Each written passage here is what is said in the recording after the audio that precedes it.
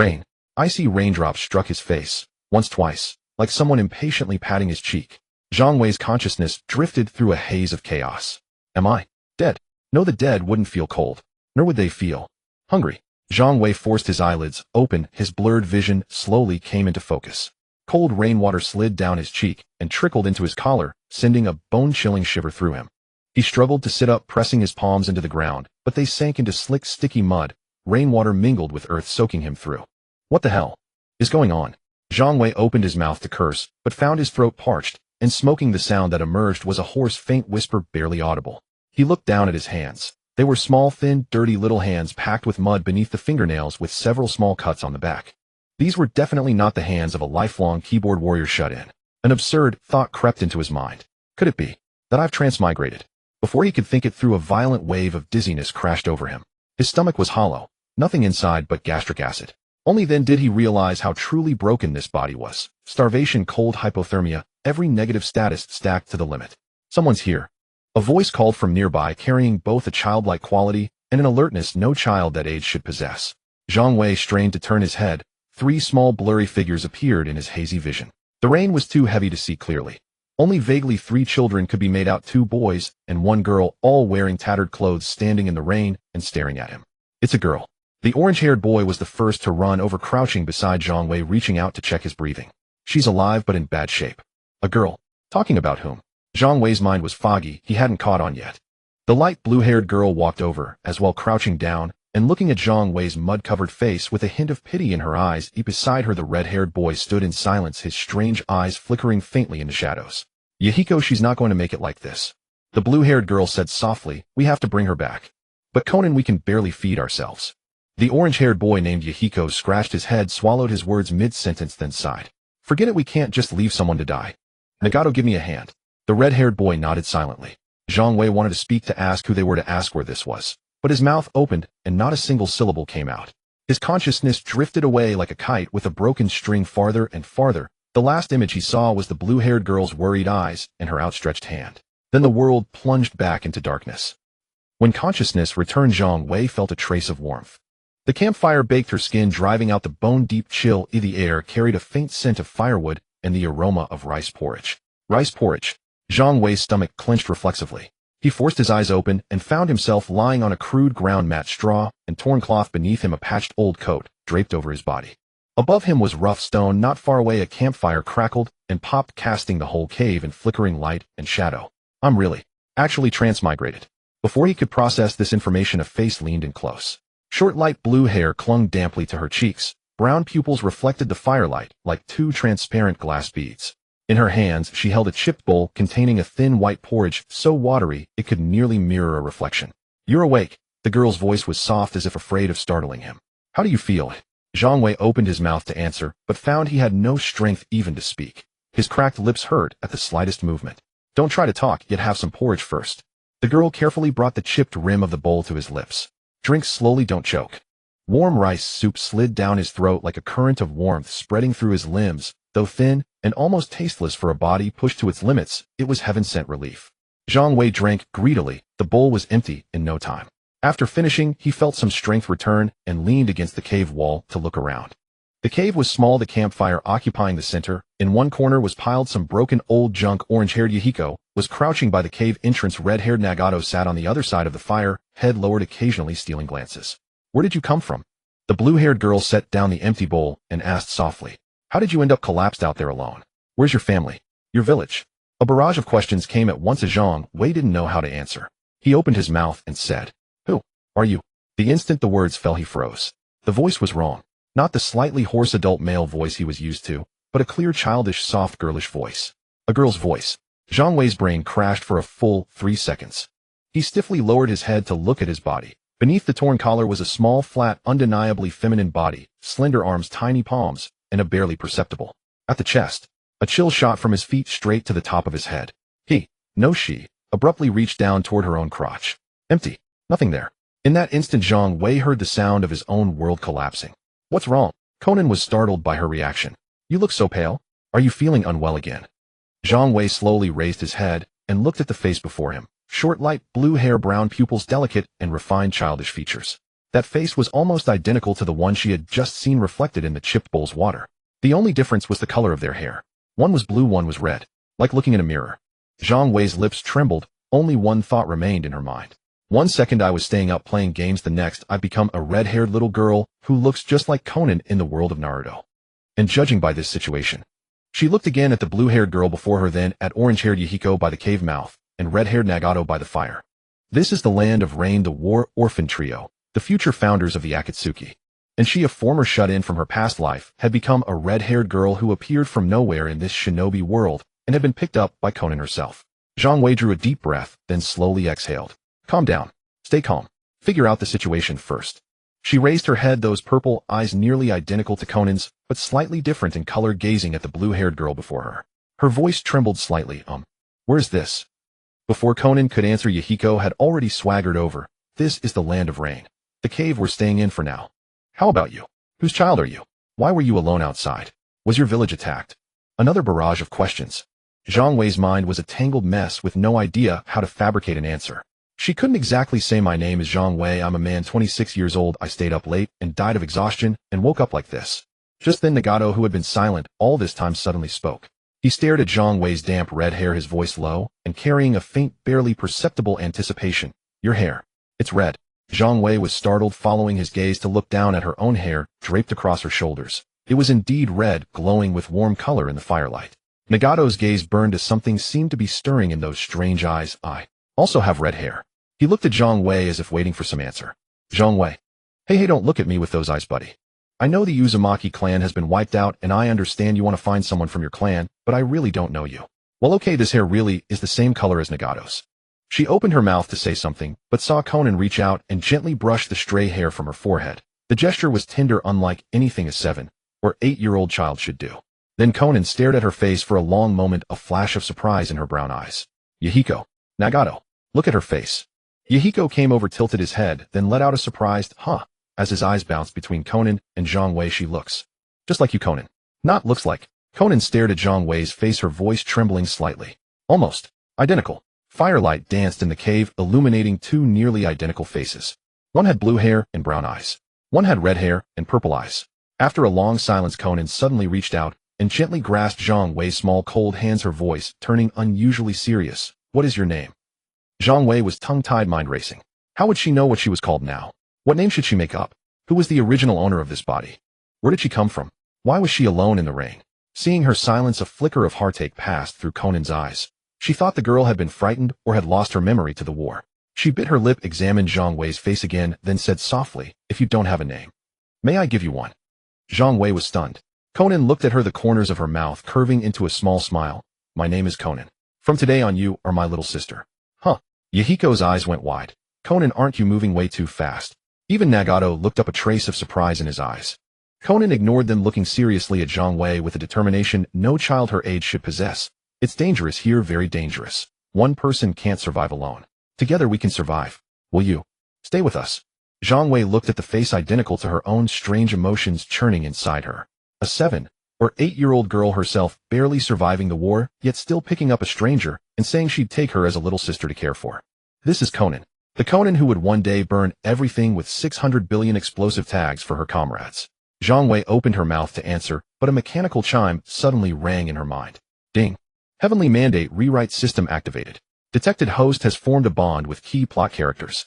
Novice quest issued, survive phase 1. Survive 7 days in the land of rain. Quest reward, basic chakra extraction technique 1, a system points 100.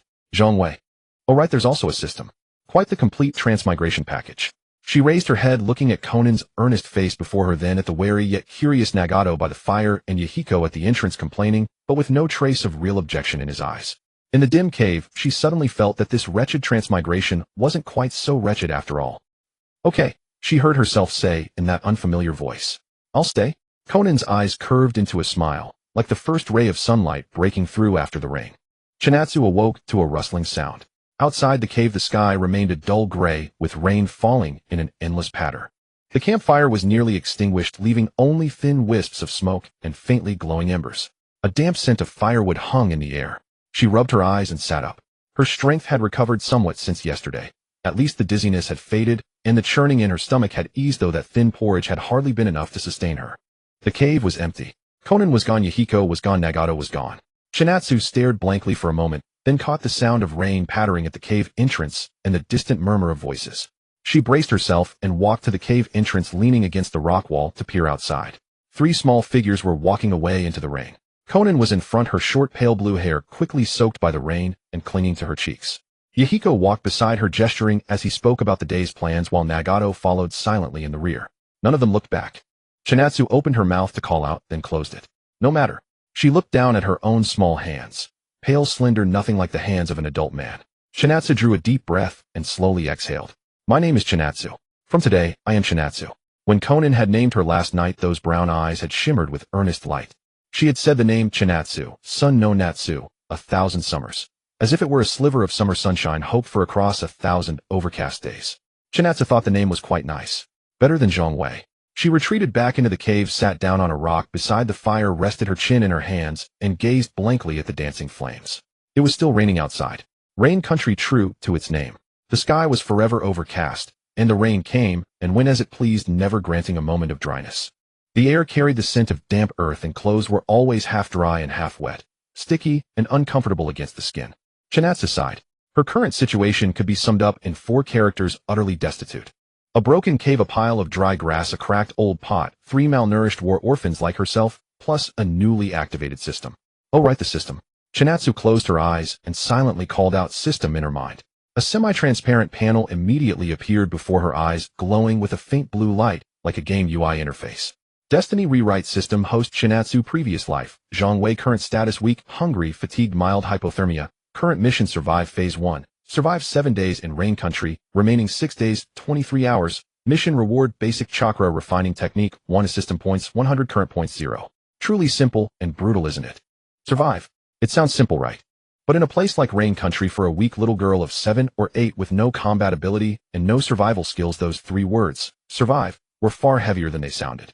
Chinatsu sighed again. She looked around the cave and her gaze fell on a corner where a pile of miscellaneous items lay. Ragged cloth strips, dried wild grass, a few thin iron wires, and a stack of paper. Paper. Chinatsu curiously walked over and crouched down to sift through them. It was a stack of slightly yellowed paper, rough in texture with uneven edges like scraps salvaged from somewhere. There were not many sheets, perhaps a dozen or so, folded carefully and stacked upon a relatively dry stone. It was obvious their owner cherished them deeply. She reached out and picked up a sheet. The moment her fingertip touched the rough paper surface, something suddenly occurred to her. The paper flower in Konan's hair. Yesterday, as she lay in bed in a daze, she had indeed noticed the paper flower clipped in Konan's hair. The craftsmanship was not refined, and the paper was somewhat faded, but one could tell it had been folded with care. Every petal crease had been carefully pressed flat. Chinatsu was briefly stunned, then felt a surge of emotion. So Konan had loved folding paper since she was small.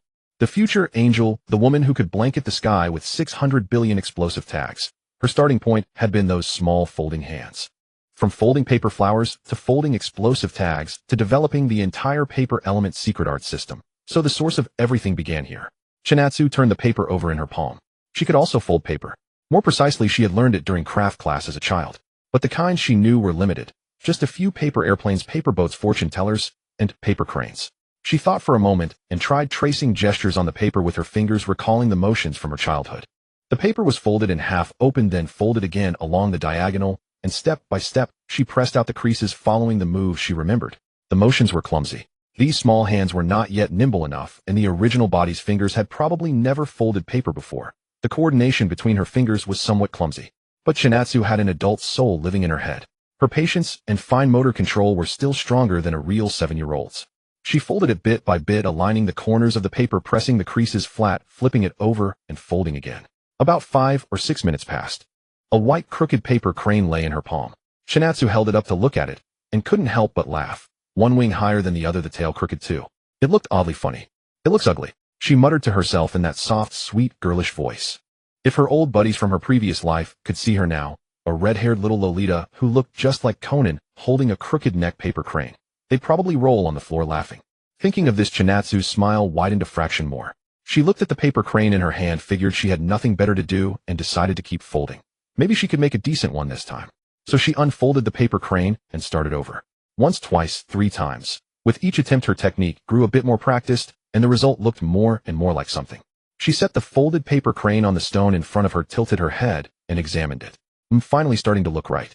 After some unknown length of time, footsteps sounded at the cave entrance. Chinatsu looked up and saw 3 dripping wet figures squeeze their way in. Yahiko came in first, his arms bulging with a smug grin. Nagato followed behind, carrying several fish strung on grass rope. Not big, but they looked fresh. Konan came in last. Her clothes were soaked through, short blue hair plastered to her forehead, and she carefully cradled something wrapped in a torn cloth. We're back. Yahiko dumped what he was carrying onto the ground, wild fruits and vegetables. Great luck today. Caught a few fish in the stream. We'll have fish soup tonight. Nagato silently set the fish down on a flat stone, then sat by the fire and held his cold hands over the flames to warm them. Konan set down her cloth bundle, shook the water droplets from her body, and her gaze instinctively swept toward where Chinatsu sat. This is... Konan stepped closer and saw the crooked paper crane on the stone. Her eyes lit up instantly as if she had discovered a treasure. Chinatsu was a little embarrassed by her reaction and scratched her head. I saw paper over there and just folded it to play. Didn't fold it well, it's a bit ugly. Not well, a bit ugly. You folded this. Konan looked up at her with an almost astonished gaze. You know how to fold paper? A little. Konan said nothing. She bent down and picked up a paper crane, turning it over and over in her hands, fingertips gently tracing the creases. Then she turned her head with an expression Chinatsu had never seen before, pure delight and anticipation of finding a kindred spirit. Chinatsu, let me teach you to fold paper flowers. Chinatsu was briefly stunned and hadn't even responded when Konan sat down beside her, pulled a few sheets of paper from the corner, and arranged them carefully. Look, fold it like this first, then flip it over, press flat along this line. The rain outside was still falling. In the cave, 2 little girls who looked exactly alike except for their hair color sat with their heads touching, beginning their own quiet conversation among a pile of rough paper. Chinatsu discovered that the man named Mayan possessed a peculiar kind of magic. The lessons he taught were about how to steal without getting caught. Yet the matter-of-fact tone he used, combined with his radiantly sunny face, somehow made the whole thing sound like a legitimate survival skills training. See, the most important thing is choosing your target. Mayan crouched on the ground, using a twig to draw on the muddy earth. You can't steal from adults who look really fierce. They have quick reflexes, and if they catch you, they'll beat you to death. You should pick old grandpas and grandmas or adults who look exhausted. They're slow to react, and even if they notice, they can't chase you. Chinatsu sat opposite him, chin resting on her hand, her expression somewhat complicated. Good grief, stealing came with a target profile analysis too. Next is the escape route. Mayan continued, drawing on the ground, sketching a few winding lines. Before you steal, you have to scout the best escape route, where you can squeeze through, where you can hide, where there's a dog hole.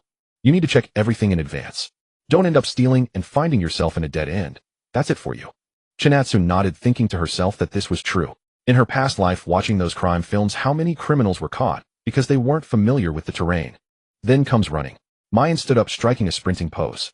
When you run, zigzag, don't run in a straight line. That way, even if someone throws something at you, they won't hit you. Also, head for crowded places. The more people, the better. Blend into the crowd, and they won't find you. And there's more. Mayan grew more animated. If you really get caught, crouch down, cover your head, and yell, "I'm sorry, I won't do it again." You have to sound sincere and cry as loudly as possible. That way, at most, they'll slap you a couple of times, kick you once, and let you go. They won't beat you to death. At this, Chinatsu couldn't help asking, you tried that? Mayan scratched his head, grinning. Tried it a few times. Once I was beaten so badly I couldn't get up for 3 days, but it's still better than starving to death. He said it lightly, but Chinatsu noticed that as he spoke, he subconsciously touched his left ribs, where he had once been injured, probably quite badly. A strange pang stirred in her heart. Mayan wasn't much older than her, maybe 8 or 9 at most. In her past life, kids that age were still in 2nd grade, picked up and dropped off by their parents every day, coming home to hot meals and going to amusement parks on weekends. But in this world, Mayan was already using the lessons he'd learned from being beaten to teach others how to steal and get beaten less. But don't worry. Mayan patted his chest, a proud grown-up air in his smile. When I take you out later, I'll keep an eye on things for you. If someone spots us, I'll rush over and block them. You just run. I'm fast, they won't catch me. Chinatsu was stunned for a moment. You aren't afraid of getting beaten? Of course I am. Mayan scratched his head, his smile unwavering. But I'm a boy, tough-skinned and thick. A few hits won't hurt me. You're a girl, delicate and fair. What if you get hurt? Xiaonan would kill me. He lowered his voice on the last part, even sneaking a glance in Xiaonan's direction, making a shrinking neck gesture. Chinatsu couldn't help but let out a pfft laugh. It was the first genuine laugh she had let out since crossing over, and even she was a little surprised. That soft, sweet laugh echoed in the cave for a moment, making Mayan pause, and then he laughed along. You look pretty good when you laugh. Mayan said bluntly. You should laugh more. Don't always have a stiff face like a little old lady. You're the little old lady. Ha ha, fine, I'm the little old lady, okay. After Mayan's stealing lesson, came to an end. Chinatsu sat alone at the cave entrance, staring blankly at the endless curtain of rain outside. The rain pounded the ground, sending up fine sprays of water that gathered into murky streams along the terrain. The distant scenery was blurred by the rain, leaving only a vague outline of gray-green. She reached out her hand and caught a few raindrops. The cool touch brought her a little clarity. Zilai. When exactly would he come? Chinatsu desperately tried to recall the plot of Naruto. She remembered that Zilai took the three as disciples during the Second Shinobi World War, but whether it was early or mid-war, she couldn't remember. All she knew was that Zilai met 3 war orphans in the Rain Country, taught them for 3 years, and then left. But which year exactly? Which month? How old was Chinatsu now? How old were Xiao Nan and the others? Was Zilai even in the Rain Country right now? The more she thought, the more tangled it became, like a ball of yarn clawed by a cat with no thread to follow. Damn. When I watched the anime in my past life, I only cared about the fight scenes. Who the hell remembers the timeline? Chinatsu cursed herself inwardly. In her past life, she was just an ordinary Naruto fan, enjoying the iconic scenes, the thrilling battles, the emotional moments, just for fun. Who would remember every single event's timeline clearly? She even often mixed up her own parents' birthdays, let alone a few hundred episodes of an anime. Only after crossing over did she realize that the few years later that flashed by in the anime were real years, one after another. Real tangible time. And now she didn't even know if she'd have food tomorrow yet. Here, she was planning things years ahead. It was almost laughable. Take it one step at a time. Chinatsu sighed. The only thing she could rely on now was that system. 7 days. If she could survive 7 days, she would get the basic chakra control technique. With chakra, she would finally set foot on the threshold of this shinobi world, barely gaining a shred of self-defense capability. In this world of constant war and ninjas everywhere, a 7-year-old girl who knew no jutsu was no different from a lamb waiting to be slaughtered. She had to become stronger. Not to save the world, nor to change any fate. Just to survive. Chinatsu. A gentle voice came from behind. Chinatsu turned her head and saw Xiao Nan standing behind her, holding 2 pieces of paper, a faint smile on her face. Still watching the rain. Xiao Nan sat down beside her and handed her one of the papers. Come, I'll teach you how to fold a new kind of flower. Chinatsu took the paper and looked at Xiao Nan. Xiao Nan's hair was a bit messy, probably still damp from going out in the rain earlier, with a few strands plastered to her forehead. But she didn't seem to mind. She just focused, her fingers moving deftly, turning the rough paper into an intricate shape. See, you fold it like this. Yes, then flip it over.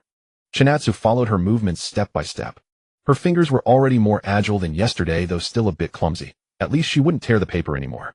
The two sat side by side at the cave entrance, one with blue hair, the other with red, their nearly identical faces lowered, focused on the paper in their hands. The sound of rain pattered at the entrance. After a while, the paper in Chinatsu's hands finally took the shape of a flower. Lopsided petals, uneven, but barely recognizable as a blossom. Not bad.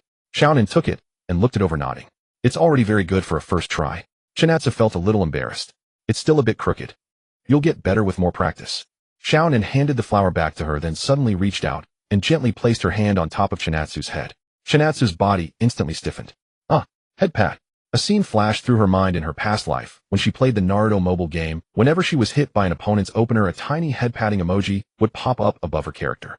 That head-patting emoji she had mocked countless times was now landing on her own head in the most real way possible. Chinatsu almost blurted out, "Don't pat my head, I have acne." Fortunately, she caught herself in time, swallowing the words that were about to escape. Her body stiffened unnaturally for a moment, then she forced herself to relax. Xiao Nan didn't seem to notice her unease. She simply gently stroked her hair, her movements tender, as if soothing a frightened kitten. Her fingers ran through Chinatsu's red hair, the touch warm and soft. "It's okay, Chinatsu." Xiao Nan's voice was very light, as if afraid to disturb something. "Even though it's chaotic and dangerous here, we're together. Big sister won't let you get hurt." Chinatsu was stunned. She looked up and met Xiao Nan's brown eyes. There was no pity, no sympathy in those eyes. Only a pure, unwavering tenderness. Chinatsu suddenly didn't know how to respond. She lowered her head, staring at the crooked paper flower in her hand, a strange feeling surging in her chest. That feeling was both unfamiliar and familiar. In her past life, she was a standard shut-in. Living alone, eating alone, staying up all night, playing games alone. When she got sick, she went to the hospital by herself. When she was sad, she endured it alone. Her parents would occasionally call, just asking, "Have you eaten? Go to bed early." She never thought she was lacking anything. She thought she had long been used to it. But now a 7 or 8-year-old girl in the war-torn Rain Country gently touched the top of her head with small, thin hands and told her in that childish voice that big sister wouldn't let her get hurt. Chinatsu's eyes suddenly stung. She blinked hard, forcing back the rebellious moisture, then raised her head and smiled at Xiao Nan. Xiao Nan smiled, too, the corners of her mouth curving upward. After Yahiko had finished teaching those theft techniques the previous night, she had expected at least several more days before being dragged into actual practice. After all, her body had only just recovered. She could barely walk steadily. Surely she deserved a few days to rest. But early the next morning, Yahiko squatted in front of her looking at her with an unusually serious expression. "Chika, come with me today." Chika, holding half a bowl of leftover fish soup from the night before, paused in surprise. "Where to?" "The street," Yahiko said casually. "You have to try it yourself. Just listening won't help. Don't worry. I'll take you on an easy run. You don't need to do anything, just watch and learn." Chika opened her mouth as if to say something, but ultimately fell silent and simply nodded. She knew she could never hide in this cave forever. In this world, no one had the right to be a bystander. The rain had softened from a downpour to a continuous drizzle. Chika followed Yahiko out of the cave and along the muddy path toward the town. Her heart pounded rapidly, her palms were drenched in sweat, and her steps faltered repeatedly on the slippery mud, nearly causing her to slip several times. Yahiko walked ahead with light practice strides. He had traveled this path countless times. He wore that faded threadbare jacket, its collar turned up to cover half his face, his eyes darting about as he scanned their surroundings. "We're here." He stopped behind a crooked tree and crouched down, gesturing forward with his chin. "See that?" Chika followed his gaze. Ahead lay a modest town, or rather a single main street lined sparsely with a few shops on either side. A handful of pedestrians moved along the street, shoulders hunched, hurrying through the rain. An old grandmother sat beneath the eaves of her home, a small stall before her displaying a few bundles of wild vegetables and shriveled fruit. "See that grandmother?" Yahiko lowered his voice. "She sets up there every morning and packs up by noon. Her eyesight is poor and she moves slowly. She's the easiest target." Chika glanced at the old woman, then back at Yahiko. "We're stealing from her." "Not from her." Yahiko shook his head and pointed to the side. "See those strips of cured meat hanging at that shop's entrance? The owner comes out every morning to dump water. There's a window of maybe 15 seconds. We slip in during that time, grab something, and get out." Chika followed his finger. It was a general store with strings of air-dried meat and salted fish hanging at the entrance, radiating an irresistible savory aroma in the rain. Her stomach gave an involuntary gurgle. "Your job is..." Yahiko turned to her, his expression serious. "To stand at the alley entrance and keep watch. If someone comes, you cough once." Chika's heart leaped into her throat. Keeping watch. That meant she was responsible for the most critical part. If she failed to signal in time, Yahiko would be trapped inside the shop. "Don't be afraid." Yahiko seemed to sense her tension and flashed a grin. "Just stand there. Leave the rest to me. Even if things go wrong, I'll find a way out." He spoke casually, but Chika noticed his fists were clenched tightly. He was nervous too. He just wouldn't admit it. The two of them crept along the shadows beside the street until they reached an alley next to the grocery store. Yahiko stopped at the alley entrance, peeked out with half his head to observe, then turned back, held up one finger, pointed to his own eyes, and finally pointed toward the shop entrance. This was the signal they had agreed upon the night before. "Watch carefully. Wait for my cue." Chika nodded and took her position in the shadows at the alley entrance, just as planned. From this angle, she could see both directions of the street. If anyone approached, she would spot them first. Yahiko took a deep breath, then dropped his shoulders and shot forward like a nimble cat. Chika's eyes followed his figure intently. Yahiko's movements were swift, yet steady. He didn't head straight for the shop entrance. Instead, he pretended to tie his shoelaces by the roadside, casting glances around to ensure no one was watching. Once certain he was unobserved, he rose nonchalantly and ambled toward the store. The owner was indeed absent. The doorway stood empty, the string of cured meat swaying gently in the wind. Yahiko reached out, fast as lightning, and in one swift motion 2 strings of meat vanished into his oversized jacket. He then snagged a few salted fish from beside them and stuffed them into his chest. The entire process took no more than 5 seconds. Then he turned and fled. But the instant he prepared to leave the shop entrance, a middle-aged man's voice rang out from inside. "Who's there?" Chika's heart clenched violently. She saw Yahiko's body stiffen for less than half a second. Then, without hesitation, he bolted. "You little brat. Stop." A burly man burst out of the shop, gripping a rolling pin in his hand, his face twisted with rage as he gave chase. Yahiko ran fiercely, his small legs blurring with speed, but burdened by the stolen goods in his arms, his gait grew clumsy. The distance between him and the grown man was shrinking bit by bit. Chika's mind went blank. Then she saw Yahiko running in her direction. No, this wasn't accidental. He deliberately steered the man toward the branching path behind her, while he himself veered sharply into a narrower alley. The man chased after without a second thought. Chika pressed herself against the corner of the wall, her heart hammering wildly, her legs trembling so badly she could barely stand. She held her breath, listening as the footsteps receded down the alley, growing fainter and fainter until they dissolved into the sound of the rain. After what felt like 2 minutes, Yahiko emerged from the bend of another alley. He was gasping for breath, but that signature cocky smile was plastered across his face. His arms were bulging with stolen goods, still clutching the 2 strings of cured meat and salted fish. He winked at Chika. Let's go. The 2 of them ran until they had completely left the town, stopping only when no signs of human life remained in sight. Chika bent, double hands on her knees, gasping for air. Her face was flushed crimson and her legs trembled, not from exhaustion, but from fear. Yahiko was in slightly better shape, though he was breathing hard as well. He dropped the meat and fish onto the ground and slumped onto a nearby stone, throwing his head back and laughing loudly. Ha! We did it. See, I told you it was easy. Chika looked up at his triumphant expression and felt an unexpected urge to laugh as well. But as soon as she opened her mouth, she realized she couldn't. Her lips were trembling. For a moment there she genuinely believed Yahiko was going to get caught. You? Chika's voice wavered. You almost got caught just now. Almost. Yahiko smiled, patting his chest. But not caught means not caught. But, no buts about it. Look at this. Yahiko grabbed a strip of cured meat and waved it in front of Chika. We're having meat tonight. Not wild vegetable soup, not thin porridge. Meat. Smell it. Isn't it wonderful? He held the meat up to Chika's nose, and the rich, smoky fragrance hit her instantly. Her stomach growled again. Yahiko's grin widened. Chika stared at him, suddenly dazed. The Yahiko before her bore no resemblance to the founder of the Akatsuki she remembered from her past life. He lacked the bearing of a leader, the depth of an idealist. He was simply an ordinary stray child running desperately so his companions could taste meat. Perhaps it was precisely this Yahiko, who never lost his resolve, that allowed him to hold on to his firm convictions even through the darkest years ahead. Yahiko re-wrapped the meat, stood up, and patted the dirt from his pants. Let's head back to the cave. Konan and Nagato are probably waiting anxiously. Extra dinner tonight. He walked ahead, his silhouette slight in the rain, yet strangely reassuring. Chika picked up the salted fish and followed behind him. The rain continued to fall, but somehow today's rain didn't feel quite so unbearable. The terror she had felt during the chase was now replaced by something strange. A tacit understanding of, we did something bad together. A feeling of complicity. It was novel, and not unpleasant at all. When they returned to the cave, Konan was standing at the entrance, pacing anxiously. Seeing the 2 of them approaching from afar, she first breathed a sigh of relief, then her gaze landed on the 2 strings of cured meat in Yahiko's hands, and she froze. You actually pulled it off. Of course. Yahiko held the meat high as if displaying trophies. When Master Yahiko himself takes part, how could I return empty-handed? Konan looked from the meat to Chika. Chika's clothes were soaked through, her hair stuck to her face, her cheeks flushed, a mixture of lingering tension and excitement. Is Chika okay? Konan walked over and examined her closely. Were you hurt? I'm fine. Chika shook her head. I just kept watch. Didn't do anything special. She did great. Yahiko announced loudly from the side. First time keeping watch, and she held it together. Didn't panic, didn't run off. Natural talent. Chika felt a flush of embarrassment at his praise and lowered her head, busying herself with her soaked hem, though the corners of her mouth betrayed her by curling upward. Konan noticed her expression and smiled too.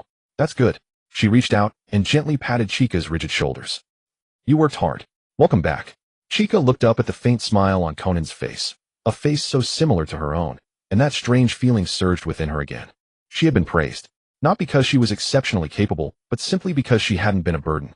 In this world, merely not holding others back was already something worth celebrating, and she was genuinely happy. Nagato sat by the bonfire silently, adding a few more branches to the flames. The flickering light illuminated his quiet features. He said nothing, but the faintest curve at the corners of his mouth revealed his approval. That evening, the long-lost fragrance of cooking meat drifted through the cave. The 4 of them sat around the fire, each holding a piece of sizzling, oily cured meat. Though the meat was somewhat salty and tough, it was without question a rare delicacy.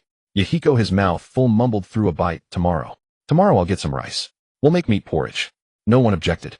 Chika took a bite of the meat, she held the richness melting on her tongue, watching the 3 figures before her, devouring ravenously or chewing quietly in the firelight. She suddenly felt that perhaps in this world surviving was not an impossible dream after all. Qianxia noticed something. Since she came to this cave, Chongmin had never spoken to her voluntarily. It wasn't the coldness of ignoring her, but a more subtle sense of distance. He would help take care of her, add firewood to the hearth while she slept, and quietly listen nearby when Minion taught her how to steal. But he never spoke first. He only watched her silently from the shadows. Sometimes when Qianxia woke up in the middle of the night, she would see Chongmin still awake. He sat by the campfire, its light casting shifting shadows across his face, those strange eyes fixed straight on the flames. Those eyes. Qianxia knew they were the Rinnegan. She didn't know if Chongmin himself had already noticed the anomaly of his eyes. The turning point came on the 3rd day of the bacon incident. That day, Mi Yin went out to work again, and Xiao Nin went to wash clothes in a nearby stream. Only Qianxia and Chongmin were left in the cave. Qianxia was sitting at the cave entrance practicing the paper folding technique Xiao Nin had taught her. Her fingers were already much more agile than a few days ago. The petals she folded were still crooked, but at least recognizable as a flower.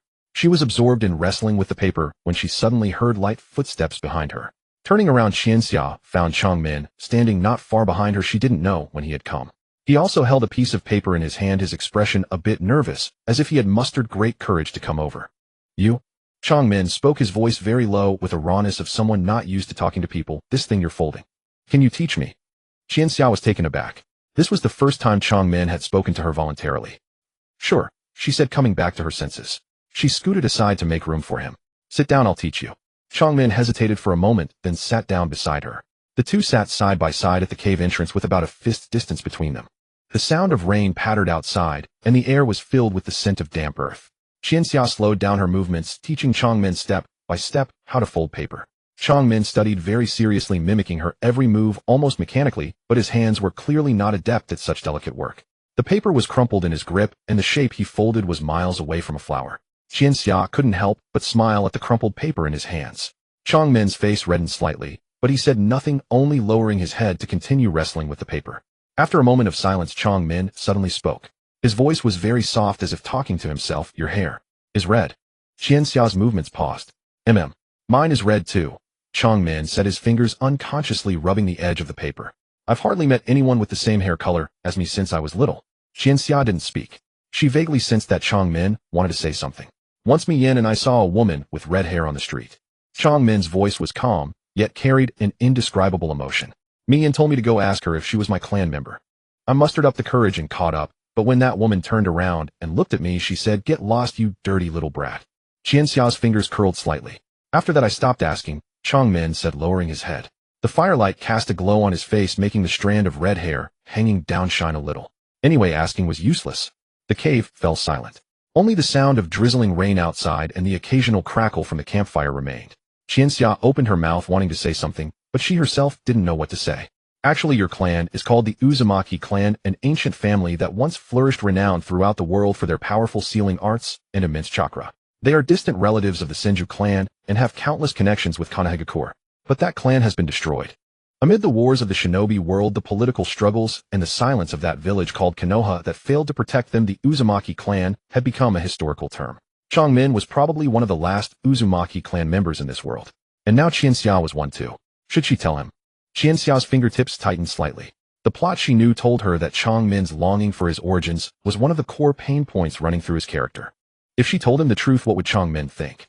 Would he want to go to Konoha? Would he want to search for those clan members who no longer existed? Or would it make him even more pained? But what about not telling him? Let him continue holding the hope that maybe somewhere in this world there are still my clan members. Was that a kind of gentleness or another form of cruelty? Qianxia. Changmin suddenly called her name, his voice carrying a hint of anticipation that even he himself hadn't noticed. You. Do you know about the red hair? Qianxia looked up and met Changmin's gaze. Those eyes, the Rinnegan that would one day shake the entire shinobi world, were now quietly watching her. There was no pressure, no intimidation. It was just the gaze of a child yearning to know where he came from. Qianxia's lips moved. She suddenly felt damn frustrated. She knew so many things. She knew the future of the Akatsuki organization, knew that Mi Yin would die, knew that Changmin would become corrupted, knew that Xiao Nin would use 600 billion explosive tags to burn everything. She knew the cruel path of this world, knew that these three people before her would struggle in darkness for over a decade. Yet she couldn't answer the simplest question. Why is your hair red? I don't know, Qianxia heard herself say. Just like you, I've been alone since I was little. No one told me about these things. She lied. Changmin's gaze dimmed for a moment, but quickly regained its calm. He nodded as if he had long expected this answer. Is that so? You don't know either. He lowered his head, looking at the crumpled paper in his hand, then suddenly reached out to slowly unfold it and flatten it again, as if doing something very important. Mi Yin said, don't worry about these things, Changmin said softly. He said the color of hair doesn't matter. What matters is that we're alive and well now. Mi Yin is right, Qianxia said. Changmin nodded, then after a moment of silence he spoke again. But to be honest, if one day, if possible, I still want to find them. My clan members. He looked up, gazing at the curtain of rain outside his eyes, as if looking at a place far, far away. Even if it's just a glimpse. I want to know what kind of people they were, how they lived, whether they were like me too. She lowered her eyes, staring at the half-folded paper flower in her hand, and was silent for a long time. Then she spoke, if one day you really find them, but you discover they're not doing well. Changmin was startled, looking at her. Or if they're no longer here. Qianxia's voice was very soft. In that case, would you still want to go find them? This question was like a pebble dropped into still water. For a long time, only the sounds of rain and wind filled the cave. Then he spoke, his voice not loud, but very clear. I still want to know. Qianxia turned to look at him. Changmin did not avoid her gaze. In those purple eyes there was no evasion, no hesitation, only a quiet, steadfast light. Even so, I still want to know. Qianxia lowered her head, placed the half-folded paper flower on her knee, and slowly smoothed the edges of the petals with her fingers. All right, she said softly. Then if one day I find out something, I'll tell you. Changmin was taken aback looking at her. Qianxia looked up and smiled at him. I promise. That evening when Mi Yin returned, he brought back a small bag of rice and a few radishes. He saw Changmin and Qianxia sitting side by side at the cave entrance folding paper, was startled for a moment, then grinned widely. Without saying a word, he turned around to show his spoils to Xiaonan. As Mi Yin turned, he secretly winked at Changmin. Changmin pretended not to see, but the tips of his ears flushed slightly. Qianxia awoke in a piercing cold. No, not cold. It was heat. A fire blazed within her body, burning from her organs to the tips of her limbs, her skin scorching hot sweat, soaking the straw beneath her. She curled up on the ground mat, feeling as if she had been thrown into a boiling pot, her very breath searing. Agony. The sounds around her grew distant, as if muffled by a layer of water. She vaguely heard voices, urgent and choked with tears. Qianxia. Qianxia. Wake up. It was Xiaonan's voice. Qianxia wanted to respond, but her eyelids felt heavy, as lead impossible to open. She felt a cool hand pressing against her forehead, carrying the chill of rain, bringing a fleeting comfort as it touched her burning skin. But the hand quickly withdrew, and then she heard Xiaonan's voice again, now laced with obvious panic. So hot. Mi Yin, her fever is terrible. I'll go find medicine. Mi Yin's voice came from afar. Watch her, I'll be right back. Wait, Mi Yin. It's pouring outside. No time to worry about that. Then came the sound of hurried footsteps fading away, swallowed by the relentless rain. Qianxia's consciousness began to drift. She felt like a small boat tossed in the storm, now lifted to the crest of a wave, now sinking into the deep sea. Fragmented images flashed through her mind. The cramped, rented room from her past life. The computer screen still glowing, the game interface frozen on a defeat screen. On the table sat a half-eaten bowl of instant noodles, the broth already cold. She seemed to hear the delivery man's voice. Hello, your food is here. She saw herself running downstairs in slippers, taking a bag of spicy hot pot from the delivery man, steaming hot, the warmth palpable even through the bag. How she craved it. Then the scene shifted, and she was back in the rain country. Cold rain lashed her face, muddy ground, and endless gray sky. Qianxia. Qianxia. Someone was calling her. Qianxia groggily opened her eyes, her vision blurry at first, then slowly focusing. She saw Xiaonan sitting beside her, her light blue hair plastered to her face, wet from rain or sweat. Her eyes were red-rimmed, clutching a damp cloth, carefully wiping Qianxia's forehead. You're awake. Xiaonan's voice trembled slightly, but she tried to stay calm. How do you feel? Are you in pain? Qianxia opened her mouth, her voice hoarse and broken. Water. Xiaonan immediately brought over a bowl of water, supporting her neck with one hand, and carefully bringing the rim to her lips. Drink slowly, don't choke. The cool water slid down her throat. Qianxia drank greedily until the bowl was empty, then lay back on the mat. She noticed that only she and Xiaonan were in the cave.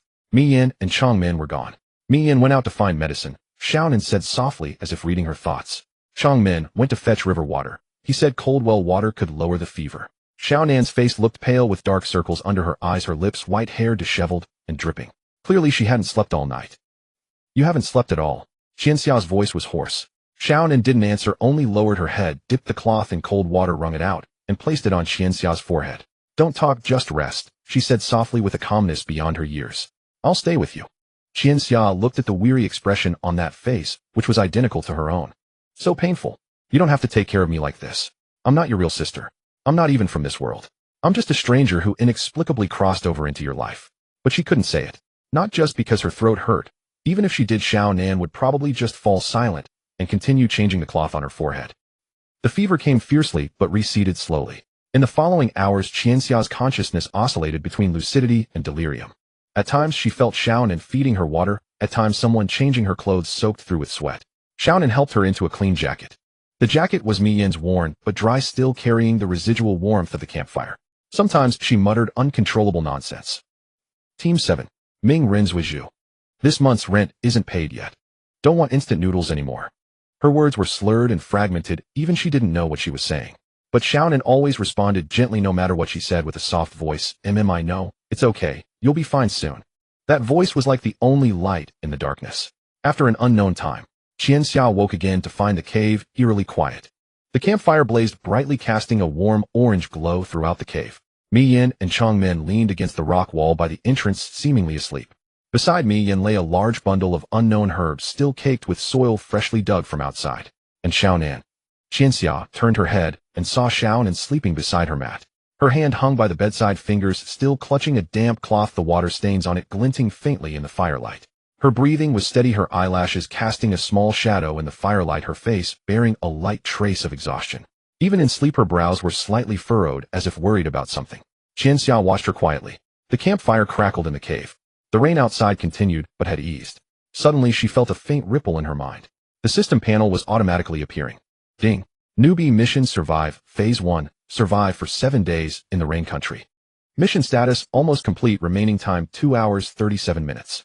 Mission reward pending, basic chakra refining technique 1, system points 100. Qianxia gazed at the countdown, finally letting out a sigh of relief. 7 days. She had been in this world for 7 days. Looking at Xiaonan and sleeping beside her bed, only one thought filled her mind. It seemed she really didn't want to die anymore. She reached out, gently took the damp cloth from Xiaonan's hand and placed it on a nearby stone. Xiaonan stirred, awakened by her movement. She lifted her head groggily, eyes still unfocused. Seeing Qianxia looking at her, she froze for a second, then snapped awake. Qianxia, you're awake. How do you feel? Still feverish. She touched Qianxia's forehead, then her own, the tension slowly easing from her face. Seems it's gone down a bit. Much better. Qianxia's voice was still hoarse, but stronger than before. Go to sleep. I'm really fine. Xiaonan didn't answer immediately. Instead, she studied her for a long while, confirming she wasn't lying, then let out a sigh and relaxed her shoulders. You scared me to death, she said softly, her voice laced with lingering fear. You know, yesterday your fever was so high you were shaking all over, and no matter how I called you, you wouldn't answer. Her voice trembled, but she didn't cry. She finished the sentence quietly, then lowered her head and wiped the corner of her eyes with her sleeve. Qianxia opened her mouth to say something, but in the end she simply reached out and gently took Xiaonan's hand. Xiaonan was startled, looking up at her.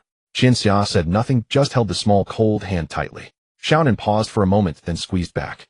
The next day, Qianxia's fever was completely gone. Although the large bundle of herbs Mi Yin had dug up proved useless, they had no idea how to brew them. Xiaonan still washed them and hung them in the cave to dry, saying they might be useful later. Chong Min walked in with a bowl of freshly cooked rice porridge made from the last handful of rice Mi Yin had stolen a couple of days ago. When Qianxia took the bowl, she noticed the porridge was much thicker than the one she had when she first woke up. She lowered her head and silently took a sip. This path she would walk it, together with them. At that moment, the mechanical chime in Qianxia's mind rang out on time. Ding. Newbie mission survive, phase 1 completed. Reward issued, basic chakra refining technique 1, system points 100. New mission unlocked, survive phase 2, survive for 30 days in the rain country.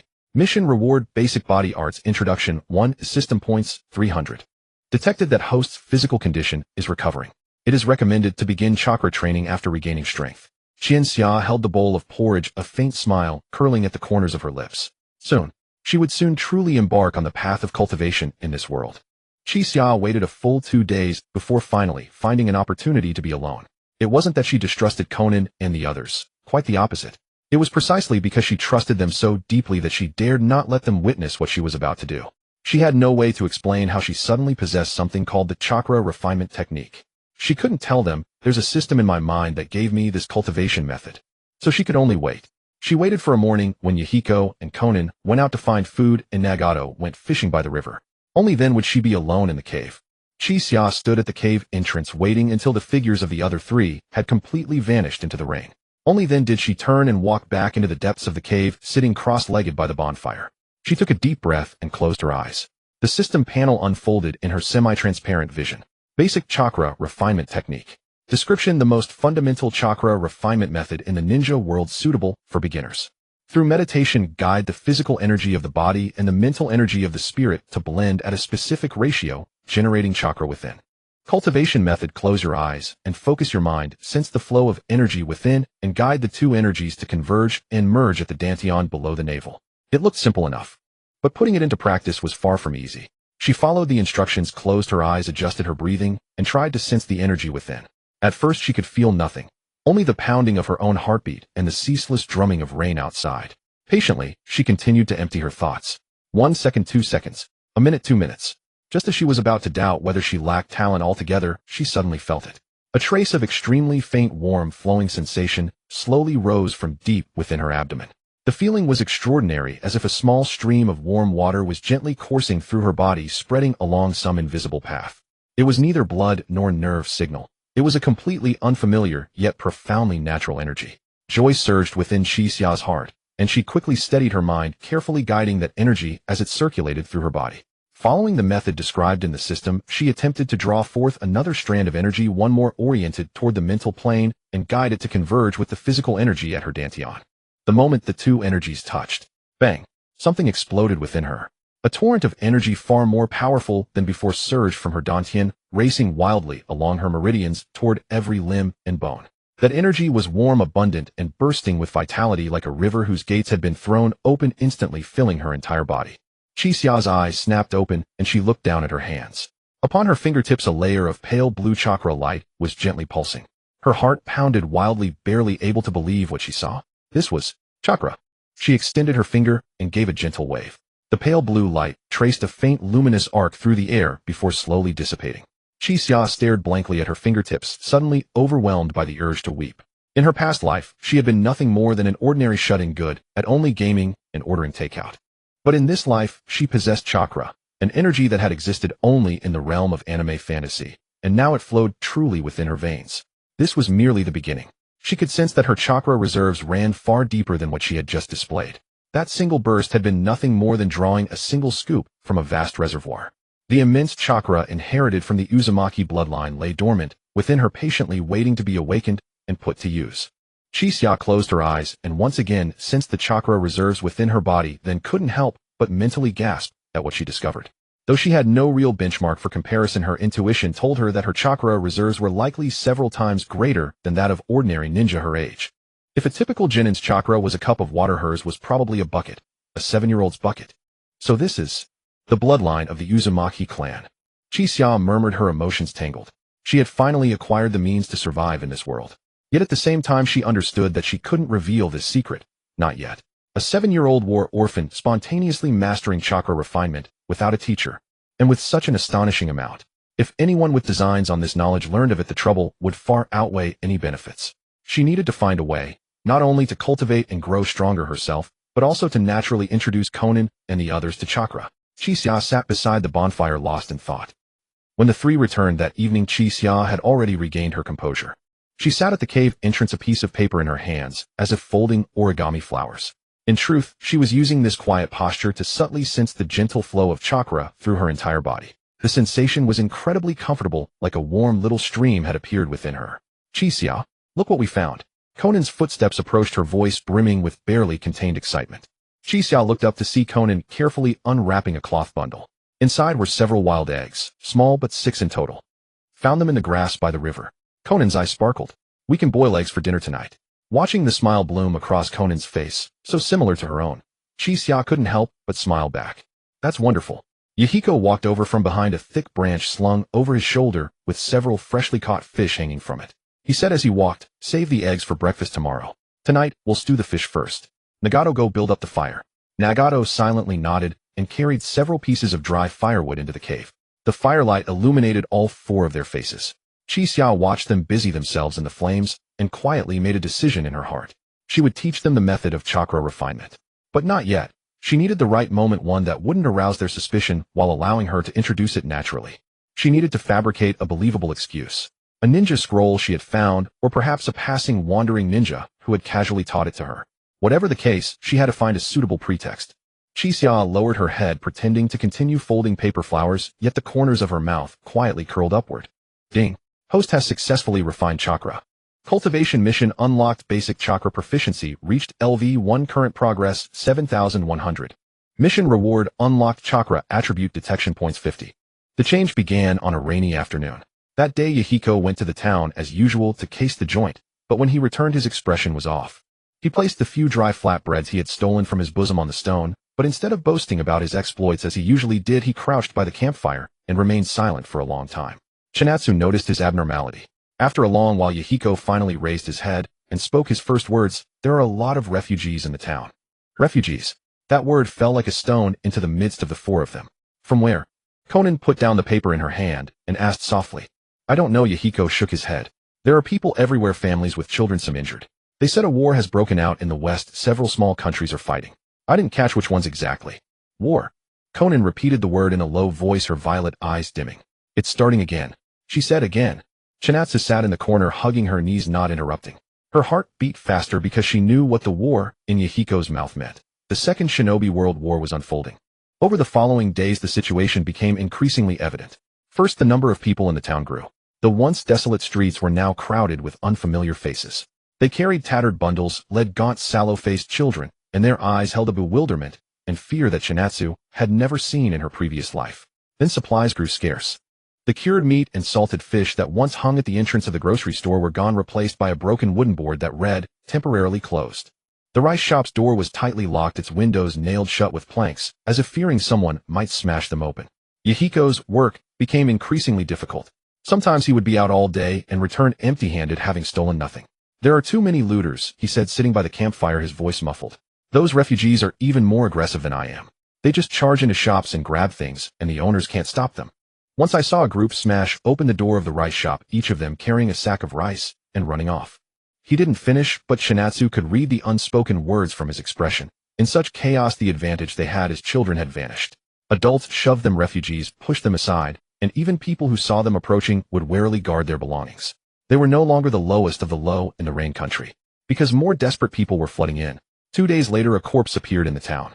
An old man curled up under the eaves of a street corner, his clothes soaked through by the rain, his face ashen. No one attended to him. Passers-by walked around him as if they hadn't seen him. Chinatsu saw the corpse from a distance. That was the first time she had seen a dead person in this world. Not an image from an anime, not a model from a game, but a real cold body that had once been alive. Her stomach lurched violently, and she nearly vomited on the spot. She turned around and walked away, quickly forcing herself not to look back. But the image of that corpse lodged itself like a thorn in her mind, impossible to pull out. That night, Yahiko called the three of them together. His expression was graver than Chinatsu had ever seen. No trace of his usual playful demeanor, none of his signature bright smile. He crouched by the campfire and drew a simple map on the muddy ground with his finger. "We need to move." His first words made the air heavy. "It's no longer safe here." Yahiko pointed at the map on the ground. "The town is getting more chaotic. Refugees are still pouring in, and I heard that the three great nations might also go to war. If the great powers do join the fight, the rain country will definitely be dragged into it." Konan was silent, offering no rebuttal. Nagato lowered his head, the firelight casting shifting shadows across his face, making it impossible to read his thoughts. "I've been to a place." Yahiko's finger moved to an area farther from the town on the map. "There's a forest over there, and deep in the woods is an abandoned shrine. I once took shelter there from the rain. It's dilapidated, but at least it doesn't leak, and it's better than this cave. Besides, it's far from the main road and not easy to find." He raised his head and looked at the three of them. "How about we move there?" The cave fell silent for a few seconds. Then Konan nodded. "First, I agree." Nagato followed with a nod. The three gazes simultaneously fell on Chinatsu. Yahiko's analysis was correct. Even more accurate than she knew, because she understood that this war would be far more brutal than he imagined. The Third Shinobi World War would involve all 5 great nations turning countless small countries into scorched earth, and the Rain Country would become a battlefield for the 3 great powers. The reason Jiraiya would appear in the Rain Country was because he passed through here during the war. "I agree too," she said. Yahiko let out a sigh of relief, revealing his first smile in days. "Good, we'll set out at dawn tomorrow." The next day, before the sky was fully light, the 4 of them set off. Their belongings were few: a battered pot, some spare clothes, the stack of paper Konan treasured, and a small bag of rice and salt that Yahiko had risked stealing the day before. Chinatsu wrapped the kunai given by the system in a piece of cloth and tucked it inside her bosom against her skin. The rain was still falling. In the Rain Country, it always rained. They trudged along the muddy path, heading away from the town. Raindrops struck their faces, trickling down their collars and into their necks, cold and clammy. Mud caked their shoes and pant legs, each step squelching. Chinatsu walked in the middle of the line, with Yahiko leading the way ahead and Nagato bringing up the rear, while Konan walked beside her, shoulder to shoulder. She gazed at the path winding through the gray curtain of rain, feeling a sense of unreality. She recalled a line she had seen online in her previous life. "War does not turn ordinary people into heroes, it only turns them into refugees." Now they were refugees. No, they were even worse than refugees. Refugees at least had a home to flee from, but the 4 of them had never had a home to begin with. They were merely trying to find a temporary shelter in the approaching storm. Chinatsu tightened her grip on the kunai hidden in her bosom and kept walking. In the rain curtain, 4 small figures left a trail of footprints of varying depths on the muddy road, soon washed blurred by the rainwater. They had been walking in the rain for most of the day. The journey was far longer than Chiaki had imagined. The patch of forest Miheo had mentioned could only be seen after climbing over two small hills. A section of the path was nearly swallowed by tall weeds. Miheo led the way ahead using a tree branch to part the waist-high grass and carve a path through it. Chiaki's shoes had long since been caked in mud, their original color unrecognizable. Her pant legs were soaked halfway up, and with every step she could feel the water in her socks squishing between her toes. Her stamina had improved considerably since she began extracting chakra, but she was still just a 7-year-old child. By the second half of the journey her legs had already started to tremble. Konan was in roughly the same condition, yet she never complained. She simply walked ahead in silence, occasionally glancing back to make sure Chiaki was still following. Nagato walked at the rear saying nothing, but his breathing was noticeably heavier than usual. Only Miheo, despite being just as hungry and exhausted as the rest of them, kept pressing forward at the front, clearing the path, while turning back to encourage the other three. "We're almost there. Just over that next hill." He must have repeated that phrase at least 5 times. But when he finished saying it for the 5th time and crested that hill, he finally didn't say, "We're almost there" again. Because they had actually arrived. Deep within the forest, in a relatively open clearing, an old shrine stood quietly in the rain. It was more like a small temple that had been forgotten for a long time.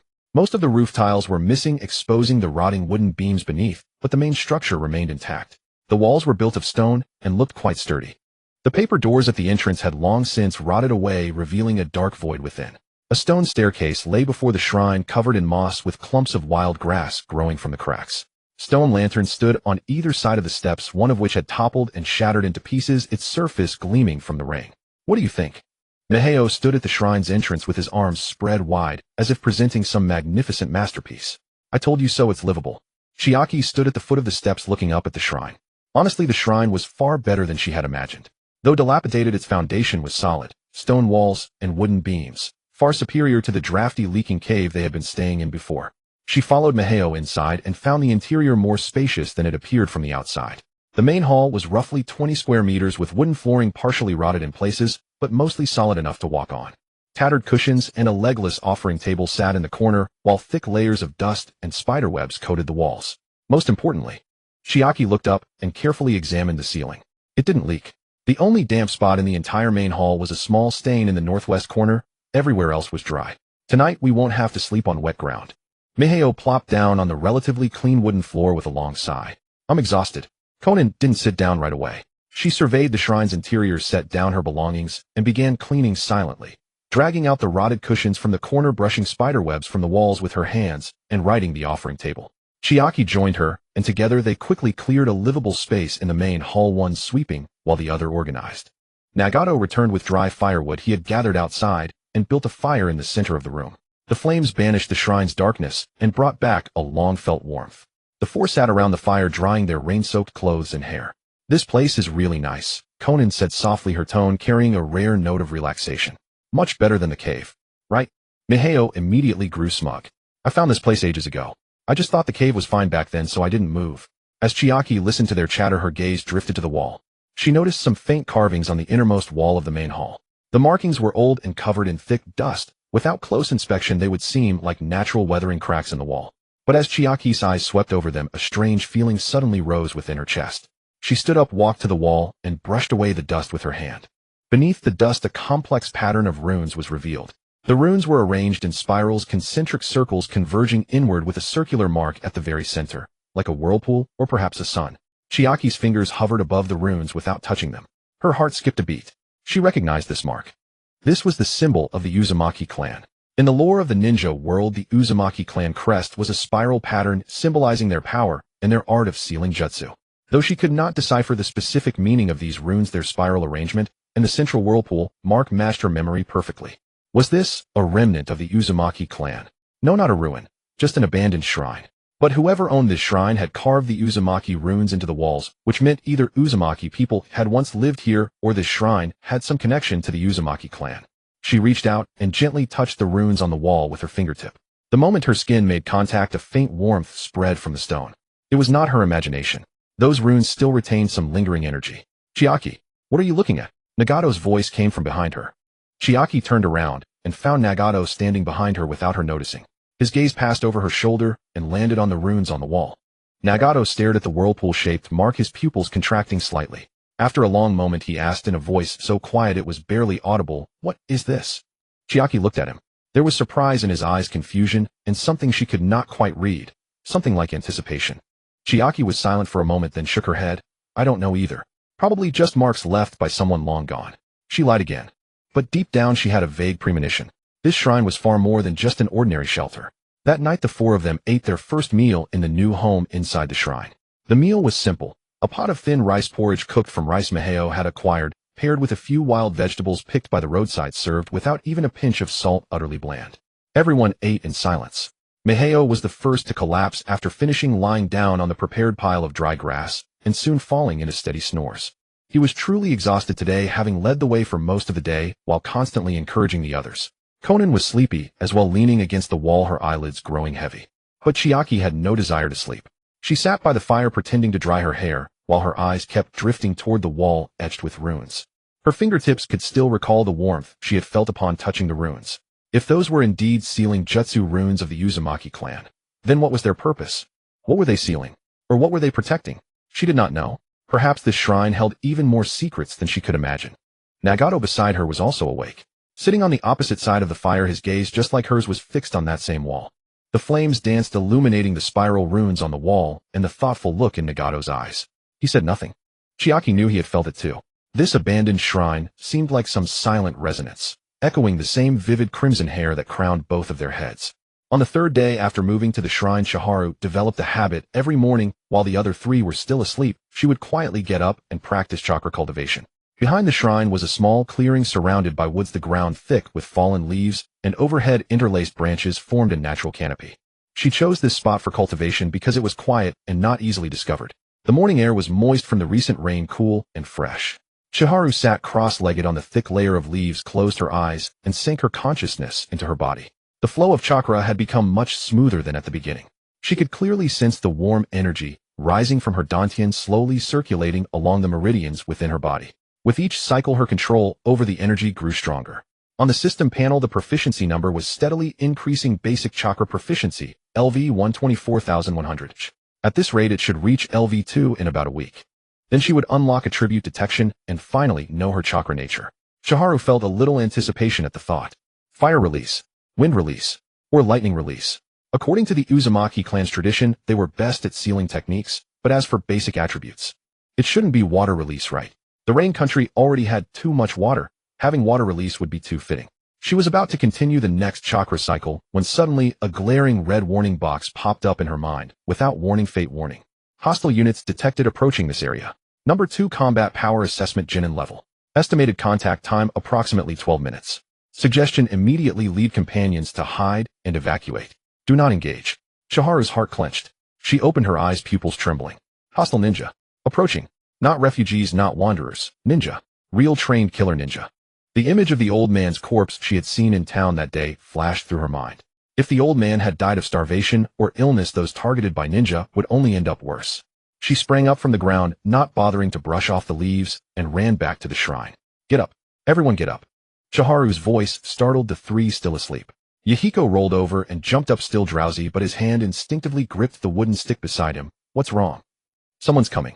Chiharu tried to keep her voice calm. Dangerous people. Who? Konan woke up too, rubbing her eyes. Ninja. Chiharu paused, then added, I saw their tracks outside. They're heading this way. We need to hide. She didn't mention the system warning, pretending she had discovered it herself. Konan and Nagato's faces immediately changed. Yahiko reacted fastest. He didn't ask how Chiharu found out, but quickly scanned the shrine interior and made a decision. We can't stay in the shrine. If they're really ninja, they'll search this shrine when they see it. We have to hide outside. But it's raining. Konan started, then stopped herself, realizing getting wet was better than getting killed. Follow me.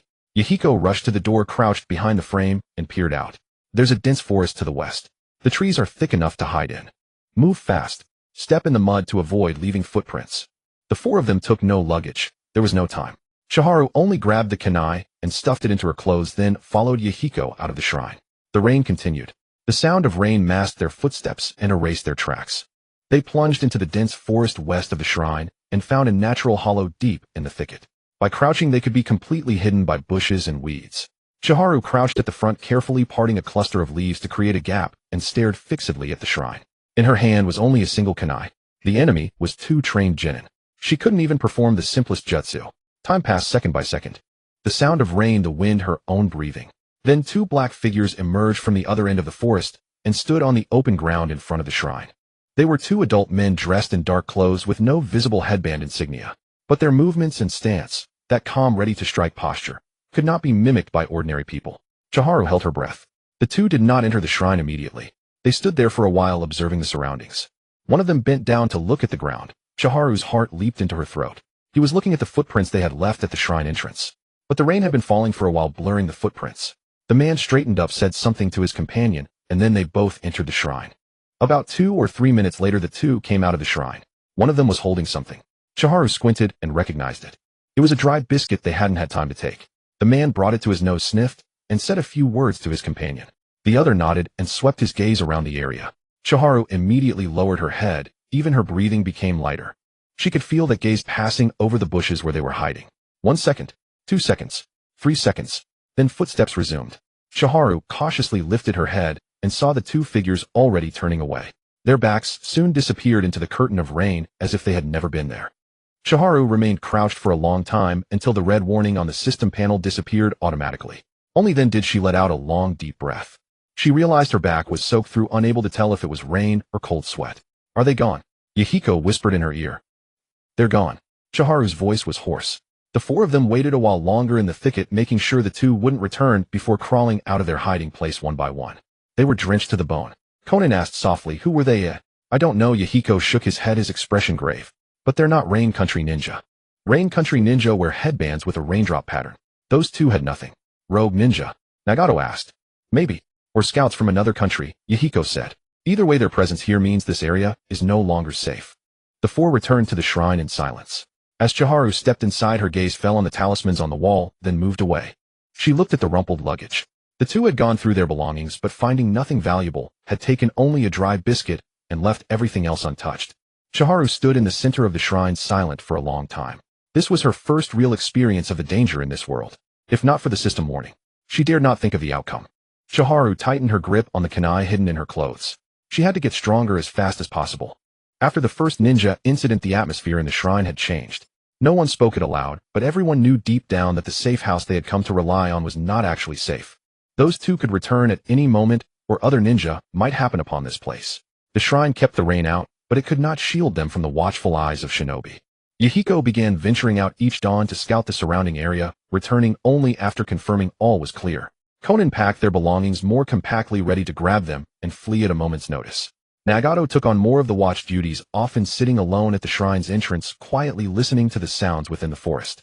And Chisya waited. She waited for the system's next warning. She knew those two would not be the last. This was the land of rain, a place soon to be swept by the flames of war. Ninja would only grow more numerous and more frequent. And indeed, 5 days later the warning came again.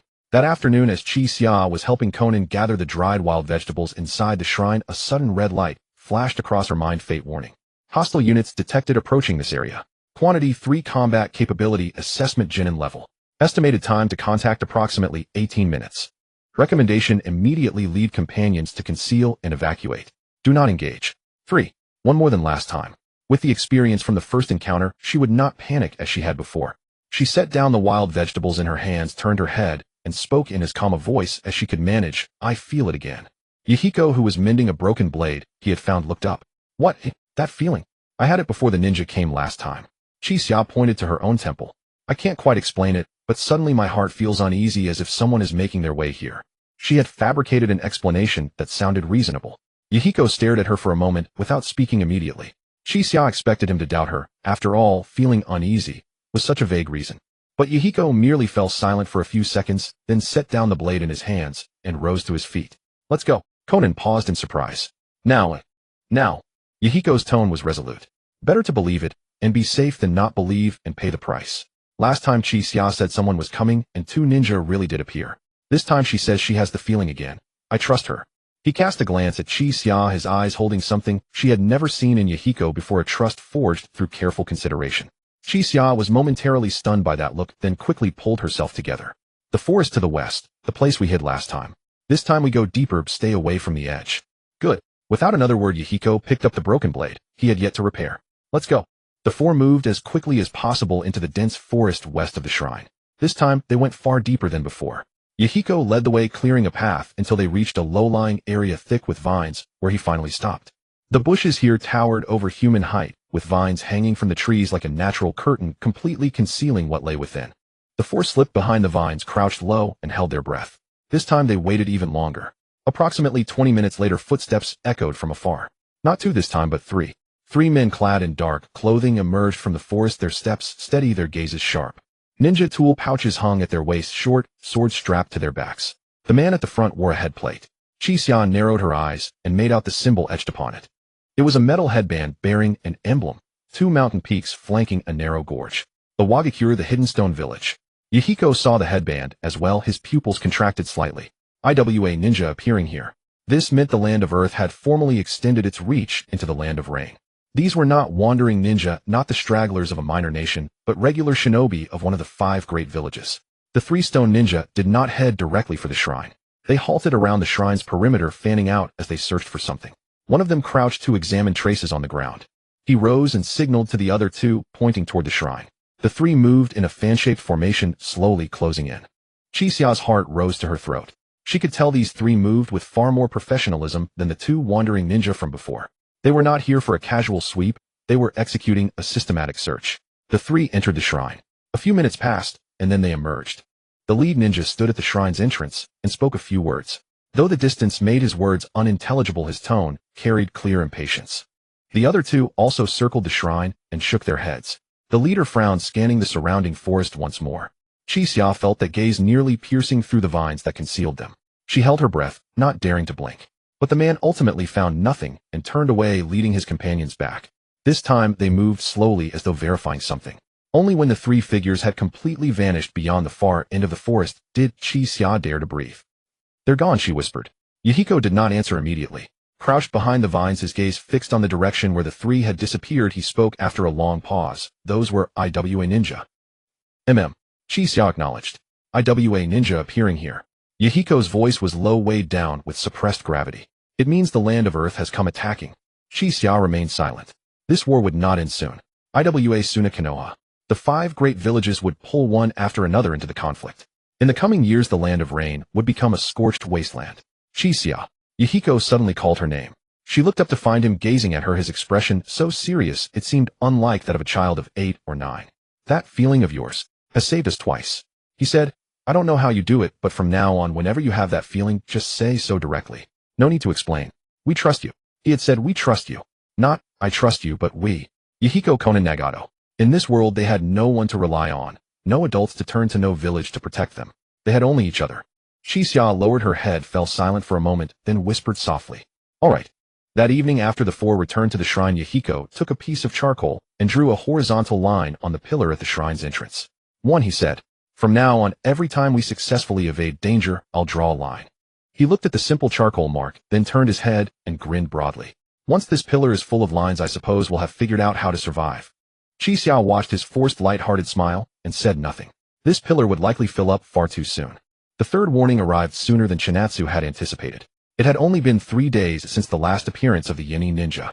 That morning, before Chinatsu even opened her eyes, a familiar red light flashed through her mind. Fate warning. Count 1. Combat power assessment, Genin level. Expected contact time approximately 15 minutes. Only 1 person. Chinatsu sat up abruptly, about to call the others awake, but then she stopped short. A thought flashed through her mind. If every time a ninja came they could only hide, then they would forever be condemned to a passive life of fleeing. They needed ninjutsu weapons, something to protect themselves. And a lone genin. Chinatsu's heart raced. The idea was too insane. They were facing a real ninja while they were just 4 children who couldn't even use chakra. No, she could use chakra now, but the other 3 couldn't. Mi-yen had once said that the best opportunities often came with the greatest risks. Chinatsu gritted her teeth and woke Mi-yen. "Are you crazy?" That was Mi-yen's first reaction after hearing Chinatsu out. His expression was as if he had seen something unbelievable. Chinatsu was actually proposing they steal from a ninja. "Hear me out," Chinatsu said in a low, rapid voice.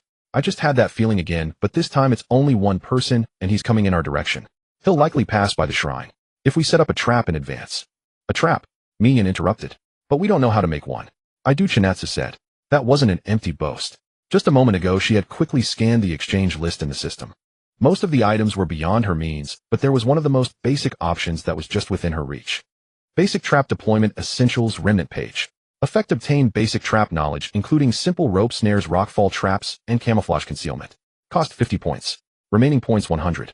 Enough. Mian stared at her for a long moment. Finally, he took a deep breath and asked, how confident are you? Chinatsu thought for a moment. 50%. 50%, and you dare to do it. 50% isn't enough. If we don't, we'll always be hiding. Chinatsu said. What we need isn't just hiding once or twice. We need something that can help us survive in this world. Ninjutsu, weapons, intelligence. These things won't just come to us on their own. Mian fell silent. He looked down at the broken sword in his hand that hadn't been fixed yet, then at Chinatsu's earnest eyes.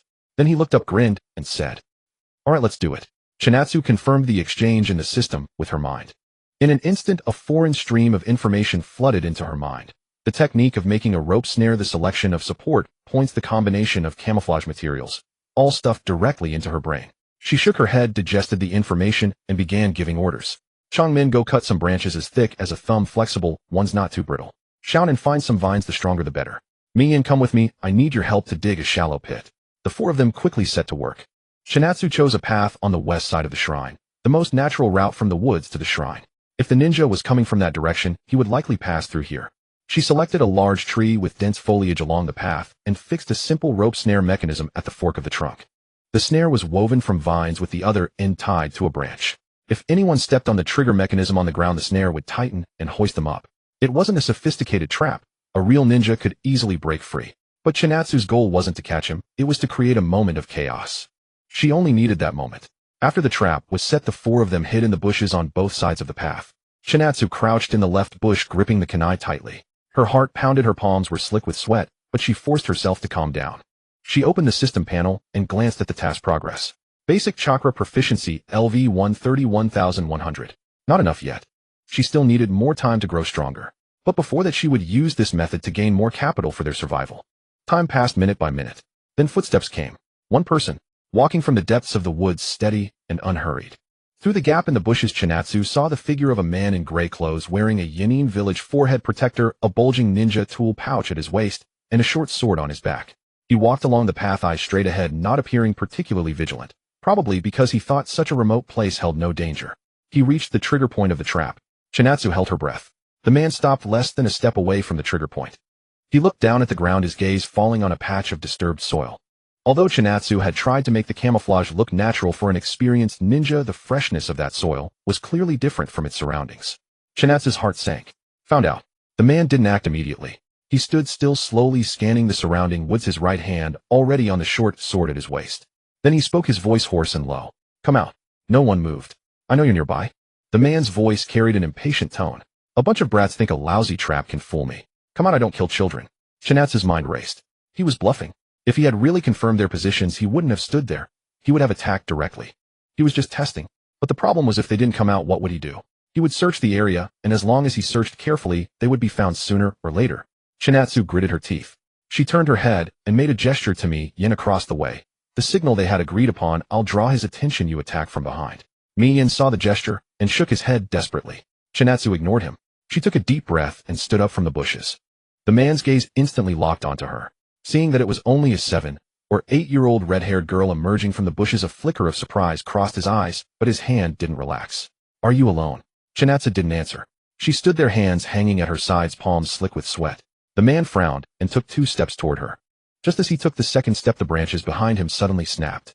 Mian leaped out from behind the tree, a thick wooden stick in his hand, and swung it viciously at the back of the man's head. But the man's reaction speed far exceeded their imagination. Without turning his head, he sidestepped, slightly dodging Mian's attack, and at the same time reached back and accurately grabbed Mian's wrist. Brat, you're asking for death. Before he finished his words, he suddenly felt something wrap around his ankle.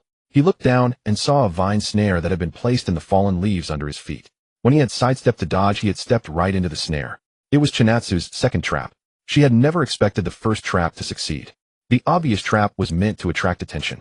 The real trap was hidden under his feet. The man was stunned for a moment, and in that moment of hesitation, Yin broke free from his grip and slammed the stick onto his shoulder. Although the force wasn't great, it was enough to make him lose balance. Chinatsu seized the opportunity, pulled out the kunai from her bosom, and charged at the man. She didn't aim for a vital point, but aimed at the strap of the ninja tool pouch at his waist. A single slash. The strap snapped, and the tool pouch fell to the ground. Run! Chinatsu shouted. Yin immediately let go of the stick, grabbed the tool pouch from the ground, turned, and ran. Chinatsu didn't hesitate, either following him and diving into the dense forest. The man steadied himself and wanted to chase but found the snare on his ankle tightening, and he couldn't untie it for a moment. He cursed under his breath, drew his short sword, and cut the vine. But by the time he looked up, the two kids had disappeared into the deep woods. He stood there silent for a few seconds, looked at the broken vine on the ground, then at the direction where the two kids had disappeared, and suddenly let out an inexplicable chuckle. Interesting. Then he bent down, picked up the pieces of the cut strap, and turned to leave.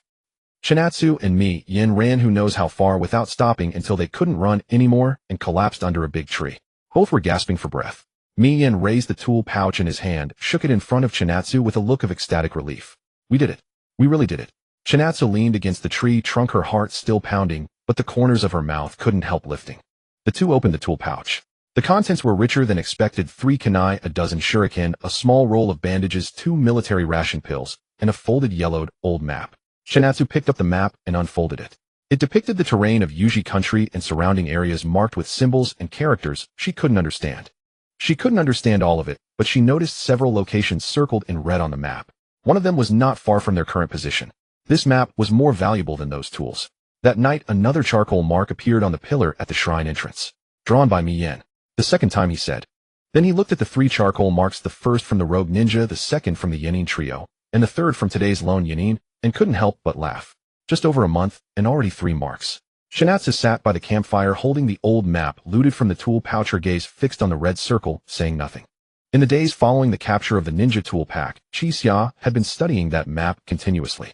The map was drawn poorly, its lines blurred by rainwater, but the key landmarks were still distinguishable.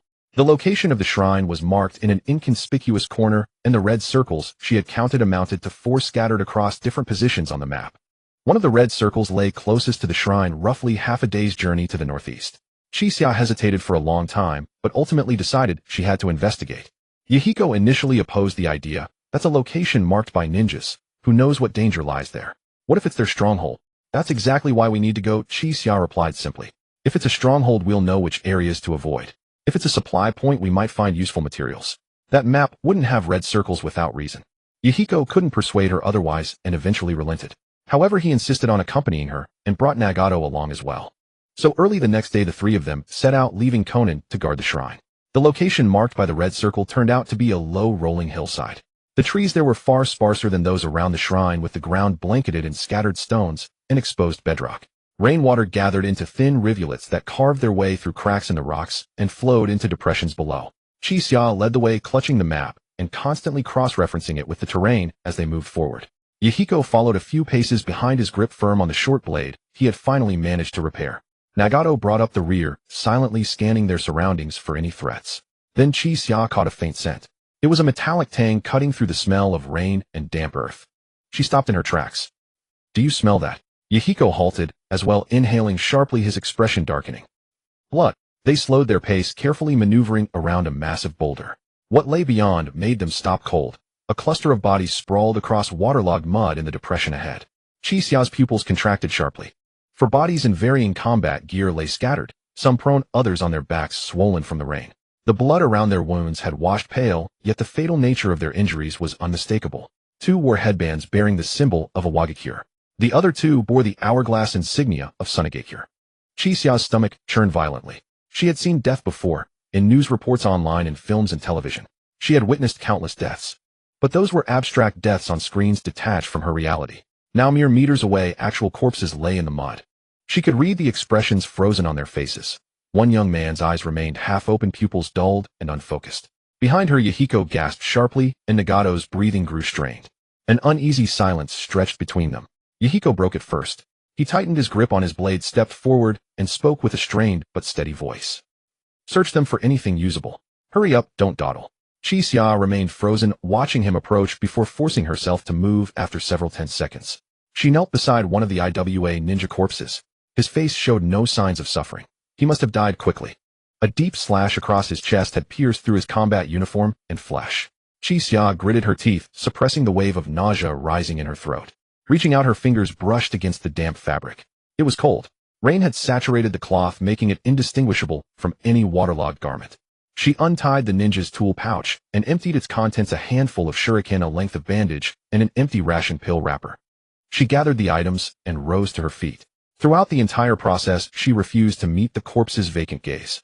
Yahiko found a serviceable short blade and a small pouch of rations on another body. Nagato also located useful supplies from a third corpse. The three of them stood together in the depression, surrounded by rain-swept corpses. Their headbands caught the weak light of the overcast sky. They died yesterday. Yahiko's voice was calm, though Chi-Xia detected the effort behind his composure. The wounds haven't fully decomposed, and while the blood traces have faded, residue remains around them. They were likely killed yesterday afternoon or evening. Iwa and Suna. Nagato murmured. They were fighting on Amigakura's territory.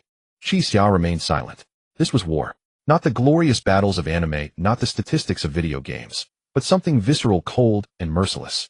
Something that turned people into lifeless corpses. Chi-Xia looked down at the shuriken in her hand stolen from the dead and fell silent for a long time. Let's go. Her voice carried more composure than she expected. Yahiko and Nagato exchanged glances, but said nothing. The three turned and retraced their path back. As they left the depression behind, Chi-Xia glanced back over her shoulder. The four bodies lay motionless beneath the gray sky, rain falling upon them, the earth, the distant trees, and every corner of the land of rain. It was as though the rain mourned with them. Or perhaps it was a warning, that this was only the beginning. Back at the shrine, Chi-Xia lingered at the entrance for a long time. Konan greeted them.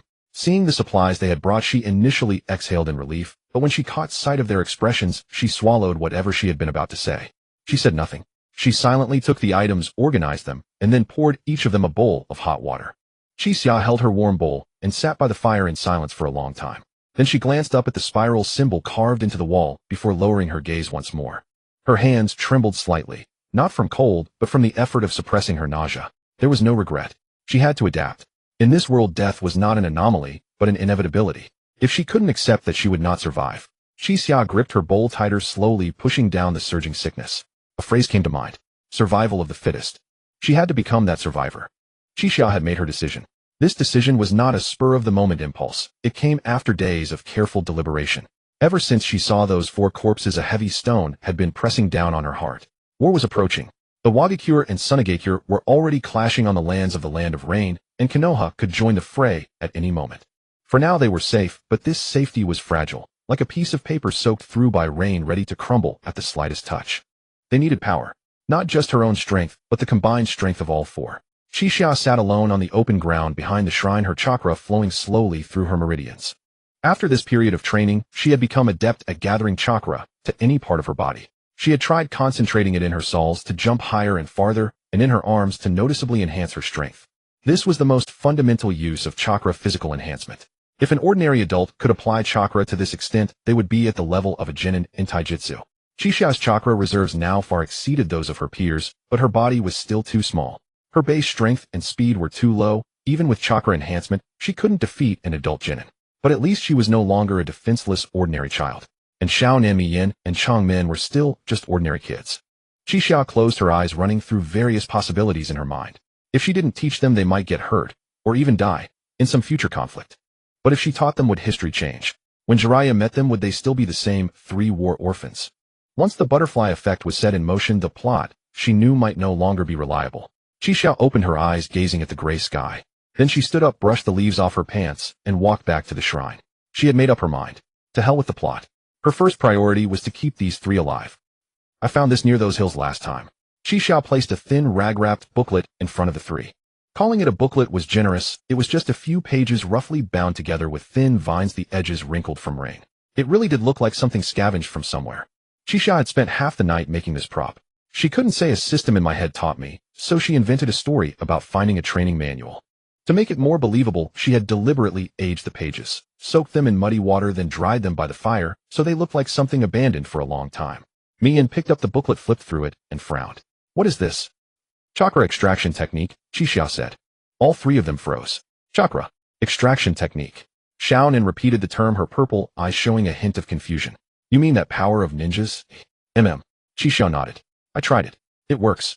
According to the method written here, you can extract a kind of energy called chakra from within your body. Once you have chakra, you can use it to strengthen your body, run faster, jump higher, hit harder, and even practice ninjutsu. The cave fell silent for a few seconds. Mian stared at the booklet, his eyes flickering. You've already mastered it. Chi-Xia didn't answer.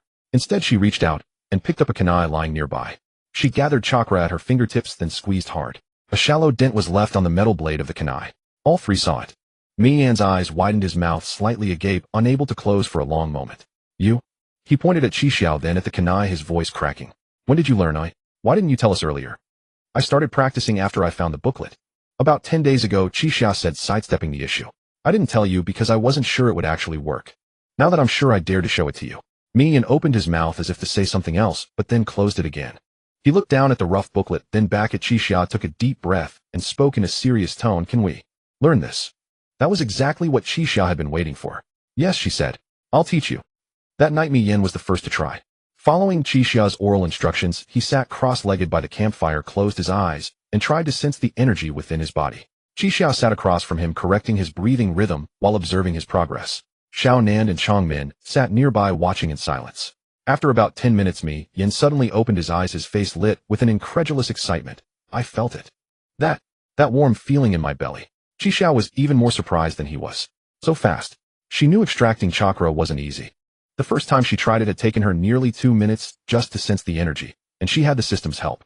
Yet Mi Yan had only taken about 10 minutes to find the threshold. Was this talent? Qixiao recalled Mi Yan's original setting. Though he had no special Kekkei Genkai, he possessed exceptional combat talent and a solid foundation in taijutsu. During Jiraiya's 3 years of teaching the trio, Mi Yan had been the fastest learner. It seemed that talent had been present from early childhood. Keep going. Qixiao suppressed her astonishment, trying to keep her voice calm. Don't get excited too soon. Steady that feeling and try to guide it flowing through your body. Mi Yan nodded and closed his eyes again. Xiao Nan watched from the side and asked softly, Qixiao, that chakra you mentioned, can all of us practice it? Yes. Qixiao turned to her. Anyone can extract chakra as long as they follow the method. Xiao Nan looked down at her own hands as if imagining that energy, called chakra, flowing through her body. Chongmin didn't ask questions, but his gaze on the booklet was more focused than anything else he had ever looked at. Qixiao watched the three of them, and a complex feeling suddenly surged in her heart. She was changing history. In the original timeline, these 3 children were supposed to first encounter chakra only after meeting Jiraiya. But now, because of her appearance, they had started at least a year earlier. She didn't know what chain reaction this would trigger, but she felt it was a good thing. Mi Yan would become stronger because of it, and wouldn't die so easily. Chongmin would learn to control the Rinnegan earlier, and wouldn't be so easily consumed by its power. Xiao Nan would find her own path as a ninja sooner. Qixiao leaned against a pillar, watching the 3 earnest figures by the campfire, and a faint smile tugged at the corners of her mouth. All right. From now on, she was no longer the only one groping in the dark. They had chakra now, and with it they had hope. Mi Yan was the first among the 3 to refine chakra. Chongmin was the second. On the evening of the day after Mi Yan's success, he silently sensed the energy within his body. He did not shout with excitement like Mi Yan. He simply opened his eyes, looked at his own hands, and let out a soft Qianxia noticed that the moment Chongmin refined chakra, his gaze instinctively flickered toward the wall engraved with the Uzumaki rune. And Xiao Nan. Xiao Nan was the last. Not because she was less talented than Mi Yan and Chongmin, but because she was too earnest. When Mi Yan and Chongmin refined chakra, they both approached it with a give-it-a-try attitude. It would be great if they succeeded, but it didn't matter if they failed. But Xiao Nan was different. She sat there, eyes closed, brows slightly furrowed, completely focused, as if she were engaged in something extremely important. Qianxia observed this without urging her. She knew Xiao Nan's personality. Outwardly gentle, but inwardly strong, wanting to do everything to the best of her ability. It wasn't that she couldn't refine chakra, she simply set a very high standard for herself.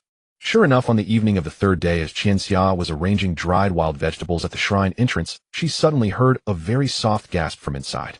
Qianxia set down the vegetables and hurried inside. She saw Xiao Nan sitting by the campfire, looking down at her own hands, a light of surprise and joy in her eyes. I succeeded. Xiao Nan looked up, her voice carrying an irrepressible excitement. Qianxia, I felt it. That warm energy. Qianxia couldn't help but smile. Congratulations. Xiao Nan laughed along, her eyes curving like a newly bloomed flower. After Xiao Nan refined chakra, Qianxia began teaching them how to apply chakra to physical enhancement. This was the most basic application. No ninjutsu knowledge required, only sufficient chakra volume and adequate control. Mi Yan learned the fastest. He was naturally restless and had the strongest desire for power. In less than 2 days, he could concentrate chakra into his fist and punch a shallow dent into the wooden pillar of the shrine. He ran around the shrine 3 times in excitement. Chongmin learned the most steadily. He did not pursue speed or power. Instead, he focused on fine control of chakra. Qianxia taught him to concentrate chakra on the soles of his feet to adhere to walls. After a day of practice, he could take 3 or 4 steps on the shrine wall.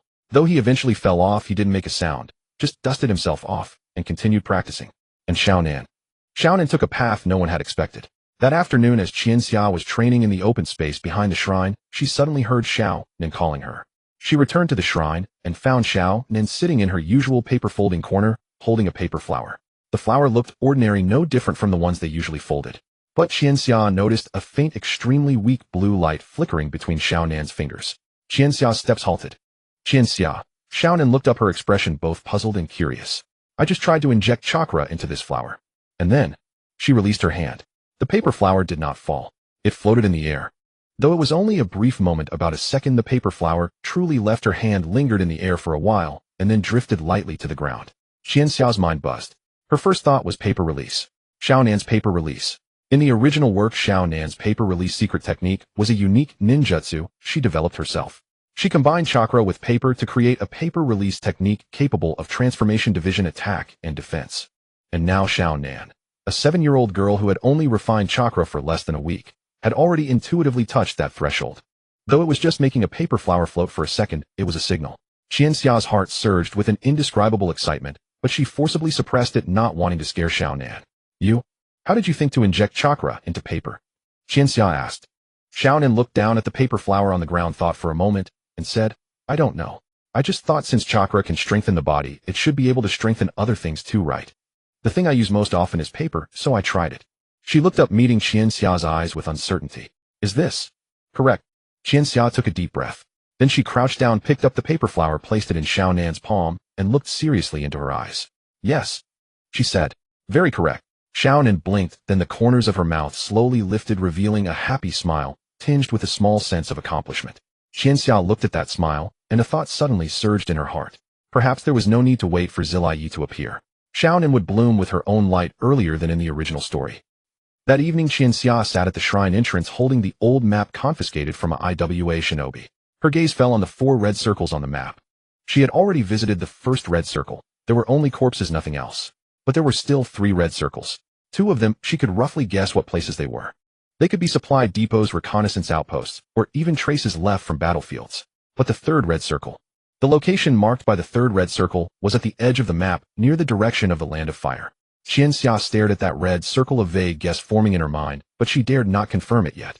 She folded the map, looked up, and gazed at the distant sky through the sparse rain. In the night of the Land of Rain, there was only endless darkness and the sound of rain. Zilayi, when will you arrive? On the 5th day of Nagato extracting chakra. That day, Yahiko suggested exploring the woods east of the shrine, saying he thought he'd spotted a wild fruit tree there. If they could find more food, their rations for the next few days would be more plentiful. Chinatsu didn't object. She had hit a bottleneck in her training lately and needed a break. Konan wanted to go too, so the 4 of them set out together, following the path east of the shrine deeper into the forest. After walking for about half an hour, they stopped to rest by a stream. Yahiko crouched by the stream, splashed water on his face, and looked up. Suddenly, he noticed something drifting downstream. A fish the size of a palm, belly up, floating slowly with the current. A fish! Yahiko's eyes lit up. He immediately rolled up his pants and stepped into the water. Wait for me, I'll catch a few. We'll have fish soup tonight. Chinatsu wanted to call him back. The stream looked calm, but the stones under the water were slippery, and he could easily fall. But Yahiko had already waded in. He had taken only 2 steps when his foot suddenly slipped. Whoa! Yahiko pitched forward, about to plunge headfirst into the water. At that instant, Nagato, standing on the bank, instinctively reached out a hand, as if to grab him. Then an invisible force erupted violently from Nagato's body. Chinatsu felt a powerful surge of force slam into her, like an invisible giant hand shoving her hard. Her body was flung backward uncontrollably, crashing heavily onto the grass 2 meters away. Her head struck a tree root, and her vision went dark. Konan was also sent flying by the force, landing on the gravel by the stream. A sharp stone cut a gash in her palm, and blood seeped out. Yahiko was thrown the farthest. He was lifted completely off the ground and smashed into the bushes on the opposite bank, accompanied by a dull thud and a cry of pain. Chinatsu's head was ringing. She lay on the ground, taking 3 seconds to regain her senses. She lifted her head and looked toward where Nagato stood. Nagato was still in the same spot, but he was trembling all over. His hands were stretched forward, frozen in that pushing pose. His pupils were slightly dilated. Those originally purple eyes had transformed into rings of purple ripples. The Rinnegan. Chinatsu's breath caught in her throat. Although she had known long ago that Nagato possessed the Rinnegan, witnessing the true awakening of those eyes with her own sight filled her with an indescribable awe. Those eyes, the eyes that legend said belonged to the Sage of 6 Paths, now sat in the sockets of a frail boy less than 10 years old, radiating an ominous, suffocating aura. Then Nagato spoke, his voice trembling. I didn't mean to. His gaze swept over the three people on the ground. The blood on Konan's hand, Yahiko climbing out of the bushes, clutching his waist in a pathetic manner, the red welt on Chinatsu's forehead. His expression shifted from shock to terror, and then from terror to a guilt that threatened to shatter him. I. His voice grew softer. I didn't want to. I'm not. Then he turned and ran. Nagato. Chinatsu called out. But Nagato didn't look back. He plunged into the woods, his footsteps quickly fading, disappearing into the depths of the forest. When Chinatsu found Nagato, he was curled up at the base of a large tree, hugging his knees with his face buried in his arms. He wasn't crying aloud, but Chinatsu could see his shoulders trembling. Chinatsu stood a few steps away, not approaching immediately. She knew what Nagato's Rinnegan was, knew its origin, knew how powerful it was. But Nagato didn't know. In his eyes, he was just an ordinary child, an orphan struggling to survive the war alongside Yahiko and Konan. Then one day his eyes suddenly erupted with an invisible force, sending the three people he treasured most in the world flying. He saw Konan bleeding. He sent Yahiko crashing into the bushes. He slammed Chinatsu into a tree. In his eyes, he wasn't protecting his companions. He was hurting them. Chinatsu walked over slowly and sat down beside Nagato. She didn't speak, just sat quietly. After a long while, Nagato's muffled voice came from behind his arms. Am I a monster? Chinatsu didn't answer immediately. She thought of the original Nagato, the man consumed by hatred, who became pain, who tried to guide the world through suffering. When did that dark path begin? From the moment Yahiko died? Or earlier? From the first time he discovered his eyes were different, from the moment people around him looked at him with fear? Chinatsu turned her head to look at Nagato, curled into a ball. His red hair stood out starkly in the dim woods. No, she said. Nagato's shoulders twitched slightly, but he didn't lift his head. You are not a monster. Chinatsu repeated, her voice soft but firm. Your eyes are indeed different from others, but that doesn't make you a monster. Then what are they? Nagato's voice was low, carrying a fragile, almost broken quality. I almost hurt you just now. That's power, Chinatsu said. A power you haven't learned to control yet. Nagato finally lifted his head. His eyes had returned to their normal purple, but they were red-rimmed, clearly from crying. Chinatsu looked into his reddened eyes and said seriously, power itself is not wrong. What is wrong is the person who cannot control it.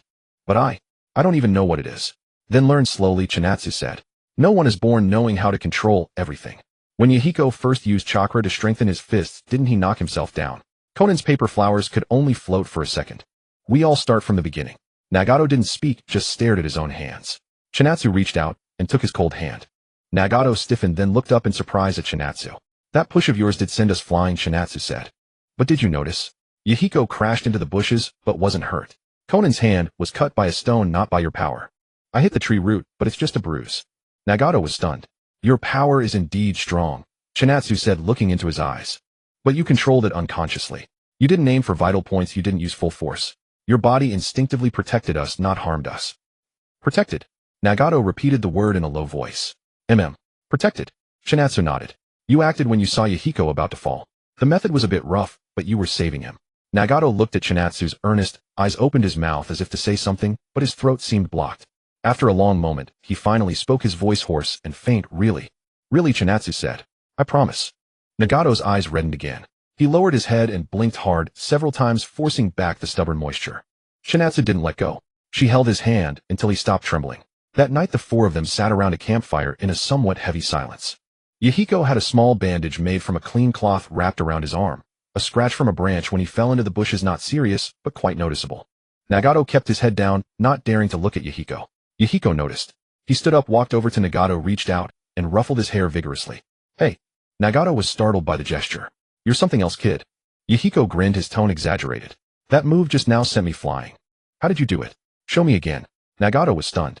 Watching from the side, Chinatsu couldn't help but give Yahiko a mental thumbs up. He always knew how to defuse an awkward situation in the simplest way. The corners of Nagato's mouth twitched. He wanted to smile, but couldn't quite manage it. Finally, he just lowered his head and whispered, I'm sorry. What's there to apologize for? Yahiko sat down beside him and patted his shoulder. Just be more careful next time. Give me a heads up before you push so I can strike a cool pose before flying off. Konan finally couldn't help it. She burst out laughing. Then Chinatsu laughed. Nagato laughed too. The campfire flickered in the cave, casting light on the smiling faces of the four. The war spread like a ravenous wildfire and had finally reached the edge of this forest. Approximately 10 days had passed since Nagato's Rinnegan awakened. That day Yahiko went to scout the perimeter around the shrine as usual. When he returned, his expression was more grave than usual. There are people in the forest. Chiha was sharpening the blades of a shuriken, learning to maintain weapons from captured ninja tools. Hearing this, she looked up. What kind, oi? Not like ninja, Yahiko said, crouching down to add a few branches to the campfire. More like refugees. I saw several makeshift shelters constructed from tree branches and shadows moving through the underbrush. I didn't dare get too close, afraid of being discovered. The refugees were already making their way deeper into the forest. This indicated that the situation in the town was worse than they had imagined. Over the following days, they discovered more and more traces of refugee activity around the shrine. Some merely passed through their heavy steps, dragging toward the forest's depths, while others halted in the nearby woods, constructing rudimentary shelters from branches and leaves. Suddenly, this once quiet forest became crowded. Chiha stood at the shrine's entrance, watching wisps of cooking smoke rise faintly from the distant trees, unable to define the stirring within her chest. Those refugees, they like them, were people driven to flee by war. The difference was that the four of them at least had a rainproof shrine to shelter in, along with accumulated ninja tools and food. Yet those refugees possessed nothing. Should we close the shrine door? Yahiko asked from behind her, speaking in a low voice.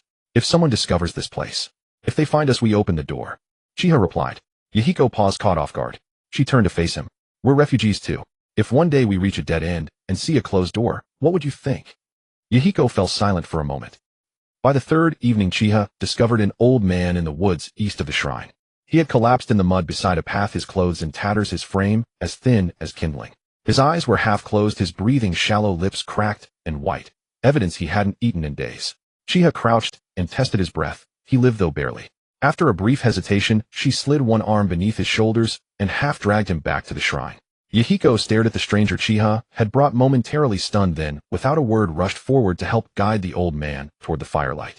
Konan poured warm water into a bowl and carefully fed it to the elder. Nagato removed the worn jacket he used as a blanket and draped it over the old man. After drinking, the old man rested for a long while before regaining his strength. He opened his eyes to find four children gathered around him, his clouded gaze flickering with something complex: surprise, gratitude, and barely concealed bitterness. You? His voice rasped like sandpaper. Did you save me? In a way, Yahiko crouched before him. You collapsed by the roadside, and Chiha found you. The old man remained silent for a long while, then slowly rose, his gaze sweeping over the four children before settling on Chiha, no doubt struck by how nearly identical she was to Konan. Which family do you belong to? The four exchanged glances, none answering. Seeing their expressions, the old man fell quiet, then sighed. Orphans too. The old man never revealed his name. He simply said he had fled from the west, once a common villager in a small settlement. When the war came, the village was destroyed, and he was all that remained. My son was conscripted as a ninja, he said, his gaze fixed on the flames, his tone eerily calm. Before he left, he told me, Father, wait for my return. But I know he will never come back. No one spoke. In the corner, Chiha silently clenched a kunai in her palm. The old man did not stay long at the shrine. After resting for a full day and night and recovering some strength, he prepared to depart. Before leaving, he retrieved a finely polished bone needle and sturdy hemp cord from his clothing and set them on the ground. I have no great skills in this life, only simple trades, he said. Keep these, a needle and thread. They can mend torn clothes, stitch hides, and sometimes save lives. He then taught them several practical survival techniques: how to twist bark in a strong rope, how to distinguish edible mushrooms from poisonous ones, and how to boil water without a container. Chiha absorbed every lesson. Before departing, the old man glanced back. Children like you. Surviving this long is no small feat. But one cannot survive alone, nor two. The four of you must look out for each other. We will, sir. Yahiko smiled, his tone as bright as ever. Take care of yourself too. The old man said nothing more. He turned, leaning on a thick branch he had picked up, and slowly disappeared into the forest. His gaunt, stooped figure was swallowed by rain and mist, vanishing from sight. Chiha stood at the shrine's entrance, gazing in that direction, silent for a long while. She did not know whether the old man would survive, how far he could walk, or beneath which tree he would finally fall. He was the first adult to reach out to them since they had arrived in this world. That night, while organizing the bone needle and hemp cord the old man had left behind, Chiha discovered a small folded slip of paper beneath the thread. She unfolded it to reveal a single crooked line of text: Go east. Don't look back. Chiha held the paper, studying it for a long while. Then she carefully refolded it and tucked it inside her clothes. After the refugee tide passed, the forest remained quiet for several days.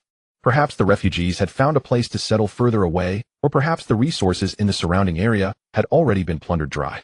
Either way, the tranquility around the shrine was restored. The rain continued to fall.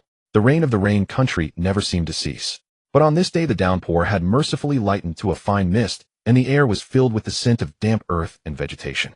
Chinchia sat at the entrance of the shrine, feeling a rare sense of peace. Behind her came a strange, intermittent sound. It sounded as though something was leaking air. Chinchia turned around and found Mayan squatting in the corner, holding a worn harmonica that he had somehow scavenged. His cheeks puffed out as he blew with all his might. The harmonica was clearly old, its surface covered in rust, several holes clogged, producing a muffled and hoarse sound with wildly off-key notes. The melody Mayan was playing, if that could be called a melody, sounded like a cat having its tail stepped on, screaming in agony. After listening for a while, Qianxia could no longer contain herself. Where did you find this? I saw it in the forest yesterday. Mayan put down the harmonica, looking utterly innocent. I thought it might still work. It is definitely beyond repair. Qianxia said sincerely. You just need to practice more. Mayan insisted, blowing 2 more notes. This time the sound was even more piercing, startling several birds perched in the nearby trees into flight. Xiaonan poked her head out from inside the shrine, 3 dark veins throbbing on her forehead. Mayan, can you stop playing that? No way. Mayan retorted indignantly. I'm cultivating my artistic sensibility. That's more like noise sensitivity. Qianxia added cruelly. Mayan shot her a glare and blew 2 more notes, only to wince at the terrible sound himself, eventually putting the harmonica down with an embarrassed expression. All right, maybe it is a bit horrible. A barely audible chuckle escaped from Changmin in the corner. Mayan immediately turned his head. You laughed.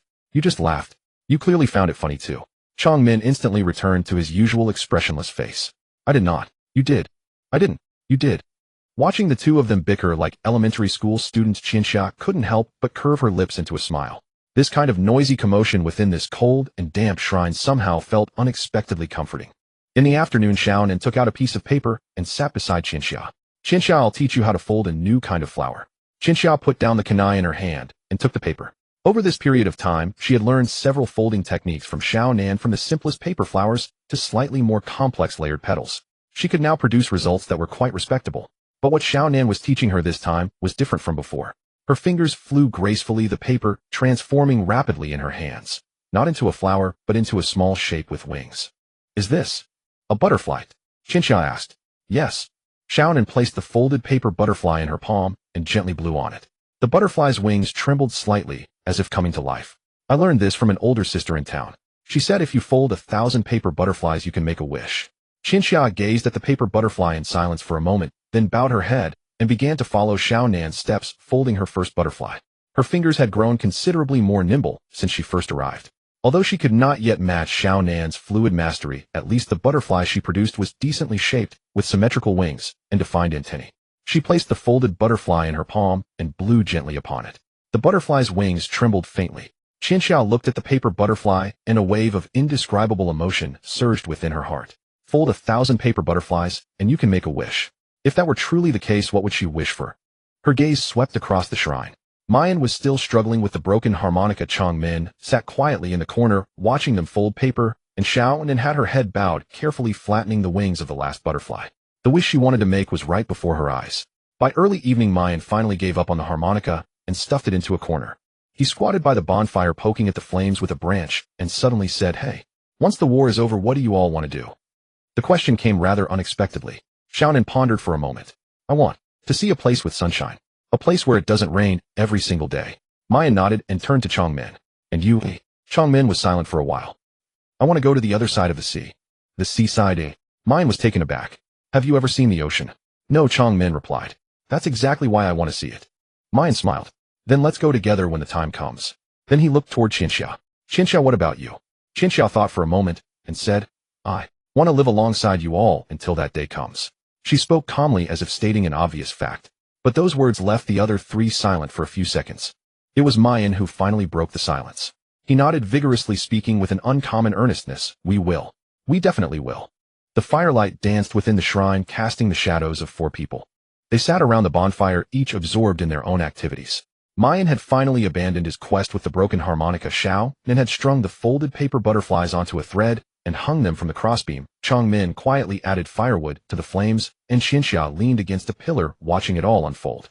A fierce, unprecedented thought arose within her heart. She wanted to protect these 3 people. Not because she had a system, not because she knew the plot, not because she felt she carried some special destiny. It was simply because she sat here watching their profiles illuminated by the firelight and knew that if there was anyone in this world worth risking everything for, it was these 3 people before her. The tranquility did not last long. 3 days later, in the early morning, Qianxia was cultivating chakra in the open space behind the shrine when a prompt she had never seen before suddenly appeared in her mind without any warning. It was a pale golden information panel. Fate node notification detected that a critical plot node is about to be triggered in the near future. Current regional safety assessment low, continuously declining. Suggestion immediately relocate eastward to find a new safe haven. Hint some encounters are destined to happen on the road.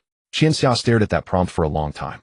Unlike the previous cold mechanical prompts, the tone of this one felt like it was guiding her. Eastward.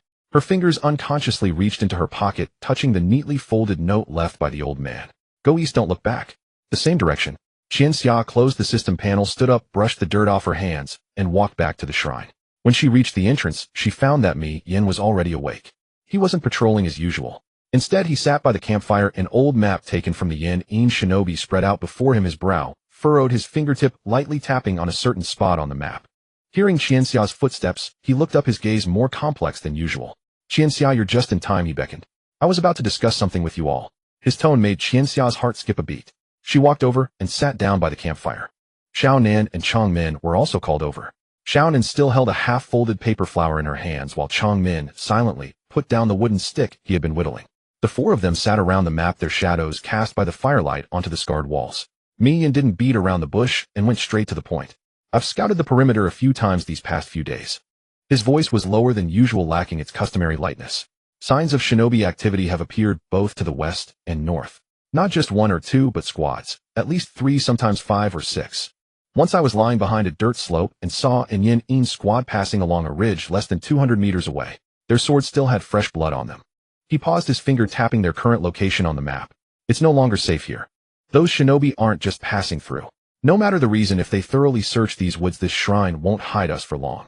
His finger traced a line toward the more eastern area on the map. Here, near the border of Huajigua. I compared the captured map. This direction has the fewest markings, meaning the frequency of battles is relatively low. So far there's no news of large-scale fighting there, and besides, he looked up, his gaze sweeping across the 3 faces. The east is close to rivers with plenty of water and more complex terrain. If we run into danger, it'll be easier to find hiding spots. His finger landed on a blank area on the map with no markings, his tone carrying an unyielding decisiveness. We have to move. Leave the shrine. Head east. The moment those words were spoken, the air around the campfire fell silent for a few seconds. No one looked surprised. In truth, everyone knew in their hearts that although this shrine had given them a few months of stability, it could never be their permanent home. From the moment the first wave of refugees poured into the woods, from the moment those Yin shinobi lingered outside the shrine, from the moment they saw the 4 rain-soaked corpses in the low-lying area, everyone had already sensed it deep down. Leaving was only a matter of time. Xiao Nan was the first to respond. She looked down at the half-folded paper flower in her hand, was silent for a few seconds, then nodded gently. I agree. It really is getting too dangerous here. Chong Min didn't speak, but he nodded as well. His gaze unconsciously drifted to the wall carved with Xuanhua runes. Over these months he had stared at those runes every day, trying to decipher something. But in the end he found nothing. Qianxia looked at the spot on the map that Mi Yin had pointed to, and a strange tremor surged within her. That spot near the border of Huajigua. It was exactly the direction of the 3rd red circle on the map. It was also the direction she had been vaguely guessing all along. She took a deep breath. I agree too. Seeing that none of the 3 objected, Mi Yin visibly relaxed. He put away his serious expression, reverted to his usual efficient action-oriented style, clapped his hands, and stood up. Good. Then pack today. We leave at dawn tomorrow. Only bring what's necessary, you leave behind anything useless. That day the 4 of them spent the entire morning organizing their belongings. They had accumulated more than when they moved from the cave to the shrine: 3 kunai, a dozen shuriken, a roll of bandages, a small bag of rice, and a small packet of salt, a few passable changes of clothes, Xiao Nan's cherished stack of paper, and the string of paper butterflies hanging from the beam, a captured short sword and map, Qianxia's sharpened kunai, and the old man's bone needle and hemp thread. Each item was a piece of their hard-earned belongings scraped together in this war-torn land. Mi Yin crouched in a corner, weighing the broken sword that had never been repaired in his hand. He finally set it down. Can't take it. Too heavy. He thought for a moment, then picked it up again and hid it in a corner. Maybe we can come back for it later. Qianxia inventoried her own things, then refolded the note that read, Go east, don't look back, and tucked it into the inner pocket of her clothes close to her body. She thought for a moment, then picked up a paper butterfly folded by Xiao Nan, the one with the slightly crooked wing, the first one Xiao Nan had ever made, and stuffed it into her pocket as well. In the evening the 4 of them ate their last meal in the shrine. The meal was meager, the rice was nearly gone, the pot mostly filled with wild vegetables and water, and they didn't even dare to add much salt. But everyone ate quietly, finishing every last bit in their bowls. After the meal, Mi Yin took a piece of charcoal, walked to the pillar at the shrine entrance, and drew one final line on it. Including the previous 3, the first time with the wandering shinobi, the second with the Yin trio, the third with the lone Yin. The pillar now bore 7 charcoal marks. 7 brushes with life and death. From the cave to the shrine over 4 months, 7 times. Mian stared at the marks for a while, then turned around and grinned at the 3 of them. Well, this pillar is full. Let's go, he said. New place or start fresh markings. The next morning before the sky was fully light, the 4 of them set off. Qianxia carried a small bundle tied with a torn cloth, walking in the middle of the group. She held the kunai and the map close to her chest, and in her pocket were the paper butterfly and the note. After a few steps, she couldn't help but look back. The dilapidated shrine stood quietly in the morning mist, and rained the Xuanhua runes on its walls faintly visible in the dim light. The 7 charcoal marks on the pillar were slightly dampened by the rain, but still clearly visible. Qianxia watched for a few seconds. Then she turned around and quickened her pace to catch up with the group ahead. The road ahead stretched through the curtain of rain, its end invisible. After leaving the shrine, the 4 of them walked eastward for 2 full days, following the direction marked on the map. After leaving the familiar woods, the terrain turned unfamiliar and rugged. Low hills, rain-soaked meadows, and occasional streams that they had to wade through knee-deep. The sky remained gray, with rain falling in varying intensities, never truly ceasing. On the evening of the 2nd day, they stopped by a river about 3 to 4 meters wide. The river was not deep, but the current was stronger than it appeared, with muddy water rushing down, carrying silt and gravel. On the opposite bank was a relatively open, gentle slope, dotted with sparse shrubs and wild grass. Further beyond lay a low thicket of mixed trees. Mian, crouched by the river, cupped some water in his hands, took a sip, then spat it out. The water is too muddy. It needs to settle before we drink it. Let's spend the night here. Xiaonan glanced at the sky. If we go further, it'll be dark, and we won't find a dry place to rest. No one objected. The 4 found a relatively flat patch of grass by the river and set down their luggage. Mian went to gather dry firewood nearby. Changmin cleared a suitable area for a fire, while Xiaonan and Qianxia crouched by the river, preparing to fill their canteens and let the sediment settle. Qianxia pressed the canteen into the water, watching the murky river flow into its mouth. Her reflection shattered into a blurry silhouette on the rippling water, vaguely revealing a face almost identical to Xiaonan's and hair that appeared strikingly red against the water's surface. She stared at her reflection, lost in thought. It had been several months since she arrived in this world. From the initial panic, resistance, and bewilderment to now. She couldn't quite describe the feeling.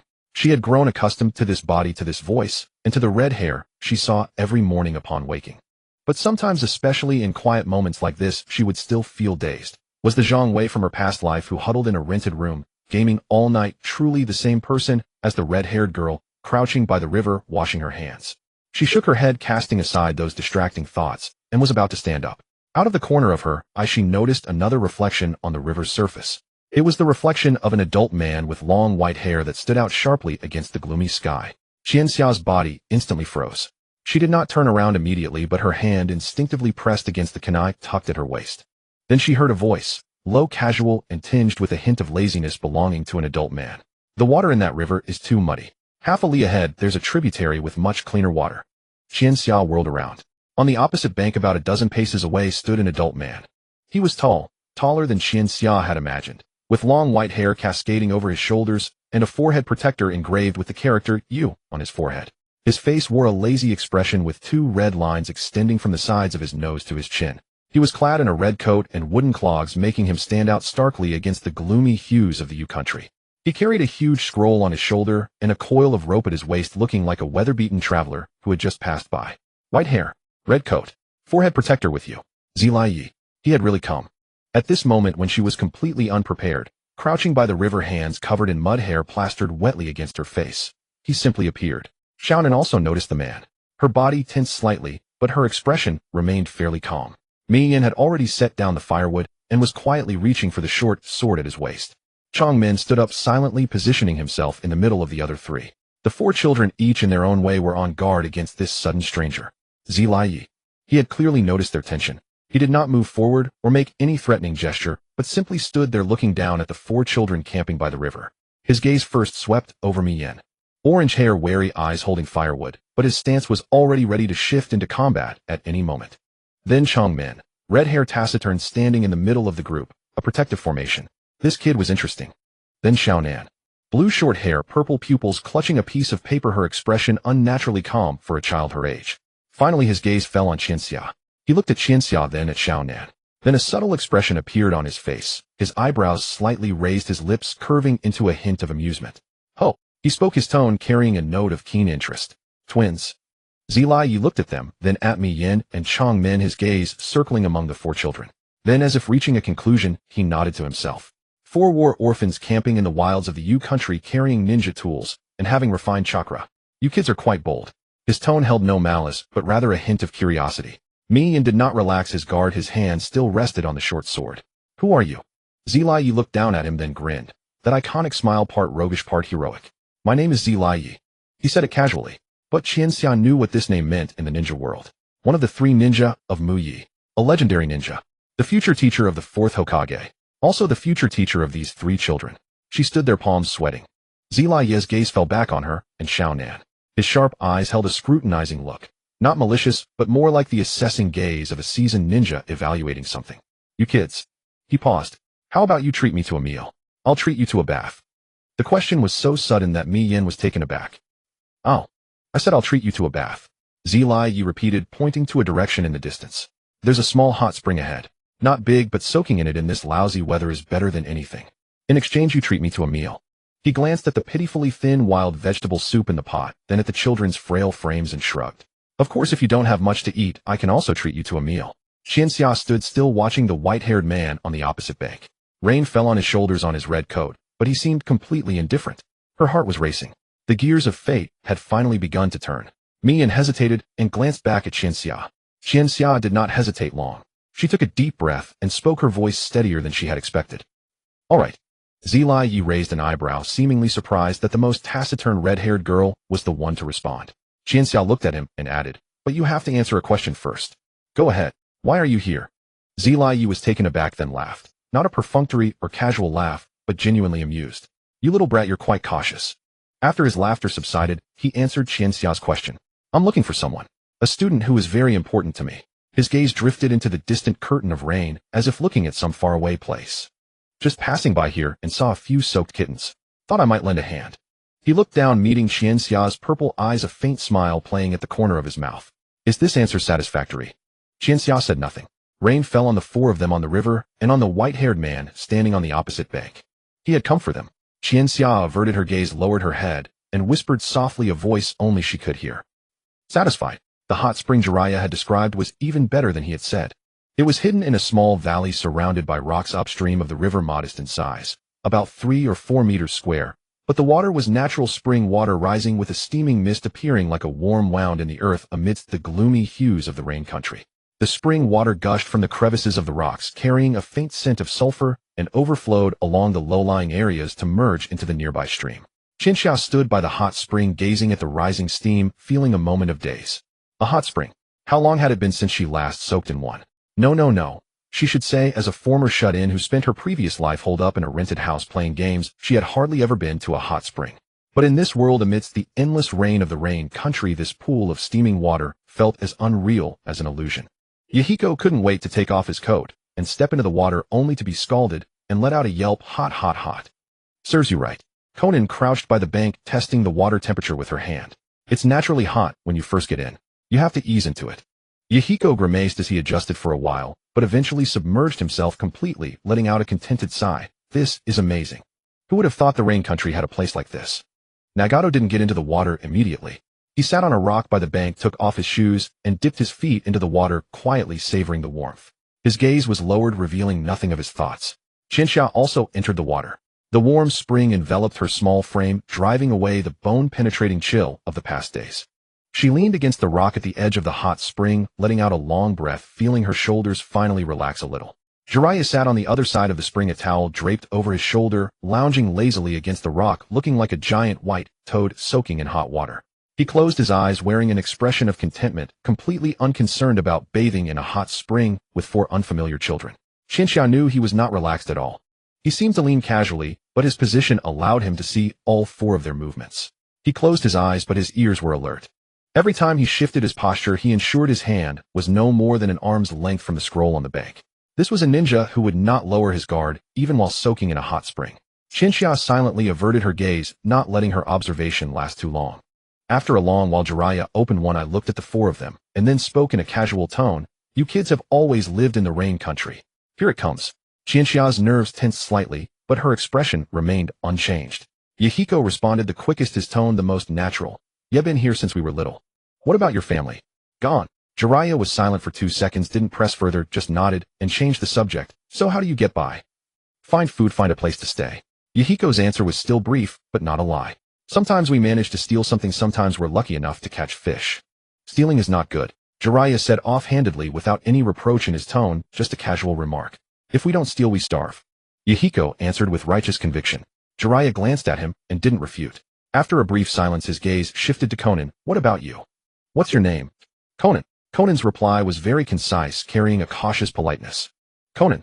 Jiraiya repeated the name, then his gaze moved between her and Chinchilla. You two look very alike. Are you sisters? Konan paused for a moment, then said, She is my little sister. Konan didn't say yes or no. She said, She is my little sister, an answer that neither lied nor directly addressed the issue of blood relation. Chinchilla cast her eyes down, pretending not to notice the fleeting, thoughtful look in Jiraiya's eyes. And you? Jiraiya's gaze fell on Chinchilla. What's your name? Chinchilla. Chinchilla. Jiraiya repeated, then smiled. That's a good name too. Chinchilla didn't respond. Jiraiya's gaze moved away from her and finally landed on Nagato. Nagato sat at the edge of the hot spring, his feet submerged in the water, his body leaning slightly forward, his red hair hanging down to cover half his face. He wasn't looking at Jiraiya, his eyes were fixed on the water surface. And you? Jiraiya asked. What's your name? Nagato was silent for a moment, then said in a low voice. Nagato. Nagato. Jiraiya repeated the name, then paused. Chinchilla noticed that this pause was a bit longer than the previous ones. Jiraiya's gaze lingered on Nagato for a few extra seconds. Nagato didn't raise his head, didn't avoid, didn't respond. He just sat there quietly, as if accustomed to being the overlooked presence in the group. Jiraiya did not overlook him. Nagato. He repeated the name again, this time with a hint of something in his tone that Chinchilla couldn't quite grasp. How old are you? 8. 8. Jiraiya murmured the word again and didn't ask further. He leaned back against the rock, closed his eyes, and returned to that comfortable state. Before closing his eyes, his gaze lingered on Nagato's eyes for an extra half-second. That half-second made Chinchilla's heart skip a beat. Did he notice? Nagato's Rinnegan usually looked little different from ordinary, eyes only revealing the concentric rings under specific angles of light. But Jiraiya was one of the Sannin with observation skills far beyond ordinary people. Chinchilla lowered her head, letting the hot spring water cover her chin, leaving only her eyes above the surface. She was also observing Jiraiya. This white-haired man right now seemed like nothing more than an easygoing, slightly lecherous middle-aged traveler, but he was no ordinary person. Was he really just passing through? Or had he already noticed something? The air by the hot spring fell silent for a moment, with only the sound of flowing water and the occasional bird call in the distance. Chinchilla leaned against the rock, feeling the warm water envelop her body, but her mind never stopped spinning. She was trying to fathom what Jiraiya was thinking at that moment. The day after the hot spring, Jiraiya did not leave. He casually made an excuse. I have nothing else to do anyway, I'll accompany you for a while. And naturally fell and stepped beside the four. He did not offer to teach them anything, nor did he display any particular intention. He simply seemed like a traveler heading the same way, happening to share the road with 4 kids. Things were not that simple. Chinatsu observed Jiraiya, and Jiraiya observed them. No, to be precise, he was observing Nagato. The white-haired man's gaze would occasionally fall on Nagato. Every time Nagato turned his head, Jiraiya would look away, pretending to admire the distant scenery or arrange his scroll. Chinatsu noticed all of this. In her previous life, when she played Naruto, she knew that Jiraiya was a man of rough exterior but sharp insight. On the surface, he seemed carefree, lecherous, and lazy, but in reality, he was the most adept at gathering intelligence among the 3 ninja. His observational skills were extraordinary, and his patience was immense. He was willing to spend 3 years lurking in the rain country, just waiting for the right opportunity. A man like that could not have failed to notice Nagato's abnormality. As she walked, Chinatsu mulled over various possibilities in her mind. Nagato's Rinnegan usually looked little different from ordinary, eyes only revealing those ripples under specific angles of light. But who was Jiraiya? He had dealt with the Uchiha clan, he was no stranger to dojutsu. If he recognized the Rinnegan. Chinatsu's train of thought was interrupted by Yahiko's voice. Hey, let's take a break here for lunch. Yahiko pointed to a grassy patch by the river where several flat boulders could serve as seats. Konan nodded and set down her bundle. Nagato silently walked to the riverbank, crouched, and washed his hands. Chinatsu also sat down, leaning against a rock, letting her tense shoulders relax slightly. Jiraiya sat down not far away, placing his large scroll beside him, pulling out a pipe from his pocket, and slowly filling it with tobacco. His movements were casual, but Chinatsu noticed that his chosen spot allowed him to see all 4 of them, and his hand was never more than an arm's length from the scroll. An old ninja. Chinatsu mentally labeled Jiraiya. Yahiko, unable to sit still, wandered around the riverbank, picked up a branch, and swung it a couple of times, producing a whirring sound. He walked up to Chinatsu, grinning. Chinatsu, want to spar? Let me see how your training has been going. Chinatsu wanted to refuse, but seeing Yahiko's eager expression, she stood up and took the other branch he offered. Let's keep it light, she said. Don't worry, I'll be careful. Yahiko assumed a starting stance, holding the branch horizontally in front of him. The two exchanged a few bouts on the grass. Yahiko's taijutsu had indeed improved rapidly. His movements were increasingly fluid and his attack angles more cunning. Chinatsu enhanced her reaction speed with chakra, barely keeping up with his pace, but she was clearly at a disadvantage. After all, she was a reincarnator, a shut-in in her previous life, with almost zero muscle memory in this body. Despite months of intense training, the gap between her and Yahiko, who had grown up amidst the chaos of war, was still evident. Too slow, too slow. Yahiko shouted as he attacked. React faster. Chinatsu gritted her teeth, barely parrying a sweeping strike, then quickly stepped back to create distance. Yahiko did not give her a chance to catch her breath. He pressed forward, his branch arcing toward her side. Chinatsu dodged sideways, but her foot slipped, and she stumbled. At that moment, Yahiko's branch came down toward her shoulder. The force was not great, but it would definitely hurt. Chinatsu's pupils contracted as she instinctively raised her branch to block.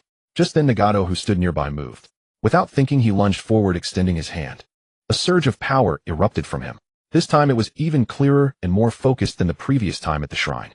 That power did not scatter in all directions like before, but condensed into a directed push, precisely striking Yahiko's side. Yahiko was sent flying sideways, tumbling through the air and landing heavily on the grass 5 meters away, his branch flying out of his hand. He lay on the ground stunned for several seconds, then lifted his head, utterly bewildered. What? Konan was also frozen, the paper flower she held falling to the ground. Chinatsu stood still. The Rinnegan, Nagato, had used its power again. Nagato stood a few steps away, his hands still outstretched, his entire body rigid. His pupils had dilated slightly, and those originally purple eyes. Rings of purple ripples clearly emerged on the irises. The ripples rotated slowly like a deep vortex, carrying a strange beauty and a power that struck fear into the heart, as if from another dimension. Chinatsu's peripheral vision caught Jiraiya. His body froze for an instant. His pupils contracted, his breath stopped for half a second, and his fingers curled slightly on the scroll. Then he returned to normal. That half-second reaction was enough for Chinatsu to confirm he had seen it, he had recognized it. Jiraiya set down his pipe, slowly stood up, and approached. He crouched about 3 or 4 steps away from Nagato, looking directly into those eyes still shimmering with purple ripples. His gaze was complex, filled with shock and confusion. Just now. His voice was lower than usual. How did you do that? Nagato was still trembling. He did not know how to explain or how to face the white-haired man's gaze. He instinctively stepped back half a pace, opening his mouth. The ripples in his eyes continued to rotate slowly. Don't be afraid, Jiraiya said, unexpectedly gentle. I'm not blaming you. Nagato was stunned. That move saved your comrade, Jiraiya said. You did nothing wrong. Nagato was silent for a long time, then lowered his head and said in a voice barely audible, Am I not a monster? Those eyes, that power he could not control, that innate difference. For a child, these were heavy burdens. He was afraid of being a monster, afraid that the power would hurt those around him, afraid that he could not control himself. Jiraiya did not answer immediately. He crouched in front of Nagato, paused for a few seconds, then reached out and pressed his hand on Nagato's head. No. Jiraiya's voice was not loud, but exceptionally clear. You just have a pair of very special eyes. Nagato looked up at Jiraiya. The ripples in his eyes seemed to calm down slowly, but the strange light still lingered. Special eyes, he murmured. Yes. Jiraiya nodded, his gaze growing distant. Very special. So special that I've only heard of them in legends. Nagato's body trembled slightly. Legends? Yahiko picked himself up from the grass, dusting off his clothes, looking confused. What legends? Jiraiya did not answer. He stood up, his gaze still fixed on Nagato, as if deep in thought. You? His tone became more serious. Have you ever heard of a term? What term, eh? Konan asked. The progenitor of ninja, Jiraiya said. The Sage of Six Paths. Legend has it that the Sage of Six Paths founded the ninja sect, the ancestor of all ninja. Jiraiya's voice carried a strange solemnity, and his eyes were the Rinnegan, the eyes that govern life and death. Rinnegan. Nagato murmured the word. But that's just a legend. Jiraiya waved his hand, his tone becoming casual again. I just think your eyes look a bit like the description in the legend.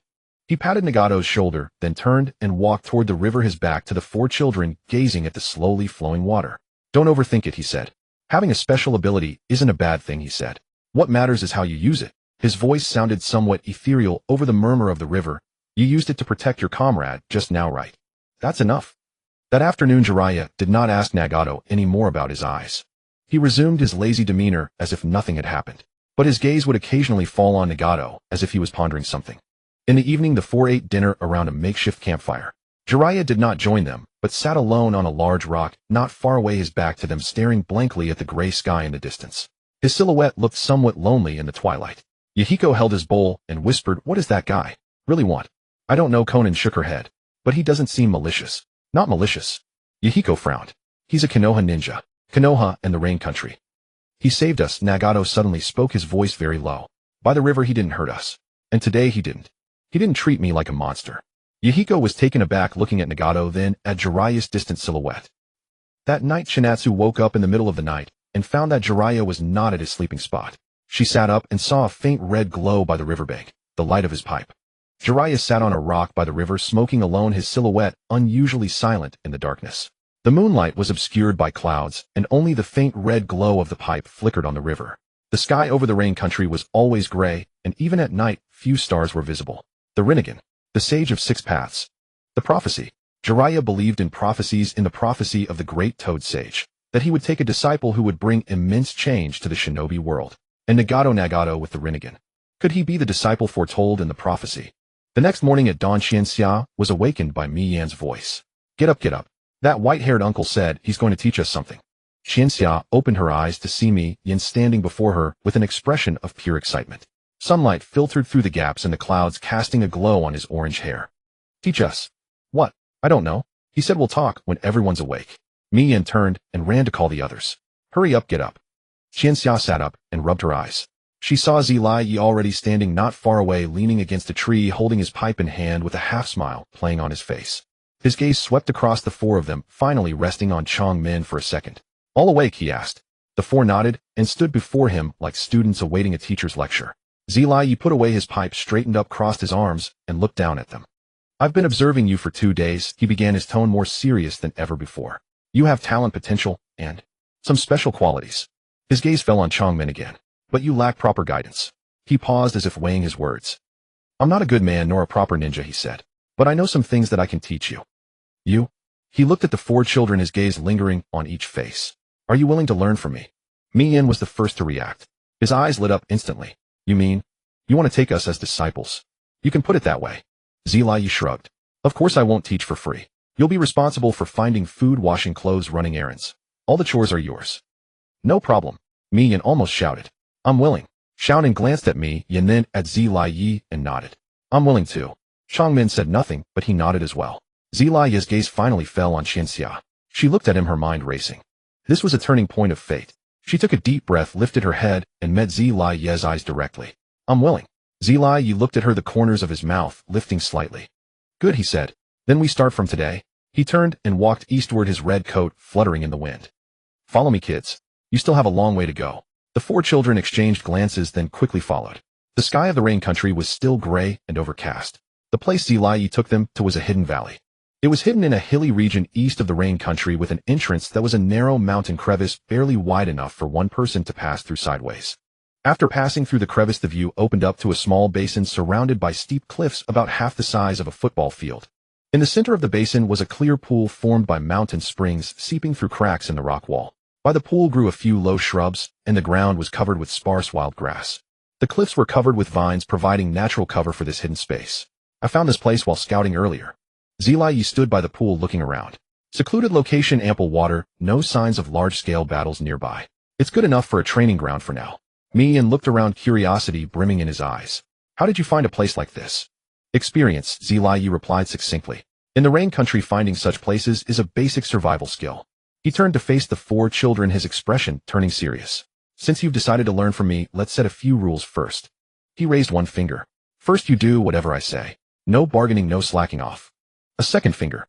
"Second, during training, no crying, no complaining about pain, no giving up halfway. The path of a ninja is not easy. Those who can endure hardship can leave now." A third finger. "Third, no matter what happens, never betray your comrades. This is the bottom line. Anyone who crosses it, I'll personally cripple them." His gaze swept across the four faces with a sharp intensity. "Any questions about these 3 rules?" "No." Mi Yan answered first, his voice loud and clear. Xiaonan and Changmin also shook their heads. Xianxia looked at Ziyi, silently thinking to herself that the 3rd rule was probably something he had learned from a painful lesson. He would eventually die at the hands of Pei Yan, in a sense killed by his own former student. She pulled her thoughts back and nodded. "No problem." "Good." Ziyi nodded with satisfaction. "Then we'll start the first lesson today." He walked to the edge of the pool and pointed at the water. "First, I want to see your chakra control ability. Each of you will take turns walking on the water. Walk as far as you can. Water walking. Miyin was surprised. We don't know how to do that yet. That's why I'm going to teach you. Zilai crouched down and placed his palm on the water's surface. Watch closely. A surge of chakra flowed from the sole of his foot, and the water rippled in a circle. Then he stood up, his entire body steady on the water's surface without sinking a single bit. Chakra is the foundation of a ninja. He took a few steps on the water as he spoke. Controlling chakra means controlling your own power. Water walking is the most basic training and the best way to test your chakra control. He walked back to the shore and looked at the 4 children. Who goes first? Me, and stepped forward first. Me. He walked to the edge of the pool, took a deep breath, concentrated chakra on the soles of his feet, and took the first step. The moment his foot touched the water, it sank, and he fell into the water with a plop. Me and surfaced, wiped the water from his face, looking a bit disheveled. Again, he climbed ashore and tried again. This time he managed to stand on the water for 2 seconds before falling again. The output of chakra must be steady, not fluctuating. Zilai instructed from the side. Your problem is that you're too impatient trying to achieve it all at once. Mi climbed ashore, shook the water from his hair, and gritted his teeth as he continued trying. Xiao Nan was the second. She was much more composed than Mi Yan. On her first try, she stood on the water for about 5 seconds before finally sinking, but it was clearly better than Mi Yan. Not bad, Zilai nodded. Your control is stronger than his. Chang Men was the third. He walked to the edge of the pool, stood silently for a moment, then took the first step. His foot pressed firmly onto the water's surface without sinking. Step 2, step 3, step 4. He walked all the way to the center of the pool before sinking due to chakra depletion. Zilai Ye's eyes narrowed slightly. Your chakra capacity is immense, he said with a hint of solemnity barely perceptible in his tone. Chang Men climbed out of the water, head bowed, saying nothing. Finally, it was Qianxia's turn. She walked to the edge of the pool feeling a bit nervous. She knew she had the bloodline of the Whirlpool clan, so her chakra reserves should be considerable, but she wasn't sure about her control. She concentrated chakra on the soles of her feet, feeling the energy flow within her body. Then she took the first step. The water rippled, but her foot did not sink. Step 2, step 3. She walked steadily on the water, finding it easier than she had imagined. When she reached the center of the pool, she felt her chakra consumption begin to accelerate. She gritted her teeth and continued forward, taking a few more steps before finally falling into the water due to insufficient chakra. She surfaced and saw Zilai standing on the shore, watching her with a thoughtful expression. You too. He murmured, his voice so low it was almost inaudible. Qianxia climbed ashore, shook the water from her hair, and pretended not to have heard him. Zilai was silent for a moment, then clapped his hands to draw everyone's attention. That's enough for today, he said. Your foundation is better than I expected, but it's still far from enough. Starting tomorrow, you'll practice water walking every morning until you can walk across the entire pool in front of me. Now go gather firewood and prepare to make a fire for cooking. I'm hungry. Mi Yin immediately jumped up. All right. The 4 children scattered to search for dry wood around the valley. Qianxiao walked to the cliff wall, bent down to pick up a few dry branches, but her mind was elsewhere. Zilai's attitude indicated that he had already confirmed something. Changmin's Luan Hui, her own chakra capacity. These had already been exposed. She straightened up and looked at Zilai's distant figure. The white-haired man was standing by the pool, staring blankly at the water. The days that followed saw the valley become their second home. Every morning before the sky had fully brightened, Jiraiya would rouse them from sleep. His method was rather direct. He would douse each of them with a basin of cold water. Up. Training begins. Yahiko was always the first to leap to his feet, cursing the biting cold, yet his movements outpaced everyone else's. Konan would silently rise, dabbing the water from her face with her sleeve and adjusting her clothes. Nagato would quietly get to his feet without a single word. Chixiao meanwhile would first curse inwardly at the old man's harshness before hauling her dripping body upright. After all, in the land of rain, being damp was simply the norm. Water walking was the first exercise each day. At the outset, both Yahiko and Konan could only remain standing on the water's surface for a few seconds. Yahiko was too impatient. His chakra output fluctuated wildly, sometimes pressing too hard and rippling the surface, other times lacking sufficient force and sinking entirely. Konan, conversely, was overly cautious. Her chakra output remained inconsistently unstable. Though she lasted slightly longer than Yahiko, she could never break through that particular bottleneck. Nagato and Chixiao fared considerably better. From the very first day, Nagato could reach the center of the pond. By the third day, he could traverse the entire surface, standing steadily for over 10 seconds without sinking. His chakra reserves were simply so vast that even with imprecise control, his abundant supply alone compensated for many deficiencies. Chixiao also progressed remarkably fast. The bloodline of the Uzumaki clan provided her with a solid foundation. Moreover, combined with the theoretical knowledge about chakra control she had encountered in the anime and novels of her past life, she had at least a general direction, maintain stability, ensure even output, and avoid haste. By the 5th day, she could also complete the entire crossing. Not bad. Jiraiya remarked, nodding as she returned from the opposite side of the pond. Your control surpasses Nagato's even if your reserves are lesser. You wield it with greater finesse. Chixia shook the water from her feet, saying nothing. As for Nagato, his chakra reserves were like an inexhaustible volcano. The notion of conserving it never crossed his mind. Jiraiya's gaze swept between Nagato and Chixia before he clapped his hands, signaling the training to resume. Water walking was merely the foundation. Once all four could stand firm upon the water, Jiraiya advanced them to the second stage, tree climbing. The principle is identical to water walking. He gestured toward the sheer cliff faces along the valley walls thick with climbing vines. Concentrate your chakra at the soles of your feet and adhere to the vertical surface. It is somewhat more difficult than water walking, for the friction of bark and stone demands finer control than water alone. He demonstrated scaling the cliff face with the grace of a gecko, ascending with astonishing speed until reaching a height of over 10 meters, then dropping back down with sure footing. Who goes first? This time Konan was the first to volunteer. She approached the cliff face, concentrated her chakra at her feet, and took her initial step. Her foot adhered firmly to the rock without slipping. Step by step she ascended, slowly yet with unyielding stability. At approximately 3 meters her chakra wavered. Her foot slipped and she plummeted from the cliff face. Ack! Yahiko caught her from below and they tumbled onto the ground together, rolling twice before coming to a halt. Are you all right? He helped her sit up. Konan rubbed her sore shoulder and shook her head. It's nothing. My chakra broke, I lost control. Continue. Jiraiya's voice came from beside them. Konan rose to her feet, returned to the cliff face, and began her second attempt. This time she reached 5 meters before falling. Third attempt, 7 meters. Fourth, 8. She fell again and again, rising each time, her body accumulating bruises. Chixia watched with a pang of sympathy at her stubborn perseverance. Konan did not cry out in pain or complain. She simply walked back to the cliff and began her next attempt. Afternoon training focused on taijutsu. Though Jiraiya was renowned for his ninjutsu, his foundation in hand-to-hand combat was equally formidable. Among the legendary Sannin, Orochimaru excelled in ninjutsu and forbidden techniques, Tsunade in medical ninjutsu and monstrous physical strength, while Jiraiya was the versatile all-rounder, adept in ninjutsu, taijutsu, and jinjutsu alike, with no single discipline standing out, yet possessing extraordinary overall capability. Taijutsu is the foundation of every ninja. Lining the four up, he began explaining the fundamental movements. Your physical conditioning is woefully inadequate, malnourished, and lacking in muscular strength. No matter how vast your chakra reserves, without a body capable of keeping pace, you cannot unleash their true power. He demonstrated several basic techniques: straight punches, side kicks, evasive footwork, and blocking stances. The movements appeared deceptively simple, yet every detail had been meticulously refined. Power, angle, and timing were all perfectly calibrated. Yahiko, you try first. Yahiko stepped forward and delivered a punch following Jiraiya's demonstration. The Sannin shook his head. Insufficient power. Your fist is too soft. Against an enemy, it would feel like a tickle. He walked up to Yahiko, seized his wrist, and adjusted his posture. Engage your waist, not merely your arm. Power originates from your core channels through your shoulders and concentrates in your fist.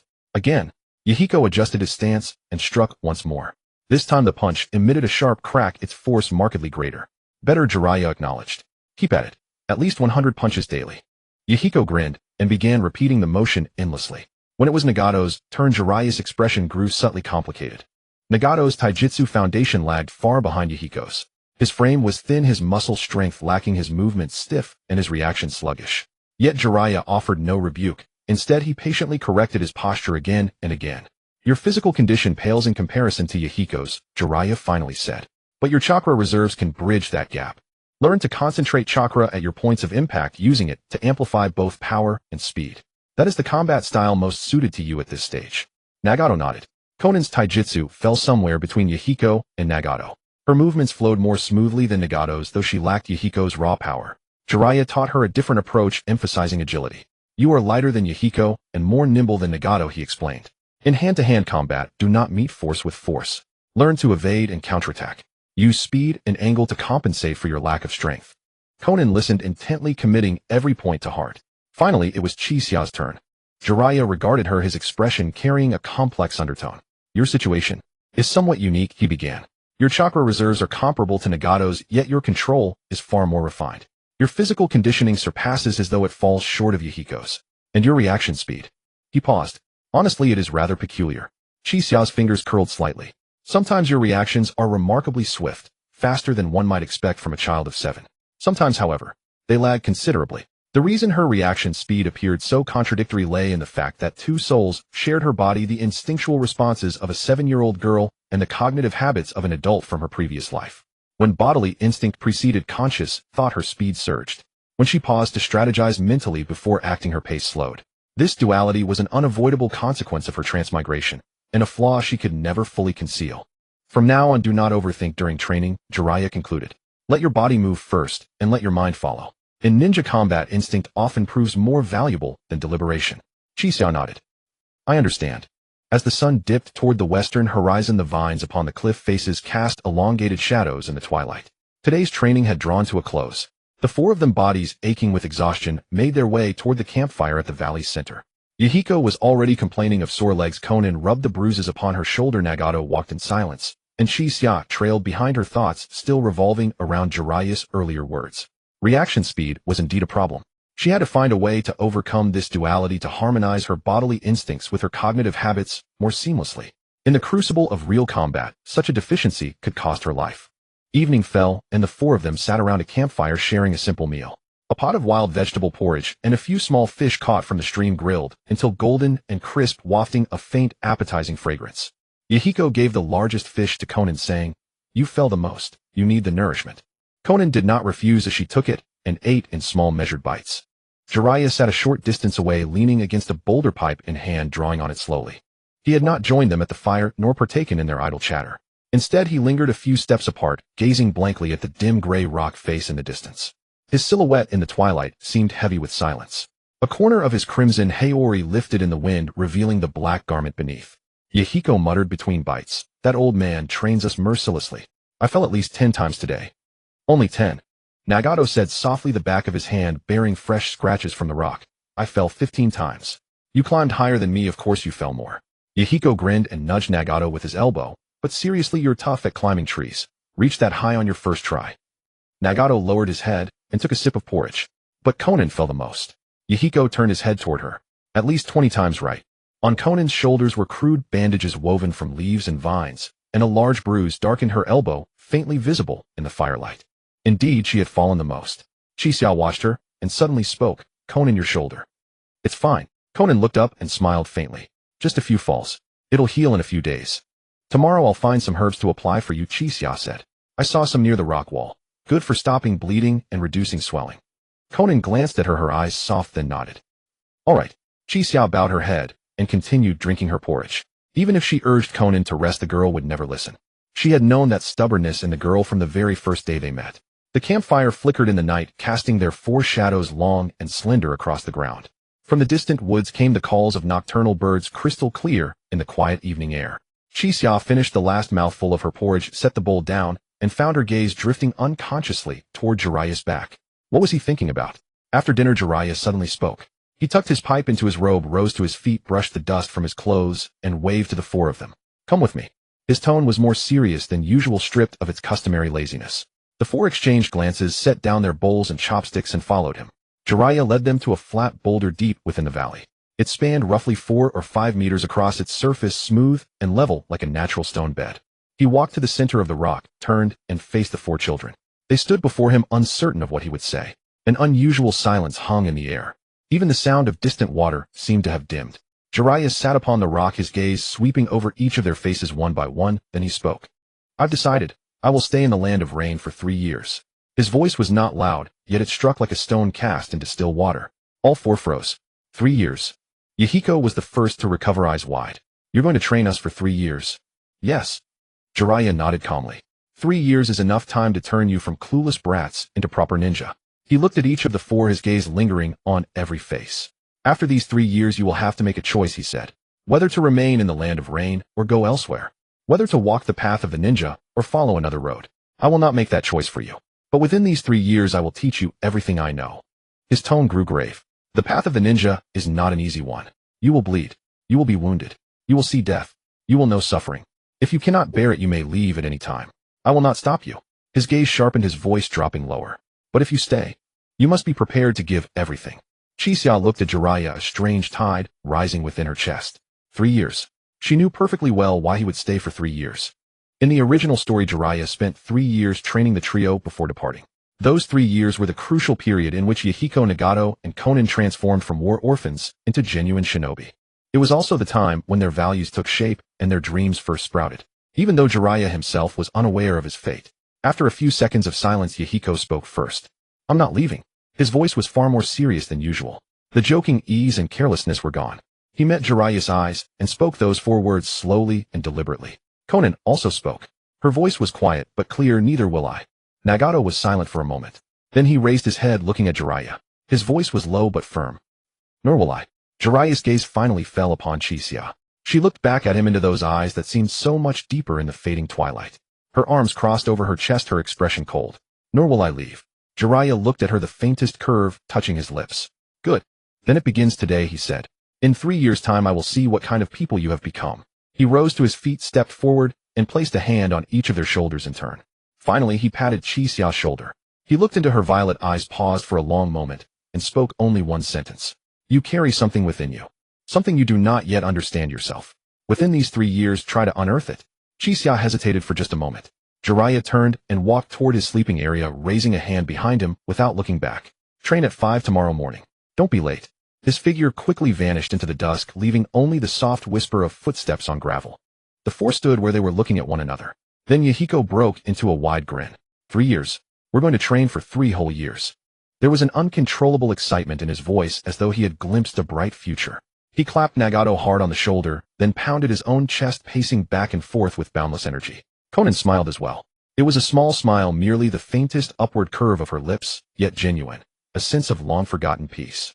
Nagato did not smile, but the corner of his mouth twitched slightly, his gaze settling on Chixia. She looked at them, her fingers tightening around the bowl in her hand.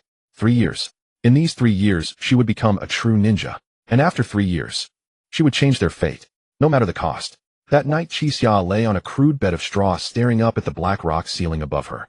The valley night was quiet, save for the distant rush of water and the low whisper of wind through cracks in the stone. Occasional chirps of insects drifted from the grasses, only to fade back into silence. She listened to the steady breathing of the 3 beside her. Yahiko had fallen asleep fastest and had already begun to snore. Konan's breath was light and shallow. Nagato's side was very quiet. She could not tell whether he had fallen asleep. In her mind, the system panel quietly appeared, glowing a pale gold. Fate node triggered. Current mission: follow Jiraiya and train for 3 years. Mission status in progress. Estimated completion time approximately 1095 days. Mission reward unlocked. Chixia stared at that number. 1095 days. She would grow strong enough within these 3 years. Strong enough to alter fate itself. Strong enough to protect those she wished to shield. A night breeze swept in from the valley's entrance, carrying the distinctive dampness of the land of rain and the faint scent of earth and greenery. Chixia shifted her weight, adjusting her posture as the wind brushed against her, closed her eyes, and sank into deep slumber. By the 3rd week of training, the gap between the 4 of them became increasingly evident. Mi-yen was the one who progressed the fastest. His physical talent was truly astonishing. In less than 20 days, he had already managed to execute the 12 basic moves taught by Zilai with considerable skill. His straight punches were fierce, his side kicks powerful, and the flow of his evasive footwork grew ever smoother. What was even more remarkable was that he never lingered too long on a single move. He corrected mistakes promptly and moved on without obsessing over them. "This kid is born to fight," Zilai remarked after one training session. Watching Mi-yen repeatedly practice side kicks against a rock face, a hint of satisfaction in his tone. Changmin's progress was the polar opposite. His foundation in physical techniques was the weakest, his movements were stiff, his reactions slow. The first 2 weeks were basically spent falling down, getting up, and falling again. But he had one advantage that no one else could match: his chakra reserves were immense. Once Zilai began teaching him to concentrate chakra on the striking parts of his body, Changmin seemed to find his own path. His straight punch, though lacking perfect form strengthened by chakra, left a shallow dent on the rock face. Mi-yen tried with all his might, and only managed to create a small pit. "That's not fair," Mi-yen exclaimed, dramatically looking at the dent Changmin had left. "He's cheating." Changmin smiled. A rare sight, though it lasted only a moment. Xiaonan's progress was the least conspicuous, yet the most solid. She lacked Mi-yen's talent and Changmin's chakra reserves, but she possessed a trait that could not be ignored: she never gave up. In tree climbing practice, she fell over 20 times. In physical training, Mi-yen threw her to the ground countless times. Yet each time she rose, dusted herself off, and continued. Xianxia watched it all, a feeling she could not quite name stirring within her. Sometimes she wondered if she were not a transmigrator without memories of her past life. Without the system, could she be like Xiaonan? Falling over 20 times, and still getting up with a composed face, continuing to try. Definitely not. She was grateful to have such companions. One morning in the third week, Yi gathered the four of them. No basic training today, he said. Today I'll teach you a real ninjutsu. All four pairs of eyes lit up at once. However, not everyone will be able to learn it immediately. Yi added, his gaze sweeping across their faces. This technique requires a certain level of chakra control. Those who can't learn it will continue practicing water walking. He pulled a scroll from his robe and unrolled it on the ground. The scroll was covered with complex symbols and hand sign diagrams. This technique is called the clone technique. Qianxia's heart skipped a beat. The clone technique, an E-rank ninjutsu, one of the 3 basic techniques taught at the Ninja Academy. In the original story, even Naruto couldn't learn it and ended up bluffing his way through with the multi-shadow clone technique. The clone technique was the most fundamental entry into ninjutsu. Watch closely. Yi formed the hand seals, boar, dog, bird, monkey, ram, and with a poof, a clone identical to him appeared beside him. The clone stood next to him, mimicking his every movement, almost indistinguishable from the real one.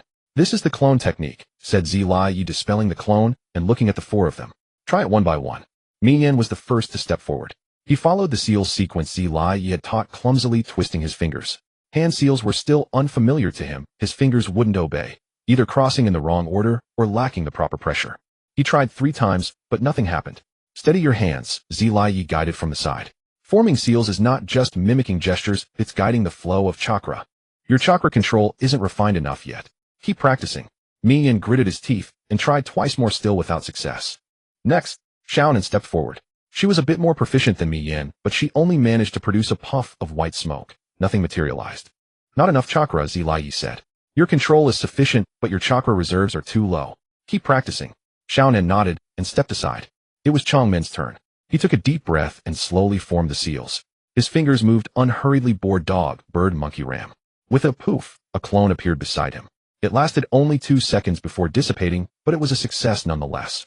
Yi's eyes narrowed slightly. Not bad, he said. Your chakra reserves are sufficient to sustain this technique. With more practice you can improve the clone's stability and duration. Chongmen looked down at his own hands, hardly believing it. Finally, it was Qianxia's turn. She walked up to the scroll and carefully studied the hand sign diagrams. She had known the sequence of seals long ago, having seen it countless times while watching the anime in her past life.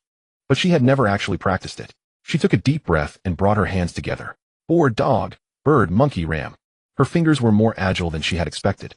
Perhaps because she had been folding paper recently, the fine motor skills of her fingers had improved considerably. With a poof, a clone appeared beside her. It stood on her right, mimicking her posture, slightly blurry, but nonetheless a success. The clone lasted about 3 seconds before vanishing with a pfft. Qianxia was stunned for a moment, then a small surge of accomplishment washed over her. She had succeeded on her first try. Yi looked at her and nodded. Good. Your control and chakra reserves are both adequate. You've already mastered the clone technique. Your next task is to make it more stable. Qianxia nodded. Miyan watched her from the side, his expression complicated. There was envy, unwillingness, and a stubborn determination that said, I will succeed next time. By the second week, Qianxia found herself hitting a plateau. She could now use the clone technique stably, and Yi had also taught her the transformation technique and the substitution technique. She had mastered all 3 basic techniques. Her physical techniques had also improved markedly, and at least when sparring with me, and she was no longer completely dominated. Yet she felt something was still missing.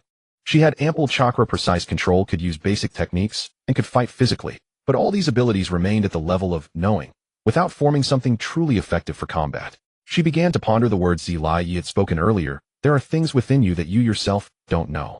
What were they? Qianxia observed Yi during training.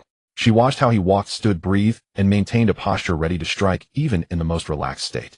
She observed how he taught Miyan, not interrupting his momentum, only giving key pointers at crucial moments, letting him learn through trial and error. She observed how he taught Chongmen, patient, extremely patient, correcting him over and over, never raising his voice, never showing a hint of irritation. She observed how he taught Xiaonan, setting a clear goal and letting her accomplish it on her own. Qianxia realized that Yi's teaching style varied with each individual. And for her, she hadn't figured it out yet. Jiraiya crouched on a rock, pipe in hand, took a puff and slowly exhaled a cloud of smoke. The smoke rose in the twilight, scattered by the wind. You've practiced chakra control for a month and mastered the 3 basic techniques, he said. But there's one thing I've never asked you. Chinatsu waited for him to continue. Do you know your chakra nature? In the world of Naruto, every person's chakra has different natures. Fire, wind, lightning, earth, water, yin and yang. A ninja can unleash greater power by training in jutsu that match their chakra nature. She knew this, of course, but since Jiraiya had never brought it up, she never asked. I don't know, she said. Jiraiya jumped down from the rock, walked over to her, and pulled a white piece of paper from his pocket. This is chakra induction paper, he said, handing it to Chinatsu. Channel your chakra into it, and see what happens. Chinatsu took the paper and examined it closely. She took a deep breath and slowly infused it with her chakra. The paper suddenly split in her hand. It split cleanly in half, the cut as smooth as if sliced by a blade. Jiraiya's eyes narrowed slightly, then he slowly nodded. Wind. Chinatsu stared at the split paper in her hand, a strange ripple stirring in her heart. Wind release. Her chakra nature was wind. Wind release was Naruto's primary nature, and one of the most suited for offense among all natures. Wind release jutsu were renowned for their sharpness and cutting power, capable of slicing through almost anything. Jiraiya looked at the split paper in her hand and nodded. Wind release. Just as I thought. Chinatsu looked up. You guessed it. Jiraiya said. Your chakra has always felt sharp to me. It's subtle normally, but once unleashed it becomes fierce. Chinatsu looked down at the split paper in her hand, saying nothing. Jiraiya turned and walked toward a thicket deep in the valley. The thicket was about 10 meters wide, filled with wrist-thick branches and dead leaves stretching all the way to the base of the cliff. He stood before it, turned, looked at Chinatsu, and beckoned with his hand. Come here. I'll teach you your first wind release jutsu. Chinatsu hurried over and stood beside him. Wind release air current disturbance. Jiraiya slowly uttered the name of the jutsu. It's a basic wind release jutsu that converts chakra into wind expelled from the mouth to form a directed shockwave. It's not very powerful, but it's fast, suitable for interrupting an enemy's movements, or... He paused, cutting through things that aren't too hard. He formed hand seals, boar, ram, monkey, hare, ox, tiger. Then he took a deep breath and exhaled sharply toward the thicket ahead.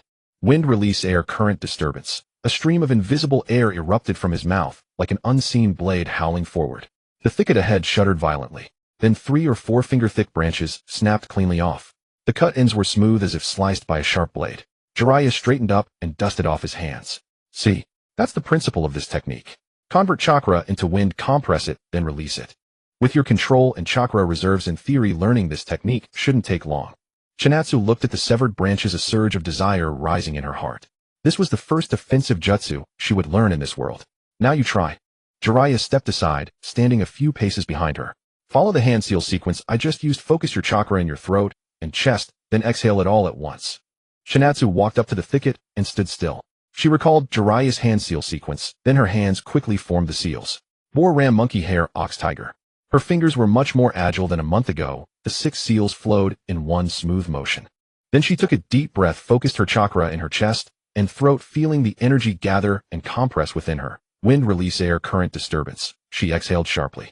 A stream of air burst from her mouth, but it was nothing like the sharp, cutting air Jiraiya had produced. What she expelled was more like a strong gust of wind.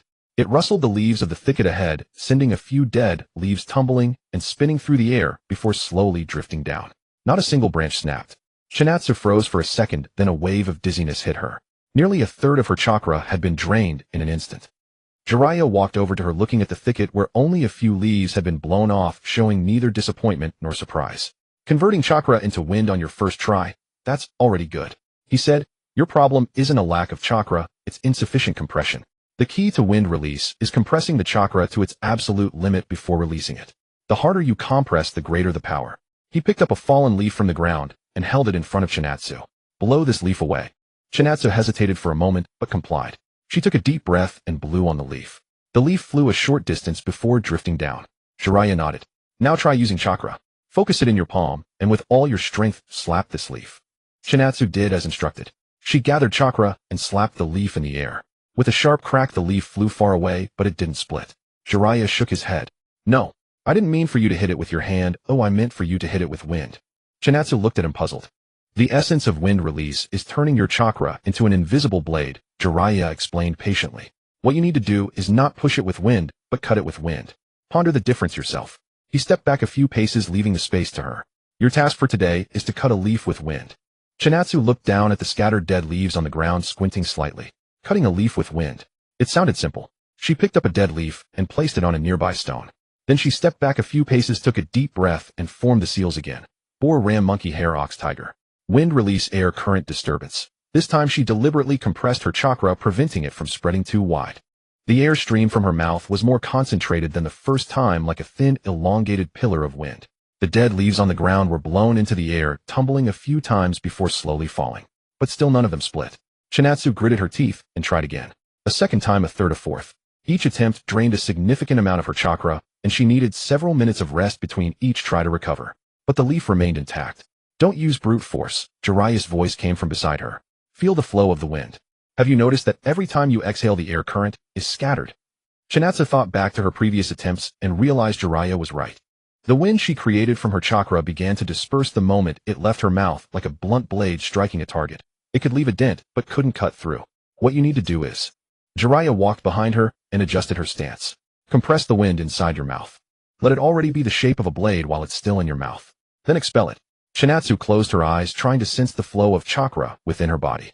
She gathered her chakra in her throat, compressing it further. She could feel the power gathering and swirling in her throat, like a spring compressed to its limit. She understood what Jiraiya meant by the shape of a blade. Opening her eyes, she fixed her gaze on the dead leaf on the stone. Boar, ram, monkey, hare, ox, tiger. Hand seals. Compression. Then exhale. Wind, release, air, current, disturbance. This time the air stream from her mouth was no longer a scattered gust. It was a thin, nearly invisible line. The line cut through the air, grazing the dead leaf on the stone, with a soft snap. The dead leaf split in half. The two halves fell from the stone, one on each side, landing on the ground. She stared at the two halves of the leaf on the ground, momentarily stunned. She had actually succeeded. But before she could feel happy, a powerful recoil force struck from in front of her. The force sent her stumbling backward, landing her squarely on the ground. Her arm was also numb, as if hit by something. Hiss! She shook her numb right hand, sitting on the ground stunned for a moment, then couldn't help but laugh. Jiraiya stood nearby, looking at the two halves of the leaf on the ground, then at Chinatsu, sitting on the ground, rubbing her wrist, a faint expression of "not bad" on his face. Cutting a leaf on your first try? Not bad, he said. A bit better than I was at your age. Chinatsu got up from the ground and dusted off the dirt on her pants. Jiraiya walked over to the thicket and pointed at a finger-thick branch. Next, target this. Chinatsu nodded. That night, lying on her straw bed, Chinatsu's mind was still replaying the sensation from that day. Compression. Release. Cut. That feeling was incredible. It was as if she had found something long dormant within her body, something that was truly her own. Was this what Jiraiya meant by things about yourself that you don't even know? As she was pondering, a light screen suddenly appeared in her mind. Ding. Detected host has mastered basic wind release jutsu. Wind release proficiency system activated. Current wind release air current disturbance proficiency LV1 12100. Next stage LV2 unlocks chakra wind blade basic form, enhancing wind blade condensation speed and directional control. Chinatsu stared at the line of text for several seconds. Wind release proficiency system. Chakra wind blade basic form. So this technique could be upgraded. Wind release air current disturbance was just a basic technique. What she wanted were techniques that could be used in real combat, techniques that could protect herself and her companions in critical moments. Jiraiya had taught her the way in. The rest of the path was for her to walk alone. When Xianxia woke up, Xiao Nan was no longer on the straw mat. She sat up, rubbed her eyes, and saw Xiao Nan sitting alone on the stone at the cave entrance, holding a piece of paper in her hand, focused on something. The morning light slanted in from the cave mouth, falling on Xiao Nan's profile, tinting her short blue hair with a pale gold hue. Her fingers pinched the edge of the paper, and with a gentle force the paper turned slowly in her hands. Xianxia walked over and crouched beside her. Xiao Nan, what are you doing? Xiao Nan did not turn around, her gaze still fixed on the paper in her hands. I'm trying. What Jiraiya-sensei said yesterday. Moi. Treat chakra as your hand, Xiao Nan said. He said the essence of ninjutsu is to make chakra a part of your body. The paper trembled slightly in Xiao Nan's hands, its edges beginning to curl upward. I want to make the paper fly, Xiao Nan said. She closed her eyes, her chest rose and fell once, then she infused chakra into the paper again. Chakra flowed from her fingertips, seeping into the fibers of the paper. The paper in her hands began to glow. It rose from her palm. It hovered above her palm about an inch high, spinning gently. Then it turned twice in the air, the light dissipated, and with a soft pop it fell back into Xiao Nan's palm. Xiao Nan opened her eyes, looked at the paper in her hand, and a small smile curved at the corner of her mouth. I succeeded. Even if it was only for a few seconds. Do it again. Xianxia said, I'll watch for you. Xiao Nan nodded, closed her eyes again, and infused chakra into the paper. This time the paper rose higher, spinning above her palm for 5 seconds before slowly descending. Improvement again, Xianxia said with a smile. Xiao Nan opened her eyes, looking at the paper in her hand, and in her eyes shone a light Xianxia had never seen before. Xianxia, she suddenly spoke, do you think paper can become a weapon? Xiao Nan's paper release secret technique is one of the most unique ninjutsu in the ninja world. 600 billion explosive tags could turn an entire battlefield into a sea of fire. Wings made of paper could soar freely in the sky. Clones made of paper could deceive enemies. Paper in Xiao Nan's hands was never just paper. I think it can. Xianxia said, her tone more resolute than Xiao Nan had expected. As long as you can infuse chakra into it, paper can become anything. Xiaonan looked at her, a glimmer flashing in her violet eyes. Anything. Anything, Xianxia repeated. Xiaonan lowered her head, gazing at the paper in her hand, and was silent for a moment. Then she stood up, walked into the light at the cave entrance, held the paper up to her eyes, and examined it carefully against the sunlight. The morning light penetrated the paper, illuminating every fiber with perfect clarity. Those fine filaments took on a translucent quality under the light. This was truly the moment Xiaonan began to awaken. After the morning training started, Jiraiya, as usual, had the four of them do a set of warm-up exercises. 3 laps of water walking, 10 tree climbs, 50 sets of basic taijutsu. These training routines had become daily practice, and the physical fitness of the four had noticeably improved over the past 2 months. Miyan's arms had grown thicker, Changmen's movements were no longer stiff, Xiaonan's balance had improved, and Xianxia's reaction speed was much faster than before. After the warm-up, Jiraiya gathered them together. Today I'm going to teach you a real ninjutsu. Miyan's eyes lit up. What ninjutsu? The great fireball technique, said Jiraiya. A fire-release ninjutsu C rank, the most basic offensive jutsu in the fire-release system. It's not high-ranked, but it's very practical. If you master it, its power is no less than a B-rank technique. The signature technique of the Uchiha clan. Jiraiya's choice to teach this showed that he was truly planning to train them from a practical combat perspective. Watch closely. Jiraiya stood on an open space and formed hand seals. Snake, ram, monkey, boar, horse, tiger. His fingers moved so fast they were almost invisible. Then his chest swelled as chakra condensed within his body. Fire release, great fireball technique. A massive sphere of fire burst from his mouth, roaring forward. The fireball tumbled through the air, its scorching heat wave rushing toward them, distorting the surrounding air. The fireball slammed into the rock wall 10 meters away, exploding with a thunderous boom. Sparks flew everywhere, leaving a patch of scorched black on the rock face. The four of them were completely stunned. Although in the anime, fire release techniques never killed anyone, seeing it in reality was still quite a spectacle. You try, Jiraiya said, stepping aside. One by one, Mi Yin charged forward first. He clumsily mimicked the seal sequence Jiraiya had taught, his fingers fumbling. Snake, ram, monkey, boar, horse, tiger. His fingers were much more agile than 2 months ago, but it still took him nearly 5 seconds to complete the 6 seals. Then he took a deep breath and exhaled forcefully. Nothing happened. Only a faint puff of air came from his mouth, stirring a fallen leaf on the ground before him. Huh. Mi Yin stood frozen, looking down at his hands, then up at Jiraiya. Why, oi? Jiraiya took a puff from his pipe and said slowly, your chakra nature is not fire. Forcibly using ninjutsu of another nature is inefficient and the power is greatly diminished. Then what is my nature? Wait until your chakra reserves are larger, then I'll test you. Jiraiya said, for now practice the basics. Don't aim too high. Mi Yin gritted his teeth and stepped back. Changmen stepped forward. He was much calmer than Mi Yin. Although his seal formation was not fast, each seal was executed perfectly. Snake, ram, monkey, boar, horse, tiger. Then he expelled. A small flame flew from his mouth about the size of a fist, hovering in the air for less than 2 seconds before extinguishing. Your chakra is sufficient, but your control is lacking. Fire release requires compressing chakra to the extreme before releasing it. Your chakra is too scattered. Keep practicing. Changmen nodded, stepped back, and looked down at his hands. It was Xiaonan's turn. Her fingers were very agile. The fine motor skills honed from paper folding were evident in the seals. She completed the 6 seals in one fluid motion. A small flame burst from her mouth, even smaller than Changmen's, about the size of an egg, flickering in the air before vanishing. Not enough chakra. Your control is excellent, but your chakra is too scarce. Keep practicing. Xiaonan nodded, her expression calm. Finally, it was Qianxia's turn. She walked to the center of the open space and stood still. Snake, ram, monkey, boar, horse, tiger. Her seal speed was even faster than Xiaonan's, completing the 6 seals in 2 seconds. Then she concentrated chakra in her chest and throat, compressing it. Fire release, great fireball technique. A fireball burst from her mouth about the size of a basketball, tumbling forward through the air. It struck the rock wall, exploding with a pop, leaving a palm-sized scorch mark. Though it lacked the overwhelming power of Jiraiya's, it had indeed been successfully performed. Jiraiya looked at her, raising an eyebrow. Isn't your chakra nature wind? Qianxia was taken aback. It is. Then how did you do that? How would I know? I just did what you said, compressed the chakra and released it. Qianxia said, I don't know why it worked either. Jiraiya looked at her, silent for a moment. Your chakra control is very good. But the great fireball technique is not your primary nature jutsu. To achieve this level shows that your control is indeed impressive. Qianxia knew in her heart that her success was not due to superb control, but because her chakra reserves were massive enough. The bloodline of the Uzumaki clan was incredibly useful. Even if the compression efficiency was low, sheer quantity could still produce a barely passable fireball. During the midday break, the four sat in the shade of a tree, eating dry rations. Mi Yin grumbled while chewing on a soldier pill. Why can all of you spit out fire, but I can't? It's not fair. You can't because your nature is wrong. Chongmin said, rarely speaking up, his voice still soft. Jiraiya-sensei said, using ninjutsu of a different nature is very inefficient. Then what is my nature? Mian scratched his head. It can't be nothing, right? Qianxia took a sip of water.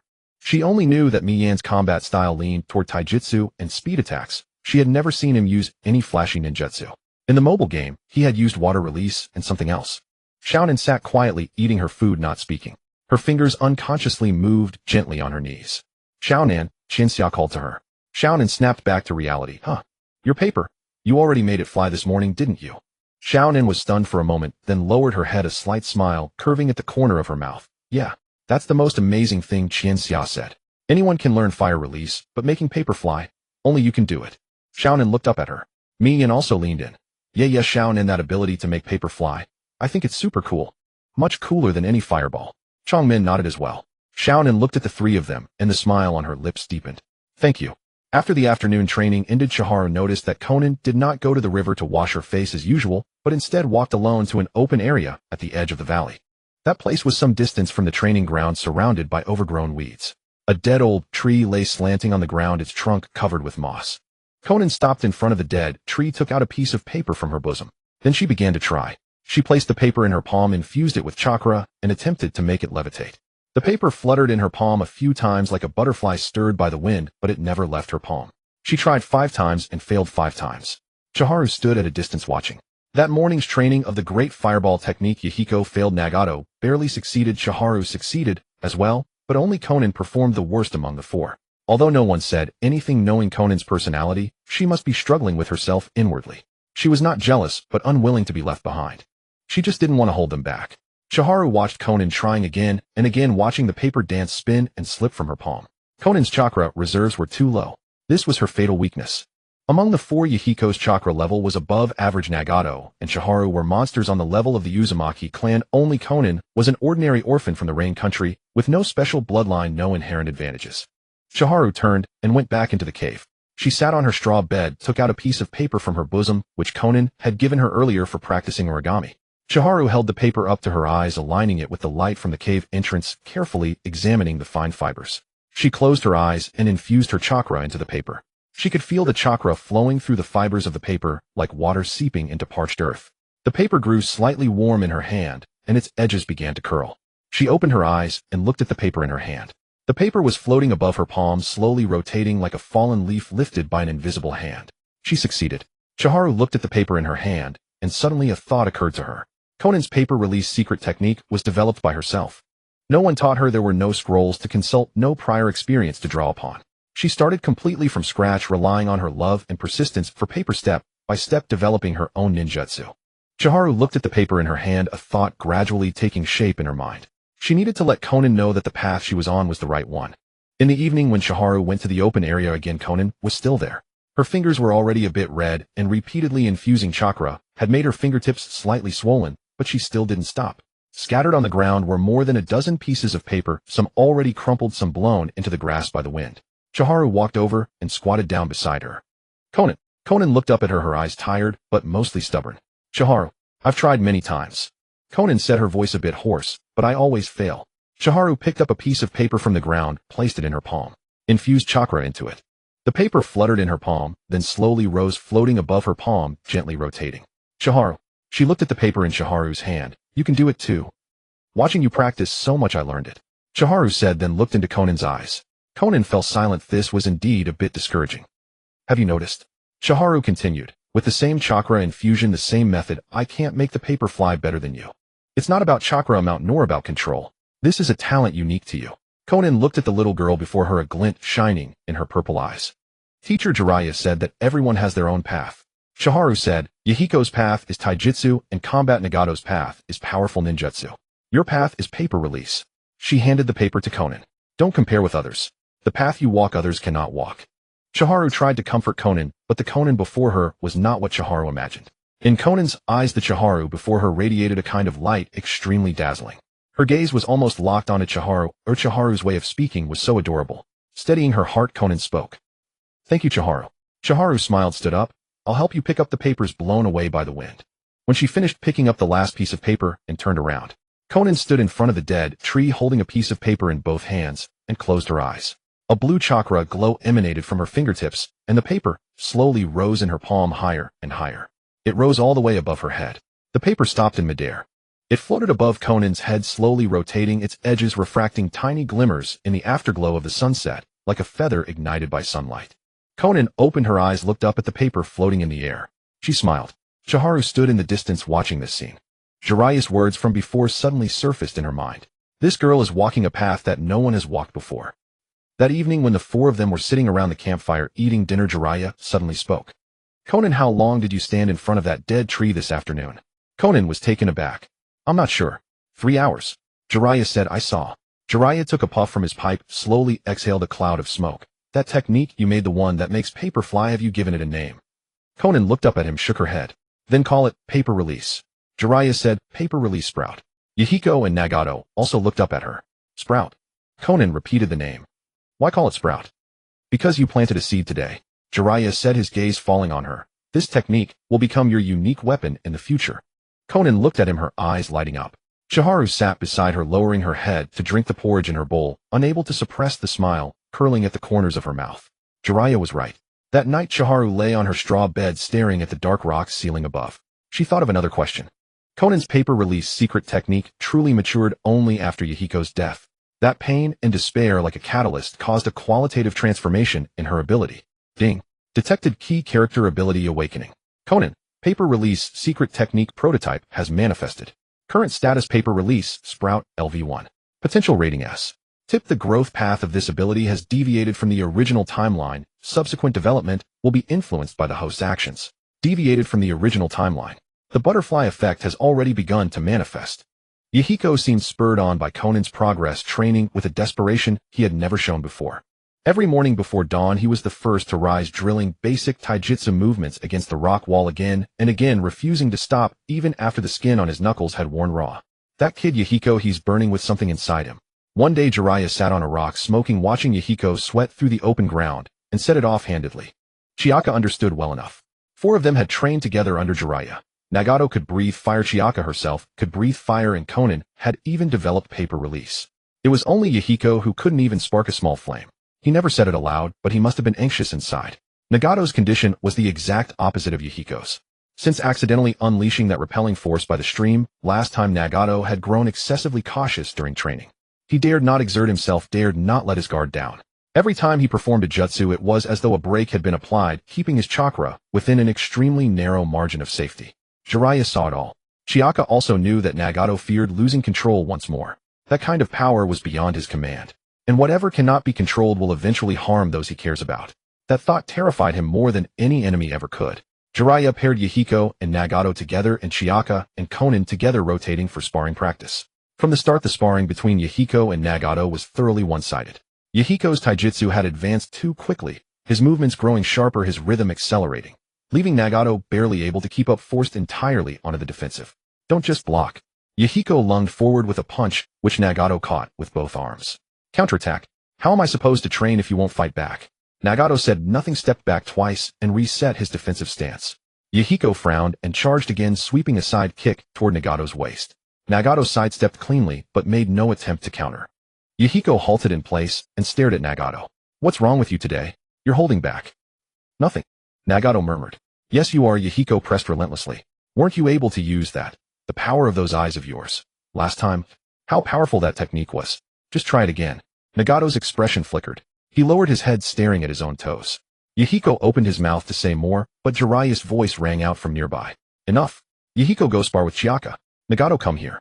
Nagato looked up and saw Jiraiya standing a few paces away, pipe in hand, gesturing for him to approach. He hesitated, then walked over. Jiraiya led him to a pile of broken stones at the valley's edge. A landslide from a few days prior, scattering boulders of all sizes across the ground, the smallest fist size, the tallest nearly reaching a person's waist. Jiraiya stopped before a stone as large as a grinding mill and turned to face Nagato. Do you know what the essence of ninjutsu is, eh? Nagato blinked, caught off guard by the sudden question. After a moment's thought, he replied. Transforming chakra into different forms and natures for attack or defense. That's the definition of a technique. I asked about its essence. Nagato fell silent. Jiraiya drew from his pipe and exhaled slowly. The essence of ninjutsu is making your thoughts reality. If your mind envisions fire, your chakra becomes fire. If your mind envisions wind, your chakra becomes wind. Hand signs merely help your body reach that state more efficiently. He looked at Nagato with calm eyes. That's why what you unleashed by the stream last time wasn't an accident. It was your intention, your desire to protect Yahiko, to hold him back, made real. But that's something I can't control, Nagato said, his voice barely above a whisper. Then learn to control it. How do I learn? Jiraiya regarded him in silence for a few seconds, then tucked his pipe away. Do you see that stone over there? He pointed to a fist-sized rock several meters away. Stare at it. Use only your eyes. Nagato followed his finger. It was a gray stone, its surface rough and edges sharp, resting quietly at the edge of the rubble pile. Look at it, and will it to come to your hand, Jiraiya instructed. Don't use your body to pick it up. Use your eyes. But just try, Jiraiya said evenly. Even if it fails, it doesn't matter. Nagato hesitated for a long time. He looked at the stone, then at Jiraiya, and finally returned his gaze to the stone. He stared at it. Nothing happened. The stone lay motionless where it had always been. Nagato bit his lip and tried again. He widened his eyes, focusing intently on the stone, straining to imagine it flying toward him. Still nothing. He drooped his head, shoulders sagging slightly. I can't. Don't rush, Jiraiya's voice came from beside him. Your eyes respond to your emotions, not your commands. You're too tense. Nagato looked up at him. Relax, Jiraiya said. Breathe deeply. Let your body sink. Don't think, I must make this happen. Think, I want it to come to me. Nagato glanced at him, then closed his eyes, and drew a slow, deep breath. He let his breathing ease, let his heartbeat slow. Then he opened his eyes and looked at the stone. I want it to come to me. He said it silently in his heart. The stone shifted. A very slight movement, rolling half a circle on the ground. But it had moved. Nagato's heartbeat surged. He fixed his gaze on the stone and instinctively reached out. Shanra Tenin. The stone bounced upward from the ground, tracing a brief arc before settling firmly into his palm. Before he could even process it, the stone was already lying in his hand. A cold sensation rose from his palm. The stone's surface was rough, its edges pressing against his fingers. Nagato looked down at the stone in his hand. He had done it. Nagato snapped his head up and looked at the white-haired man standing a few steps away. In that instant, a flood of thoughts crashed through his mind. How would Master Jiraiya see him now? Would he also find those eyes frightening? Would he look at Nagato with the same fear and disgust as everyone else before? Would he regret taking him on as a student? Master Jiraiya. He couldn't meet Jiraiya's gaze. Jiraiya squatted down. He crouched in front of Nagato, bringing himself to eye level with him. What do you think you saw in me? Jiraiya asked. I saw a kid who can move stones with his will alone, Jiraiya replied. Pretty impressive. Nagato was stunned. These eyes of yours are extraordinary. Extraordinary doesn't mean terrible, Jiraiya said. Nagato looked at him, and his eyes suddenly stung. If you want to learn to control them, Jiraiya went on, then I will teach you how. Nagato opened his mouth. After a long while, a voice emerged, hoarse and faint. Aren't you afraid? Jiraiya looked at him, silent for 2 seconds. Afraid of what? These eyes, Nagato said, his voice trembling. Everyone fears them. Jiraiya simply reached out and gave Nagato's head a light pat. Eyes are just eyes, he said. What makes them terrifying is the person who uses them for evil, not the eyes themselves. Nagato kept his head bowed, staring at the dropped stone on the ground for a long time. That afternoon, after training concluded, Chiyaka found Nagato sitting alone on a stone by the stream. She walked over and sat beside him. Nagato kept his head down, turning a fist-sized stone over and over in his hands. I heard you pulled a stone toward you with your eyes today, Chiyaka said. Nagato's hand paused, then he nodded. That's impressive, Chiyaka said. Nagato didn't respond. After a stretch of silence, he suddenly spoke. Master Jiraiya said, he can teach me how to control these eyes. Isn't that a good thing? Why isn't he afraid? Nagato asked quietly. The people I've encountered before, they all reacted to my eyes the same way. That kind of... He paused. That looked like they were staring at something filthy. Master Jiraiya isn't like those people, Chiyaka said. He's one of the legendary Sannin. He's seen far more unusual things than you can imagine, like talking toads, for instance. Nagato paused, then the corner of his mouth curved slightly. You're right. Chiyaka stood and brushed the dust from her pants. She took a few steps away, then turned back to look at Nagato. Master Jiraiya was right. Eyes are just eyes. What matters most is what you choose to do with them. Nagato looked up at her. The setting sun cast golden light across Chiyaka's red hair, as striking as the day she had first arrived. Nagato lowered his gaze to the stone in his hands, lifting it toward the sunlight to study it carefully. The light passed through the edges, painting the sharp angles in warm yellow gold. Not everyone feared these eyes. Perhaps these eyes truly didn't have to bring only pain. Jiraiya began venturing out frequently. At first it was only for half a day, out in the morning, back by noon. Then it became entire days, leaving before dawn and returning only after dark. Later still, there were times when he was gone for 2 or 3 days at a stretch. He never said where he was going, and no one asked. But Chiharu saw it on the system panel. Second Shinobi War Update, Konoha vs. IWA Active Combat, Konoha vs. Soon a border standoff Kumo movements taking advantage pressuring the northern border of the land of fire. Chiharu's brows furrowed. She calculated the timeline. The Second Shinobi War should not have been raging for many years had it already. Sometimes at night the wind would carry certain sounds from afar. Very faint, very muffled as though something had detonated at a staggering distance. When Chiharu first heard them, she had mistaken them for thunder. Yet there were no clouds in the sky. She lay in bed staring at the pitch-black rock walls listening to those intermittent, dull booms. Artillery fire. Explosions. War. That evening Jiraiya returned. He was much later than usual. The sun had completely set, and only a dim twilight remained in the valley. The four sat around the campfire waiting for him. Jiraiya took a seat, accepted the bowl Konan passed to him, and took a sip of porridge. "Sensei, how are things outside?" Yahiko could not help but ask. Jiraiya glanced at him, but did not answer immediately. "Not peaceful," he said. "For the time being none of you should leave the valley." "What has happened?" Nagato asked. "War," Jiraiya replied. "It has begun. Iwa and Konoha are at war." Jiraiya continued. "Konoha has won, but the cost has been considerable. Iwa's main forces have had their supply lines cut, and are retreating toward the rain country." Yahiko did not fully grasp this. "Then, are we safe here?" "For now," Jiraiya said. "The rain country is a buffer zone. Large troop formations will not pass through here. But retreating units, stragglers, displaced civilians. Things will be chaotic." He looked at the four of them, his gaze lingering briefly on each of their faces. "So do not go out recently. Wait until the situation stabilizes." All four nodded. The plot was advancing. Ding. War alert update. Iwa retreating forces moving toward northwest rain country. Estimated distance from current position approximately 120 kilometers. Current threat level low. Recommendation: maintain vigilance, avoid traveling outside 120 kilometers. Far away. But War of all things did not remain stationary. Over the following days Jiraiya ventured out even more frequently. He went out almost every day, sometimes returning in the early hours of the morning. His complexion grew progressively worse, dark circles forming beneath his eyes, as though he had not slept well for days. Chiharu had wanted to ask what was wrong, but after a moment's thought she understood. It must have been the pressure from Konoha's side, likely urging him to return. The war was drawing near. Though it had not yet reached them, that oppressive weight could already be felt.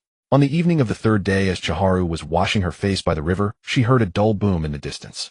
Chiharu raised her head and looked toward the direction of the sound. That was north of the valley above the rock face. Another dull boom. Clearer this time. Chiharu stood up and hurried back to the cave, summoning Yahiko and Nagato, who were practicing taijutsu. "What is it?" Yahiko asked. "Listen." The three fell silent, tilting their ears. A low rumbling roar drifted from afar, intermittent and uneven. "What is that sound?" Konan asked. "Explosions," Chiharu said. "To the north." Yahiko's expression darkened. Nagato said nothing, but his hand had already clenched into a fist. "I'll go take a look," Yahiko said, turning to run up the hillside. "Wait." Chiharu called after him. Jiraiya-sensei said not to go out. "I'll just take a quick look," Yahiko said. "I won't go far." Chiharu hesitated for a moment, then nodded. "Let's go together." The four made their way up the hillside, pushing through the dense forest and climbing onto a protruding rock. The rock stood at the highest point of the valley, offering a view of great distance from its summit. Chiharu climbed up, straightened herself, and gazed northward. On the distant horizon a faint orange-red glow lingered. It resembled the afterglow of sunset, but brighter, more piercing, and constantly flickering. Each flicker was accompanied by a dull boom. "So far," Konan whispered. Chiharu nodded. "Probably 70 or 80 kilometers." "How do you know?" Yahiko asked. "By the sound," Chiharu replied. "It takes time for sound to travel." Yahiko did not press further. They stood there together, watching the distant, ever-flickering flames and listening to those intermittent booms. Nagato's hand was trembling. Chiharu turned her head to look at Nagato. His eyes were fixed on the distant flames, his pupils slightly constricted. His lips were pressed into a thin line, and his face was pale. "Nagato." Chiharu called his name. Nagato did not respond. "I," he began, his voice barely above a whisper. "I have seen this before." All three turned to look at him. "The day my parents died," Nagato said. "It was just like this. Distant flames, the sound of explosions, and then his parents had been killed by mistake by Konoha ninja, and it was also the moment his Rinnegan first awakened. It was his deepest scar." Konan walked over and took Nagato's hand. "It'll be all right," she said. "Jiraiya-sensei is here with us. We'll be fine." Nagato looked at her, his eyes growing slightly red. He nodded. Yahiko stood beside them, watching the distant flames, his expression complicated. One day he suddenly spoke, his voice not loud but clear. "I will put an end to this." Chiharu looked at him. "End the war?" she asked. "End all wars," Yahiko said. "So that everyone can live in peace without worrying about whether they will survive the next day, without fearing whether they will wake up after falling asleep." He gazed at the distant flames, some light flickering in his eyes. "I will make this world different." Yahiko stood before Chiharu, his eyes shining like stars. Chiharu took a deep breath. This time would be different. Perhaps she could change something. "Then let's do it together." she said. Yahiko turned his head to look at her. What? To change this world together, Chihara said. You cannot bear this burden alone. Yahiko paused for a moment, then broke into a grin. All right, he said. Then let's do it together. Konan smiled as well. She held Nagato's hand, and looked at Yahiko and Chihara. Count me in, she said. Nagato remained quiet, but the corner of his mouth curved upward slightly. From today onward, you will start working. The four of them exchanged perplexed glances. What kind of work? Mian asked. Reconnaissance. Zilai said with a smile. I don't have a sufficient grasp of the surrounding situation. The four of you working together will be more efficient than me alone. He pulled out a crumpled map from his bosom and spread it open on a rock. The map had several circles drawn with charcoal, marking some place names and routes. Your task is very simple. Start from here, follow the mountain path to the west, and reach the location of this river. His finger tapped on the map. Observe the situation on the opposite bank of the river. Check for any traces of ninja activity and signs of large-scale troop movements. Then come back and report to me. He lifted his head and looked at the four of them. Do not engage in combat, do not make contact. If you encounter anyone, hide. If you cannot hide, then run. Got it? Yes, got it. The four of them replied in unison. Zilai's gaze swept across each of their faces, finally settling on Qianxia. Qianxia, you will lead the team. Qianxia was stunned, pointing a finger at herself. Ah, me, you have the clearest mind. Zilai said, when you encounter a situation you can make decisions. Qianxia opened her mouth, but finally nodded. All right. When the four of them set out, the sky was just beginning to lighten. Qianxia walked at the very front, holding the simple map given by Zilai. The map was drawn very roughly, but the route markings were still quite clear. Follow the western mountain path, cross a mixed forest, climb over 2 small hills, and you would see that river. The round trip would take about half a day. Mian followed behind her, looking around in all directions. Chongmin walked in the middle and Xiaonan brought up the rear, quietly observing the surroundings. Zilai had trained them for 3 months, so their stamina was no longer an issue. After walking for about an hour, they entered that mixed forest. The forest was denser than imagined. The canopy blocked most of the light, making the woods somewhat dim. The ground was covered with fallen leaves and humus soft underfoot, with almost no sound of footsteps. Qianxia walked at the very front, her attention highly focused. As a transmigrator, she had a huge advantage, memories of her past life. But in this environment, that advantage was almost useless. Her only reliance was the system that occasionally popped up in her mind. But the system had been silent for several days after the last war warning. Ding! Qianxia's steps faltered for a moment. A light screen popped up at the edge of her vision, the pale golden text standing out strikingly in the dim forest. Fate warning: ambush detected approximately 300 meters ahead. Quantity: 3 people. Identity: Sha-in ninja. Suggestion: immediately change route, detour to the southeast. Qianxia's heartbeat suddenly quickened by 1 beat. She continued walking forward, quickly scanning the surrounding terrain. To the left front was a dense forest with no path. To the right front was a dry creek bed leading to the southeast. She stopped. Wait. The 3 of them all stopped and looked at her. What's wrong? Mian asked. Qianxia crouched down, pretending to tie her shoelaces, but actually using the posture to observe the terrain ahead. The road ahead was very ordinary, just a forest path with shrubs and weeds on both sides, showing no signs of abnormality. The system would not deceive her. 300 meters. 3 Sha-in ninja. If she didn't have the system, she would have led the 3 of them straight into the trap. I feel something is off. Qianxia stood up, patted the dirt off her hands. This road is too quiet. Mian looked left and right. What's wrong with it? Isn't it just an ordinary road? Can't really say. Qianxia said, her tone as casual as possible. Just feels a bit off. Let's take another route. Which one? Qianxia pointed at the dry creek bed to the right front. Let's detour from there. It's a bit farther but safer. Mian frowned, seemingly not understanding why they needed to detour. But he looked at Qianxia's expression, then at the path that indeed looked somewhat eerie, and finally nodded. All right, I'll follow your lead. The 4 of them walked along the dry creek bed toward the southeast. The creek bed was full of gravel and dead branches, making it much more strenuous than walking on flat ground. Mian muttered as he walked. If that road was fine, we'll have taken all this detour for nothing. Better a wasted trip than an accident. Qianxia said. Mian said nothing more. After walking for about 10 odd minutes, Qianxia heard a sound. It came from the direction of the road they had originally intended to take. Don't move.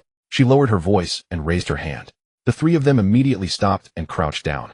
The 4 of them crouched at the edge of the creek bed, peering through the gaps in the bushes toward the direction of that road. Footsteps. More than one. 3 figures emerged from the other end of the road. They wore Sha-in ninja uniforms with Sha-in headbands tied around their foreheads. All 3 were armed, their ninja tool pouches on their backs bulging. The leading one held a kunai in his hand, his sharp gaze sweeping the surroundings. They walked to the spot where the 4 had stopped earlier and halted. The leading man crouched down, examined the footprints on the ground, then lifted his head to look at the road ahead. Someone has been here, he said, his voice low. Left not long ago. The other two immediately became alert, gripping their weapons. Qianxia held her breath. She could feel her heart pounding violently. The Cheyenne people were less than 100 meters away. If they hadn't detoured, they would have run into them right now. The three continued along the road, and soon disappeared into the depths of the forest. Only after the footsteps completely faded did Qianxia let out a long sigh of relief. See that, as she whispered. Mi Yan's face was pale, staring at the direction where the three had vanished, swallowing hard. I saw. Was it a wasted detour? Qianxia asked. Not wasted, Mi Yan said. Not wasted at all. Changmin lifted his head, looking at Qianxia with a trace of complexity in his eyes. Qianxia, how did you know? He asked. Qianxia was taken aback. What? How did you know that road was dangerous? Changmin said. We didn't see or hear anything just now. How did you know to detour? Intuition. She said. Didn't Master Zilai say it? Sometimes the body knows danger before the mind does. Changmin looked at her, as if trying to find a flaw in her expression. Qianxia did not flinch, just stared back at him with wide eyes. Changmin, looking at Qianxia's big eyes, blushed a little and turned his head away. Your intuition is quite accurate. Qianxia breathed a sigh of relief in her heart. The four of them resumed their journey, continuing toward their destination. This time Mi Yan no longer muttered. He walked behind Qianxia, occasionally glancing left and right. His vigilance noticeably increased. It took them about 2 hours to reach that river. The river was not wide, about a dozen meters, with a gentle current. The water was murky, carrying sediment, and dead branches washed down from upstream. The four of them found a concealed spot lying behind a small mound, observing the situation on the opposite bank. The opposite bank was a flat open area with rolling hills beyond. There were some footprints and cart tracks on the flat ground, seemingly left by troops passing through. Qianxia marked several locations on the map and recorded what she saw. After that, they returned by the same route without encountering any more danger. When they returned to the valley in the evening, Zilai was already back. He sat by the campfire watching the four of them enter. How did it go? He asked. Qianxia handed him the map. The western mountain path leads to a river. There are traces of troops crossing on the opposite bank left about 3 to 5 days ago. The direction is northwest, not coming toward us. Zilai took the map, looked at the positions Qianxia had marked, and nodded. Not bad. He put away the map and looked at Qianxia. Mi Yan said that when you led the team, you relied on intuition to avoid the Cheyenne ambush. Qianxia was startled and turned to look at Mi Yan. Mi Yan guiltily whistled. Just lucky, Qianxia said. Luck is also part of strength, Zilai said. Moreover, once is luck, twice is skill. Zilai couldn't help but think of the Xuanhua clan's Shinla Xinyan. Had Qianxia awakened the Shinla Xinyan? That night, Qianxia lay on her straw bed, gazing at the pitch-black rock ceiling above. On the system panel, a new line of text slowly appeared. Fate warning system proficiency increased. Cumulative usage 3 times. Current warning accuracy medium. Warning range expanded to 800 meters. Next upgrade condition, cumulative usage of 10 times. Upgrade reward warning accuracy increased to high. Unlock keyword filtering function. The system could actually improve. Quite interesting. Jiraiya had the four of them take turns carrying out small missions. One day he sent 2 people to observe the terrain on the eastern slope. The next day, he dispatched 3 to confirm the water source location by the southern stream. The tasks were not difficult, but each required them to assess the situation and make decisions on their own. Qianxia's intuition proved accurate again on 2 more occasions during these missions. Once while she was scouting a narrow path with Mayan, she suddenly stopped and said, "Turn back." Before Mayan could react, they heard voices ahead, 2 Yanin scouts resting by the roadside. Another time, when the 4 were moving together, Qianxia abruptly ordered everyone to hide in the bushes. Within a minute, a squad of Cheyenne patrol guards passed right in front of them. After these 2 incidents, the way Mayan looked at Qianxia changed completely. Your intuition is too accurate, he couldn't help saying on the way back. Do you have some special ability? No, Qianxia replied without flinching. Just luck. Once is luck, twice is luck, but 3 times. Still luck. Mayan counted on his fingers. How many times has this been? She couldn't be bothered to explain. The system was something she couldn't talk about, and even if she did, no one would believe her. So she attributed everything to the word intuition. Fortunately, Jiraiya didn't press the matter, he only occasionally looked at her with a thoughtful expression. Mayan leaned against a rock, holding a branch idly poking at the campfire. Zhangmin sat across from him, head lowered, lost in thought. Xiaonan leaned against a wooden post, a piece of paper in her hand, a faint blue glow at her fingertips. She was practicing chakra infusion. Qianxia sat by the fire, hugging her knees, watching the dancing flames. Jiraiya hadn't gone out today. He sat a few steps away, leaning against a larger rock, pipe in hand, taking slow puffs. The smoke rose slowly under the firelight, dissipating into the night sky. The silence stretched on for a long time. Then Mayan suddenly spoke. I want to change this country. His voice wasn't loud, but in the quiet night, every word was clear. Qianxia raised her head. Mayan stared at the fire, his gaze fixed on the flickering flames. Not with violence, he said, but by making it possible for everyone to live in peace. Zhang Min lifted his head looking at him. Xiaonan also set down the paper. Mayan threw the branch into the fire and patted the dust off his hands. During these days of reconnaissance I've seen so much. The fleeing civilians, the burned villages, the bodies left unburied by the roadside. He paused. I don't want to see these things anymore. The fire crackled, a few sparks flying up, flickering briefly before dying out. The Yahiko has been at war for as long as I can remember. The three great nations use our land as a battlefield, then leave us to fend for ourselves. He looked into the flames, a certain light glimmering in his eyes. But why? Why should we bear the burden of their wars? Why, just because we were born here, do we deserve to starve, be killed, or be used as cannon fodder? I want to change all of this, Mayan said. I want to make this country different. So that the people here no longer have to flee, no longer go hungry, no longer worry about whether they'll die tomorrow. He raised his head, his gaze sweeping over everyone present. I know it's difficult, but I will do it. Silence. Jiraiya took a puff of his pipe and slowly exhaled. This path will be very hard to walk. He said, who doesn't wish for peace? No one wants to live in misery forever except for those with ambition. Mayan turned to look at him. A difficult path is worth taking. Jiraiya looked at him silent for a long time. Then he took another puff of his pipe and slowly exhaled. The smoke rose in the firelight, dissipating into the night. Qinxiao watched Mayan, watching his eyes that shone with an astonishing brightness in the flames. Mayan's dream was peace, to change the Yahiko, to end war. He poured all his efforts into it, gathered like-minded companions, and founded the Akatsuki organization. Then he died. To realize one's ideals is the greatest courage. To die for them is foolish. To live on for them, even in hardship, that is the true warrior. In the end, he fell victim to Shanjia Hanzon's conspiracy, killed by a single kunai. His dream was never fulfilled. His death drove Zhang Min down a different path, using fear to bring peace, using pain to make others understand pain. That path ultimately led to endless hatred and destruction. She sat by the fire, watching Mayan's face illuminated by the flames, his eyes as bright as stars. She sighed in admiration. This was a man of ambition. This path was harder than he could ever imagine. A difficult path is worth taking. Mayan, that passionate soul, could not be judged by ordinary standards. Qinxiao lowered her head, watching the leaping flames in the fire. But I will not let things come to that. No matter the cost, no matter how much I have to change. I will not let that happen. On the makeshift bed beside her, Xiaonan was already asleep, breathing steadily and evenly. Mayan was a little farther away, occasionally turning over. Zhang Min was quiet. Qinxiao lay awake, unable to sleep. In her mind, the system panel floated silently. Fate node, not triggered. Current task, follow Jiraiya's training for 3 years. Task progress, 336 months. She still had time. But time waits for no one. Mayan's dream had already begun to sprout. The prototype of the Akatsuki organization might emerge in the near future. Then Shanjiao Hanzong Danzo Abito. Nagato seems to have something weighing on his mind lately. One evening as Konan was washing things by the river, she said softly to Chika, he often sits alone, lost in thought. Chika pondered for a moment. He's probably just deep in thought. About what? Who can say? Chika replied. But if he wants to talk about it, he will. Konan nodded. Perhaps puberty had arrived. No, he was barely 10. 2 days later, early that morning, Nagato went to find Jiraiya on his own initiative. What is it? Nagato stood before him, arms hanging at his sides, fists clenched. Master Jiraiya, he said, his voice quiet. I want to learn stronger jutsu. Jiraiya looked at him, took a pull from his pipe, and exhaled slowly before asking, why the sudden desire to learn more powerful jutsu? I want to protect them. Them. Yahiko, Konan, Chika.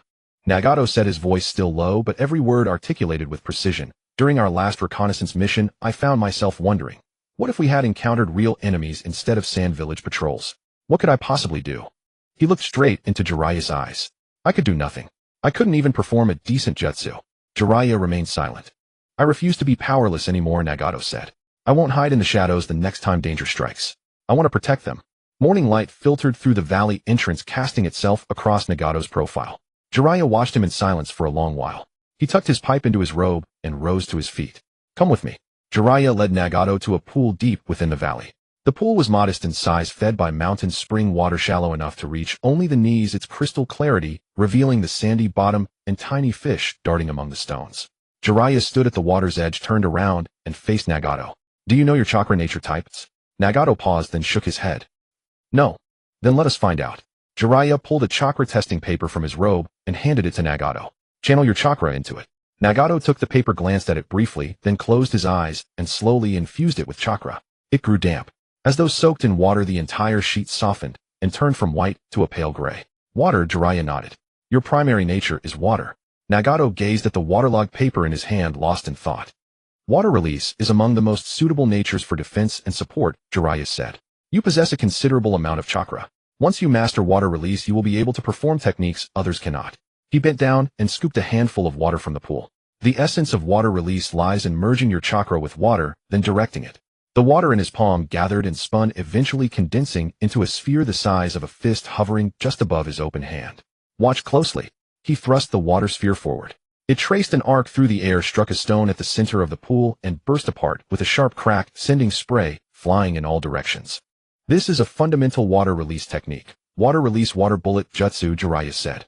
The first water-style ninjutsu you will learn. He picked up a fallen leaf from the pool's edge and placed it upon the water's surface. Your objective is to control this pool with your chakra and push that leaf to the opposite side. Nagato looked at the leaf drifting gently on the water, then glanced up at Jiraiya. No hand signs. Hand signs are required only for the water bullet jutsu. What I am teaching you now is the foundation, controlling water itself, not a specific technique. It is like how Konan infuses chakra into paper. You merge your chakra with the water, then command it. Nagato fell silent for a moment, then walked to the water's edge and knelt down. He extended his hand into the water. The water was cool, and he could feel it flowing between his fingers. He closed his eyes, drawing forth the chakra within him and guiding it along his arm toward his palm, where it seeped into the water. He could feel it. Vaguely, yes, but undeniably. His chakra becoming an extension of his fingers within the water. He opened his eyes and gazed at the water's surface. A faint ring of ripples appeared, spreading outward from where his hand rested. The leaf shivered slightly as the ripples reached it. It did not move forward. Nagato bit his lip and increased his chakra output. The water's surface grew more turbulent, the leaf rocking back and forth, yet it still refused to travel in the direction he willed. He remained crouched by the water for a long time. The leaf spun and drifted on the surface, restless, never obeying his commands. Do not rely on brute force. Jiraiya's voice came from beside him. Water is not your enemy. You need not conquer it. What you must do is become part of it. Nagato looked up at him. Your abundant chakra is both your advantage and your weakness, Jiraiya said. You are too accustomed to overwhelming things with sheer power. But with water, the harder you press, the less it obeys. Nagato was silent for a moment, then closed his eyes once more. He slowed his breathing, slowed his heartbeat, and slowed the flow of chakra within him. He let his chakra dissolve into the water, feeling its current, its temperature, its resistance. Then he gave a gentle push. A soft ripple spread across the surface. The leaf drifted steadily forward, carried along by the ripple. Nagato opened his eyes and stared at it. It actually moved. He raised his head and looked at Jiraiya. Jiraiya stood beside him, watching the leaf drift away, his expression unreadable, yet his eyes filled with quiet satisfaction. Not bad. To Nagato, those two words meant more than any praise he had ever received. That afternoon, Nagato remained by the pool the entire time. He practiced the most basic motion repeatedly, merging his chakra with the water and guiding the leaf. At first, he could only push it a short distance, but gradually he learned to steer it along whatever path he desired. That evening, as the four of them sat around the campfire, Nagato spoke first. I learned a water release technique today. The other three all looked up at him. Really? Yahiko was the first to react, his eyes widening. What jutsu? Water release water bullet jutsu, Nagato said, an unmistakable note of pride in his voice. Though I have not yet mastered it completely. Not bad, kid. Yahiko slapped Nagato on the shoulder. Now I'm the only one among us without an attack jutsu. What jutsu did Yahiko ultimately use in the original story? That night, Jiraiya sat alone on a rock at the valley entrance. Chika stepped out, intending to wash her hands at the river. She spotted Jiraiya sitting there alone and paused. After a moment's thought, she walked over. Still not asleep. Hearing her voice, Jiraiya did not turn around. He simply patted the rock beside him. Sit. After a silence, Jiraiya spoke, as though talking to himself. I suddenly remembered someone once telling me something. Chika looked at him. Jiraiya ninjutsu is certainly important, but the bonds between people are the most powerful force in this world. Jiraiya paused. I did not fully understand those words before, but now I do. He gazed into the distance, moonlight pooling in his eyes. The bond between you four children is stronger than any jutsu. Chika sat beside him in silence. The night wind carried a chill, stirring the stray strands of hair at her forehead. She looked at Jiraiya's profile, at those eyes that seemed so profoundly deep in the moonlight. She suddenly understood something. Why Jiraiya was willing to spend 3 years in this poverty-stricken, rundown place, teaching 4 children with no blood relation to him. Not for the Rinnegan. Not for the child of prophecy. Because he had seen something far more precious than power. Let's test the fruits of your training over this period. He stood in the center of the valley's clearing, holding a branch in his hand, as he drew a large circle on the ground. One-on-one, then a free-for-all. The rules are simple: knock your opponent out of the circle, or make them surrender, and you win. Yahiko leaped up. First, great. I've been waiting for this. Don't get too excited. Jiraiya cast a glance at him. Whoever loses will have no dinner tonight. Yahiko's smile froze on his face. First match, Yahiko versus Nagato. The two stepped into the circle and stood facing each other. Yahiko loosened his wrists and ankles brimming with eagerness, while Nagato stood quietly, hands hanging naturally at his sides. Begin. Yahiko charged the moment the words fell. His speed was impressive. For months of physical training had sharpened his explosive power.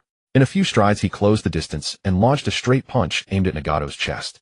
Nagato sidestepped and swung his right hand. A jet of water from the nearby bucket shot toward Yahiko's face. Caught off guard by Nagato's water release, Yahiko couldn't dodge in time and was drenched from head to toe. Water flooded his eyes and nose, and as he sputtered and coughed his footing became unsteady. Nagato wasted no time. He stepped forward and pushed a palm against Yahiko's shoulder. Yahiko stumbled back 2 steps, 1 foot landing on the edge of the circle. He steadied himself, shook the water from his head, and grinned. Nice one learning to ambush, huh? Nagato remained expressionless. A ninja doesn't ambush. A ninja fights head-on, right? Yahiko took a deep breath and charged again. This time he was less reckless. Before closing in on Nagato he feinted, leaning left as if to break through from that side, but his steps veered right. Nagato fell for it. He shifted left, exposing the gap on his right. Seizing the opportunity, Yahiko swept a kick at Nagato's ankle. Nagato was knocked to the ground. In the moment of impact, he grabbed Yahiko's ankle and yanked hard. Both of them crashed to the ground together. Konan, watching from outside the circle, covered her eyes. It was too painful to behold. The two rolled on the ground, neither willing to let go, and eventually rolled out of the circle together. Jiraiya looked at the tangled pair and said flatly, "Both of you are out. It's a draw. No dinner tonight." "What?" Yahiko let out an exaggerated cry. Second match, Konan vs. Shinsia. Yahiko and Nagato withdrew from the circle, while Konan and Shinsia stepped in. Konan stood opposite Shinsia, a piece of paper in her hand, her expression calm. Jiraiya's attitude toward Konan and Shinsia was utterly different. Facing Konan, a bright smile hung on his face, as if he had found money on the ground. His eyes gleamed, and without a word he simply looked at them and burst into hearty laughter. "Ha ha, Konan, Shinsia, you two are truly born to be women. I wonder who will end up with you in the future." Ahem, I digress. Shinsia. Yahiko and Nagato. Konan. Begin. Shinsia did not attack immediately. Konan's paper release had just awakened, limiting her direct combat capability, but she still had an advantage. Her control was decent. Konan struck first, infusing chakra into the paper in her hand. The sheet unfurled in the air, spinning as it flew toward Shinsia. Shinsia sidestepped. The paper curved behind her and came back. Shinsia had to dodge again. She was faster than Konan, but the paper controlled by Konan relentlessly pursued her. She took a big step back and quickly formed hand seals. Snake, ram, monkey, boar, horse, tiger. Wind, release, air, current, chaos. A thin blade of wind shot from her mouth, striking the paper precisely. The sheet was cut in half, lost its chakra support, and fluttered slowly to the ground. Konan stared at the severed paper on the ground, momentarily stunned. Shinsia seized the opening, dashed forward 2 steps, and then stopped. "You lose," she said. Konan looked down at the paper, then up at Shinsia, and a slight smile curled at the corner of her mouth. "Yeah, I surrender." Jiraiya stroked his chin. Shinsia wins. As Konan stepped down, Jiraiya couldn't help but grumble behind her. "Shinsia, what's wrong with you? Couldn't you go easy on Konan? Look how you've bullied her." Shinsia's retort was equally merciless. "Old man, what are you pretending for? If I wrote this match into a book and sent it back to Lady Tsunade in Konoha, what do you think she'd say?" Jiraiya fell silent instantly. Ahem, next match, free-for-all. Third match, 4-player brawl. The 4 stood at the 4 corners of the circle. Yahiko in the east, Nagato in the west, Konan in the south, Shinsia in the north. Jiraiya stood outside the circle and raised his hand. "Begin." The moment the words fell, all 4 moved at once. Yahiko charged straight at Nagato. Learning from his previous match, he didn't rush in a straight line, but approached in an arc, his steps nimble and unpredictable, denying Nagato a chance to use water release. Nagato saw through his intent. He didn't strike immediately, but retreated steadily, creating distance. On the other side, Konan and Shinsia didn't engage. Konan tossed a sheet of paper into the air. It scattered into a dozen shreds, flying toward Shinsia like a swarm of butterflies. Shinsia sidestepped, but the shreds looped in the air and gave chase. "Same trick again," Shinsia said. "A different version," Konan replied. Shinsia formed seals again and spat out a wind blade. But this time the shreds were too light and small. The blade passed through, slicing only 3 or 4, while the rest kept coming. Shinsia had to retreat, quickly devising a countermeasure. Just then something happened on Yahiko's side. He had closed in on Nagato and threw a punch. But Nagato didn't dodge, he took the punch head on. As he did, his other hand swung from behind, clutching a ball of water, and slapped it directly onto Yahiko's face. Again, Yahiko's face was drenched, and he stumbled. "Old tricks work best," Nagato said. While evading Konan's paper shreds, Shinsia noticed the situation on the field. Yahiko and Nagato were still locked in combat, while Konan controlled the shreds chasing her. The 4 fought independently without coordination. "That's enough." He tucked his pipe into his robe. Let's stop here for today. He turned and walked toward the cave. In the blink of an eye, Zilai had been teaching them for nearly a year. The days when they couldn't even stand steadily on the water surface felt like a distant memory. Mi Yin could stand steadily on the river surface. Chong Min had mastered the water release water bullet to the point of instant activation without hand seals, and Xiao Nan's paper release could simultaneously control over a dozen sheets of paper tracing various trajectories in the air. Qianxia's wind release had also improved considerably. She had learned the second wind release technique taught by Zilai. Wind release wine cutter, an art more concentrated and with greater cutting power than airflow chaos. While she could not yet sever tree trunks with a wave of her hand like a true wind release ninja, cutting through branches as thick as a wrist was no longer a problem. On the system panel, her wind release proficiency had reached LV3. Wind release airflow chaos LV3. Wind release wind cutter LV2.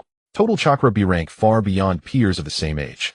Overall assessment mid-level genin by my standards. Mid-level genin. According to Zilai, their strength as a group of 4 was already sufficient to undertake the simplest C-rank missions independently. If they coordinated, they could even handle some B-rank missions. The rate of your progress is the fastest I've ever seen among brats. Zilai praised them one day after training, a rare compliment. Of course, compared to me in my prime, you're still far behind. You're just bragging, Sensei. Mi Yin rolled his eyes. You little rascal, are you asking for a beating? Qianxia sat on a nearby rock watching Mi Yin and Zilai bicker, a faint smile unconsciously curling at the corner of her lips. The changes over this year were far greater than she had imagined. Not just in strength, but more in the will to survive. In the early morning valley, the 4 of them were doing their morning training. Mi Yin was repeatedly practicing taijutsu combinations on the open ground, his fists cutting through the air with a dull, forceful thud. Chong Min crouched by the pond, his palm pressed against the water surface, controlling a sphere of water to rotate slowly. Xiao Nan stood in the shade of a tree, over a dozen paper shards fluttering around her like butterflies. Qianxia had a dazed feeling. If she ignored the distant sounds of cannon fire, this place was like a secluded paradise isolated from the world. Xiao Nan's paper release had already deviated from the original timeline. The system had prompted her once about it, and then never mentioned it again. The more things she changed, the more unpredictable the plot became. This was a disquieting truth, but it was also a truth that kindled hope.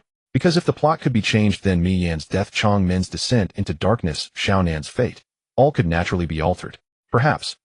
The threat of the retreating Yanin forces gradually faded, and the battles outside seemed to have shifted to other directions for the time being. The valley regained its former tranquility, and the frequency of Zilai's excursions decreased. Yet Mi Yin did not relax because of this. On the contrary, he was even more restless than during the war, pestering Zilai with all kinds of questions.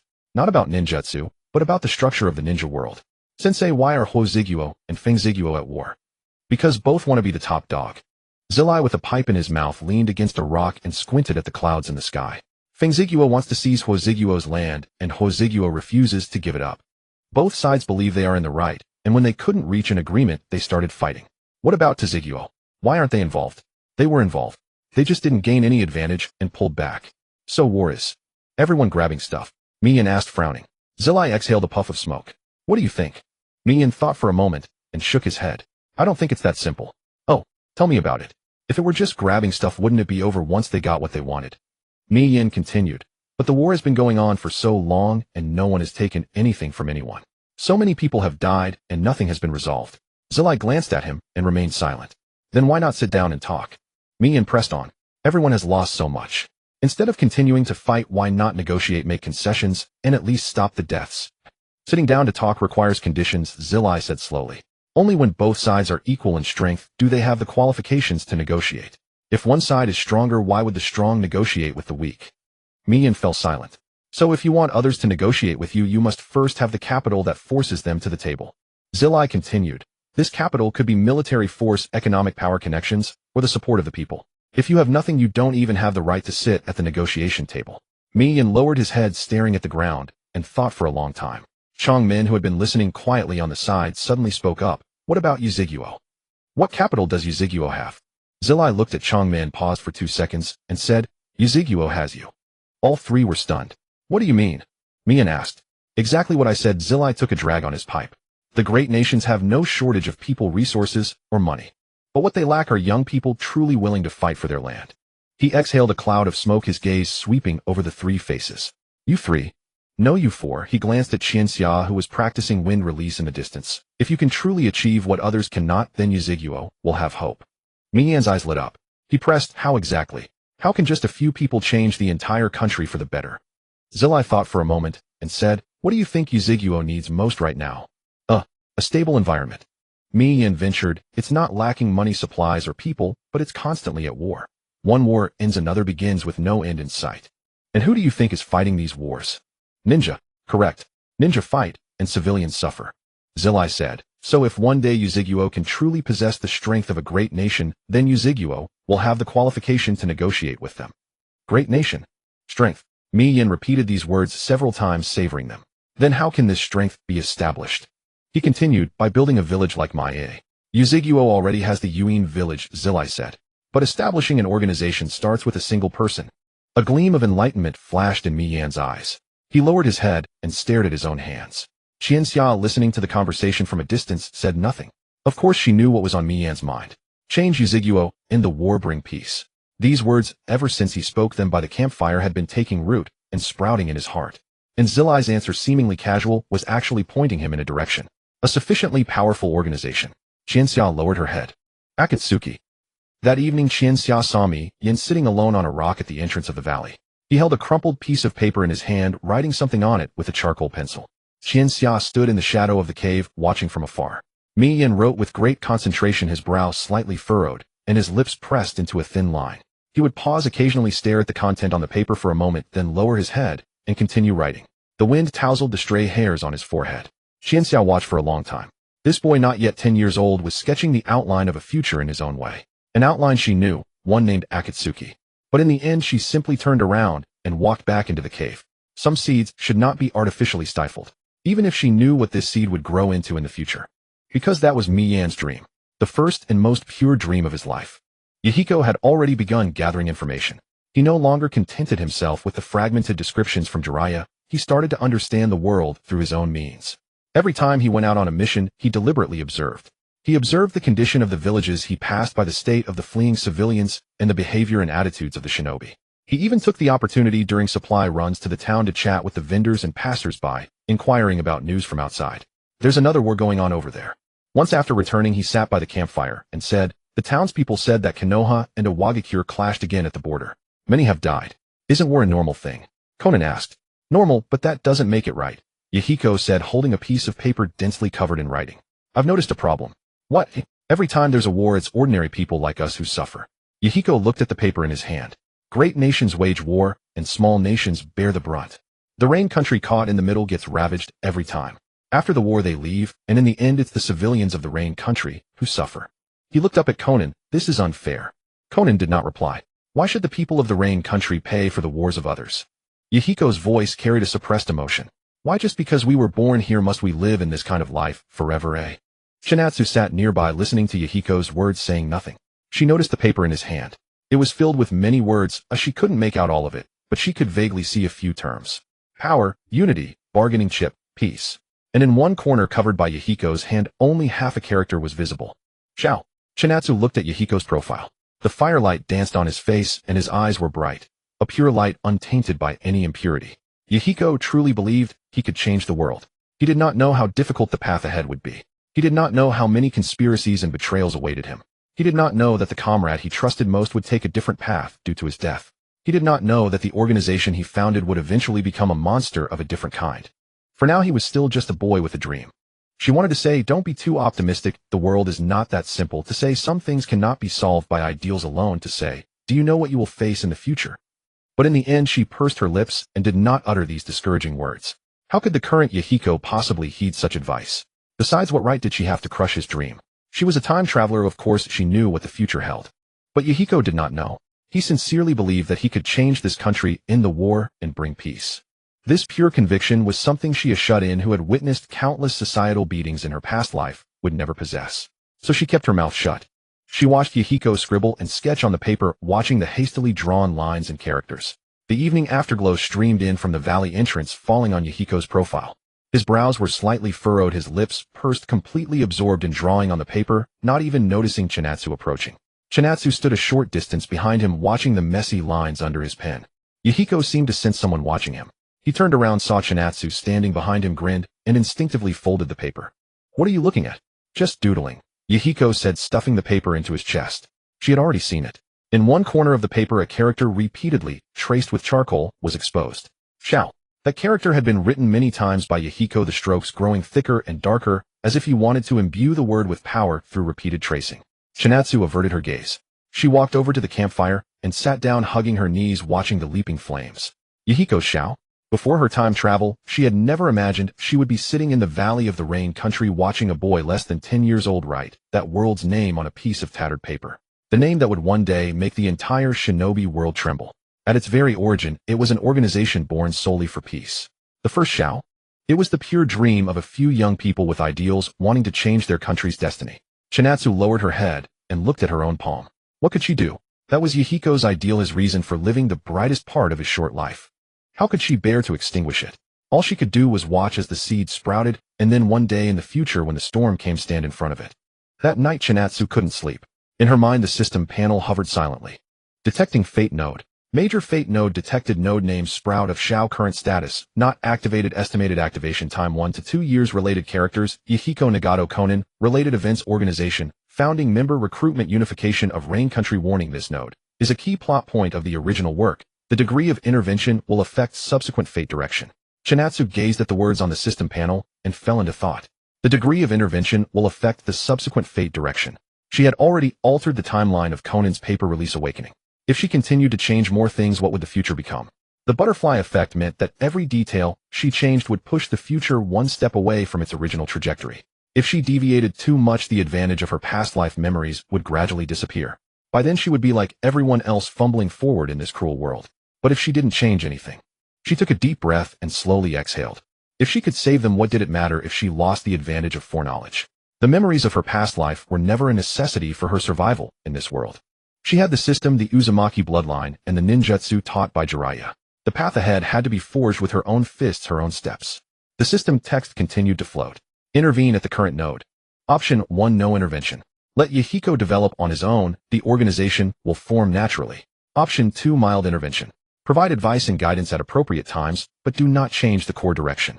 Option 3, deep intervention. Actively influence the organization's development direction and steer the plot toward a new trajectory. Chinatsu stared at the three options. No intervention, mild intervention, deep intervention. She thought it over. She decided to watch first. Watch how Yahiko's dream grows, how the seed of Xiao sprouts.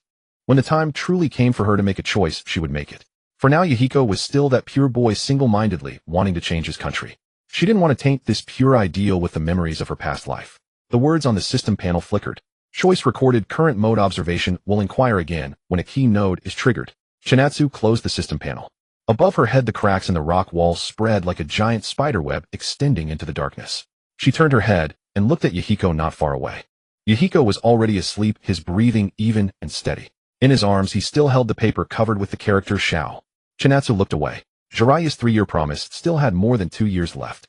After 2 years, Jiraiya would leave. By then the four of them would have to face this cruel world alone. And Yahiko's Xiao would probably transform from a dream into reality around that time. The next day after training, Yahiko sat alone on the rock at the valley entrance again. He held the paper, still scribbling on it. Chinatsu walked over and sat down beside him. Yahiko looked up at her, but did not put the paper away. Can you understand what I'm writing? He asked. Chinatsu glanced at the paper. There were some crooked symbols and lines she couldn't quite make out. No, that's right, Yahiko grinned. Because I haven't figured it out yet. He lowered his head and drew a circle on the paper with charcoal. I thought a lot last night, he said. Master Jiraiya is right. To make others sit down and talk with you, you first need to have leverage. The Rain Country has nothing, so the 3 great powers don't care about us at all. He blackened the circle on the paper. So, I want to establish an organization. Chinatsu said nothing. An organization not for fighting, Yahiko said, looking at the black circle on the paper. It's for making the Rain Country strong. Have you decided on a name? Chinatsu asked. Yahiko was taken aback. He lowered his head, looked at the circle on the paper, and was silent for a moment. Not yet, he said. Chinatsu glanced at the corner of the paper sticking out from his chest. On it the character Xiao had been traced many times. She knew the name was already set. But Yahiko wasn't ready to tell her yet. Take your time, she said, standing up and patting the dirt off her pants. We have plenty of time anyway. Yahiko looked up at her. Chinatsu, moi. Do you think I can do it? Chinatsu looked at him. For the first time a hint of uncertainty appeared on Yahiko's face. Those eyes that had shone like stars in the firelight now carried a cautious, tentative inquiry. Chinatsu looked at him for 2 seconds. Then she said, I don't know if you can do it. Yahiko's eyes dimmed slightly. But if you want to try, Chinatsu said, Konan Nagato, and I will stand behind you. Yahiko was stunned. He smiled. That pure, unreserved smile shone particularly brightly in the sunset. You said it. I said it. Chinatsu turned and walked toward the cave. After a few steps she paused. She did not look back. Yahiko. Moi. No matter what your dream is, she said, we'll be on your side. Yahiko did not reply. Chinatsu heard a soft from behind her. The valley wind blew, carrying the coolness of evening. In the distance the sun was slowly setting, dyeing the sky a warm orange-red. Chinatsu walked back into the cave. Behind her Yahiko sat on the rock, holding the paper, sitting for a long time. His gaze fell on the character, Shao, that had been traced over and over again. Then he picked up the charcoal and wrote it again beside it, stroke by stroke. After the training session ended, Qianxia remained alone deep within the valley. Yahiko was sparring with Nagato in the open ground while Konan sat at the cave entrance practicing chakra infusion. No one noticed her slipping away quietly. She followed the narrow path along the valley rim for about 10 minutes until she arrived at a secluded pile of scattered rocks. This was a spot she had discovered during her rare moments of solitude. Enclosed by rock walls on 3 sides, it had only a narrow passage for entry, while the sky above opened wide and sunlight streamed straight down. The silence around her was broken only by the wind. Qianxia sat down on a flat stone, closed her eyes, and began her daily chakra refinement. Chakra flowed slowly through her meridians. Following the method Jiraiya had taught her, she let the chakra circulate through her body for 3 full cycles before gathering it at her dantian. What Jiraiya taught was all basic: the 3 body techniques, chakra control, fundamental taijutsu, and 1 wind release jutsu. When the later chaos of the shinobi world broke out, relying solely on these would be far from enough. She needed something more powerful. Just as she completed the 3rd cycle of chakra circulation, a crisp notification sound suddenly echoed in her mind. Ding! It was here. Qianxia opened her eyes. The system panel unfolded before her vision, its pale golden text brighter than usual, and its hue deeper than before. Detected that the host possesses mid-level ninja base combat power. Conditions met: total chakra B rank, proficient mastery of at least 2 offensive jutsu, practical combat experience 3 times.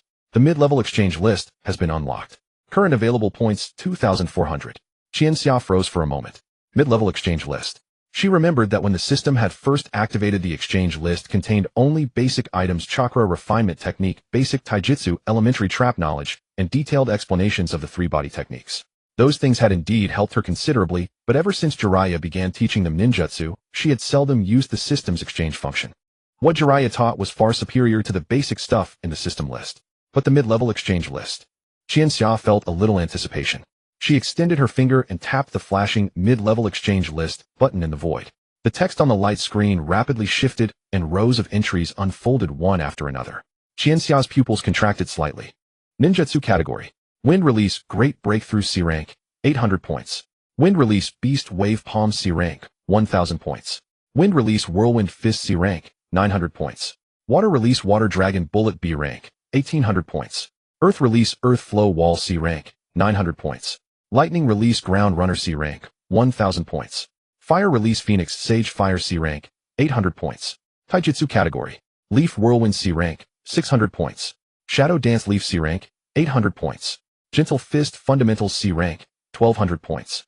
Monster Strength Fundamentals C rank, 1500 points. Secret Arts. Chakra Reception Technique Basic, 500 points. Sensing Technique Fundamentals, 600 points.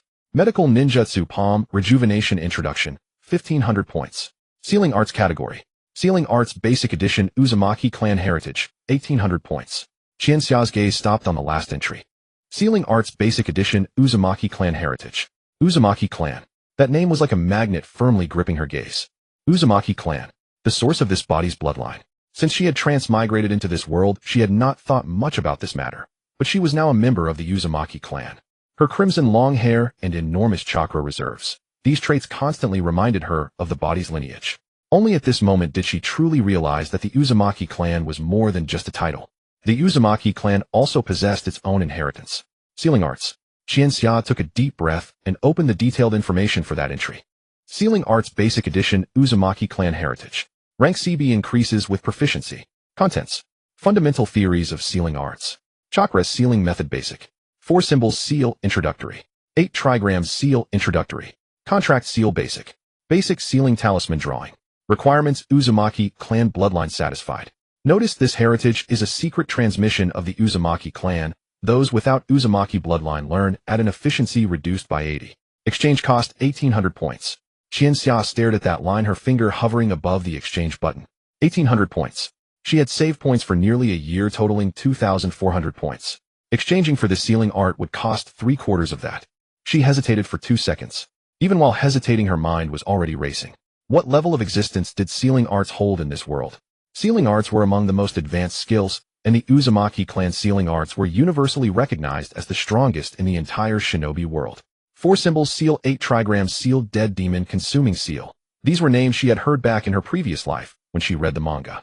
The reason the Uzumaki clan was annihilated was, on the one hand, because their sealing arts were so powerful that every major power wanted to obtain them. On the other hand, precisely because their sealing arts were so powerful, every major power feared they might be used against themselves.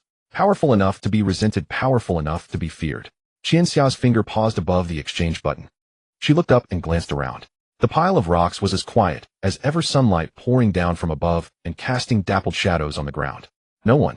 She lowered her head and looked at the entry once more. If she exchanged for this sealing art, she would possess an advantage that no one else had. Jiraiya would not teach sealing arts.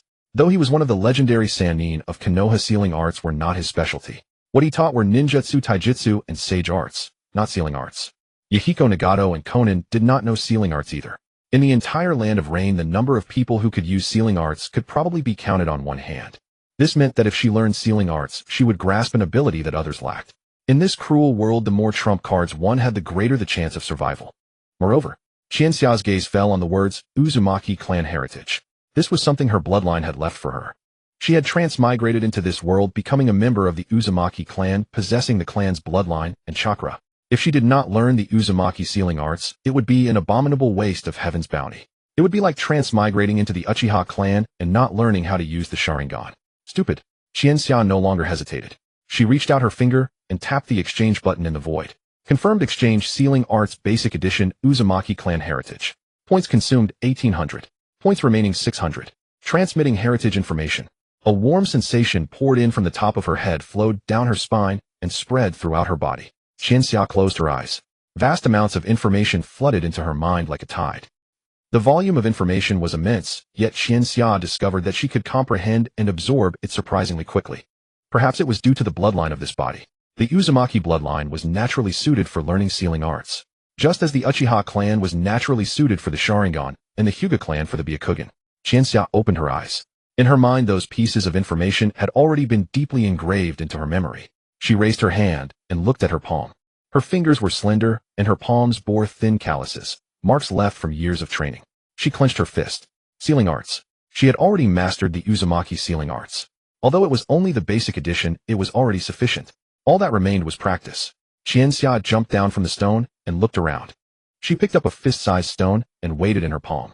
Closing her eyes, she mobilized her chakra, and following the methods in the basic edition of sealing arts in her mind, gathered the chakra at her fingertips. A faint blue glow emerged at her fingertips. She opened her eyes and traced a simple sealing rune on the stone with her finger. The rune flickered once on the stone, then vanished into its surface. Done. Qianxia looked at the stone, sensing the residual chakra fluctuations on it. Although it was only the most basic sealing rune capable of merely marking and tracking, this was the first sealing rune she had ever drawn with her own hands. A faint smile curved at the corners of her mouth. Then she put away the stone, took a deep breath, and turned to head back. As she stepped out of the rock pile, sunlight happened to fall upon her face. She narrowed her eyes. A curious thought crossed her mind. If the system unlocked even higher level exchange lists in the future, would there be even more formidable sealing arts? For instance, the dead demon consuming seal. Qianxia shook her head, casting the thought out of her mind. The dead demon consuming seal was a technique of mutual destruction. She had no desire to use it, but she truly needed stronger abilities. Sealing arts were a beginning. When she returned to the valley, Yahiko and Nagato were still sparring, while Konan sat at the cave entrance with a stack of papers in her hands, practicing her control. Qianxia walked over and sat down beside Konan. "Where did you go just now?" Konan asked, her gaze not leaving the papers in her hands. "I found a quiet place to train," Qianxia said. Konan nodded.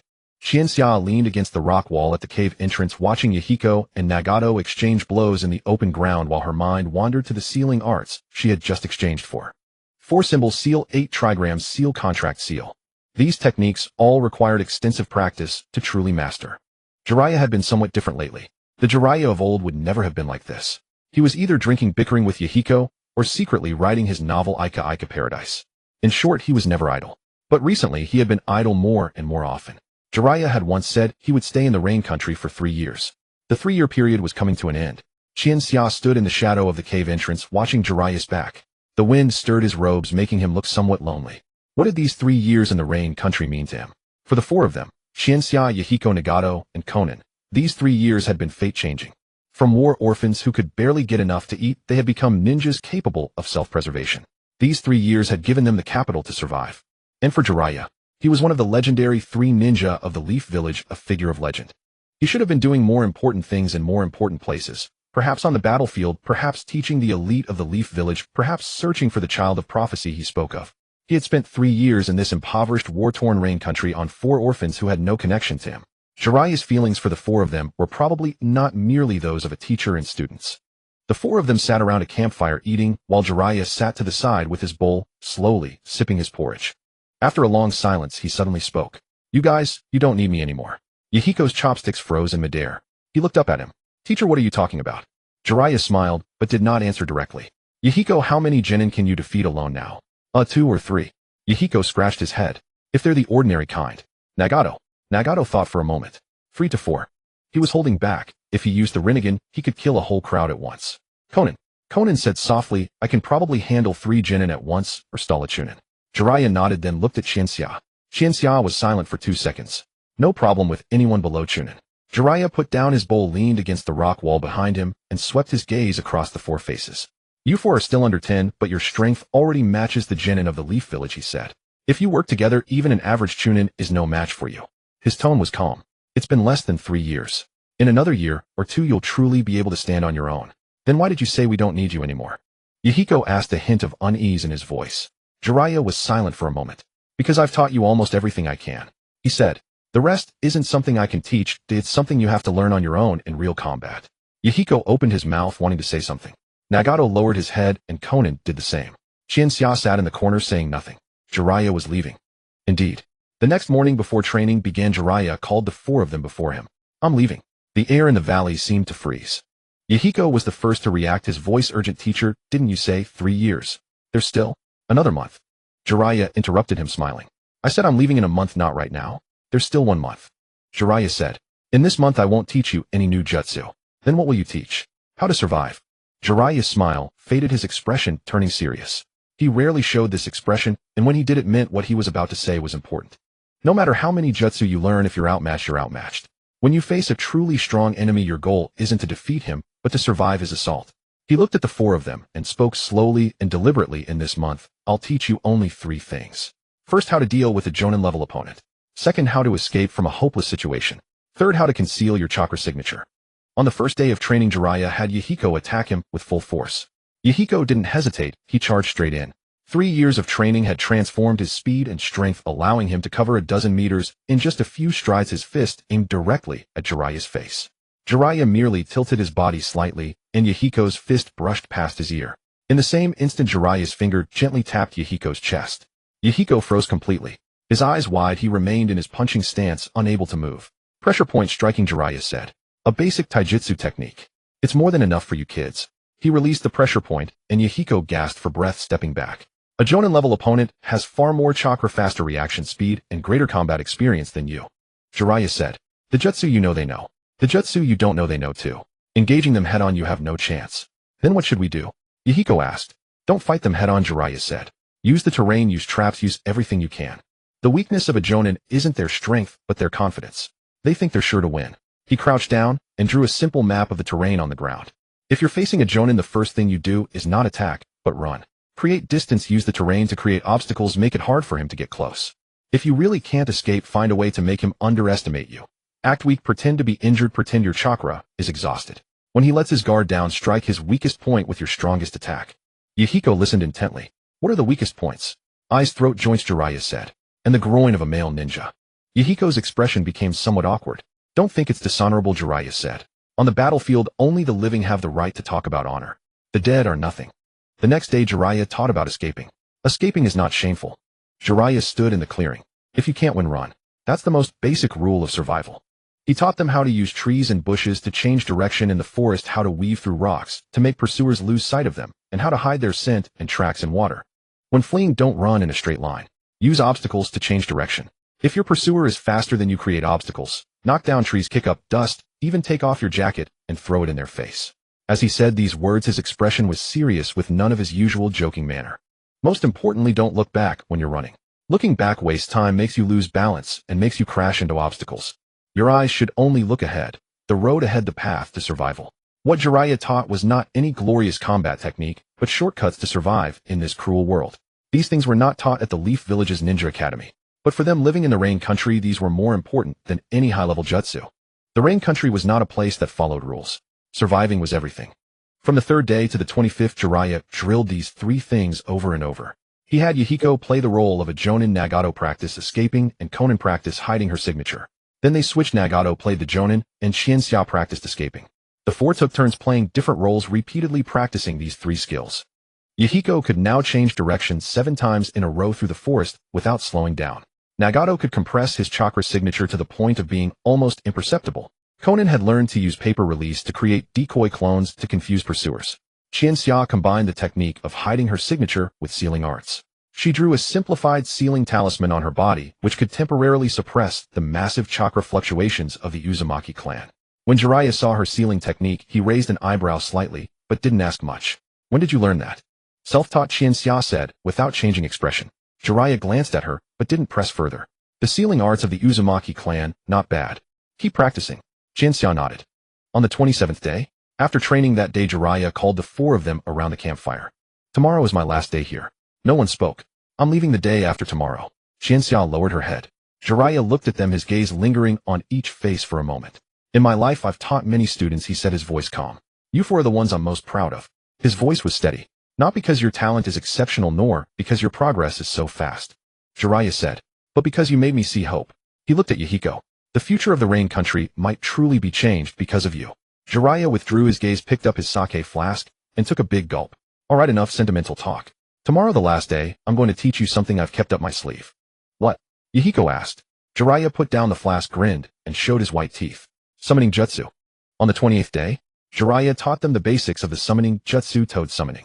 The 4 gathered around him, watching him bite his finger and draw a line of blood across his palm. The essence of the summoning jutsu is to use your blood and chakra as a medium to summon the contracted animal, Jiraiya said.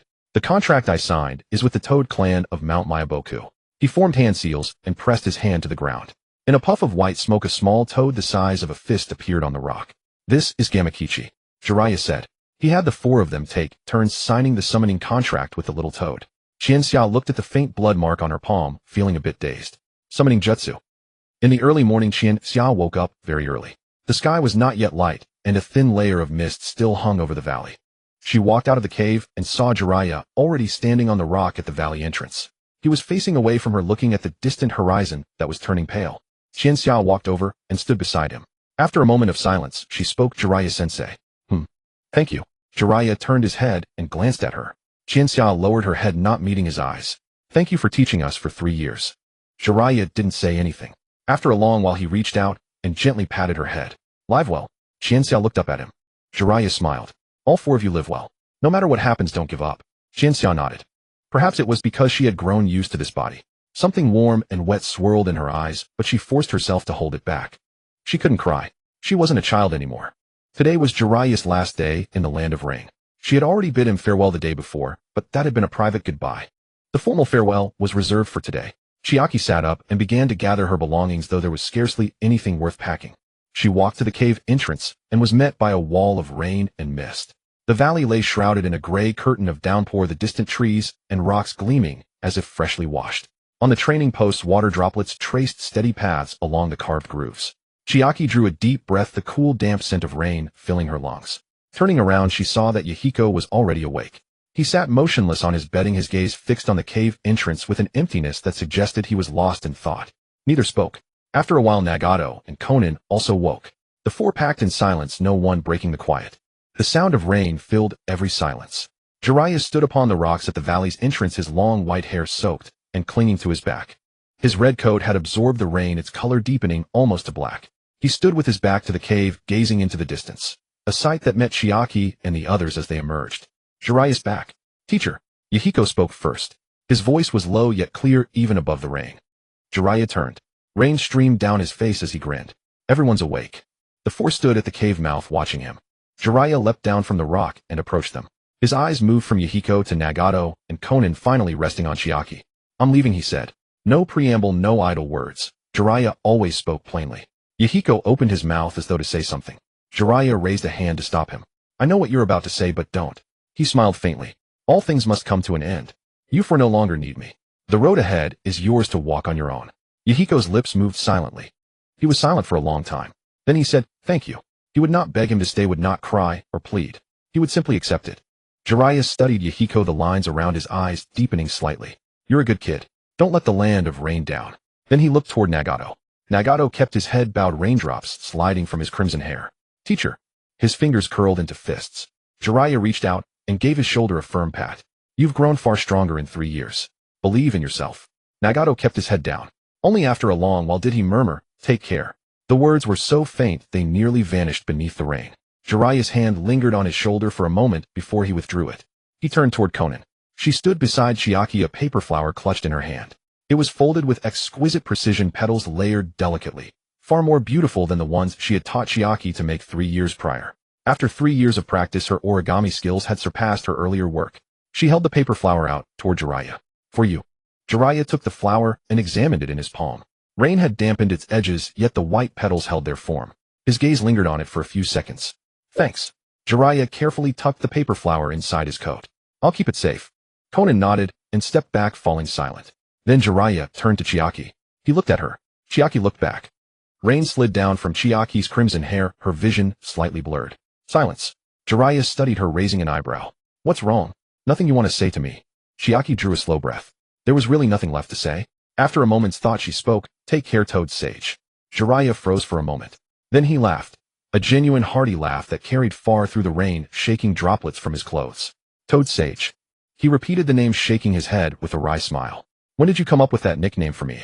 Chiaki did not smile. Take care. She said it again. Jiraiya's laughter faded, and he looked at her. Chiaki sensed something in his gaze that she could not quite read. Jiraiya did not press further. He stepped back. Rain slid from his white hair and fell to the ground, forming tiny ripples. He looked at the 4 young people before him. 3 years. They had grown.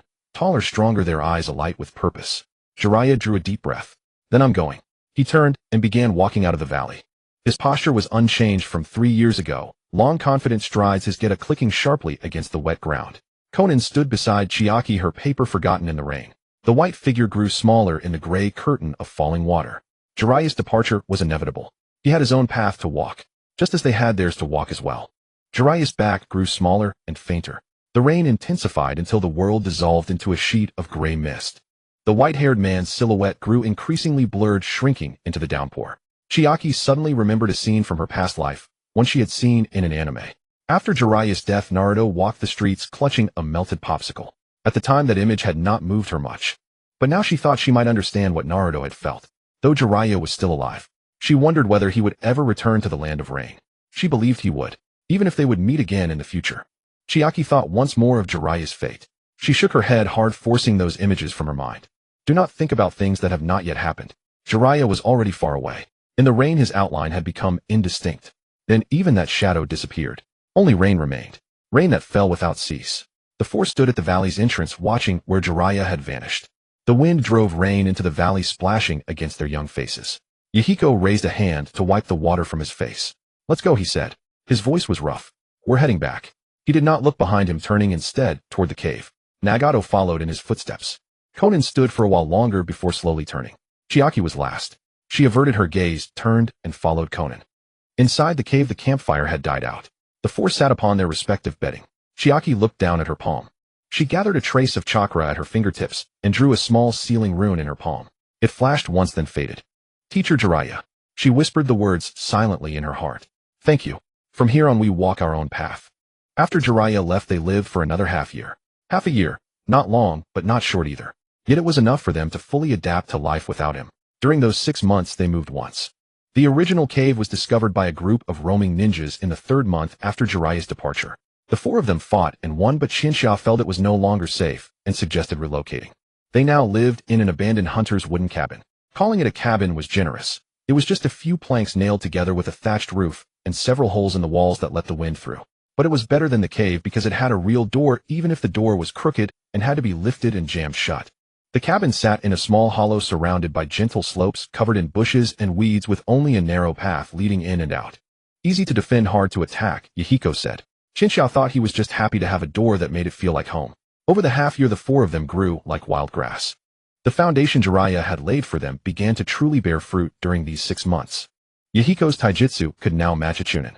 His combat instincts were truly remarkable. The words Jiraiya had spoken years ago were gradually becoming reality in him. He rarely used ninjutsu in fights, relying entirely on taijutsu, and timing, every punch and kick was clean and decisive. Nagato's water release had also improved significantly. He still couldn't fully control the power of the reincarnation eye, but without relying on it his chakra reserves were among the highest for his age. He had mastered several water release techniques taught by Jiraiya, and though his hand seals still needed speed, their power was already impressive. Konan's paper release surprised Chinchou the most. It had almost reached level 3. When unleashed, she could simultaneously control 50 sheets of paper. 50 sheets dancing in the air used to obscure vision, create distractions, and relay messages. She had become the most important support among the four. Chinchou herself progressed fastest in sealing techniques. In 6 months, she could now draw the complete basic runes of the four-symbol seal. Though she couldn't yet complete a seal with a wave of her hand like a true master of the Uzumaki clan, given enough preparation time, she could set up simple sealing barriers in an area. In wind release, she had invented a small trick of her own based on Jiraiya's teachings, attaching wind chakra to a kunai so that its flight path could be slightly altered, making it hard for opponents to predict. The system panel's comprehensive evaluation had risen from Jinin to Chunin. At this age and level she would be considered a genius, even in Konoha. But Chinchou was not satisfied. She was still far from enough.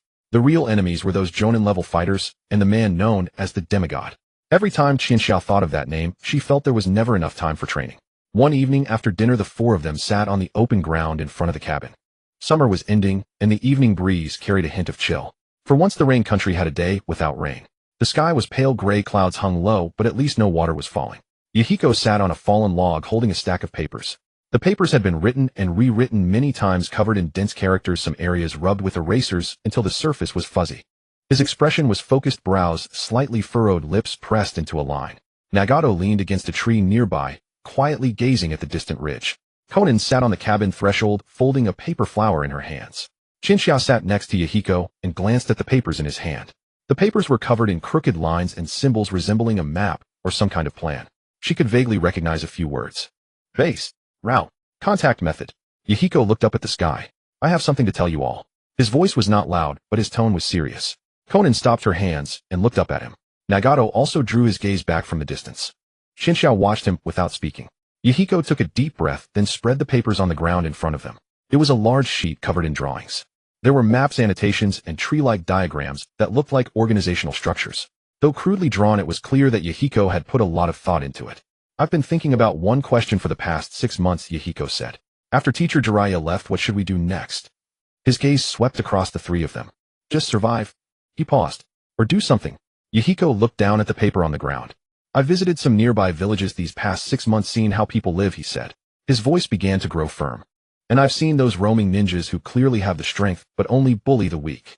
The Rain Country doesn't lack people who suffer, nor does it lack capable people. What it lacks is someone to organize those capable people to help the suffering. Chinchou listened quietly. There was something in Yahiko's voice that she had rarely heard in the past 6 months. Passion, or rather ideals.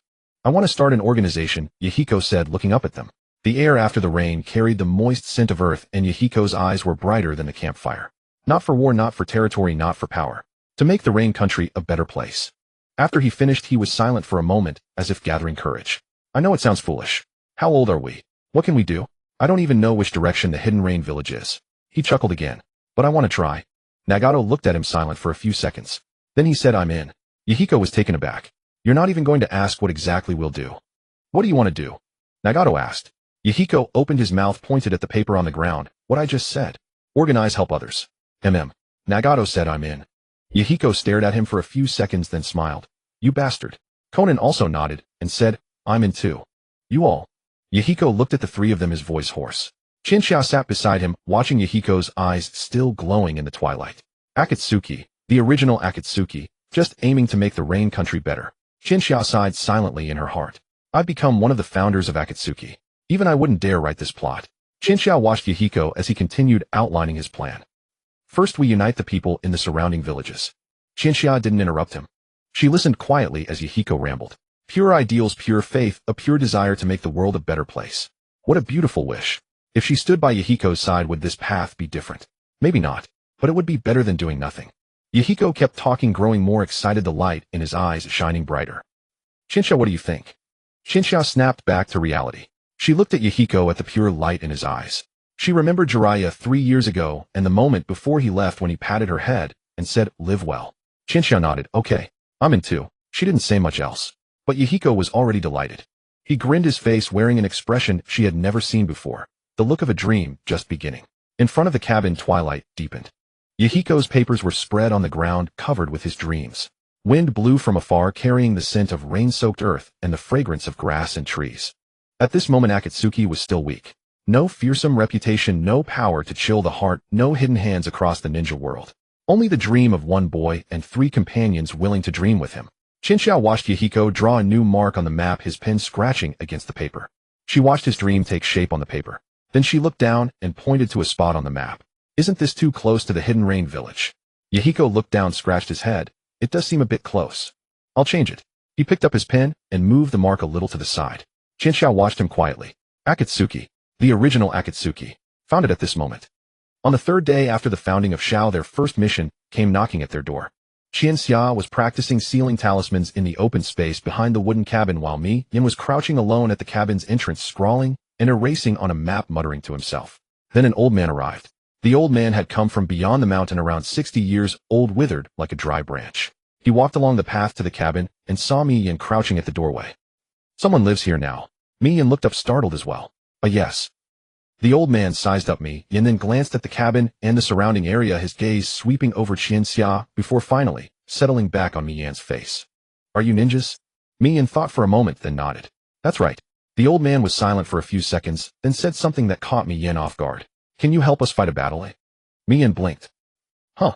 The old man sighed and plopped down onto a stone by the door. "I'm from Liuha village beyond the mountain," he said. "Our village and the neighboring Huxiao village have been arguing over territory for nearly half a year." "Territory issue." Mi Yin became interested and crouched down to look at him. "Between our 2 villages there's a hillside that used to be wasteland. No one cared about it," the old man said. "But this year the weeds on that hillside grew inexplicably lush. Someone fed them to their sheep and found the sheep fattened up. Now both villages have set their eyes on that hillside, each claiming the land as their own." He paused and gave a bitter laugh.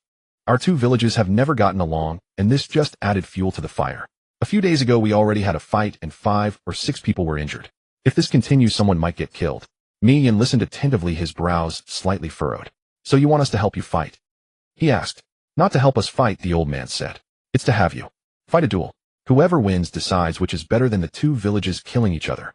Mi Yin looked down at the ground, thinking for a moment. Then he looked up and said something that surprised the old man. "I won't help you fight." The old man was stunned. "But I can help you talk it out," Mi Yin said. "Gather the people from both villages and I'll negotiate with you." "Talk?" The old man looked at him skeptically. "We've been arguing for half a year. What's there to talk about?" "Precisely because you've been arguing for half a year, that's why you need to sit down and talk." Mi Yin stood up, brushing the dirt off his pants. "Fighting for half a year hasn't solved anything, which shows fighting is useless. So why not try talking?" The old man looked at him, silent for a long time. "What can a brat like you negotiate?" Mi Yin grinned. "How do you know if you don't try?" Qianxia had been observing the entire conversation from the side. She had been drawing a sealing talisman midway, but stopped watching Mi Yin and the old man talk.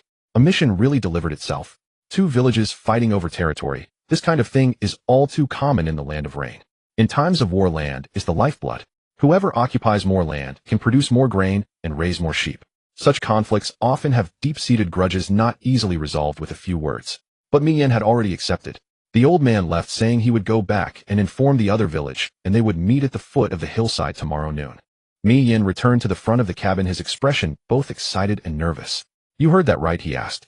"Heard it," Qianxia said. Mi Yin nodded. "This is Zhao's first mission." "A mission?"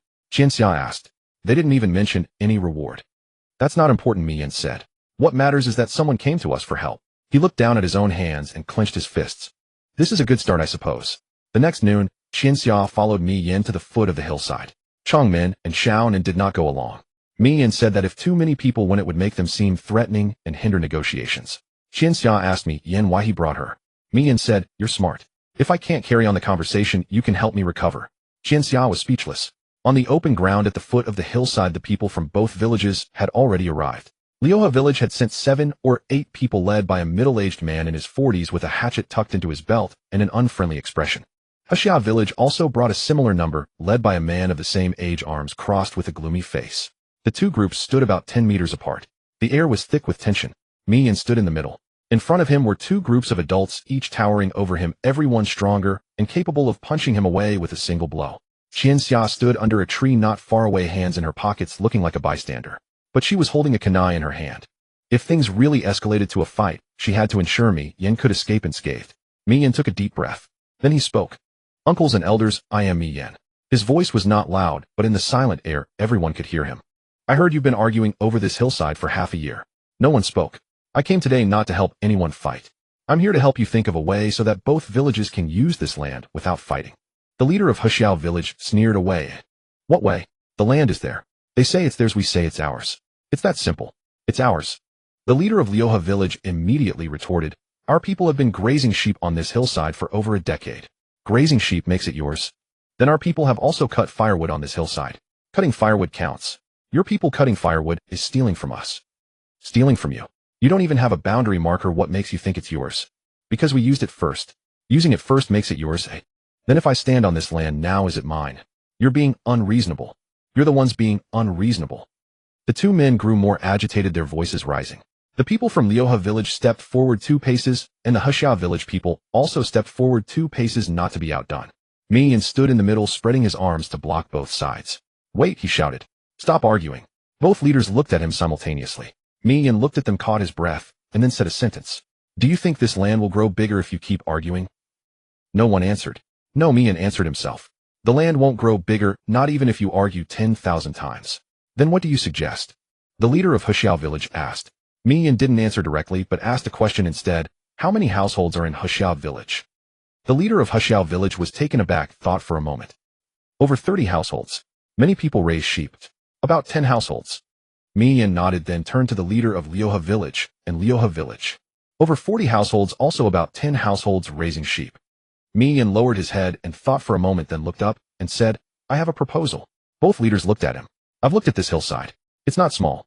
Mian said, with over 20 households raising sheep from both villages combined, it's actually enough. He pointed to a spot on the hillside. The key is that you don't have a boundary recognized by both sides. So today you take a little more, tomorrow I take a little more, and the conflict deepens. He crouched down, picked up a twig, and drew a line on the ground. I suggest we set up a boundary marker here. Using the crooked tree in the middle of the hillside as the boundary, east of the tree belongs to Lioha village, west of the tree belongs to Huxiao village. Each side manages its own land, and no one crosses the line. He looked up at the two leaders. This way no one has to fight, and everyone has land to use. The leader of Huxiao village frowned and thought. That crooked tree is already on the eastern side, so you Lioha village would get more land than us. Then what do you suggest? Mian asked. Move it 10 steps west. On what basis? The leader of Lioha village immediately objected. That tree has been there for decades, why should it be moved, eh? Because your land is already more than ours. That was cleared by our villagers. It was wasteland. Whoever clears it gets it. You, wait, Mian interrupted them. He thought for a moment, then said, if you think it's unfair, let's change the division. He drew a new line on the ground. Divide the hillside into 4 parts, 2 for Lioha village, 2 for Huxiao village. The 2 parts near Lioha village go to Lioha, the 2 near Huxia go to Huxia. This way neither side loses out. He looked up at the two leaders. If you think this division is acceptable, I'll help you set up the boundary marker right now. The two leaders exchanged a glance. Then the leader of Lioha village spoke. This division is a bit fairer than the previous one. The leader of Huxiao village also nodded. I think it's worth a try. Mian smiled. It was a smile from the heart, pure and unguarded. Then it's settled, he said. On the way back, Qianxia walked beside Mian. Since when did you learn to judge territory? She asked. I don't know how, Mian said matter-of-factly. But I've seen that hillside. It's really not small. The people from both villages combined couldn't even use it all. They've been arguing for half a year not about whether the land is enough, but about face. Face. Neither side wants to be the first to back down, Mian said. So they need an outsider to draw a line for them, telling them this is it, no more arguing. Qianxia glanced at him. This guy, he's quite insightful. After walking for a while, Mian suddenly stopped and looked at the distant sky. Qianxia. Moi. I did it. I didn't use fists, didn't use ninjutsu, just said a few words, and they agreed. He turned around looking at Qianxia, his eyes sparkling. Problems can be solved without violence. As long as people understand each other. Qianxia was silent. Actually, it was probably because they were ninjas that the villagers were so easy to talk to. Then she nodded and spoke rather perfunctorily. Yeah, you did it. Mian smiled even more happily. He turned around and strode forward, his steps much lighter than when he had come. After mediating a land dispute between two villages, Chiharu sat on a stone behind the wooden house, her mind churning with several matters. The first was the personnel issue of Akatsuki. Yahiko's ideals were beautiful, but the four of them alone could not sustain an organization. To truly establish a foothold in the Land of Rain, they needed more hands. Yet recruiting was a sensitive matter. The Land of Rain was in chaos, and who knew if the recruits were genuinely committed or spies sent by other factions. The second matter concerned the tailed beasts. Chiharu had never forgotten this. The 9 tails, 1 tail, 2 tails. These colossal creatures were the most powerful weapons in the ninja world and the root of all future turmoil. Hanzo was after the tailed beasts, Obito was after them, and the 5 great nations were all after them. And what was the nemesis of the tailed beasts? Sealing techniques. Sealing techniques could seal tailed beasts' chakra and all things tangible and intangible. Akatsuki would have to deal with tailed beasts in the future, and this was absolutely crucial. Chiharu looked down at her palm. She had exchanged the Uzumaki clan's sealing technique inheritance months ago and had drawn the basic 4-symbol seal countless times. But truth be told, she had never been able to make the runes glow. It was like there was a door, as she could hear sounds from the other side, but could never push it open. Today she decided to try again. She went around the wooden house to the forest behind, found a flat rock, and sat down. The surroundings were quiet except for the rustling of leaves in the wind. She closed her eyes, steadied her mind, and began to mobilize the chakra within her. Vast chakra surged out, converging toward her right hand along her meridians. Then a faint golden light glowed in her palm. Chiharu opened her eyes. The golden light was weak, spinning in her palm to form a small vortex-shaped rune, its lines clear and intricate, flowing with complexity. Chiharu held her breath. She could feel the power contained within the rune. It was a peculiar sensation, as if a thread connected her to the surrounding space. Each time the rune spun, an invisible ripple spread around her. Curious, she activated it. The golden vortex instantly doubled in size, and then she noticed something eerie. A moth before her, which had been fluttering leisurely in the air, suddenly stopped. It froze midair. The moth remained with its wings spread, suspended there, as if someone had pressed the pause button. Its wings were stiff, its antennae frozen, even the patterns on its wings were clearly visible. Chiharu was stunned. She looked at the rune in her palm, then at the moth. She tentatively moved her fingers. The rune's light flickered, and the moth quivered slightly, but remained fixed in place. Space sealing. This was no ordinary sealing technique. This was space sealing. When her rune glowed, everything within a 1-meter radius of her was frozen. The air, the sound, and that moth. All were solidified in that range. Chiharu's mind raced. Space sealing. Space. Obito. Obito Uchiha's Kamui was a time-space technique. His intangibility allowed him to transfer his body to another dimension, making all attacks pass through him harmlessly. But what if? What if she activated this sealing barrier when Obito approached her? Obito's intangibility essentially involved transferring his body to another dimension. But if she could seal the surrounding space with her technique, preventing Obito from completing the spatial transfer? Chiharu's eyes grew brighter and brighter. Did that mean her sealing technique was inherently Obito's nemesis? Obito thought himself invincible, believing that as long as he became intangible, no one could hit him. But if he encountered her sealing barrier, and when he activated Kamui, he found the space locked and couldn't transfer. Chiharu almost laughed out loud. No, not yet. She had to hold back. Chiharu tightened her lips, forcefully suppressing the laughter. She had actually found a way to counter Obito. If Obito ever dared to come close to her in the future, she would make him understand what true cunning meant. Chiharu took a breath, calming herself. She slowly dispersed the rune in her palm. The golden light faded, and the vortex-shaped rune turned into specks of starlight, vanishing into the air.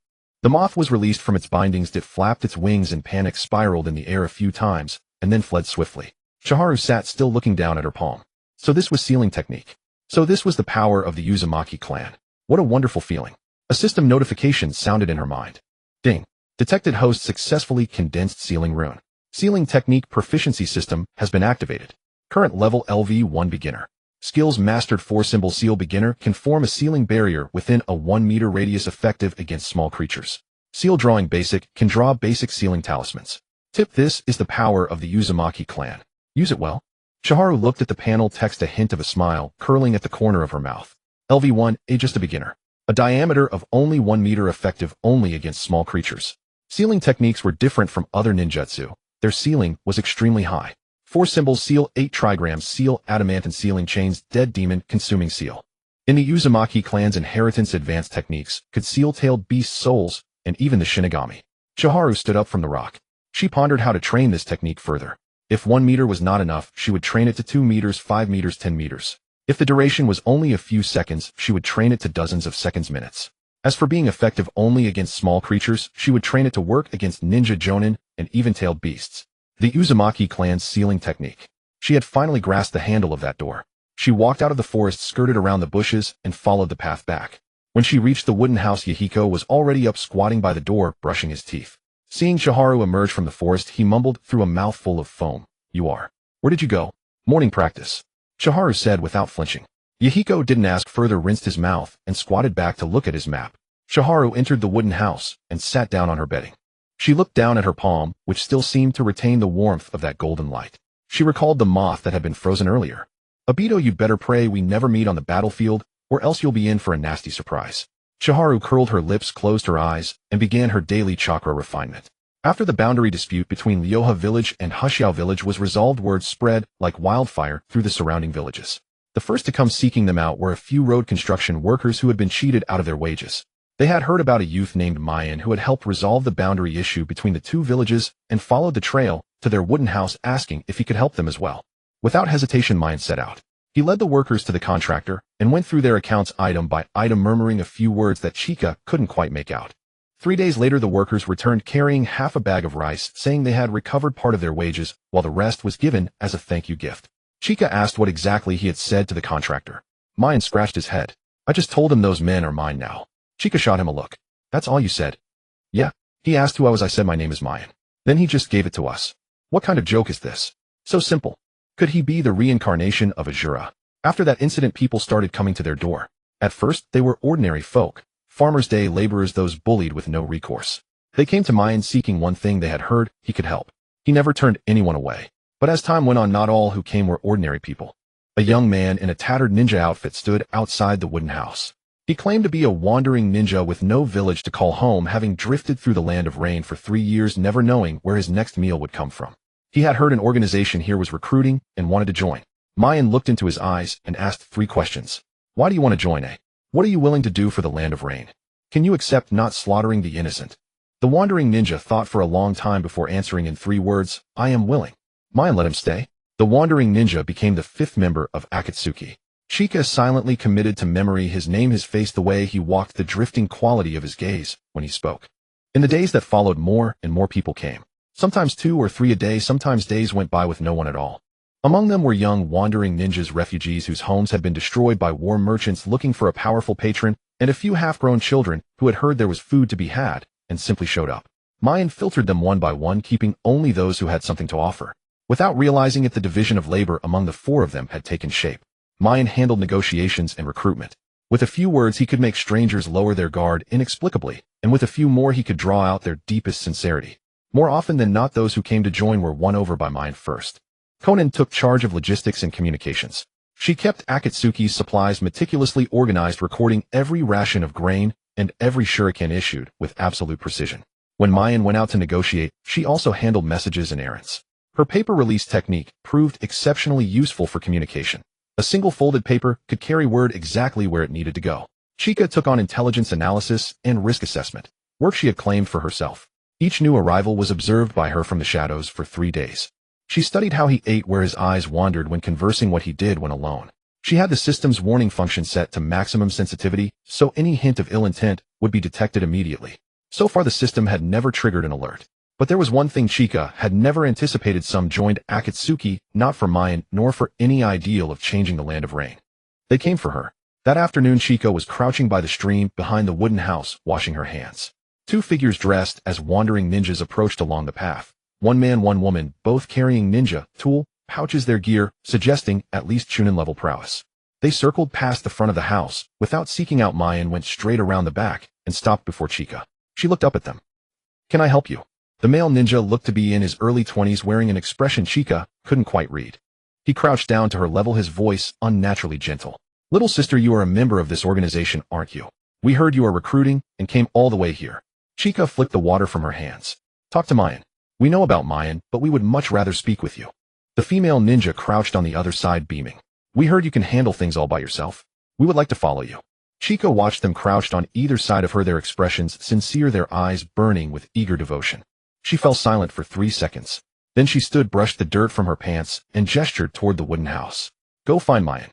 The male ninja grew anxious. Little sister, we are serious about joining. Then go find Mayan. Please just take us in. I don't handle recruitment. Chika turned and walked away. They hurried after her, their voices edged with desperation. Little sister, we are begging you. We will do anything. Chika did not look back. When she entered the wooden house, Mayan was crouched at the doorway preparing tea. He glanced up. What's wrong? Who were those two? Here to join, Chika said. You handle them. Mayan nodded and rose with his teacup, stepping outside. Chika settled onto her sleeping mat, listening to Mayan's conversation with the two outsiders, and could not help rolling her eyes. They were here for her. She was a child under 10 years old. What was there to be after? She looked down at herself, long red hair, purple eyes, a petite frame. Chika suddenly understood. She closed her eyes and took a deep breath. Damn perverts. A few days later, while going through the roster of new members, Chika noticed a pattern that left her utterly speechless. Of the 5 who had joined in the past 3 days, 3 had come to her separately, each implying the same thing, that they had stayed because of her. Chika dropped the list onto the table and leaned back, staring at the ceiling. What was wrong with these people? She shook her head and picked up the list again. She silently weighed their intentions. She drew circles behind 3 names. Should any of them show even the slightest sign of deceit, she would have them removed immediately. She did not care if they were after her. The next day, another person arrived. This one stood before the wooden house, cast a single glance at Chika, and dropped straight to his knees. Yes, he knelt. Chika froze mid-step, her teacup suspended in the air. The man pressed his palms together and looked up at her with devotion. You must be little Chika, correct? I heard this organization is yours, and I have come to follow you. Chika's expression hardened. She set down her teacup and turned toward the house. Mayan, someone is looking for you. Then she rose and walked away without looking back. Behind her, the man's voice called out, Little sister, don't go. Chika quickened her pace. You bastards. Every last one of you is just a lilicon. Really sick. The members of Shao grew day by day. From the initial 4 to over a dozen now. Not too many, but not too few either. The wooden cabin could no longer accommodate everyone. Me and along with a few others built 2 makeshift sheds nearby, just enough to provide shelter from the wind and rain. Qianxiao leaned against a tree in front of the cabin, gazing at the new faces in the open space ahead. Ming stood in the midst of the crowd, holding a piece of cloth, discussing something with a few people. He looked full of energy, gesturing enthusiastically, his expression earnest and excited.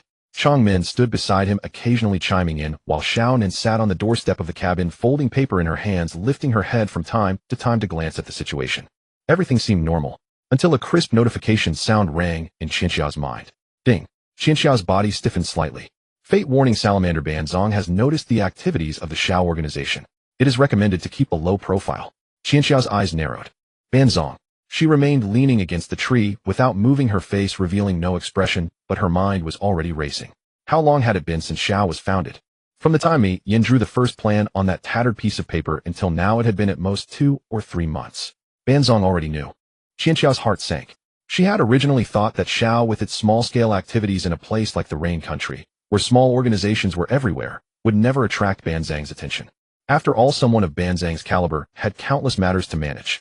Who would bother keeping an eye on something a few kids were up to? Perhaps it was because Mi Yin had been running around too frequently lately, helping too many villages, contacting too many people.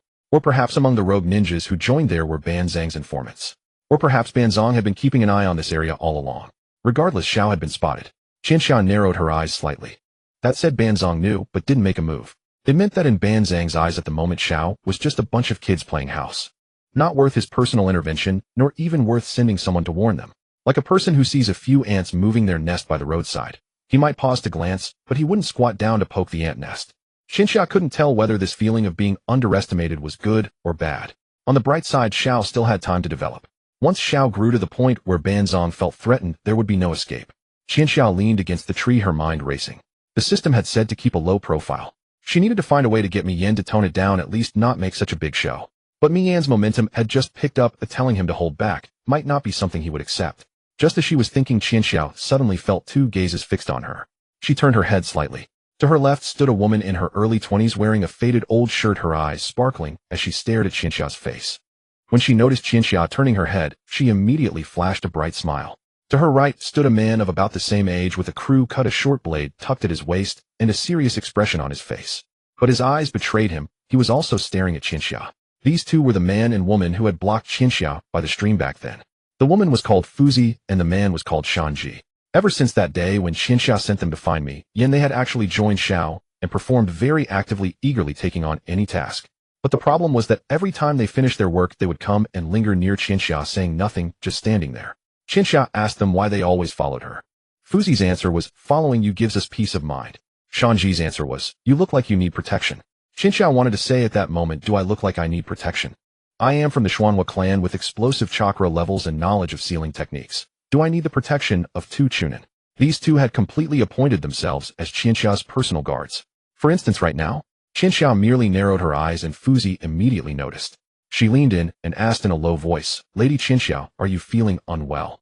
Is your eyes uncomfortable? Do you want me to block the light for you? Before Chinxia could answer, Shanji had already produced a piece of cardboard from somewhere, held it above her head to block the sunlight, and said with a serious face, is this better? Chinxia looked at the cardboard above her head, silent for 2 seconds. No need. Are you sure? I saw you frown just now. I'm fine. Chinxia brushed the cardboard away from above her head and took a deep breath. What was the deal with these two? What was it about her that made them so devoted? Chinxia turned her head to look at Fuzi's expression again. It was a nearly devout focus, as if looking at something precious. Chinxia shivered. She turned back, deciding to ignore them and continue thinking about Banzong. But before 2 seconds passed, a cool breeze blew from the side. Chinxia turned to look. Fuzi was holding a tattered fan, carefully fanning her. The wind from the fan was not strong, but in this sweltering afternoon it did bring some comfort. Shanji, seeing Fuzi fanning, was not to be outdone. He found a large leaf from the other side and started fanning as well. The two, one on each side, fanned toward Chinxia. The wind came from both sides, lifting Chinxia's red hair. Chinxia closed her eyes and took a deep breath. Forget it. Just consider them as two extra free laborers. She pulled her attention back to the issue of Banzong, her gaze once again turning to Mi Yin in the open space. Mi Yin was discussing the uniforms with a few new members.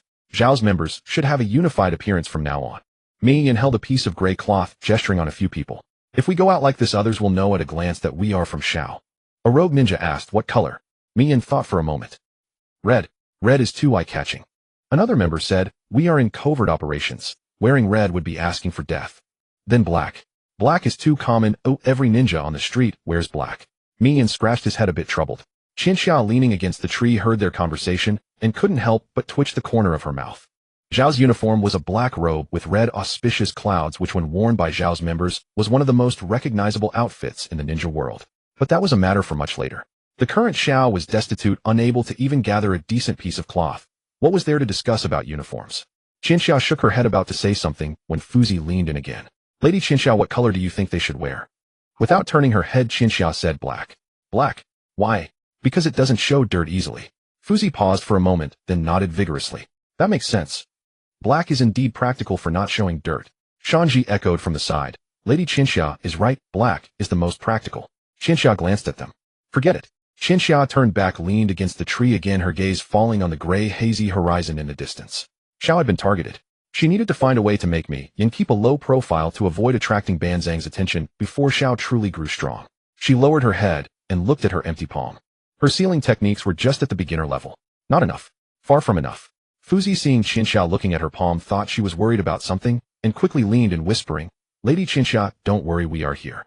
Shanji also nodded beside her. Right, if anyone dares to bully you, I'll be the first to cut them down. Chinxia looked up first at Fuzi on her left, then at Shanji on her right. Two strange characters. But come to think of it, having them fanning beside her was indeed quite cool. Chinxia said nothing, leaned back against the tree and looked at the distant sky. The wind came from both sides, her red hair gently fluttering in the breeze.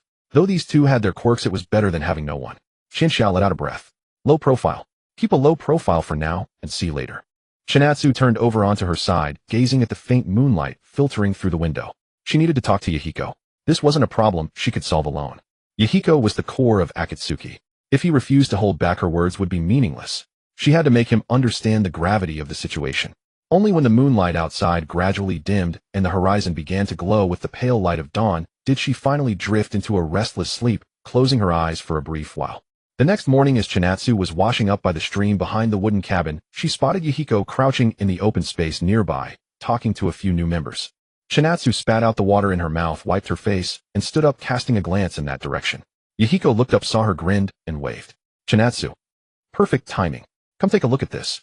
Chinatsu walked over and glanced down at the drawing on the ground. It was a route plan marking the positions and distances of several nearby villages along with a circled area. What's this? Chinatsu asked. I'm planning to expand Akatsuki's base eastward, Yahiko said enthusiastically. This little wooden cabin is too small for all these people. I went to check out the woods to the east the other day. There are several big trees, and the terrain is higher. We can build a few tree houses there for lookout points and storage. He pointed at the circle on the ground. We can also dig a small underground cellar here for food and supplies. That way even if someone comes looking for trouble, we'll have a fallback. Chinatsu looked at the plan on the ground. To be honest, it was quite well drawn. From the base layout to evacuation routes, from material reserves to communication methods, Yahiko had thought it through thoroughly. But the problem wasn't how to build this base. It was that Akatsuki itself shouldn't be so conspicuous. Chinatsu fell silent, offering no reply. Yahiko didn't notice her silence and continued excitedly. I've already planned that once the base is built we can assign a liaison in each village. Yahiko. Chinatsu interrupted him. Yahiko looked up somewhat surprised. I need to talk to you, Chinatsu said. Alone. Yahiko paused for a moment, glancing at the new members nearby. Their eyes darted between Chinatsu and Yahiko, then they tactfully said, We'll go ahead and get to work. Alright, we'll talk later. Yahiko smiled. Once the others were gone, Yahiko put down the twig in his hand and looked at Chinatsu. What's wrong? What's so serious? Chinatsu didn't answer. Instead, she turned and walked toward the back of the cabin. Follow me. Yahiko raised an eyebrow, didn't ask further, and followed. The two circled around the back of the cabin, passed through a patch of bushes, and arrived at a secluded corner where Chinatsu usually practiced her sealing techniques. Chinatsu sat down on a rock. Yahiko stood in front of her, arms crossed, looking at her. What's going on? He asked, a hint of confusion in his voice. You're usually not this mysterious. Chinatsu sighed inwardly. Yahiko, we've been too flashy lately. Yahiko's smile faltered. Flashy? He repeated the word, as if savoring its meaning. What do you mean? I mean we're drawing too much attention. Chinatsu said. Your mediation of the boundary dispute between Willow River Village and Riverside Village has already spread around. A few days ago, 2 more villages came to you for mediation, and a group of rogue ninjas voluntarily approached to join us. She stared into Yahiko's eyes. Who do you think will hear about all this? Yahiko was silent for a moment, his brow furrowing slightly. You mean? Hanzo. Chinatsu nodded. Yahiko chuckled and waved his hand. Chinatsu, you're overthinking it. How would someone as important as Hanzo pay attention to our little squabbles? The Rain Country has so many things happening every day. Why would he have the time to bother with us? But what if he does notice? Chinatsu asked. Yahiko's smile slowly faded. Hanzo is the strongest shinobi in the Rain Country, known as the demigod. Chinatsu's voice was calm, but each word was clear. The Rain Country is his territory. In his territory, an organization is slowly growing stronger. What do you think he would think? Yahiko remained silent. He's no longer the ambitious demigod he once was, Chinatsu answered herself. Any instability in the Rain Country will make him feel threatened. Yahiko's brow furrowed deeper. Chinatsu, you're too tense, he said. We founded Akatsuki to help people, not to fight wars or seize territory. Why would Hanzo see us as a threat? Our very existence is a threat, Chinatsu said. You've helped so many villages. So many people know the name Akatsuki. Do you know what that means? Yahiko looked at her. It means we're building prestige, Chinatsu said. And what is prestige? It's the hearts of the people. If your prestige grows to the point where everyone in the Rain Country recognizes you instead of Hanzo, do you think he would tolerate that? He lowered his head, staring at the ground, silent for a long time. I just wanted to help them. I know, Chinatsu said. I wanted to make life better for those who are suffering. Yahiko's voice grew low. I wanted the people of the Rain Country to live without constant fear. I know, Chinatsu said again. Yahiko looked up at her, a hint of unwillingness in his eyes. Is helping people wrong? Helping people isn't wrong, Chinatsu said calmly. But think about it. If your high profile exposes Akatsuki to Hanzo's gaze and puts all members in danger, how can you continue helping others? Yahiko fell silent. The wind passed through the trees, ruffling the stray hairs on his forehead. He stared at the ground, his expression complex. And Yahiko? Chinatsu's voice suddenly grew very soft. If Hanzo really does make a move against Akatsuki, can we withstand it? Yahiko's pupils constricted. He opened his mouth, but no words came out. Could the 4 of them together beat Hanzo? That man called the demigod had even defeated their teacher Jiraiya, bestowing upon him the shameful title of the 3 ninja. The answer was obvious. They couldn't. Yahiko's expression changed. Chinatsu watched the shift in his face, and new doubt was beginning to take root in his heart. Yahiko, let me ask you something. Yahiko looked up at her. How many people are in Akatsuki now? Yahiko paused, thought for a moment, and said, counting the 4 of us. 16. 16, Chinatsu repeated. Of these 16, how many are ordinary people? How many are shinobi? How many can actually fight? Yahiko's lips moved, but he said nothing. Among the 16, less than half are shinobi with real combat capability. The rest are refugees displaced by war, half-grown kids with nowhere to go, and a few vagrants who can't even use ninjutsu. Her voice was calm, but it stabbed into Yahiko's heart like a blade, strike after strike. These people stayed with Akatsuki because they believed in you. They thought following you meant they could survive, have enough to eat, and find hope. If Hanzo really comes.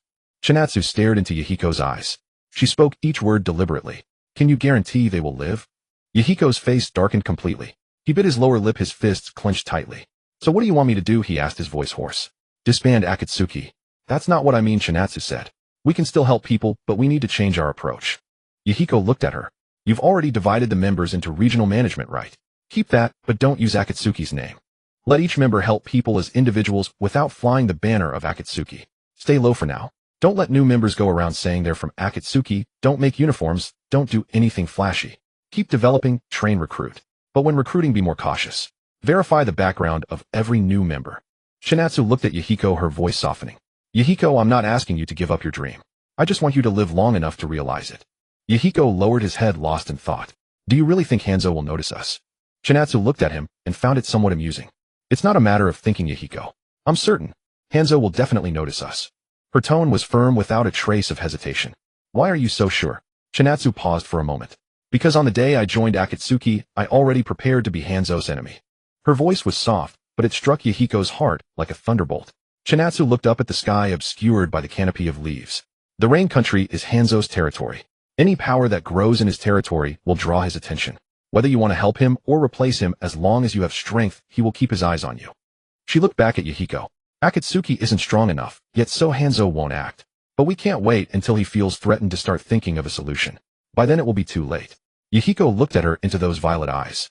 A girl younger than him, yet her words carried such weight. He spoke slowly, his voice tinged with bitterness. You're right. I haven't thought enough. Chinatsu looked at him, saying nothing. Yahiko raised his head and took a deep breath. Then let's do as you say. Keep the status quo, don't let new members operate under Akatsuki's name, and don't do anything eye-catching. He looked at Chinatsu.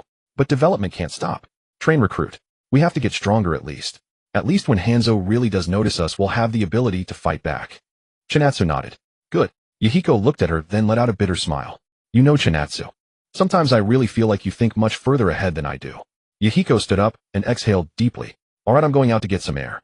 He turned and walked toward the woods, his steps heavier than when he had come. Chinatsu remained seated on the rock, watching his silhouette disappear into the shadows of the trees. She knew Yahiko was hurting. No one feels good when a bucket of cold water is poured on their burning passion. But she had to do it. She had to make sure Akatsuki survived. And that Yahiko survived. Even if she had to be the one to pour cold water, she accepted it. Outside the woods, Fuko and Sanji were crouched behind a large rock behind the cabin. Their expressions were complex. Did you hear that? Fuko whispered. Yes, Sanji nodded. I heard everything. Chinatsu-sama is truly different from us, ordinary mortals. Fuko stared into the woods ahead, her gaze complicated. They had originally come to find Chinatsu. Every morning, she practiced sealing techniques behind the cabin, and they had gotten used to coming at this time to watch her draw those golden runes. Though they couldn't understand them, they found them beautiful. But today, as they reached the edge of the bushes, they overheard the conversation between Chinatsu and Yahiko. They didn't show themselves, but hid behind the rock and listened to the entire exchange. Fuko leaned against the rock, silent for a long time. After a while, she suddenly spoke. Sanji, moi, what kind of mind does Chinatsu-sama have? A child. How can she think so much more than people who've lived 20 years? Sanji was silent for a moment.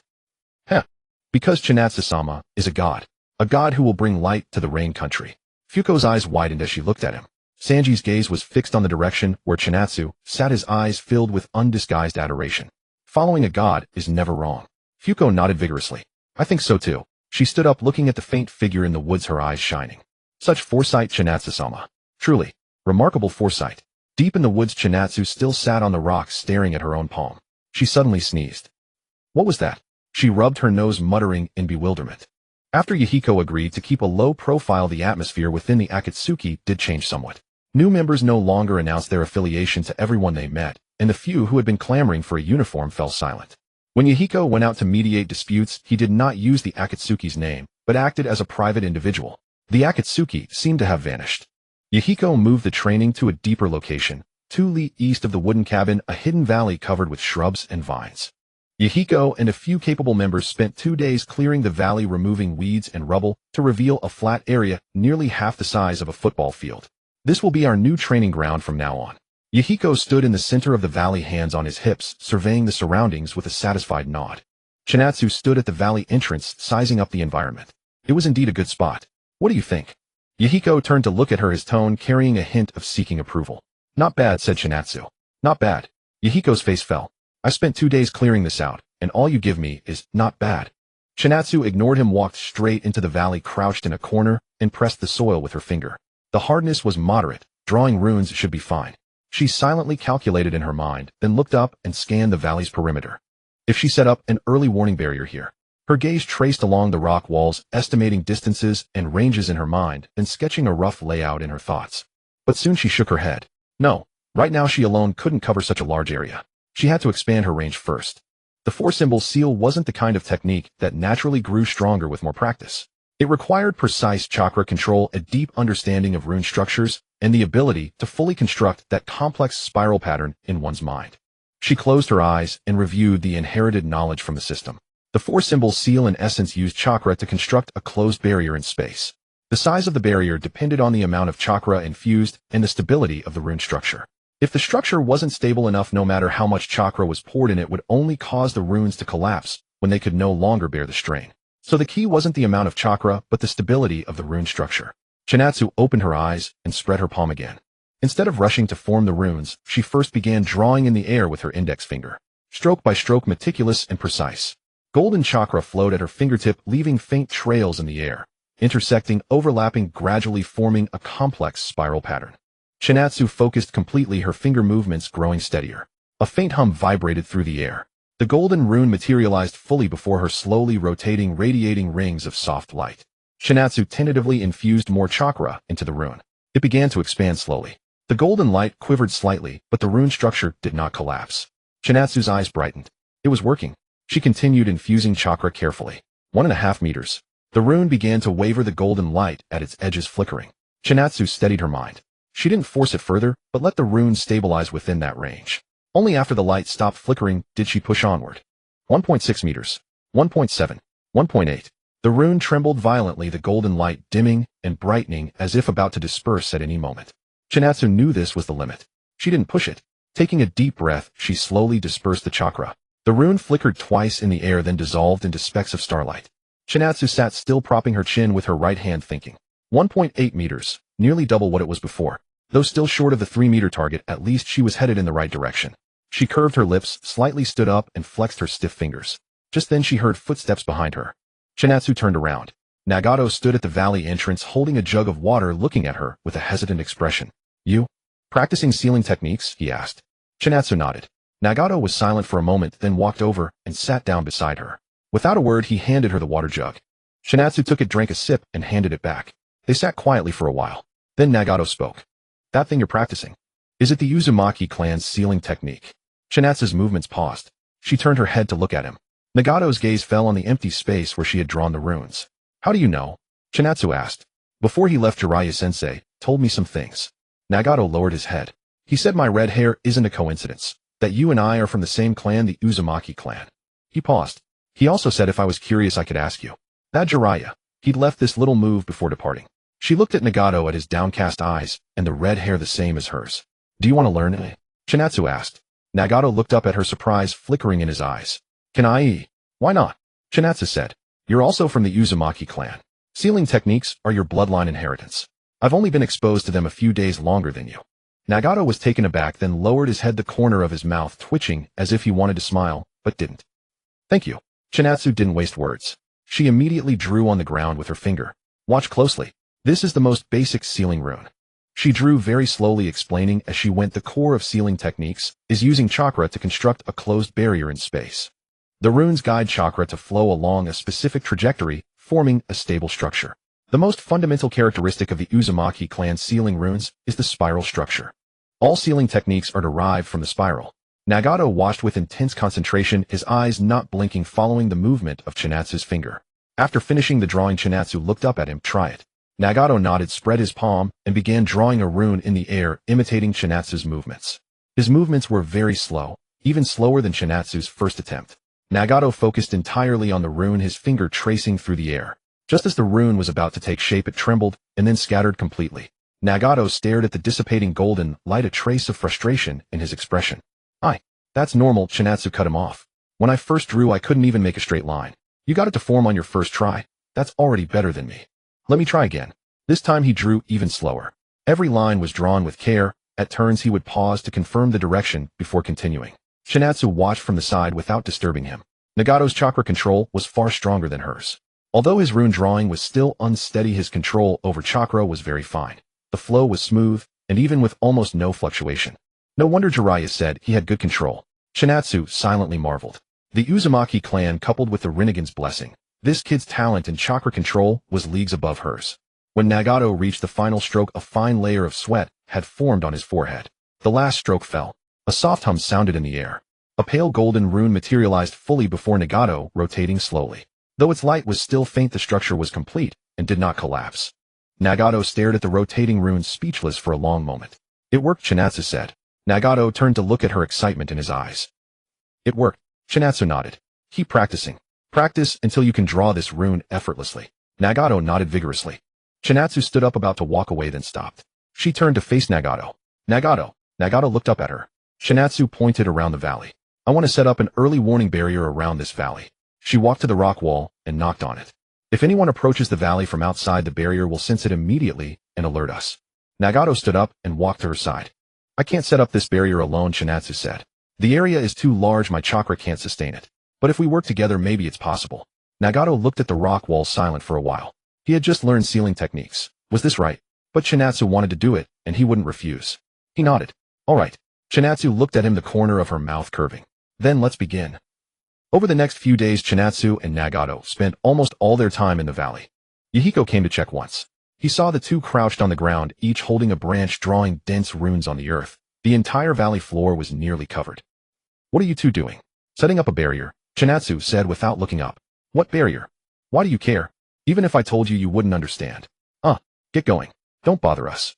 Yahiko scratched his head, shut his mouth, and turned away. As he left, Chinatsu heard him mutter, these two are getting more and more secretive. Chinatsu ignored him and continued drawing runes.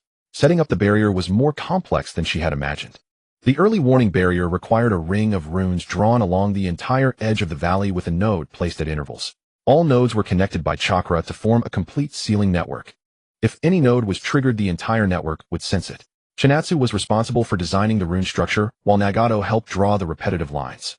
They worked from morning till night, their fingers nearly worn out. But the results were significant. In the process, Nagato's understanding of sealing techniques deepened. From initial imitation, he later became able to independently draw some simple runes.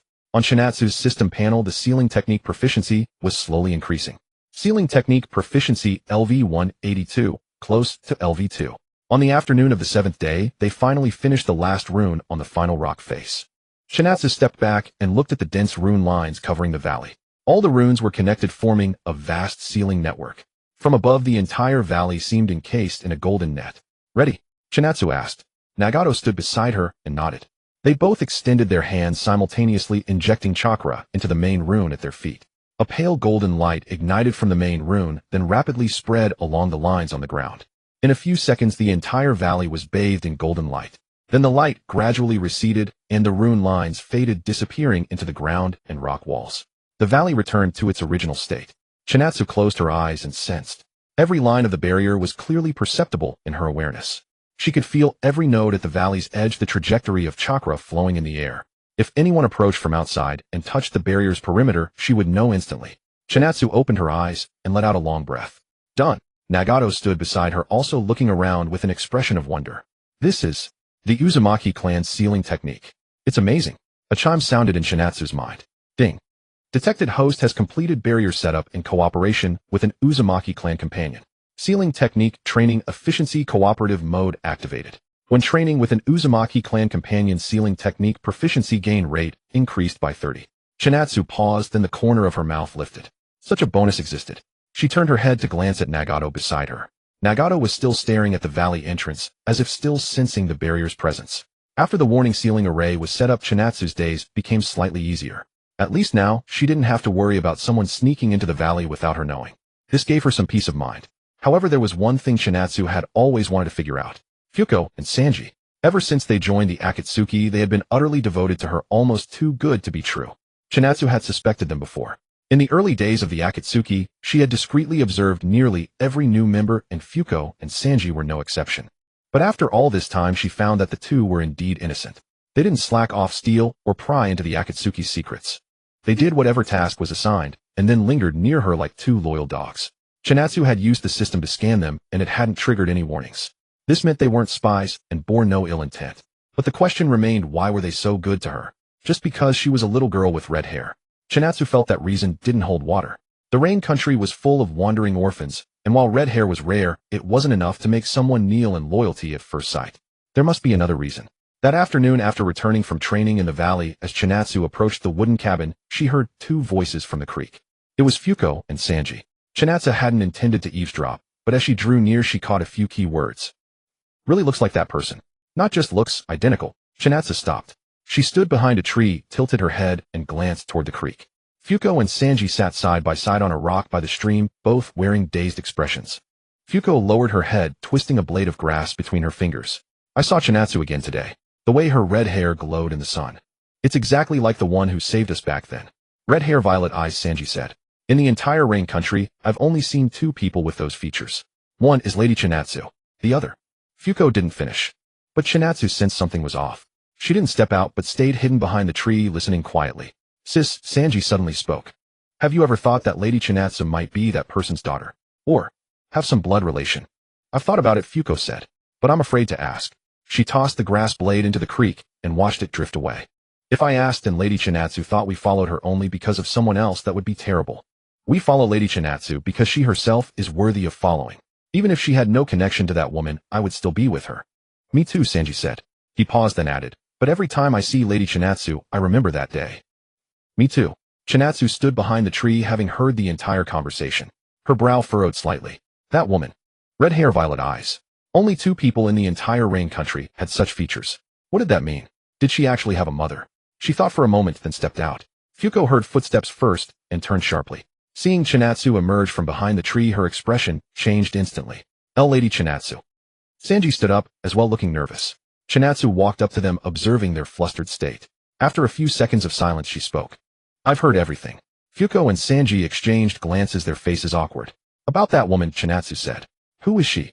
Fuko opened her mouth, then closed it. Her expression was complicated. After a long moment, Fuko finally spoke. It was 3 years ago. Me and Sanji didn't live here originally. We lived in a small village in the north of the rain country, called Shichiao Village.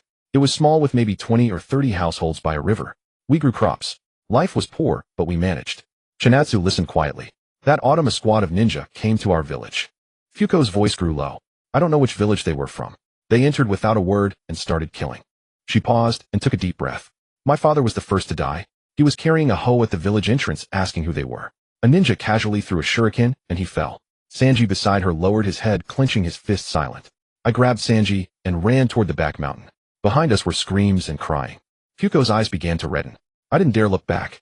I just kept running into the forest on the back mountain and hid in a tree hollow. A ninja chased after us. He found us. Fuko's voice trembled. He raised his blade at me and Sanji. My mind went blank. I just felt it was over. We were going to die there. And then, Fuko looked up at Chinatsu. That woman appeared. Chinatsu's breath caught. I don't know where she came from. It was as if she materialized out of thin air. Fuko's eyes glistened. I only remember a gust of wind, and then the ninja was sent flying, crashing into a tree, unable to get up. She stood before us, her back to us, her long red hair flowing in the wind. Fuko looked at Chinatsu, her gaze settling on Chinatsu's red hair. Just like yours. When she turned around, I saw her eyes, Fuko said. Violet. The same violet as yours. She was beautiful and young, looking only in her 20s. She asked if we were hurt. I said no. She crouched down, patted my head, and said, don't be afraid, it's over now. Fuko's voice choked. Then she stood up, said, stay in the tree. Don't come out until dawn, and turned to leave. I never saw her again. The creek babbled and the wind rustled through the treetops. Chinatsu stood still, her mind racing. Red hair, violet eyes, a young female ninja. Who was that? A member of the Uzumaki clan. Chinatsu's heart began to pound. If there was still a powerful ninja from the Uzumaki clan, and she could recruit her into the Akatsuki using their shared lineage, that would greatly strengthen their forces. A young female ninja in her 20s with the combat ability to easily dispatch a squad. Red hair, violet eyes, identical to her own features. What did that mean?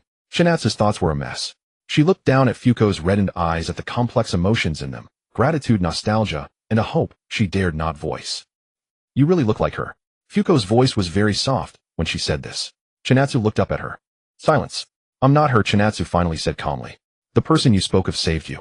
I'm just an ordinary little girl. Fuko shook her head. No. Of course we know you're not her, Fuko said. Your height is different. You're much shorter than she was. Chinatsu. But you really look alike, Fuko's eyes brightened. Not just in appearance, but in the feeling you give off. When that woman saved us, she spoke in a tone very similar to yours. Well, how to put it? It's very alike. Sanji nodded beside her. The first time I saw Lady Chinatsu, I almost thought you were her. But you're not. Fuko smiled. You're much shorter. Chinatsu narrowed her eyes slightly. You two are being a little rude. So these two were utterly devoted to her, because she resembled their savior. She was silent for a moment. Then she looked up at Fuko and Sanji. So you followed me because I look like that person? Fuko and Sanji exchanged a glance. At first, yes, Fuko didn't deny it. At first we really did want to join the Akatsuki and follow you because you look like our benefactor. Chinatsu watched her. But it's different now, Fuko said earnestly.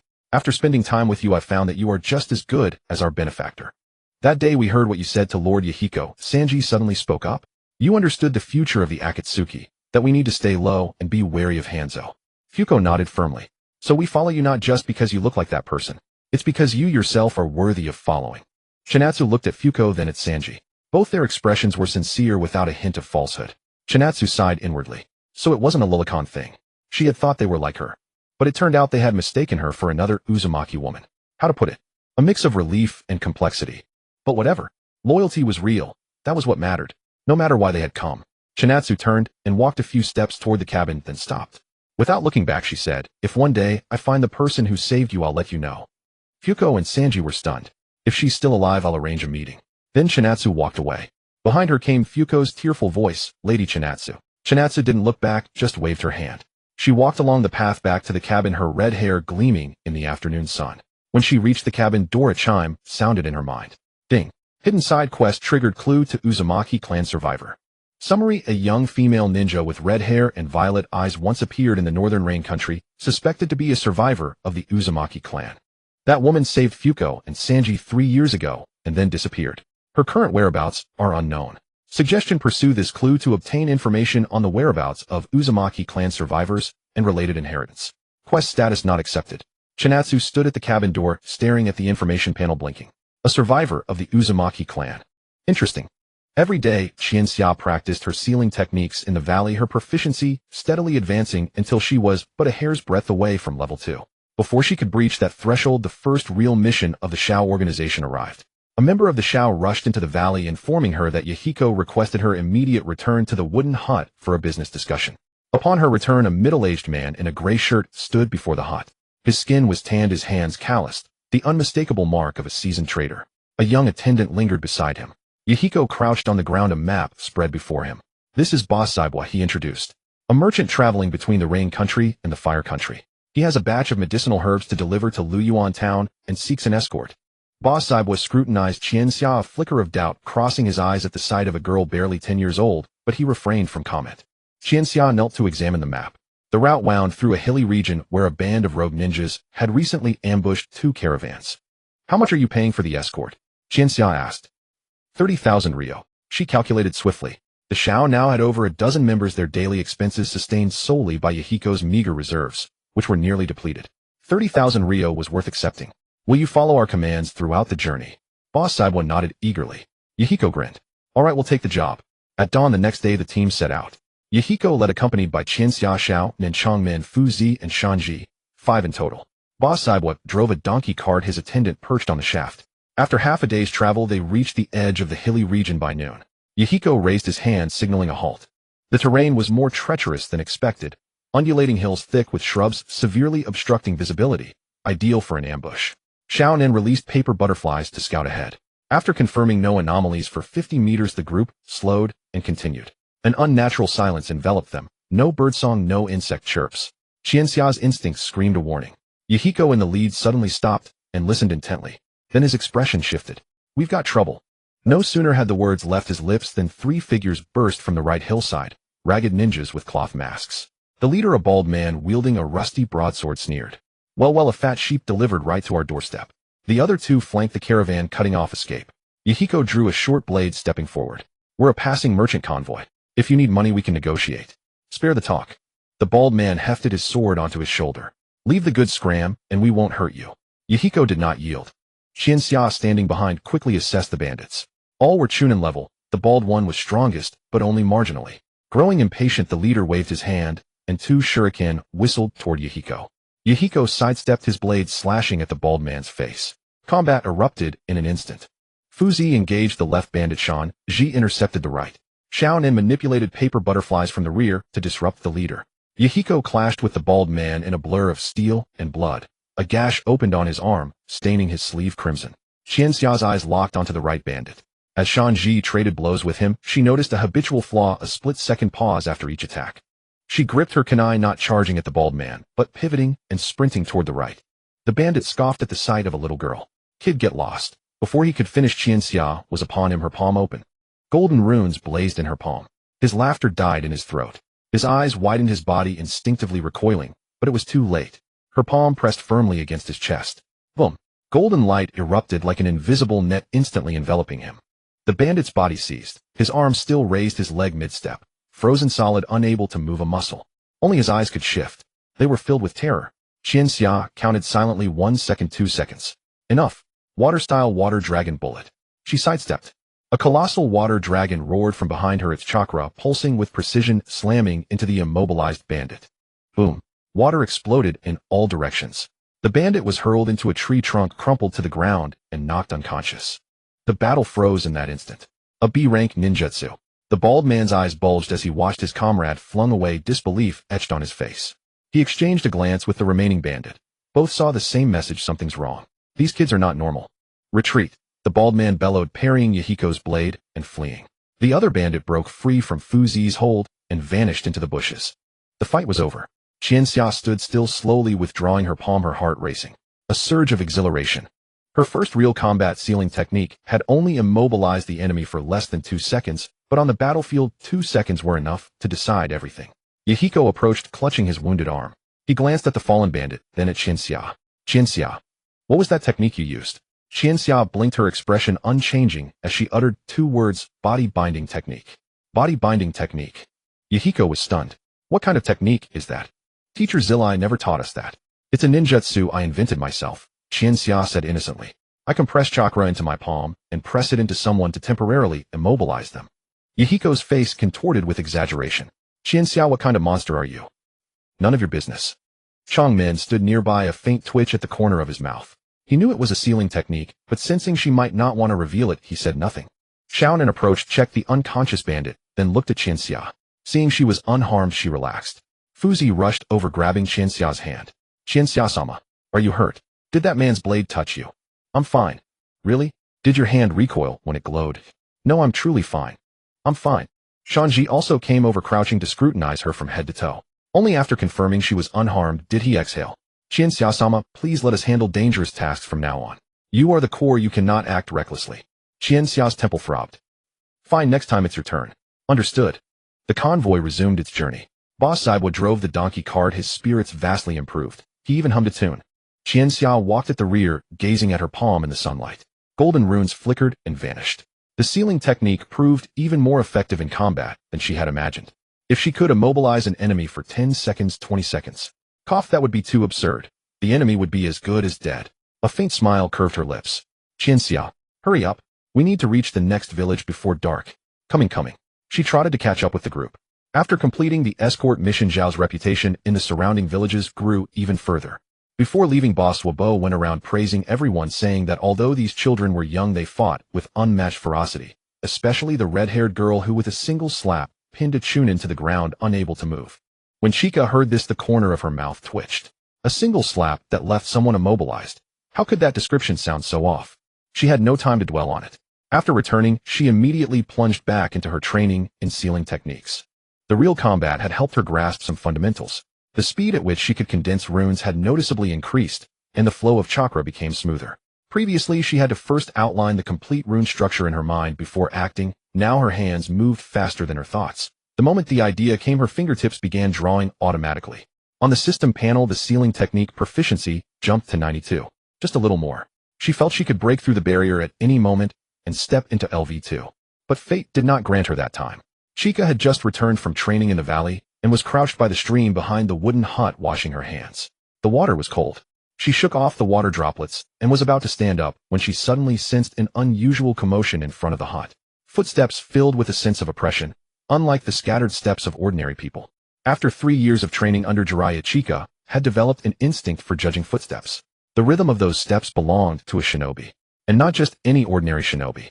She stood up, walked around the hut to the front, and then stopped in her tracks. In the clearing before the wooden hut stood a man she had never seen before. He was a man in his early 30s wearing a dark gray ninja outfit, Itachi at his waist, and no insignia of any ninja village on his chest. His posture was straight, his chin slightly raised, his gaze looking down at others with undisguised contempt. The air around him seemed to freeze.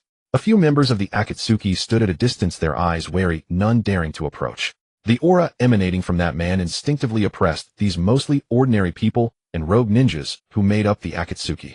Yahiko stood before him, a polite smile on his face, speaking.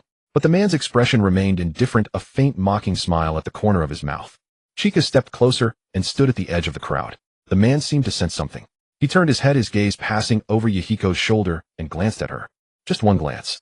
A chill ran up Chika's spine. It was killing intent, a cold sensation that made her deeply uncomfortable. Chika did not look away. She calmly met his gaze, her purple eyes showing no ripple. They stared at each other for about 2 seconds. The man withdrew his eyes and looked back at Yahiko as if the previous glance had been nothing more than a casual scan of a stray cat by the roadside. You are Yahiko? Yes, I am. Yahiko maintained his smile and asked politely, may I ask who you are? You don't need to know who I am, the man said flatly. You only need to know that I am here to deliver a message from Lord Hanzo. The air froze in an instant. What? Hanzo? The expressions of the surrounding Akatsuki members changed instantly. Some nervously swallowed, exchanged bewildered glances, and instinctively tightened their grip on their weapons. Only Yahiko's expression remained unchanged. He still smiled and nodded. What instructions does Lord Hanzo have? Please speak. The man stared at him, the sneer on his lips deepening, as if savoring Yahiko's forced composure. He spoke slowly, word by word. Lord Hanzo asked me to deliver a message to you. He paused, his gaze sweeping over the surroundings to ensure everyone heard his words. The land of rain does not need a second voice. This sentence was short. Its meaning was clear. The land of rain had only one master, Salamander Hanzo. The emergence of any other organization, any other voice was not permitted. Yahiko's smile did not fade. The clearing fell silent for a full 5 seconds. No one spoke, no one dared to move. Then Yahiko spoke, his tone still polite, no trace of panic. Please inform Lord Hanzo that the Akatsuki has never intended to compete with anyone. We simply want to make life a little better for the ordinary people of the land of rain. That is all. The man stared at Yahiko for a while. Heh. He let out an ambiguous light laugh. Good, as long as you understand. He turned to leave. Chika had just breathed a sigh of relief when the man suddenly stopped. Her intuition screamed in alarm. The man slowly turned his head, his gaze passing over everyone and landing precisely on her. It landed on her red hair. His eyes like cold blades slid over her hair, then to her purple eyes, and stopped. That red-haired brat, he said, his voice not loud, but sending an invisible wave of pressure toward Chika. Looks a bit familiar. Chika stood still, motionless. Her expression showed no change as she allowed the man's gaze to sweep over her. But inside her heart was churning with turbulent waves. Familiar. Of course, in this ninja world, red hair was a very distinctive trait. The name of the Uzumaki clan loomed too large. Even after the clan's extermination, people still searched for its bloodline. The man stared at her for a few seconds as if trying to memorize her features. Chika gave him no reaction. She just stood there, expressionless, eyes level, like an ordinary, ignorant little girl. Finally, the man withdrew his gaze. Nothing.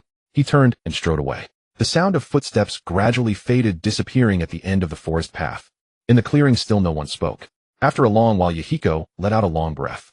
He turned to look at Chika. Are you all right? Chika looked up at him. I'm fine. How could this happen? So soon trouble had come looking for them.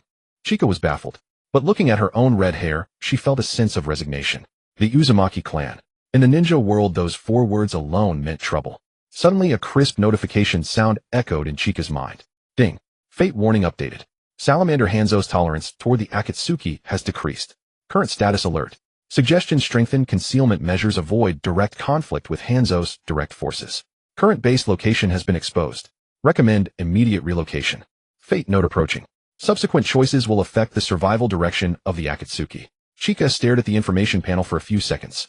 Then she closed the panel, looked up at Yahiko. Yahiko. We need to change our base.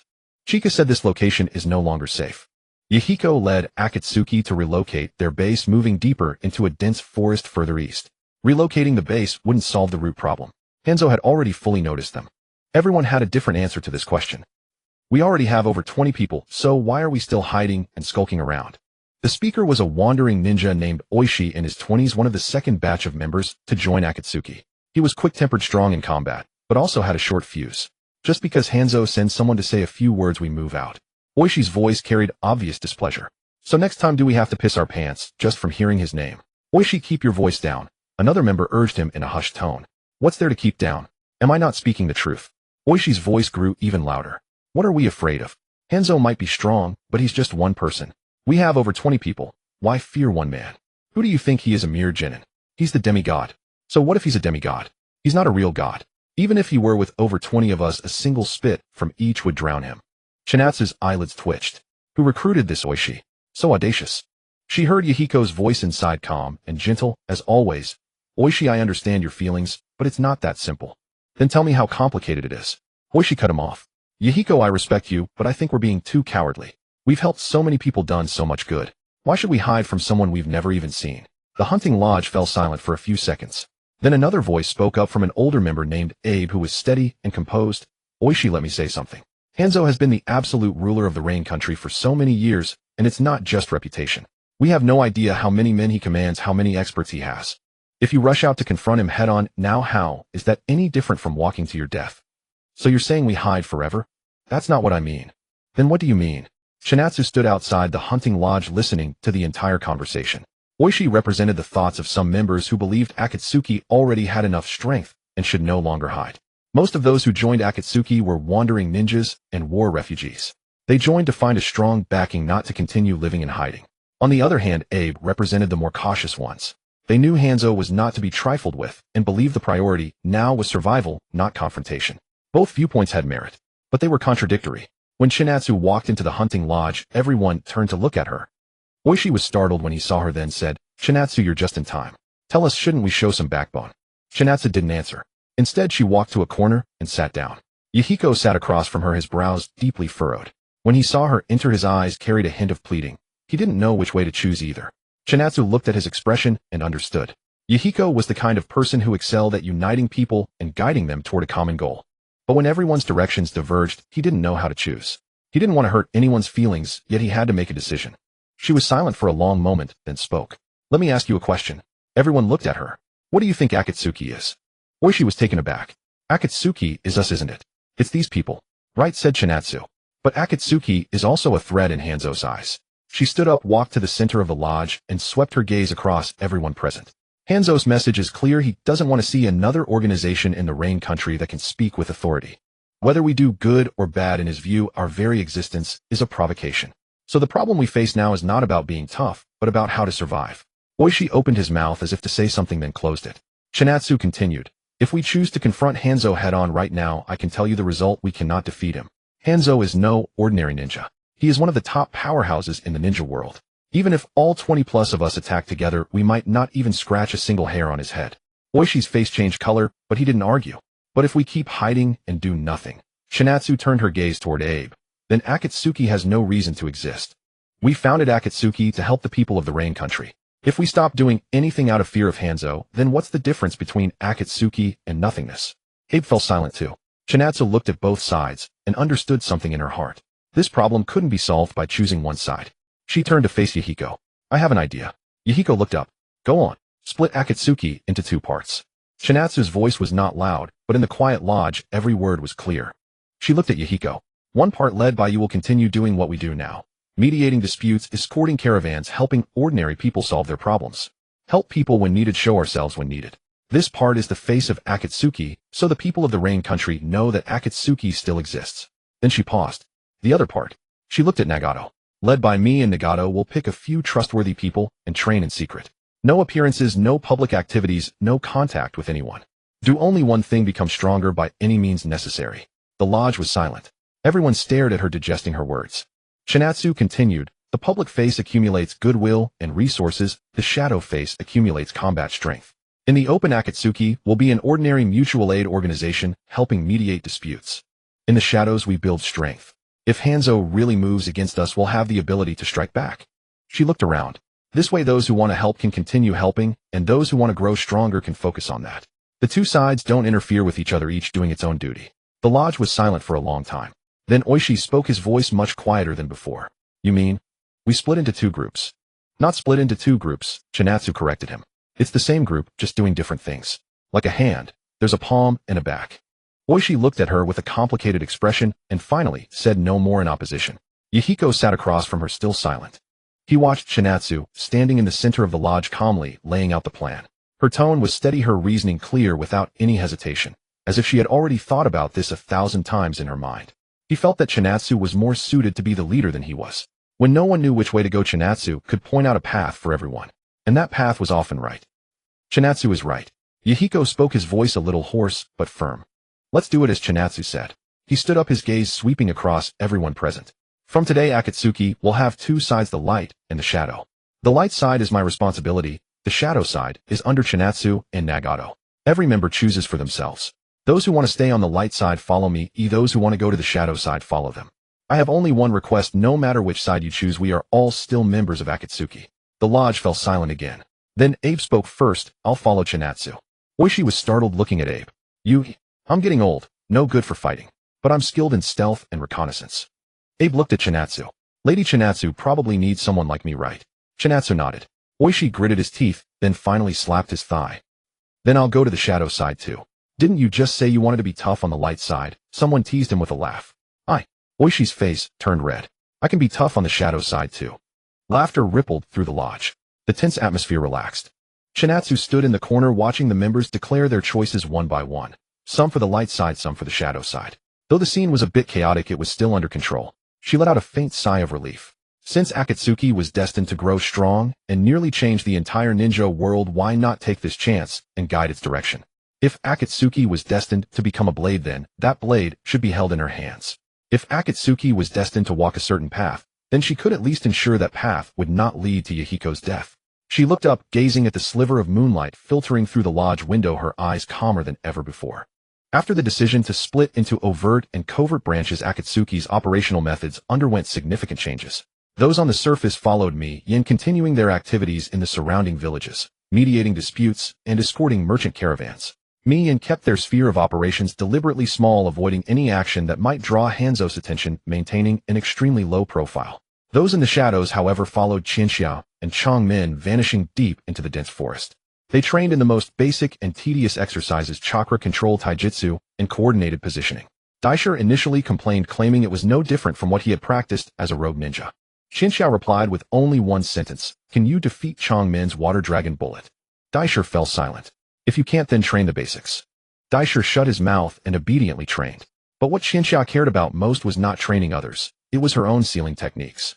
Her proficiency had been stuck at 92 for quite some time. She felt she was only a paper-thin layer away from LV2, yet she simply could not break through. It felt like trying to see through a thin mist, knowing something was there yet unable to make it out clearly. She tried various methods, increasing chakra output, shortening the time to form runes, and drawing runes while moving. But every time she fell short at the final moment. The rune's light would flicker during expansion, then collapse. Qianxiao did not grow impatient. She knew what she lacked was not practice, but a certain intuition. Jiraiya had taught her that ninjutsu was not merely a combination of chakra and hand seals, but a form of understanding. Only when you understand the essence of a technique can you truly master it. What was the essence of sealing techniques? Qianxiao sat at the entrance of the cave, gazing at the gray sky outside, turning this question over and over in her mind. The essence of sealing techniques was confinement. Confining chakra, confining movement, confining space.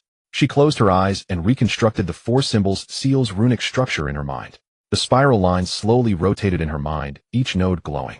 She tried to project the runic structure outward, feeling it spread like ripples on water. 1 meter. 2 meters. The runes became unstable, the edges began to flicker. Qianxiao did not stop.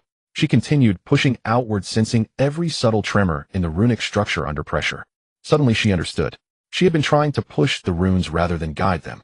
Sealing techniques were not about brute force, pushing chakra outward, but about letting the runic structure breathe on its own like ripples on water. You don't push the water, you let the water move by itself. Qianxiao opened her eyes. She extended her hand and reformed the runes. Golden light flickered at her fingertips as the runes slowly unfolded in the air. She did not rush to push outward. Instead, she let the runes extend naturally, expanding bit by bit, like creeping vines. The light of the runes shone steadily. 2 meters. 2.5 meters. 3 meters. The runes did not collapse. Qianxiao felt the edges of the runes touch the cave's stone walls. Golden light illuminated the entire entrance, the lines rotating steadily, without a single tremor. She had succeeded. Ding. Sealing technique proficiency has broken through LV2. Current level LV2 beginner perfection. New skill unlocked, 8 trigrams seal beginner. 8 trigram seal beginner, a more advanced sealing technique than the 4-symbol seal, capable of confining multiple targets simultaneously. Maximum sealing range 5 meters. Duration affected by chakra output. Requires specific runic structures to use. Detected that the host has mastered rune compression technique. New application, unlocked rune enchantment. Rune enchantment, pre-engrave sealing runes onto weapons or tools. Activate remotely with chakra during use. Eliminates the need to form runes on the spot, greatly reducing release time. Qianxia stared at the information panel before her frozen for a long moment. Then a slow smile spread across her lips. LV2. And she had unlocked the 8 trigram seal and rune enchantment. She lowered her gaze to her own palm. Pale golden chakra flowed at her fingertips, more condensed and stable than before. Then an idea struck her. Rune enchantment. If she could engrave sealing runes onto kunai. She strode out of the cave, hurried back to the hunting shed, and dug out her few kunai. They were ones she had picked up from the battlefield, sharpened a few times. Old but still usable. She sat at the entrance of the hunting shed, using the moonlight to begin her attempt. The first attempt failed. The runes collapsed on the kunai's blade in less than 3 seconds. The metal surface was too smooth, each chakra adhesion was insufficient. Qianxia did not give up. She adjusted her chakra output, slowed the rate of rune inscription, letting the chakra seep into the blade's texture like ink. In the second attempt, the runes lingered on the blade for 5 seconds before dissipating. Third attempt, 10 seconds. Fourth attempt, she succeeded. The golden runes were perfectly imprinted on the blade of the kunai, glowing faintly, with a pale golden light under the moonlight. Qianxia picked up the kunai and felt it. The runes had merged with the blade as if they had been engraved there from the very beginning. She infused a trace of chakra.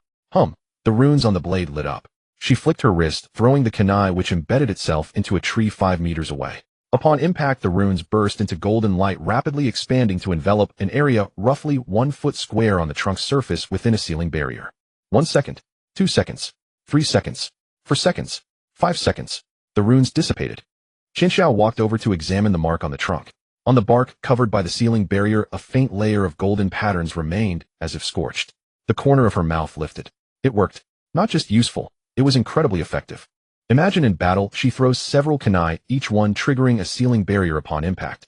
The enemy is immobilized and her teammates follow up with attacks. She did not need to charge into the enemy's attack range or risk close combat. All she had to do was stand at a distance and throw the kunai. The more Qianxia thought about it, the more excited she became. She stayed up all night gathering every usable kunai, 12 in total. She sat at the entrance of the hunting shed, using the moonlight to inscribe sealing runes onto each one by one. Golden light danced at her fingertips across the blades, leaving behind intricate spiral patterns. Moonlight fell upon her red hair, casting a soft halo. Fuko got up to use the toilet in the middle of the night, saw Qianxia sitting at the door, and was startled. Qianxia, why aren't you asleep? Busy. Qianxia did not lift her head. Fuko leaned in to look and saw the kunai in Qianxia's hand, covered in golden runes glowing faintly in the darkness. What is that? A secret weapon. Fuko asked no more, but as she watched Qianxia's focused profile, a wave of shame washed over her. Qianxia-sama was truly diligent, training so late into the night. By the time dawn was about to break, Qianxia finally finished inscribing the last kunai. 12 kunai lay neatly before her, each blade etched with golden sealing runes shimmering faintly in the morning light. She picked one up, weighed it in her hand, and flicked it toward a distant tree trunk. The kunai struck precisely, the runes lit up, and the sealing barrier expanded, covering the surface of the trunk. Then it dissipated. Qianxia walked over, pulled out the kunai, and examined the runes on the blade. Still intact, reusable. She nodded with satisfaction. 12 enchanted kunai. Prepared for Hanzo. If he truly dared to move against Akatsuki, she at least had a gift to present to him. Qianxia put the kunai into her tool pouch, stood up, and looked at the brightening sky in the east. She let out a long breath. All right, time to catch up on sleep. About 2 months had passed since Chiaki finished engraving the 12 enchanted kunai. Yahiko kept a low profile, taking on minor assignments that posed little risk, repairing irrigation channels for the village, escorting short-haul cargo convoys, mediating neighborhood disputes. Such days did not endure long.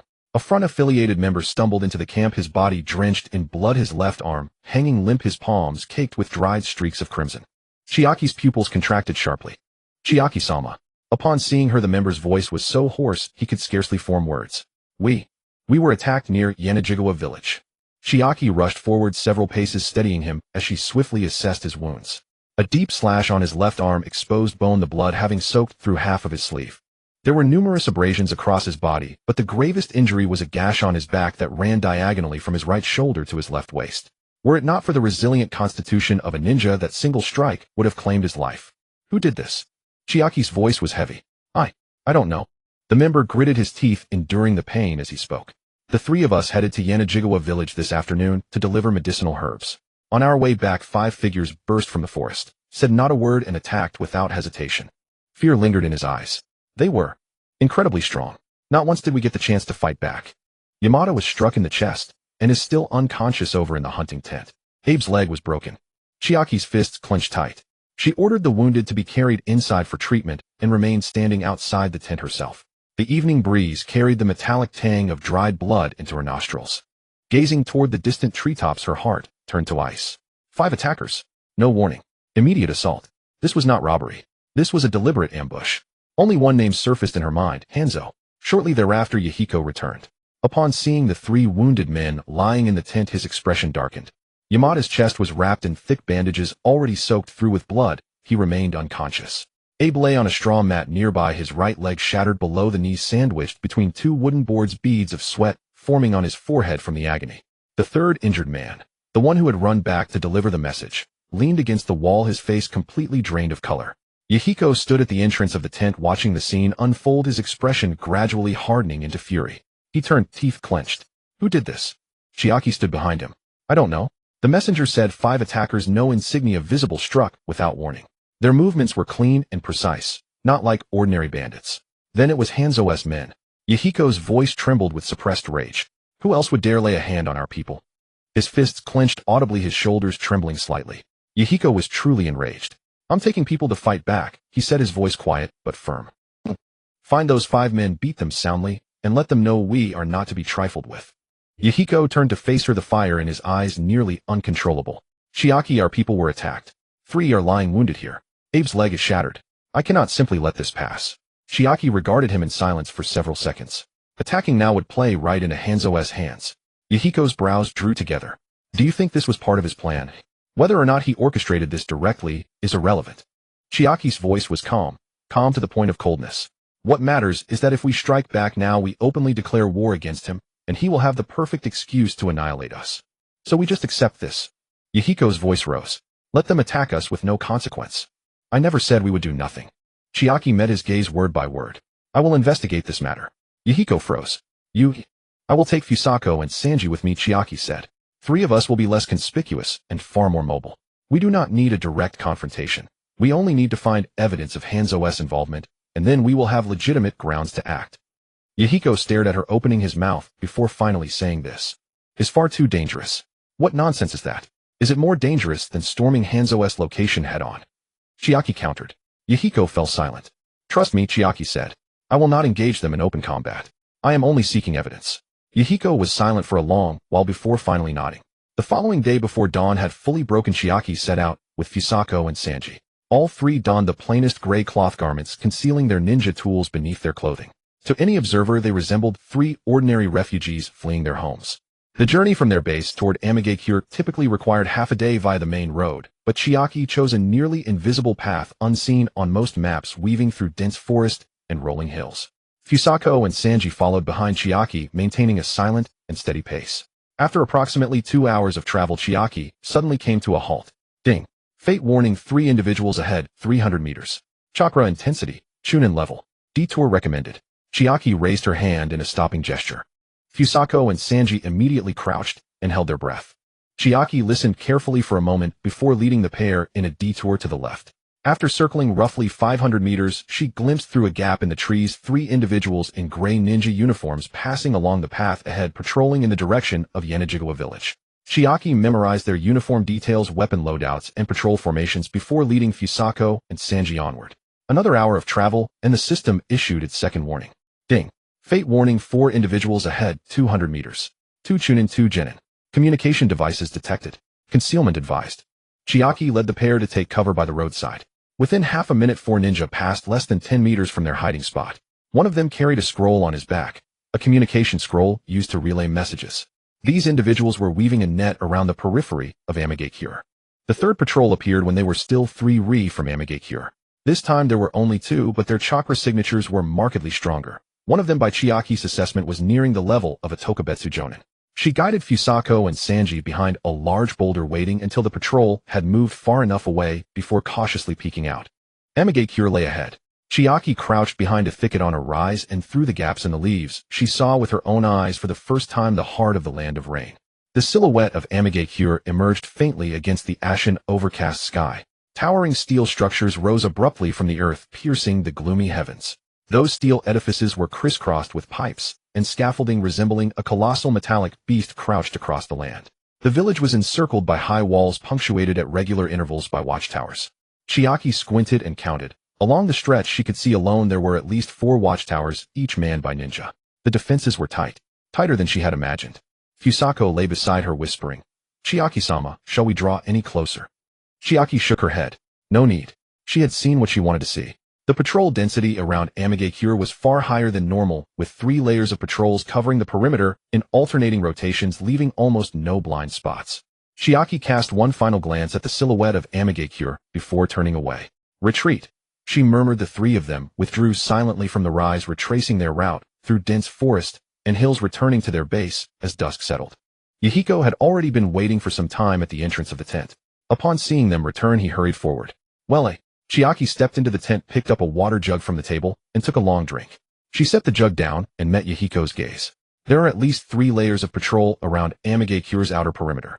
The density far exceeds what normal defensive requirements would demand.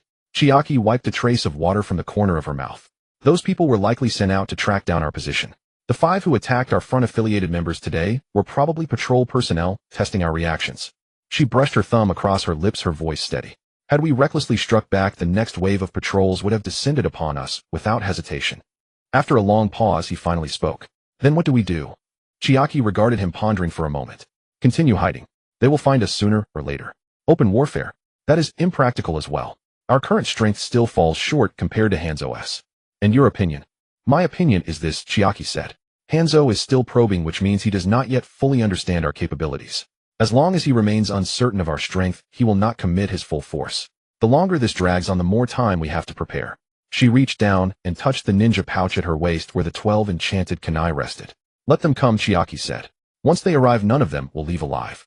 After scouting the outskirts of the rain-hidden village, Chinatsu was constantly pondering whether the 5 individuals who attacked the Akatsuki members were merely a probe from Hanzo or had some other purpose.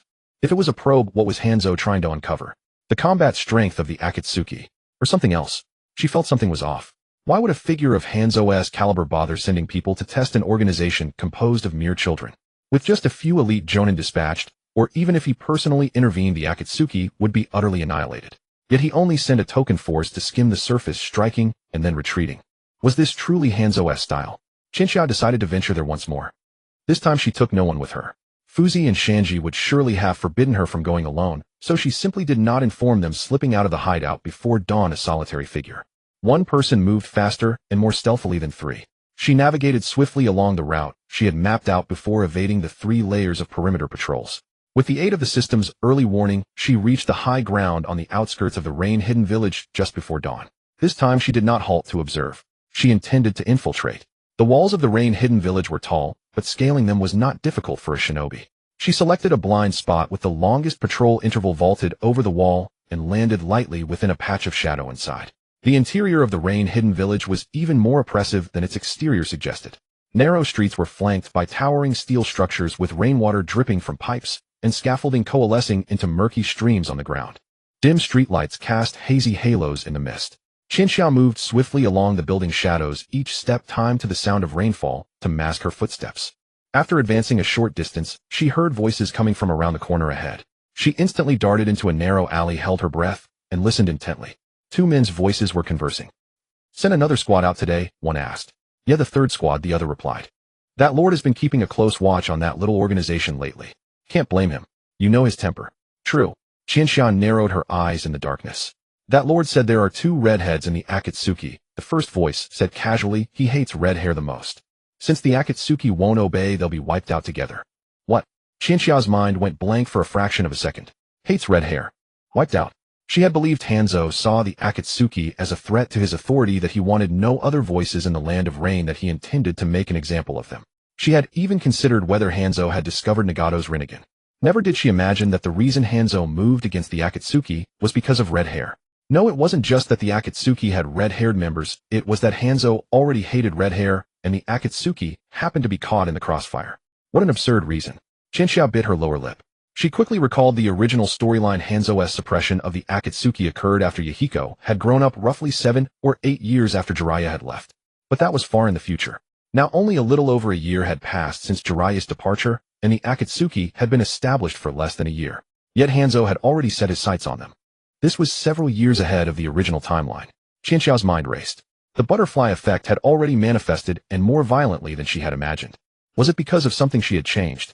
Had she accelerated the Akatsuki's development? Or had her own red hair drawn Hanzo's hatred earlier? She had been so careful, hadn't she? She had to get back immediately. Just as Qianxia prepared to retreat, she sensed a wave of chakra sweeping in from the side. A sensor-type shinobi. She had been discovered. Who's there? A low shout came from not far away, followed by hurried footsteps rushing toward the alley where she was hiding. Qianxia didn't hesitate. She turned and ran. She sprinted along the path she had come, her feet splashing water on the wet stone pavement. Stop! A furious yell erupted behind her. Qianxia charged forward without looking back. At the corner she spun abruptly, simultaneously pulling a kunai from her tool pouch. Relying on her perception, she threw it behind her. The kunai arced through the air and embedded itself in the wall behind her. The seal lit up. A golden sealing barrier instantly expanded, sealing off that section of the alley. The footsteps behind briefly paused. The opponent clearly hadn't expected a young girl to use such a technique. The sealing barrier wouldn't hold for long. She dashed across an open area. Ahead was the outer wall of the rain-hidden village. Once she climbed over that wall and entered the forest beyond, she would have a chance to shake off her pursuers. Just then she felt a powerful surge of chakra behind her. She threw herself to the side. A sharp wind blade grazed past her back, severing a few strands of her red hair, and slammed into the ground ahead of her, cracking it open. Qianxia rolled in the muddy water, steadied herself on one knee, and reached into her tool pouch. She pulled out another kunai, gripped it, and charged back toward the direction of the pursuer. The censor shinobi burst out from the alley entrance, a man in standard range shinobi attire, around 30 years old with sharp eyes. He clearly hadn't expected Qianxia to turn back and rush at him. His movements faltered for an instant. Qianxia seized that moment. She twisted her wrist and flung a kunai low to the ground. The kunai struck the stone pavement between them, and the seal instantly lit up, spreading a golden sealing barrier. The shinobi glanced down at the golden glow beneath his feet, and his expression shifted. He leaped up, but it was too late. The edge of the sealing barrier swept across his ankle, and his body stiffened in midair for a fraction of a second, less than half a second. At the same time, Qianxia unleashed a wind release. Wind release, air current, chaos. Air currents gathered in front of her, transforming into a fierce gale that swept rain and debris toward the shinobi. The force wasn't enough to severely wound him, but it disrupted his balance. The shinobi was struck by the gale, lost his balance in midair, tumbled backwards several times, and slammed heavily into the wall. Qianxia mustered all her strength and sprinted toward the wall. With a few running steps, she pushed off the slippery surface, grabbed the edge with both hands, vaulted over, and landed. She dashed straight into the forest beyond. Qianxia ran through the trees, breathing heavily. Behind her came a muffled explosion. The censor shinobi, likely venting his frustration, had fired a jutsu at the spot where she had climbed over the wall. After running at least 2 li, she finally slowed down, leaned against a tree, and gasped for air. Raindrops fell through the leaves, tapping against the ground in a dense rhythm. Qianxia leaned against the trunk, closed her eyes, and rested for a while before reopening them. She fished out the 2 kunai she had used from her tool pouch and glanced at them. The seals on the blades had grown dim. The sealing runes consumed most of the chakra after a single activation. They would be useless after one more use. They needed to be re-engraved. But that wasn't her most pressing concern. Qianxia looked up at the gray sky above, the rain striking her face. Hanzo hated red hair. She lowered her gaze to her own drenched red locks. Damn it, which redhead had provoked that bastard Hanzo? Could it be that Uzumaki woman who had saved Fuzi and Shanji back then? The image of that mysterious female shinobi from the Uzumaki clan surfaced in Qianxia's mind, and a foreboding feeling crept over her. If it was indeed her, then Hanzo's hatred for red hair might run even deeper than her own wariness of him. She and Nagato, with their 2 red-haired heads, had stumbled right into the line of fire. Qianxia wiped the rain from her face, straightened up, and stared in the direction of the rain-hidden village, her gaze complex. What rotten luck. When Qianxia returned to the base, she was still dripping wet. The rain had stopped, but her clothes were soaked through from head to toe, her red hair clinging to her face and neck, making her look utterly disheveled. Fuzi was the first to see her, letting out a cry as she rushed over. Lady Qianxia, how did you end up like this? Qianxia waved her hands, signaling that she was fine, and walked straight into the hunting shed. Mai and Changmin and Xiaonan were all inside. The 3 of them changed expressions upon seeing her state. Mayan stood up. Qianxia, did you go out alone? I went to the rain-hidden village, Qianxia said as she took off her soaked outer garment and wrung out the water. What a... Mayan's voice shot up an octave. You went to the rain-hidden village alone. Keep your voice down, you're deafening me. Qinxiao rubbed her ears. Mayan took a deep breath, suppressing the urge to interrogate her. What did you find out? Qinxiao sat down and recounted the conversation she had overheard in the rain-hidden village exactly as it happened. After she finished, the hunting shed fell into a long silence. Hate red hair. Xiaonan was the first to break the silence, her voice filled with disbelief. Just because. They hate red hair. Sounds ridiculous, doesn't it? Qinxiao said. But that's what I heard. Mayan leaned against the edge of the workbench, his head bowed, staring at the mud stains on the ground. He was silent for a long time before speaking, a sense of absurdity washing over him. So, it's not because of what we did, but because of our hair. I don't think it's entirely that, Qinxiao said. Our rapid growth was certainly a factor, but the trigger was probably this. Mayan closed his eyes and took a deep breath. Damn it, Banzang had absolutely no sense of aesthetics. Red hair was so beautiful. Mayan was truly fuming. Since this path is closed off now, he said quietly, then we won't take it. He looked at his three companions. We'll go to war directly. For simple words. No excitement, no passion. Qinxiao looked at him, feeling a sense of strangeness. Mayan had really changed. If it were the old Mayan, he would have said, let's think of another way. Maybe we can still negotiate. Or, how about dyeing our hair black? Now he was saying to go to war directly. It wasn't that he had become warlike. Perhaps he had realized that sometimes compromise doesn't solve problems. Call everyone back, Mayan said. All visible personnel will withdraw. From now on, Xiao will not engage in any public activities. All ninja are to enter training mode. He paused. Inventory the food supplies, centralize all materials. Weapons, medicine, and tools. Redistribute everything. We must prepare for the worst. As Qinxiao watched Mayan arranging these things, a thought flashed through her mind. This Xiao from this moment on was taking a completely different path from the Xiao in the original story. The next few days, everyone knew that war might be coming. No one joked or slacked off anymore. Each person did what they had to do. Dashi stopped complaining about the monotony of training, reporting to the rock cave before dawn, every day training until his palms blistered, and he still didn't stop. Qinxiao opened her system panel. Points balance, 750. She stared at the number, silent for a moment. A bit paltry. Since her transmigration, she had only accumulated points twice. The first time she exchanged for the basic chapter of sealing techniques, spending 1800 points. Later she had completed various tasks. Escort missions, sealing technique, breakthroughs, reconnaissance, saving up some points, but nowhere near enough to be lavish. 750 points. Not enough to exchange for anything too advanced. She scrolled through the exchange list for a long time, her gaze finally settling on a skill. Wind release, wind cutter, enhanced LV2 required. Based on the basic, wind cutter adds chakra cutting properties and range extension. Cost 400 points. Qinxiao didn't hesitate for long. She clicked exchange. Exchange successful. Skill, wind release, wind cutter enhanced, has been acquired. Wind release, wind cutter enhanced releases a high-pressure wind blade that can cut through rock and steel. Maximum range 20 meters with power and range increasing with chakra input. Then she scrolled further and found another item in the corner of the list. Chakra enchantment basic, temporarily attach your own chakra to a weapon, increasing cutting power and penetration. Cost 300 points. Exchange. Exchange successful. Skill, chakra enchantment basic, has been acquired. 750 points spent to the last. Qinxiao stared at the zero on the panel, suddenly feeling a sense of emptiness. She closed the panel, walked out of the rock cave, and stood in the open space outside. Gazing at the pitch-black forest shadows in the distance, a question repeated in her mind. Are these things really enough? Enough to deal with Banzang? Probably not enough. Banzang was a man known as the demigod, at least a Kaga-level powerhouse. She was just a 10-year-old girl. Even if she used all her strength, she couldn't possibly defeat him head-on. But the battlefield wasn't about one person. She still had teammates, Chaman, Mai, and Xiaonan, and the other members of Xiao. With proper coordination, perhaps. It wasn't entirely hopeless. In the worst-case scenario, she could quietly play dead and Changmin could have a small outburst. At that thought, she couldn't help but laugh. What a joke. Did she have to play dead just for a Banzang?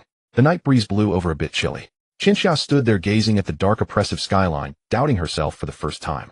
She had always believed that as long as she worked hard enough, was smart enough, and cautious enough, she could change everyone's fate. Now she truly realized that some enemies cannot be defeated by effort alone. Banzang was such an enemy. She lowered her head, looking at her palm, where golden chakra glowed faintly. She hadn't even reached the level of a Jonin. To face a man called the demigod. Qinxiao clenched her fist. What a headache. She muttered under her breath.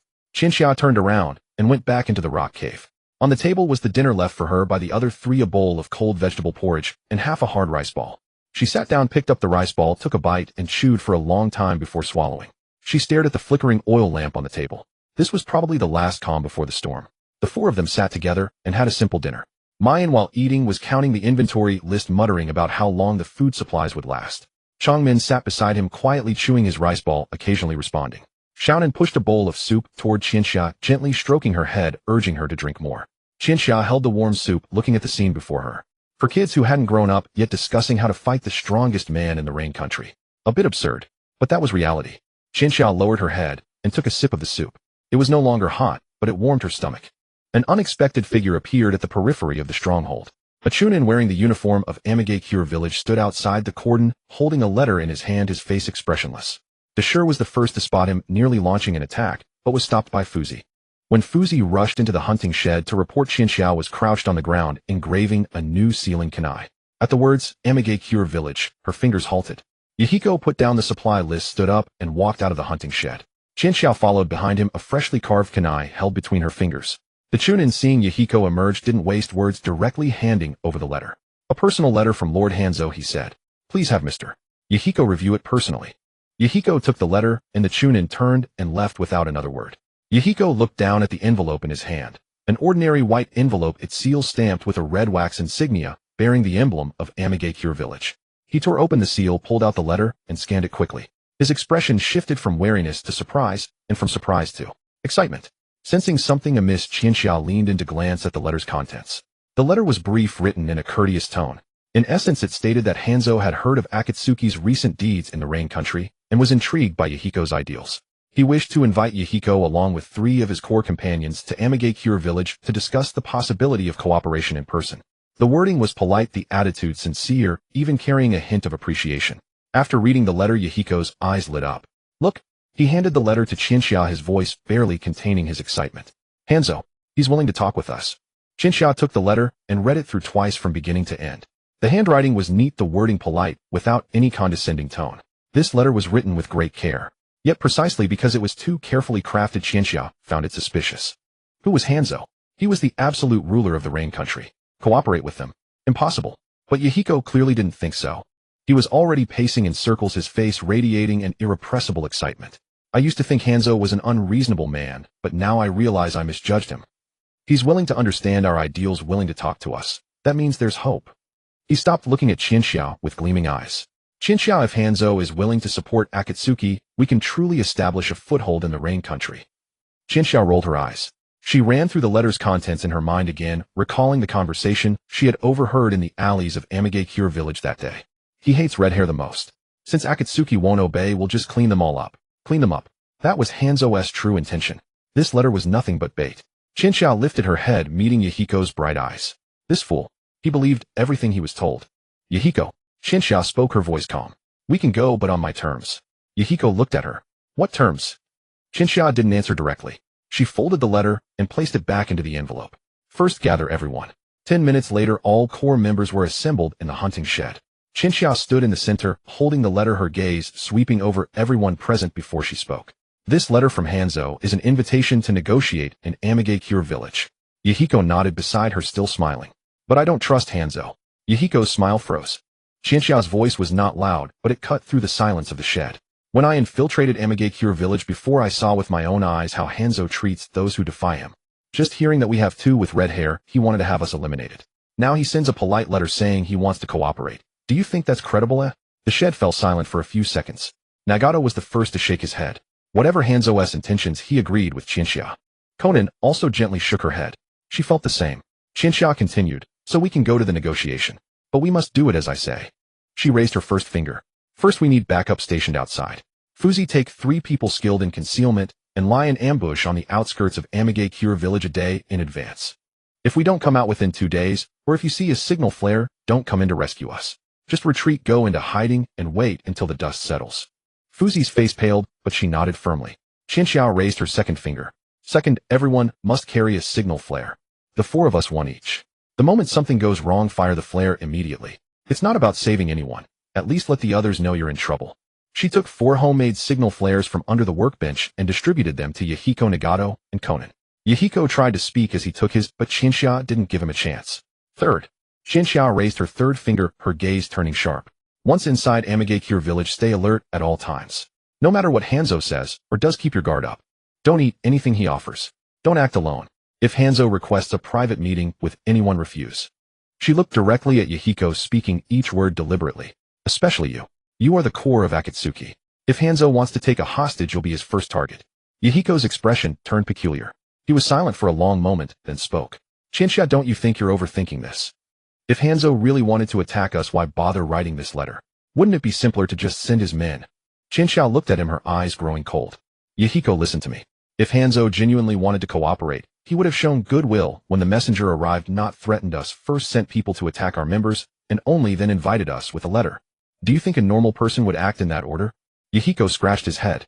Besides, in the Rain Country, Hanzo could wipe out a small organization in a single night. He doesn't need to go to all this trouble to write a letter, invite us over, and set an ambush. If he were sincere, why couldn't he come to our territory to talk? For the first time, a flicker of doubt appeared in Yahiko's expression. Before he could argue further, Chinchia added one last sentence. In short, promise me. If you still trust my judgment, stay alert the entire time we're inside. Yahiko looked into her eyes, seeing no trace of jest in those violet irises. After a long silence, he nodded. All right, I'll listen to you.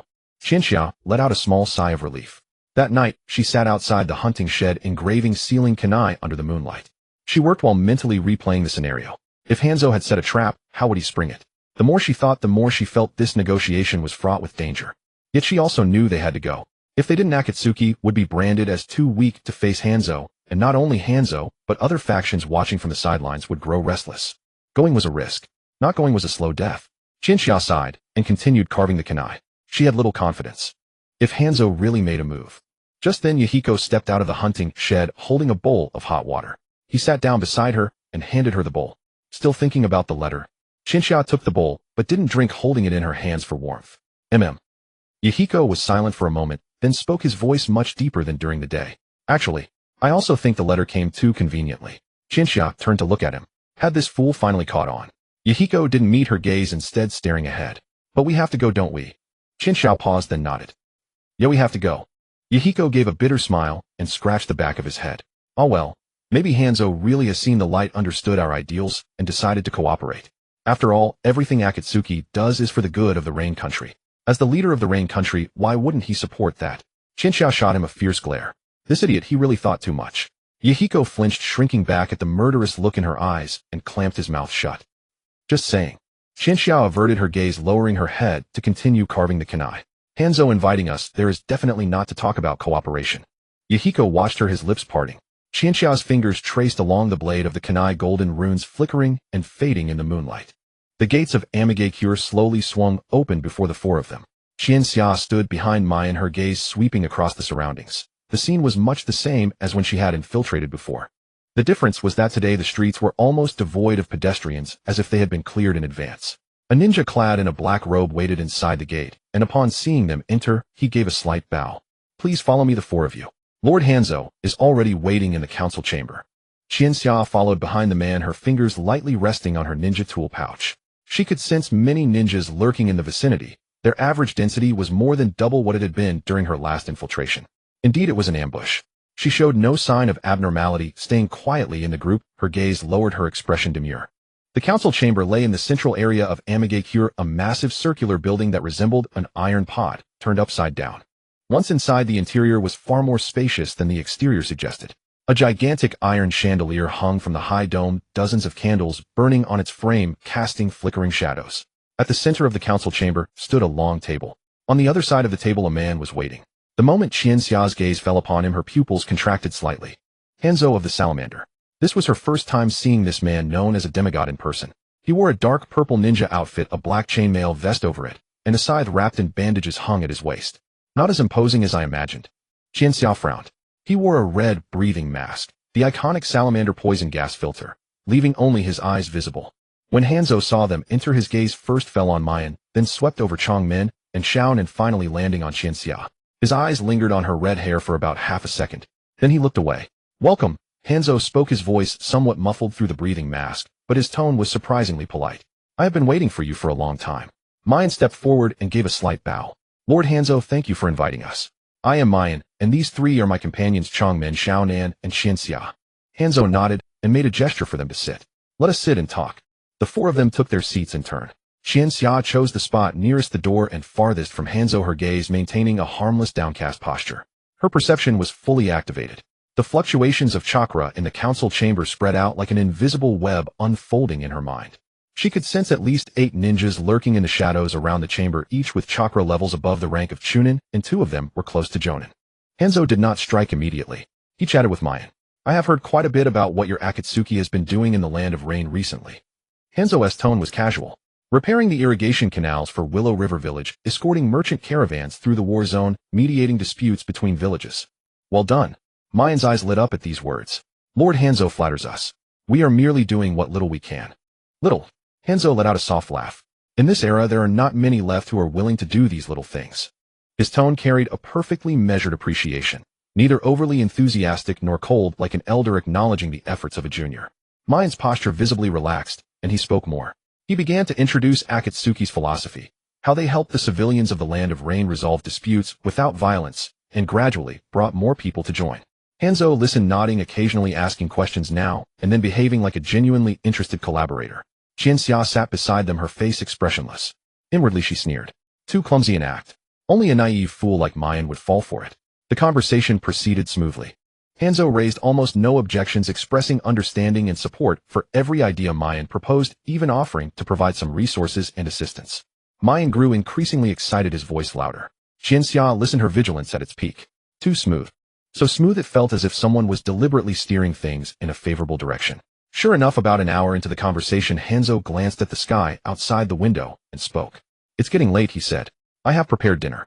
If the 4 of you don't mind, please stay for a meal before you leave. Mayan was about to agree when Qianxia gently kicked him under the table. Mayan paused, then said with a smile, Lord Hanzo is too kind. We. Stay, Hanzo interrupted him, his tone still polite, but with an air of finality. You have come all this way. If you leave without eating, word will spread that I, Hanzo, do not know how to treat guests. Mayan glanced at Qianxia, who gave a slight nod. They could not refuse. To refuse now would be to tell Hanzo they did not trust him. Before the break, they had to keep up appearances. Then we shall trouble you, Mayan said. Hanzo nodded and stood up. The food is ready. Let me check on the preparations. Please wait a moment. He turned and walked out of the council chamber. Qianxia watched his figure disappear through the doorway, the string of tension in her heart pulled even tighter. She stood up. I need to use the restroom. Qianxia stepped out of the council chamber and walked a few steps along the corridor. After confirming no one was around, she quickly crouched down and lightly brushed her fingers across the ground. A pale golden chakra flickered at her fingertips, leaving a tiny rune mark in an inconspicuous crevice of the floor. She continued forward, carving a second rune on the wall at the corridor corner and a third under the floor tiles at the restroom entrance. 3 surveillance runes arranged in a triangular pattern covering the front and back passages of the entire council chamber. As long as anyone passed through these passages to enter the chamber, the runes would relay information through chakra vibrations. After finishing, Qianxia washed her hands and returned to the council chamber. The moment she pushed open the door, her steps faltered. Several more people had appeared in the chamber. During her absence, at least 3 ninjas had silently entered the council chamber, each standing in the shadows of the corners, their positions sealing off all exits. When she had left, those spots had been empty. Qianxia walked back to her seat, as if nothing had happened. Her hand quietly slipped into her ninja tool pouch. The time had not yet come. She looked up. Just then Hanzo returned. Behind him followed several attendants carrying trays laden with delicate dishes and flasks of sake. The aroma of the food spread through the air, fish meat soup. Hanzo took his seat at the head of the table, personally picked up the sake flask, and poured himself a cup. Then he raised his cup. Come, let this cup be a toast to you, and to the future of Akatsuki. Mayan and Xiaonan also raised their cups, and Chongmin hesitated before following suit. Qianxia raised her cup, but did not drink. Her gaze fixed on Hanzo's cup. Hanzo lifted his cup, made a motion of tilting his head back as if to drink, but the breathing mask prevented his lips from touching the rim. The edge of the cup merely brushed the lower edge of the mask, and not a single drop of sake was consumed. Then she glanced at the other 3. Mayan had already brought the cup to his lips, ready to drink. Under the table, Qianxia gave him a sharp kick. Idiot. Mayan was startled by the kick, nearly dropping his cup. He turned and looked at Qianxia with confusion. Qianxia's gaze remained lowered. Her lips moved, and in a voice only Mayan could hear, she uttered 2 words. Don't drink. Mayan's expression froze for a moment. He looked down at the cup in his hand, then slowly set it down. Chongmin noticed the subtle exchange between Qianxia and Mayan, and he too set down his cup. Xiaonan, who had not yet raised hers, saw the reactions of the 3 and gently withdrew her hand from the cup's rim. Hanzo watched the 4 of them, none drinking, and his eyes flickered slightly. What? Does the sake not suit your taste? Mayan laughed and waved his hand. Lord Hanzo misunderstands. We are not yet of age to drink, ha ha ha. Hanzo looked at him silent for 2 seconds. Then he too laughed. It's fine, he said. Not drinking does not hinder our business. He placed his cup back on the table, his movements unhurried. In Xianxia's mind, the system prompt panel flickered silently. Not all red. Was it because Hanzo had not yet made a move? The instant Hanzo set down his sake cup, Chinatsu's system warning panel flashed entirely red. Fate alert, lethal danger approaching. Recommendation, evacuate immediately. Chinatsu's fingers had already closed around the sealing kunai in her ninja tool pouch, but before she could make any move at all, Hanzo spoke. Since you all refuse to drink. His voice remained calm, even carrying a hint of a smile. Then there is no need for this meal to continue. As his words fell, he raised his hand and clapped softly twice. Clap, clap. The clapping echoed through the empty assembly hall. All the hidden ambushers revealed themselves at the same instant. The hidden compartments in the ceiling snapped open at once, and 6 ninja dropped from above, landing on both sides of the long table. Secret doors in the walls slid open noiselessly, and more ninja surged out from every direction. A blade flicked the curtain at the entrance aside, and 2 sword-wielding shinobi blocked the only exit. Chinatsu's pupils contracted sharply. They had all shown themselves. At least 30 people. All of them were elite shinobi of the Hidden Rain village. Each of them had chakra fluctuations at or above Chunin level, and at least 5 among them were close to Jonin, or had already reached Jonin rank. Yahiko shot to his feet, his hand pressing on the short blade at his waist. Hanzo, what is the meaning of this? Hanzo rose slowly, looking down at Yahiko. The feigned gentleness in his eyes had vanished, completely replaced by a cold, condescending scrutiny. The Akatsuki has been far too active lately, he said, his voice flat. I intended to give you all a way to live. As long as you obediently listened and served my purposes, I could let you survive in the land of rain. He paused, his gaze sweeping over Chinatsu and Nagato behind Yahiko and resting for a moment on their red hair. But there is something about you that I despise most. His voice was filled with deep revulsion. I will not allow anything I dislike to exist in the land of rain. Chinatsu's eyelid twitched. Her mind turned exceptionally calm at that moment. Hanzo's words confirmed the intelligence she had overheard earlier and confirmed her judgment. As well, this negotiation had been a trap from the very beginning. Hanzo had never intended to cooperate. He had finally shown his cards, completely dropping the act. Attack! Chinatsu called out, her voice not loud. Yahiko overturned the table in front of him in one motion, sending the plates and cups flying toward Hanzo. Hanzo stepped back and the plates and cups shattered before him, splattering soup everywhere. Fire the signal flare! Chinatsu shouted. Yahiko suddenly thrust his right hand into his pocket, but in the next second Hanzo moved. His speed was almost unbelievable. Chinatsu only saw a purple afterimage streak across the table, and in the next moment Hanzo was already in front of Yahiko, striking a palm into his chest. Yahiko was sent flying backward, crashing into the wall behind him. The wall cracked. He spat out a mouthful of blood and slid to the ground. Yahiko! Konan's voice was filled with terror. Chinatsu pulled out the signal flare and yanked the fuse. A red sphere of light shot from her hand, broke through the skylight of the assembly hall, and exploded over the Hidden Rain village. The signal had been sent. But Fuko and the others would need at least 5 minutes to get there. For those 5 minutes they had to find a way to hold out. Hanzo did not pursue Yahiko. He stood in place and slowly raised his right hand, holding up 2 fingers. Since you're here, don't leave. As his words fell, a thick purple mist spread out from him in an instant. The salamander's poison mist. Chinatsu's pupils contracted sharply. She tore open the sleeve of her right arm, revealing dense golden sealing inscriptions packed from elbow to wrist. The inscriptions all lit up at once. Golden light burst from her arm and transformed into a circular barrier roughly 3 meters in diameter, enveloping her, Yahiko, Konan, and Nagato at her side. The purple poison mist surged and slammed against the edge of the golden barrier. The barrier gave a low hum. The poison mist churned and spun outside the barrier, but the light of the inscriptions stayed steady, sealing the mist out without fail. Chinatsu held the barrier steady, but sweat was already beading on her forehead. Maintaining a 3-meter barrier against the salamander's deadly poison was an enormous drain on her chakra. Chinatsu. Konan stared at the glowing inscriptions on Chinatsu's arm, her voice filled with shock. Forget about that for now. Chinatsu said through gritted teeth, I can block the poison mist, but I can't afford to be distracted right now. Nagato, hold them off. Nagato stood behind her, his eyes dark. All right. He stepped forward and pressed his hands together. Then he flung his arms wide. Shinra Tensei. An invisible repulsive force erupted violently around him. The ground cracked, the walls collapsed, and tables and chairs were hurled into the air, smashing apart. The Hidden Rain ninja surrounding them, including more than a dozen at the front, were blasted away as one slamming into the walls and the ceiling. A large stretch of the assembly hall floor had been cleared. A huge gap opened in the encirclement. Go. Nagato's voice trembled slightly. Shinra Tensei had a cooldown period, so they had to run immediately. Without hesitation, the 4 charged toward the gap. Yahiko ran at the front, clutching his chest. Hanzo's palm strike had been heavy, but he could still move. Konan ran at his side.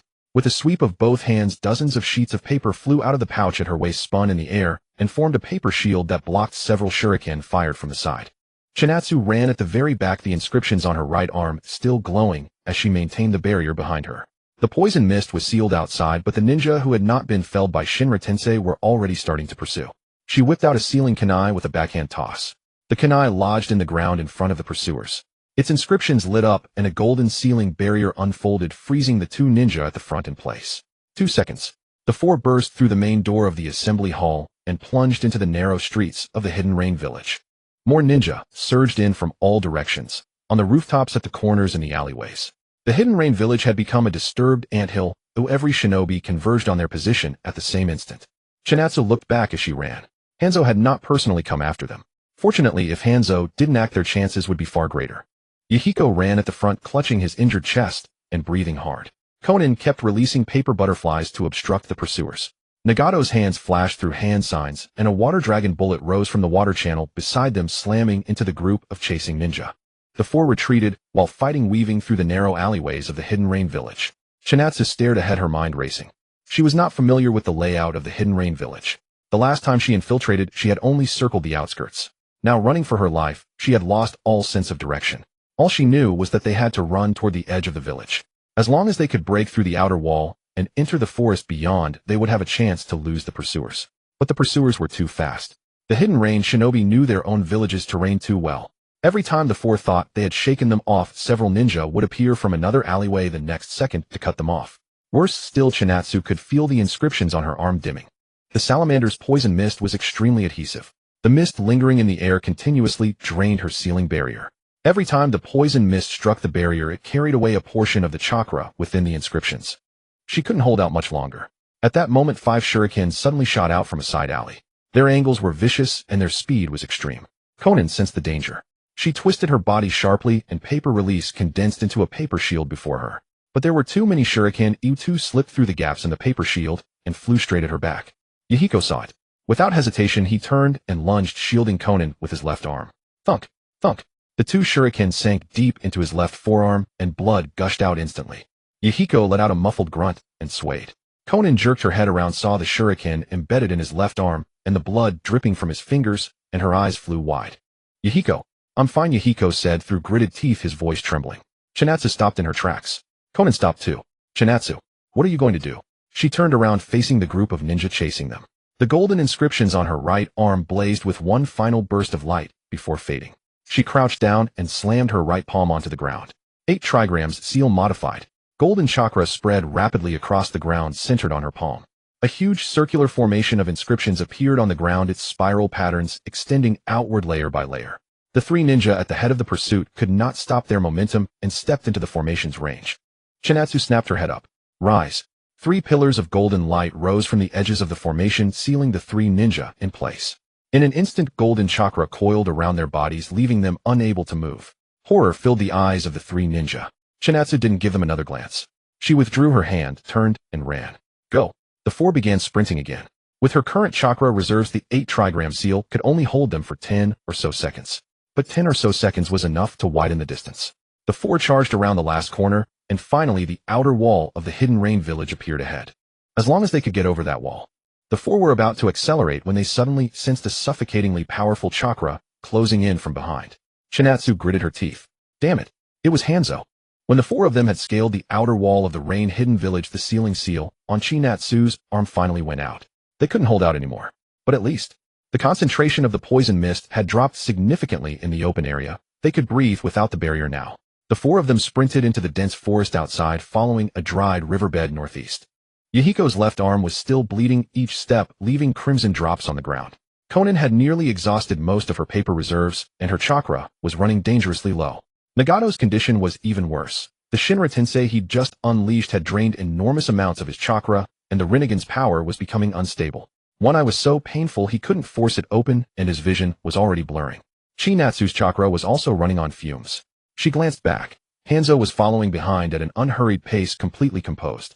Like a cat playing with its prey. Chinatsu gritted her teeth. How smug can you get? A broad valley opened ahead with steep cliff walls on either side, cutting off any escape route. Their footsteps suddenly halted. A dead end. The 4 of them were trapped at the valley's end. Yahiko slid down against the rock wall, gasping for air in ragged pants. Konan crouched beside him, tearing off a strip of cloth and wrapping it tightly around his left arm to staunch the bleeding. Chinatsu turned around to face the direction of the valley entrance. Hanzo appeared at the valley entrance. Just him alone. But his presence was overwhelming, more oppressive than all 30 ninja combined. Hanzo carried a sickle whose bloodstains told countless tales, moving slowly into the valley with measured steps. He paused about 20 meters from the four, his gaze sweeping over their conditions. His eyes finally settled on Chinatsu. Kid, your sealing jutsu is decent, he said. The Uzumaki bloodline does have its merits. He paused. But that's all you've got. Chinatsu locked her gaze onto him, her mind racing. She couldn't win head-on, couldn't escape. Her only hope was that Fujiko and Sanji would arrive with reinforcements. But how long had it been since she fired the signal flare? Even at their fastest. Chinatsu. A shout echoed from outside the valley. Chinatsu whipped her head around. Fujiko.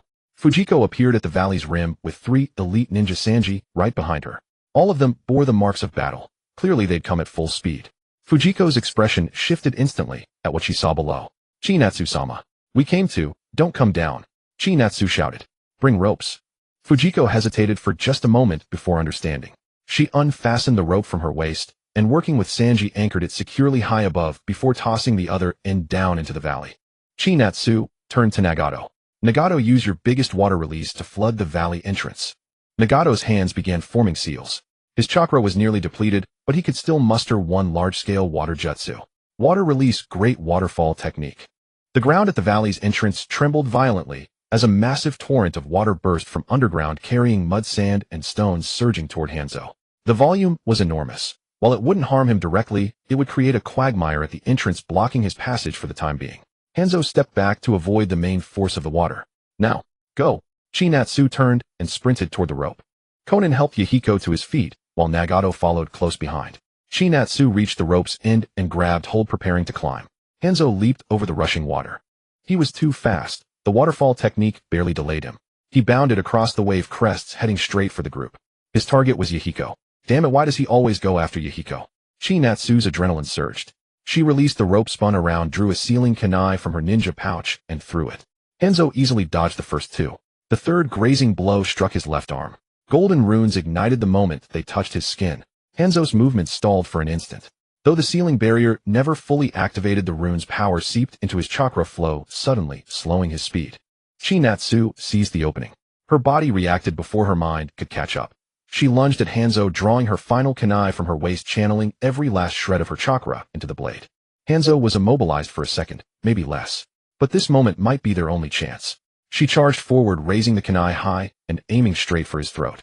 Then Hanzo's expression shifted. Chinatsu's pupils contracted. Wrong move. Hanzo broke free instantly. The seal held him for less than a second. His left hand shot out like lightning, gripping her wrist and wrenching it hard enough to make the kunai slip from her grasp. His body vanished from view. Instant transmission jutsu. Before Chinatsu could even track his movement, a devastating force slammed into her lower back. Hanzo appeared behind her and drove a kick into her spine. She was launched through the air like a truck had hit her, tumbling end over end as the world spun wildly around her. She slammed into the ground, bounced once, and rolled 4 or 5 more times before landing face down in a muddy puddle. Mud and water flooded her mouth and nose. She struggled to rise, but her body felt completely drained, utterly powerless. Sharp pain shot through her lower back. From that kick, she could feel broken ribs. Every breath brought a dull ache in her chest. She lay in the mud trying to push herself up, but her palms kept slipping in the muck. On the other side, Konan and Nagato had reached Yahiko. Yahiko slumped against the rock face, and when he saw Chinatsu kicked through the air, his pupils dilated sharply. Chinatsu. He tried to stand, but his body wouldn't respond. His vision blurred as consciousness slipped away with each drop of blood lost. Hanzo didn't pursue. He stood still, casually kicking mud from his boots, then grabbed his sickle and walked slowly toward Chinatsu. He stopped in front of her, looking down at the girl on the ground, still struggling to rise. Chinatsu lifted her head. Her vision was clouded and muddy water dripped from her forehead as Hanzo loomed over her. He then shifted his gaze away from her toward the 3 people slumped against the rock face. Yahiko, Nagato, and Konan. I'll offer you one choice, he said calmly. All 3 of you. His finger still wrapped around the sickle pointed at Nagato and Konan. Kill Yahiko. Then his finger dropped, pointing at Chinatsu on the ground. Or I kill this red-haired brat. Silence fell over the valley. Chinatsu lay on the ground, mind completely blank. What a... Yahiko's body went rigid while Nagato's pupils contracted sharply. Konan's face drained of color instantly. Hanzo watched their reactions with clear satisfaction, stepping back and draping the sickle over his shoulder. I'll count to 3. If you don't move, I'll start by decapitating her. 1. Chinatsu lay trembling on the ground on the verge of losing her mind entirely. It ended the same way. Why does it always end like this? She'd changed so much, trained early, taught sealing jutsu, prepared for everything. Yet here they were again. Death didn't frighten her. Why threaten them with Yahiko instead of killing her outright? Why always target him? Had he wronged him in some past life? But no sound came from her throat. That kick had crushed the breath from her chest, and her broken ribs made even breathing an agony that shook her frame. She could only lie there, fingers clawing at the mud muscles, straining to push herself up, but her body refused to obey. 2. Yahiko looked at Chinatsu struggling in the mud, then at the pale faces of Nagato and Konan beside him. He smiled faintly. Nagato, he said softly, do it. Nagato's body jolted. Yahiko, I said do it. Kill me, Yahiko repeated, and take Chinatsu and go. Nagato's lips quivered as his hand bearing the kunai rose and fell repeatedly. He simply couldn't bring himself to do it. Tears streamed down Konan's face as she bit her lip until it bled. 3. Hanzo raised his sickle and Yahiko closed his eyes. But at the instant before the blade fell, a brilliant golden light erupted from beneath Hanzo's feet. The golden light radiated from Qianxia's body. Hanzo's scythe was raised in midair, not yet falling. His gaze abruptly turned to the ground, to the spot where Qianxia lay prostrate. Golden light exploded from her body, spreading in all directions, with Qianxia at the center, bathing the entire valley in a golden halo. Hanzo's expression changed. Instinctively, he tried to use the body flicker technique to retreat, but found he could not move. He looked down. A golden chain extended from Qianxia's direction, coiling around his ankle. The chain was formed of pure golden chakra, with complex spiral runes flowing across its surface. Hanzo's pupils contracted violently. Adamantine sealing chains, the bloodline sealing technique of the Uzumaki clan. This brat. Before he could finish the thought, Qianxia moved. She rose from the mud. Her movements were slow, without any struggle or tremor. Muddy water slid off her body. She kept her head lowered, her red hair falling over her cheeks, hiding her expression. Then she lifted her head. Hanzo saw her eyes. Calm, an unfathomable calm. In those violet pupils it seemed as if 2 golden flames were burning. Behind her, several golden chains extended from the void, slowly swaying at her back, like a waking giant beast stretching its tentacles. 7 golden chains unfurled behind her, each radiating a powerful chakra fluctuation. Runes flowed across their surfaces, emitting a low humming sound. Everyone in the valley was stunned. Fuzi's mouth fell open, the kunai in her hand nearly dropping. Shanji's hand gripping his sword trembled slightly in shock. Dashur stood frozen in place, forgetting even to breathe. Mian leaned against the rock wall, watching Qianxia's back, watching the golden chains surging behind her, momentarily forgetting the pain in his left arm. Hanzo stood still, not moving. It wasn't that he didn't want to move. The chain binding his foot made him unable to. He tried to mobilize his chakra to break free, but his chakra vanished like a stone dropped into the sea, utterly unresponsive before the golden chain. Hanzo struggled to maintain his composure, but deep in his eyes flickered an emotion he had rarely felt in his life. Fear. This demigod was afraid. Qianxia looked at him and tilted her head. Is bullying a child that amusing? Her voice was not loud, but it echoed through the valley, each word as clear as if spoken right beside one's ear. I, on the other hand, don't find it that interesting. As the words fell, she raised her right hand. A golden chain shot out with her movement, hurtling straight toward Hanzo's chest.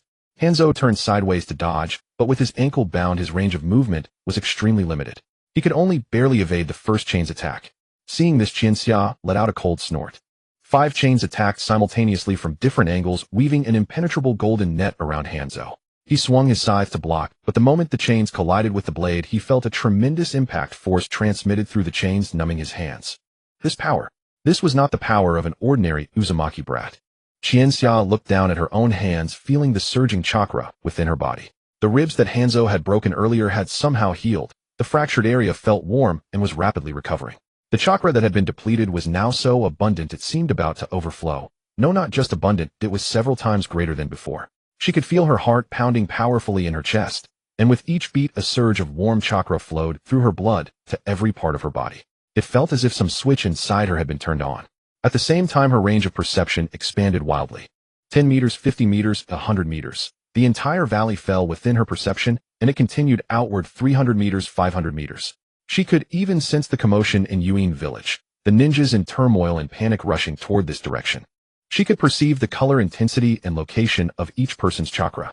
It was as if a 3-dimensional map had unfolded in her mind. Kagura's mind's eye. The term surfaced in Qianxia's mind, the most advanced perception ability of the Uzumaki clan. She withdrew her awareness and refocused her gaze on Hanzo. Hanzo was still trying to sever the golden chains with his scythe. The blade struck the chain with a clear metallic clang, but the chain did not budge. Hanzo's expression turned extremely grim. The wheel of fortune turns. Qianxia spoke, her voice carrying a chill. Now you're in my hands. She swung her right hand sharply. The chain wrapped around Hanzo's ankles suddenly tightened, dragging him off the ground and hurling him into the air. His body traced an arc in the sky. Then he was struck hard from the side by another chain, smashing into the left rock wall. Boom. The rock wall cracked and Hanzo was embedded in the stone. Qianxia did not stop. She manipulated the chains, dragging him out of the wall and slamming him into the ground on the right. Another fierce swing sent Hanzo crashing into the muddy water like a rag splashing a large spray. Weren't you having a great time kicking me just now? Boom. You kicked me flying with one kick, feeling proud, weren't you? Boom. How about now? Still feeling proud? Boom. Boom. Boom. With each sentence, Hanzo was dragged by the golden chains and slammed into the ground, rock wall, and mud. The great Shanjier Hanzo, the demigod of the land of rain, was now being swung around like a rag doll by those golden chains without even a chance to fight back. He tried to form hand seals, but as soon as his chakra gathered, it was absorbed by the sealing runes on the chains. The chains tightened more and more as if they had grown into him. Every time he swung his scythe, another chain would intercept from the side. This was not a battle on the same level. When Hanzo was slammed into the ground for the 7th time, a thought he had never considered before finally surged in his mind. Was he going to die here? He lifted his head, looking through his mask at the little girl standing before him. Qianxia stood in the golden light, her red hair flowing in the air currents, 7 golden chains swaying slowly behind her like a deity descending upon the mortal world. She looked at the disheveled figure on the ground, and a complex emotion surged within her. The earlier frustration, anger, and despair had mostly dissipated in that moment. In their place came a sense of emptiness. She had thought defeating Hanzo would bring her satisfaction, but now all she felt was boredom. Qianxia raised her right hand. A golden chain silently coiled around Hanzo's neck. Hanzo's body tensed sharply. Instinctively, he grabbed the chain around his neck with both hands, trying to pull it away, but the chain did not budge and instead tightened further. Qianxia slowly raised her hand. The chain lifted Hanzo into midair. His feet left the ground, his body suspended, both hands clutching desperately at the golden chain around his neck. Under his breathing mask, his face flushed crimson. He struggled and kicked, but his movements grew weaker and weaker. He had never imagined he would die at the hands of a little girl who appeared to be less than 10 years old. His vision began to blur, his consciousness started to fade. Before his consciousness completely faded, he heard a crisp click in his mind, as if something had been released. His gaze fell on the figure below, enveloped in golden light. That small silhouette overlapped with an image from a distant memory in his mind. Red hair, golden chains, exactly the same. He opened his mouth, and from his parched lips came a few indistinct murmurs. So, it's you. Hanzo's hands fell limply. The scythe slipped from his grasp and clattered to the ground with a dull thud. Qianxia stood before his corpse, looking up at him quietly. The golden chain slowly dissipated in the air, and Hanzo's body fell to the ground, splashing mud. The valley fell into utter silence. After a moment, a crisp notification sound rang in Qianxia's mind. Ding. Fate achievement, Hanzo's death. Fate line altered, killed the original key character, Shanjio Hanzo.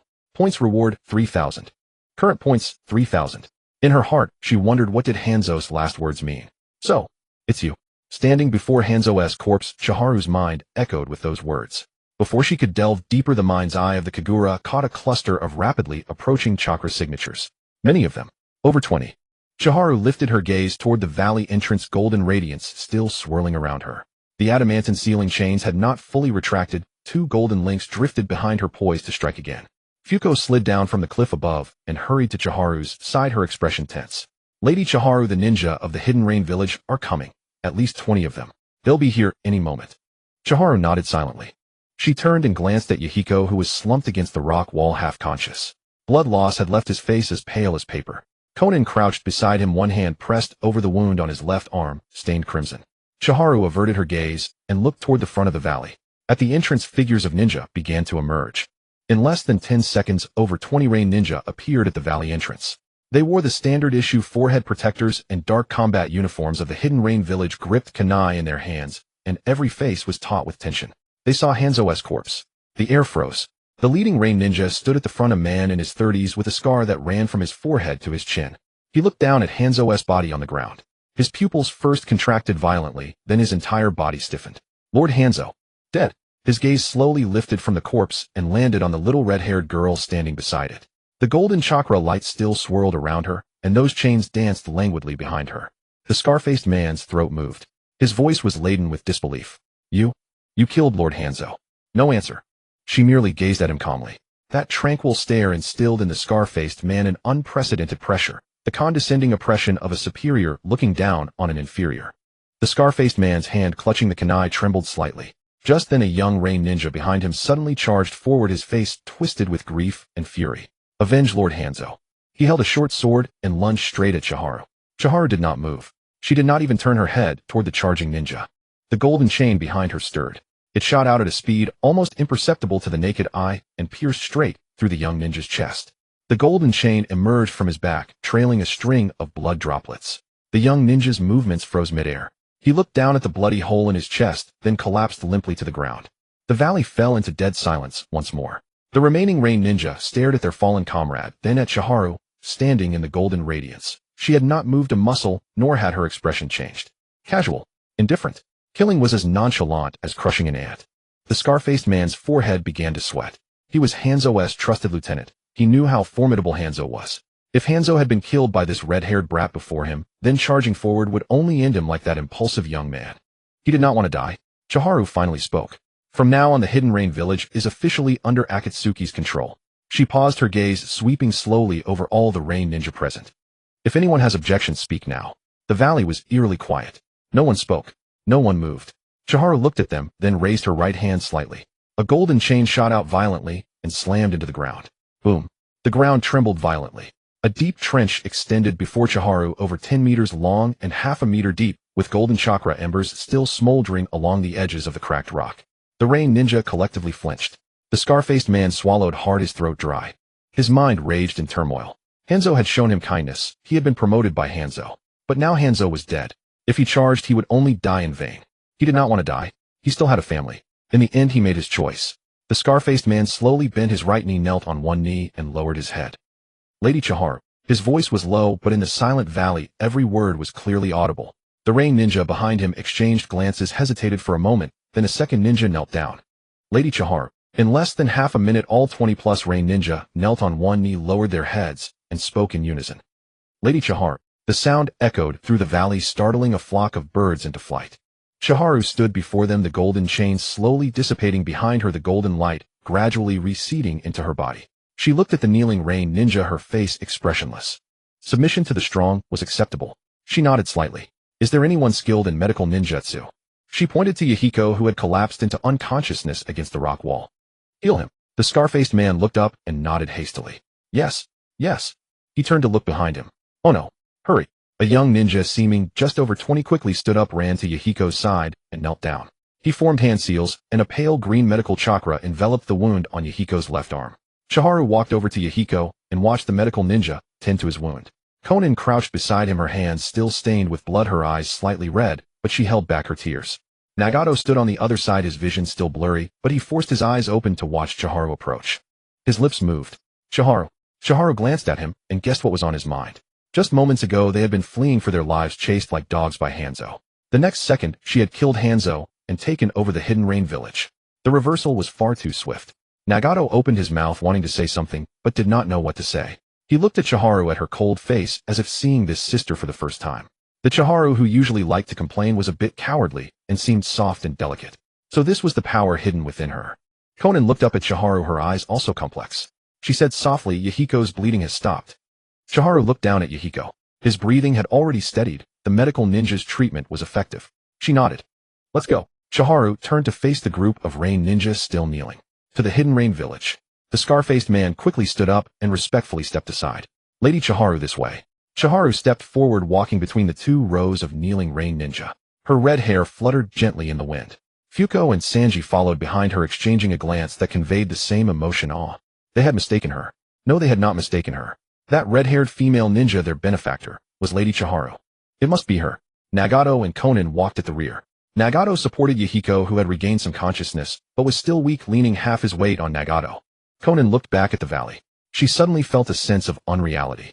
Yesterday, they were fleeing for their lives. Today, the Hidden Rain village was theirs. Konan turned her head and looked at Chiharu's silhouette at the front. That small silhouette cast a shadow that was not long, yet somehow reassuring in the afterglow of the setting sun.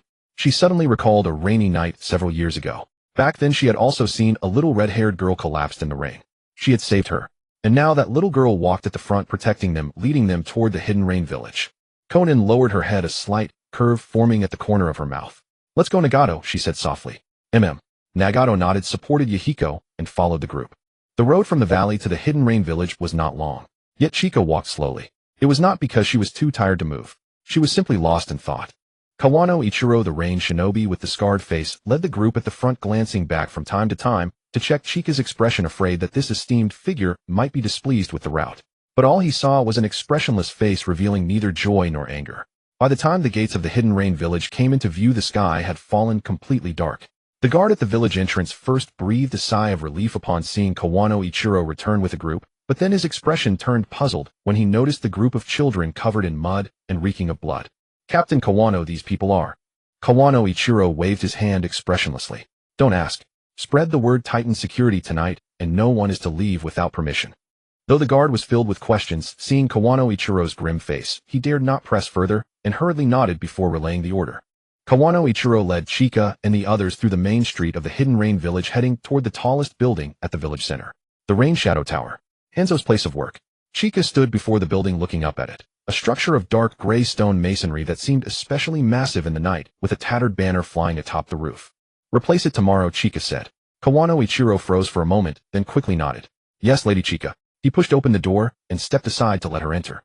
The first floor was a spacious hall. A huge map of the land of rain hung on the wall. The floor was paved with dark stone slabs, and a long table sat at the center, covered with scattered documents. Staircases led upward on both sides. Kawano Ichiro led Chika to the second floor, walked to a room at the end of the corridor, and pushed open the door. It was a spacious office. Directly opposite the door was a large floor-to-ceiling window overlooking the entire hidden rain village. Hanzo's desk sat before the window, its surface clean, several scrolls neatly piled at the corner, and a decorative short blade hung on the wall. Chika walked to the window and looked out at the hidden rain village shrouded in the night. From Hanzo's study, one could see the full panorama of the village, scattered houses of varying heights crisscrossing streets, and the faint outline of the hidden rain village's outer walls in the distance. Scattered lights flickered in the darkness. It was quiet. It was peaceful. But how long could this peace last? There was no trace of pride in Chika's heart. Instead, what filled her was a growing sense of urgency, wave after wave. Through the reflection in the glass, she saw her own face, a childish, grimy face. Who would listen to a child? Those rain shinobi knelt today because she had killed Hanzo, because of her overwhelming power. But how long could fear last? 3 days? 5 days? A month? The moment those rain shinobi realized she was just a lucky brat, that she had killed Hanzo only because of his arrogance and carelessness, not true strength, the knees that were on the ground would rise, and they would become blades thrust toward her. Chika's fingertips tapped lightly twice on the windowsill, producing faint thuds. Kawano Ichiro stood behind her, hands at his sides, awaiting orders. Chika did not turn around. Kawano Ichiro. Yes. From today onward, seal the news of Hanzo's death. Kawano Ichiro froze and raised his head. Lady Chika, you mean? Say that Lord Hanzo is in secluded training and will see no one for the time being. Chika's voice was calm. All affairs of the Hidden Rain Village will be temporarily managed by the Akatsuki organization. Kawano Ichiro opened his mouth as if to speak, but in the end he only lowered his head. Yes. Also. Chika turned around and looked at him. Starting tonight, double the defensive force of the Hidden Rain Village. Post 2 guards at the village gate, double the frequency of night patrols, and register everyone entering or leaving the village. If you find any suspicious person, arrest first and ask questions later. Yes. And? Chika's gaze settled on him. Those people you saw today, Fuko Sanji, the 2 with red hair and the 1 with blue hair, they are my companions. Arrange lodging for them. The best kind. Kawano Ichiro noted everything and nodded. Yes, Lady Chika. Their lodgings have already been arranged. Rooms on the east side of the 3rd floor. They are all clean. Chika nodded slightly. Go. Kawano Ichiro bowed and retreated a few steps, then turned and left quietly, closing the door behind him. Chika was left alone in the room. She turned back to the window and looked at the Hidden Rain Village in the night, remaining silent. Then she pinched the bridge of her nose. She was exhausted. Though her chakra had recovered thanks to the awakening of the sage body, the mental fatigue could not be hidden. Killing Hanzo, taking over a village, and facing the mess that came next. She let out a long breath. She knew very well what had allowed her to kill Hanzo. Not strength. Luck. Hanzo had underestimated her. From beginning to end, Hanzo had never taken her seriously. In the valley, he had countless chances to kill her outright. For instance, when he kicked her and broke her ribs, if he had followed up with a finishing blow, she would have died long ago. Perhaps Hanzo thought she was just a brat not worth worrying about. He wanted to watch her struggle, watch her despair, watch the suffering of her companions. And so Hanzo died. Killed by his own arrogance. Killed by his own overconfidence. Chika leaned against the window, the corner of her mouth twitching slightly. But what about next time? Would she have such luck again when facing her next enemy? No. Once others learned that she was the one who killed Hanzo, everyone would treat her like a monster. No one would underestimate her again. No one would ever give her another chance at a sneak attack. In the next battle, she would face enemies fighting at full strength. The adamant sealing chains were formidable, but she had only just awakened them, and could not fully unleash their power. And who knew how long she could maintain them? Hanzo had been trapped by the chains, but if she encountered a shinobi who excelled in speed, she could not bind them at all. Was sealing Jutsu LV2 enough on the battlefield? Could wind release pose a threat to a jonin? Chika's hand slid from her brow and dropped to her side. Time was too short. Truly too short. She needed breathing room to grow, but in the shinobi world no one would give her that time. The news of Hanzo's death could not be hidden forever. The 5 great nations would learn of it sooner or later, and once they knew Hanzo was dead, the land of rain would become leaderless territory. The claws of the 5 great nations would swarm in like sharks drawn to the scent of blood. By then how would she hold them back? Chika lowered her lashes, her fingers unconsciously tracing the windowsill. At that moment a soft knock came at the door. Tap tap. Chika. It was Konan's voice. Chika withdrew from her thoughts and turned around. Come in. The door opened, and Konan stepped inside. She had washed her hands and changed into clean clothes. Her light blue hair was still a little damp. Seeing Chika, a hint of relief appeared on her face. She walked to Chika's side, noticed Chika's furrowed brow, and reached out to take Chika's hand. Chika, what are you worried about? Konan's voice was soft, her face full of concern as she looked at Chika with those brown eyes brimming with care. Chika opened her mouth. She did not know how to say it. These were not matters Konan needed to worry about. She was still too young. Chika was silent for a long while, then finally spoke. Back when we were with the Akatsuki, the only thing we had to worry about was Hanzo. Her voice was low, her words slow. Now that Hanzo is dead, the problems haven't been solved. There are only more of them. Konan tightened her grip on Chika's hand. Chika's gaze drifted toward the window. The first to bear down on us are the 5 great nations. They used the land of rain as a battlefield and never paid Hanzo much mind. It was only Hanzo's presence that kept them from going too far. Now that Hanzo is dead, if the 5 great nations learn of this, their actions here will become even more unscrupulous. She murmured softly, I must become stronger, fast. Those words were not meant for Konan. They were meant for herself. Konan looked at Chika's profile, at her furrowed brow, and felt something clench in her heart. Her little sister, the one who had killed the demigod and taken over the entire Hidden Rain village in a single day, was only 9 years old. This was not how things should have been. They should have had a beautiful life, but the war had made it like this. At this moment Konan's hatred for war reached its peak. She said nothing, only pulled Chika's hand gently toward herself. Chika was drawn to lean against Konan, startled for a moment. Then she felt Konan's hand rest gently on her head, rubbing it softly. Whatever decisions you make, Konan said, I will always support you. Chika pressed her lips together.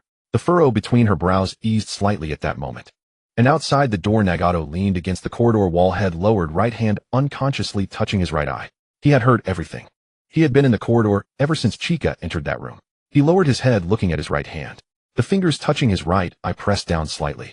The Rinnegan, Jiraiya-sensei, said these were eyes that could change the world, but he had never truly developed them. He feared these eyes, feared the power they brought, feared they would make him become someone he was not. But now, Chika was bearing everything out in front. She was holding up the entire Akatsuki, the entire Hidden Rain village, the lives of all of them. She was still so young. How could she be allowed to bear so much alone?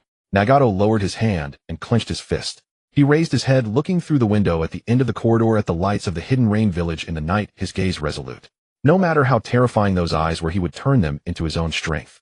Even if those eyes were ever so terrifying, he would forge them into his own might. Meanwhile, deep beneath the earth, thousands of miles from the land of rain, there existed a vast cavern. No light, no sound, only the scent of rock and soil. At the center of this darkness stood a stone throne upon which sat an old man.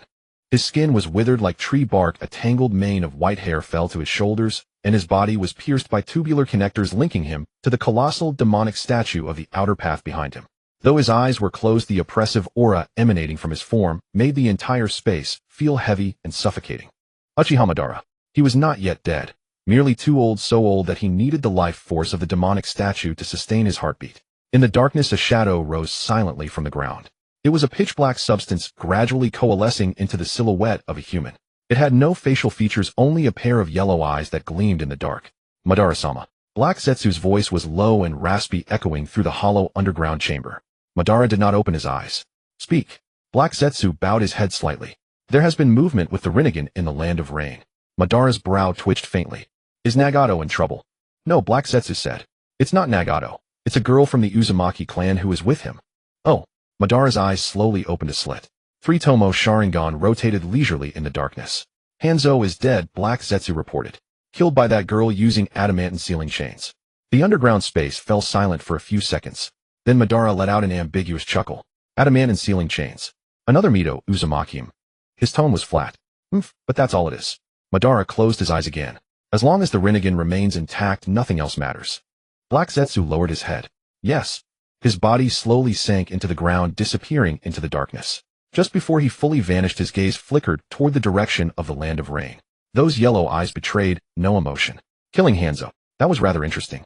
The corner of Black Zetsu's mouth seemed to curl slightly. Then he vanished completely into the darkness.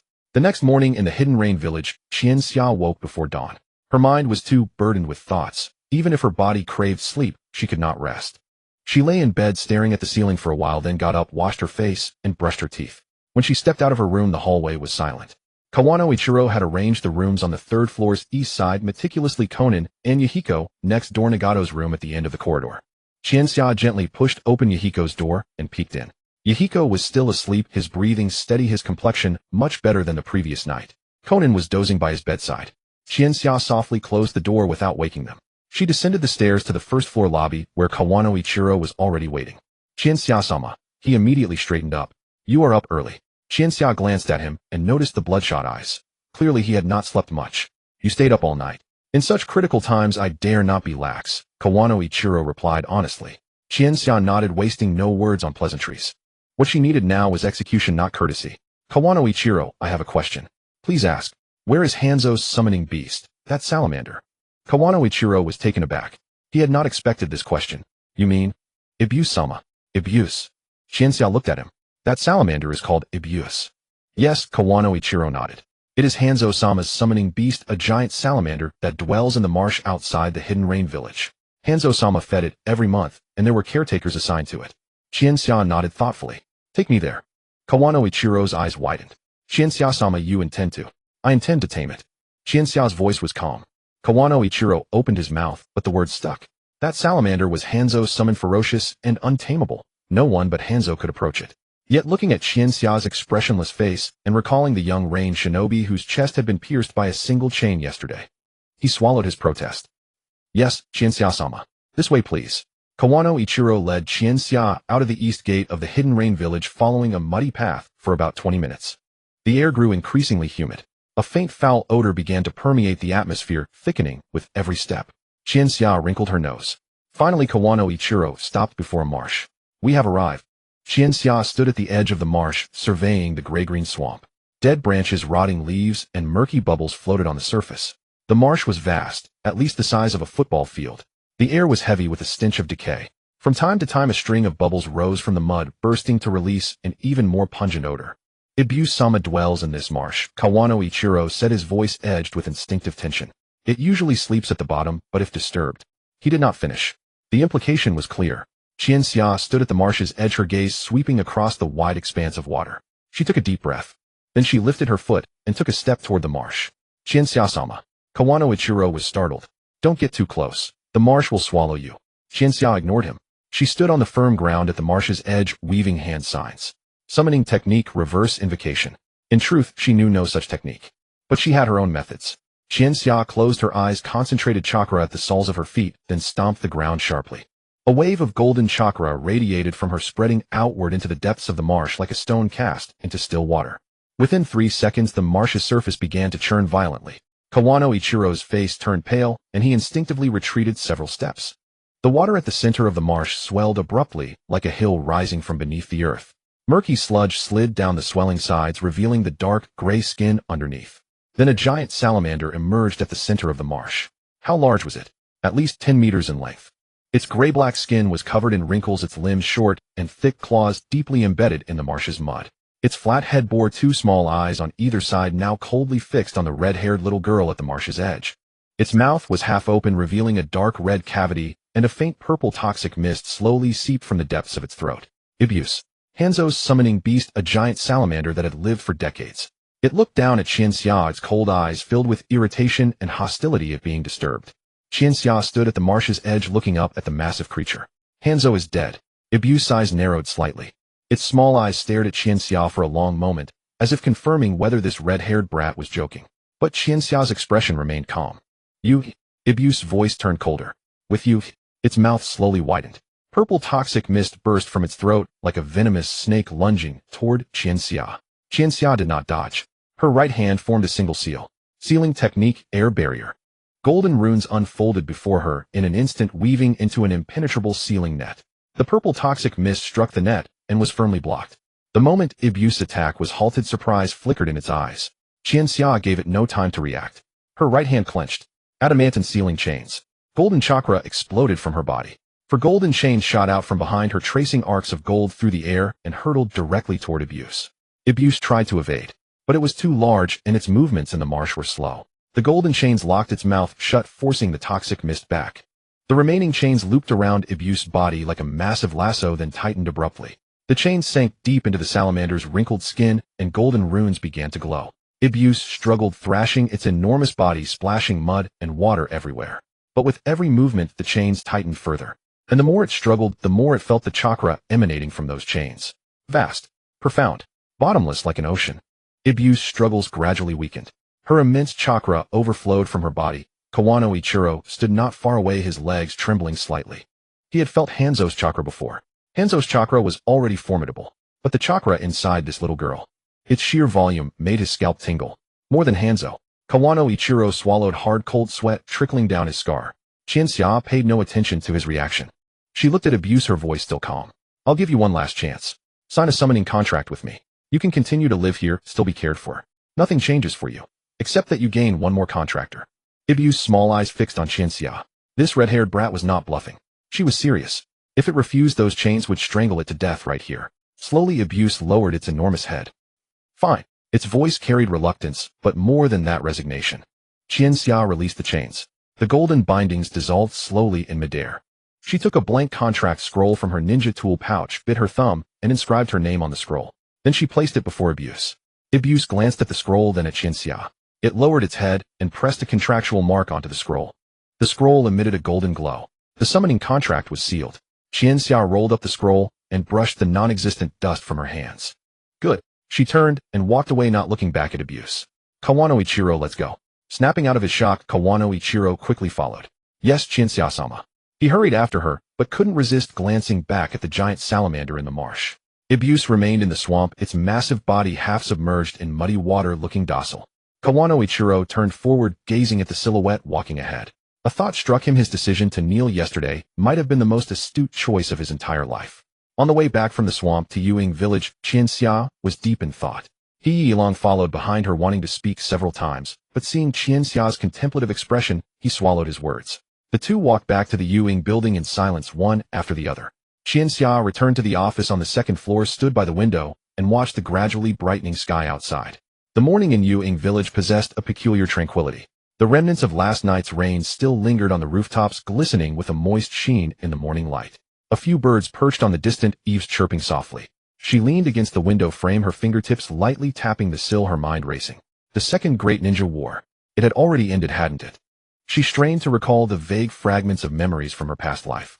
When Zilai Yi had come to the Rain Country 3 years ago to teach them, the war was still raging. But now Banzong was dead. If she remembered correctly, in the original story, Banzong had lived until after the Third War and only died after Chongmen turned dark. Qianxia's fingertips paused. In her memory, after the Second Great Ninja War ended, there was roughly a decade of peace before the Third Great Ninja War erupted. Now she had killed Banzong. Who knew what chain reactions would occur? And a shadow flickered across Qianxia's eyes. Heiju, that being who had manipulated everything from behind the scenes, should still be by Ban's side now, but his gaze had certainly noticed what was happening here. Ban might not care about a bunch of brats, but Heiju was different. That fellow was most adept at scheming in the shadows. If Heiju felt that this variable of hers would affect his plan to save his mother, Qianxia's fingers unconsciously tightened. Time was still too tight, but she had no other choice. She could only seize every available moment to grow stronger. There was one more thing. Banzong couldn't remain in seclusion forever. Suppressing the news of his death was a temporary expedient, but as time passed, the 5 great nations would surely become suspicious. Several major powers had spies here. If Banzong didn't show his face for months, they would definitely sense something amiss. Therefore, at the critical moment, she would have to impersonate Banzong. Qianxia pinched the bridge of her nose. Impersonating Banzong, she would need his ninjutsu. At the very least, she needed to master 1 or 2 of his signature techniques to bluff her way through. Especially the body flicker technique. It was one of Banzang's most iconic ninjutsu, appearing and disappearing without a trace, relying entirely on that extreme speed. A thought stirred in Qianxia's mind. The familiar blue panel appeared before her eyes. Destiny rewriting system. Current points, 3,000. Qianxia flipped to the exchange list and directly searched for entries related to Banzang. The list refreshed. Banzang's body flicker technique advanced, 1,200 points. Banzang's scythe technique advanced, 1,000 points. Banzang's salamander venom advanced, 1,500 points. Banzang's water release water dragon vortex advanced, 800 points. Banzang's fire release flame jet advanced, 800 points. Banzang's swordsmanship proficiency intermediate, 500 points. Qianxia's gaze stopped at Banzang's body flicker technique advanced, 1,200 points. Not cheap. If she was going to impersonate Banzang, the core technique was that body flicker technique that was so fast it was invisible to the eye. Moreover, it was also a life-saving skill. When you couldn't win, being fast at running away was also a talent. She gently tapped with her fingertip. Confirm exchange. Banzang's body flicker technique advanced, 1,200 points. Yes, no. Yes. Exchange successful. Points deducted 1,200. Remaining points 1,800. Banzang's body flicker technique advanced has been loaded. A surge of warm chakra poured into Qianxia's limbs. Her body felt as if lightly stimulated by something, a tingling sensation spreading from the soles of her feet to her fingertips. A flood of information poured into her mind. The flow path of chakra within the body, the way to exert force in each step, the breathing rhythm when initiating the body flicker. A complete set of movements was etched into her muscle memory. Qianxia opened her eyes. She looked down at her own hands. It seemed there was no special feeling. She thought for a moment and decided to try it. Qianxia lifted her head, her gaze locking onto the position of the office door about 5 meters away. She mobilized her chakra according to the flow path in her mind. Then, her body gave a slight tremor. Her vision instantly switched. One moment she was at the window, the next she was already standing at the door. The intermediate process was completely devoid of any sensation. It was as if that distance had been cut out of existence. Qianxia looked back at where she had been standing a moment ago, then looked down at her current position, a hint of surprise stirring in her heart. This speed. Truly absurd.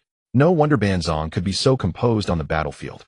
With such speed, he could fight whenever he wanted and leave whenever he wanted, and others simply couldn't stop him. Moreover, what she had exchanged was only Banzang's body flicker technique, not an improved or breakthrough version. If Banzang at his peak had used it himself, the speed would probably be even faster than what she now possessed.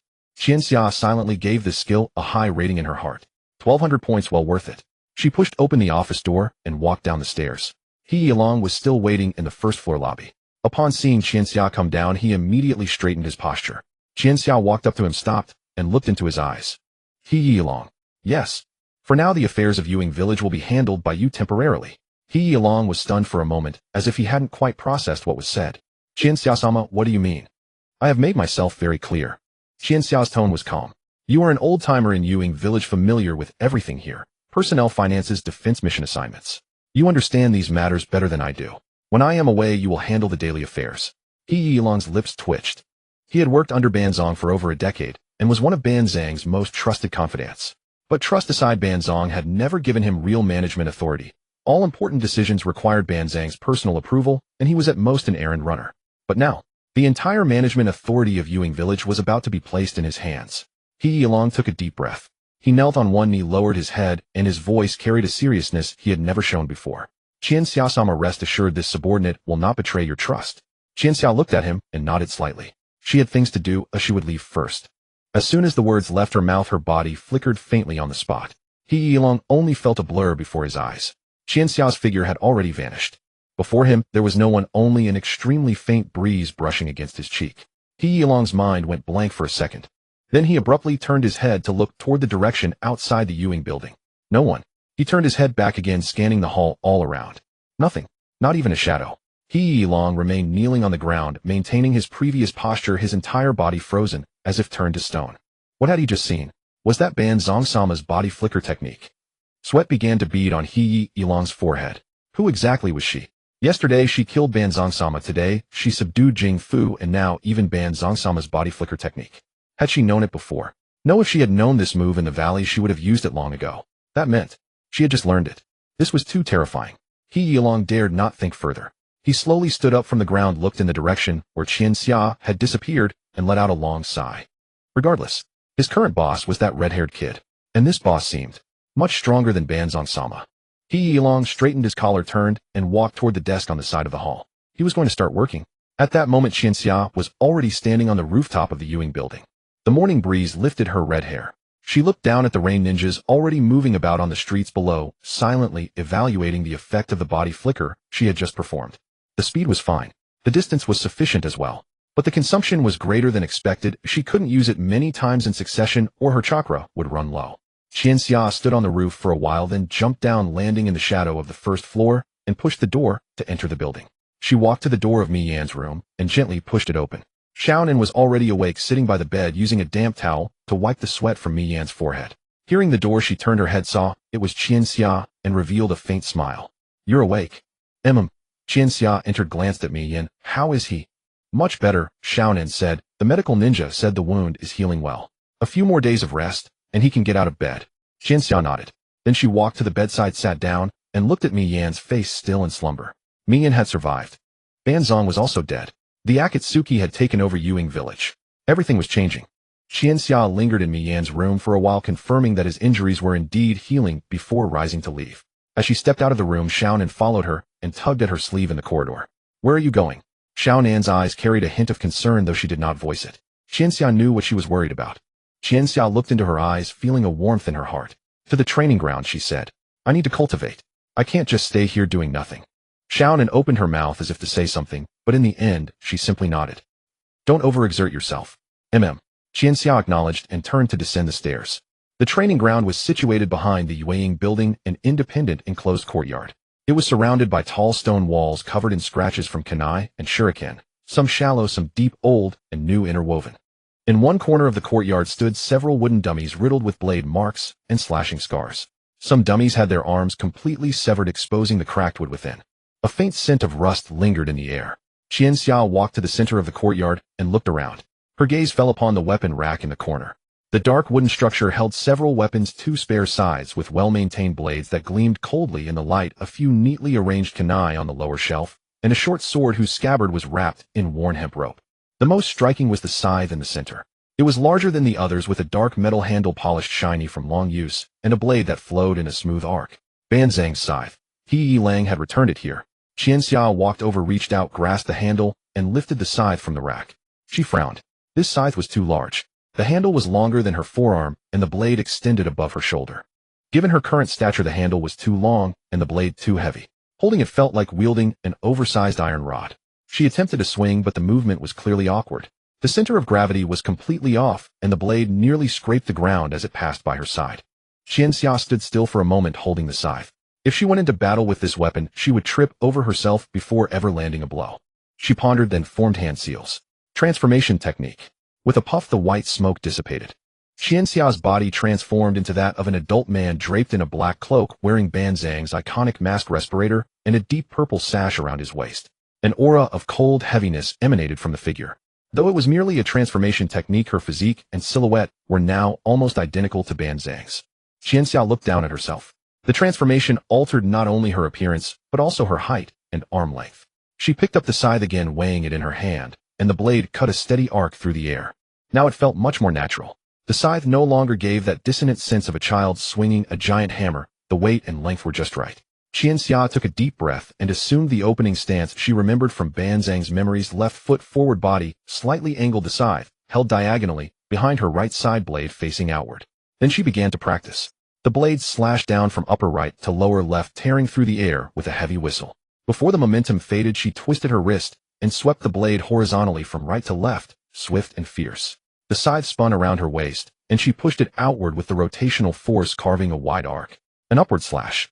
From below upward, the blade trailed along the imagined abdomen of an enemy. Qianxia paused, holding the stance, her brow slightly furrowed.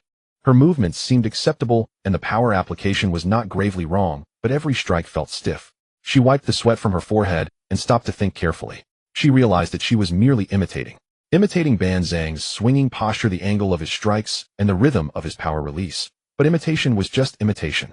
Those movements in her hands were only hollow frames, without soul, without killing intent. True swordsmanship was forged in real combat. Every strike must have a clear purpose to kill the person in front of you. The instinctive reactions honed on the battlefield, the intuitive judgment of distance, the tactical choices made in an instant against different opponents. These were not things that could be learned through last-minute cramming. Even if she trained here for 3 days and nights at best, she would only learn a superficial show. In a real moment of need facing a true expert, she would be seen through in an instant. Qianxia sighed and set down the scythe. It wasn't suitable. She was not suited for blade arts.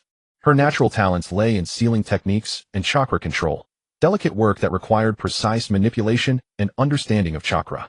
Bladesmanship was an entirely different pursuit demanding vast combat experience and muscle memory forged on the edge of life and death. This was not her gift. Forcing it would only waste time. With a thought, the system panel unfolded before her eyes. Current points, 1800. She navigated to the exchange list and found the entry for Ban Zhang's blade technique. Ban Zhang's scythe technique advanced. 1,000 points, 1,000 points. Qianxia hesitated. She had intended to save these points for emergencies uncertain of what lay ahead. But then she reconsidered. If she couldn't even get past the immediate challenge, what good were the points? Moreover, impersonating Ban Zhang was not just about intimidating others. It was also to protect those around her. If the day came when she truly needed to stand before others as Ban Zhang, she could not afford to falter. Qianxia gritted her teeth and confirmed the selection in her mind. Confirm exchange. Ban Zhang's scythe technique advanced. 1,000 points. Yes, no, yes. Exchange successful. Points deducted. 1,000 remaining points. 800. Ban Zhang's scythe technique advanced has been loaded. This time the flood of information into her mind was far greater than before. A vast array of combat memories was forcibly crammed into her brain. Every angle of Ban Zhang's swings, every method of power application strategies against different opponents, the rhythm of chaining moves, how to judge the direction of the next threat in a melee. It was as if an invisible master stood behind her, holding her hand, guiding her through every detail of the entire scythe technique over and over. Qianxia closed her eyes, her fingers unconsciously moving along with the memories in her mind, silently replicating those motions. When she opened her eyes again, the feeling was entirely different. The scythe in her hand was no longer the unfamiliar clumsy tool it had been. It had become an extension of her body. Qianxia gripped the scythe once more. One slash. The blade carved a fierce arc through the air, carrying a killing intent that had been utterly absent before, that unadorned, pure savage desire to cut through everything. Mid-slash, the momentum abruptly shifted. The downward cut turned into a sweeping horizontal strike, the blade slicing through the air with a shrill shriek. Before the sweep completed, she twisted her body with the rotational force, the scythe seeming to come alive in her hands, flowing seamlessly from one angle to another. The entire sequence was smooth and fluid, without a trace of hesitation or stagnation. Qianxia did not stop. She continued swinging, repeating the movements that had just been etched into her mind. The blade traced cold, sharp arcs in the air, slashing into the wooden dummies again and again, leaving deep gouges in the wood. Wood chips flew. When Qianxia finally halted, the dummy before her was in tatters, its upper half almost completely sheared off. She stood amid the splinters and debris, looked down at the scythe in her hand. The blade was still speckled with wood dust, the metal warm to the touch. This was Ban Zhang's scythe technique. That ruthless savagery forged in battle. No superfluous moves, no flashy tricks, just speed, precision, and ferocity. A faint smile tugged at the corner of Qianxia's lips. Though it had cost 1,000 points, the effect was immediate. Chinatsu continued practicing other escape techniques, familiarizing herself with each of Hanzo's skills one by one. After she had reviewed everything, she looked up at the sky. It was noon. Sunlight filtered through the clouds above the training ground, casting dappled shadows on the earth. Chinatsu squinted, surprised that it hadn't rained today. She had long grown accustomed to the weather of the rain country. 9 out of 10 days were wet, and a clear day was a rare sight. Today was peculiar. Though clouds still hung in the sky, at least no rain fell. Chinatsu wiped the sweat from her face and was about to step outside when she suddenly heard footsteps at the courtyard gate. She turned to see a figure appear at the entrance of the training ground. Konan. She carried a lunchbox in her hand, and upon seeing Chinatsu, a gentle smile spread across her face.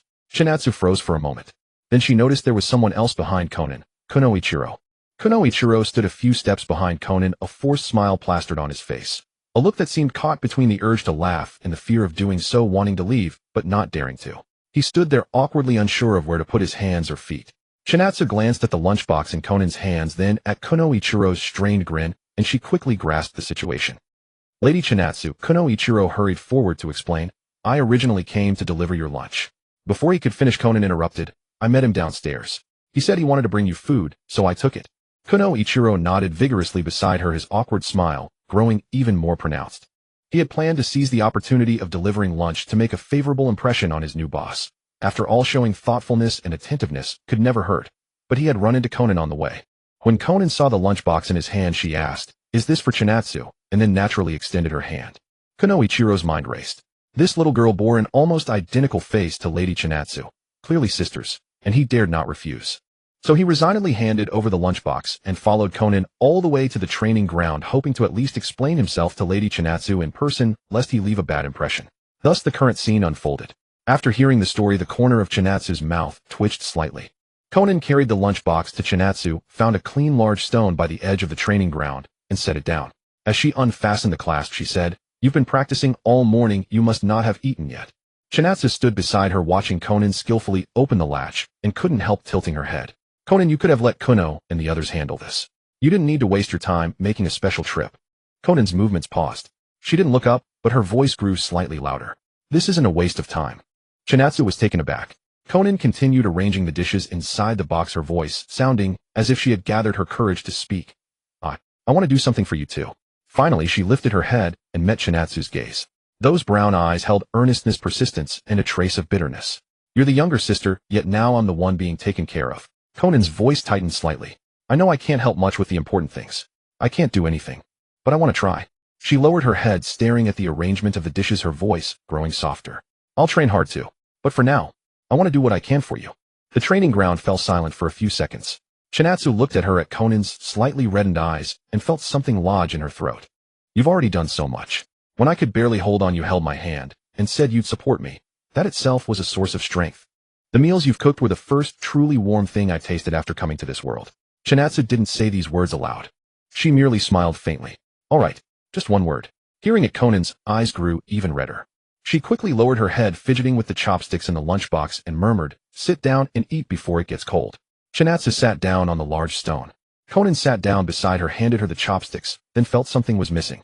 After a moment's thought, she picked up a piece of fish and brought it to Chinatsu's lips. "Ah." Chinatsu blinked, staring at the fish near her mouth, then at Konan's sparkling eyes caught between laughter and exasperation. "I can eat by myself." "Ah." Konan stubbornly maintained the feeding pose, the chopsticks not moving an inch. With a helpless sigh, Chinatsu opened her mouth and took the fish. The moment the fish entered her mouth, her eyelashes fluttered slightly. It was delicious. That warm, remembered taste, more than any ninja technique, pierced the hard shell around her heart. Seeing her eat, Konan's face lit up with a satisfied smile. She picked up another piece of food and offered it. "Here, take another bite. I really can do it myself." "Ah." At the courtyard gate not far away, Kunoichiro stood there watching the two girls seated on the large stone, one earnestly feeding, the other helplessly waiting with her mouth open. The sunlight fell perfectly upon them, stretching their shadows and merging them into a blurred silhouette on the ground. The wooden chip-stained sickle leaned against the stone, its blade still carrying the sharp aura of the earlier practice. But in this scene, all that killing intent seemed to dissolve away, clean and pure. Kunoichiro was unconsciously captivated. Lady Chinatsu had this side to her too, a little girl being fed by her older sister.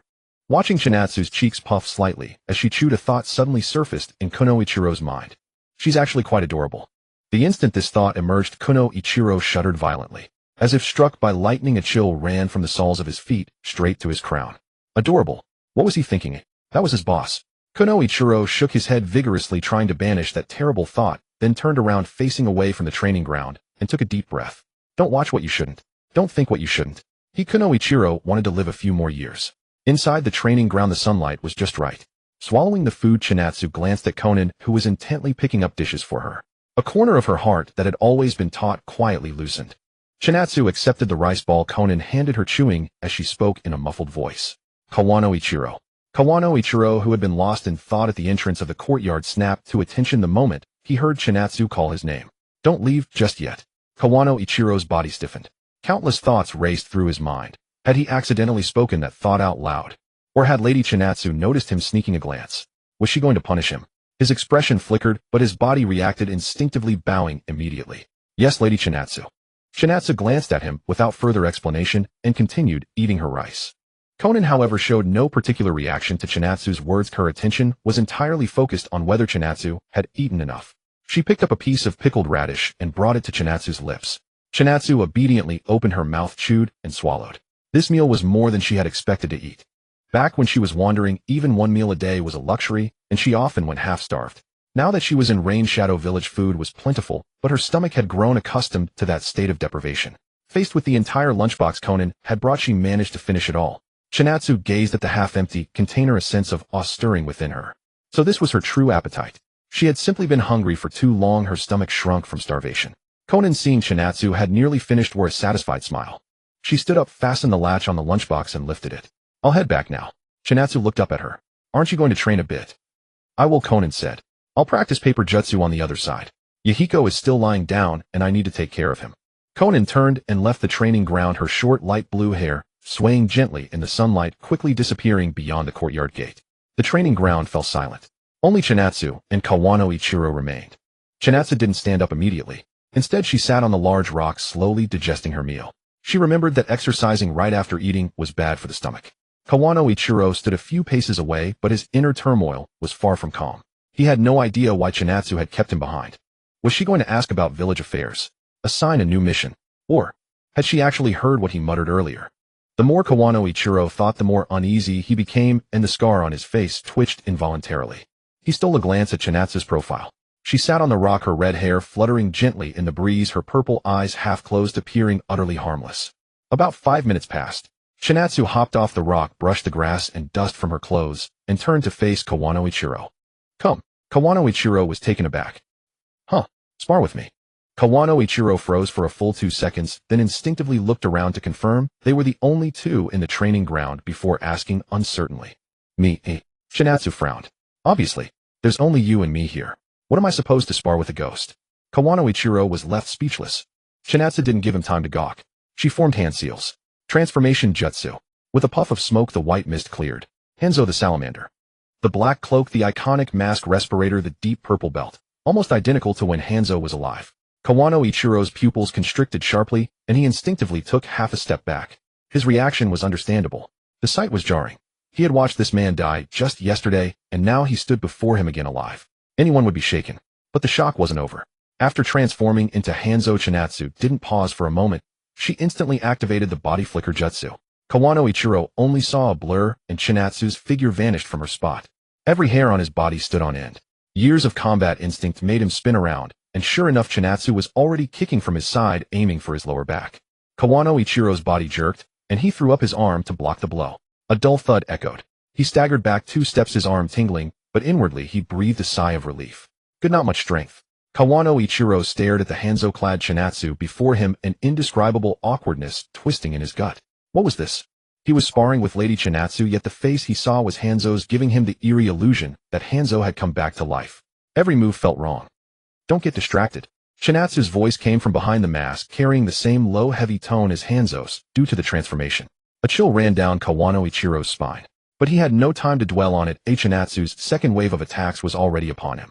Chinatsu used no ninjutsu, no sickle. Just pure taijutsu, punches, elbows, knees, kicks, pressing him relentlessly. Her movements weren't fast, nor were they powerful. After all, with her current small frame, even if the transformation jutsu gave her Hanzo's build, her muscle strength couldn't match a real adult ninja.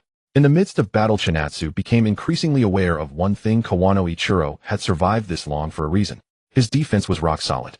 Every time Chinatsu attacked, he reacted at the last moment, either blocking, sidestepping, or deflecting the force with minimal movement.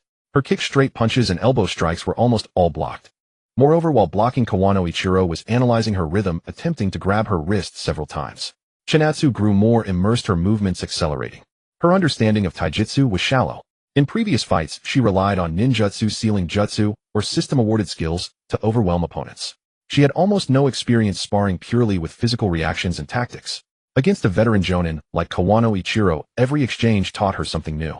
Chinatsu was thoroughly enjoying herself. Kawano Ichiro, on the other hand, was suffering.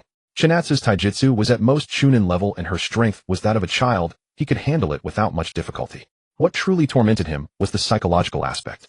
Every time he blocked Chinatsu's attack, he was confronted with Hanzo's face. Those eyes, to which he had sworn fealty for over a decade, now stared at him through the mask, carrying a sense of scrutiny and pressure.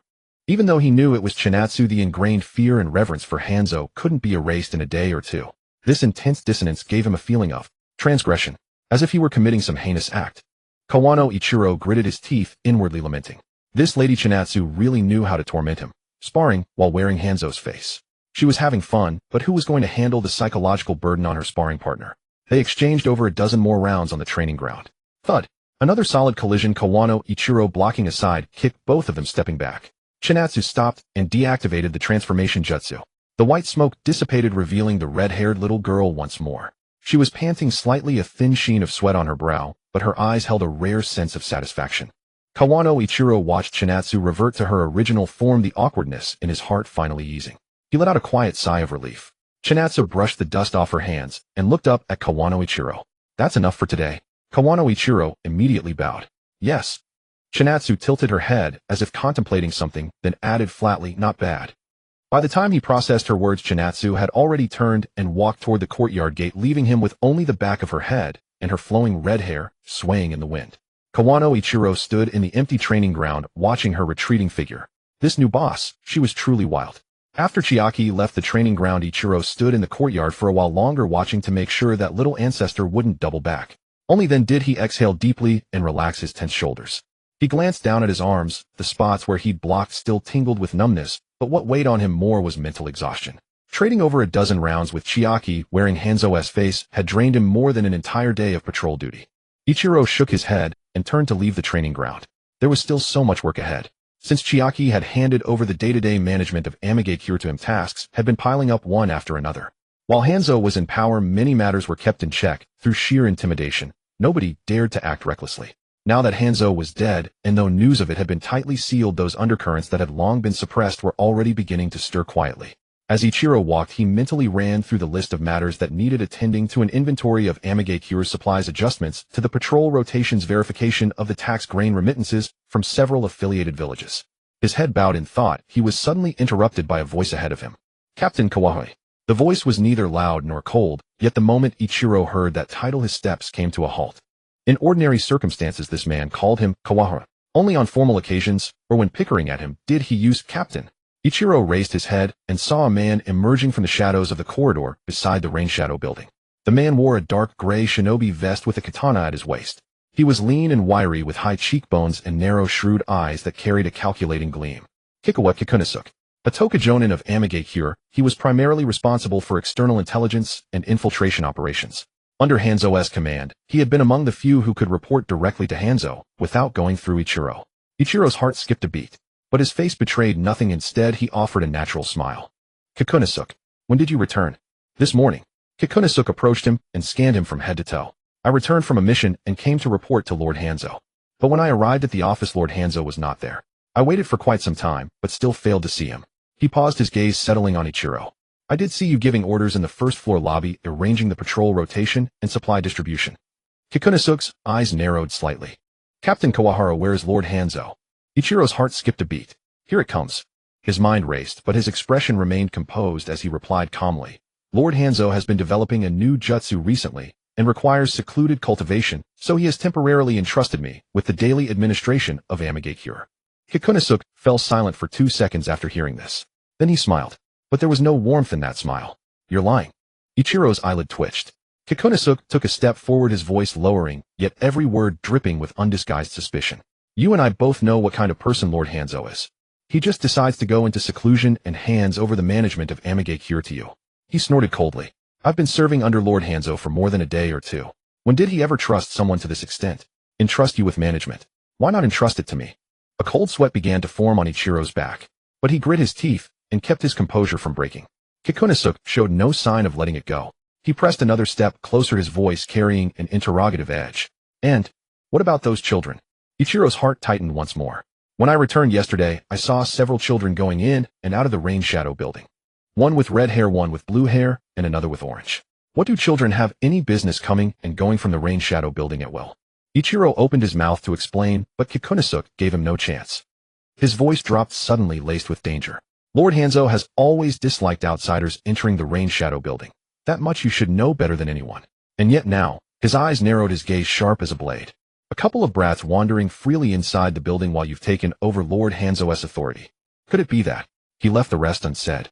Yet the unspoken implication struck deeper fear than words ever could. Ichiro's back was drenched in cold sweat. He could feel his heart pounding wildly in his chest, but he knew he must not show a single trace of panic. He drew in a deep breath and forced a helpless smile onto his face. I didn't expect you to have discovered this. Kikunasuk was taken aback. What are you talking about? Ichiro stepped forward half a pace, lowering his voice with an expression that suggested this was classified information, but since Kikunasuk had figured it out, he might as well share it. Actually, those children have been newly taken on as disciples by Lord Hanzo. Kikunasuk's eyebrow arched. Disciples. That's right. Ichiro spoke with growing ease, his tone becoming more natural. Lord Hanzo is advancing in years and must consider the matter of succession. Those children were chosen after he observed them in secret for quite some time. They possess remarkable talent. These past few days while Lord Hanzo has been in seclusion, he has actually been instructing them individually. He spread his hands in a gesture of resignation. That is why Lord Hanzo asked me to manage Nagato in his stead, to free up his time for dedicated instruction. Otherwise, what do you think? Would Lord Hanzo hand over management to someone like me? Kikunosuke fell silent for a moment, as if processing this information. Seizing the moment, Ichiro cast a hurried glance at the sky before Kikunosuke could press further, saying with manufactured urgency, I must go report to Lord Hanzo on today's affairs. The disciples' training is nearly finished, and Lord Hanzo instructed me to report at this exact time. I must be going. Without waiting for Kikunosuke's response, he sidestepped past him and quickened his pace. Kikunosuke instinctively reached out, as if to stop him. Hey! But Ichiro was already several paces ahead, waving dismissively over his shoulder before rounding the corridor corner and vanishing into the shadows. Kikunosuke's hand hovered in the air before slowly lowering. He remained where he stood, staring at the direction where Ichiro had disappeared, a faint furrow appearing between his brows. Disciples. Lord Hanzo taking disciples. Kikunosuke had spent over a decade in Nagato and had never witnessed Hanzo show the slightest interest in teaching a junior. Hanzo was a man accustomed to walking alone, treating his subordinates more like tools than people. How could he suddenly transform into someone who would teach a handful of children? And those children? Kikunosuke tried to recall the red-haired girl he'd glimpsed from afar the previous day. That silhouette. It felt familiar, as though he'd heard something about her somewhere. He couldn't quite pinpoint what was amiss, but his instincts told him that while Ichiro's explanation sounded reasonable on the surface, certain details didn't quite add up. Kikunosuke stood in the corridor for a long while. Finally, he turned and walked in another direction. Rather than returning to his quarters, he headed straight for the intelligence room. There were certain matters he wished to investigate on his own. Meanwhile, Ichiro hurried around the corridor corner, and once he confirmed Kikunosuke hadn't followed, leaned against the wall and let out a long breath. He raised his hand and wiped the cold sweat from his forehead. What a close call. He had almost let it slip. Kikunosuke hurried through the corridor and arrived at the intelligence room on the west side of Yueying building. The door stood slightly ajar with no guard stationed outside. During Hanzo's seclusion, this area was considered restricted territory where no one dared intrude without permission. As the intelligence officer in charge, Kikunosuke possessed the authority to enter and exit freely. He pushed the door open and stepped inside, drawing it shut behind him. The room was dimly lit, illuminated only by a single oil lamp flickering with a dim yellow glow atop the desk. Row upon row of scrolls were neatly arranged on the shelves surrounding the room, classified and archived according to year and category, mission records, personnel files, diplomatic correspondence, and those secrets that dared not see the light of day. Kikunosuke stood before the shelves, his gaze sweeping across the labels on the scroll spines. He did not bother with the routine archives. The item he sought, if it existed at all, would certainly not be placed in any conspicuous position. Master Hanzo had entered seclusion. Kikunosuke's fingertips glided along a row of scrolls as he repeatedly turned over Ichiro Kono's earlier words in his mind. They sounded reasonable enough on the surface, yet every detail was riddled with flaws. Master Hanzo would accept a disciple. Preposterous. Kikunosuke's eyes fell upon an inconspicuous corner. There lay a stack of ancient scrolls, their labels reading unclassified, pending processing. Such scrolls typically contained intelligence that the officers could not determine how to categorize or found inconvenient to file away, so they were casually tossed here to gather dust. Kikunosuke reached out and drew the topmost scroll, unfurling it to glance through a few entries. It contained some outdated material allocation records, nothing of value. He drew a second scroll, skimmed its contents with a single glance, and returned it to its place. As he withdrew the fifth scroll, the moment his fingers brushed against the parchment, he sensed something amiss. The paper was thicker than the others, as if something were concealed within. Jujiju furrowed his brow, placed the scroll on the desk, untied the cord, and slowly unrolled it. The beginning of the scroll recorded some trivial intelligence from 4 years ago, records of ninja activities on the border of the Rain Country, movements of a few rogue ninja groups. All outdated information. Jujiju continued scrolling. When he reached the middle section, his movements suddenly halted. His gaze fixed on a passage, and his pupils contracted slightly. The handwriting in that passage was distinctly different from the preceding text. The earlier script was in standard recording format, whereas this section was scrawled hastily and urgently, as if jotted down in an emergency. More importantly, the beginning of that passage read, 4 years ago, after Lord Banzong bestowed the title of the 3 ninjas of Konoha, he was attacked by a mysterious red-haired ninja. Jujiju's breath caught for an instant. He instinctively lowered his breathing and continued reading. The attacker was suspected to be a ninja from the Rain Hidden Village. Red hair, violet pupils, female, age unknown. The ability used was suspected to be the sealing technique of the Uzumaki clan. After engaging in combat, Lord Banzong had his memories sealed, most of his chakra locked away, and his strength diminished by more than half. The attacker vanished after completing the seal, and her whereabouts remain unknown. Zhu Jiju's fingers trembled slightly as he held the scroll. A red-haired ninja. Attacking Lord Banzong. Sealing memories and chakra. He lifted his head, his mind a whirlwind of confusion. He couldn't recall any red-haired ninja in the rain-hidden village. The people of the rain country mostly had dark hair, brown, black, gray. Red hair was exceedingly rare. If such a distinctive ninja existed, he would surely know. Moreover, who recorded this intelligence? Cold sweat trickled down Zhu Jiju's temple. He looked back down at the passage, and the more he read, the more something felt off. If Lord Banzang's memories were sealed, he himself couldn't possibly remember the battle. If most of his chakra was locked away, his strength would indeed have plummeted. But the question was, why hadn't he heard of this attack on Lord Banzong? He had worked in intelligence in the rain-hidden village for so many years, yet he had never heard of this incident. No related mission records, no eyewitness reports, not even rumors. As if this event had been deliberately erased. Zhu Jiju gently rubbed his fingers over the paper's surface, feeling the indentations of the characters. This intelligence was written in haste with a hard pen, the strokes were forceful, and in some places the nib had even torn through the paper. He scrutinized the passage again, and suddenly noticed a detail he had overlooked earlier. Between the lines there were several smudged areas. As if someone had covered them with ink after writing, but over time the underlying characters faintly showed through. Zhu Jiju brought the scroll closer to the oil lamp, squinting, trying to discern the obliterated script. Memory. Release. Need. He couldn't make it out. He tried a different angle for a long while, but could only piece together a few fragmented words, unable to form a complete sentence. Yet those few words already sent a chill down his spine. If Lord Banzong had indeed had his memories and chakra sealed 4 years ago, who wrote this intelligence? Only two possibilities, either the attacker herself, or someone who personally witnessed the entire process and retained full memory after Banzong was sealed. Zhu Jiju's hand holding the scroll trembled slightly. Suddenly, he felt the intelligence room had become eerily silent. So silent that something was wrong. He jerked his head up, scanning the entire room. Dim lamplight, neatly stacked scroll racks, old files piled in the corner beams on the ceiling. Nothing. But he felt as if someone was watching him. An inexplicable sensation of being observed, like a cold fingertip gently pressing against the back of his neck. Zhu Jiju's breathing grew rapid. He quickly rolled up the scroll, tied the cord, and returned it to its place. He didn't browse other scrolls or continue searching for more clues. He only wanted to leave. Zhu Jiju turned and strode to the door, pulled it open, stepped out, and closed it behind him. Standing in the corridor, the light was much brighter than in the intelligence room, but the cold sweat on his back had turned chill from the breeze. He stood still for a few seconds, steadied his breathing, then hurried away down the corridor without looking back. After he left in the corner of the intelligence room among the stack of scrolls marked unclassified, pending processing, the one at the very bottom shifted slightly, without anyone touching it. Meanwhile, He Yiling was searching everywhere for Qianxia. After leaving Zhu Jiju, he didn't actually go to report to Banzong. Instead, he circled around the rain shadow building, confirmed that Zhu Jiju wasn't following him, and headed straight to where Qianxia was. Qianxia hadn't gone far. She was at the end of the second-floor corridor, leaning against the window, gazing at the street scene outside, still mulling over the taijutsu movements from her sparring session with He Yiling. Lady Qianxia.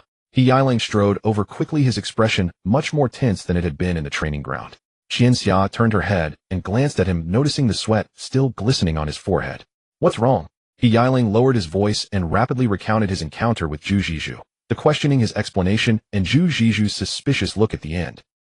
Though he didn't press further, I feel he wasn't fully convinced. He Yiling finished, rubbing his hands anxiously. Someone like him, once suspicion takes root, won't let it go easily. Qianxia didn't speak immediately after listening. She leaned against the window, tapping her fingers lightly on the sill, pondering for a moment. Then she spoke. It seems. Qianxia lifted her head, her violet eyes holding a resolute expression. I need to show myself in Banzang's appearance. He Yiling was taken aback. Huh, isn't he suspicious about whether Banzong is here? Qianxia turned around, arms crossed. Then let him see it with his own eyes. Qianxia turned around from the window. Go call him over. I'll wait for him here. As she spoke, she formed hand seals. With a bang, white smoke dissipated. Sanzo Hanzo. Qianxia lowered her head to check the effect of her transformation technique on herself, confirming there were no flaws, then turned around, facing away from the door, and stood by the window. The light from outside streamed in behind her, casting the silhouette of the black cloak onto the floor, stretching into a long, silent, and oppressive shadow. Kawano Ichiro felt a bit more at ease, seeing her posture. Yes. He bowed in acknowledgement, then turned and strode away quickly.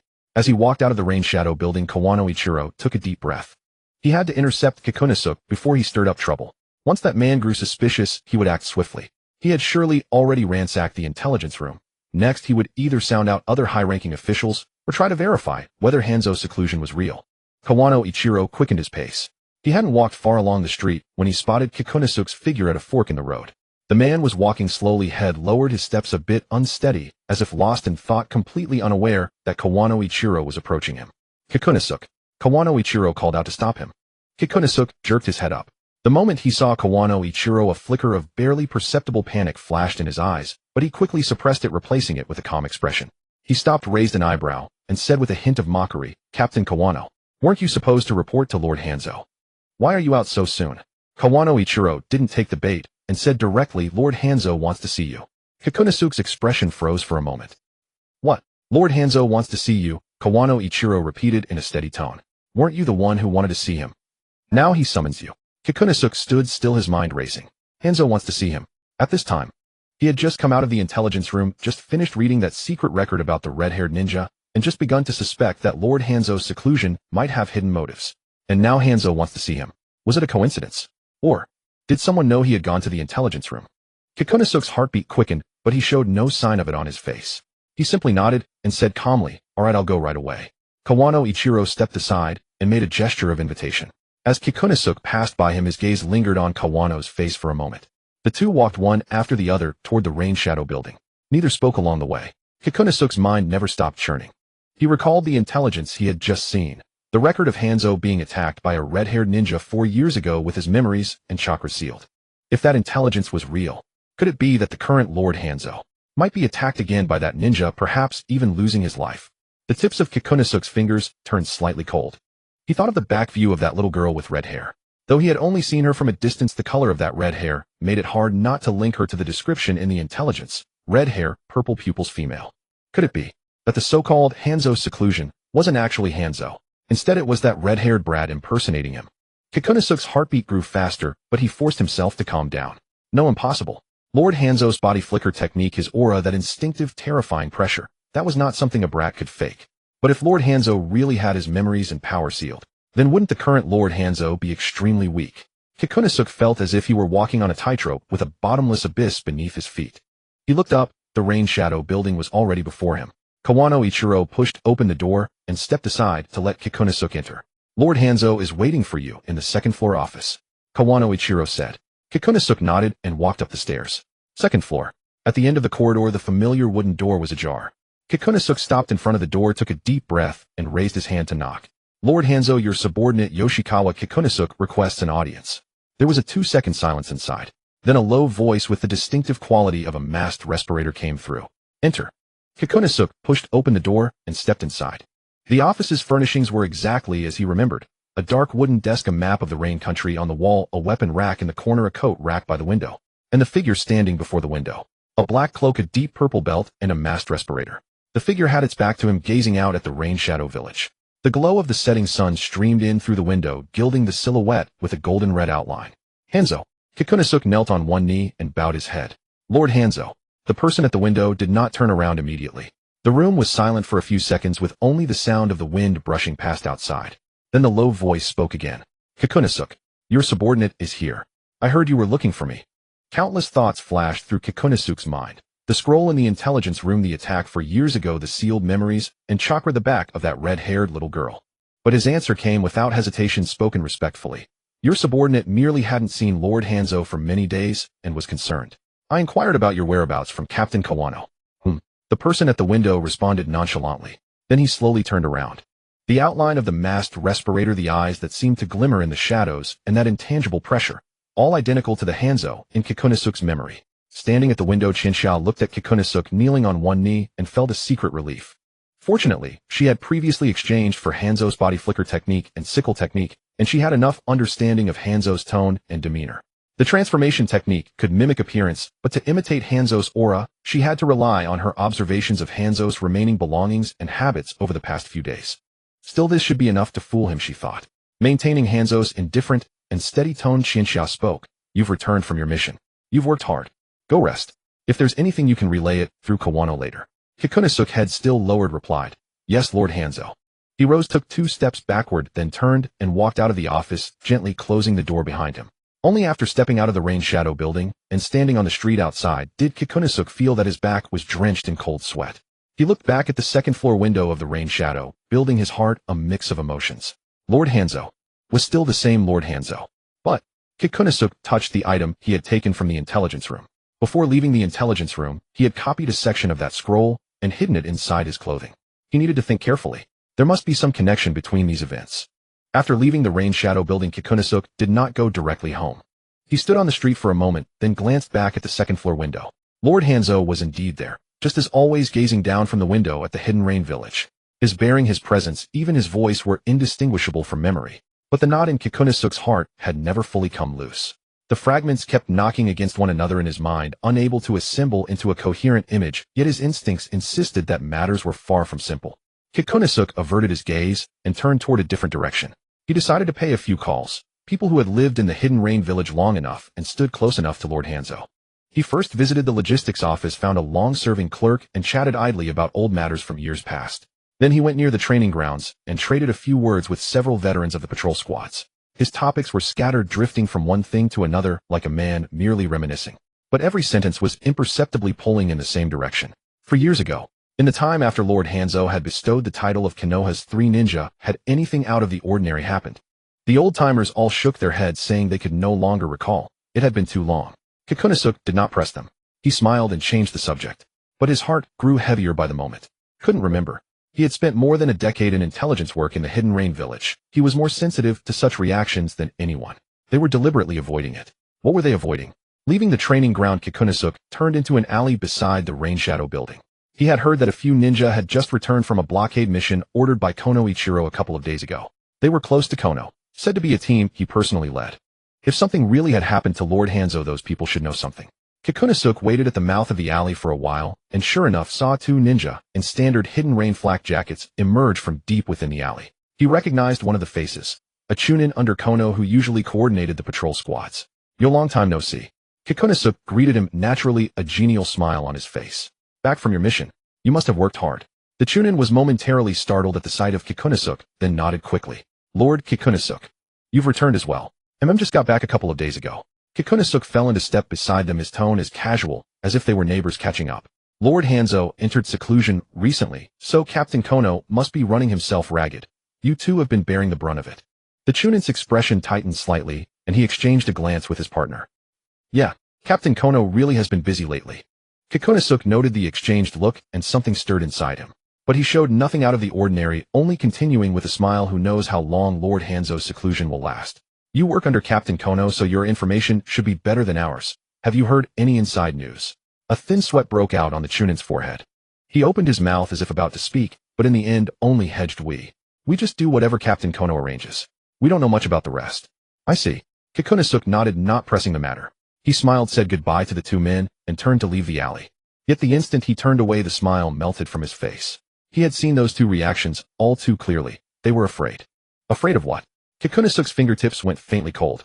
He was almost certain now that Lord Hanzo was absolutely not in seclusion. Either something had happened to Hanzo, or he was already dead. Kikunosuke suppressed the turbulent emotions rising in his chest and quickened his steps back to his residence. A single cottage on the west side of the hidden rain village, remote with no neighbors close by. He closed the door, locked it behind him, then walked to the desk. From inside his clothes, he drew the folded sheet he had kept pressed against his body, the scroll passage he had copied in the intelligence room. The paper still carried the warmth of his skin. Kikunosuke took a deep breath, unfolded it, and lowered his gaze. Then, his mind was struck as though by a brutal blow. A sensation like a flood breaking through a levee. Countless images, voices, and scenes, water held back behind a dam for 4 years, had found a crack at last, and came surging into his skull in a raging torrent. Kikunosuke's pupils shrank violently. His mouth fell open, but not a single sound came out. The strength drained from his legs. He dropped to his knees on the floor, both hands bracing desperately against the desk, and the paper slipped from his fingers, spiraling down to the floorboards. Ugh! Kikunosuke clutched his head. His temples felt as if they would split open, veins bulged, his features twisted, and in an instant his forehead was slick with cold sweat. The fragments of memory churned, collided, and reformed in his mind, like someone had dug out the memories from 4 years ago piece by piece from the deepest vaults, and forced them back into his skull. He saw it. That day 4 years ago. He was standing in the intelligence room, a brush in his hand, writing rapidly across a blank scroll. His fingers trembled, but his strokes were eerily steady. Every character he wrote was a fact he had witnessed with his own eyes. After Lord Hanzo had bestowed the title of Konoha's three ninja, he was confronted by a mysterious red-haired kunoichi. The kunoichi had crimson hair and violet eyes and a face that looked no older than 17 or 18. Yet in her eyes lay a depth that did not belong to that age, an abyssal intensity that made one's heart quail.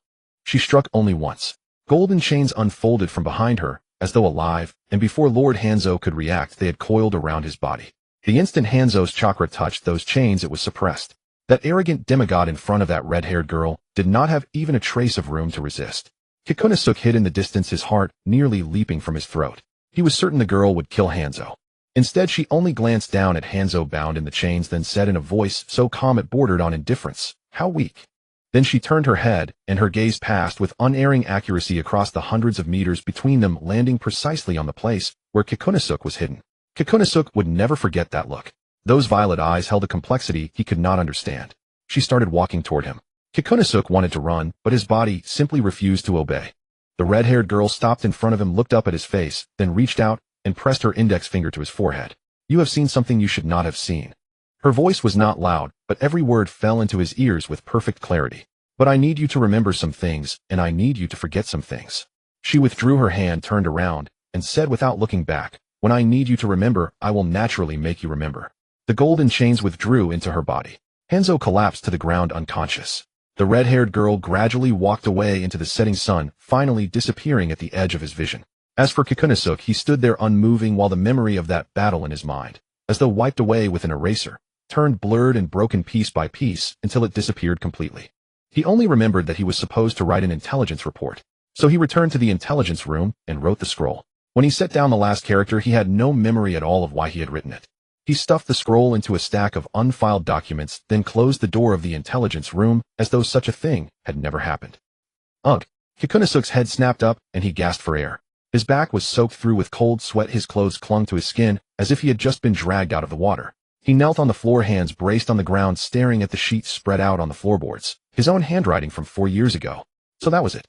That report. He had written it himself. Kikunosuke's lips trembled slightly. It had not been a coincidence. That Hanzo was the one who had sealed his memories 4 years ago. No, more precisely, that red-haired kunoichi was the Lady Chinatsu of the present. And Lady Chinatsu was the future, rain shadow of the hidden rain village. Kikunosuke knelt there trembling as the figure from 4 years ago and the red-haired girl of the present merged into a single image in his mind. He understood it all. Why Hanzo had fallen into crisis. Why Konoichiro had bowed his head. Why those children could wander freely through the rain shadow building. Why that scroll had been hidden in the most inconspicuous corner. Because the true controller had never been Hanzo. It was the one who had been laying her plans since 4 years ago, Lady Chinatsu. The true controller of the hidden rain village. After Kikunosuke exited the office, Chinchilla stood in place, maintaining Hanzo's posture, listening intently as footsteps outside gradually faded away. After confirming Kikunosuke had gone far enough, she finally breathed a slight sigh of relief, her tense shoulders relaxing. Chinchilla walked to the back of the desk and plopped down into the large chair. Hanzo's chair was far too big for her original petite frame. Her legs couldn't even reach the floor when seated, making her resemble a red-haired kitten perched upon a throne not meant for her. Fortunately, she was currently in Hanzo's form. Chinchilla couldn't be bothered to adjust her posture, so she merely leaned half-reclined against the chair back, her gaze sweeping over the desktop. A cup of tea sat at the corner of the desk. Steam still rose from it, clearly prepared by Kawano Aikuru before she met with Kikunosuke. Chinchilla lifted it and brought it close to sniff. The tea's aroma was elegant and refined, entirely different from any tea she had tasted in her past life, carrying a fresh herbal freshness. She raised a curious eyebrow. Kirigakure was so poor, and Hanzo certainly didn't seem like someone who prized quality of life. How could he possess such fine tea? She looked down at the tea leaves in the cup. They were intact, with a clear luminous hue unfurling at the bottom of the water, unmistakably not cheap goods. Perhaps Kawano Aikuru had specifically prepared this. Chinchilla held the teacup about to take a sip, when suddenly an awkward problem struck her. Her current face was Hanzo's. Chinchilla glanced down at the teacup in her hand, then reached up to touch the mask on her face, lost in brief contemplation. How did Hanzo normally drink things while wearing that mask? She tried bringing the teacup to the edge of the mask, attempting to pour the tea through the gap, but the liquid trickled down the mask's rim, nearly dripping onto her clothes. Chinchilla quickly set down the teacup, frowning and staring at the mask. Was she supposed to dispel the transformation jutsu first to drink? What if someone suddenly came in? Chinchilla's gaze swept around the desktop, then she pulled open the desk drawer, intending to search for anything useful. Inside the drawer lay a pile of documents and kunai, nothing particularly useful, along with various sundries. Rope spare kunai, several whetstones, and a bundle of slender objects wrapped in oil paper. Chinxiao reached out and took the bundle out. Unwrapping the oil paper, she saw disposable straws. Chinxiao paused momentarily. Holding the bundle of straws, her expression was somewhat complicated. In Hanzo's office, why would there be disposable straws? Did that guy also drink tea using a straw? Wait, she had closely examined the breathing apparatus structure of his mask. It was completely unusable with a straw unless she inserted the straw through a gap in the mask. Chinxiao fell silent for a moment. Then she gave up trying to figure it out. Hanzo was a complete enigma from head to toe. One more mystery made no difference. She withdrew one straw, peeled off the outer oil paper, inserted it into the teacup, then carefully threaded the other end through the gap beneath the mask, placed it between her lips, and took a sip. The instant the hot tea surged into her oral cavity through the straw. Ugh! Chinxiao's pupils contracted sharply. A scalding hot current rushed from her tongue tip straight to the crown of her head. She nearly shot up from the chair, as if electrocuted, but forcibly restrained herself. It was scalding hot. So damn hot. Chinxiao's eyes instantly welled up with tears as she abruptly released the straw, opened her mouth wide, and puffed out several breaths, her tongue rolling back and forth inside her mouth to cool down. That bastard Kawano Ikuru. This tea was just boiled, wasn't it? Chinxiao pushed the teacup aside, deciding to leave it alone for now. She'd drink it once it cooled down. Leaning back in the chair, her tongue still tingled with a dull ache. Just then a commotion erupted from outside the door. Hey, you think Chinxiao is in there? Keep it down. This is the Rain Shadow building. What's there to fear? Hanzo's dead. Anyway, the whole Rain Shadow village is ours. Yahiko, if you speak any louder, I'll throw you out. I was wrong. Nagato, look, Conan's being mean to me again. You two stop arguing. Hearing that familiar chorus from outside, Chinxiao felt a vein throbbing faintly on her forehead. That Yahiko. What did he think the Rain Shadow building was, some tavern? But the corner of her mouth still twitched upward involuntarily. The office door was pushed open a crack and a tangerine orange head poked in, first glancing around left and right. Upon seeing Hanzo seated behind the desk, he froze for a moment, then his eyes lit up, and he pushed the door wide and strode in. Whoa, Chinxiao, you look exactly like Hanzo when you're impersonating him. Yahiko circled around Chinxiao, sizing her up and down, clicking his tongue in amazement. This physique, this mask, this outfit. Absolutely identical. If I didn't know it was you in disguise, I'd think Hanzo had come back to life. Chinxiao sat in the chair looking at Yahiko's boisterous face, the vein on her forehead pulsing again. Yahiko. What's up? Do you want the entire Rain Shadow village to know I'm in disguise? Yahiko paused, as if just realizing how loud he'd been. He was about to speak when Konan stepped up from behind him, raising her hand and smacking the back of his head. Smack. That crisp sound echoed throughout the office. Ow. Yahiko clutched the back of his head, turning to Konan with a wronged expression. Why are you hitting me? Konan retracted her hand, her expression calm, but her tone carried an unquestionable seriousness. There is no Chinxiao. This is Lord Hanzo. She glanced at Yahiko, her eyes conveying a warning that another slip of the tongue would earn him another blow. You better remember that. Yahiko's eyes glistened with tears, his mouth opening as if to argue further, but upon seeing Konan's furious demeanor, he forcibly swallowed his retort. Nagato followed in behind them, a resigned smile on his face, and casually closed the door as he entered. Chinxiao watched these three, one clutching his head with a grievous air, another balled fists aggressively, and the third standing at the door with a helpless smile. The tight string in her heart, strained from impersonating Hanzo, unconsciously slackened a bit. Since you're here, I have something to say.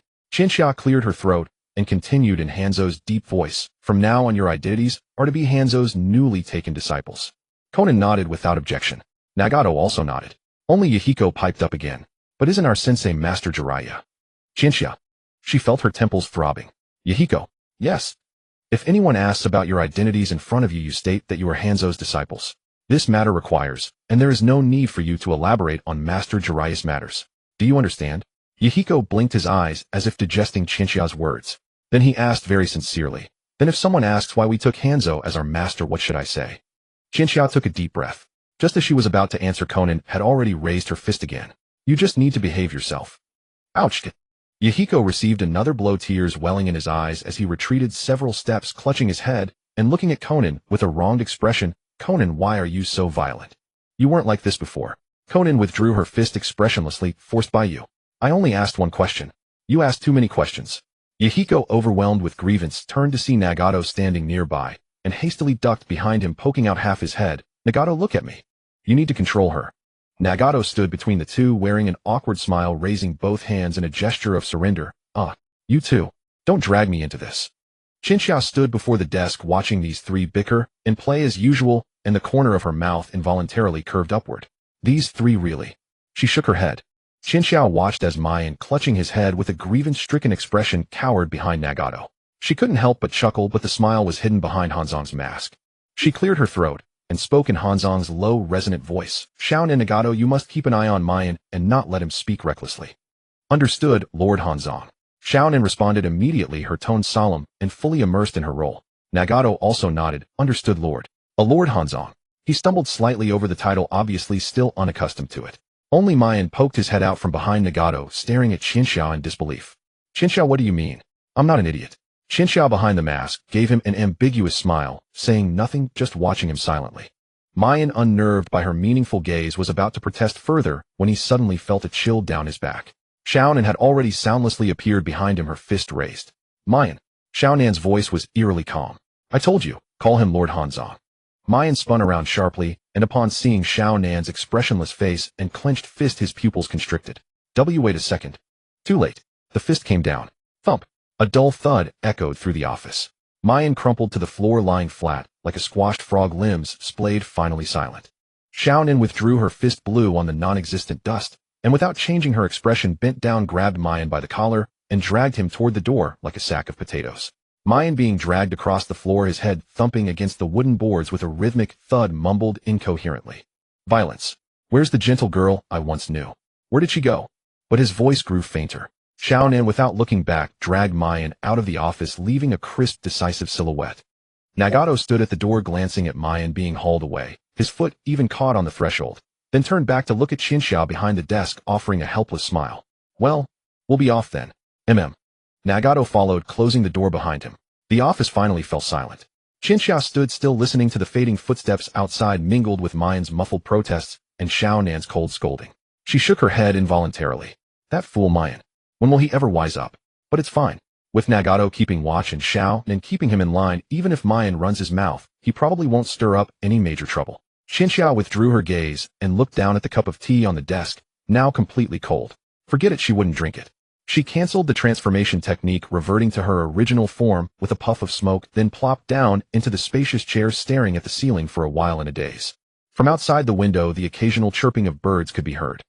Meanwhile, inside a solitary cottage on the west side of the Rain Shadow village, Jichuan Jizizu knelt on the floor, hands pressed against the ground, panting heavily.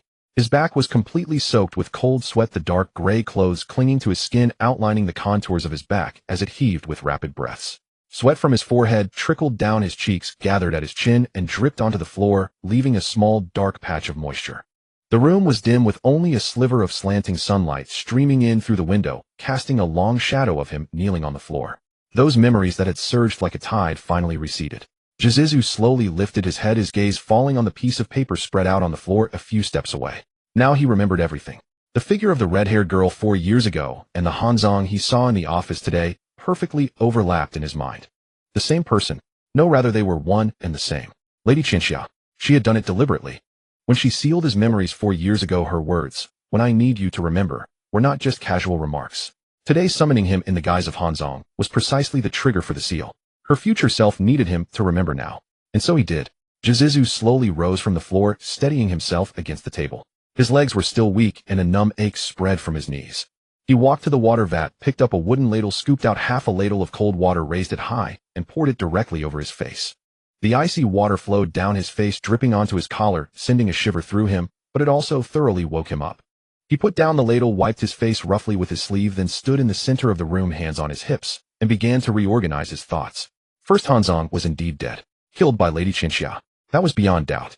The demigod he had served for over a decade, the strongest man in the Rain country, was no more, slain by the hands of the current Lady Qinxia. Second, Hailong knew about this. Not only did he know, but he had already chosen his side.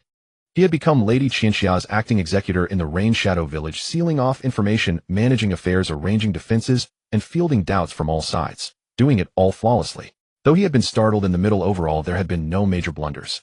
At this thought, a surge of strong dissatisfaction welled up in Jizizu's heart. Not dissatisfaction with Lady Qinxia. It was dissatisfaction with Hailong.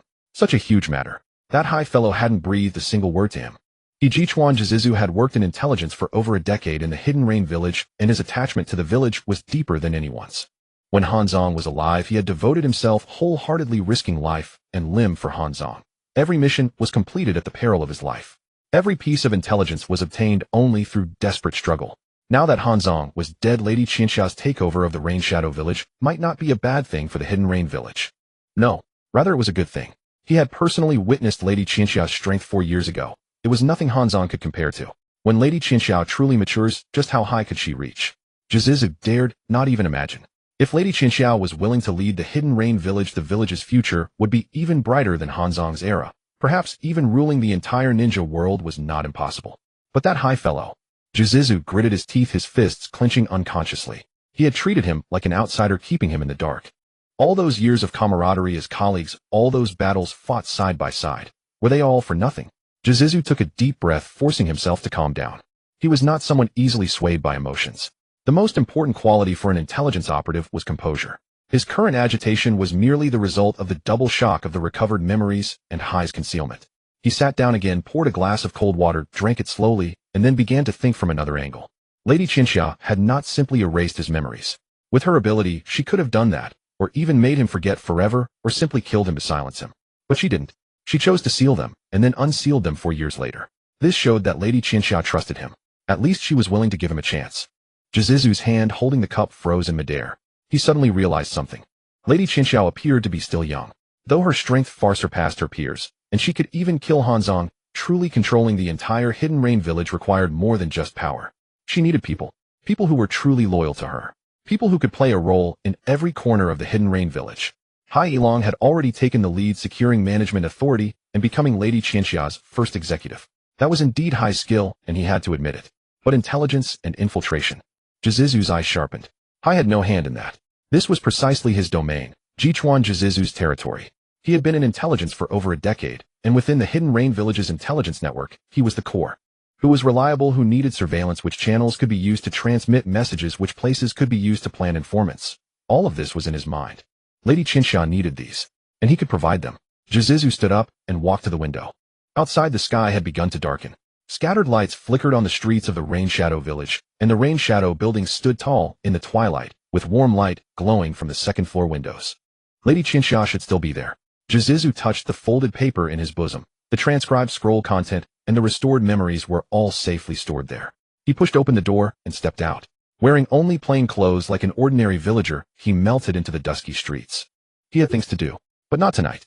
He needed to think carefully first. In what manner and at what timing he should reveal his stance to Lady Qianxia. This matter could not be rushed, but he must not let Hai Yilong get a step ahead again. The sky had not yet fully lightened, but the lights on the second floor of the Rain Shadow building were already lit. Chinatsu sat behind the desk, maintaining her transformation technique of Hanzo with a pile of documents stacked before her.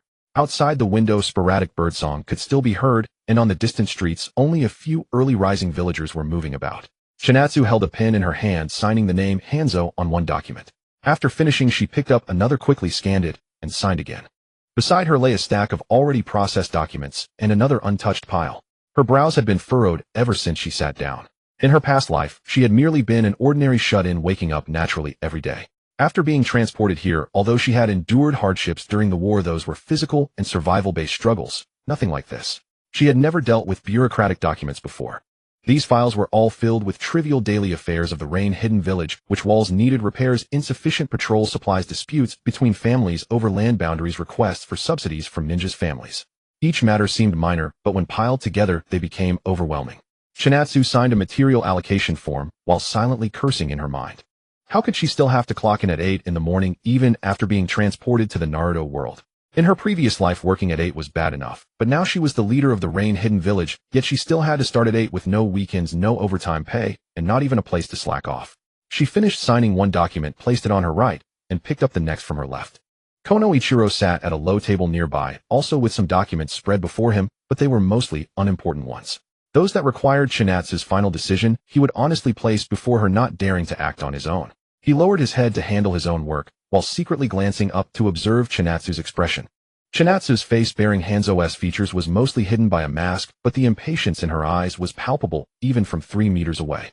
Every time her purple eyes swept over a document, her brows furrowed deeper, and the grip on her pen grew tighter, as if the files were her mortal enemies.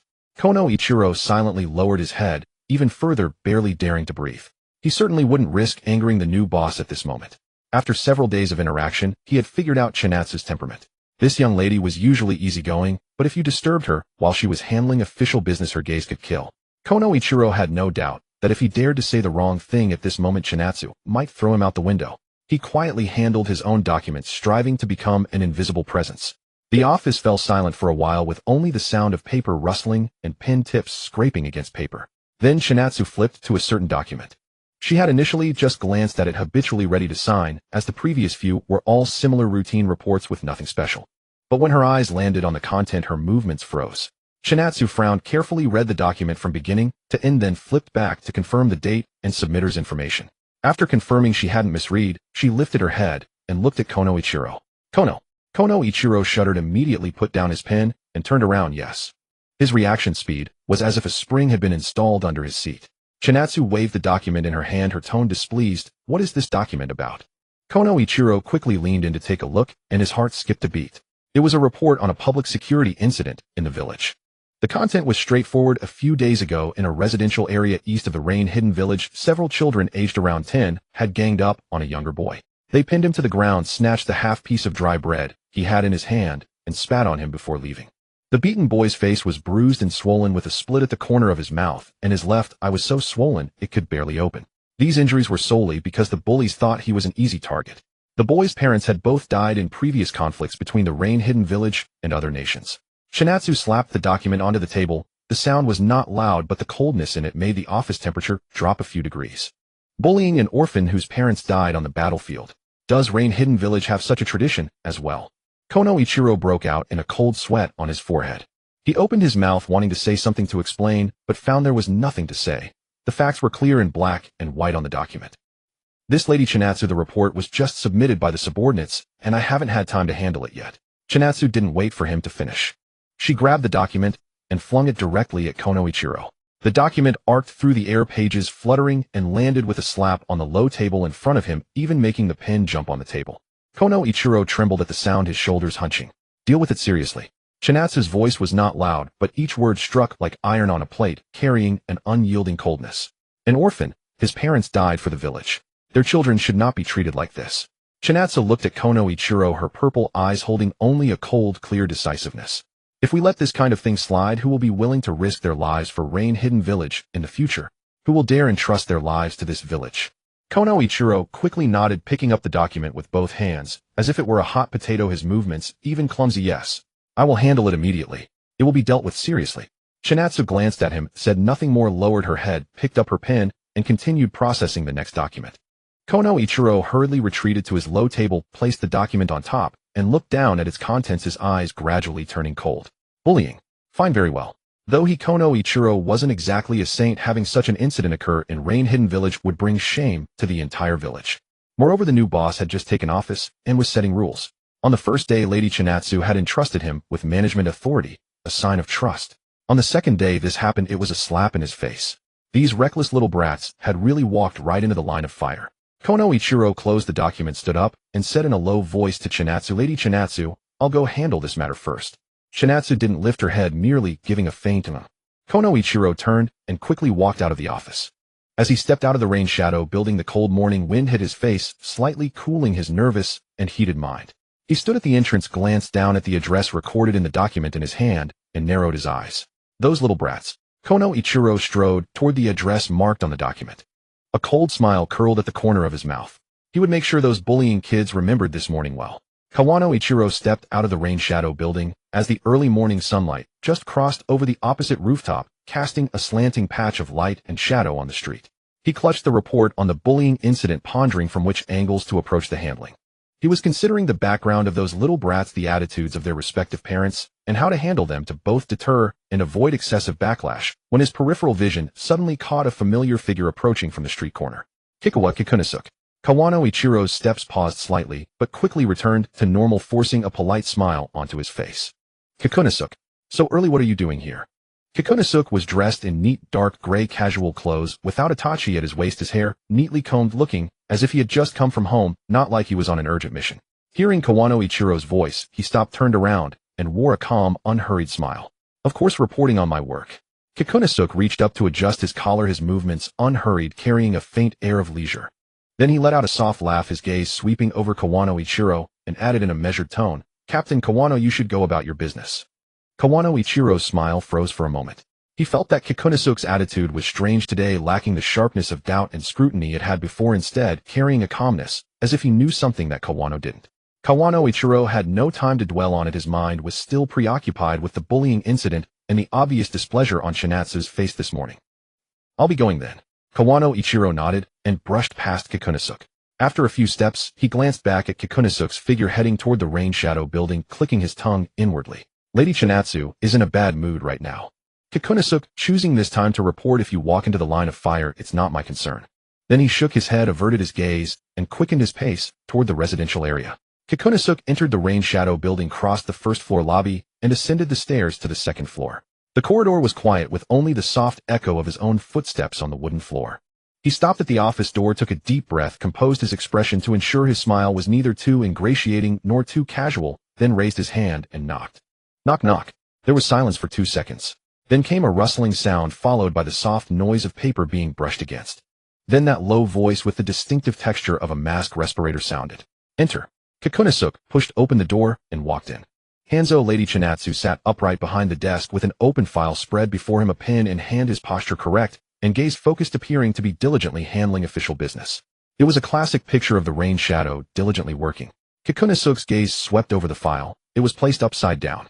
But he showed no sign of surprise, nor did his gaze linger on the file for even half a second. He simply walked naturally to the desk and gave a slight bow. Lord Hanzo, I have recently compiled some intelligence on the movements of the 5 great nations and have come to report to you. Chinatsu put down the pen and nodded. Speak. Kikunosuke began his report. He started with the movements of the Land of Fire. Konoha seemed to still be digesting the aftermath of the Second Shinobi World War, with adjustments to border defenses, but no major changes overall. Then the Land of Earth and the Land of Lightning. The Wagakure and Kumobakure had both increased patrols near their borders, as if wary of each other. Kikunosuke's report was clear and well organized, with a moderate amount of information, no superfluous content, each segment positioned at just the right level of noteworthiness without urgency. Chinatsu nodded as she listened, but her mind was wandering. She hadn't actually been handling files at all. After Kawano Ichiro left, she had slumped back, collapsing into the chair, staring at the ceiling for several minutes in a daze. After handling documents all morning, her brain had entered that state of seeming alertness, but actual shutdown. The morning confusion. When she heard the knock, she practically sprang up, hastily straightened the file in front of her, grabbed the pen, and assumed a working posture. Luckily, Hanzo's mask covered his face, hiding that momentary panic. After Kikunosuke finished his intelligence report, the office fell silent for a few seconds. Chinatsu was about to say, "Good work, keep monitoring," to end the conversation, eager to collapse again once Kikunosuke left. But Kikunosuke did not leave immediately. He stood in front of the desk, unhurriedly took a scroll from his bosom, held it with both hands, and respectfully placed it on the desk before Chinatsu. Lord Hanzo, some days ago, while on a mission, I confiscated a scroll of sealing technique from an enemy shinobi. Chinatsu's gaze fell upon the scroll. I studied it for a few days and confirmed that this sealing technique is no ordinary thing. Keeping it in my hands would be a waste. I thought it better to submit it to the village to contribute to Amigate Cure. Sealing technique. Chinatsu's purple eyes, which had been somewhat unfocused from the morning fatigue, lit up the instant she heard the words sealing technique. She sat up straight, reached out, picked up the scroll, untied the knot, and slowly unrolled it. The handwriting on the scroll was Kikunosuke's recopying, neat and clear, each rune drawn meticulously. Chinatsu's eyes swept over the runes, growing more serious as she read, and her previous drowsiness vanished. This was a new sealing technique she had never seen before. It wasn't a legendary forbidden technique, but its level was not low, with an intricate structure. Some of the rune arrangements were completely different from the sealing techniques she already knew, but the principles were connected. At her current level of sealing technique LV2, it was exactly within the scope of learning and mastery. Chinatsu nodded repeatedly, the corners of her mouth curving up involuntarily. A free sealing technique. Who wouldn't be happy? She finished reading the scroll, set it down, looked up at Kikunosuke, and said with obvious satisfaction, "Not bad, this sealing technique is indeed valuable. You did well." Kikunosuke lowered his head slightly, the corners of his mouth lifting into a perfectly appropriate smile, his tone respectful and humble. "It is all within my duty, Lord Hanzo." No attempt to claim credit, no superfluous words. He had appropriately demonstrated his value, then appropriately stepped back. Kikunosuke smiled inwardly. "Captain Kawano, I'm one step ahead of you." Chinatsu was completely unaware that she was being subtly competed over by 2 subordinates. She held the scroll of sealing technique, her mood greatly improved, the morning's accumulated frustration from handling documents swept away. "All right, you may leave now. I'll keep this scroll." "Yes, Lord Hanzo." Kikunosuke bowed in salute, turned, and walked out of the office. When he stepped out of the rain shadow building, the morning sunlight was fully bright, and the street was busier than before. Several passing rain shinobi saw him and nodded respectfully. He stood at the entrance, glanced in the direction Kawano Ichiro had left, and the curve of his lips deepened. Captain Kawano, you'll have to step up your game. Kawano Ichiro walked along the path toward the eastern residential district when his nose suddenly itched, and he let out a resounding sneeze. He rubbed his nose, frowned, and muttered, "Who's thinking of me?" But he quickly dismissed the thought and strode forward with purpose. After leaving the main road, near the Yuang building, the surrounding streets gradually grew older and shabbier. He passed through several alleys where the houses became increasingly low and dilapidated. Peeling plaster, some windows patched with old newspapers in place of broken glass. As he walked, Kono Ichiro mentally reviewed the information he had just uncovered. He had already figured out the backgrounds of those little brats involved in the bullying. All children of ordinary villagers, not a single shinobi among their families. At this thought, Kono Ichiro couldn't help shaking his head. Just a few kids from common families daring to bully the orphan of a fallen shinobi. Where did they get the nerve? That boy named Amamiya Rei. Both his parents were dead, but his father had served as a shinobi in the Yuin village for over a decade. Surely he had some close friends. If any of those old friends of his parents stepped forward to speak for the boy, wouldn't those little brats be in deep trouble? Yet they still dared to act. Were they too stupid to think that far? Or had they gotten so used to bullying a child without anyone to back him up that they believed no one would ever intervene? Kono Ichiro clicked his tongue inwardly. He would need to suggest to Lady Chiharu that quality education should be thoroughly implemented in the Yuin village. If these kids weren't taught who they could and couldn't mess with, who knew what chaos would follow? He stopped at a breakfast stall by the roadside, bought a few rice balls wrapped in oil paper and a packet of pickled radish wrapped in bamboo leaves, then continued on his way. Before long, Kono Ichiro arrived at the address marked in the file, an old residential area on the east side of the Yuin village. The houses here were far more dilapidated than those near the Yuang building, the streets narrow and potholed, still holding last night's rainwater. A few pieces of laundry hung on ropes under the eaves, swaying in the wind. He stopped in front of a small wooden house that looked quite aged, checked the house number to confirm he hadn't made a mistake. This was the place. Kono Ichiro raised his hand and knocked. "I am Kono Ichiro, advisor to the Yuin village. Is Amamiya Rei home?" There was a few seconds of silence inside. Then the door was cautiously opened a crack and a pair of wary eyes peered out. A boy's voice, slightly hoarse and guarded, asked, "What is it?" Through the crack, Kono Ichiro saw the eye. A ring of obvious bruising around the socket, the white of the eye shot with red. Instead of answering directly, he first took out the oil paper package from his pocket and offered it through the gap. "Have you had breakfast? I brought you some rice balls." The eye in the gap froze for a moment. This self-proclaimed advisor uncle hadn't answered his question. Instead, he handed over food. It was completely unexpected. The boy hesitated for a few seconds, then reached out and took the oil paper package. He lowered his head to open it, and when he saw the white rice balls and pickled radish inside, his Adam's apple bobbed noticeably. While the boy was looking at the rice balls, Kono Ichiro continued, "I am here on Lord Hanzo's orders. He already knows about the bullying you've been suffering." The boy's fingers trembled slightly. Lord Hanzo was furious and ordered me to handle this matter immediately. Kono Ichiro's voice was not loud, but every word was clear. The eye in the gap widened. There was a long silence. Then the door was slowly opened. The boy standing at the doorway looked about 7 or 8 years old, around the same age as Chiharu and the others, but he was unnaturally thin and small. He wore a faded old shirt with frayed cuffs, looking like a bean sprout that could be blown over by the wind at any moment. His face was a patchwork of black and blue. A large bruise around his left eye, a scabbed cut at the corner of his mouth, and a swollen lump on his right cheekbone. But what was most striking were his eyes. Eyes that had long become accustomed to suffering in silence. No anger, no resentment, only a numb, resigned calm. "Lord Hanzo." Amamiya Rei murmured the name under his breath. "Will he seek justice for me?" Kono Ichiro looked at his battered face and felt a sudden softness in his heart. Hanzo would not, but Lady Chiharu would. He showed no pity on his face, only nodded calmly. Lord Hanzo said that the orphan of a fallen shinobi should not be treated like this. Amamiya Rei's lips quivered slightly. In those numb eyes something suddenly ignited. A spark of hope, something deeper that had been suppressed for a long time, now breaking free from its bonds. He nodded firmly. "All right, I'll go with you." Kono Ichiro turned and walked ahead. Amamiya Rei followed behind, still clutching the oil paper package of rice balls tightly. They crossed several streets, turned a few corners, and arrived at a relatively tidy residential area. The houses here were much newer than the ones in Amamiya Rei's neighborhood, with small trees planted in front of them and a few handcarts parked by the roadside. The families living here seemed to be in decent condition. Kono Ichiro stopped in front of a house with a gray-tiled roof, glanced at the file in his hand to confirm the address. Then he stepped forward and knocked. The door was opened by a middle-aged woman wearing an apron, still holding a spatula. When she saw Kono Ichiro and Amamiya Rei behind him, she was startled at first, then her eyes flickered evasively. Kono Ichiro wasted no words. He directly revealed his identity, his tone flat, but brooking no refusal. I am Kono Ichiro, advisor to the Yuin village. Please call your son out. There is a matter that needs to be settled face to face. The moment the middle-aged woman heard the words, Yuin village advisor, her expression changed. Within 5 minutes, the 3 children involved in the bullying were brought before Kono Ichiro by their respective parents. The 3 were all around 10 years old, standing beside their parents with varying expressions. At first, they were unimpressed. What's the big deal about beating up a kid with no parents? But when their eyes fell on the hilt of the sword at Kono Ichiro's waist, that nonchalance gradually turned into unease. And when they saw the scarred face, showing no expression, the unease became fear. Kono Ichiro glanced at them, said nothing, then turned his head to speak to Amamiya Rei, standing behind him. Go ahead. Amamiya Rei was taken aback. What? Kono Ichiro's expression grew serious, his tone leaving no room for jest. Hit them back. Not only was Amamiya Rei stunned, but the 3 children and their parents were all dumbfounded. However they hit you, you hit them back.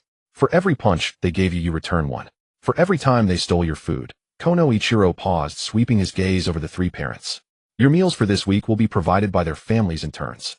He withdrew his gaze and looked at Amamiya Rei, enunciating each word. This is Lord Hanzo's order. The 3 children's faces turned pale instantly. Their parents opened their mouths as if to argue, but seeing the scarred face and the unwavering authority in his eyes, they swallowed their words. Amamiya Rei stood, their hands at his side, silent for a long time. He could feel the gazes of those 3 upon him, the same gazes they had when they beat him days ago. Only this time their gazes carried fear. Because behind him stood a scar-faced man representing Lord Hanzo. Amamiya Rei's Adam's apple bobbed. He clenched his teeth and tightened his fists. He charged at the 3 who had bullied him. The 3 bullies stood beside their respective parents, their faces pale, watching the thin little boy who had once been pinned down by them and beaten step by step toward them. No one dared to make a sound. Even the parents held their breath, not daring to exhale loudly. Amamiya Rei did not choose the strongest one, nor the one who shouted the loudest. He chose the one who had struck him first, the one who had pinned him to the ground and stomped on him, the one who had stolen his dry rations and spat on him. He walked up to that person, raised his hand, and clenched his fist. Then he punched down. The fist struck the bridge of the other's nose, producing a dull thud. The man staggered 2 steps, lost his balance, and fell heavily onto the ground. Blood immediately gushed from his nostrils. He covered his nose and let out a pained cry tinged with tears. Amamiya Rei did not stop. He lunged forward, straddled the man, raised his fist, and struck again. Then a 3rd punch.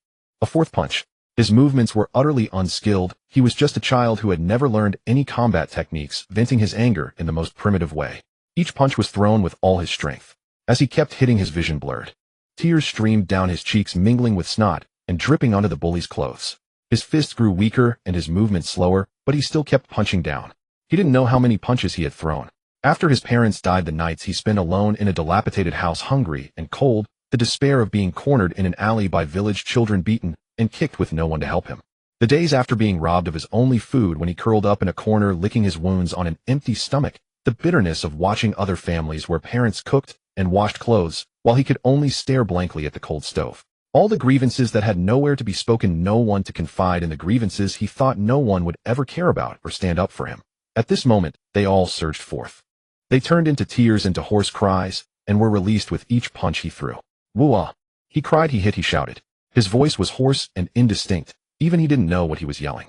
Kawano Ichiro, standing nearby, did not stop him. With his arms crossed over his chest, he stood there quietly watching the thin little boy straddling a person half a head taller than him, crying and hitting at the same time. What this child needed was not comfort, not sympathy, but an outlet for his pent-up emotions. Some wounds can only truly heal when one tears them open oneself and squeezes out the pus and blood. He cried for a long time and hit for a long time. Finally, Amamiya Rei's fist stopped. His hands hung limp, his entire body, as if drained of all strength. He sat on the bully, who was already battered and bruised, gasping for breath, his shoulders heaving with each inhale, sweat and tears dripping from his chin. The bully lay on the ground, blood smeared across half his face, one eye swollen, but not to the point of serious injury. After all, Amamiya Rei's strength was limited. His punches produced sound and intimidation, but in terms of actual damage, it was not as severe as it appeared. But the psychological intimidation was already sufficient. Amamiya Rei slowly lowered his head and looked at his hands. Due to the blows, the skin on his knuckles was slightly red, scraped a little with a trace of blood oozing out. He didn't feel pain. He only felt that the thing that had been pinned up in his chest for so long had finally been released. It felt empty, but somehow not so empty anymore. He stood up from the bully, turned around, and faced Kawano Ichiro. His face was still streaked with tears, his eyes red and swollen, and clear snot was still running from his nose. He looked utterly disheveled. He knelt down. His knees hit the hard, muddy ground with a dull thud. He raised his head, trying to open his swollen eyes wide from crying, and looked at Kawano Ichiro. Can you take me as your apprentice? Kawano Ichiro was stunned. He thought that after venting the child would either go home crying and hide or hug him and say thank you. That was the best reaction he could have imagined. But Amamiya Rei's reaction completely exceeded his expectations. I want to become a ninja. Amamiya Rei's voice was still trembling, containing a powerful, surging emotion. I want to serve Lord Hanzo. I want to protect those who are like me. He sniffled hard, roughly wiped his face with his sleeve, and tried to make his voice sound more resolute. I want to be like you, to become one of Lord Hanzo's men. Please take me as your apprentice. Kawano Ichiro looked down at him. He was silent for a few seconds. Then he nodded. All right. Amamiya Rei's eyes suddenly lit up. That light was completely different from the numb, submissive eyes he had when he opened the door this morning. Get up. Kawano Ichiro reached out, grabbed his arm, and pulled him up from the ground. Don't kneel. Amamiya Rei stood up. Although his face was still streaked with tears and his clothes were stained with mud, making him look disheveled, his entire demeanor was completely different from before. Nearby, the beaten bully was helped up by his two companions. Blood was still flowing from his nose, his face was a mess, and he looked pitiful. Meanwhile, the two companions who had not been beaten could not help but secretly feel relieved that they had not been the ones leading the charge when they bullied others. Kawano Ichiro glanced at them, his tone flat, but carrying an unquestionable authority. Let this be the end of today's matter. In the future, don't let me hear of anything like this again. The parents, as if granted amnesty, quickly nodded and bowed in agreement, then dragged their children away in disgrace, not daring to look back. Kawano Ichiro turned around and patted Amamiya Rei on the shoulder. Let's go. First go back and tidy up, then I'll take you to see Lord Hanzo. Amamiya Rei nodded firmly and followed behind him. Meanwhile, Yueying Building's second-floor office. Chinatsu was completely unaware that Kawano Ichiro had recruited a loyal little fan for her outside. She was sitting behind her desk, holding the sealing technique scroll that Kikunosuke had submitted to her, reading it with great interest. The morning drowsiness had long dissipated. She was like a gamer who had just obtained a new skill book, eager to study it thoroughly. The structure of this sealing technique was somewhat different from what she had mastered before. The arrangement of some runes in several places was novel, using a method she had never seen to complete the construction of the seal. But the underlying principles were the same. With her current LV2 foundation in sealing arts, it was not difficult to understand. As she read, Chinatsu simulated the trajectories of the runes in her mind. Her fingers unconsciously followed the description on the scroll, lightly drawing the runes on the desk. Her fingertips traced the wooden surface, leaving invisible trails. She read it once, then again, and then tried to string the runes together in her mind to form a complete sealing structure. Just as she completed the final rune connection, a crisp notification sound echoed in her mind. Sealing technique proficiency breakthrough. Current level LV3 proficient, unlocked new skills, sealing barrier extension, multi-seal basic, rune resonance breakthrough. She looked down at her hands, then at the scroll in front of her, then closed her eyes to sense the changes in her chakra. The understanding of the sealing techniques became smoother and clearer. LV3. She had been stuck at LV2 for a while. Although she had been practicing, she always felt that she was one step away. Unexpectedly, after studying this new scroll, she directly broke through the bottleneck. Chinatsu put down the scroll, leaned back in her chair, and couldn't help but curl her lips. LV3 Sealing Arts. She really wanted to find an opportunity to test the power of the new skills at this level. While Chiharu was studying sealing techniques in her office, a unique social gathering was unfolding in the lobby of the Yueying Building. Jujiju did not immediately leave the Yueying Building. After descending from the second floor, he had originally planned to go straight back, but as he reached the first floor lobby, he happened to see three people walking out from a side corridor. A boy with orange hair walked at the front, speaking boisterously about something while waving his arms energetically. A girl with short light blue hair followed beside him, enduring the orange-haired boy's antics, while a boy with long red hair brought up the rear. Those three children of the Shao organization. Jujiju's gaze lingered on them for a moment, and the information he had organized after regaining his memories immediately surfaced in his mind. Yahiko, the leader of the Shao organization, cheerful and open-hearted. Konan, the elder sister of Lady Chiharu. Though not blood-related, their bond was deep. Nagato, a descendant of the Uzumaki clan, sharing the same bloodline as Lady Chiharu. These three were like siblings to Lady Chiharu. Without a moment's hesitation, a perfectly appropriate smile immediately appeared on Jujiju's face, and he proactively stepped forward to greet them. You must be the newly accepted disciples of Lord Hanzo, right? Yahiko, walking at the front, heard someone speak, and looked up. Seeing Jujiju's smiling face, he was momentarily stunned, then grinned back, revealing 2 rows of neat teeth. Yeah, and you are? My name is Jujiju, and I work in intelligence within the Yueying village. Jujiju gave a slight bow, his demeanor neither overly warm nor distant, every gesture perfectly calibrated. Since you've just arrived in Yueying village, please feel free to seek me out if you need any assistance. Yahiko's eyes lit up instantly. Really? That's great. I was just about to ask, where's the training ground in Yuin Village? We just got here and aren't familiar with the area yet. This morning we wanted to find a place to stretch our limbs, but couldn't find any. Zhu Zhizhu smiled and gestured in a direction. Turn left at the exit and walk about 300 meters. There's an open-air training ground with fairly complete facilities.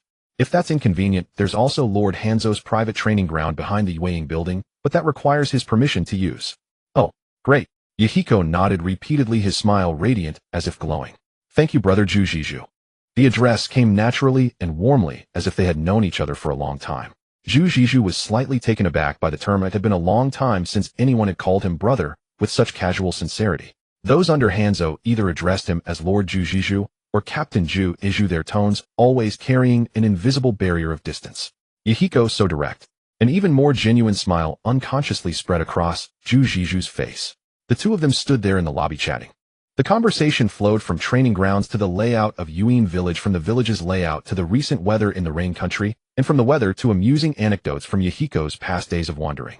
Whenever Yahiko reached a funny part, he would burst into hearty laughter, and Zhu Zhizhu seemed infected by his laughter, joining in with a chuckle. No way. You guys actually caught a fish bigger than a person in the river.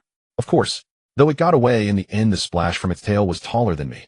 Zhu Zhizhu shook his head repeatedly, his smile laced with genuine delight.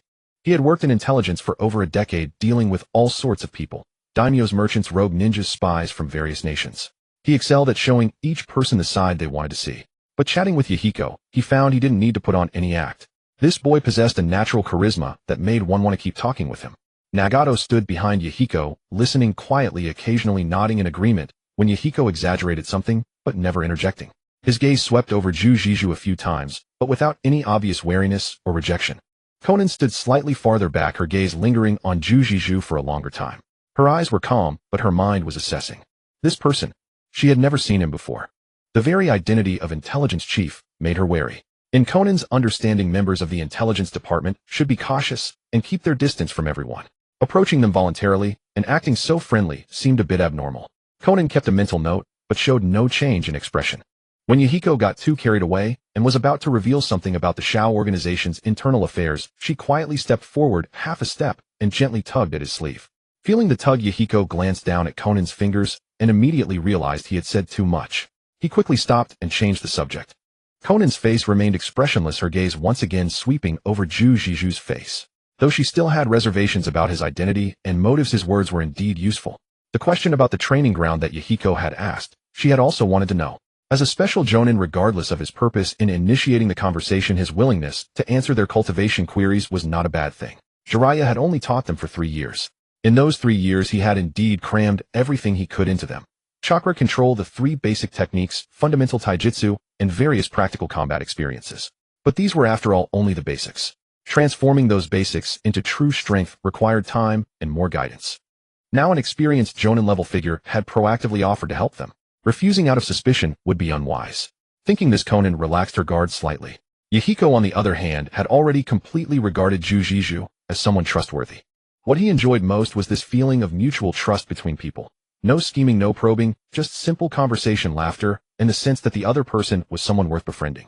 This was also one of the original intentions behind founding the Shao, to allow people to interact without suspicion, to treat each other with sincerity. Brother Zhu Zhizhu, are you usually busy with work? Yahiko unabashedly extended an invitation. If you're not too busy, could you come and teach us some training? We're still half-baked. We've learned everything we can, but we feel like there's still something missing. Hearing this, Zhu Zhizhu's smile deepened. This was exactly the effect he had wanted. If I have time, I'd be happy to. He replied with a sincere and natural tone. Lord Hanzo is busy with affairs and probably doesn't have much time to personally instruct you. If you encounter any problems in your training, feel free to ask me anytime. I have some experience in taijutsu and intelligence gathering, so I should be able to help a bit. Yahiko vigorously slapped Zhu Zhizhu on the shoulder, the sound ringing out. Great. It's a deal then. No backing out. Zhu Zhizhu's shoulder tilted slightly under the force, but his smile remained unchanged. He was of course well aware of these three's relationship with Lady Chihiro. He wasn't approaching them just to curry favor with a few children, rather he intended to secure a foothold in Lady Chihiro's inner circle. Building good relations with these 3 meant forging 3 invisible bonds close to Lady Chihiro. That was the professional acumen of an intelligence officer. Befriend all who are worth befriending and never miss any opportunity to establish connections. As he turned to leave, Jujuju still wore a smile on his lips, adding a silent remark in his mind. Captain Kawano, while you're busy with official affairs, I've taken another step forward. After a busy morning, Chinatsu finally worked through the entire pile of documents on her desk. She set down her pen, leaned back in her chair, and let out a long breath. Outside the window, it was nearly noon. Sunlight streamed through the glass and spread a warm, soft patch of light across the desk. After sitting for nearly 4 hours straight, her shoulders and neck were sore. Chinatsu rubbed her eyes and glanced outside. The weather was actually nice today, wasn't it? It wasn't raining, and the sunshine was even bright. So sleepy. Her eyelids grew heavier and heavier. She was still thinking about some of the rune details in that sealing technique scroll, but her thoughts were beginning to tangle. The once clear lines of the runes became hazier in her mind, as if veiled by a layer of mist. Chinatsu's head began to droop little by little. Each time her head sank, she jerked it back up and shook it, trying to rouse herself. But within seconds it was slowly sinking again, like a chick pecking at rice. Can't go on. Too sleepy. Her consciousness began to blur, and the office desk in her sight slowly faded into a warm, hazy glow. The transformation technique required a continuous drain of chakra to maintain. As Chinatsu's consciousness dimmed, her chakra supply grew unstable, and the once stable structure of the transformation began to waver. Poof! A soft sound. White smoke rose from behind the desk and quickly dispersed. Chinatsu reverted to her real form. She curled up in the oversized chair. It fit Hanzo perfectly, but it was far too large for Chinatsu's current frame. Her small body sank almost completely into the cushion, hidden from view by the desk. Only a few red strands peeked over the desk's edge, glowing with a soft golden luster in the sunlight. Her feet dangled a short distance above the floor, swaying gently with the rhythm of her breathing. Chinatsu was already fast asleep. Chinatsu had a dream. A beautiful dream. In the dream, she lay in a warm embrace.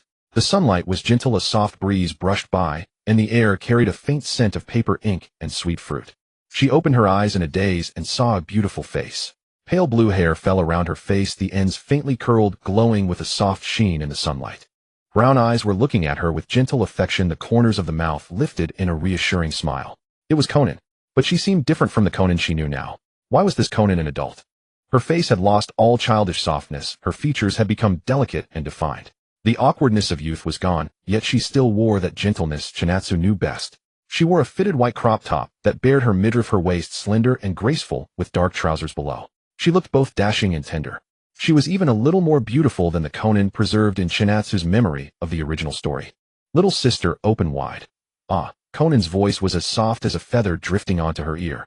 With her long fair fingers, she picked up a small piece of cut fruit and brought it to Chinatsu's lips.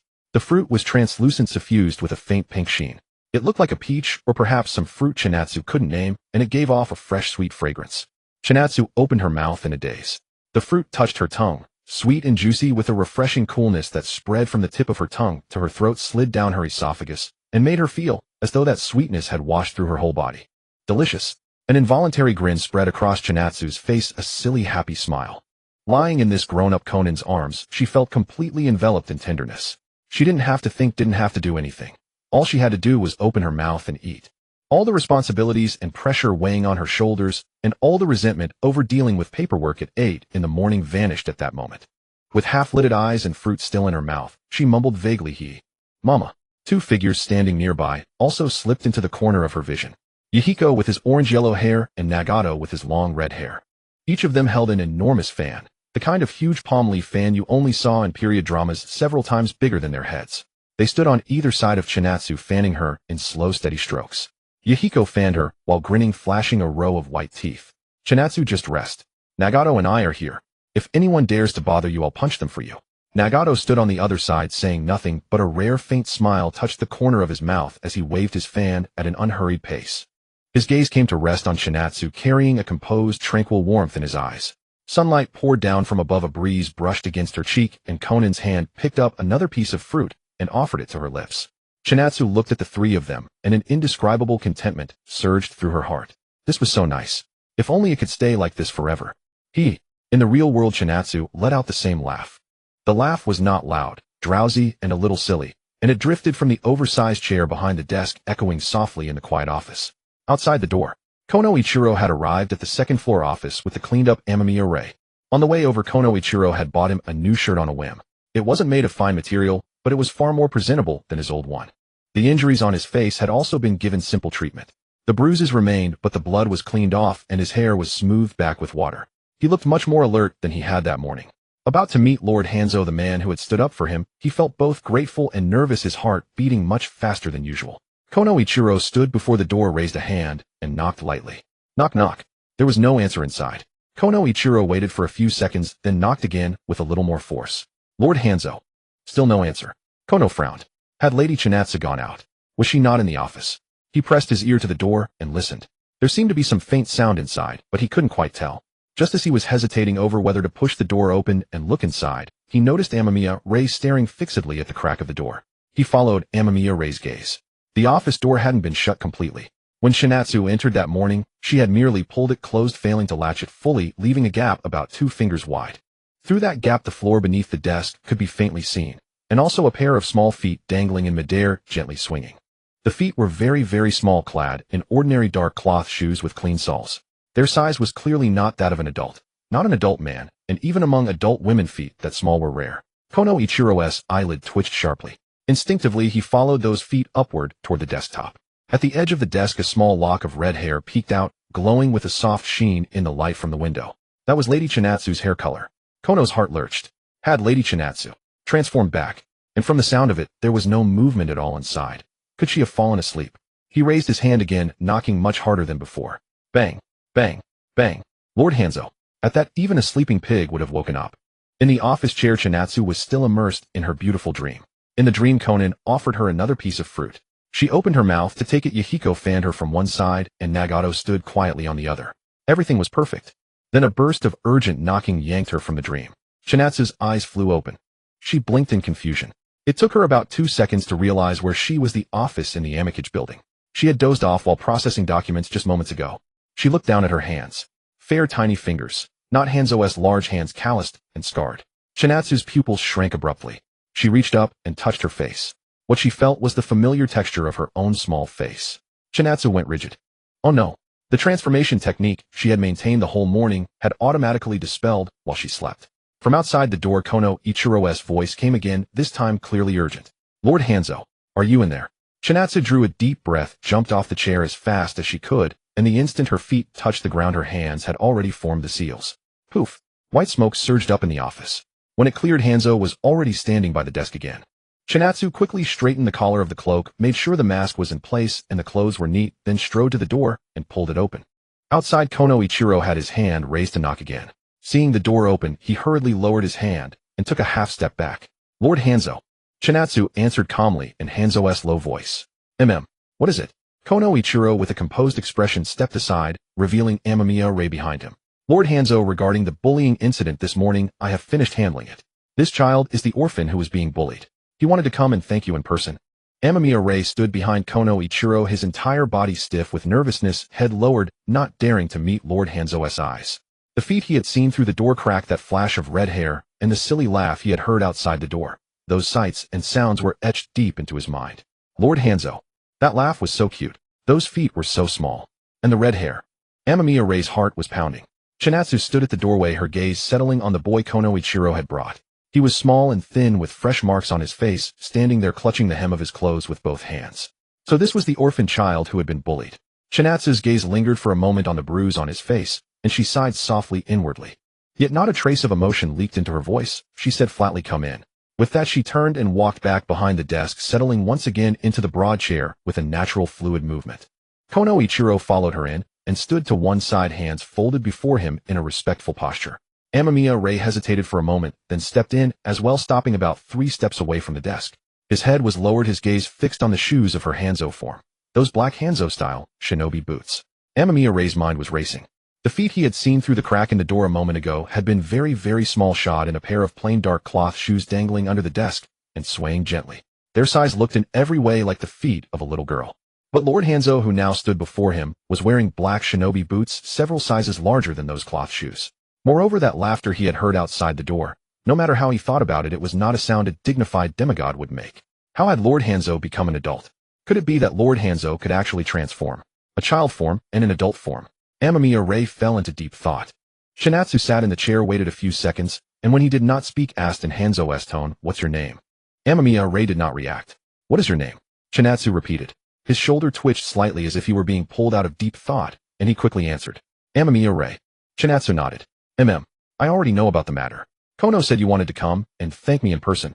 Amamiya Ray fell silent again. His gaze drifted back to Chinatsu's shoes.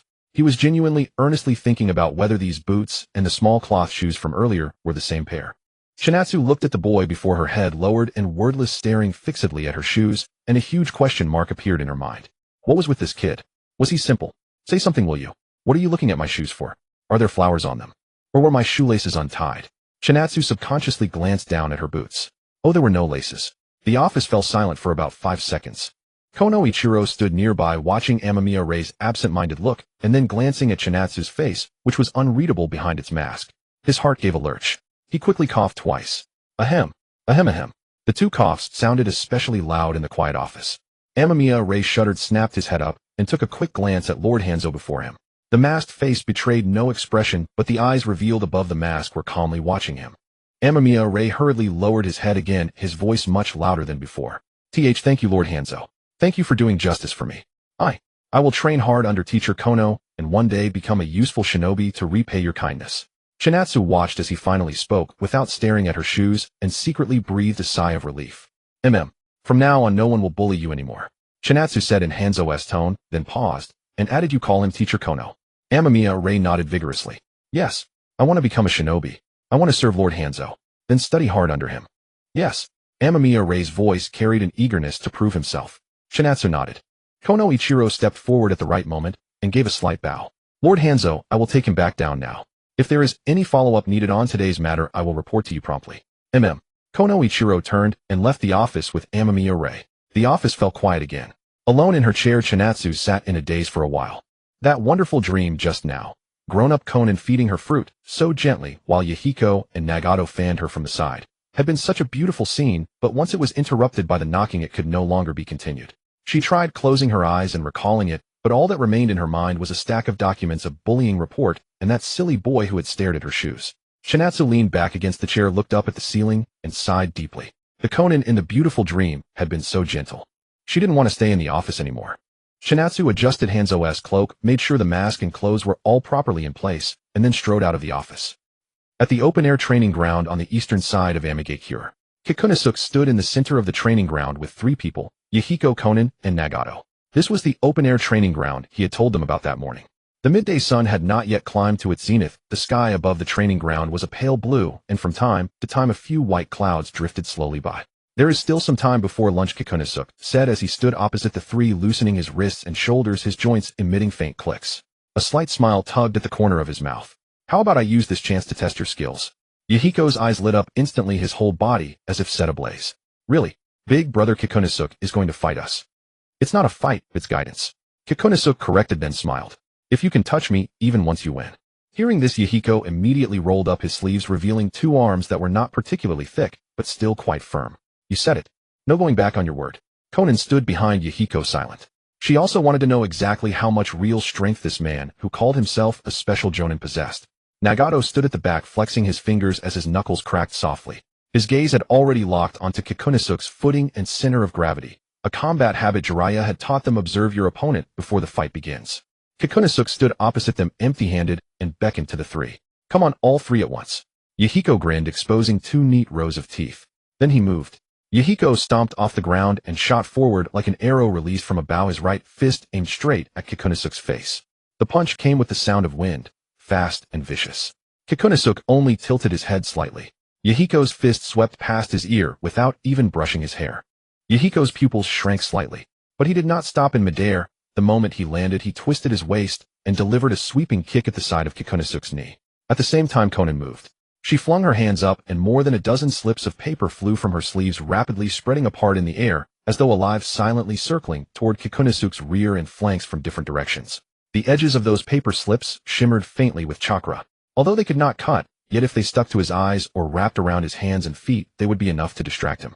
Nagato remained in place and formed hand seals. Water release, water bullet. A water sphere the size of a fist shot from his mouth, arced through the air, and flew straight at Kikunosuke's retreat path. Kikunosuke stood at the center, facing the simultaneous attacks of the 3, and the smile at the corner of his mouth only deepened.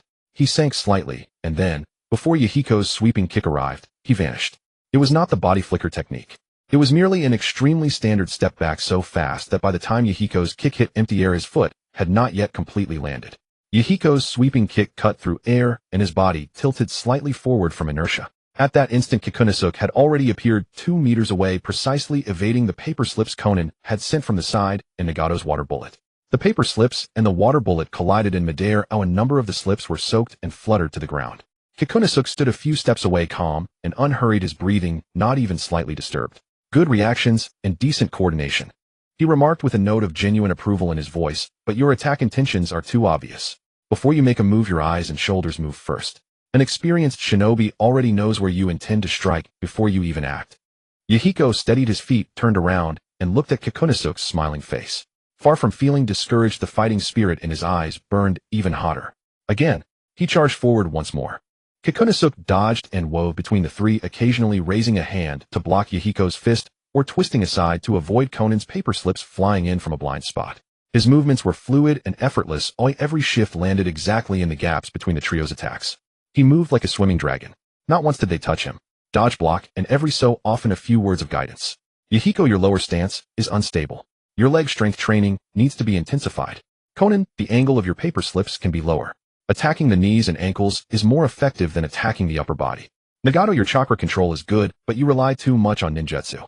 Once a shinobi runs out of chakra, what he has left is taijutsu. Your taijutsu foundation still needs to be strengthened. He spoke as he dodged, his breathing steady and his tone relaxed. Facing the attacks of all three at once was merely a warm-up to him. Yahiko was drenched in sweat from the fight, but the smile on his face grew brighter and brighter. On the training ground, 4 figures were locked in fierce combat. Hidito charged forward once more, his fist carving through the air with a sharp whoosh as it barreled toward Kikunosuke's face. This strike was faster than any before. Clearly the exchange thus far had allowed him to find his rhythm. Kikunosuke merely tilted his head slightly, and the fist grazed past his ear. Undeterred, Hidito landed and immediately pivoted, launching a sweeping kick aimed at Kikunosuke's knee. The sequence of moves was far smoother than at the start, the transitions no longer marred by obvious hesitation. Kikunosuke retreated a step to evade, nodding silently to himself. The boy's learning ability was truly impressive. He would not repeat the same mistake twice. Konan's paper shards danced through the air around Kikunosuke. After several rounds of exchange, her papers began to assume distinct roles. Some blocked his movement paths, others obscured his vision, while several glided silently along the ground, attempting to wrap around his ankles from blind spots. Though they still failed to make contact, a clear tactical awareness was beginning to emerge. Nagato stood at the rear, his breathing somewhat unsteady, his gaze fixed unflinchingly on Kikunosuke. He did not rush to attack. Instead, he waited for the moment when Hidito's pressure and Konan's interference would force Kikunosuke into a position where escape was impossible, and then seal off his retreat with a jutsu. Chiaki stood at the entrance of the training ground, arms folded across her chest, observing the battle within.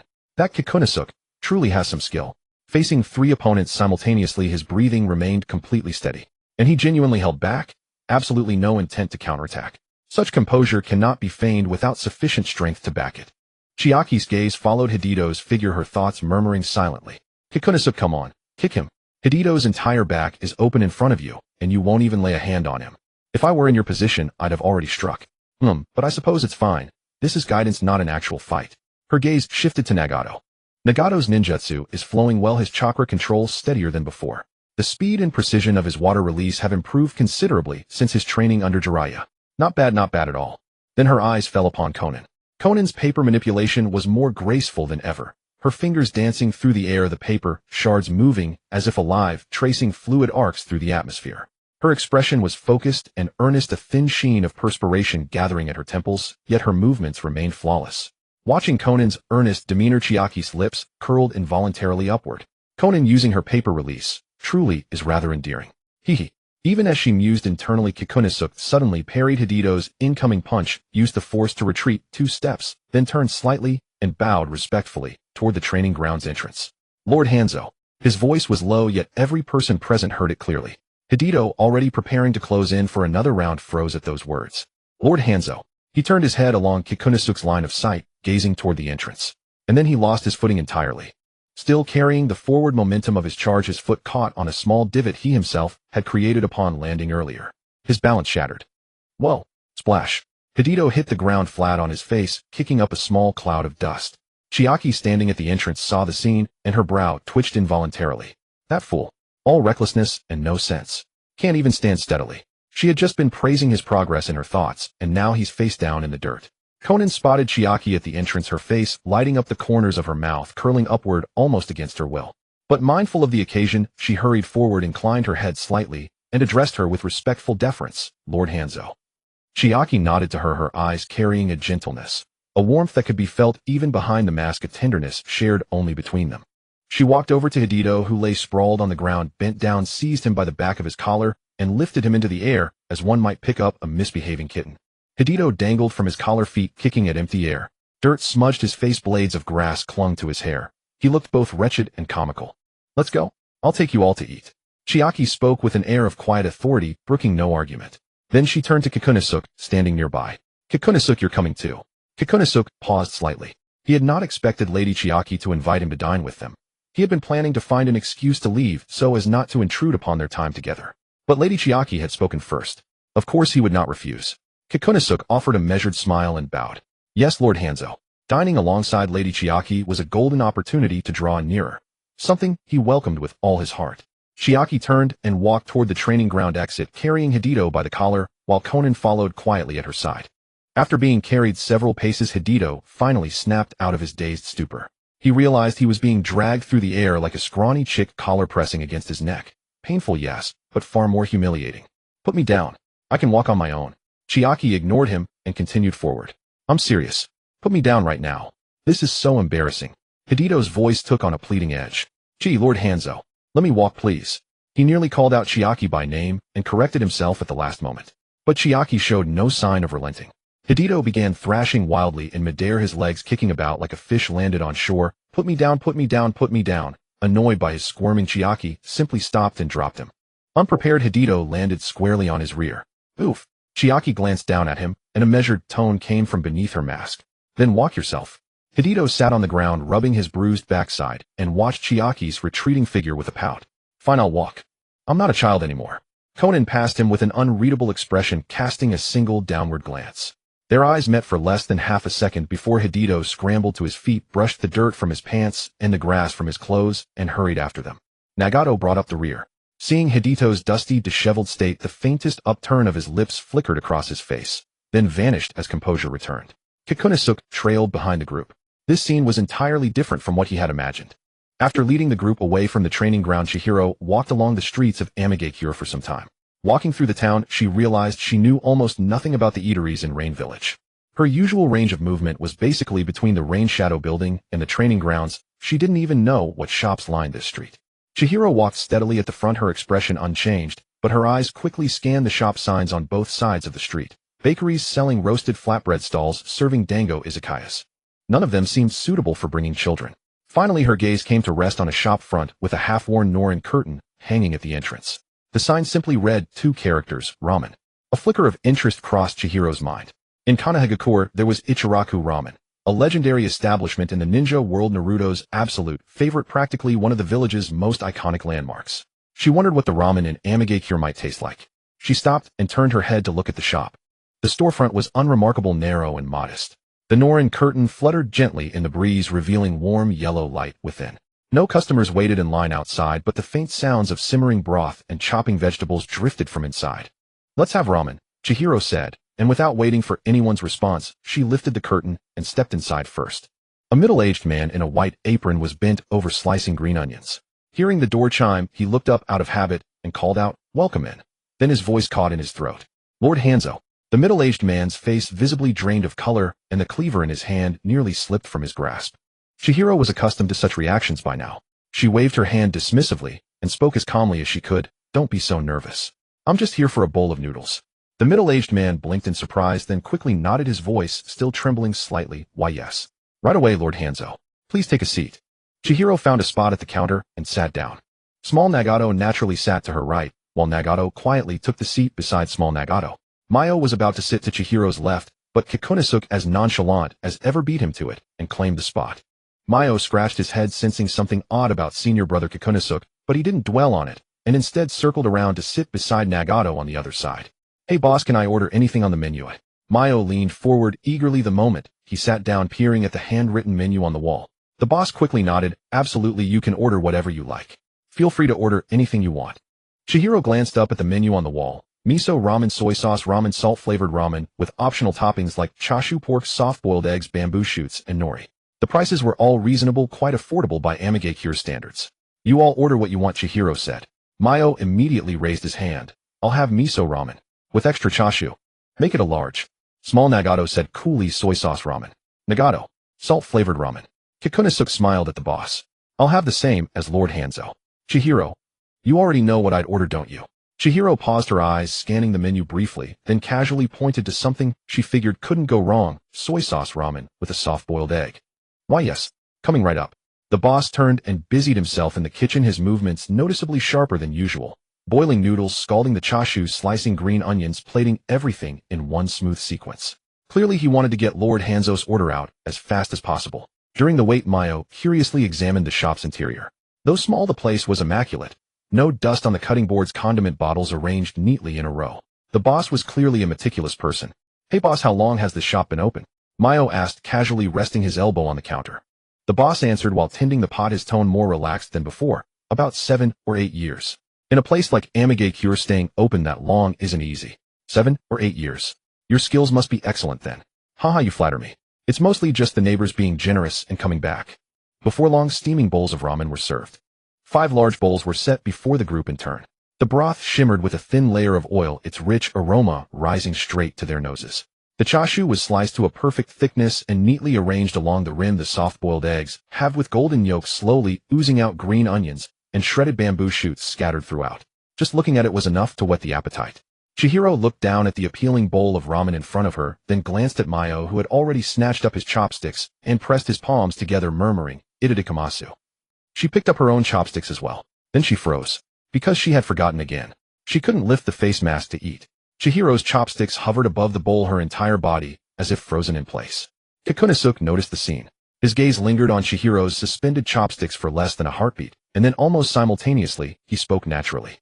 His voice was neither too loud nor too soft, just clear enough for everyone at the counter to hear, yet without any hint of feigned urgency. Lord Hanzo, regarding the matter I reported to you a few days ago, about reinforcing the border patrol teams in the Land of Fire, I later received supplementary intelligence. I wonder if it would be convenient for you to hear it now. Chihiro felt as though she had been granted a reprieve. She immediately set down her chopsticks, turned to face Kikunosuke, and said with a hint of sternness, "Go on." Kikunosuke began his report. His pace was unhurried and measured, sounding genuinely like a proper intelligence briefing rather than merely an excuse to help her out of an awkward moment. As she listened, Chihiro mentally gave Kikunosuke a thumbs up. Such perceptiveness. This subordinate truly knew how to read the room. Mayo, completely oblivious to the silent understanding between Chihiro and Kikunosuke, had already buried his face in his bowl. He lifted a generous portion of noodles with his chopsticks, leaned close to the bowl, and slurped them in noisily, his cheeks puffed out, an expression of unmistakable satisfaction written across his face. This is amazing. Mayo mumbled around a mouthful, then picked up a slice of chashu and stuffed it into his mouth, chewing heartily with his eyes lighting up. Boss, how do you make this chashu? It's so tender. Flustered by the compliment, the boss waved his hands repeatedly. It's just a regular recipe. I'm glad you like it. Glad you like it. Small Nagato silently ate his soy sauce ramen, taking quiet, steady bites. Judging by the rhythm and pace of his eating, the ramen certainly met his standards. Nagato also ate quietly, occasionally lifting his bowl to sip the broth, making no unnecessary sound. Halfway through his meal, Mayo, with his mouth still full of noodles, suddenly seemed to notice something amiss. He looked up and glanced around. His gaze fell upon Chihiro's bowl, still perfectly untouched. The broth was still steaming, the chashu and soft-boiled egg arranged neatly atop the noodles, chopsticks resting on the rim, not a single strand disturbed. With noodles still in his mouth, Mayo mumbled, "Lord Hanzo, aren't you hungry?" Chihiro, who had been listening to Kikunosuke's report, froze for a moment at the sudden question. I'm actually not hungry," she said, then pushed the untouched bowl toward Mayo. "You eat it." Mayo looked at the bowl pushed toward him, noodles still half-chewed in his mouth, and hesitantly glanced between Chihiro and the ramen. Are you really not hungry?" "Yes." Mayo scratched his head. He wasn't sure whether Chihiro was truly not hungry, but he was definitely hungry himself. He had spent a long time sparring with Kikunosuke at the training grounds earlier. Even though he hadn't managed to so much as brush the man's clothing, the physical exertion was real. After finishing his miso ramen, he was only half full. He hesitated for about a second. Then happily he pulled the bowl of soy sauce ramen toward himself and began slurping down a large mouthful of noodles. Watching Mayo devour the ramen with such enthusiasm, Chihiro smiled silently behind her mask. Seeing him enjoy the meal so much made her happier than if she had eaten it herself.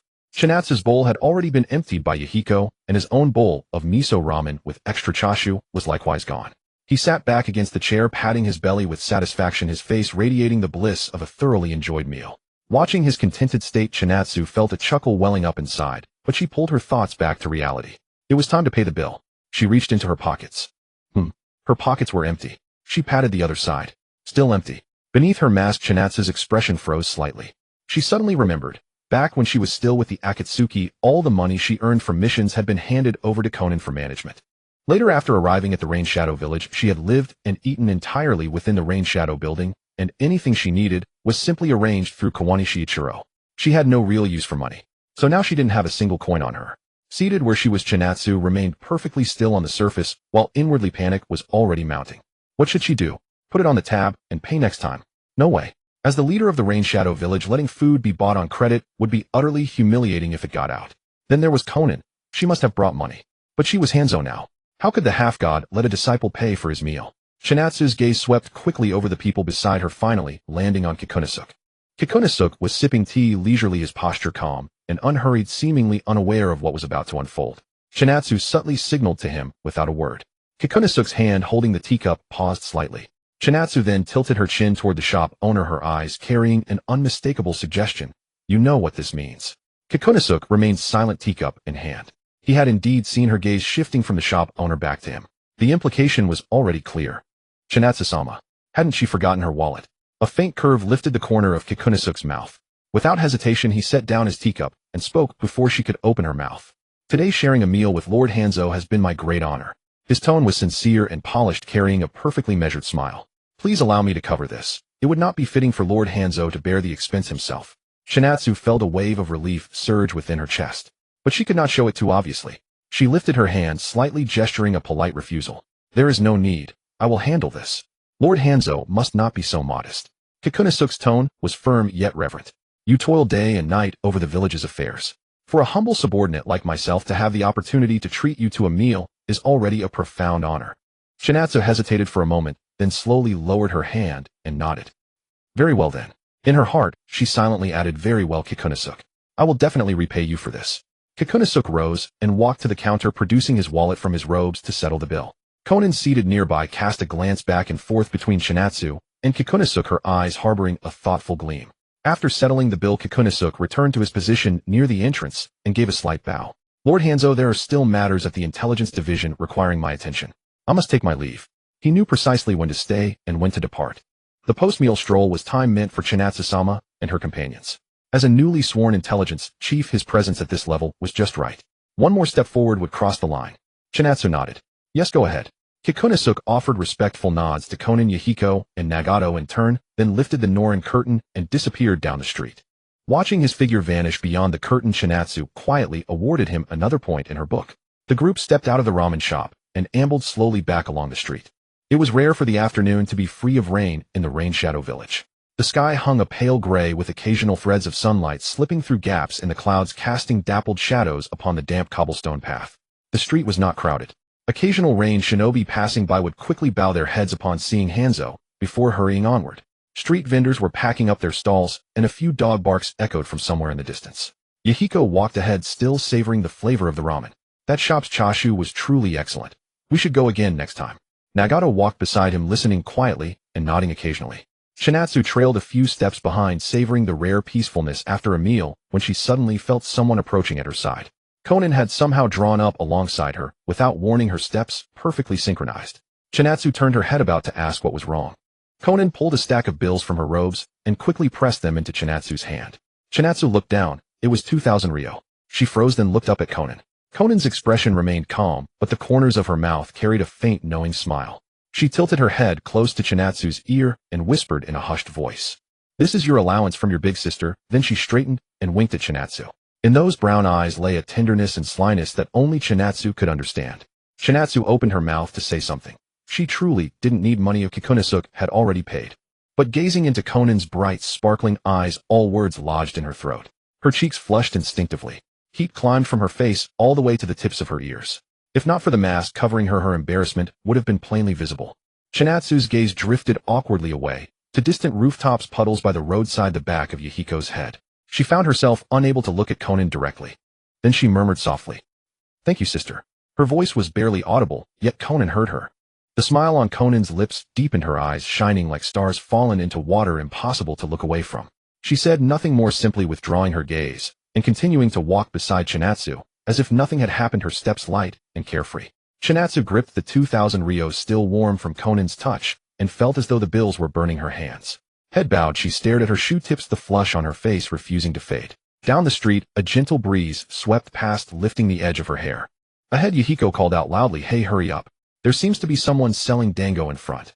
Nagato followed close beside him, shaking his head in helpless exasperation. Chinatsu raised her head, watching Yahiko's eternally energetic back, then glanced at Conan's quiet profile beside her. If only moments like these could last forever, wouldn't that be wonderful? She carefully folded the 2,000 ryo and tucked it into her robes. This was her big sister's allowance. As days passed, Qianxia gradually adapted to the daily routine of handling documents. Although she still occasionally felt drowsy and found the tedious material allocation reports headache-inducing, compared to those first few days, she was now able to handle them with relative ease. One day, as she was flipping through an application report regarding the repair of training ground facilities, a thought suddenly struck her. She put down the document and looked up at He Yalong, who was handling official affairs at a low table nearby. He Yalong immediately put down his pen and turned around. "Yes. Does the Rain Hidden Village have any bloodline limit ninjas?" He Yalong was taken aback by this sudden question, then thought seriously for a moment before shaking his head. In reply, Lady Qianxia, the Rain Hidden Village cannot compare to the 5 great nations. Most of the village's ninjas are ordinary. As for bloodline limit ninjas, indeed there are none. Qianxia's brows furrowed. No bloodline limit ninjas. This meant that the ninjas of the Rain Hidden Village were inherently inferior to the bloodline clans of the 5 great nations. If things continued this way, even if she temporarily stabilized the situation by impersonating Banzong, in the long run, the Rain Hidden Village's power ceiling would still be far below that of the 5 great nations. Qianxia's fingers tapped lightly on the table as she fell into deep thought. Should she emulate the Cloud Hidden Village? Among the great nations, the Cloud Hidden Village was a typical example of gathering and absorbing bloodline limit clans to enhance strength. Although their methods were sometimes unsavory, the results were indeed remarkable. If the Rain Hidden Village could also gather some bloodline limit prodigies and nurture them from a young age, in 10 or 20 years, it might not be impossible to cultivate its own bloodline limit ninja squad. Qianxia's mind began to search for those bloodline limit holders who were wandering outside in her memory. She thought of one person, Xiang Lin. No, Xiang Lin should not have been born yet, but Xiang Lin's mother. The woman who also possessed the Uzumaki clan bloodline and the ability of Shinla Xinyan should still be alive now, and her age should not be much older than Qianxia. If I remember correctly, Xiang Lin and her mother should be in the Grass Hidden Village. The Land of Grass, a small country sandwiched between the Land of Fire, Land of Earth, and Land of Wind, had long survived by relying on the great nations. The village's strength was not formidable, so it should not be too difficult to make a move. Qianxia looked up and was about to speak. He Yalong send someone too. She stopped mid-sentence. She thought of another person. Zhu Zhizhu. He Yalong was indeed her most trusted person, diligent and strong in execution, but his main duty was the internal management and defense of the Rain Hidden Village. And this kind of task, going abroad to gather intelligence, locate specific targets, and then safely bring them back, wasn't that precisely the expertise of intelligence operatives? Wasn't Zhu Zhizhu exactly the one for this? Qianxia shifted her tone. Well, go and summon Zhu Zhizhu here. He Yalong was about to accept the order and leave, but upon hearing this, he was slightly taken aback. Zhu Zhizhu. He Yalong did not question it. He nodded, put down the documents in his hand, stood up, and walked out of the office. Qianxia leaned back in her chair and continued to think about other sources of bloodline limits. Speaking of bloodline limit ninjas that were relatively easy to, well, recruit to the Rain Hidden Village, the Mist Hidden Village should be a good direction. The Mist Hidden Village had many bloodline clans, the Kagaya clan, the Hozuki clan, the Yuki clan. But those clans should still hold considerable influence within the Mist Hidden Village at this time. It would be better to wait until after Dai 2 manipulated the 4th Mizukage, when the Mist Hidden Village falls into civil war and bloodline clans are persecuted. At this point in time, the bloodline clans of the Mist Hidden Village should still be at their peak. Qianxia tapped her fingers lightly on the table. Then start with the Grass Hidden Village. Not long after, footsteps came from outside, followed by a knock on the door. Lord Banzong's subordinate, Kikuchi Zhu Zhizhu, here to pay respects. Enter.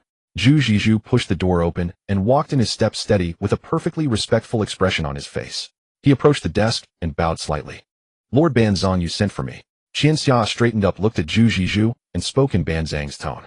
Zhu Zhizhu, I received a piece of gossip that the Grass Hidden Village might have an orphan of the Uzumaki clan. Zhu Zhizhu's eyebrows twitched slightly. The Uzumaki clan. The same clan as Lord Chongmin. Yes. Qianxia nodded.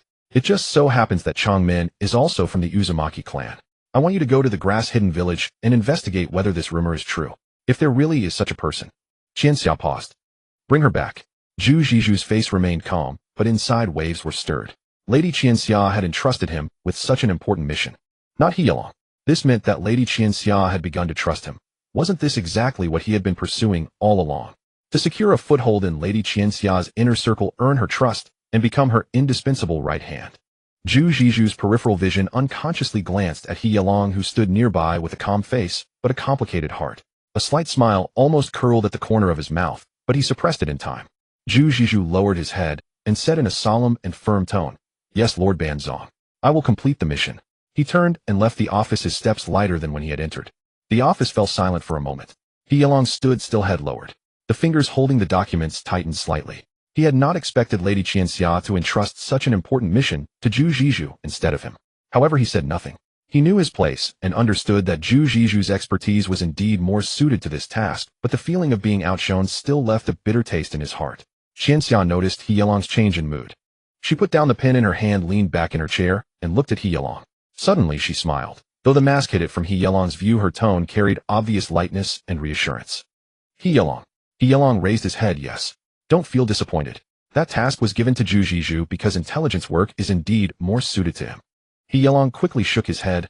I am not. But I have a more important task here that only you can do. Heilong's eyes lit up. Qianxia straightened up, folded her hands on the desk, her purple eyes shining with a serious light. I have an idea. She paused, then uttered a few words. The Great Bloodline Limit Ninja Collection Plan. Heilong's breath caught slightly. Qianxia continued, the rain-hidden village has no bloodline limit ninjas. This is our weakness, but weaknesses can be remedied. The 5 great nations have bloodline clans, we can too. Rather than waiting for those bloodline limit ninjas to come to us, it's better to actively seek out those wandering prodigies who have not been discovered by the great nations. She looked at Heilong's increasingly bright eyes and said calmly, this matter requires a trustworthy person to oversee. Heilong, can you do it? Heilong's chest rose and fell slightly. He took a deep breath, then nodded firmly. I will not betray Lady Qianxia's trust. Kikunasuk spent 3 days on the road.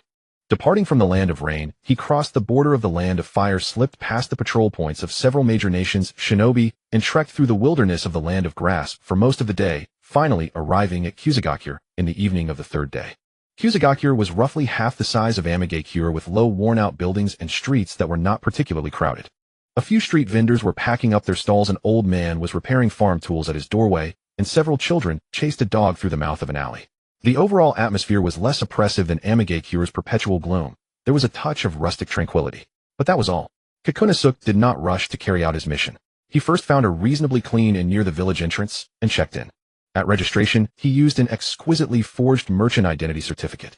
He was a medicinal herb dealer from the land of rivers named Yoshikawa Sisuk, and he had come to Kusagakure to purchase local herbs. The innkeeper barely glanced at the certificate before warmly arranging a room upstairs and even recommending several places to eat. After settling his luggage, Kikunasuk changed into an inconspicuous gray-brown casual outfit. He left his katana at the inn. That kind of weapon was far too conspicuous, and concealed only a short kunai at his waist before stepping out. He did not go straight to ask questions. Instead, he strolled leisurely through the streets of Kusagakure. This was the basic discipline of a qualified intelligence agent when arriving at an unfamiliar place. First, become familiar with the terrain. The layout of the main roads, the distribution of markets, the direction of the ninja village headquarters, the location of the shinobi residential quarter, and several routes for a quick escape. Only after these details formed a rough mental map could he consider his next move. After completing his lap, he chose an izakaya with a fairly high volume of customers. It was located in the middle section of Kusagakure's main street. A shop like this usually had a steady stream of patrons, which meant a steady stream of information. Kikunasuk lifted the curtain and stepped inside. The interior was more spacious than it appeared from the outside. Several low tables were almost fully occupied, and the air was thick with the mingled smell of grilled skewers and cheap liquor. A clearly intoxicated customer was slapping the table and talking loudly, drawing bursts of laughter from those around him. In the corner, 2 men who looked like shinobi were conversing in low, hushed voices. Kikunasuk took an inconspicuous seat at the counter, ordered a pot of warm sake, and a few skewers of grilled meat. He sipped his drink slowly while letting his ears capture the conversations at every nearby table. Everyone in intelligence work knew that an izakaya was an excellent place to gather information. After drinking, people's guard dropped far lower than usual, and their tongues loosened considerably. Things that would never be said during the day would slip out unintentionally after a few cups of sake.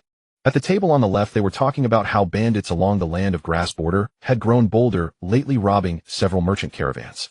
The village had sent ninja to deal with them, but with little effect. The bandits simply vanished into the mountains. At the table on the right, they were complaining about this year's poor harvest, with medicinal herb prices suppressed so low that a year of hard work scarcely earned anything. The two shinobi in the corner were quietly discussing mission compensation, saying the village's funds were tight lately, with pay nearly 20% lower than last year. Some veteran ninja were even considering taking work from other villages. As Kikunosuke listened, he silently filtered and sorted the information in his mind. He committed everything to memory, but none of it concerned the Uzumaki clan and none of it concerned a red-haired woman. He finished his sake paid and rose to leave the izakaya. As he stepped out the door, the evening breeze met his face, carrying away the smell of alcohol and grilled skewers clinging to his clothes. Kikunosuke walked slowly back along the street, his pace leisurely and his expression casual. In the darkness behind him, two pairs of eyes were silently fixed on his retreating figure. They were two shinobi wearing Kuzugaku's standard vest. The older one leaned against the wall's shadow, a faint scar at the corner of his eye, arms crossed over his chest, his gaze sharp yet calm. The younger one stood half a step behind him, idly twirling a shuriken between his fingertips. That person is a shinobi, isn't he? The older one said in a low, flat tone. The younger ninja also stared at Kikunosuke's back and nodded. What's his purpose? Not sure. But from the look of him, he's not a rogue ninja. A shinobi from a major village. Possibly. The two fell silent for a moment. For a small village like Kuzugaku squeezed between great nations, the appearance of shinobi from major villages was hardly rare. Konoha, Iwagakure, Kumobikure. The great villages all sent people from time to time. It might be to gather intelligence, to recruit mercenary ninja, or simply to rest while passing through. Kuzugaku had long grown accustomed to this. They lacked the strength to interfere with the movements of great nation shinobi, so as long as the other party did nothing to harm the village, they could only turn a blind eye. Keep watching. The older ninja finally made his decision. As long as he doesn't do anything harmful to the village, let him be. Don't tip him off. The younger ninja nodded and put away his shuriken. The two figures once again melted into the shadows of the wall. Over the following days, Kikunosuke did the same things over and over. But the results did not change. There was no information about the Uzumaki clan. No word about a red-haired woman. No rumors about an outsider orphan. 5 days passed.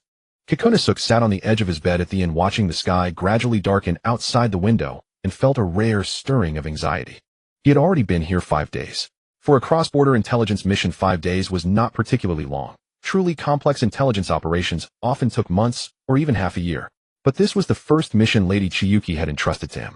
If he went back with his tail between his legs, then all the efforts he had made, submitting the sealing technique, scroll, building good relations with Yahiko and the others, treating people at the ramen shop, the goodwill he had painstakingly built in Lady Chiyuki's eyes would be greatly diminished. What would Lady Chiyuki think of him? An intelligence chief who couldn't even handle such a trivial matter. Kikunosuke let out a breath and stood up, deciding to take a walk. In the evening, Kuzugaku was much quieter than during the day. Most passers-by had already gone home for dinner, and only a few scattered shops still had their lights on. In the distance, the sky was dyed orange-red by the setting sun, blending into the gray-brown rooftops. As Kikunosuke walked along the street, his mind was still weighing whether to try a different approach tomorrow. Perhaps the orphan of the Uzumaki clan was not in the village at all, but somewhere nearby. Perhaps he needed to expand the search area. Just as he passed a crossroads, his peripheral vision suddenly caught a flash of color. It was red. That splash of red flickered past the entrance of an alley beside a general goods store, then vanished around the corner. Kikunosuke's pupils sharply constricted. His footsteps did not falter, nor did any change appear on his face. Years of experience in intelligence work allowed his body to maintain a natural rhythm of movement even amid inner turmoil. But his heartbeat had already quickened. He kept walking at his original pace, passing the mouth of that alley unhurriedly. After he passed it, he quickly scanned his surroundings to confirm that no one was paying particular attention to him. Then he turned into the next intersection, made a loop, and silently approached that spot from the other side of the alley. He first paused by the wall at the mouth of the alley and listened. Inside, there was only the sound of one pair of footsteps, very light, not like an adult male's, more like a woman's or a child's. After confirming there was no ambush, he steadied his breathing and turned into the alley. As Kikunosuke turned into the alley, he caught sight of the figure. It was a girl about 11 or 12 years old, from the back small and thin, wearing a faded old garment with frayed cuffs. Her hair was a dark crimson, tied into a slightly loose ponytail that swayed gently at the level of her shoulder blades. She carried a small bag in her arms, which from its shape and weight seemed to be rice or some other daily necessity. Kikunosuke's gaze locked onto that dark crimson hair. She appeared somewhat malnourished. He kept a distance of about 20 paces, following the girl unhurriedly. He didn't approach her immediately. A strange man suddenly calling out to a young girl would only cause panic and wariness. Kikunosuke thought his pursuit was natural. His pace unhurried, his gaze occasionally drifting to roadside stalls or distant rooftops, feigning a casual stroll. What he never expected was that the girl ahead had clearly sensed his presence from the very moment he entered the alley. Uzumaki Natsu was carrying the bag of rice heading home through the alley. It had taken her an entire week, fishing by the river during the day, weaving straw sandals at night, and gathering herbs in the mountains whenever she had a spare moment, to finally save enough to trade for this rice. Then a signal flared in her mind. Her Kagura mind's eye activated automatically, sensing unfamiliar chakra within the surrounding area. A ninja's chakra. Natsu's steps faltered for a moment, but she quickly regained composure. She had lived in Kusagakure for several years and had accumulated some experience with such situations. Kusagakure, a small village sandwiched between great nations, occasionally saw foreign ninjas pass through. As long as she didn't act abnormally, they usually wouldn't notice an inconspicuous girl like her. She pretended not to notice anything and continued walking forward. But her steps unconsciously began to quicken. The speed of that chakra approaching her also increased. It maintained the same distance, following her unhurriedly. Her hands tightened around the rice bag, fingertips sinking into the coarse fabric. She struggled to keep her breathing steady, constantly telling herself, maybe he's just going the same way, maybe it's a coincidence, maybe he'll turn into another alley soon. She didn't look back, only quickened her pace. The person behind her also sped up. Natsu's heart sank. She began to regret taking the shortcut she usually used to save time. Her steps grew faster, shifting from a brisk walk to something close to a jog. The rice bag bounced with each stride, and her breathing became ragged. The chakra behind her still followed, unhurried and persistent, like a stubborn plaster that couldn't be shaken off. Countless terrifying thoughts flashed through Natsu's mind. She had heard the rumors after the fall of Yuzushio that Uzumaki clan members who remained outside would be captured and used as Jinchuriki containers or imprisoned as subjects for certain experiments. Her hands began to tremble slightly. In her heart, she kept praying, don't follow me, please don't follow me anymore. The footsteps behind never disappeared. Natsu's eyes grew red-rimmed. She bit her lips hard, struggling desperately to hold back any sound. Tears swirled in her eyes, but she forced them back, not daring to let them fall. She couldn't cry yet. She couldn't stop yet. Stopping meant death. Driven by fear, Natsu's pace grew faster and faster until she broke into a desperate run through the alley. She clutched the bag of rice, the reward for a week of hard labor, unwilling to abandon it, and ran desperately toward the outskirts of the village. The footsteps behind also accelerated noticeably. One after the other, they burst out of the residential area of Kusagakure, crossed the path at the village entrance, ran over the ridges between fields, and rushed all the way to the wilderness beyond the village. Natsu didn't know how long she had been running. Her lungs burned like fire, her breathing became rapid, and her legs began to soften and tremble. Please stop chasing me, I beg you, let me go, I'm just a girl buying rice, I haven't done anything. But the footsteps behind never disappeared. Finally, as she ran across a gravel slope, she stepped on a loose stone, and her center of gravity faltered for an instant. Oh! Natsu pitched forward, the rice bag flying from her hands, arcing through the air before crashing heavily onto the ground. The bag's mouth split open on the gravel as it landed, and white rice spilled everywhere, scattering across the ground. Her knees and palms were scraped raw, stinging with a fiery pain, fine grit embedding into the wounds. Natsu lay on the ground staring at the rice scattered all around, the rice she had earned through a week of hard labor. Then she heard the footsteps growing closer, and the tears finally burst forth uncontrollably. It's over. She turned her head and saw the man who had been chasing her standing just a few steps away, looking down at her. Natsu's terror peaked at that moment. Tears gushed out like a floodgate opening. She clutched her injured arm, curled up on the ground, and cried out in a trembling, despairing voice. Please don't kill me. Boo-hoo, please don't kill me. I haven't done anything. I just came to buy rice. I'm begging you. Kikunosuke stood a few paces away, staring at the girl curled up on the ground, her crimson hair disheveled, sobbing and trembling, utterly frozen in place. Kikunosuke watched the girl, who was crying so hard she could barely breathe, and for a moment he was at a complete loss. He was an intelligence operative, had faced torture and life-and-death pursuits, but facing a little girl sobbing uncontrollably, he truly had no experience with that. Hey little girl, don't cry. His voice softened unconsciously, and he even crouched down to meet Natsu's eyes at her level. I'm not here to kill you. Natsu's crying paused for a moment. She lifted her face smeared with tears and dust, and looked at Kikunosuke through blurry eyes, still sniffing involuntarily. Then if you're not going to kill me, why are you chasing me? Kikunosuke was choked by her question. He opened his mouth, but for a moment couldn't find an answer. He couldn't say he had chased her for 5 blocks, because the color of her hair bothered him, could he? Seeing him silent, Natsu thought he was making up an excuse, and cried even harder, boo-hoo. I just came out to buy rice. I don't know anything. Please don't take me. I beg you. I haven't done anything wrong, boo-hoo. Kikunosuke let out a deep sigh as he watched her cry uncontrollably. He crouched down, placing his hands on his knees to appear as non-threatening as possible, and spoke in the gentlest tone he could muster. I am a ninja from Amagakure. Natsu's crying subsided a little, though she still sniffled. Acting on orders from Lord Hanzo, I came to Kusagakure to find a surviving member of the Uzumaki clan. Natsu's crying stopped abruptly. She stared at Kikunosuke with eyes red from weeping lashes still clinging to tears, and spoke in a voice still choked with sobs. Hanzo. Yes, Kikunosuke nodded. Among Lord Hanzo's disciples there is one who is of the same clan as you, also an Uzumaki. He pointed to his own hair, then to Natsu's. Natsu followed his gesture and looked down at the dark crimson strands falling over her shoulders. A fellow clan member of the Uzumaki. Those 4 words were like a key unlocking a locked room deep in her heart. Ever since the fall of Yuzushio, she had wandered alone, moving from place to place, finally settling barely in Kusagakure. She had never dared to mention her surname to anyone, never dared to say she was from Yuzushio. She had hidden, concealed herself, lived cautiously, all alone, because she had no one behind her. But now someone told her that she still had a clan member looking for her. Natsu's lips trembled several times, her voice timid. Are you telling the truth? Kikunosuke looked into her eyes. Those red, tear-filled eyes held fear, unease, and also a glimmer of hope. He nodded. It's true. Uzumaki Nahue had cried enough, and her emotions finally began to calm down. She sat on the ground, wiping her tears, and snot haphazardly with her sleeve. The sleeve was already worn, and after this wiped the tears, and dust mingled, staining the cuff even darker. Then she lowered her head, and silently reached out to pick up the scattered grains of rice on the ground. One grain, one grain.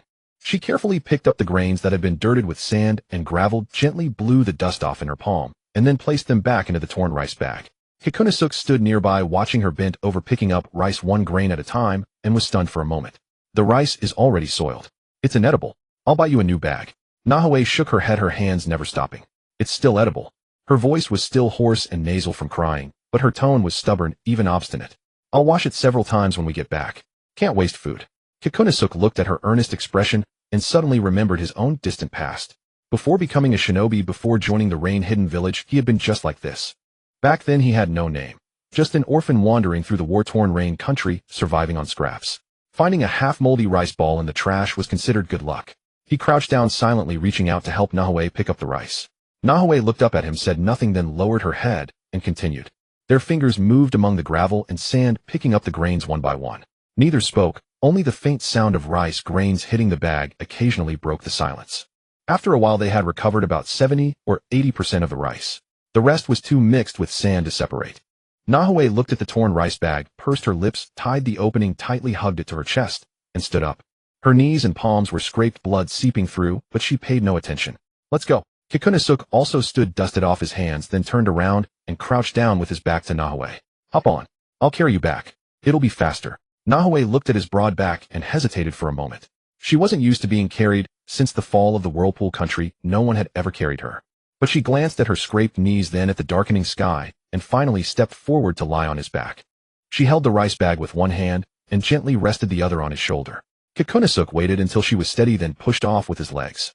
The next instant their figures vanished from the spot. The wilderness fell silent.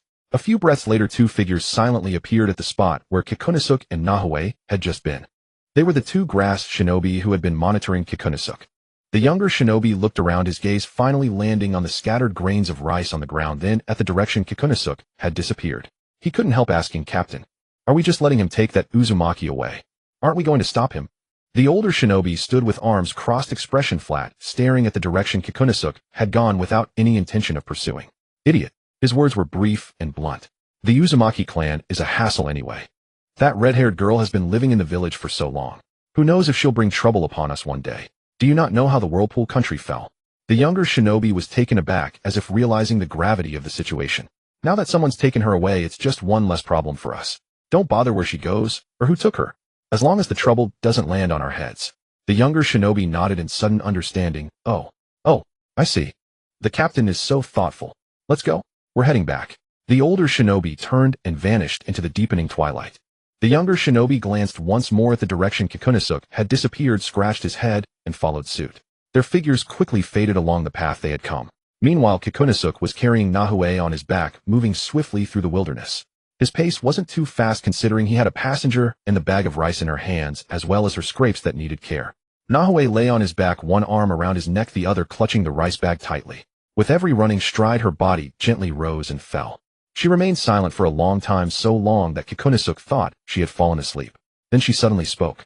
"Hey, old man." Kikunosuke nearly stumbled. "Old man." He steadied himself, maintaining his stride, but the corner of his mouth twitched involuntarily. "I'm only in my 20s. Oh, Nahue replied flatly with no intention of changing her address. In her eyes, 20-something and several decades made no difference. He was still older than her. After a brief pause, she asked again, "Hey, old man, what kind of person is my clansman?" Kikunosuke thought while running. What kind of person is Lady Chinatsu? A 12-year-old girl who actually possesses strength that can crush a demigod. She's someone like you with red hair. Nahue lay on his back silent for a few seconds, then replied bluntly, "Old man, are you telling some lame joke? All Uzumaki have red hair, you know." Kikunosuke was left speechless. Because she was right. The Uzumaki clan's hallmark was red hair. His statement that she had red hair like you was essentially saying nothing. "You'll know when you meet her." Nahue pouted, but her curiosity was piqued. She pressed on, "So what is she really like? How old is she? Is she good-tempered or fierce? Why does she want to find me?" Kikunosuke thought about Lady Chinatsu's usual demeanor. "She is a very special person." "Special? How?" "You'll see when you meet her," he said, then added, "But I can tell you this, she sent me to find you, which means she cares about you." Cares about you. Those three words were like a small pebble tossed into the still lake of Nahue's heart, rippling outward in concentric circles. She didn't speak again.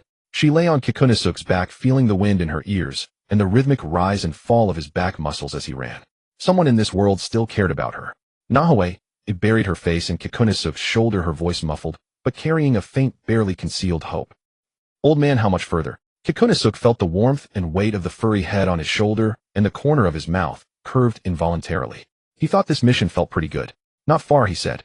"We'll be home soon." Home was the rain-hidden village. The place she had never been to, but already starting to look forward to in this moment. During the days Kikunosuke was away, Kawano Ichiro certainly did not idle. Although Lady Chika had entrusted the Grass Village mission to Kikunosuke, he indeed felt a twinge of disappointment, which he did not deny. But Kawano Ichiro was not the type to be disheartened by a single setback. He would prove to Lady Chika that he was the most loyal, reliable, and capable subordinate. Since Lady Chika had proposed the Bloodline Ninja Collection project, he was determined to turn this plan into reality. While Kikunosuke was out running errands and recruiting people, he would excel in intelligence gathering and overall planning. He could not let Kikunosuke do all the work, or it would make him appear incompetent. Kawano Ichiro sat at his desk in the Rain Shadow building with a detailed map of the Land of Rain spread before him. The map was marked with ink lines indicating major towns, mountain ranges, rivers, and the distribution of ninja strongholds, along with some remote areas he had circled with charcoal. His fingers slowly traced the mountain ranges on the map, his mind racing with calculations. The Hidden Rain Village currently had no bloodline limit ninjas. Strictly speaking, only Lady Chika and Lord Nagato were bloodline ninjas, and both were from the Uzumaki clan. But aside from them, in such a vast land as the Land of Rain, could there not be other hidden bloodline limit possessors? Both Lady Chika and Lord Nagato were discovered and gathered together in the Land of Rain, indicating that remnants of the Uzumaki clan's bloodline existed on this land. So might there be other bloodline ninjas who had been left behind and never discovered? Kawano Ichiro's fingers stopped on several remote areas on the map, settlements far from major towns, deep in mountains and forests, and locations marked as abandoned villages. These places had little interaction with the outside world, so even if someone possessed special abilities, they would likely remain unknown. He put down his pen, stood up, and walked out of the office. A moment later, in the assembly hall on the first floor of the Rain Shadow building, 6 Chunin stood in a row. 3 teams, 2 per team. All were carefully selected by Kawano Ichiro from the patrol squads, experienced, steady, discreet, and tight-lipped individuals. Kawano Ichiro stood before them, hands clasped behind his back, his gaze sweeping across the 6 faces one by one. "I called you here today to give you an important mission." The 6 Chunin straightened their bodies in unison. No one spoke. "I want you to conduct a search mission in pairs across the Land of Rain, divided into 3 routes." Kawano Ichiro paused, his expression growing solemn. "Search for any potential bloodline limit ninjas." At these words, 2 or 3 of the 6 showed slight surprise. Bloodline limit ninjas were rare treasures only found in the 5 great nations, but no one voiced doubt. They waited silently for him to continue. "Your mission is to conduct preliminary reconnaissance. Gather intelligence, confirm the target's location, identity, and basic situation, then report back to me." Kawano Ichiro raised a finger, his tone emphasizing strongly. "Remember, you must maintain a good attitude." He scanned the group, his voice earnest as he laid down the absolute principles to follow. "If you find a target, observe first. Do not approach rashly. If conditions allow, you may attempt contact, but you must remain polite and respectful. Most possessors of lost bloodline limits have experienced war and displacement, making them instinctively wary of strangers. Your attitude directly shapes their first impression of the Hidden Rain village. He paused, lowering his voice with an unyielding firmness. If negotiations do not go smoothly, do not force it, and do not intimidate. Return immediately to inform me, and I will handle it personally. The six became even more serious. The Hidden Rain village had no bloodline ninjas in the past, but that does not mean it will never have them. Lady Chika places great importance on this matter. You are the ones taking the first step. Kawano Ichiro's words were concise and powerful. The six Chunin responded in unison, yes, Captain Kawano. He nodded and waved his hand. Set out and stay safe. After receiving their orders, the three teams quickly left the Rain Shadow building, each donning rain capes and disappearing into the rain curtain in 3 different directions. Kawano Ichiro stood at the entrance watching their retreating figures gradually swallowed by the rain. He crossed his arms and silently calculated in his mind. Kikunosuke was out on errands, but he could not afford to fall behind. Kawano Ichiro was not one to be easily outdone. At the border of the land of rain, beneath a gray sky, fine raindrops fell silently, shrouding the distant mountains and forests in a hazy mist. Kikunosuke and Uzumaki Nei had already stepped into the territory of the land of rain. Kikunosuke wore a dark rain cape, and Nei also wore a slightly smaller one he had given her. Though not a perfect fit, it at least covered her body and hair, keeping her from being soaked through. The two walked side by side along the mountain path. Nei's feet were clad in a new pair of shoes Kikunosuke had bought her on the road, much more comfortable than her old ones with several holes. As they walked, Nei lifted her head. Through the fine rain, she saw the silhouette of a village. Gray-black rooftops rose and fell in the hazy rain, and faintly visible were several taller buildings at the village center. A low wall seemed to surround the entire village. She stopped gazing at the faint outline in the rain and couldn't help asking Uncle.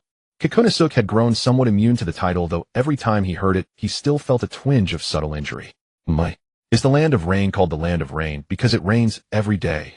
Kikunosuke followed her gaze and saw the familiar village outline in the distance. He paused at the question, then chuckled softly and nodded. Yes, it rains most of the time in the land of rain. You can count the sunny days in a year on one hand. Nei was silent for a moment, then muttered very softly. Isn't that very damp? Kikunosuke caught her muttering. You'll get used to it. He looked up again, gazing through the rain at the distant silhouette of the Hidden Rain village. In the past, he had only thought of it as an ordinary, even somewhat dreary ninja village perpetually shrouded in rain. But now returning with Nei, he suddenly felt that the silhouette carried a different meaning. He turned to Nei and said, his voice unconsciously carrying a note of lightness. Come on, we're almost there. Nei followed his gaze and saw the village outline in the distant rain. That was where she would live from now on. A place with family, a place where she no longer had to hide alone. She looked at the village hazy and quiet in the rain, and her heartbeat quickened involuntarily. She tightened the strap of the rice bag on her shoulder and followed Kikunosuke's steps toward that silhouette. The moment she saw the outline of the Hidden Rain village, Kikunosuke's mission was almost complete. All that remained was to safely deliver Nei before Lady Chika. He eagerly anticipated seeing Lady Chika's reaction upon meeting Nei. A knock sounded on the office door. Chinatsu was looking down at the report submitted by He-Ilong, which detailed the departure records and preliminary route plans of 3 search squads. The content was thorough, showing that He-Ilong had indeed put considerable effort into this matter. Hearing the knock, she raised her head and set down the report. Enter. The door was pushed open. Zhu Jiju's figure appeared at the doorway, his face carrying an unmistakable relaxed smile. His clothes were still damp from the rain, but he was brimming with energy. Seeing his expression, Chinatsu already knew the answer in her heart, but she still asked, "Did you find her?" Zhu Jiju turned sideways, smiled toward the door, then raised his voice slightly. "Naihui, come in quickly." There was silence for a few seconds outside the door. Then a somewhat thin figure stepped in, moving one step at a time. Chinatsu's gaze fell upon the girl who emerged from behind the door. Her dark red hair was tied into a loose ponytail at the back of her head, the ends slightly frizzy, showing that it had not been well cared for in a long time. She clutched a torn rice bag tightly to her chest. Her black eyes held an expression of extreme tension as she cautiously surveyed the office. Finally, her gaze landed on the masked figure behind the desk. Naihui's eyes met Chinatsu's through the mask. She visibly shrank her shoulders. Chinatsu's eyes lit up. It was almost exactly the same as the future Karen she remembered. Indeed, Karen had inherited her mother's features. Although she was still young now, about 11 or 12 years old, her face still bore lingering childishness and a somewhat sallow complexion due to long-term malnutrition. She really is quite adorable. Chinatsu silently sighed in her heart. She cleared her throat, lowered her voice, and spoke in the calm, slightly hoarse tone of Hanzo. "Jujiju, go ahead and attend to your duties. I'll take her to see Nagato later." Jujiju gave a slight bow, acknowledged with a yes, then turned and exited the office, closing the door behind him. His footsteps gradually faded down the corridor until they were no longer audible. Click. The soft sound of the door lock engaging was especially clear in the quiet office. Naihui stood by the door hugging the rice bag, tightly staring at the masked man before her. Hanzo. That man was looking at her. Although she couldn't see his expression through the mask, Naihui could sense that his gaze was fixed unwaveringly on her. Unbidden, a series of ominous thoughts surfaced in her mind. Zhu Zhizhu had left, leaving her alone with this masked weirdo. This weirdo kept staring at her. What did it mean? Could it be that Zhu Zhizhu was actually a liar? That everything about Lord Hanzo and being of the same clan was a deception? That he had tricked her into coming here from the grass village only to... Naihui's Adam's apple bobbed up and down. Her feet unconsciously retreated half an inch. Chinatsu noticed Naihui's body leaning slightly backward, and then she suddenly realized. She was still in Hanzo's appearance. An adult man like a lecher staring at a little girl. Who wouldn't be scared? Chinatsu silently cursed herself for being a fool, then quickly formed hand seals. Poof! A soft sound and white smoke rose behind the desk, then swiftly dissipated. After the white smoke cleared, revealed behind the desk was a girl with red hair and purple eyes, looking about 12 years old. Her figure was slender, but she stood straight, her red hair cascading over her shoulders, and her purple eyes were gazing at Naihui with a warm, smiling light. Naihui's mouth fell open. You're also from the Uzumaki clan. Her voice trembled with disbelief, as if afraid she had misseen, or as if confirming a dream too beautiful to be true. Chinatsu looked at her, smiled, extended her hand palm up, and then channeled the chakra within her body. Golden chains emerged from the void behind her palm, as if alive, slowly winding, slithering, and rotating around her arm, before retracting back into her body. Adamantine sealing chains. The bloodline sealing technique of the Uzumaki clan. A unique hallmark that no outsider could ever imitate. Naihui's eyes widened even further, her pupils trembling slightly. It really is. Her lips quivered several times, her voice carrying an indescribable emotion, like someone who had walked in darkness for too long and finally caught sight of a lamp. It really is the Uzumaki clan. And then, without warning, she burst into tears. Wah! The crying came violently and abruptly, as if a long-tightened string in her heart had finally snapped. Years of pent-up fear, loneliness, grievance, and insecurity all surged out with the sobs. Startled by her sudden outburst, Chinatsu quickly withdrew the adamantine sealing chains, hurriedly came out from behind the desk, and rushed to Naihui. Hey, don't cry. She reached out to pat Naihui's shoulder to comfort her, but before she could finish, Naihui lunged forward, threw her arms around Chinatsu, buried her face in her shoulder, and cried, even louder. Wah, whoa. Chinatsu nearly lost her balance from the sudden embrace, stumbling back half a step before steadying herself. She looked down at Naihui, who was trembling and crying on her shoulder, and felt her clothes quickly becoming damp with tears. The sound of years of grievance and loneliness, a true release after being suppressed for far too long. Chinatsu stood quietly, letting Naihui hold her and cry, then slowly raised her hand and gently placed it on Naihui's back, stroking it rhythmically. Her palm was small, patting gently. When Naihui's cries subsided a little, Chinatsu spoke softly. Her voice was light and gentle, completely different from the low tone of Hanzo. This was her own natural voice. It's okay now. She gently stroked the back of Naihui's head, her voice carrying a reassuring strength. Rain Village is my territory now. It's very safe. No one will ever bully you again. I promise you. Naihui did not speak, but her arms tightened around Chinatsu a little more. The crying gradually turned into sobbing. After a long moment, Nei slowly loosened her grip and stepped back half a pace. Her eyes were red-rimmed, the tip of her nose flushed, and traces of tears still clung to her cheeks. She looked rather disheveled. Embarrassed, she lowered her head and wiped her face haphazardly with her sleeve. I'm sorry. Her voice was muffled. I got your clothes wet. Chinatsu glanced down at the damp patch on her shoulder, smiled, and waved her hand. It's nothing. It'll dry soon enough. She reached out and gently took Nei's hand in hers.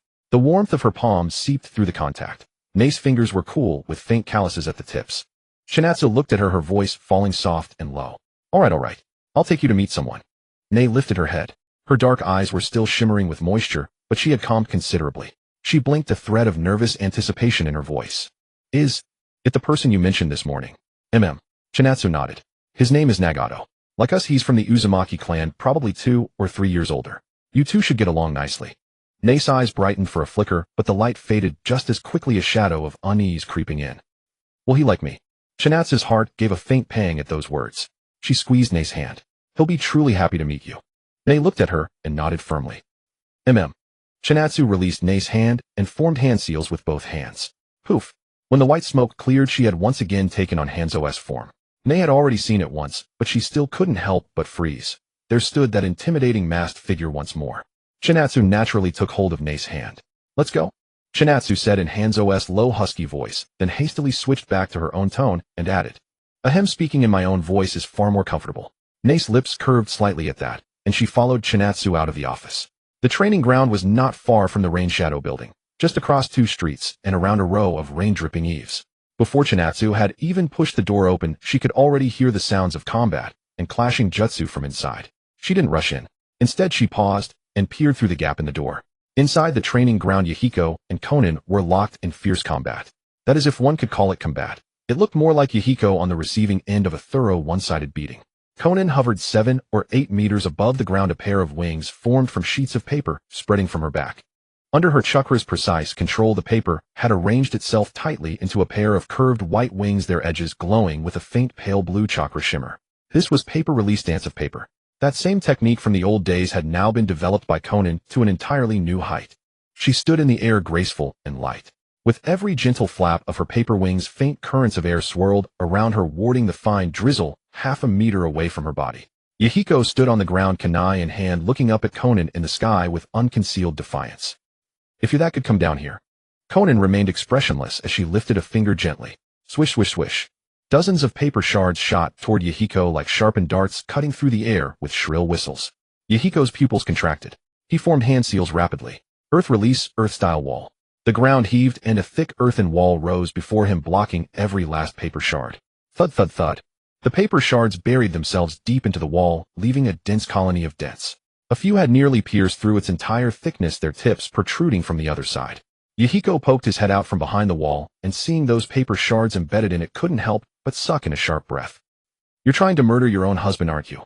A faint blush tinted Konan's cheeks, but she quickly resumed her cool facade. She waved her fingers once more. The paper stuck in the earthen wall trembled, then tore free and flew back to Konan, swirling around her like a flock of white birds. "Cut the nonsense." Konan's voice drifted down from above. "You were the one who said to fight seriously." "I did fight seriously." Yahiko pointed at the sky overhead. "But you keep hovering up there. I can't even touch you. How am I supposed to fight that?" "That's your problem. You." Yahiko was struck speechless. It took him an age to finally squeeze out, "Konan, you're too underhanded." Nagato stood at the edge of the training ground, arms folded across his chest, watching the two with a helpless smile tugging at the corner of his mouth. His gaze followed Konan's figure the entire time, watching her shift positions with nimble grace, diving low then soaring high. Her paper wings adjusted their angle with every movement, each flap casting out a spray of paper. Ever since Konan had fully mastered the dance of paper, Yahiko had practically never won another sparring match against her. Konan's aerial superiority was too overwhelming. Most of Yahiko's jutsu were confined to the ground. Earth release couldn't strike the sky, water release couldn't reach that height, and his kunai and shuriken lacked the precision to land on a nimble airborne target at such a distance. Konan, meanwhile, could attack from the air at leisure, her paper following paths so swift and devious that they were nearly impossible to guard against. Nagato quietly thought to himself, if he were the one fighting, the only ways to bring down Konan in midair would probably be universal pull or some wide-range jutsu. Ordinary techniques simply couldn't reach her. Konan had been airborne for around 4 or 5 minutes by now. Fine beads of sweat had gathered at her temples, her chest rose and fell softly, and her breathing had grown noticeably more rapid. The dance of paper was truly too taxing. At her current chakra reserves, she could probably sustain it for another 2 or 3 minutes before having to land. Yahiko on the field seemed to sense this. He changed tactics. Instead of trying to attack Konan with jutsu, he began moving swiftly across the ground, constantly shifting position to exhaust her chakra. "Run then. No matter how fast you run, you're no match for my paper." Konan flicked her fingers, and another cascade of paper went chasing after Yahiko. Yahiko rolled to dodge the paper. Before he could get back to his feet, more sheets came flying at his face. He twisted aside hastily, but one grazed his cheek, leaving a shallow streak of blood. "TSK, you're serious for real?" Yahiko touched the cut on his face, his fingertips coming away stained with blood. He couldn't help but bare his teeth with a grimace. Konan saw the blood on his face. Her motions paused for a beat, a flicker of tenderness passing through her eyes, but she still gave no quarter. "Who told you not to dodge properly?" "I was dodging properly. Then you were still too slow." Yahiko was left completely speechless. He stopped talking altogether, pouring all his energy into sprinting across the ground, searching for an opening. Nagato, watching from the side, couldn't help but sweat on Yahiko's behalf. The poor guy truly had it rough. Yet despite all the complaints, he was actually improving at a remarkable speed. In the past, when facing Konan's paper release, he would usually be cornered within 2 volleys. Now he could already evade round after round of attacks purely through footwork and instinct. Real combat was indeed the best training method. The two went at each other, and after dodging yet another storm of paper, Yahiko finally couldn't take it anymore. He tipped his head back and bellowed, "Konan, you're too cheap. Flying around up there the whole time. If you've got the guts, come down here and fight me. Konan was about to answer when a voice suddenly came from the entrance of the training ground. Konan, Yahiko, Nagato. The voice was low and steady, carrying a familiar presence. They all turned toward the door at once. The training ground door was pushed open. Hanzo's figure appeared at the entrance, a red-haired girl holding his hand beside him. Yahiko froze. Lord Hanzo, huh? Before his words faded, Chinatsu strode into the training ground. The instant she stepped onto the floor, she pressed her hands together in seals. Poof! Chinatsu ended her transformation and let out a long breath. All right, we're on our own turf now. She shook out her arms. It's much more comfortable wearing my own face. Yahiko blinked, then broke into a wide grin. Chinatsu. Perfect timing. Come help me teach Konan a lesson. She's cheating. Konan descended slowly from the air, her paper wings scattering into the rain behind her. Once she steadied herself, she first rolled her eyes at Yahiko, then let her gaze settle on Chinatsu, her look turning noticeably softer. Her gaze then shifted to the girl beside Chinatsu. Dull red long hair, a small slender frame, a faintly sallow complexion, and a pair of dark eyes trembling with nervous hope. Konan's glance lingered on the girl's red hair for a second, and then understanding dawned. Nagato's gaze had also landed on the girl. From the moment Chinatsu had walked in, his attention had been utterly captured by the figure at her side. Red flowing hair. That pure, unmistakable, one-glance recognizable red. The Uzumaki clan's signature hue. Nagato's heart jolted violently. His gaze met the girl's in the air, and it was looking back at him. From the instant she had stepped into the training ground, her gaze had cut through everyone else and landed precisely on the red-haired youth standing at the edge of the field. Her eyes widened. That boy was about her age, a little taller, thin, with red hair slightly tousled across his forehead. He had a very special pair of eyes rippled with violet rings. He was looking at her. There was no ill will in those eyes, only something that mirrored her own, an anticipation laced with surprise and uncertainty. She parted her lips, wanting to speak, yet unable to find the words. They circled in her throat over and over, and finally slipped out so faint they were almost inaudible. Hello. Nagato heard it. A subtle tremor passed through his body. Then slowly, step by step, he walked toward Nei. Chinatsu stood nearby, silently refraining from interrupting. She let go of Nei's hand, gave her a gentle nudge on the back, and offered an encouraging look. Go on. Nei felt the soft push at her back. She hesitated, then took a step forward. The distance between them narrowed inch by inch. At last they stood face to face, no more than 2 steps apart. Nagato looked down at Nei. Nei looked up at him. Rain threads drifted down from the sky, landing on their red hair. In the dim gray daylight, those 2 patches of crimson appeared almost startlingly vivid. Nagato's voice was a little dry. Are you also a member of the Uzumaki clan? Nei's eyes reddened again at the rims. But she didn't cry. She nodded with all her might. She paused a moment, then spoke. My name is Uzumaki Nei. When Nagato heard that surname, it felt like an electric current ran up his spine. That was their surname. The corner of his mouth shifted slightly, and then he broke into a radiant smile. I'm Nagato. Uzumaki Nagato. Chinatsu stood a short distance away, watching the delicate air taking shape between the two, an unbidden smile curving her lips. From behind her came Yahiko's lowered voice. Konan, did you see that? Chinatsu is smiling. Konan's voice was equally hushed. I saw it. She looks like a doting old mother. Shut up. You hit me again. At the border of the land of rain, the gloomy sky hung low, with rain slanting in dense fine threads, shrouding the distant mountains and forests in a hazy veil of mist. 2 figures in dark rain cloaks were cautiously trudging along a muddy mountain path. They were one of the 3 search squads dispatched by Kono Ichiro, consisting of 2 chunin moving in a standard alert formation, one ahead, one behind, their footsteps making soft squelching sounds on the rain-soaked earth. The one in front was a lean, wiry man named Ishikawa, skilled in tracking and survival. The one behind was a slightly younger ninja named Otani, adept in perception and reconnaissance. The 2 had been scouring this area for 4 full days. Throughout those 4 days, they followed the route map provided by Kono Ichiro, encountering nothing but fleeing civilians or small groups of rogue ninjas, none of whom seemed to possess a Kekkei Genkai. Ishikawa halted beneath a crooked tree, raising a hand to signal the rear. Otani immediately stopped and listened intently. After a dozen seconds of silence, there was nothing but the sound of rain and wind. Otani lowered his voice and asked what's wrong. Ishikawa frowned, his sharp eyes scanning the forest ahead. Something's off. Otani grew alert, narrowing his eyes as he sensed the chakra fluctuations around them. His perception was not top tier, but he could still detect basic chakra signatures. After a moment, his expression changed. There's a battle ahead, he whispered. The chakra fluctuations are intense. Ishikawa nodded. He too could faintly sense the subtle tremors in the air, the residual waves from ninjutsu clashes still not completely masked by the heavy rain. They exchanged a glance, reaching a silent understanding. Captain Kono's orders were to search for Kekkei Genkai users, not to engage in combat. When encountering conflict, they were to observe covertly and avoid rash intervention. Ishikawa made a hand signal, and the two lightened their steps using trees and bushes as cover as they carefully approached the source of the chakra disturbance. They climbed over a gentle slope, crouched behind bushes at the top, and parted the wet leaves to peer down at a clearing below. In the hollow, two ninjas were locked in fierce combat. The taller man wore a faded gray-black coat, his long black hair tied casually at the back of his head, revealing a sharp-featured face. His countenance bore the cold, hardened look of a seasoned warrior, his eyes devoid of surplus emotion. Only the detached gaze of a predator sizing up its prey. His opponent was a rogue ninja in tattered attire, around 30 years old, with an old scar across his face. Now his expression was entirely consumed by fear. The rogue ninja's ninjutsu and taijutsu were not poor, at least above the average chunin level. But the scar-faced rogue grew increasingly alarmed as the fight progressed. He couldn't help cursing inwardly. Damn it, how did he run into Kaku? That S-rank rogue ninja listed in the underground bounty office. A madman who made a living hunting down bountied ninjas, a monster who had killed countless jonin.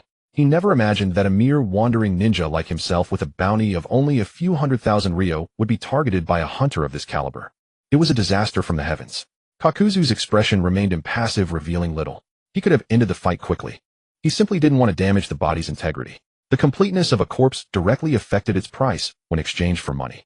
If the body was torn apart, the black market's offer would at least be halved.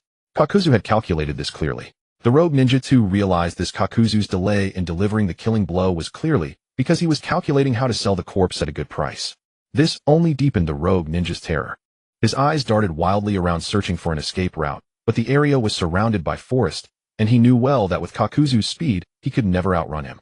Finally, after being forced back once more by Kakuzu's palm strike, the rogue ninja could no longer endure. He shouted hoarsely, almost in desperation. Stop! The voice carried a hopeless despair.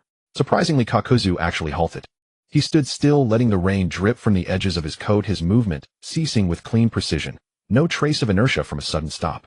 He tilted his head slightly and spoke in an extremely flat tone. You want to buy your own life? The rogue ninja froze, panting heavily, but a glimmer of hope flashed in his eyes. What? What do you mean? Kakuzu's eyes swept over him. Your bounty is listed at the underground bounty office. 1 million ryo. His voice was calm. If you can offer a higher price, I'll spare you for now. 1 million ryo. The rogue ninja's face turned ashen. He, a wandering ninja scraping by in war-torn lands, couldn't even muster 100,000 ryo. 1 million was an astronomical sum to him. His lips trembled, sweat and rain mingling on his forehead, streaming down his cheeks. I don't have that much money. Kakuzu's gaze showed no fluctuation. He had anticipated this answer. Then there's nothing to discuss. As his words fell, his body leaned forward, slightly ready to strike again. But at that very instant, the rogue ninja suddenly clapped his hands together. He had never intended to negotiate. All his talk with Kakuzu was a smokescreen, buying him the few seconds needed to complete the hand seals for this jutsu. Wind release, great breakthrough. The rogue ninja expelled a violent cyclone from his mouth, howling straight toward Kakuzu's face. The wind pressure tore up the muddy ground, carrying debris and broken branches, forming a raging current. If it connected, it might at least buy him a chance to escape. However, Kakuzu's expression didn't even flicker. The moment the cyclone was about to reach his face, countless black threads surged from within his body. Those threads seemed alive, emerging from the gaps in his clothing, arms, shoulders, chest, and back, weaving together, densely forming an impenetrable barrier before him in an instant. With a series of dull thuds, the rogue ninja's wind release struck the black thread barrier, failing to even stir a ripple as the threads absorbed and dissipated it entirely. The rogue ninja's pupils contracted sharply. What? Before he could make another move, the black threads shot out from the barrier like venomous snakes, their piercing whistles cutting through the air. With a soft, wet sound, the black threads pierced through the rogue ninja's body, entering through the chest and exiting through the back. The scene wasn't gory. The black threads barely drew any blood when passing through the body. Yet the sight was far more chilling than any bloodshed, as if a monster made of black threads dwelled within the tall man, extending its tentacles through his frame. The rogue ninja's body stiffened. His eyes were wide, staring down at the black threads piercing his chest. His mouth opened, but only a faint gasp escaped. His body fell forward, stiff and straight. Splash! Muddy water splashed, mingling with the rain, drenching the lifeless corpse. Kakuzu stood still as the black threads slowly retracted into his body, vanishing beneath his coat. He walked over to the rogue ninja's corpse, crouched down, and inspected its integrity. After a moment, he nodded in satisfaction. Still intact. Muttering to himself, he hoisted the corpse onto his shoulder with practiced ease. Then he turned and strode away in another direction, disappearing into the rain. Only a pool of blood constantly washed by the rain remained. Behind the bushes on the slope, Ishikawa and Otani had been holding their breath. Only after Kakuzu's figure had completely vanished from sight did they slowly exhale the air trapped in their lungs. They exchanged a glance, seeing the same emotion in each other's eyes. Dread. What was that? Otani's voice was extremely low, laced with disbelief. Those black threads. Was that a ninjutsu? Or a Kekkai Genkai? Ishikawa didn't answer immediately. He frowned, replaying the scene in his mind. Those black threads surging from within, forming a barrier, then instantly killing the opponent. It didn't seem like ordinary ninjutsu, or even a common secret technique. Its eerie nature pointed to a Kekkai Genkai he had never seen before. Whatever it was, Ishikawa said in a low voice, it's not something we can handle. Remember that man's appearance and characteristics. We'll report to Captain Kono when we return. Otani nodded, then added, do you think that could be the kind of Kekkai Genkai user Captain Kono is looking for? Ishikawa was silent for a few seconds, then slowly shook his head. Hard to say, but that man is too dangerous for us to approach. He paused. Let's note it down and let Captain Kono decide. The two took one last look in the direction Kakazu had disappeared, then silently retreated from the slope, swiftly withdrawing along the path they had come. On the training ground, Yin was still rubbing the back of his head where Xiao Nin had hit him, muttering discontented words under his breath. Nai Hui stood beside Chongmin. Though she had stopped crying, her eyes were still red. She would occasionally steal a glance at Chongmin, then quickly look away. Chongmin, on the other hand, was much more at ease, a faint smile lingering at the corners of his mouth. Qianxia stood a few steps away, arms crossed, watching the scene before her, and a sense of satisfaction welled up in her heart. The Uzumaki clan's population increased by 1. How satisfying. However, her good mood did not last long. After finishing his initial conversation with Nai Hui, Chongmin hesitated for a moment before walking over to Qianxia. His expression carried an unusual seriousness, even a certain solemnity. Qianxia, I have something I want to tell you. She nodded. Go ahead. Chongmin was silent for a moment, as if organizing his words. My eyes, the Rinnegan. He raised his hand and pointed to his eyes, which bore purple ripples. I know too little about them. Teacher Zilai, you once told me some legends about the six-path sage, but those were just legends, too vague. The specific uses principles, boundaries of the abilities. I know almost nothing. He paused, his gaze filled with an urgent thirst for knowledge. I want to go check the archives, see if Yuin village has any records about the Rinnegan. Qianxia listened, but did not reply immediately. Her knowledge was limited to what she had seen in an anime in her past life: heavenly obstruction, star planetary devastation, almighty push, universal pull, will, tomb, border, prison. But she didn't know how to practice these techniques. Techniques that could be learned in a single panel of a manga might require years, or even decades of exploration and trial and error in this real ninja world. Moreover, her knowledge came from an anime after all. Who knew if the real Rinnegan had other hidden settings? Qianxia sighed inwardly. She looked at Chongmin's earnest eyes and nodded. Go ahead, I agree. She thought for a moment and added, but the Rinnegan is a legendary ocular technique after all.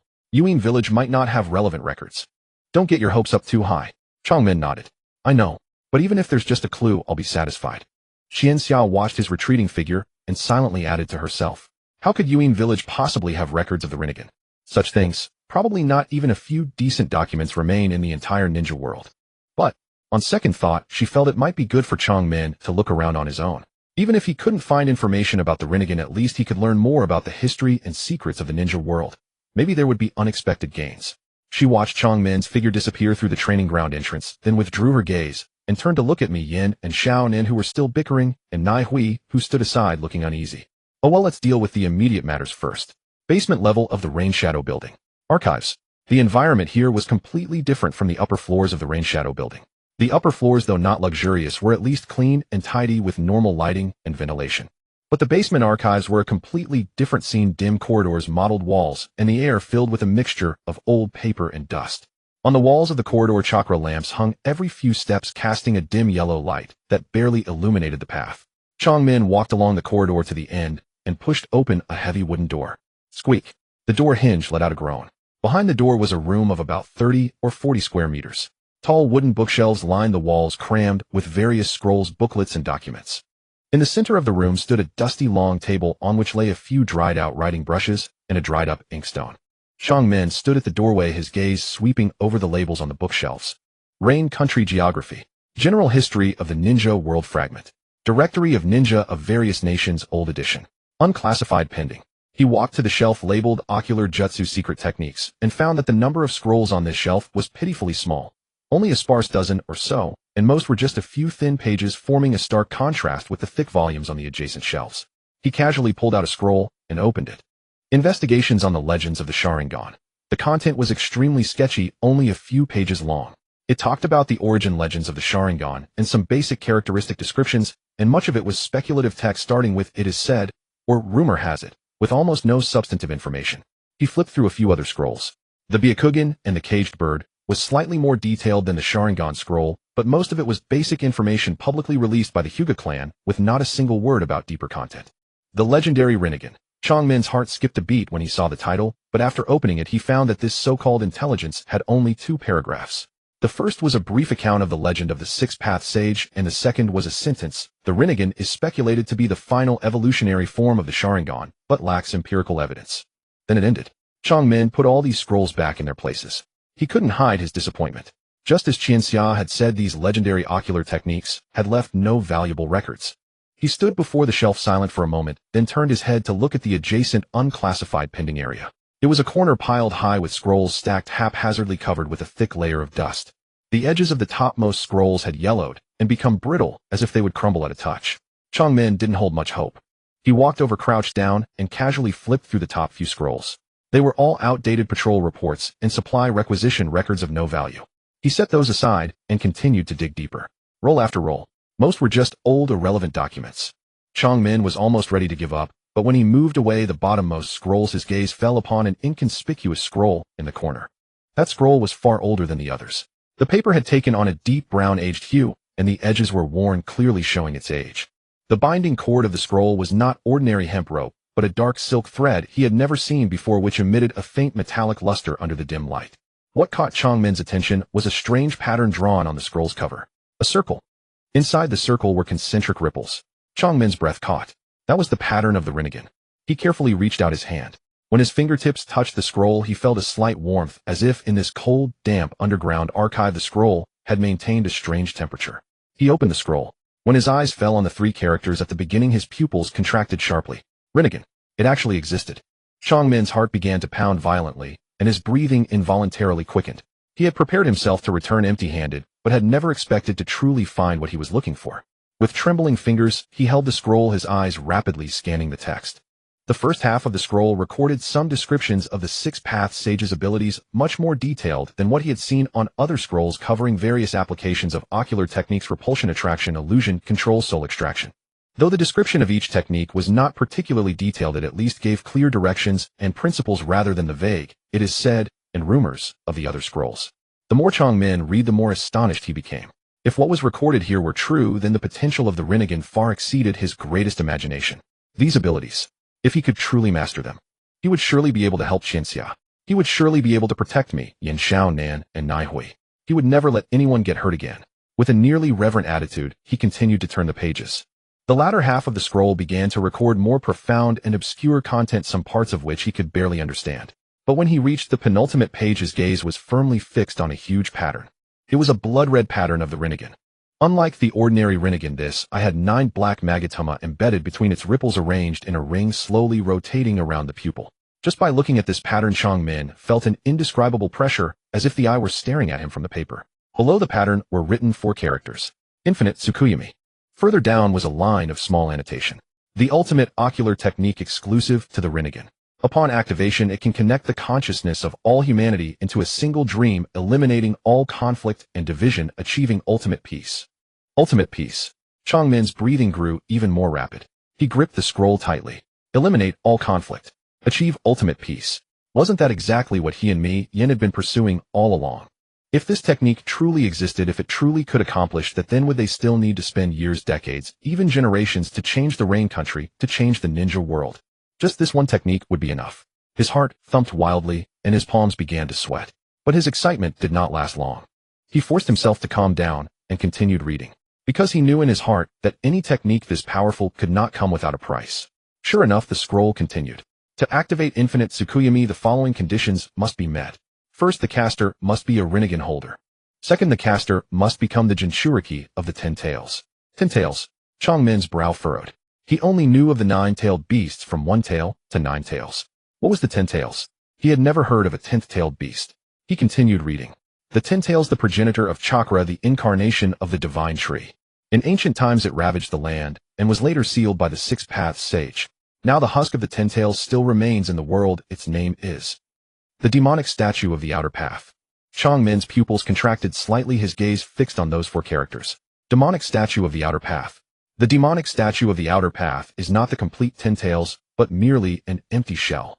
Only when all the chakra from one tail to 9 tails has been absorbed will the demonic statue revive and transform into the complete 10 tails. At the end of the scroll there was a line of summoning formula and a strange pattern. It was a huge skeletal monster outline with only a rough shape, no details. Beside it was the method for summoning the demonic statue of the outer path. Changmin stared at the summoning formula for a long time. His mind was in turmoil. A technique that could theoretically achieve ultimate peace. This filled him with an irrepressible excitement. If the peace he and Mian dreamed of could truly be realized through this method, then they wouldn't have to take so many detours. But the conditions written on the scroll were like cold water poured over his head. Become the Jinchuriki of the 10 tails. Absorb all the chakra of the 9-tailed beasts. This sounded like something that simply couldn't be accomplished by human power. And why was this scroll here? How could a place like Yuin Village, which barely had any records on the Rinnegan, possess such detailed documentation on the ultimate ocular technique? This itself was illogical. Changmin gently rubbed his fingers over the scroll, lost in thought. After a moment, he carefully rolled the scroll back up, tied it tightly with the dark silk thread, and then hid it inside his garment. This thing couldn't be left here. He turned around and quickly left the archives. When he walked out of the rain shadow building, the rain outside was still falling. Changmin stood under the eaves at the entrance, looked up at the gray sky. Rainwater dripped from the eaves, splashing tiny droplets at his feet. His hand unconsciously pressed against his chest where the ancient scroll was hidden. The demonic statue of the outer path. He wanted to give it a try. He had already memorized the summoning formula. According to the method recorded on the scroll, he only needed to form hand seals and inject chakra to summon the demonic statue of the outer path to his side. But he couldn't try it now. The scroll didn't specify how big the demonic statue was. If he really summoned it near the rain shadow building, what if it crushed the house? Qianxia would probably scold him to death. Changmin thought about that scene, and the corner of his mouth twitched involuntarily. What country? My hidden village. Yahiko clan grounds. Unlike the perpetually overcast, rain-soaked skies of the Yu country, the sky over Mai was a clear, vivid blue, with sunlight streaming through the clouds, bathing the entire village in a warm, radiant glow. The residential area of the Yahiko clan was located on the southern side of the village. The architecture was more orderly and solemn than other parts of the village, with white walls, black tiles, and slightly upturned eaves. Neatly trimmed greenery adorned the front of every household. In the backyard of one such house, a boy was crouched in front of a water basin, carefully washing a bunch of greens. He wore a dark blue short-sleeved shirt, his black hair somewhat disheveled, and his black eyes reflected a bright luster in the sunlight. Though his movements were a bit clumsy, his attitude was earnest. He scrubbed the dirt off each leaf one by one, mumbling something under his breath. That Kakashi. Just because he participated in the Chunin exam, he's so full of himself, always putting on a sour face, as if everyone owes him 5 million ryo. Behind him, a kind-looking old woman sat on the veranda, mending an old garment. Hearing her grandson's muttering, she looked up with a slight smile, then lowered her head to continue threading the needle. The boy lifted the washed greens from the basin, drained them, and placed them into a bamboo basket nearby. Then he picked up a radish and began to peel it.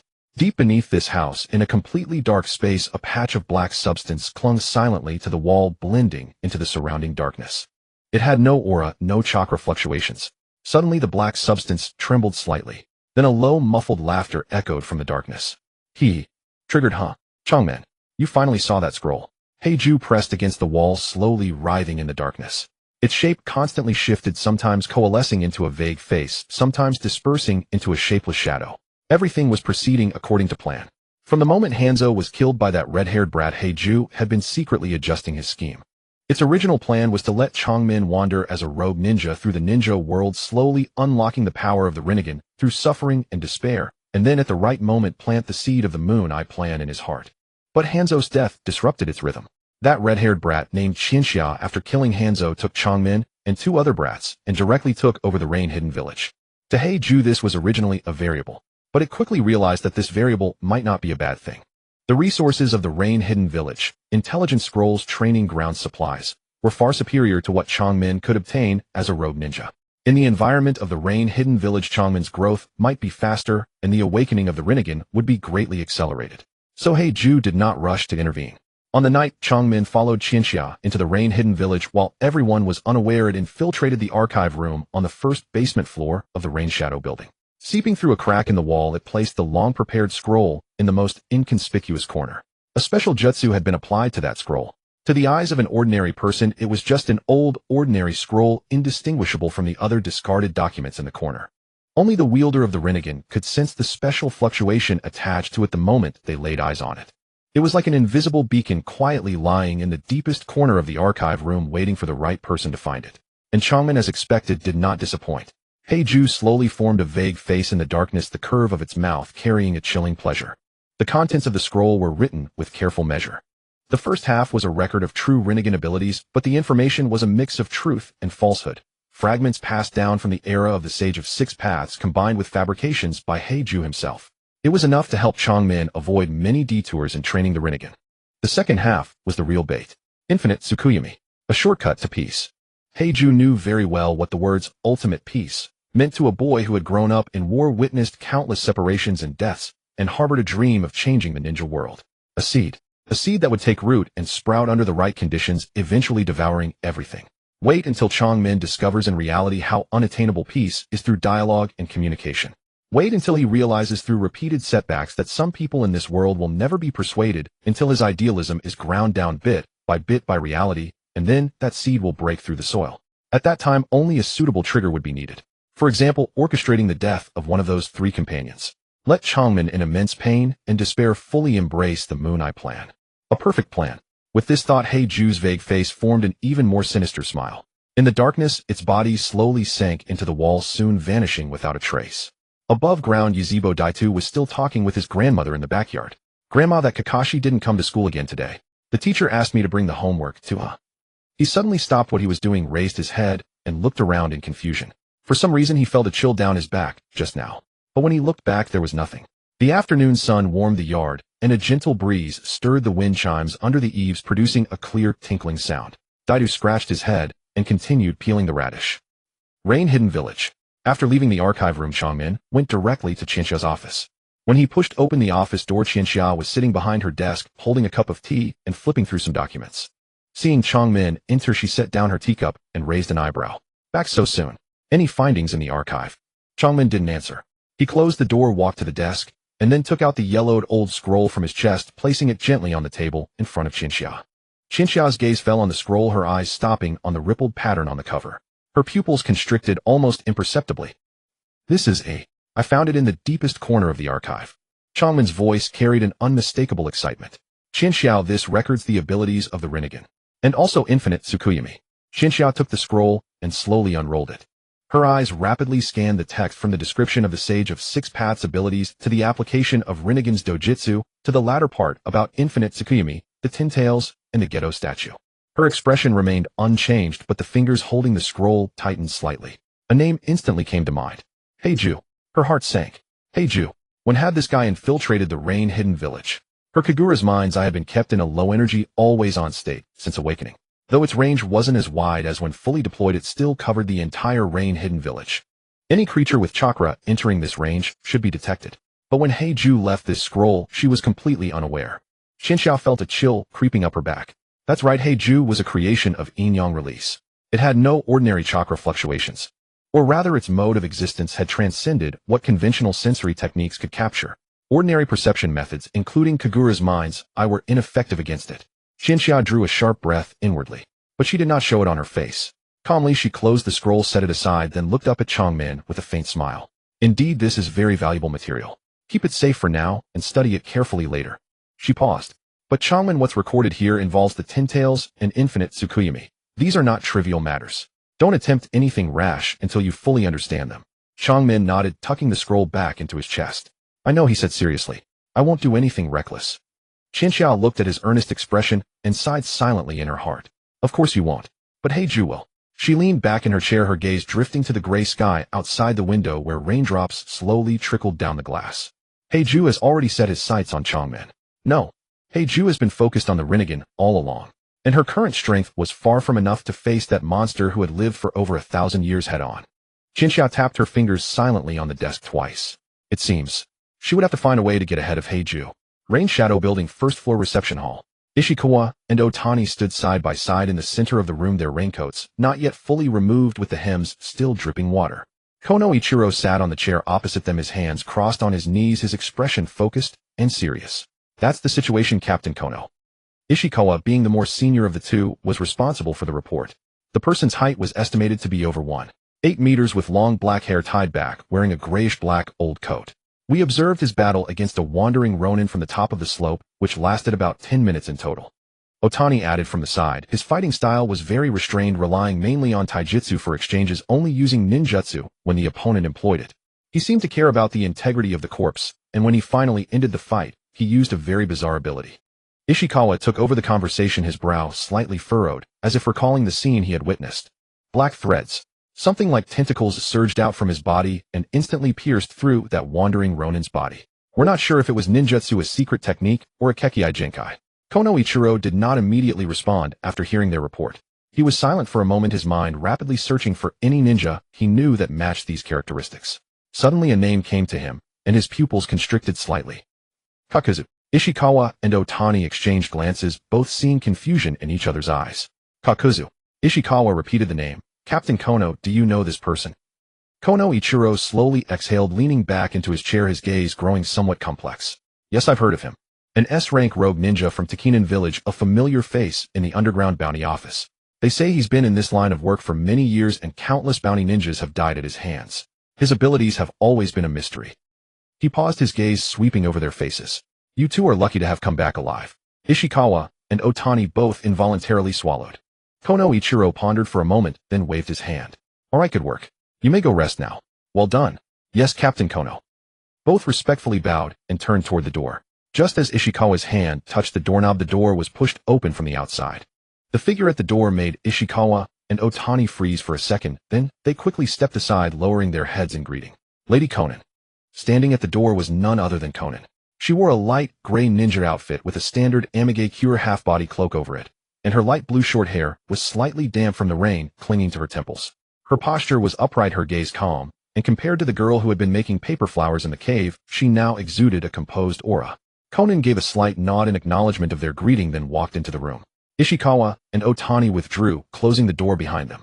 Konan approached Kono Ichiro, her gaze naturally sweeping over the open report on the desk. Captain Kono, I saw those two chunin in the hallway just now. She paused, speaking in a calm tone. Is there news about the Kekkai Genkai plan? Regarding the Kekkai Genkai collection plan, Chinatsu had not hidden it from Konan. When formulating the plan, Chinatsu had proactively informed Konan and the others. In her view, Konan was one of her most trusted people, and there was no need to keep secrets.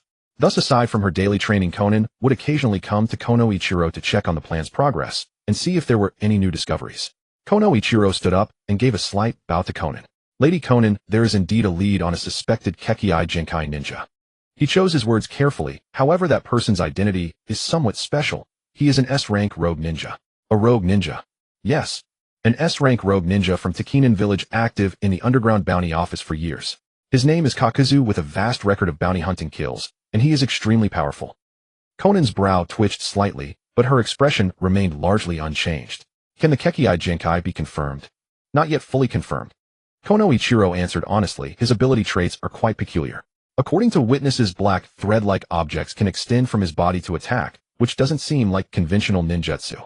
But whether it is actually a Kekkai Genkai requires further verification. I was planning to report this to Lady Chinatsu and hear her opinion. Konan pondered for a moment, then spoke. Let me go. Kono Ichiro was taken aback. Lady Konan. You mean? I'll report to Chinatsu.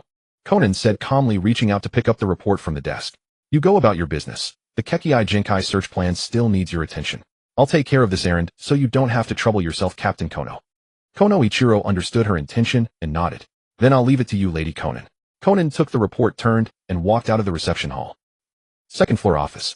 Chinatsu was sitting behind her desk, one hand propping up her chin, her gaze fixed on the rain outside the window, looking as if she was daydreaming. In reality, her mind was racing at full speed. Black Zetsu. The ancient monster that had lived since the era of Kagaya, a creation of Inyang, released the hidden hand behind all the tragedies of the shinobi world. Chinatsu's fingers tapped unconsciously on the desk. How should she deal with Black Zetsu? She had been thinking about this question all morning, but still hadn't found a good answer. Black Zetsu hardly ever showed itself in the early days of the shinobi world. It always lurked in the shadows, manipulating others to achieve its goals. Moreover, even if she actually found Black Zetsu's true body, she wasn't confident she could kill it. Black Zetsu was a creation of Inyang release. Ordinary ninjutsu was ineffective against it. Sealing jutsu might work, but her sealing skills were hardly sufficient to seal it away. The more Chinatsu thought, the more her head ached. Just as she was staring blankly at the rain outside, a knock came at the office door. Thump thump. Chinatsu snapped back to attention, straightened up, and cleared her throat. Come in. The door opened, and Konan's figure appeared at the entrance. Seeing that it was Konan, Chinatsu's tense shoulders relaxed involuntarily. Konan, aren't you supposed to be at the training ground? Konan walked in, closing the door behind her, then approached the desk and placed the report in front of Chinatsu. Captain Kono has some news. Konan said, about the Kekkei Jinkai plan. We found a potential target. Chinatsu's spirits lifted and she picked up the report to quickly scan it. The report was fairly detailed, including the time and location of the sighting, the target's physical description, fighting style, and the observation records of the two Chunin. But when her eyes fell on the name, she froze. Kakuzu. Chinatsu's brow twitched involuntarily. Good heavens, the 3 squads Kono Ichiro had sent out had actually stumbled upon a Kekkei Jinkai ninja, and it had to be Kakuzu. Whether this was good luck or bad luck was hard to say. Although Kakuzu couldn't strictly be considered a Kekkei Jinkai user, his ability was indeed as rare and powerful as one. Chinatsu put down the report and began to think. Ask Kakuzu to join Amigakure. That seemed unlikely. The reason Kakuzu became a rogue ninja was because he was betrayed by the high-ranking officials of Takinen village. He had been sent to assassinate the first Hokage, and upon failing he returned to the village only to face punishment and discrimination instead of understanding. Persuading someone who had experienced such betrayal to rejoin a ninja village was almost impossible. But what about recruiting him into the Akatsuki? A thought flashed through Chinatsu's mind. She had been considering shaping the Akatsuki into an organization similar to Konoha's Root, an independent group hidden in the shadows carrying out special missions. Superficially, it would maintain a cooperative relationship with Amigakure, but in reality, it would be an operation directly under her control. This way the Akatsuki's actions outside wouldn't directly implicate Amigakure. If something went wrong, at least on the surface, Amigakure would not be affected. And someone like Kakuzu would be more likely to accept a loose cooperative relationship than to join a ninja village, especially if that cooperation could bring him a steady income. Just as Chinatsu was mulling over this, Konan spoke. Chinatsu, I'll go bring him back. Chinatsu's train of thought was interrupted. She looked up at Konan, somewhat taken aback. What do you mean? Konan's expression was calm, her tone matter of fact. I mean defeat him, bring him back, and make him join the Akatsuki. Chinatsu was stunned, her mouth opening and closing momentarily at a loss for words. She looked at Konan's composed face, and a strange feeling suddenly surged in her heart. After mastering the dance of the paper Shikigami, Konan seemed to have become a bit wild. In the past, although she would fight, her style had always leaned toward defense and support. But now she was actually offering to take on an S-rank rogue ninja alone. A year ago, Konan would never have said something like that. Chinatsu silently marveled. The paper release had given Konan the confidence to challenge any opponent. But Kakuzu was no ordinary opponent. The Earth Grudge Fear technique allowed him to possess multiple hearts simultaneously, making conventional fatal attacks almost useless against him. Moreover, he had lived for who knows how many years with terrifyingly rich combat experience. For them at their current level, Kakuzu was definitely not an opponent to be taken lightly. Chinatsu cleared her throat lightly, trying to make her tone sound natural. I'll go with you. Konan tilted her head, slightly looking at her with some confusion. Aren't you supposed to be very busy? There's so much to handle in Amigakure. Can you get away? She paused, then said seriously, I can handle this kind of thing. I want to see you fight for real, big sister. Chinatsu was taken aback by her own words. She gritted her teeth, decided to go all in, stood up, walked around the desk, and came to Konan's side, reaching out to take her arm. We can leave the affairs of Amigakure to Kono Ichiro for now. There's nothing major happening anyway. Her tone carried a hint of playfulness. I just want to see you fight. Is that not allowed? Konan's mouth opened slightly. She looked down at Chinatsu, who was holding her arm, those purple eyes gazing at her with a look of anticipation. Oh, was Chinatsu actually being clingy? She was being clingy. A strange feeling hit Konan's heart. A tingly warm sensation and a peculiar sense of satisfaction welled up inside her. She struggled to maintain a calm expression, but the corners of her mouth still lifted uncontrollably. She reached out and gently patted Chinatsu's head. Then your big sister will give you a good show. Holding her arm, Chinatsu breathed a silent sigh of relief. It wasn't that she didn't trust Konan's strength. It was just that she knew too well what kind of opponent Kakuzu was. She couldn't let Konan face that guy alone. If she had directly said she was worried about letting her go alone, Konan would probably have felt a little disappointed. After all, this was the first time Konan had taken the initiative to share the burden for Chinatsu, wanting to prove she was strong enough. So Chinatsu chose a different approach. Go with her. Want to see her fight. This reason would surely make Konan happy. Konan was indeed very happy. She looked down at Chinatsu, who was clutching her arm, and couldn't suppress the smile. When I bring back that Kakuzu, you have to praise me plenty. Chinatsu looked up at her and smiled too. Of course, big sister is the best. In Xiao Nan's room at the Yuang building, the space was meticulously tidy, with the bed neatly made and a pot of an unknown green plant on the windowsill, its leaves glistening from the rain. Against the wall, a wooden shelf held stacks of white paper and several folded paper cranes, a long-standing habit of Xiao Nan's, carrying them wherever she lived. At that moment Xiaonan stood in the center of the room, holding 2 sets of neatly folded clothes. She handed the smaller one to Qianxia. Qianxia took the clothes, unfolded them, and her gaze froze on the pattern. Black fabric embroidered with red cloud patterns. What is this?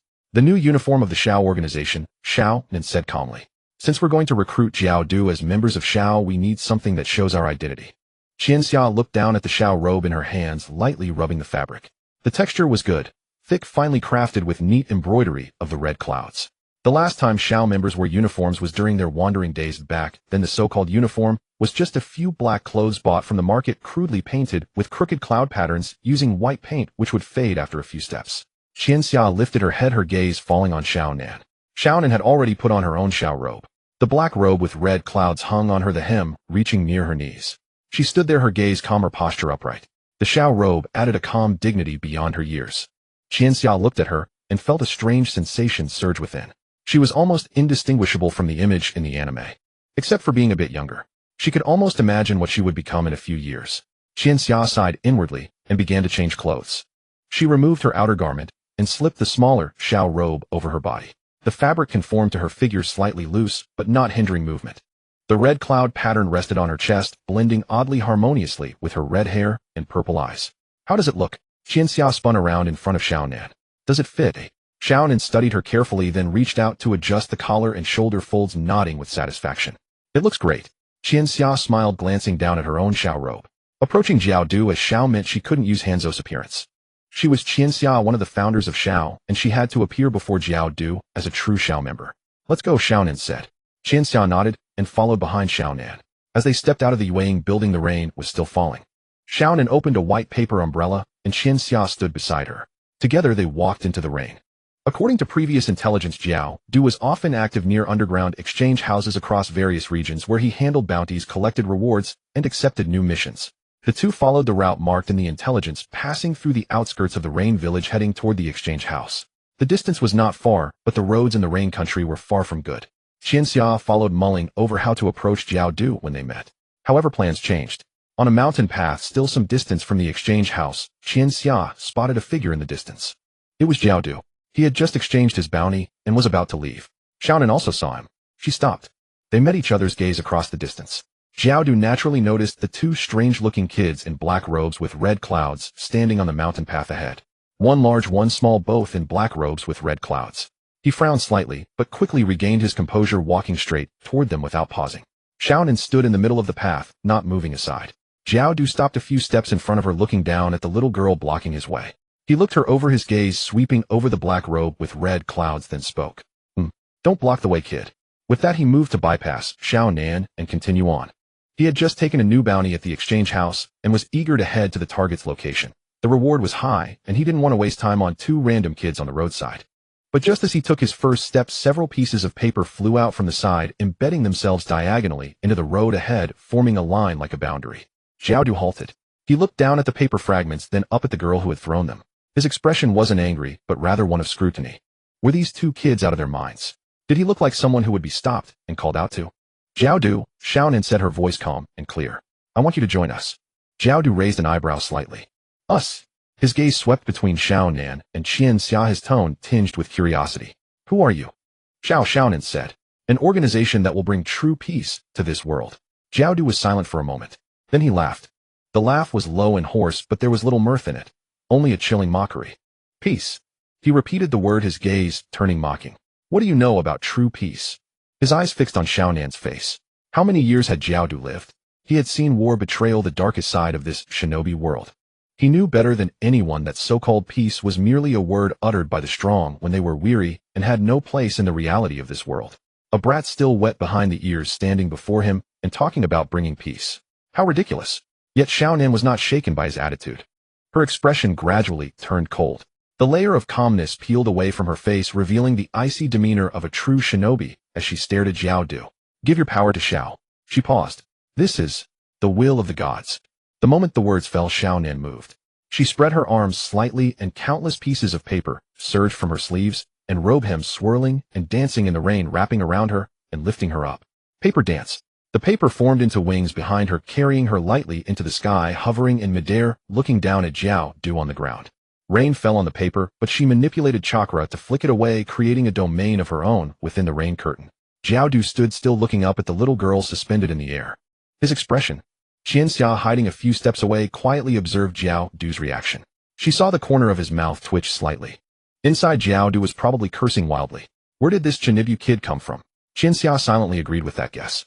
She herself wanted to complain. When did Xiaonan become such a Chinibyu? The will of the gods. That kind of line should have been spoken by Chongmen. While complaining inwardly, Qianxia quietly stepped back a few paces to distance herself from the battlefield. She had confidence in Xiaonan's abilities, but she didn't want to get caught in the crossfire. Besides, they had agreed that this fight was Xiaonan's stage. She was just there to watch. The rain continued to fall. A red cloud girl suspended in the air, a gray-clad giant on the ground facing off across the rain curtain. The battle was about to begin. Is that the same kind of flying ninjutsu as the Yimu's? Jiaodu stood in place looking up at Xiao and hovering in midair, his deep eyes analyzing rapidly. The Yimu was the third Tsuchikage of Yanin village. One of that old man's most famous abilities was flying freely through the air. That was a ninjutsu requiring extremely refined chakra control. In the entire ninja world, the number of people who could master flight could be counted on one hand. He had not expected that the brat in front of him, who seemed to have a few screws loose, would also know such a rare flying technique. Jiaodu's brow furrowed almost imperceptibly. Having lived for so many years, he had gone through countless battles, but his experience fighting ninja, who excelled at flight, was almost non-existent. On the ground, he had absolute confidence in battle. But the air, that field was his blind spot. Humph. Jiaodu snorted coldly as a mask rose behind him, linked to black, vein-like tendrils. It was a gray-white beast mask with a ferocious expression, patchy old paint still clinging to it. The wind release mask. Wind release pressure damage. As Jiaodu formed hand seals, compressed wind bullets shot out from the mask's mouth like rapid-fire cannon shells, tearing through the air with a sharp whistle and flying at high speed towards Xiaonan in the sky. The wind bullets tore through the rain curtain, leaving trail after trail of white vapor in the air. Xiaonan's pupils shrank slightly. She did not take the attack head-on. She raised her hand and waved it, and a large stream of paper surged out beside her, forming a paper curtain before her. The paper curtain blocked the path of the wind bullets. Each sheet absorbed part of the force as it was struck, sending paper flying in every direction and greatly reducing the destructive power of the wind bullets. Seizing that instant of reprieve, Xiaonan tilted her body in the sky, flapped her paper wings once, and shifted sideways, narrowly dodging the weakened remnants of the bullets. The wind bullets grazed past her robes and exploded in the rain behind her, whipping up a violent gust. Xiaonan steadied herself, locked her gaze on Jiaodu below, and crooked her finger. Swish, swish, swish. A mass of paper spun and condensed rapidly in front of her, transforming into dozens of paper shuriken that shot toward Jiaodu on the ground. The paper shuriken traced white arcs through the rain blanketing the sky. Jiaodu tilted his head slightly as another mask rose behind him. The water release mask. Water release water curtain. A wall of water suddenly surged before him like a flowing screen, blocking every one of the paper shuriken. Thud, thud, thud. The paper shuriken shot into the water wall, slowed layer by layer by the resistance of the water until they stopped inside it. One after another, they drooped limply in the water and were washed apart by the current. Jiaodu's gaze fell upon the water-soaked pieces of paper, and something stirred in his mind. Just ordinary paper. Then the killing power of this technique seemed not as strong as he had imagined. However, in the same instant the thought flashed through his mind. The strange movement of a few sheets in the water wall caught his attention. Those few sheets did not soften and scatter like the others. Instead, they trembled slightly in the water wall, and fine black patterns faintly surfaced on the paper. Explosive tags. Jiaodu's pupils contracted sharply. That brat. He didn't have time to think, his body reacted in an instant. Earth release, earth spear. His other hand clenched hard, chakra surged into his limbs, and in an instant his skin was covered with a tough earthen brown layer like he had put on rock armor. Boom. The explosive tags detonated inside the water wall. Water mist burst outward, gravel flew, and a violent shock wave of vapor and mud expanded in every direction, swallowing Jiaodu's figure completely. Xiaonan hovered in the air, her eyes fixed on the churning water mist. After a moment, she spoke softly. Did we finish him? Qianxia stood in the distance, looked at the mist, and slowly shook her head. It wouldn't be that simple. Sure enough, a blinding flash of lightning glowed within the mist. Lightning release false darkness. Crackle. Several lightning spears shot out from the mist, electric arcs snapping and lunged at Xiaonan in the sky like poisonous snakes. The lightning was extremely fast. It crossed the distance in almost the very instant it appeared. Xiaonan had no time to dodge, and several lightning spears pierced straight through her body. The instant the lightning pierced her body, Xiaonan turned into a flurry of white paper scraps scattering through the rain. A substitution. A paper clone. A moment later the paper scraps gathered again, not far away, spinning and layering together until Xiao Nan's figure took shape once more. She floated in midair, her robes fluttering completely unharmed. The water mist gradually dispersed, and Xiao Du walked out from within it. His coat had already been blown to tatters, so he simply pulled it off and tossed it casually onto the muddy ground. His upper body was now bare in the rain, revealing his well-built muscles and the eerie patterns that covered his entire body. Four masks rose behind him, linked by black tendrils and floating at his side. They swayed slightly like living things ready to strike at any moment. Behind him, countless black, vein-like tendrils stretched out from his body, undulating slightly in the rain. It was an indescribably strange sight. Xiao Du raised his head to look at Xiao Nan, whose figure had just reformed in the sky, and a trace of seriousness entered his eyes. He had clearly hit her. Whether it was the wind bullets or the lightning spears, he could be certain the attacks had struck that brat's body. But she acted as if nothing had happened, dissolving into paper to dodge, then gathering again somewhere else. What in the world was this technique? Xiao Du rapidly searched for a counter-strategy in his mind. Flight paper clones, remote control. This brat's techniques were far more troublesome than he had anticipated. From the air, Xiao Nan watched Xiao Du on the ground, her brow slightly furrowed. For masks and those black tendrils. From that round of exchange, she had already probed part of Xiao Du's strength, wind, water, earth, and lightning ninjutsu of four natures, along with those bizarre black tendrils used for defense and attack. This man is indeed strong. He has the qualifications to join Akatsuki. She swept her finger again, and dozens of paper shuriken formed at her side, shooting toward Xiao Du. Among them were several inconspicuous explosive tags hidden among the white paper and hard to distinguish. Xiao Du's pupils shifted slightly. He saw at a glance what was hidden among the paper. This brat was trying to ambush him with explosive tags again. He dodged the paper shuriken sideways, kept part of his attention on the explosive tags mixed among them, and at the same time remained watchful of the figure constantly shifting positions in the sky. Paper came at him from every direction. Some he knocked away with his fists, some he blocked with his tendrils, and some brushed past his body and embedded themselves in the ground behind him. One of the explosive tags was clipped by his tendril and detonated a meter away, throwing up mud. Xiao Du frowned more and more deeply. This style of fighting was like a swarm of flies buzzing around his ears. It couldn't kill a person, but it was maddening. Humph.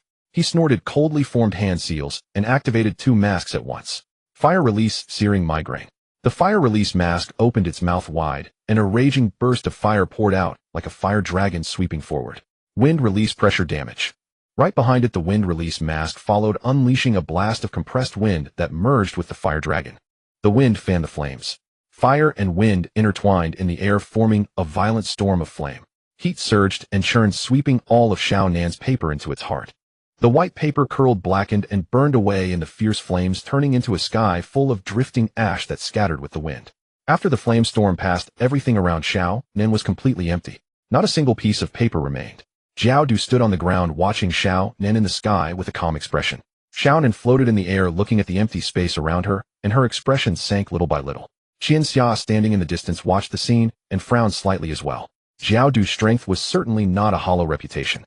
Xiao Nan's paper release was indeed gorgeous, but against a veteran S-class rogue ninja as experienced and versatile as Xiao Du, her attacks always fell just short. Paper could not kill him, explosive tags could not blast through his defenses, and her chakra kept draining away. If things dragged on like this, it would be very disadvantageous for Xiao Nan. Just as Chinatsu was about to call a stop, Xiao Du spoke first. He looked up at Xiao Nan in the sky, his voice calm and flat. "Brat." Xiao Nan looked at him. "I don't intend to kill you both." Xiao Du's tone was casual. "Your bounties are too low. Killing you wouldn't even be worth the trouble of this trip." He glanced at Chinatsu in the distance, then looked away. "Wait until you've made a name for yourselves, and your bounties are higher. Then come find me." He paused, a faint smile curling at the corner of his mouth. "When that time comes, I'll be very happy to take your heads." With that, Xiao Du turned and prepared to leave. He didn't even glance at Xiao Nan again. Xiao Nan floated in midair, watching Xiao Du's back, her face growing darker and darker. Her hands slowly clenched at her side. Strong. This Xiao Du was truly strong. Facing all of her attacks, he had remained composed, never truly getting serious from beginning to end. He actually looked down on her and Chinatsu to this extent. She was angry now. Floating midair, Xiao Nan gazed at the retreating figure of Xiao Du, her fingertips already trembling faintly. Her chakra was nearly depleted. She refused to accept defeat. She drew a deep breath, and her paper wings fluttered once more, her body about to ascend again. "Stop, older sister." Chinatsu's voice rose from below. Xiao Nan's movements halted. She looked down at Chinatsu, who gazed up at her from the ground. Those violet eyes held a knowing look, having already seen through her current state. "Your chakra is insufficient, isn't it?" Xiao Nan pressed her lips together. She wanted to retort, but the words died in her throat. Qianxia was right. Her chakra was indeed nearly gone. That paper transformation technique, using paper to substitute for herself, absorbing damage, then reassembling elsewhere, had consumed a vast amount of her chakra. The moment Jiao Du's lightning release pierced her body, if she hadn't reacted swiftly and used a paper clone to block that strike, she would already be a corpse. That technique was powerful, but the cost was immense. With her current chakra reserves, she could barely sustain it a few times. Damn it. Xiaonan's paper wings slowly folded, and her body descended lightly, landing beside Qianxia.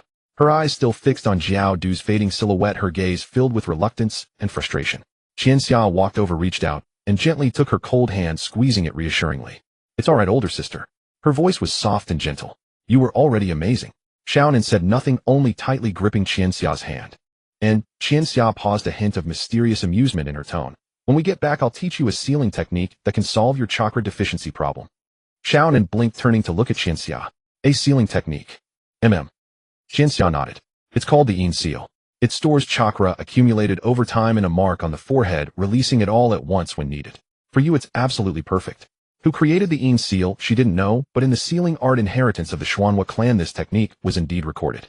The Xuanhua clan was the epitome of sealing arts, their inheritance containing countless ancient and modern sealing secrets, the Yin seal among them. When Qianxia had obtained the sealing art inheritance back, then she had seen it in the catalog. But at that time her chakra reserves far exceeded ordinary people, so she had no need for such a technique. But for Xiaonan, this technique was practically tailor-made. If she could learn the Yin seal, storing chakra bit by bit in peacetime, and releasing it during battle, the sustained combat capability of paper release would undergo a qualitative leap. Xiaonan blinked, nodding thoughtfully. Seeing her emotions stabilize, Qianxia released her hand and stepped forward. Her gaze fell on the figure receding in the distance. Mr. Jiaodu. Her voice was not loud, but it was exceptionally clear amid the silent rain. Up ahead, Jiaodu's footsteps halted. He did not turn around, but neither did he continue walking. After a moment, he slowly turned, looking at the two stubborn brats, his brows furrowing slightly, a note of impatience creeping into his voice. What's still not giving up? I think we can talk, Qianxia said steadily. About joining the Shao. There's nothing to discuss. Jiaodu cut her off, his tone cold, having lost his last shred of patience. All right, brat, stop bothering me. My patience is limited. He paused, his voice dropping, laced with menace. Careful, or I'll kill you. He figured these threats would be enough to make the two kids wise up and leave. Yet only two expressionless faces met him. Xiaonan stood behind Qianxia, her demeanor calm, not a trace of fear on her face. And Qianxia, on that youthful face, showed neither joy nor anger, only cold indifference. Jiaodu's frown deepened. These two brats, just as he was pondering where their confidence came from, Qianxia sighed. Looks like I have to resort to force. With that, she began to walk forward. 1 step, 2 steps. Her pace quickened, gradually breaking into a run. Raindrops struck her crimson hair, the hem of her Shao robe fluttering in the wind, revealing a short blade at her waist. She grasped the hilt. Jiaodu stood still, leisurely watching the red-haired brat charging toward him, a faint sneer almost curling at the corners of his mouth. She wanted to challenge him in taijutsu. He had lived for so many years, countless ninjas had fallen to his hand-to-hand combat. A mere child of 12 or 13 dared to engage him in close quarters. He lowered his body slightly, assuming a fighting stance. However, just as Qianxia was about to reach him, her figure suddenly vanished. Jiaodu's pupils constricted sharply. What? No hand seals, no warning. The red-haired brat's form seemed to be washed away by the rain, disappearing from the spot. Body flicker technique. And not an ordinary one. It was an advanced technique so swift that its trajectory was nearly impossible to perceive. Jiaodu's heart skipped a beat. His instincts screamed at him to create distance, but before he could move, an icy voice sounded behind him. Apologies, Mr. Jiaodu. A flash of cold light. Qianxia appeared behind him, her short blade precisely slashing through the mask floating on his back. That wind-release mask split under the blade, emitting a crisp cracking sound, and along with the heart housed within it was severed in two. Shards of the mask scattered in the rain mingled with blood falling to the ground. Jiaodu's body stiffened. He felt one of his hearts shatter in that instant. The power of wind release drained rapidly from his body. Jiaodu spun around, retreating swiftly, putting distance between himself and the red-haired brat. His breathing grew ragged. For the first time, his usually unruffled eyes revealed unmistakable shock. What is going on? This brat. Her speed. That body flicker technique. He had only seen it from someone of Hanzo's caliber. Jiaodu's heart pounded violently. He stared intently at the little red-haired girl standing in the rain ahead. But Qianxia gave him no respite. Her figure moved again. This time she was no longer merely running. Her form flickered continuously in the rain like a phantom, shifting positions, each step landing in the blind spots of Jiaodu's vision. The short blade in her hand gleamed coldly, its edge always aimed at his back, at the remaining masks. Jiaodu retreated using black tendrils to parry her attacks, while a tidal wave of shock surged within him. This brat knows his weakness. His hearts were hidden within the masks of the Daiyuanyu. This was his greatest secret, his trump card for survival. All who had learned this secret over the years were dead. Yet this brat seemed to already know striking directly for his masks the moment she attacked. How did she know? Her target was never his body but the masks on his back. Jiaodu's mind raced trying to find an answer, but no matter how hard he thought, he couldn't understand. Where did this red-haired brat learn his secret? The rain continued to fall. Jiaodu's figure kept retreating in the downpour, while Qianxia's blade light followed like a shadow. Within the rain curtain, two figures were swiftly crossing paths. Kakuzu, retreating step by step, used his hardened arms to block the incessant blade light from Chinatsu, while rapidly analyzing the red-haired child before him. Her attack target was far too clear. From the moment she sliced through the wind-release mask, all her strikes were directed at the same place behind him, those floating masks. Kakuzu's mind flashed with a thought. Could it be that this brat didn't actually know his hearts were hidden in the masks? Did she simply believe his ninjutsu was powered by those masks? That destroying them would render his techniques useless. If so, her motive for attacking the masks would make sense. Kakuzu decided to test her. He deliberately feigned an opening. As he turned his body, the defense over his chest swung wide open, leaving his entire front exposed to Chinatsu. If she redirected her blade toward his chest, he could counter her the moment she struck. Yet Chinatsu's blade did not turn. She showed no interest in his chest. The short knife still carved a precise arc heading straight for the masks behind him. Kakuzu's heart sank. This damned brat was coming straight for his hearts. She didn't think the masks were his weapons. She knew for certain that his hearts were hidden inside those masks. Kakuzu violently swung his black tendrils to force Chinatsu back, leaping away to gain distance. He stared at the red-haired little girl, his voice tinged with anger for the first time. You damned brat, where did you learn of my weakness? Chinatsu stood in the rain holding her short knife. She tilted her head and wore an innocent expression. What weakness? Her tone was airy. Mr. Kakuzu, what are you talking about? I don't understand. A vein bulged on Kakuzu's forehead. Bastard, you're still faking it. He threw a furious punch, his hardened arm whistling through the air toward Chinatsu. Chinatsu sidestepped, letting the short knife rise in a parry, striking his arm with a crisp clang. Then, using the momentum, she spun gracefully and flanked him. What am I faking? Her voice still carried that innocent tone, as if she truly knew nothing. Kakuzu was nearly choked with rage by her unyielding attitude. Yet just as he was about to speak again, a flicker of cunning flashed in Chinatsu's eyes. Her figure suddenly dropped low. Using the rain as cover, she slid into the open space in front of Kakuzu. Then, bang! She kicked him squarely in the stomach. The force of that kick was heavy and powerful, completely unlike the strength of a 12-year-old girl. Kakuzu felt as if his abdomen had been struck by a wild bull. His entire body flew backward uncontrollably, crashing heavily into a thick tree trunk. Boom! The trunk shuddered violently. Rainwater from the leaves showered down on Kaku. Damn it! Another heart shattered. He felt yet another source of power vanish from within his chest. He pushed himself upright against the tree, slowly standing straight. He looked down at his slightly caved-in abdomen, then up at the red-haired little girl standing in the rain smiling at him. Those violet eyes held a mysterious calm. Chinatsu stood still, not attacking further. She sheathed her short knife, casually wiping the blade on her hem, her tone nonchalant. Mr. Kakuzu, you still have 3 lives left, don't you? Kakuzu's pupils contracted. 3 lives. This brat even knew the exact number of his hearts. Chinatsu tilted her head, her voice carrying a hint of genuine anticipation now. Can we have a proper talk? Kakuzu was silent for a moment, then slowly straightened up. He wiped the blood from his mouth, staring at Chinatsu with a sinister gaze, his voice icy. Humph. You merely got lucky and learned of my weakness. He flexed his slightly stiff shoulders, his tone dripping with reluctance and contempt. Relying solely on your body flicker technique and that half-baked swordsmanship, what can you do against a true powerhouse? He paused and added coldly, try again, and you won't even get a chance to touch me. Chinatsu blinked at his words. Then she smiled. That smile carried an unsettling meaning that made Kakuzu uneasy. Mr. Kakuzu, she said with a hint of helpless amusement, you're kind of cute. Kakuzu's frown deepened. Cute? What was this brat talking about? Don't tell me you think I only know taijutsu. Chinatsu sighed softly. Then let me show you. The moment the words left her mouth, her body moved. She flew up. Chinatsu's silhouette rose gracefully into the rain-soaked sky as if lifted by an invisible hand. Her hem flapped noisily, her red hair dancing in the wind. A few paper slips drifted from her sleeves and hem, twirling in the rain. Paper release. Kakuzu's eyes widened. This was the same ninjutsu as that blue-haired brat. Another one who can fly. Kakuzu stared incredulously at the red-haired girl in the sky. That blue-haired brat can fly, and this red-haired one can too. What in the world were these two brats? Chinatsu hovered midair, looking down at Kakuzu on the ground with an easy, carefree expression. This paper release was taught to her by Konan. Ever since mastering the dance of the Shikigami, Konan had been pondering how to share this technique with her companions. She taught Nagato and Yahiko. Nagato's chakra control was precise enough, but he couldn't find the feeling to make the paper float. Yahiko, on the other hand, tore the paper to shreds on his first attempt and scratched his head in frustration. The two struggled for days without success.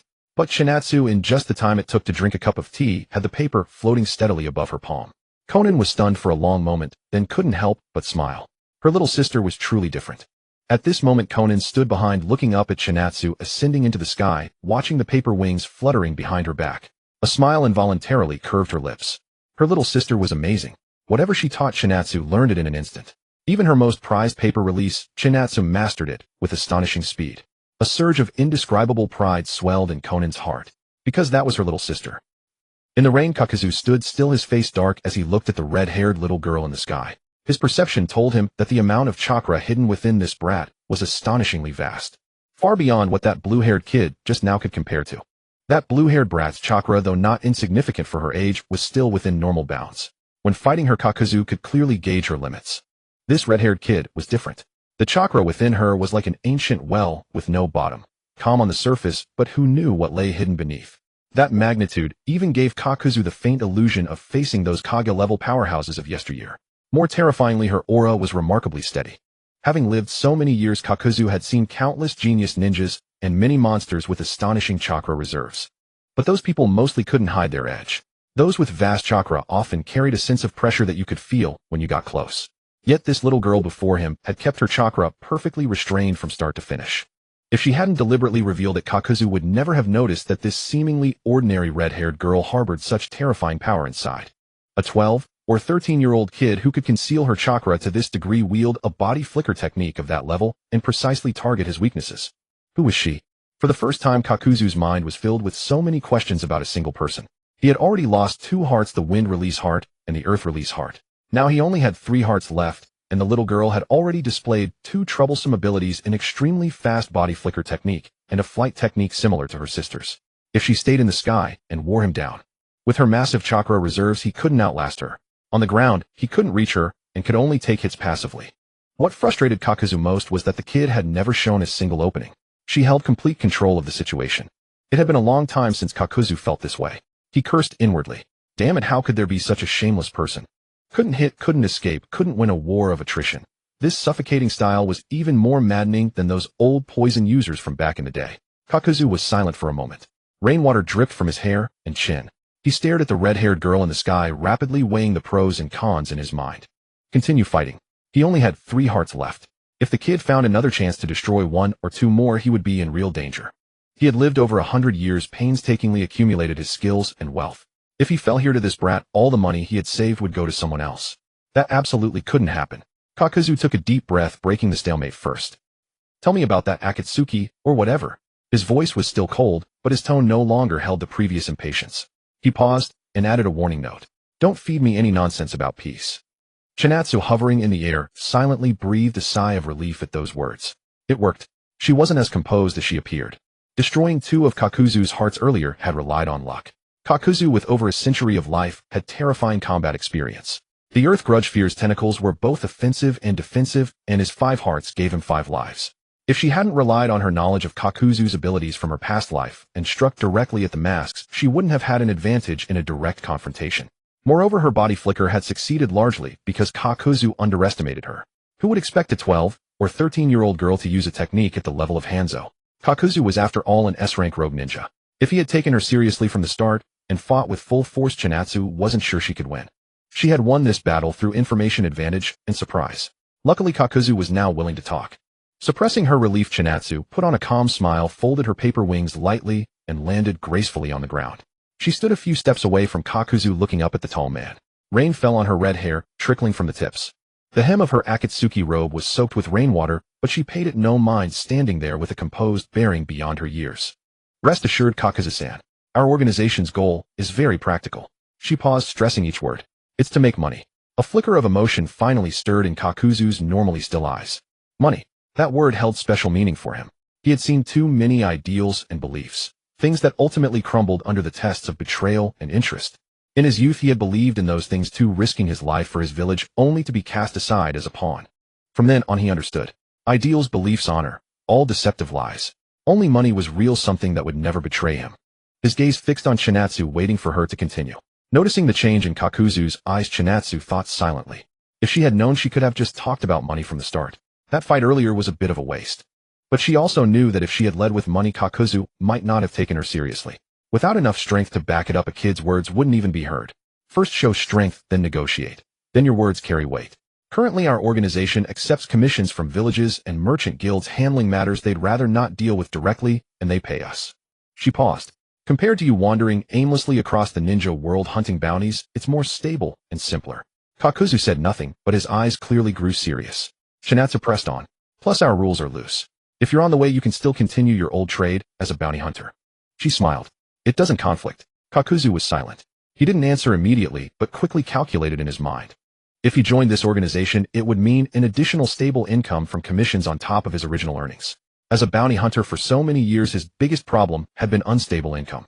With a target, one job could last months. Without one, he might earn nothing for months. This organization seemed to offer a steady stream of commissions. Chinatsu's words were true. This was much more convenient than searching the entire ninja world for bounty targets. His gaze swept discreetly over the red-haired girl. This kid's so young and already this strong. Then there must be even more powerful figures in this organization. If they teamed up for missions. With his combat experience and the strength of the organization's members, their money-making efficiency would greatly increase. This deal seemed worthwhile, but he still had one concern. Over the years, he had seen so-called organizations before, Akatsuki or whatever name. They all had the same tedious rules, restrictions, and talk of honor and mission. Annoying. He didn't like being constrained. If joining this organization meant being bound everywhere, he would rather continue as a lone bounty hunter. He was about to ask about the organization's discipline and rules, but Chinatsu seemed to read his thoughts and spoke first. Kakuzu-san, our organization doesn't have many rules. Her tone was light and casual. As long as you don't kill innocents or betray the organization, you have a lot of freedom. We won't require you to stay in one place. You can act according to your own habits. Kakuzu narrowed his eyes slightly. He carefully studied the red-haired girl, trying to find any trace of deceit or concealment in her expression.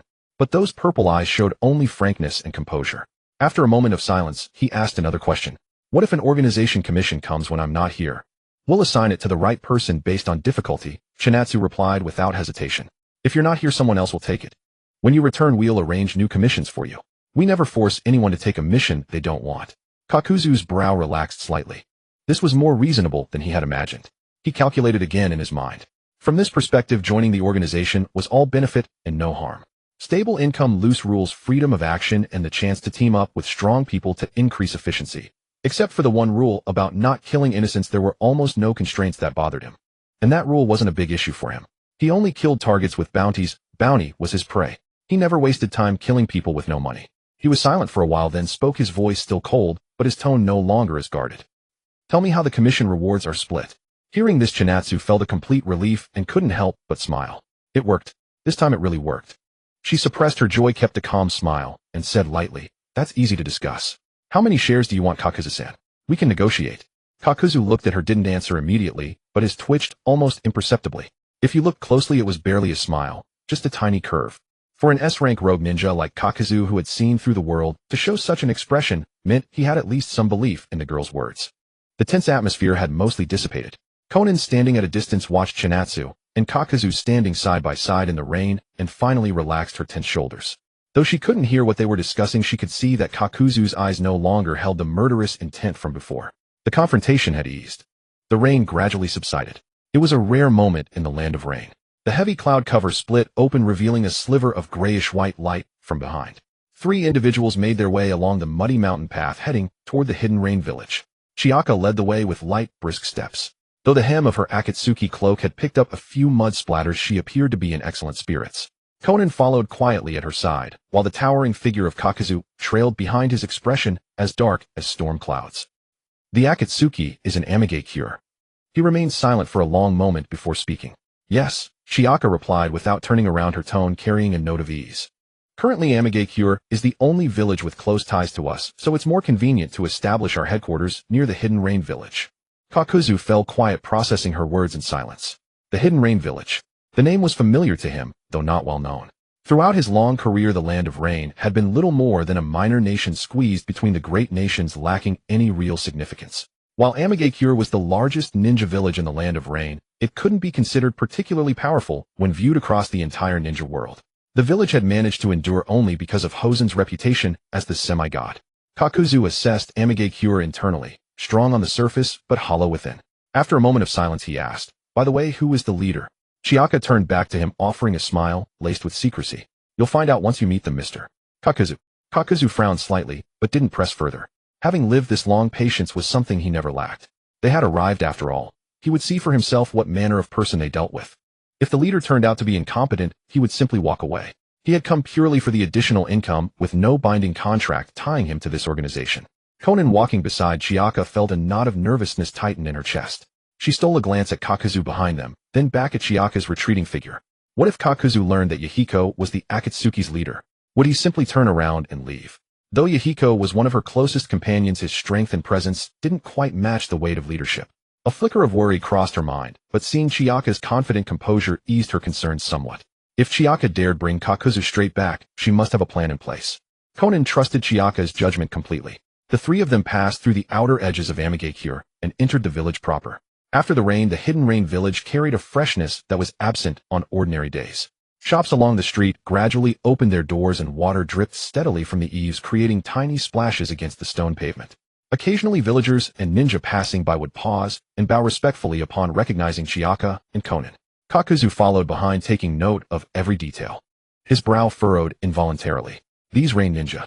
Their attitude toward those two girls carried an unmistakable warmth and genuine respect. It was the deference one shows to someone of higher rank laced with reverence. Kakuzu's confusion deepened. Weren't they claiming that Akatsuki and Amigakure maintained only a cooperative relationship? If it were merely cooperation, why would the village's ninja treat them with such deference? Their conduct suggested something far more intimate, almost as though they themselves held authority within Amigakure. They continued onward until a towering structure came into view, a building that stood out starkly against the rain village skyline, its dark gray walls piercing the heavens and casting a long shadow beneath the overcast sky. At the tower's summit, a watch platform drifted in and out of the mist. This was Akatsuki's stronghold in Amigakure. Kakuzu glanced upward, his eyes tracing the tower's structure, but detected no exceptional defensive measures, so he followed them inside. Inside, dim light filtered through the narrow space as stairs spiraled upward. Their footsteps echoed dully through the hollow tower as they ascended floor by floor. Konan walked beside Chiaka, her heart pounding faster with each step, though her expression remained composed. They reached the top floor. Chiaka paused, pushed open a wooden door, and gestured for Kakuzu to enter with a calm smile. "Please come in, Mr. Kakuzu." Kakuzu glanced at her before stepping inside. Chiaka lingered behind, exchanging a knowing look with Konan before following them into the room. The room was sparsely furnished. Desks, chairs, bookshelves, a few lamps, nothing more. At its center stood a boy with orange hair, tall and upright, his face alight with restless anticipation. Beside him stood another youth with red hair, slender and composed, his most striking feature being his eyes, which carried an unsettling purple ripple. Kakuzu's steps halted abruptly. Standing in the doorway, his gaze locked onto Nagato. Those eyes, he had encountered similar descriptions in ancient texts, rings upon rings of rippling patterns. The Rinnegan, the legendary eyes possessed by the Sage of Six Paths. Kakuzu's pupils contracted sharply. The Sage of Six Paths was a figure shrouded in myth, regarded as the progenitor of all ninja. The Rinnegan bore the mark of the Sage of Six Paths, a pair of eyes said to hold the power to create worlds. No wonder. The words of that blue-haired girl about the will of God suddenly carried weight rather than seeming like adolescent fantasy. Now it made sense why she would speak thus.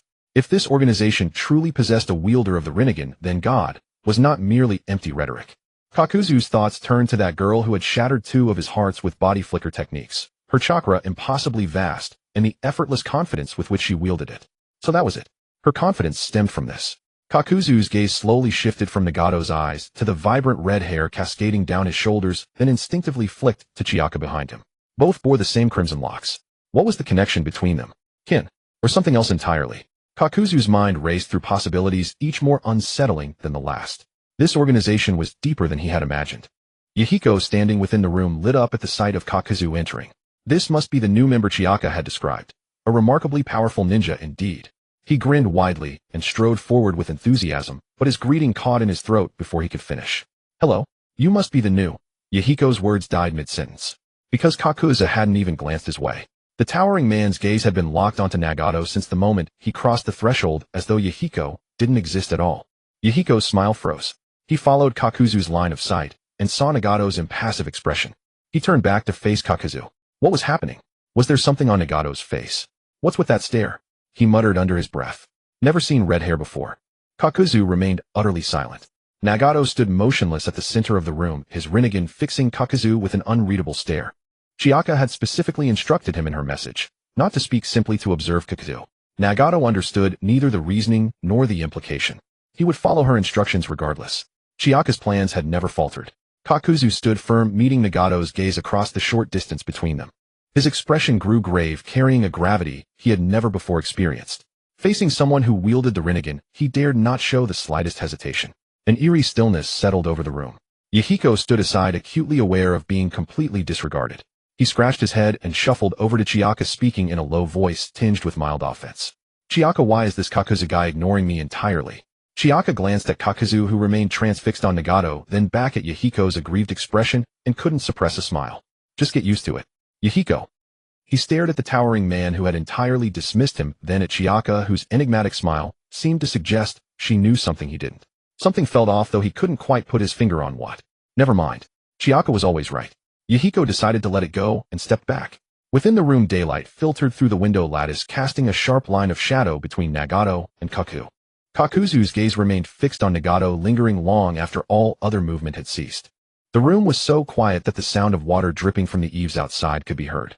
Kodo remained standing where he was, his gaze never leaving Nagato. The shock the Rinnegan had inflicted upon him had not yet fully subsided. Nagato stood in silence. His eyes shifted slightly, glancing toward Chika in the corner. That gaze carried a barely perceptible note of appeal. Chika, what should I say next? Chika noticed Nagato's look and blinked at him. The meaning was clear. Improvise. Nagato. Improvise. Very well then. Let us improvise. Nagato took a deep breath and returned his gaze to Kodo, striving to make his expression appear colder, more unfathomable.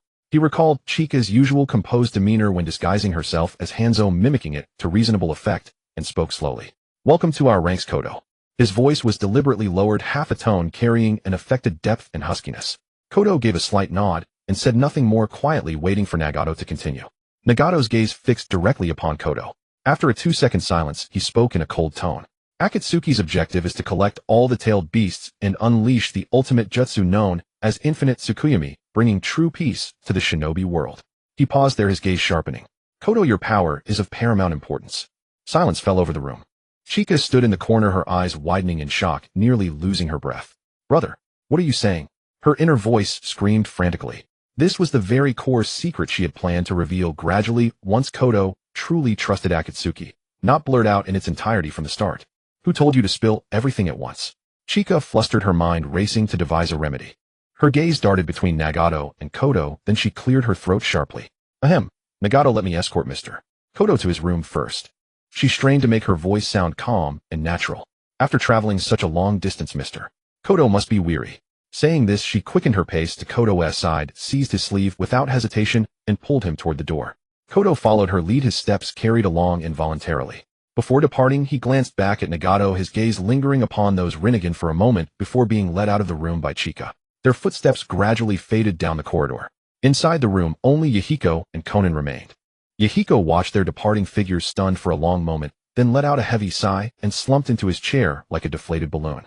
Am I their leader being ignored? He muttered, his voice thick with grievance. That man Kodo had stared only at Nagato from the moment he entered. No one acknowledged his greeting, no one listened to his words, and even as he left, his gaze remained fixed upon Nagato. Was their noble Akatsuki leader truly this invisible? Konan stood by the window, watching the two figures exit the tower, lost in thought. She had come to understand Chika's intention. By leveraging Nagato's Rinnegan to intimidate Kodo, she had made him mistakenly believe Nagato was the true leader of Akatsuki, thereby preventing Kodo from entertaining thoughts of defection on the grounds that their leader was too weak. After all, an organization commanded by a wielder of the Rinnegan carried entirely different weight from one assembled by a bunch of kids playing at being ninjas. Konan silently admired Chika's calculation. But, poor Yahiko. She turned to face him, slumped in his chair, lamenting, and crossed her arms with a snort. Yahiko, you fool. She spoke without mercy. If you were stronger than Kodo, would he ignore you? I'm still in my growth phase, alright. That Kodo fellow looks ancient. Of course he's stronger than me. He grew increasingly agitated. Besides, I work hard too. I train every single day. How can you be so discouraging? Konan turned her head away, unwilling to look at him. Seeing she would not engage, Yahiko grew even more persistent, trailing after her with endless protestations. Right? Even Nagato said I've shown improvement. Why do you always single me out? If you could shut your mouth and train in silence, you would long since have surpassed your current state. Konan fired back without turning around. Yahiko was rendered speechless, sputtering for a long moment before collapsing back into his chair, grumbling ceaselessly under his breath. Anyway, I will surely grow stronger in the future. Then we'll see whether you still tease me. Meanwhile, in the corridor, Chika pulled Koto's sleeve, hurrying down the dim corridor while her heart drummed with unease. She stole a sidelong glance at Koto's expression. Unexpectedly, there was no trace of the disgust she had imagined, a look that this was some madman's organization. Instead, he appeared contemplative. Walking beside Chika, Koto replayed in his mind the words Nagato had spoken. Collect all the tailed beasts.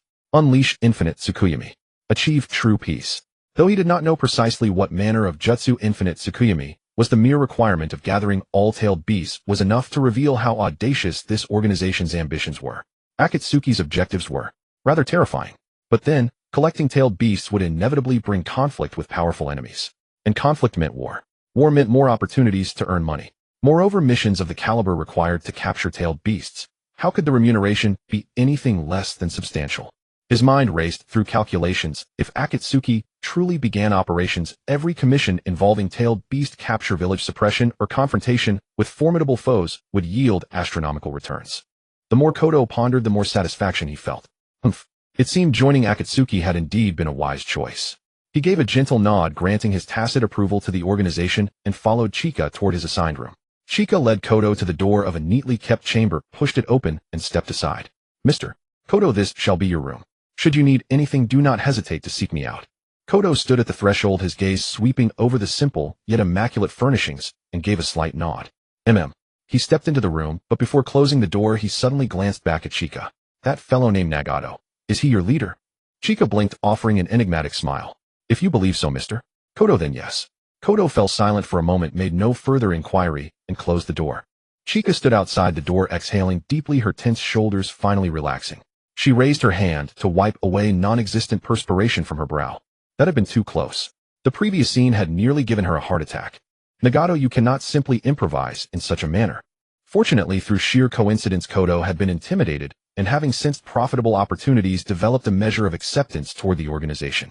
One might call it a fortunate accident. Shaking her head, Chika turned and walked downstairs, already plotting to properly admonish Nagato. Never again should he improvise so recklessly in the future. Chinatsu returned from the tower to her office in the Rain Shadow building, closed the door, and let out a long breath. She collapsed into her chair, gazing at the gloomy gray sky outside the window, her mind racing as she began to calculate the assets of the Hidden Rain Village. High in combat power. She counted on her fingers. Herself, Nagato, and the newly arrived Kaku. Once Konan mastered the Een Seal and resolved her chakra deficiency, she could also join this echelon. In total, for a small ninja village, this was already a considerable force. But on the chessboard of the entire ninja world, 4 high-end combatants didn't even amount to a fraction of what the 5 great nations possessed. As for Yahiko, Chinatsu's fingers paused, and she sighed silently in her heart. All those who understood. Yahiko's potential was undeniable. He was born with a charismatic leadership that inspired trust, and in uniting people, no one in the entire Hidden Rain Village could match him. But in terms of personal combat power, he was still groping along the path of growth. Nevertheless, Chinatsu wasn't overly worried. She already had several plans in mind. For instance, the Een Seal. Although this technique was generally considered more suitable for female ninjas, there was no rule forbidding men from learning it. If she could teach Yahiko the Een Seal, at least his chakra endurance problem would be solved. Another example was Mount Myaboku. Master Jiraiya had taught them summoning techniques and signed contracts with the Toad clan of Mount Myaboku. If she could get Yahiko to follow Master Jiraiya's path and learn Sage Mode at Mount Myaboku. Considering Master Jiraiya's connection, Mount Myaboku probably wouldn't refuse to teach Yahiko, would they? The more Chinatsu thought about it, the more feasible this plan seemed. She scribbled a few notes in her notebook, then turned her attention back to the immediate problem. The matter of high-end combat power could be handled slowly, but the issue of ordinary ninjas was already urgent. Chinatsu pulled out the ninja roster submitted by Konoichiro a few days ago, and flipped through page by page, her brows furrowing deeper with each turn. In the entire Hidden Rain Village, there were only a few hundred registered ninjas, the vast majority being Genin and Chunin. As for Jonin, she counted and found that even with both hands, she couldn't reach 13. Chinatsu stared at that number, a chill creeping into her heart. How pitiful. In any of the 5 great nations' ninja villages, the number of Jonin was counted in the dozens, or even hundreds.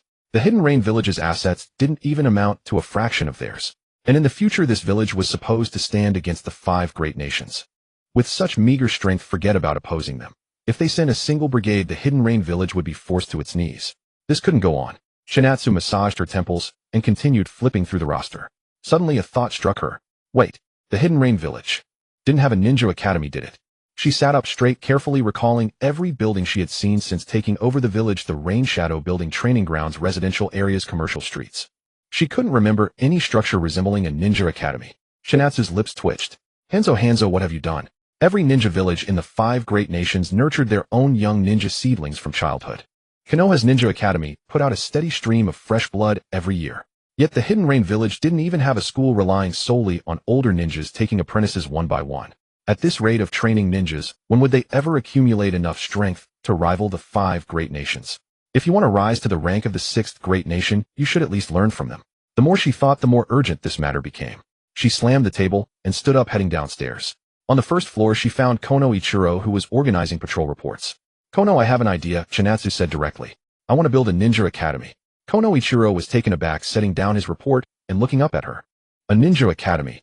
Yes. Chinatsu nodded and briefly explained her thoughts. The Hidden Rain village's current ninjas are all trained by the older generation taking apprentices. It's far too inefficient. We need to build a formal ninja academy, systematically train young ninjas, and inject fresh blood into the village. After hearing this, Kono Ichiro's face showed a troubled expression. Lady Chinatsu, the idea of building a ninja academy is good. He chose his words carefully. But to be honest, it's not that we didn't want to, but the village's financial situation is really difficult. Chinatsu raised an eyebrow. Financial difficulties. Kono Ichiro gave a bitter smile and nodded, explaining in detail. The Land of Rain has been in constant war for years, unlike the Land of Fire or the Land of Earth, which have stable daimyo support. We haven't had a daimyo for a long time. He paused, his tone carrying a hint of helplessness. Without a daimyo, naturally, there are no daimyo appropriations. The village's income mainly comes from ninja mission fees and some scattered taxes, barely enough to maintain daily operations. To come up with a large sum of money to build a school, it's truly beyond our means. After hearing this, Chinatsu held her forehead. Good grief. She had completely forgotten about this. In the world of Naruto, the economic lifeline of most ninja villages was held in the hands of the daimyo. Daimyo appropriations and daimyo commission missions kept the villages running. But the Land of Rain didn't even have a daimyo, so the Hidden Rain village was like an orphan with no parents, having to rely entirely on itself. Building a school required money, hiring teachers required money, buying textbooks required money, issuing subsidies required money. Everything needed money. Chinatsu's mind raced. Suddenly a thought occurred to her. Hey, wait. Now that Kakuzu was here, that guy had been a bounty hunter for so many years, he must have accumulated a considerable fortune. If she could borrow some money from him. Chinatsu's eyes brightened for a moment, but then dimmed. It didn't feel right. With Kakuzu's miserly nature, borrowing money from him would be like touching his reverse scale. Forget borrowing. If she even brought it up, he would probably turn around and run away. Better not humiliate herself. Chinatsu shook her head, casting aside that impractical thought, and reorganized her thoughts. She looked up at Kono Ichiro. For now, start planning the school location scale curriculum. Draw up a proposal first. She paused. I'll figure out the money. Kono Ichiro was stunned. He watched Chinatsu's retreating figure, a flicker of doubt rising in his heart. Lady Chinatsu. Did she have a way to get money? Although he felt it was unlikely, thinking about her series of unexpected moves recently, he thought maybe there was reason to hope. Yes, Lady Chinatsu. Kono Ichiro acknowledged and turned to prepare the planning proposal. Chinatsu walked out of the Rain Shadow building, stood under the eaves at the entrance, gazing at the gloomy gray sky, planning her next move. She intended to first test Kakuzu's attitude to see if she could pluck a few feathers from that iron rooster. If that really didn't work, then she would go out on bounty missions with Kakuzu. After all, she had long wanted to see the connections of that veteran bounty hunter. While earning money from missions, she could also contact the neighboring great nations to see if there were any lucrative war commissions. After all, for the Hidden Rain village to develop, saving alone wouldn't secure a future. Money had to be earned. Don't even think about it. Kakuzu's refusal was blunt and final, leaving no room for negotiation. He sat in the chair, arms crossed over his chest, gazing at the red-haired little girl, with an ingratiating smile on her face, his tone cold. Kakuzu had lived for so many years that he could tolerate anything except a loss. Before he had even earned a single coin from the organization, they wanted him to pay money out of his own pocket. No matter how he calculated it, this was a losing deal. If he agreed, his centuries of business acumen would have been in vain. He turned his head away, unwilling to look at her anymore. Chinatsu saw Kakuzu turn away, immediately moved around to face him, pressed her palms together, and put on an ingratiating smile. Uncle Kakuzu, don't be like that. It's not that I won't return it to you. Her voice was soft and coaxing, almost pleading. I promise I'll pay it back in full, principal and interest, not a cent less. Really, I mean what I say. Kakuzu didn't even lift his eyelids as he answered coldly. Isn't Akatsuki in a cooperative relationship with the Hidden Rain Village? His voice carried a hint of scrutiny. What does them building a ninja academy have to do with us? Moi. Chinatsu's smile stiffened. The question hit the mark. If Akatsuki was just an independent organization cooperating with the Hidden Rain Village, then the Hidden Rain Village building a school and training ninja was the village's own business, not a single copper coin related to Akatsuki's members. As a newly joined collaborator, Kakuzu was in no way obligated to pay up. Chinatsu's mind raced as she considered whether she should tell the truth. But then she thought better of it. Since Kakuzu had already joined, he would learn the Hidden Rain Village's real situation sooner or later. Instead of concealing it, she might as well be open with him. She coughed awkwardly twice. Ahem, well actually. She paused, her gaze shifting. We've already taken control of the Hidden Rain Village. Kakuzu's brows moved slightly. He had initially thought that Akatsuki was merely an organization with a cooperative relationship with the Hidden Rain Village, taking missions, collecting bounties, each side getting what it needed. So the Hidden Rain Village was already under Akatsuki's control. Is Hanzo a member of Akatsuki too? In Kakuzu's mind surfaced the name of the Hidden Rain Village's demigod. He had never dealt with that man face to face, but he had heard more than a few rumors about him. Hanzo of the Salamander, the demigod of the Land of Rain, was a powerhouse that even the 5 great nations had no choice but to respect. If even Hanzo was one of Akatsuki's people, then the brat's claim that the Hidden Rain Village was under Akatsuki's control did make some sense. However, the expression on Chinatsu's face turned even more subtle. She lowered her head, scuffed the ground with her toe, and her voice grew smaller and smaller, squirming like someone caught doing something wrong. I got rid of Hanzo. The room was silent for a beat. Kakuzu's gaze fell on Chinatsu as he re-evaluated this little brat. Killed Hanzo. Kakuzu's expression was plainly dubious. He admitted that this little brat was indeed troublesome. Her body flicker was astonishingly fast. She knew his weakness, and she could fly. But that she could have killed Hanzo. No matter how he thought about it, it felt impossible. Hanzo had been famous for years and had dominated the shinobi world for most of his life. The venomous mist of his salamander had made countless experts tremble. How could he have fallen at the hands of a 12 or 13-year-old kid? But if she hadn't killed him, then where had Hanzo gone? Why had the Hidden Rain Village ended up controlled by a few kids? And why were those Rain Ninja so respectful to them? Countless thoughts churned in Kakuzu's mind, and the more he thought, the more unfathomable this little girl before him seemed. Could it be? During their fight, she hadn't even used her full strength. He recalled their battle from earlier that day. The body flickered so fast it was almost impossible to track the swordsmanship, so precise it seemed to foresee the future and that absurdly immense amount of chakra. If she truly still had power in reserve, Kakuzu couldn't help but secretly recalculate the danger level of the little girl before him. Seeing Kakuzu sink into silence, Chinatsu thought he was going to refuse. Anxiety rising, she rolled her eyes and tried a different angle. Uncle Kakuzu, see. She moved closer, her tone earnest. You've already joined Akatsuki, so isn't Akatsuki like your home? The Hidden Rain Village is Akatsuki's base, so it's your home too. Kakuzu paused. Home. It had been a very long time since he had heard that word. So long that he had almost forgotten its meaning. Silently, Kakuzu savored that word. Ever since he killed the leaders of the Hidden Waterfall Village, stole the Forbidden Earth Grudge Fear technique, and defected from his village, he had been wandering the shinobi world. From one battlefield to the next, from one corpse to another. No fixed abode, drifting across the world. No, he had never had a home at all. Over the years, he had slept in the wild, in caves and inns. The only things beside him had always been money and weapons. The Hidden Waterfall Village was not his home. That place had left him nothing but painful memories. He had once risked his life for that village, carrying out the leadership's order to assassinate the first Hokage, and survived against all odds to return, only to be met with the leadership's suspicion and abandonment. From that day on, he understood that the only one he could rely on in this world was himself. Home. That kind of thing had long since vanished from his world. Kakuzu's gaze landed on Chinatsu's face. Were these kids treating the Hidden Rain Village as their home? Building a ninja academy for it, training ninja, standing against the 5 great nations. Was all of that just to protect their home? Compared to the scheming and infighting of adults, these kids' motives seemed unexpectedly pure. What was it they had said? For peace. For home. Kakuzu sighed softly in his heart. He didn't know whether to call these kids naive or brave. But he had to admit that their pure conviction made the heart that had been cold for decades stir slightly. The room stayed quiet for a long time. Chinatsu's confidence waned as Kakuzu remained silent for so long. She had already begun to consider giving up on borrowing money from him and finding another way. If worst came to worst, she could lead a team out herself to take missions and earn money. It would be slow, but it was still a way. Yet, just as she was about to give up, Kakuzu suddenly spoke. All right, brat. Chinatsu snapped her head up. Kakuzu leaned back in his chair, looking at her with a calm gaze. His tone was still cold, but the words he said next made her nearly jump. Lending you the money is fine, but there'll be interest. He paused. And you'll form a team with me to do missions. Chinatsu's eyes went wide in an instant. She stood frozen, taking a few seconds to process what Kakuzu had said. Then, visible to the naked eye, her small face shifted from astonishment to ecstasy. Uncle Kakuzu, you're the best. She practically bounced over to him, grabbed his hand, and started babbling excitedly. No problem. Interest is no problem. Teaming up with you is no problem either. Wah. Kakuzu let her shake his arm, his face still cold, but the iciness in his gaze had unconsciously faded a little.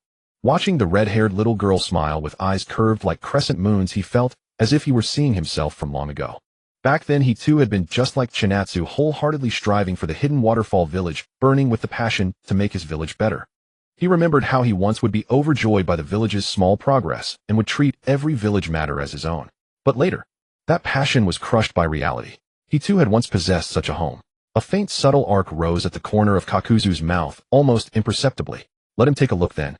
See just how far this organization called Akatsuki could go. If these kids could really hold on to their pure conviction, then this old skeleton of his wouldn't mind walking a stretch of the road with them. After all, it had been a very, very long time since he had last felt what it was like to fight for someone. Daylight slanted in through the window and landed on Kakuzu's hard face, reflecting a look in his eyes that was hard to define. Chinatsu was still holding his arm, beaming like a child who had gotten candy. Kakuzu didn't pull his arm away, he just let her cling to it. At this moment, in this stronghold of Akatsuki, the man who had wandered for over 100 years felt for the first time that he had found a place where he could rest. Outside the window, rain had started falling again at some point. The fine rain pattered against the window lattice, making a soft rustling sound. Chinatsu let go of Kakuzu's arm, stepped back 2 paces, bowed to him, and spoke with serious, solemn sincerity. Uncle Kakuzu, thank you. This money, I will definitely pay it back, principal and interest included. Kakuzu glanced at her and grunted through his nose. Just remember what you said. Chinatsu flashed a wide grin, turned, and walked toward the door. When she reached it, she looked back and waved at him. Then I'll go tell Konoichiro now, so he can start construction without worry. With that, she pulled the door open and bounded out. Her footsteps faded away down the corridor. Kakuzu sat in the chair, staring at the direction of the door, silent for a long time. After a while, he lowered his head and looked at his calloused hands, murmuring softly to himself. Home hunt.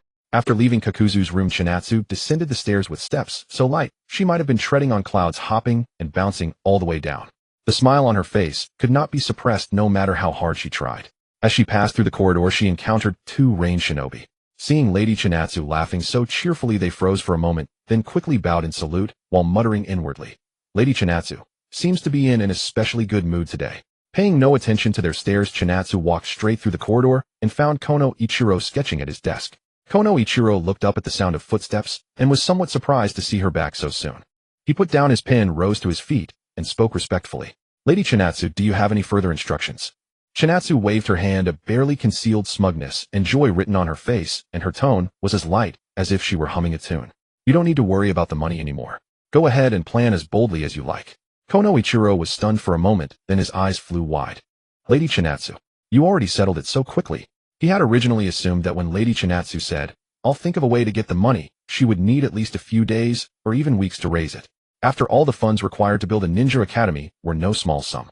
No matter how resourceful Lady Chinatsu might be, she couldn't conjure money out of thin air. But how much time had passed? From the moment he had finished reporting the financial difficulties until now was no more than the span of a single meal. Lady Chinatsu had already solved the money problem. Konoichiro felt a wave of heartfelt admiration rise within him, and his voice carried sincere praise. Lady Chinatsu is truly incredible, as expected of Lady Chinatsu. Hearing Konoichiro's compliment, Chinatsu was delighted, her chin lifting slightly with a smug look that said, of course, that's only natural. She suddenly felt that she really was quite charming after all, not at all inferior to Yahiko. Basking in a moment of self-admiration, she waved her hand and turned to leave the office. Considering that she would soon be going on a mission with Kakuzu, she needed to teach the Ine seal to Konan and Yahiko before setting out. Konan's room. The door was pushed open, a crack, and a face with a brilliant smile poked in. Sis. Konan was sitting on the edge of the bed, a book in her hands.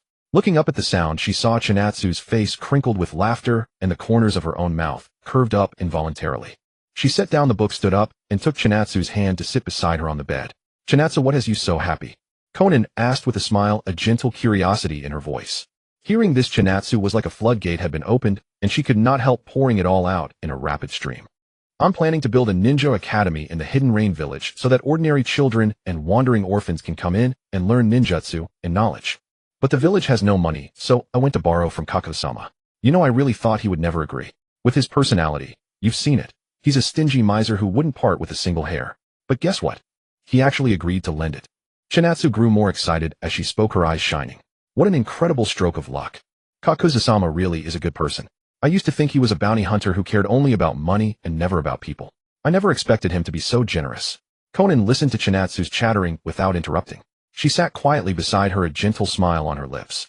She looked at Chinatsu's bright, sparkling eyes, watched her animatedly recount the process of borrowing the money, and saw her delight over every little bit of progress like a child who had just been handed a piece of candy. This was the real Chinatsu. Not the calm, seasoned Lady Chinatsu she showed to everyone, nor the decisive, ruthless founder of the Akatsuki on the battlefield, but a lively, adorable girl who would dance with joy over a small success. Konan's gaze softened. She loved this Chinatsu. After finishing the topic of the loan, Chinatsu suddenly remembered the important matter.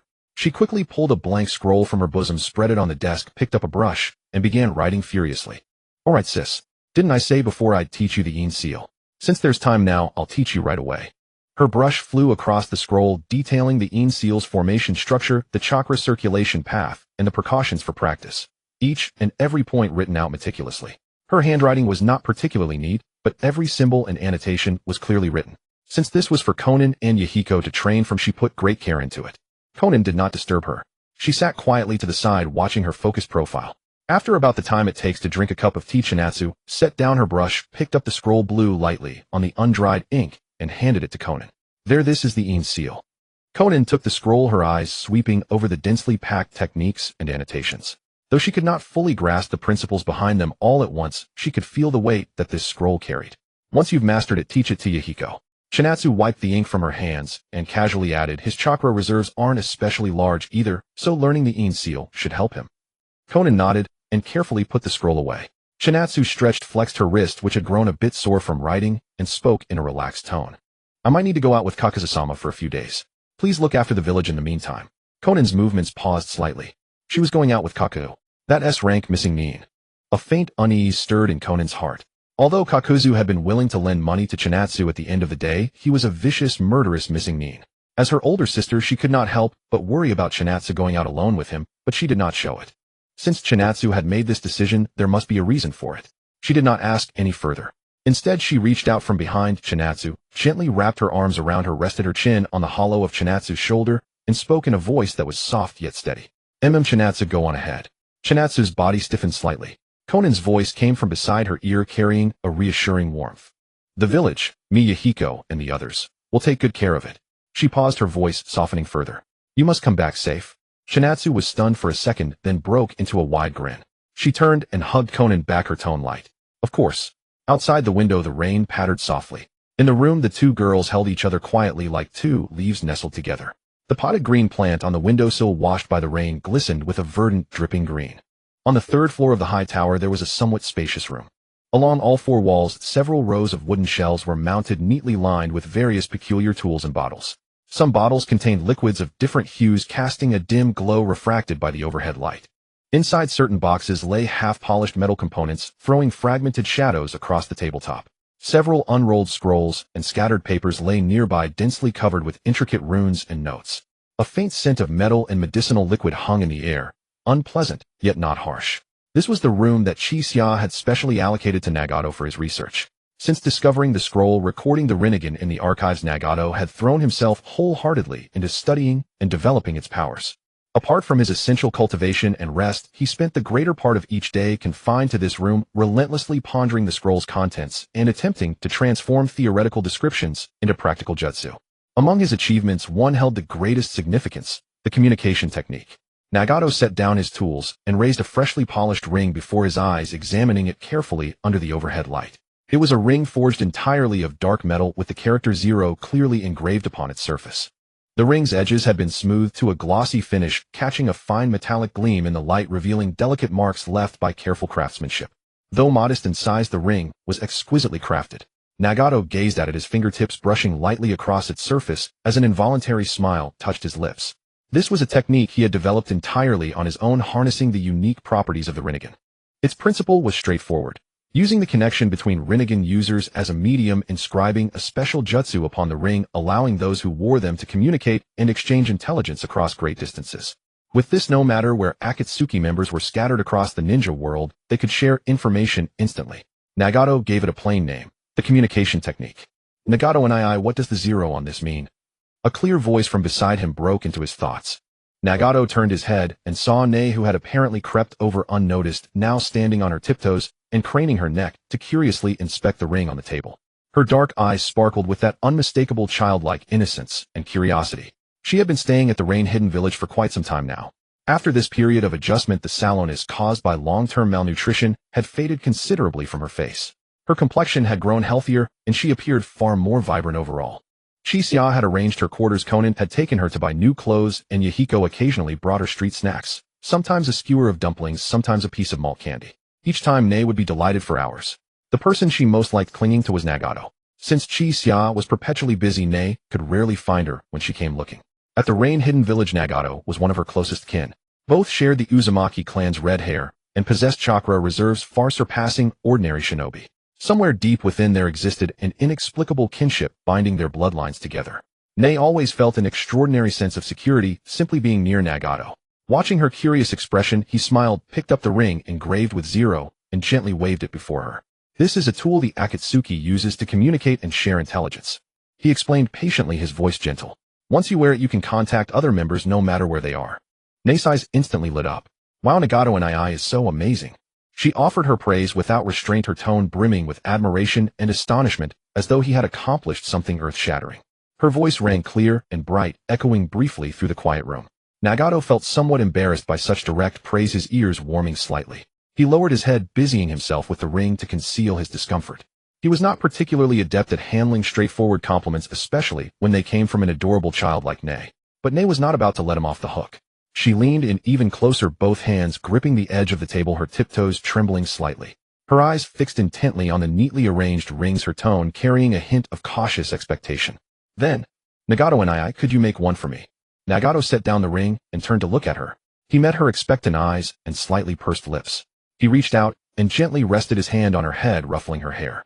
Of course, Nei's hair was remarkably soft, feeling like a warm, fluffy ball beneath his fingers, carrying a faint scent of soap. Nei's eyes closed slightly, her face breaking into a contented smile, like a cat being stroked. She pressed her reddening cheeks with her hands, a sweet warmth spreading through her heart. These rings were originally intended for the core members of Akatsuki and those closest to him. Making one for Nei was certainly no problem. Nagato picked up his tools again, pondering what kind of ring to make for Nei. She was young, so the band would need to be smaller. The design shouldn't be too dull. It could be more delicate. What character should he engrave? Zero was already engraved on that one. Should he choose a different character for her? As he pondered, Nei's voice rang out once more. This time her tone carried a touch of seriousness. And Nagato and I, can I join Akatsuki? Nagato's movements froze.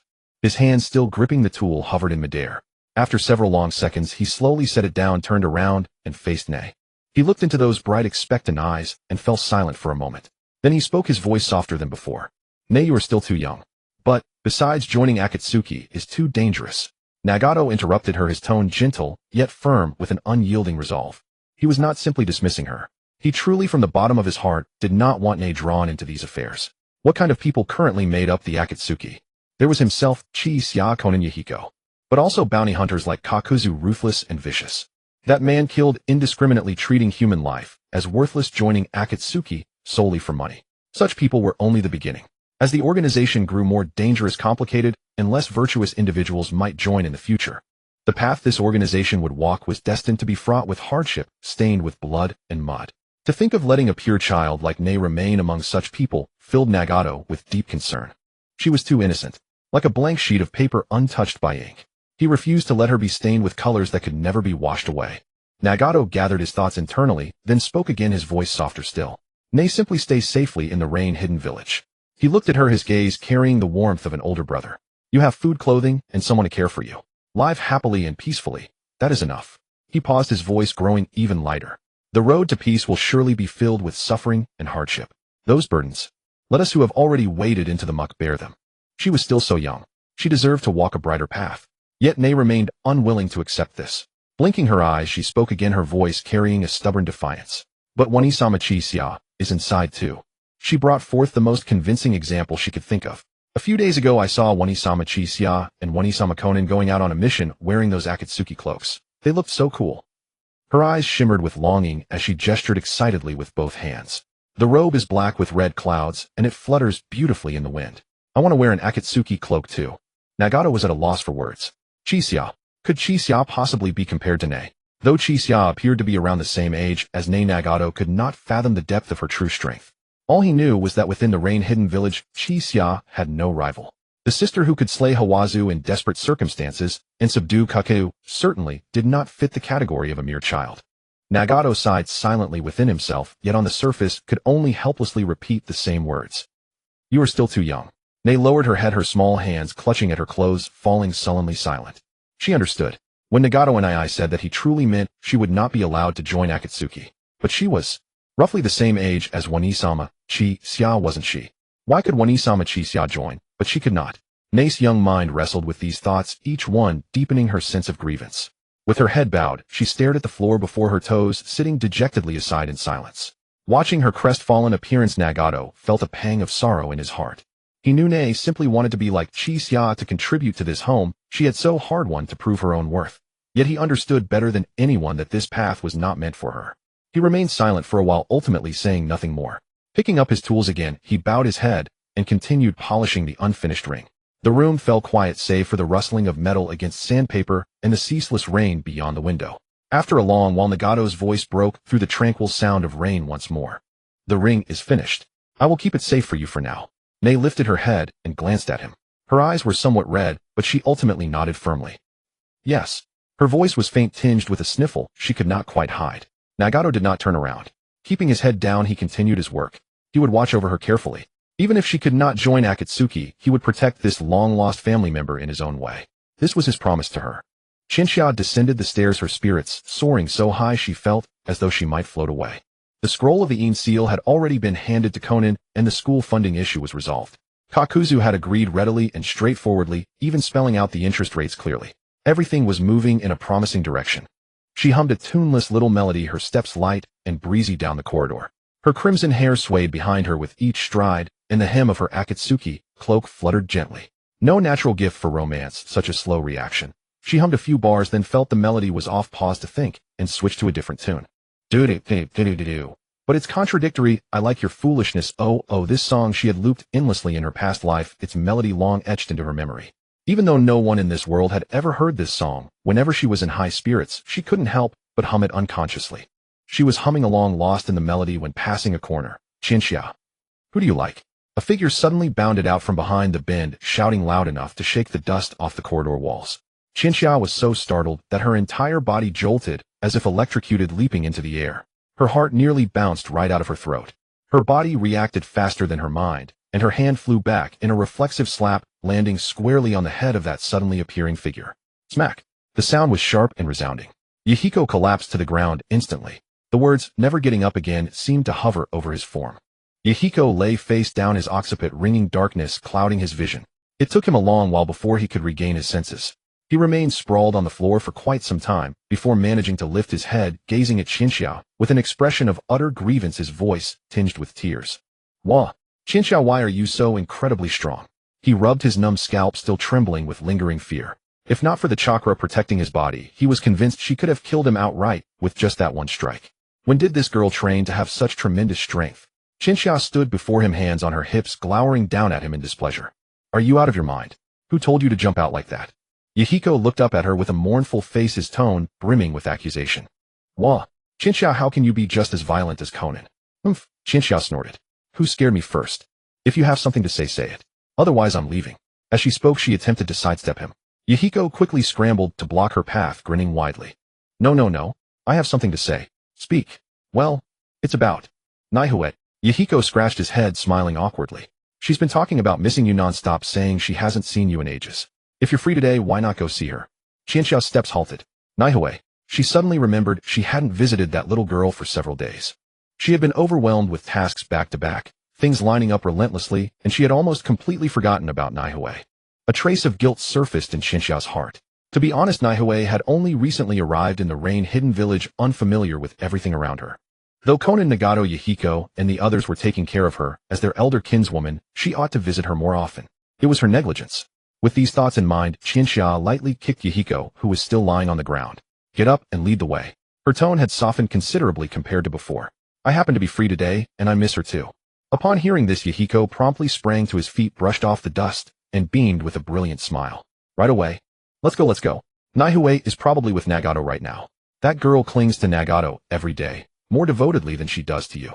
As he spoke, his tone suddenly shifted, growing mischievous and gossipy. Ah, by the way, Chinxiao, that song you were humming earlier, the part about liking someone. Yahiko leaned in closer, his expression thoroughly teasing, eyes shining as though he'd uncovered some major scandal. Do you have someone you like? He wore an expression of profound satisfaction, as if his own sister finally blossoming into romance were a cause for celebration worthy of fireworks. Qianxiao's eyelid twitched. I was just humming a song. Oh, just humming. Yahiko drew out the words suspiciously, clearly not believing a single word. But you sang with such passion, and you even smiled when you reached the liking you part. Qianxiao's lips twitched. Had she smiled? She hadn't even noticed herself. Seeing she didn't respond, Yahiko grew even more enthusiastic, rubbing his hands together eagerly. Come on, tell me. Which boy is it? What does he look like? Do I know him? Does Nagato and Konan know? Qianxiao's forehead twitched twice. She took a deep breath and clenched her fists, tempted to deliver another blow to Yahiko's head. But then she reconsidered. If she hit him too many times, she might further diminish his already scarce intelligence. Should she truly render Yahiko brainless, she, as his elder sister, would be responsible for supporting him for life. Not worth it. Qianxiao forcibly suppressed the impulse, ground her teeth, and forced out a sentence. If you don't lead the way, I'm leaving on my own. Only then did Yahiko realize he had gone too far with his gossiping. He quickly shrank his neck and chuckled nervously. I'll lead right this way. This way, this way. While speaking, he led the way ahead with light steps, muttering to himself under his breath. But seriously, Qianxiao, if you really do like someone, you have to tell me first. I'm your brother. I need to vet him and see whether that boy is worthy of our Qianxia. Following behind him, watching his carefree back, Qianxia sighed helplessly. Though she often genuinely wanted to beat the sense into that idiot, she had to admit that wherever he was, things were never dull. By the way, Yahiko suddenly turned back and asked earnestly, what exactly are you looking for in a partner? Tall or short? Fat or thin? Say something. I'm being serious. If you're overwhelmed by choices, I can help you evaluate. Yahiko. Moi. If you ask one more question, I'll go find Konan and tell her you stole the fish jerky she left out on the windowsill to dry. Yahiko's steps came to an abrupt halt, his entire body stiffening in place. How did you know it was me who ate it? I saw you. Qianxia, you can't do this. Konan will kill me if she finds out. Then stop wasting my time. Yahiko immediately shut his mouth, obediently leading the way ahead, daring not to ask another word. Following behind him, watching his cowardly yet dutiful figure, Qianxia couldn't help but silently smile. That idiot. There really was no dealing with him. Trailing behind Yahiko, Qianxia's mood unexpectedly brightened. The two walked along the corridor until they reached the door of Nagato's research room. The room was utterly silent, as if no one were inside. Yahiko raised his hand and knocked twice on the door. Knock, knock, knock. The sound echoed briefly in the quiet hallway. Soon hurried footsteps came from within, followed by the door cracking open, a sliver revealing a small head peeking out. It was Nei. Her hair was slightly disheveled, with a few stray strands sticking up at her forehead, as if she had been cooped up inside for a long time. When she saw Yahiko standing at the door, the brightness in her eyes dimmed, and a flicker of disappointment crossed her face. It's just Yahiko and I. Yahiko's smile froze. What do you mean by that, Nei? He couldn't help complaining. I came to see you, and this is how you react. Nei stuck out her tongue, sheepishly about to explain, but Yahiko had already stepped aside, spreading his hands in a grand introductory gesture. Tada! Look who's here. Nei followed his gaze and landed on the figure behind him. Chinatsu stood in the corridor, raising her hand to wave at her. Nei! Nei's eyes instantly lit up. Chinatsu. She practically lunged forward, wrapping her arms around Chinatsu's waist, clinging to her like a koala. Her head buried in Chinatsu's chest, her voice muffled but brimming with joy. Chinatsu, you're here? I missed you so much. Chinatsu stumbled back half a step before steadying herself, looking down at the fuzzy little head in her arms, unable to suppress a smile. She reached out and gently ruffled Nei's hair, her tone tender and resigned. All right, I'm here to see you, aren't I?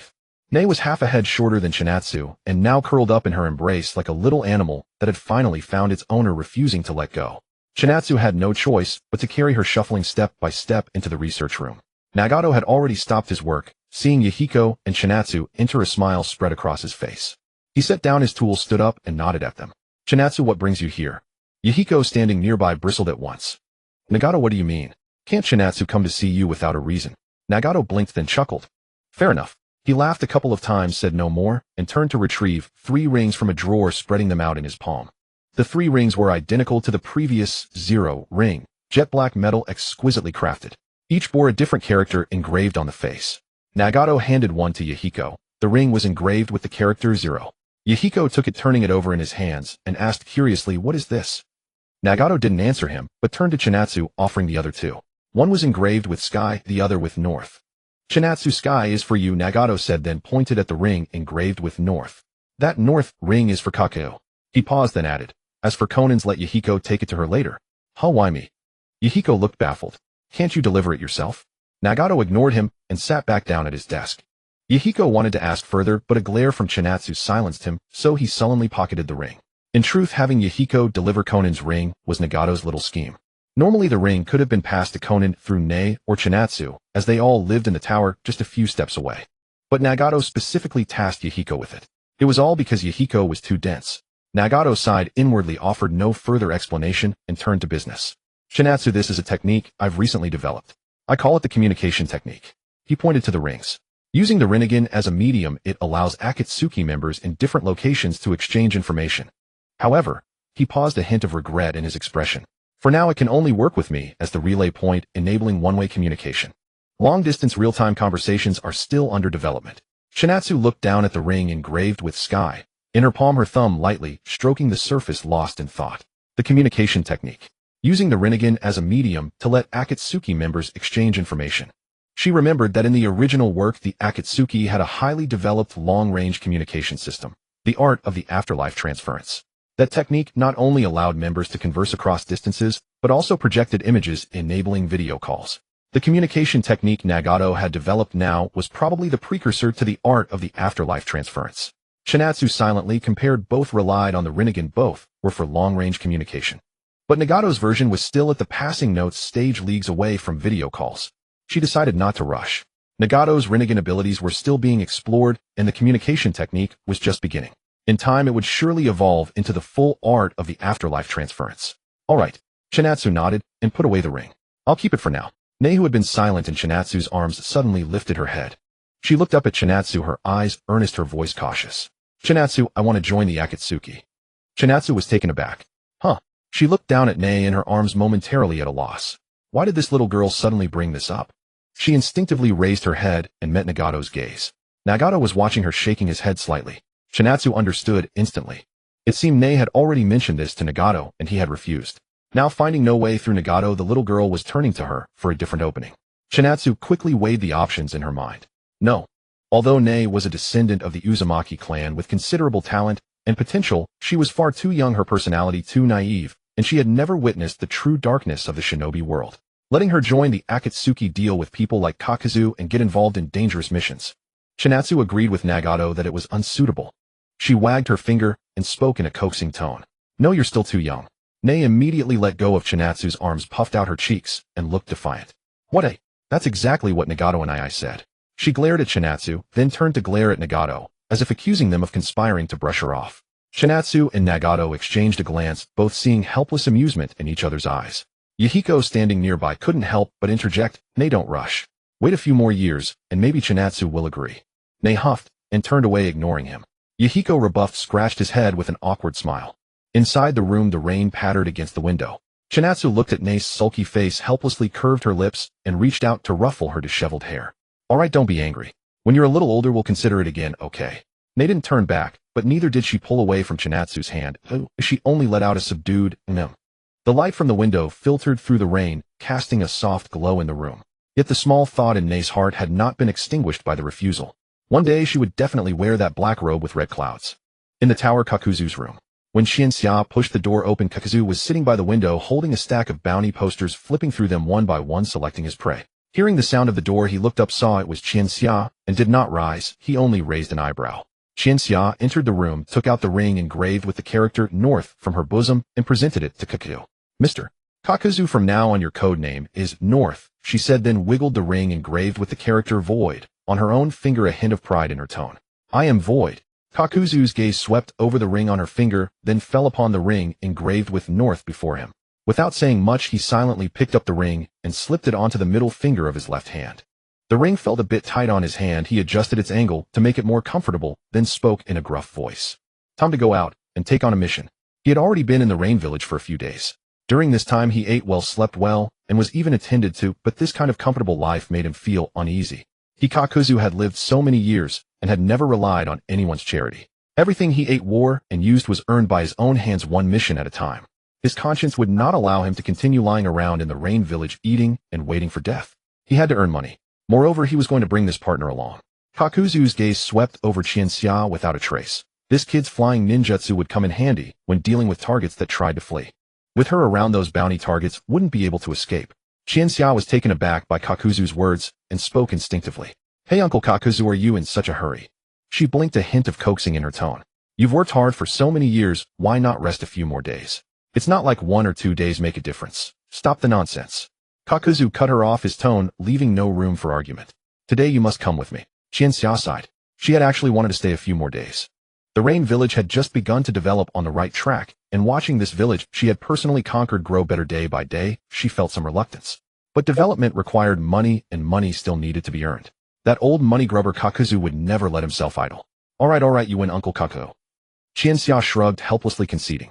Kakuzu nodded in satisfaction, and without giving her another chance to find excuses, he stood up and strode toward the door. Qianxia had no choice but to follow behind him. The two left the tower, walked through the streets of the rain village, and headed out of the village. Walking beside Kakuzu, watching his impetuous manner, she couldn't help but ask, Mr. Kakuzu, what mission are we taking this time? Is it a bounty? Kakuzu glanced down at the bounty poster in his hand and nodded. That's right. Qianxia muttered. I thought it was some kind of commission. Kakuzu shot her a sideways glance. Taking commissions is your business, isn't it? I only follow the organization's orders. Hearing this, Qianxia quickly waved her hands. That's not how you put it, Mr. Kakuzu. Her tone was sincere and natural. We're family. Why separate what's yours and mine? Kakuzu let out a non-committal grunt and did not respond. They continued walking for a while, and then Qianxia spoke again, her tone carrying a hint of cautious probing. Hey, by the way, Mr. Kakuzu, will I get a share of the bounty from the target? Kakuzu's footsteps paused almost imperceptibly. To be honest, he hadn't even thought of sharing the bounty with Qianxia. In his mind, the bounty was his contract, his kill, his bring back. Why should he share it with her? But since Qianxia had asked, if he said no, it would make him seem too cold. After all, she was a comrade in the organization, and he had been the one to insist on bringing her as a partner. Kakuzu weighed the matter in his mind and let out a vague sound from his nose. Qianxia's eyes lit up immediately. Really? There's actually a share for me. She had only asked casually, without any expectation, never imagining that Kakuzu, that tightwad, would actually agree. So how much? She pressed her luck, her eyes sparkling as she looked at Kakuzu. 50-50. 80-20, Kakuzu said without turning his head. The corners of Qianxia's mouth immediately lifted, her smile impossible to hide. I get 80, you get 20. I get 80, you get 20. Qianxia's smile froze. That's not right, Mr.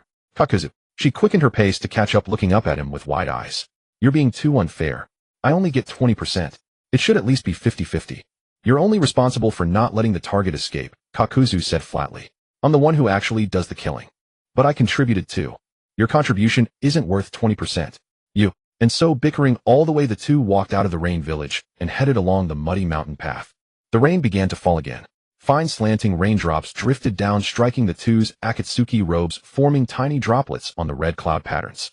Qianxia was still arguing with Kakuzu over the split ratio, but Kakuzu turned a deaf ear and never slowed his pace. Before they knew it, they passed by an abandoned shrine. Qianxia's steps unconsciously slowed. She turned her head, peering at the shrine through the hazy curtain of rain. A dilapidated roof, mottled walls, weeds poking through the cracks in the stone steps, swaying gently in the rain. The wooden plaque above the door had long since rotted away, its inscription illegible. A flicker of nostalgia passed through Qianxia's eyes. This shrine. It seemed to be the place where they had stayed before. When the war broke out, the four of them had moved from the cave to this abandoned shrine deep in the forest. This very one. The shrine didn't leak, and it was much warmer than the cave. They had lived there for a long time until Master Jiraiya appeared. Though those days were hard, they were among the warmest memories she had in this world. Qianxia was lost in her memories, when suddenly the entire shrine shuddered violently. Rumble. The ground trembled slightly, and a few tiles and clumps of dirt fell from the eaves. Rainwater seeped through the cracks in the walls, producing a dull sound. Qianxia and Kakuzu both stopped in their tracks, their gazes turning toward the trembling shrine. Qianxia narrowed her eyes.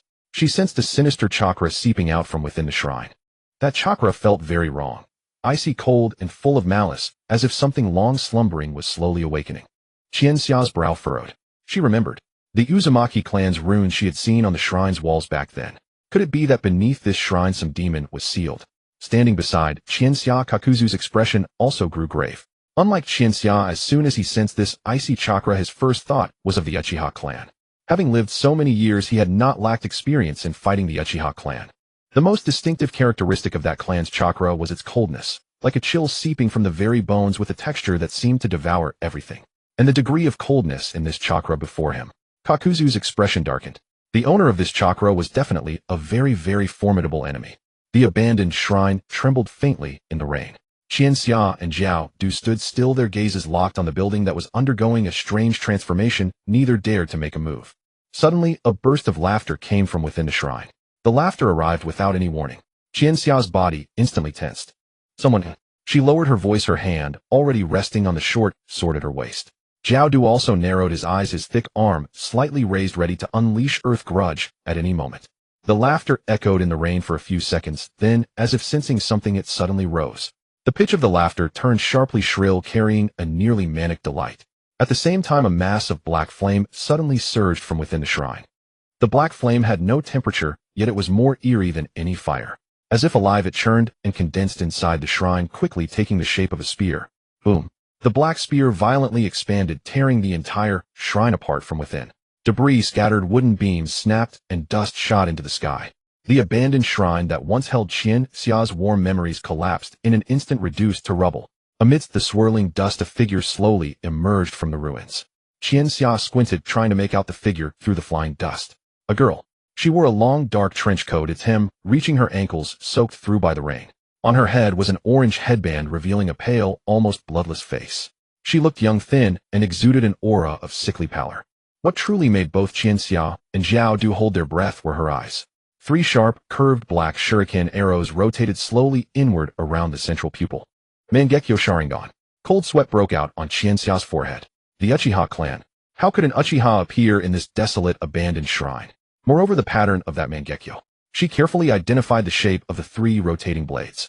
Although the form did bear the characteristics of the Sharingan, the pattern was not in any list of Mangekyo she remembered. This Mangekyo she had never seen before. This person.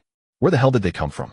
Countless possibilities flashed through Qianxia's mind, but none could explain the bizarre scene before her. For now, she didn't want to get involved with the Uchiha clan. The Uchiha were notoriously a gathering of lunatics, strong yes, but with extreme personalities prone to turning dark and seeking revenge on society. Dealing with these people was like holding a bomb that could explode at any moment. Qianxia unconsciously took half a step back. As if sharing the same thought, both of them retreated at almost the same time. However, the girl's gaze had been fixed on Qianxia from the very beginning.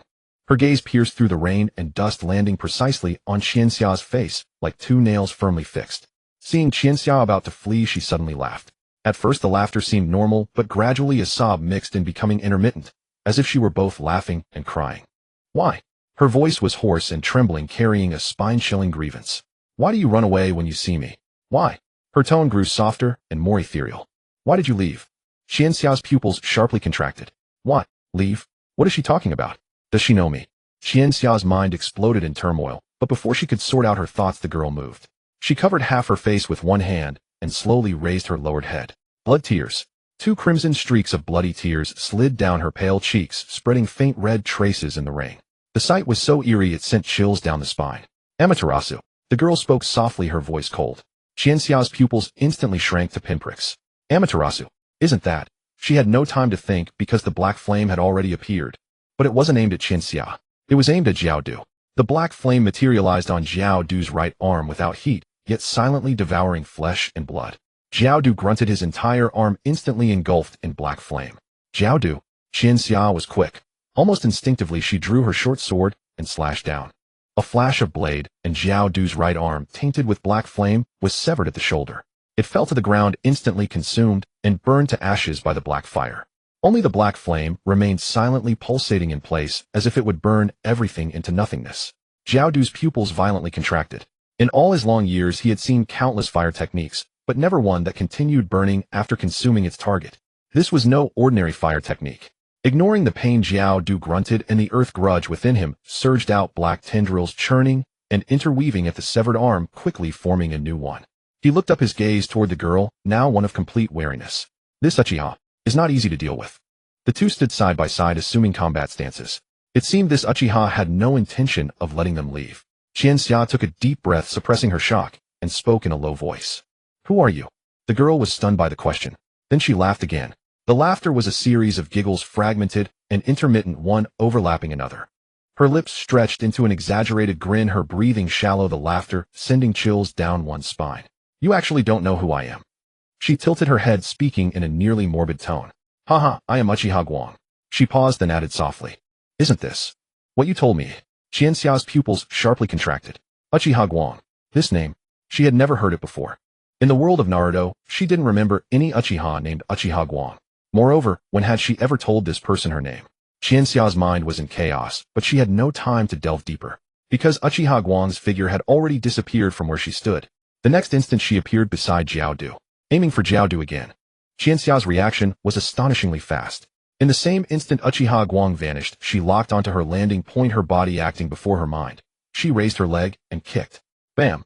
Uchiha Guang was sent flying by Qianxia's kick, her body arcing through the air before landing heavily in the ring. However, in that split second of being kicked, the corner of her mouth suddenly curled into an eerie smile. Qianxia's heart jumped. Something's wrong. She felt a strange, burning sensation on the back of her hand. She looked down. Her pupils constricted. On the back of her right hand a mark had appeared at some unknown time.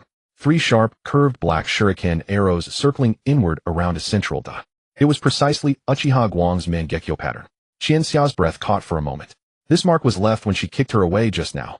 The black flame in the ruins burned silently. The Mangekyo mark on Qianxia's hand shimmered with an eerie light under the rain's wash. Qixia looked down at the Mangekyo pattern mark, glowing on the back of her hand, her heart sinking. This was not good.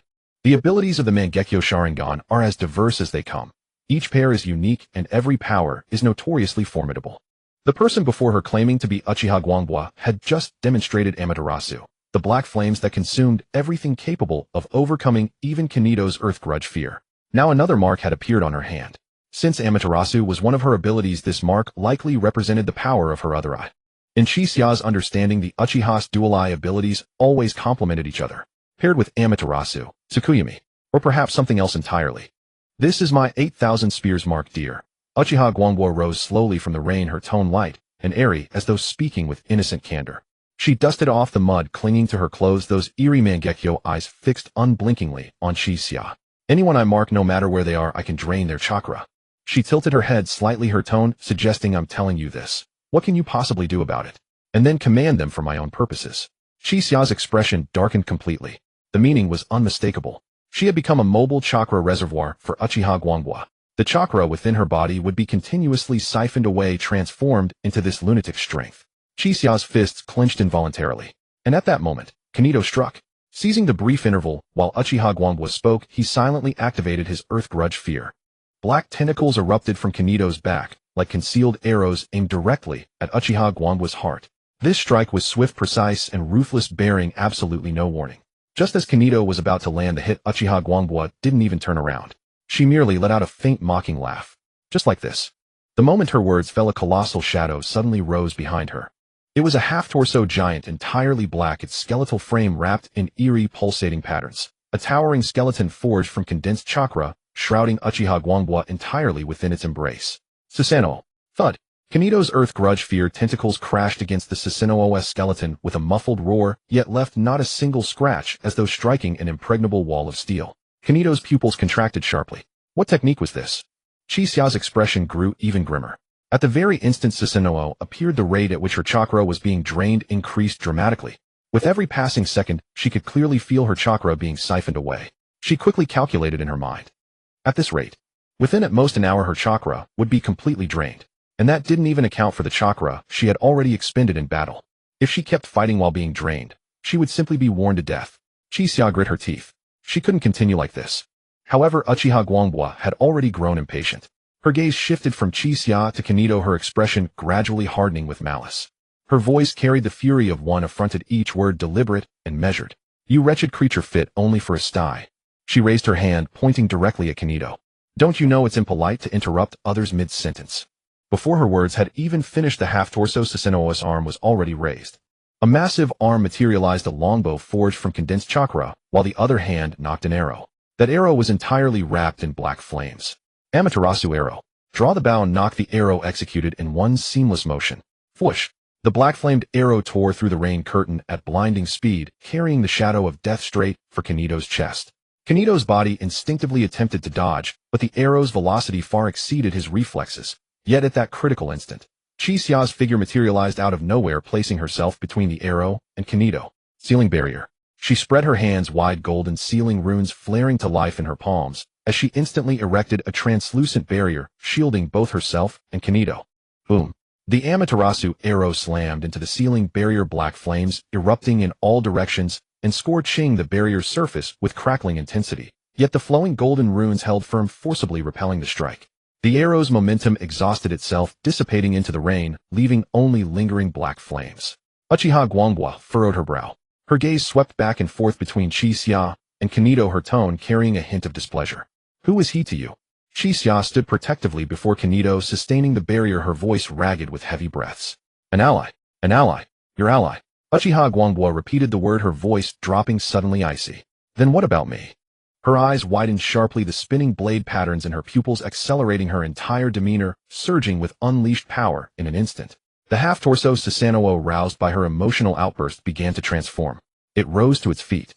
The Susanoo that had previously been only an upper torso suddenly extended legs from its waist, its colossal chakra form, standing fully erect within the rain curtain, like an ancient demon god risen from primordial times. Meanwhile, Qixia felt her chakra being drained at an even faster pace. Damn it. Sweat bead on Qixia's forehead, her legs trembling beneath her as the ground seemed to shift unstable ly. Yet the transformation was far from over. The Susanoo continued its metamorphosis. Qixia and Kanito craned their necks upward, powerless to look away as the colossal figure steadily solidified and grew more complete. Its body sheathed in armor-like chakra, plating a ferocious mask resembling a crow tengu manifesting upon its crown. Complete Susanoo. Qixia's pupils contracted violently, her heart pounding uncontrollably. Complete form. In merely a few exchanges, she had already summoned a complete body Susanoo. Her mind screamed in protest. This was absurdly unjust. Using my own chakra to fight me. Qixia felt as though those Mangekyo were mercilessly squeezing every drop of chakra from her veins, while before her stood the complete Susanoo, blotting out the sky, towering like an insurmountable mountain range. Rain splashed against the Susanoo's armor, scattering into fine mist. Uchiha Guanghua stood within the colossus, looking down upon Qixia and Kanito from above, a cold arc curving her lips. Since he is your ally. She spoke softly, her voice echoing through the rain. Then I'll kill him first. As her words fell, the complete Susanoo slowly raised its weapon. Qixia grit her teeth, standing protectively before Kanito, golden sealing runes flaring once more in her palm. Damn it. She couldn't hold out much longer. The complete Susanoo stood in the rain, blotting out the sky and covering the sun like an ancient demon god, looking down at the two tiny figures on the ground. Raindrops fell on Susanoo's armor, splashing into fine droplets, only to be repelled by the invisible pressure. Chinatsu stood in front of Kakuzu, looking up at the colossal figure, and suddenly let out a bitter laugh. Mr. Kakuzu, I told you should have rested a few more days, she said with a hint of teasing. Now look, we're both done for. Kakuzu. Is this my fault? He replied coldly. Who else's fault would it be? Chinatsu pouted. If you had just stayed in the village for a couple more days, we wouldn't have run into this mess. Kakuzu couldn't be bothered to argue with her. He just snorted, his wary gaze never leaving the Susanoo. Uchiha Hikari stood atop Susanoo's head, looking down at the two figures still bickering below, her eyes dark and unreadable. Her gaze fell on Chinatsu, watching the red-haired little girl stand in front of Kakuzu with a protective stance, stirring a wave of irritation within her. Of course, she didn't dare to strike. If that blade truly came down and killed Chinatsu, what would be the point of all this? She had waited so long, not to kill her. Aren't you afraid of death? Uchiha Hikari spoke coldly, her voice drifting down from above. Chinatsu looked up at her expression unexpectedly calm. Afraid of death? To be honest, Chinatsu wasn't all that afraid of death. In the wondrous world of ninja, the boundary between life and death was never a real issue. The Rinna Tensei technique could revive the dead, the Kishin Tensei technique could exchange one's own life for another's, and the Edo Tensei technique could even pull souls from the Pure Land. In such a world, death was more like a door that could be bypassed rather than an insurmountable wall. The real reason Chinatsu hadn't completely despaired yet was something else entirely. She keenly sensed that this Uchiha Hikari's attitude toward her seemed somewhat different. From the moment they met, her gaze had been fixed on her, and her tone carried a strange emotion, like she was throwing a tantrum, as if she had known her for a very, very long time. But Chinatsu searched her memory and couldn't find anyone related to the Uchiha clan. After arriving in this world, she had been staying in the Land of Rain. Since the day she was saved by Konan and the others, the people she had come into contact with could be counted on one hand, and none of them were from the Uchiha clan. Unless... Chinatsu's heart skipped a beat. Unless the person Uchiha Hikari knew was not the current her. As this thought emerged, countless possibilities flashed through Chinatsu's mind. Could it be that a future version of her had gone to the past and done something she didn't know about? For example, met an Uchiha. Chinatsu's thoughts churned, but she maintained her composure on the surface. She noticed that Uchiha Hikari's Susanoo, though menacing, had not actually brought down that blade. She was hesitating, or rather she was holding back something. Chinatsu grew a little bolder. She simply dispelled the sealing barrier in her hand. The golden runes extinguished in her palm, and the translucent barrier vanished. Chinatsu stood still, her hands hanging naturally at her sides, completely letting down her guard. Maintaining a barrier consumed a lot of chakra. Since the other party didn't seem to want to kill her for now, there was no need to keep up that thankless barrier, wasting her already limited chakra. Uchiha Hikari froze for a moment when she saw Chinatsu suddenly stop resisting. She thought Chinatsu had come to her senses. Of course she wouldn't really kill Chinatsu, but that ugly Kakuzu beside her, there was no need to keep him around. Her gaze shifted to Kakuzu, the killing intent in her eyes growing stronger. Susanoo's arm slowly raised, ready to strike. Chinatsu caught this from the corner of her eye, her heart leaping. Almost by reflex, she dashed in front of Kakuzu, spreading her arms to shield him. "Let's talk this out properly," she shouted at the top of her lungs. Uchiha Hikari's eyelid twitched violently. "Talk it out." She watched the red-haired little girl spread her arms and stand in front of that ugly man, and the fire of irritation in her heart burned hotter and hotter. Did she think she wouldn't get angry? Protecting another man right in front of her. Was she testing the limits of her patience? Uchiha Hikari narrowed her eyes, her voice cold enough to freeze. "Do you think I really won't kill you, eh?" Chinatsu's forehead beaded with sweat, but she still didn't step aside. She swallowed hard and spoke cautiously, her tone carrying a hint of exploration. Do we know each other?" Uchiha Hikari was taken aback. Standing atop Susanoo's head, she looked down at Chinatsu, the swirling blade patterns in her Mangekyo Sharingan slowly rotating. After a moment of silence, she nodded. Of course. Chinatsu's heart tightened. So they did know each other. But she really couldn't remember. Chinatsu gritted her teeth and carefully pressed further. "So we're not enemies, right?" Uchiha Hikari did not answer immediately. She looked at Chinatsu and suddenly laughed. The laugh carried a hint of coldness, a hint of mockery, and a hint of something elusive. "Do you think we would be friends, eh?" Chinatsu's heart sank. It's over. This reaction. No matter how you look at it, it doesn't seem like friends. Chinatsu rapidly calculated in her mind. If they knew each other but were hostile, what exactly did this Uchiha Hikari want? Did she want to capture her, kill her, or had some other purpose? As she thought, she had already begun silently calculating the ways she and Kakuzu might die. Would she be burned to ash by Amaterasu? Or cut in half by a complete Susanoo's blade? Or, just as countless methods of death flashed through Chinatsu's mind, Uchiha Hikari spoke again. Her tone suddenly became light with a mischievous delight. "Of course not. Chinatsu. Chinatsu." She widened her eyes, almost choking on her breath. "Not enemies. Why didn't you say so earlier?" Chinatsu's eyes turned red, half from anger, half from the grievance of surviving a close call. "If we're not enemies, why didn't you say so earlier?" She couldn't help shouting. "You scared me to death, do you know that? I thought I was going to die here today." Uchiha Hikari stood atop Susanoo's head, watching the red-haired little girl below, who was both startled and furious, almost jumping up and down, and the corner of her mouth unconsciously lifted slightly. Of course she knew. She had done it on purpose just now. She deliberately wanted to scare her. Who told her to protect another man the moment they met? Uchiha Hikari thought to herself, the swirling blade patterns in her Mangekyo Sharingan, slowly rotating, reflecting Chinatsu's puffed-up face in the rain. The rain gradually subsided. The fine, dense raindrops grew sparse, and the gray clouds had unknowingly cracked open in several places, revealing the pale gray daylight behind them. "I have come to your era." Uchiha Guang gazed at Chinxia, who was drenched in sweat. "This time you won't easily shake me off." Chinxia stood still, panting heavily, cold sweat beading on her forehead. The sensation of having her chakra drained was far from pleasant, especially when it was used to sustain such a complete Susanoo. That feeling of power being continuously drawn from within of her body, being hollowed out bit by bit, was like someone inserting an invisible tube into her, sucking away all her strength, leaving only an empty shell. She truly couldn't bear it anymore. After all, Chinxiao was a descendant of the Uzumaki clan, her chakra reserves already monstrous in the eyes of ordinary people. Yet just moments ago she had actually experienced what it meant to be overwhelmed. And when Uchiha Guang remarked on her exhaustion, Chinxia bristled instantly. "Who are you calling exhausted?" She yelled, her voice sharp and urgent, her neck stiffening. "I'm drained because of you. Do you even realize how much chakra you sucked out of me? Anyone would be exhausted after being drained like that." Uchiha Guang didn't retort, just looked at her with a faint, almost imperceptible smile, curling at the corner of her mouth, as if watching a bristling kitten. Then that sky-obscuring complete Susanoo began to slowly dissipate. The colossal chakra forms started from the top, gradually dissolving into tiny specks of light that vanished into the rain curtain. The overwhelming shadow receded, and the sky emerged once more. Chinxia felt the draining of her power finally cease. The invisible tube was pulled out. She let out a long, relieved breath, nearly collapsing to her knees, supporting herself on her thighs and gasping. The invisible tube was pulled out. She let out a long, relieved breath, nearly collapsing to her knees, supporting herself on her thighs and gasping. After a long while, she finally recovered, straightened up, and wiped the rain from her face.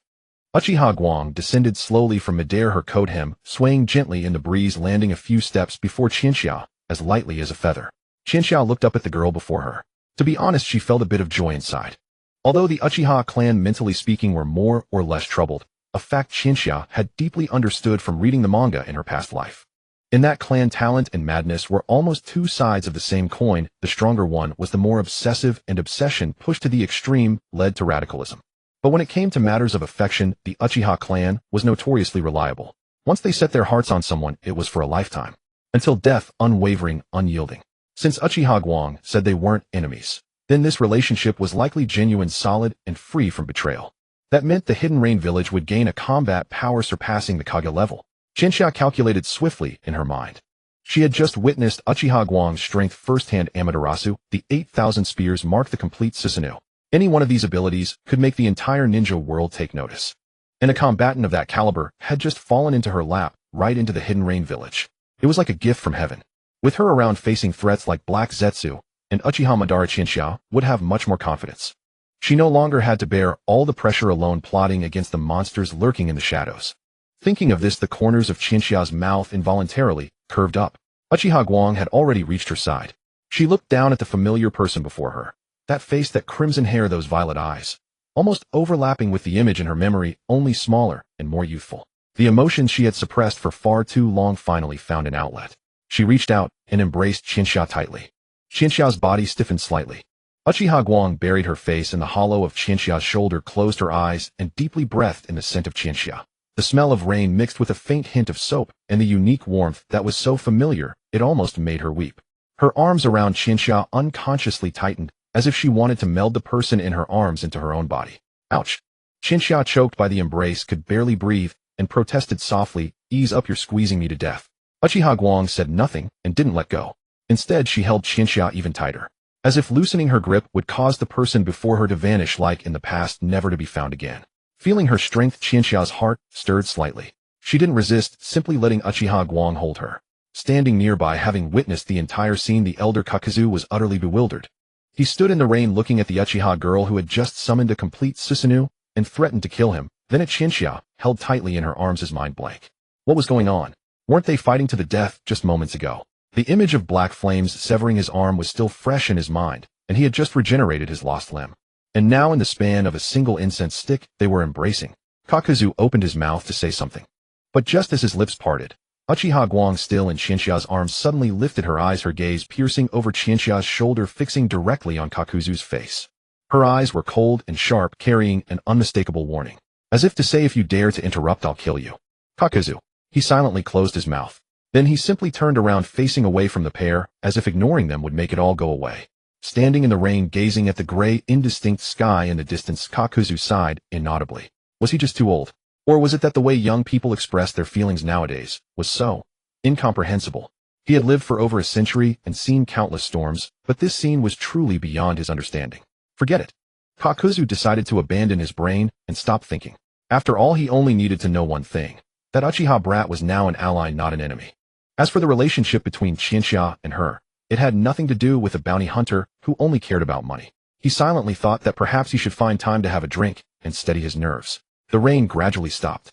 On the distant horizon, a faint glimmer of light pierced through the thick clouds, spilling onto the rain-soaked earth, gilding the wet mountain path with a pale gold hue. Qianxia, trapped in Uchiha Guang's embrace, couldn't struggle free and could only let her hold on while her mind raced with calculations. This was a combat power surpassing the Kage level. She thought, and the corners of her mouth involuntarily curved again. Though this Uchiha Guang seemed a bit unhinged, since she was an ally, Qianxia would first bring her into the Hidden Rain village. After all, for the Akatsuki organization, having another powerful member was never a bad thing. As for the mysteries surrounding her, why she knew Qianxia, why she claimed the name, was told by Qianxia what had happened in the past. Qianxia looked at the head buried in her shoulder and said silently to herself, "There's plenty of time." She had all the time in the world to figure everything out. Qianxia raised her hand tentatively and gently patted Uchiha Guang's back. "All right, don't cry." Uchiha Guang didn't speak, only nuzzled her head slightly in the hollow of Qianxia's shoulder, as if in silent reply. In the distance, Kakazu, with his back to the pair, watched the sky clearing after the rain. "Young people, huh?" Uchiha Hikari finally released Chinatsu, stepping back half a step, yet her gaze still clung to her. The spiral blade patterns in those Mangekyo Sharingan eyes had somehow reverted to ordinary black pupils. She looked at Chinatsu silent for a moment, then suddenly spoke, her tone turning serious. "Where is the Uchiha clan now?" Chinatsu was taken aback. Huh. She instinctively looked up at Uchiha Hikari, narrowing her eyes warily. "Where is the Uchiha clan?" This question was quite subtle.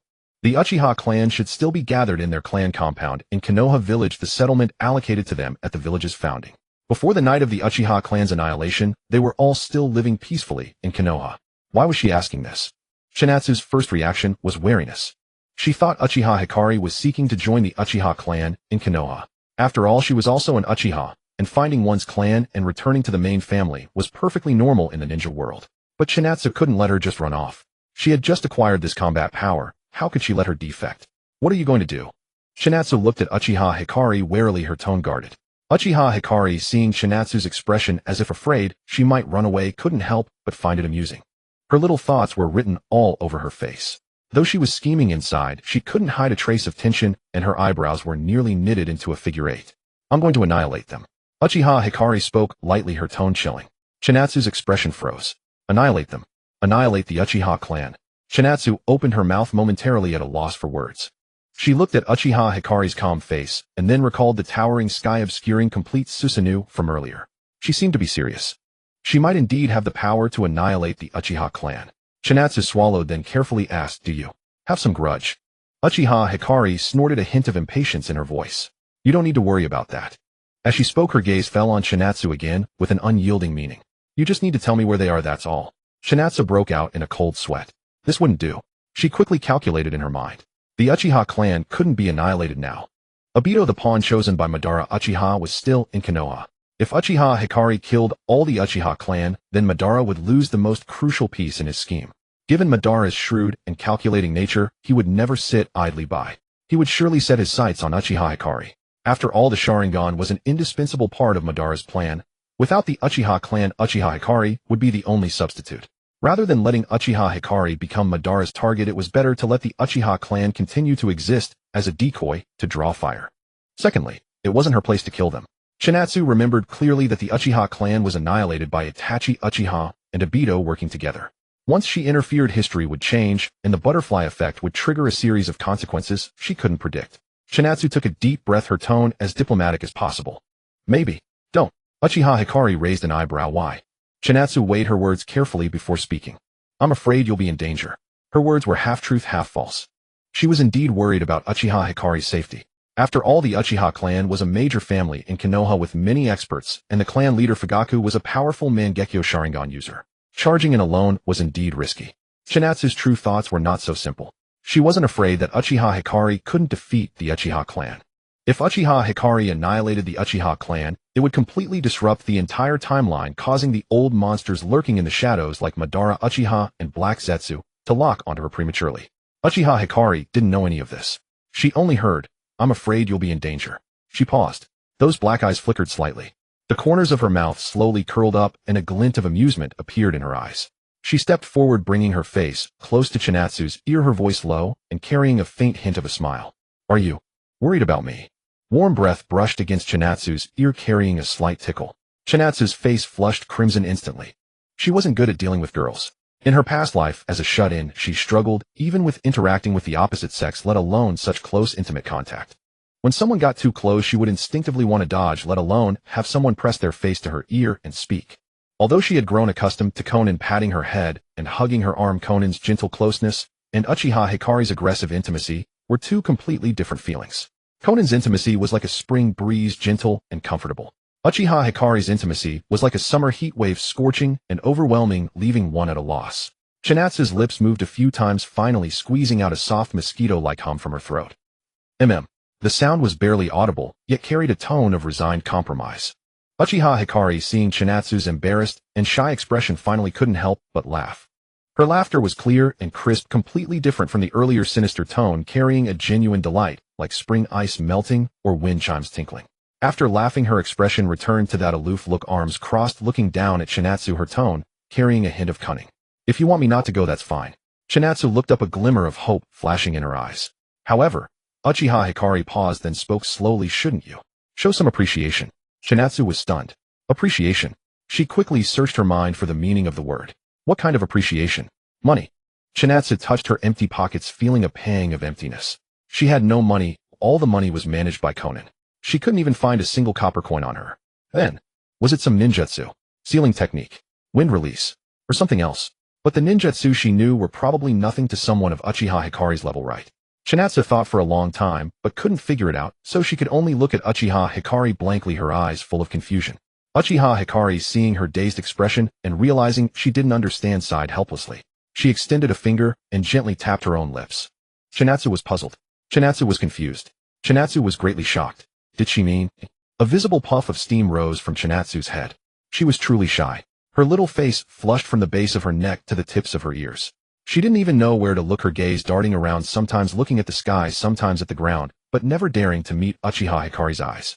Her hands twisted together, fingers unconsciously twisting the hem of her clothes, looking completely at a loss. Was she asking for a kiss? No, that wasn't right. How long had they known each other? No, it seemed they had known each other for a long time. No. Chinatsu's mind was a mess, various thoughts clashing back and forth, completely stirring her already poor social skills into a chaotic stew. Uchiha Hikari, watching her like that, the amusement in her eyes deepened. She didn't rush, just stood there quietly, leisurely waiting for Chinatsu's reaction. Chinatsu stood there, her face red like a ripe tomato, her heart in turmoil. This. What on earth should she do? Chinatsu's mind was a muddled mess, with only one thought flickering through it again and again. Did she, like me? Like a pebble tossed into a calm lake, the thought sent ripple after ripple spreading outward, refusing to settle. She was nothing but a shut-in who had never even been in a relationship, yet at this moment, facing the burning heat in Uchiha Hikari's eyes, her heart refused to stop pounding. Half unconsciously, she lifted her head, and her gaze was drawn against her will to Uchiha Hikari's lips. Uchiha Hikari's skin was cool and pale, the white of someone who rarely saw the sun, like fine porcelain. It made her lips seem especially faint, almost colorless. Now she was biting her lower lip with her pearly teeth, unconsciously or perhaps deliberately, little by little coloring that faint pale shade with a delicate red, like a drop of vermilion accidentally wetting a sheet of pale rice paper. Chinatsu stared at those thin lips, and her mind suddenly wandered. It was the first time she had ever looked at someone's lips with such concentration. For no reason, a thought surfaced in her mind. She had heard that a girl's lips were very soft. She wondered if that was really true. The moment the thought appeared, she remembered that she herself was also a girl. Unconsciously, she lifted her hand and gently touched her own lips. The touch beneath her fingertips was warm and soft with a faint, cool dampness. So, her own lips felt like this too. Chinatsu's head started swirling again, and she completely failed to notice that her absent-minded appearance had already fallen into Uchiha Hikari's eyes. Uchiha Hikari watched her dazed expression, watched her reach out and foolishly touch her own lips, and could not help recalling the scenes in her memory. Back then, Chinatsu had not been someone who blushed at almost anything like she did now. The Chinatsu of that time had been composed, decisive, and a born strategist. Young as she was, she always carried herself like someone with the entire situation under control, the center of any crowd, wherever she went. No matter how difficult the situation, she could defuse it without so much as a change in expression, as if she would hold up the sky, even if it collapsed. It was Hikari, on the contrary, who had been like a clumsy child, always following behind Chinatsu, wanting to get close, yet not daring to, carefully hiding what was on her mind. Back then, Hikari had been just like the Chinatsu of today, blushing, often unable to say a complete sentence. How the tables had turned. Uchiha Hikari said this silently in her heart, and the corner of her mouth curved up involuntarily. Now it's your turn. She moved closer to Chinatsu again. 1 step, 2 steps. The distance between them grew shorter and shorter until Chinatsu could feel the warm breath Hikari exhaled, see the curve of her eyelashes, and catch the faint scent lingering on her. Chinatsu was still lost in a daze. She had not reacted at all. The pointless thought of whether a girl's lips were soft was still circling in her mind, and she had not noticed that Hikari was already right before her. Then, Hikari's lips pressed against Chinatsu's. The touch vanished as quickly as it came. It was as light as a feather brushing over the water's surface and could almost have been mistaken for an illusion. Chinatsu's body stiffened violently. Her brain completely shut down. Blankness. All her thoughts, all her ideas, all her analysis were cleared away in that single instant. Her pupils dilated slightly, her breath froze midair, and the entire world seemed to stop at that moment. The wind stopped. The air after the rain congealed. It was as if even time had forgotten to flow. When she finally came back to her senses, Hikari's lips had already left. Chinatsu stood in place, her whole body swaying on the verge of collapse. Darkness swam before her eyes, and her vision blurred until only Hikari's figure remained. Her body lost its balance, and she fell forward limply headfirst into Hikari's arms. Hikari caught her steadily, looking down at the girl in her arms, face blushing like a ripe tomato, eyes unfocused, head spinning. She could not suppress the smile at the corner of her mouth. Uchiha versus Chinatsu. Chinatsu KO. Chinatsu lay in her arms for a long while, unmoving, with only her little reddened head still faintly steaming. The tips of her ears were so red they seemed ready to drip blood, and her breathing was quick and chaotic. After a good long pause, she finally squeezed a vague, almost inaudible protest from her throat. "You. Sneak attacked me." Hikari looked down at her, the smile in her eyes growing deeper. "Who told you to space out?" Her voice was tinged with a perfectly reasonable self-righteousness. "I asked you just now. Since you didn't refuse, that means you agreed." Chinatsu wanted to retort, but found that she could not say a single word. Because, maybe, indeed, it was she herself who had not dodged. Chinatsu buried her face even deeper, wishing she could hide her entire self in Hikari's arms and never come out again. Hikari gently raised her hand and stroked Chinatsu's face. The pads of her fingers were slightly cool, softly tracing Chinatsu's burning cheek, tender beyond words. The emotions churning in those jet-black eyes were so intense that one could hardly bear to look at them, like an unfathomable whirlpool, like scorching fire carrying a deep longing that had been buried for far too long and was nearly spilling over. She did not speak. She simply held Chinatsu quietly, her fingertips stroking her cheek again and again. A breeze after the rain blew softly, lifting their hair, and the strands intertwined in the faint light. In the distance, Kakuzu still had his back to the two, eyes downcast and mind turned inward, playing deaf and blind, as if he had seen nothing and heard nothing. He had lived for more than a century. What sights had he not seen? War, betrayal, slaughter, death. He had experienced them all. But a scene like today's was truly a first for him. Kakuzu sighed quietly in his heart. It seemed that from now on, when going on missions with this partner, he would have to learn to keep his eyes and ears open, or at least learn when to turn his back. No, not only on missions. From now on, he would probably need to be careful even in Amigakure. He did not want to be chased all over the village by that Uchiha brat wielding her complete Susanoo, just because he had seen something he should not have seen. Maybe he would even have to sleep with his eyes open. He just did not know whether her older sister Konan would have any thoughts on the matter. If so, there would probably be a good show to watch. After the rain, a faint golden light seeped through the horizon. Two figures leaned tightly together in the glow like a tranquil painting. And for a long time afterward, Chinatsu could not remember how she had returned to Amigakure that day. She only remembered that the wind had been light, the sky had been bright, and the warmth in Uchiha Hikari's embrace had been so comforting that she never wanted to leave. Kakuzu's plan to make money had temporarily gone up in smoke. Standing not far away, he watched Chien-Xia, who was nestled in Uchiha Hikari's arms. The girl was now as limp as a heap of mud, leaning against Hikari's embrace, her eyes half closed, an unnatural flush on her cheeks, her expression utterly lost in a daze. In such a state, there was no way she could go on a mission today. Kakuzu sighed inwardly. He had finally managed to secure this flying partner, only to run into this mess before even leaving the land of rain. The target on the bounty list was still waiting for him to claim the head, and the reward money was still waiting to enter his pocket. Now everything had to be postponed. He didn't want to snatch Chien-Xia back. After all, she was his partner and assistant he had hired with money. But just one look at Uchiha Hikari's eyes made Kakuzu silently abandon the thought. He always felt that this Uchiha harbored an inexplicable hostility toward him. That hostility seemed utterly unfounded. They had met for the first time and had barely exchanged a few words before. Except for the fact that he had once ambushed her with his earth grudge fear, and she had burned off one of his arms, there should be no personal grudge between them. Well, perhaps there was. Kakuzu calculated silently in his mind. He had also lost a heart after all. If one were to settle the score, weren't they even? But judging by the look in Uchiha Hikari's eyes, she clearly didn't think so. Kakuzu prided himself on having read countless people, but he couldn't fathom how a centenarian like him could have any emotional entanglement with such a young girl. The Uchiha clan's way of thinking was truly incomprehensible. Just as Kakuzu was mulling this over, Uchiha Hikari bent down and lifted Chien-Xia, cradling her in her arms. Chien-Xia remained limp in her embrace, utterly devoid of strength. Kakuzu frowned involuntarily at the sight. Could it be that this Uchiha's Mangekyo, besides Amaterasu, and that mark, possessed another ability, a technique that drained all strength from the body? Otherwise, why would Chien-Xia have become like this? Kakuzu silently heightened his vigilance, mentally upgrading the danger level of this Uchiha by another notch. Uchiha Hikari, holding Chien-Xia, shifted her gaze to Kakuzu.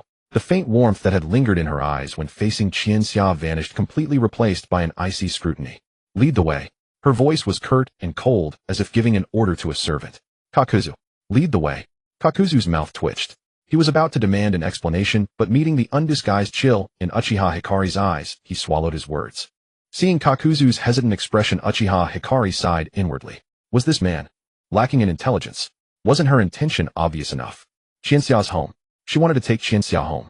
Kakuzu stood there looking from Uchiha Hikari to the girl in her arms, who seemed to be having a pleasant dream, a silly smile tugging at the corner of her mouth, and remained silent for a long time. Then without a word he turned and began walking toward the Amigakure village. Fine. Reasoning with this Uchiha was more trouble than just leading the way.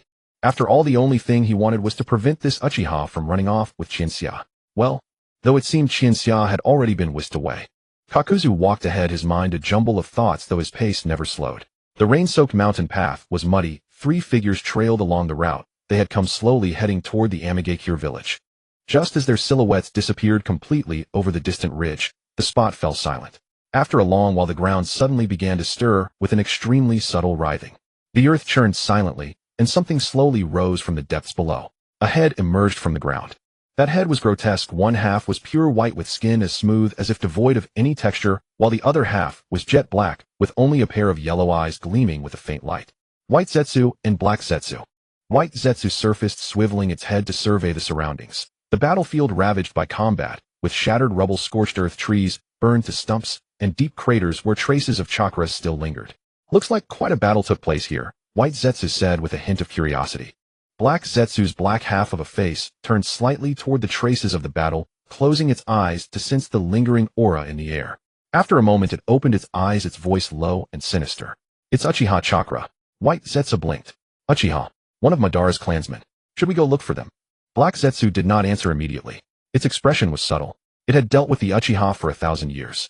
Thus it could sense that this was not merely Uchiha chakra. The owner of this chakra was undoubtedly an Uchiha with a Mangekyo Sharingan. Mangekyo Sharingan. That was the supreme ocular technique of the Uchiha clan, awakened only by a rare few geniuses. Black Zetsu narrowed its eyes. The entire Uchiha clan had been under its surveillance. Since the era of Indra 1,000 years ago, it had been secretly observing every move of this clan. Who awakened the Sharingan, who unlocked the Mangekyo, who was about to fall into darkness. It knew it all. For a millennium it had monitored almost every Uchiha. But this chakra before it. Black Zetsu's eyes flickered with confusion. The owner of this chakra, it had no recollection of. An Uchiha with a Mangekyo Sharingan not on its watch list. This should never have happened. Could it be that there was a stray left in the ninja world?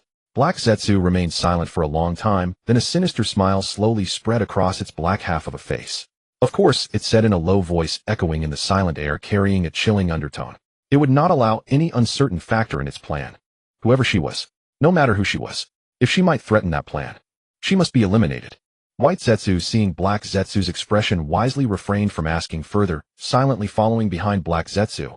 As the 2 figures slowly sank into the ground, disappearing into the earth, the spot fell silent once more. Only the ravaged traces of battle lay quietly under the post-rain sunlight, silently telling the tale of what had just occurred. In the distance, the outline of the Amigakure village loomed faintly through the mist. Uchiha Hikari, still holding Qianxia, walked step by step toward that direction. She was still unaware that she had already fallen into the sights of the 1,000-year-old monster. Above the outskirts of Amigakure, a figure streaked across the sky at breakneck speed. Konan. Her paper wings unfurled behind her, carrying her across the post-rain sky at top speed. Her short pale blue hair blew backward in the wind as her anxious gaze swept over the ground below. Just moments ago she had sensed an extraordinarily terrifying surge of chakra erupting from within Amigakure. Though that chakra was still quite far from the village, the sheer magnitude could be felt even from this distance. The person behind it was definitely no ordinary opponent. Konan's heart skipped a beat. Qianxia and Kakuzu had set out early that morning to take on a bounty mission, and they had headed in that very direction. If Qianxia was in danger, Konan's paper wings gave a fierce flap, accelerating even further, nearly leaving afterimages streaking through the sky. She had to see with her own eyes that Qianxia was unharmed. As she soared past a hillside, her gaze suddenly caught several figures below. She narrowed her eyes, trying to make them out clearly. The moment she recognized them, her pupils contracted sharply. On the mountain path below, Qianxia was being held in the arms of an unfamiliar woman, completely motionless, as though unconscious. And that woman wore a faint smile upon her face. To Konan's eyes, that smile looked sinister, no matter how she looked at it. What fueled her anger even more was that Kakuzu was actually walking in front, as if clearing the path for that woman. Konan's rage erupted in an instant. Damn it. She should never have let a missing mean join them. It had only been a few days and Kakuzu had already betrayed them. Not only had he defected, but he was also assisting outsiders in kidnapping Qianxia. Gritting her teeth, Konan folded her paper wings and dove downward like an arrow loosed from a bow, landing gracefully before the trio and blocking their path. As her wings touched the ground, they folded away, dispersing into countless paper shards that drifted behind her, revealing a face grown ice-cold with fury. "Halt!" She barked sharply, her voice cold and urgent, ringing distinctly through the quiet mountain path. "Put Kyanxia down." Before her words had even finished echoing, her fingers curled, and several paper shuriken launched from her palm, slicing through the air straight toward Kaku. As if he had anticipated this, Kakuzu shifted his body to the side and easily dodged the barrage of paper projectiles. He had been wondering what would happen when he encountered Konan. After all, the image of that Uchiha brat returning with Kyanxia in his arms seemed deeply unsettling. He had even rehearsed several possible scenarios in his mind, but he never could have imagined that he would be the first to suffer. He hadn't yet figured out how to explain himself when the paper shuriken arrived first. "This Konan, she's actually trying to kill me." Kakuzu silently sighed inwardly and instinctively touched his newly repaired arm. That arm had barely been reattached after being burned off by that Uchiha earlier that morning. If Konan sliced this one off too, he feared his old body simply couldn't endure such torment any longer. Seeing that Kakuzu had evaded her attack, Konan snorted coldly and turned her gaze toward Kyanxia, who rested in Uchiha Hikari's arms. At this moment, Kyanxia appeared as though she were sleeping, peacefully nestled against Uchiha Hikari's chest, her long eyelashes casting small shadows on her cheeks, her breathing even and steady, as if drifting through a sweet dream. She was even smiling foolishly at the corners of her lips. Yet Conan's heart clenched violently. Kyanxia looked far too abnormal. Kyanxia was a person of extremely high vigilance and would never sleep so soundly in front of strangers. And now she lay completely defenseless in the arms of an unfamiliar Uchiha. That was absolutely not normal. Konan stared at Uchiha Hikari, her voice thick with suppressed rage. What have you done to Kyanxia?" The moment her words fell, countless paper shuriken materialized behind her, densely suspended in the air, poised and ready to strike. An overwhelming sea of paper sheets gleamed with cold light under the sunlight, trembling slightly, with Conan's chakra fluctuations ready to pour down at any moment. But she did not strike immediately. Kyanxia was still in that woman's arms. She feared causing collateral harm. All she could do was hold back, using her overwhelming pressure to keep the enemy at bay while searching for an opening. Uchiha Hikari studied Konan, her dark eyes narrowing slightly. This woman, why did she look exactly like Kyanxia? Short, pale blue hair, brown eyes, a face nearly carved from the same mold. A thought flashed through Uchiha Hikari's mind. Could this be Kyanxia's older sister? Does this mean I'm meeting the family? Uchiha Hikari quickly assessed the situation in her heart. If this was indeed Kyanxia's family member, shouldn't she be polite? After all, it was a first meeting, and leaving a good impression mattered. Besides, this woman genuinely cared about Kyanxia. That aggressive, protective stance was less hostility and more a mother bear guarding her cub. I'm a good older sister. Uchiha Hikari gave this Konan a favorable rating in her heart, then hugged Kyanxia tighter and offered what she hoped was a friendly smile. "Hello, big sister." Her tone was polite and earnest, as though attending a formal meeting. "My name is Uchiha Hikari, and I am Kyanxia's girlfriend." The air froze solid. Kakuzu's jaw nearly hit the ground. His eyes widened in disbelief as he stared at Uchiha Hikari, his mind going completely blank. This Uchiha brat truly knows no limit to shock value. Girlfriend? She actually declared herself Kyanxia's girlfriend right in front of her supposed sister. At this moment, he felt he had been far too young all along. This Uchiha had just shattered his century-old worldview with a single sentence. Konan was not pleased by the word girlfriend in the slightest. On the contrary, her expression grew even colder. Konan's thinking was relatively conservative. In her view, a relationship between two girls was something she had never considered and could never accept. Moreover, how old was Kyanxia? 12 years old. Where had any girlfriend come from? Furthermore, during their wandering days, Master Jiraiya had once mentioned the Uchiha clan. Those people were fanatic and paranoid, their obsession with power so intense it struck fear. Their perception of the world differed from ordinary people. Whether love or hate, their emotions ran so deep they bordered on pathological. For the sake of power, they could sacrifice the most important person beside them without hesitation. And this woman before her claimed to be Kyanxia's girlfriend. Countless possibilities flashed through Konan's mind. Had this woman used some kind of technique to bewitch Kyanxia? Did she intend to exploit Kyanxia as a tool? What ulterior motive did she hide? Konan clenched her teeth as chakra erupted violently within her body. Innately evil Uchiha. Her voice was icy, each word deliberately enunciated, and the surrounding paper shuriken hummed and trembled with her fury. Give Kyanxia back to me right now. Uchiha Hikari held the unconscious Kyanxia, her gaze calm and composed, while Konan stood surrounded by papery blades drawn and ready, her anger practically taking physical form. The atmosphere was tense as a drawn bowstring. Kakuzu stood between the two, glanced left and right, then silently stepped back 2 paces, removing himself from the impending battlefield. He was merely a bounty hunter seeking profit. This family drama was far beyond his involvement. Besides, He honestly didn't understand any of it. The atmosphere was almost suffocating with tension. On the mountain path, Xiao Nan and Uchiha Hikari stood facing each other a few paces apart, and an invisible spark seemed to permeate the air, ready to ignite at any moment. Just then the person at the center of it all, Chinatsu, woke up. She blinked her eyes groggily, and the first thing she saw was Uchiha Hikari's calm, composed face looking down at her from above with a faint, enigmatic smile at the corner of her lips. Chinatsu blinked, still not fully awake. She thought hazily, that dream just now was rather sweet. Then she sensed something off about the atmosphere. She tilted her head and saw Kakuzu gazing up at the sky with an air of serene detachment, as if he was contemplating the mysteries of the universe hidden in the clouds above. She tilted her head the other way. There she saw Xiao Nan. Xiao Nan stood not far away, radiating a low-pressure aura, her face so dark it seemed to drip with water, her eyes fixed fiercely on Uchiha Hikari, brimming with undisguised hostility and vigilance. A jolt ran through Chinatsu, and she snapped, fully awake. She quickly jumped out of Uchiha Hikari's arms, stumbled as she landed, hastily straightened her slightly disheveled clothes, and looked from Uchiha Hikari to Xiao Nan. Her gaze darted back and forth between the two. Her temples throbbed twice. She practically scrambled over to Xiao Nan's side. "Sister." Xiao Nan pulled Chinatsu behind her, shielding her body, instinctively moving in front of Chinatsu. At the same time, her fingers flicked and several paper shuriken shot out, slicing through the air straight at Uchiha Hikari. Chinatsu hadn't expected Xiao Nan to act so directly, and she jumped in shock, letting out a cry. "Sister." Uchiha Hikari let out a cold laugh. Such tricks! Did she think they could deal with her? Suddenly, a massive hand formed from black skeletal bones materialized in front of her, an arm of Susanoo, and with a casual sweep it sent all the paper shuriken flying away. The paper shuriken were scattered in all directions, one of them spinning in the air and landing unerringly at Kakuzu's feet. Kakuzu looked down at the paper shuriken, then up at the two women locked in a tense standoff, and silently shuffled a few steps farther away. He was just a bounty hunter trying to make money. Could they please not drag him into this? Chinatsu felt her chakra being drawn out again. The Yahiko mark was starting to activate once more. She turned her head and shot Uchiha Hikari a glare. This woman. Didn't she have her own chakra? Why did she keep draining hers? Uchiha Hikari, receiving Chinatsu's murderous glare from afar, instead of backing down, curled the corner of her mouth in a smile. Chinatsu. Right now she really wanted to hit someone. But there were more pressing matters to deal with. Xiao Nan was still struggling to charge forward, and Chinatsu had to hold her arm tightly. "Let go, Chinatsu." Xiao Nan's voice was urgent and furious, her struggles surprisingly forceful. "I'll get revenge for you right now. This jutsu." She began to form hand seals, her voice carrying a resolute, killing intent.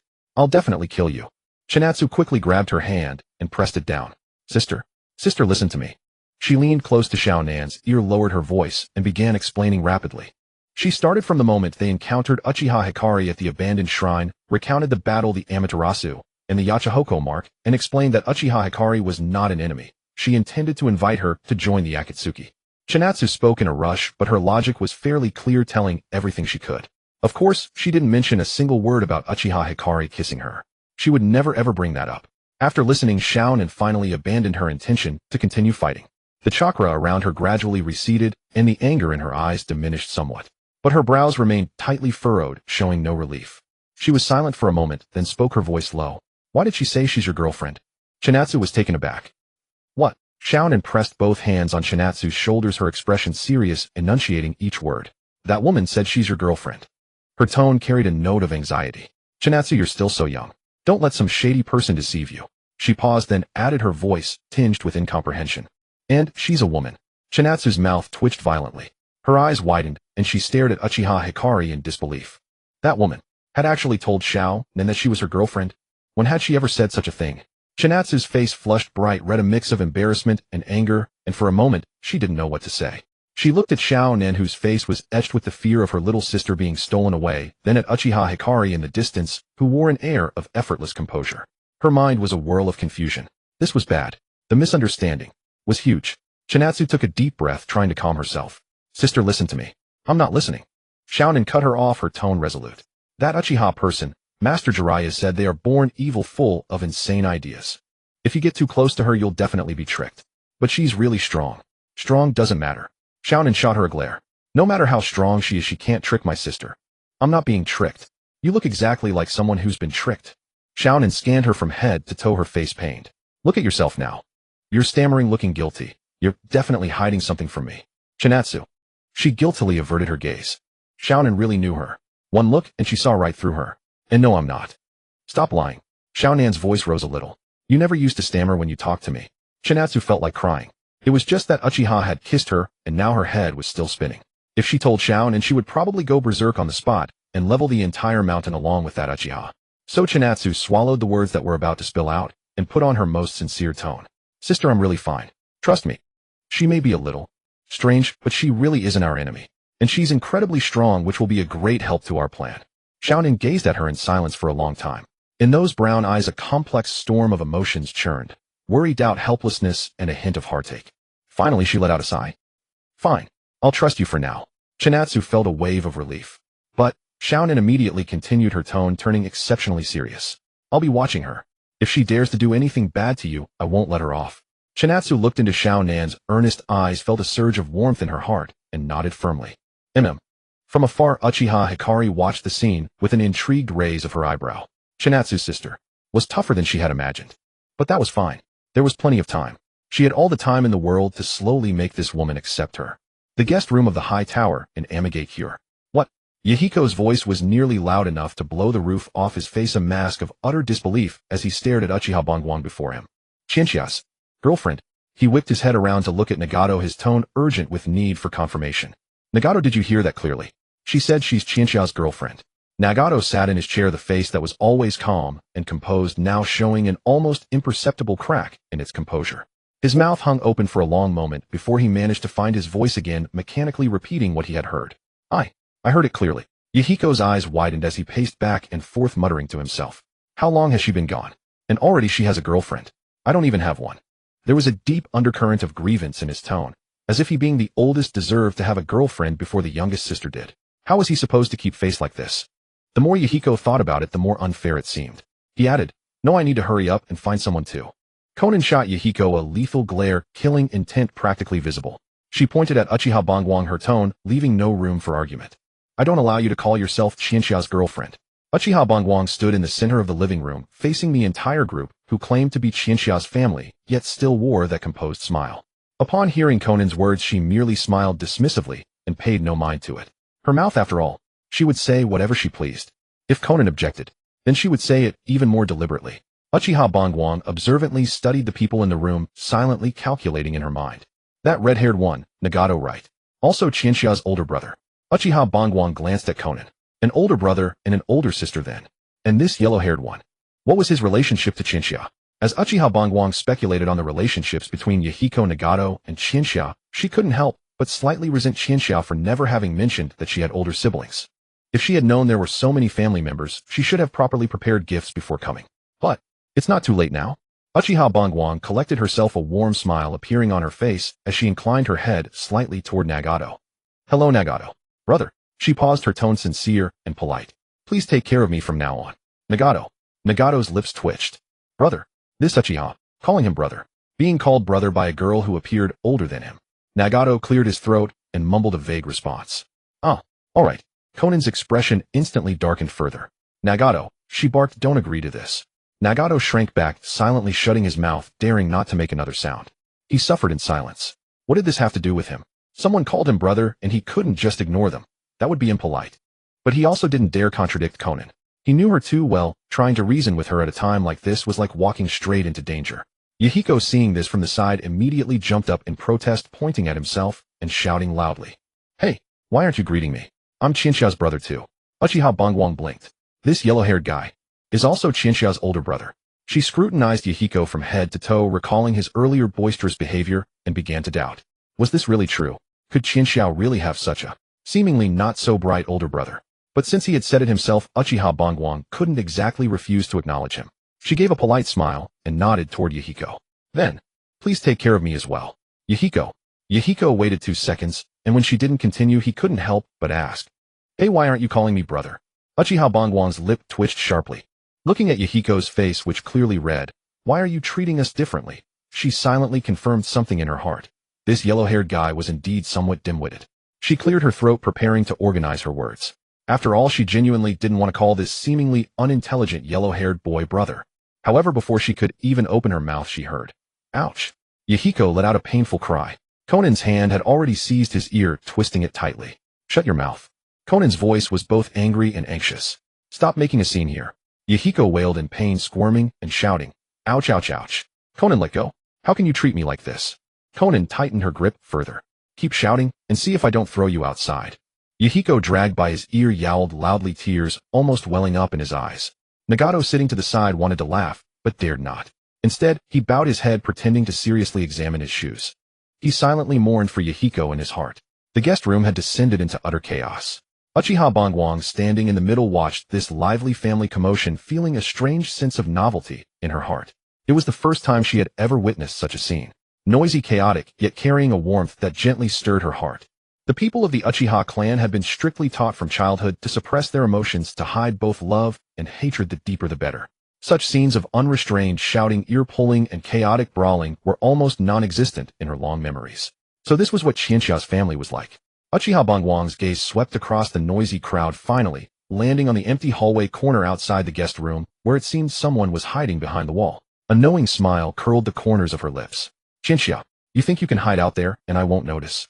Meanwhile, at the hallway corner, Qianxia leaned against the wall, listening to the bursts of noise from inside, and silently covered her face. I was supposed to go in and explain. Forget it. Let them get familiar with each other first. She would go in later. Ensure it was quiet before entering. With that thought, Qianxia shrank a bit further into the corner, attempting to make herself even more concealed. The hallway was silent save for the muffled noise drifting from the guest room. Qianxia pressed herself against the wall, listening to Yahiko's cries, Konan's sharp reprimands, and Nagato's occasional faint coughs, her heart fluttering anxiously. She knew she could only hide for so long. The misunderstanding would have to be clarified sooner or later. But how should she explain it? The more Qianxia thought about it, the more her head hurt. Finally, she simply buried her face in her knees and gave up, thinking, fine, let's just take it one step at a time. After all, no matter how angry Konan was, she wouldn't abandon her. Right? The noisy sounds from the guest room continued, and Qianxia was silently praying in her heart, hoping this storm would pass quickly. However, just as she was praying, a smiling voice came from behind her. What are you hiding here for? Qianxia's body went rigid. She slowly turned her head to see Uchiha Bangwang, who had apparently been standing behind her all along, leaning against the wall with her arms crossed, watching her with an amused expression. Qianxia. Uchiha Hikari crouched in front of Qianxia, reaching out a hand to gently lift her chin. Qianxia slapped her hand away, her tone tinged with irritation. Don't touch me. She stood up, dusted off her clothes, and quickly composed herself.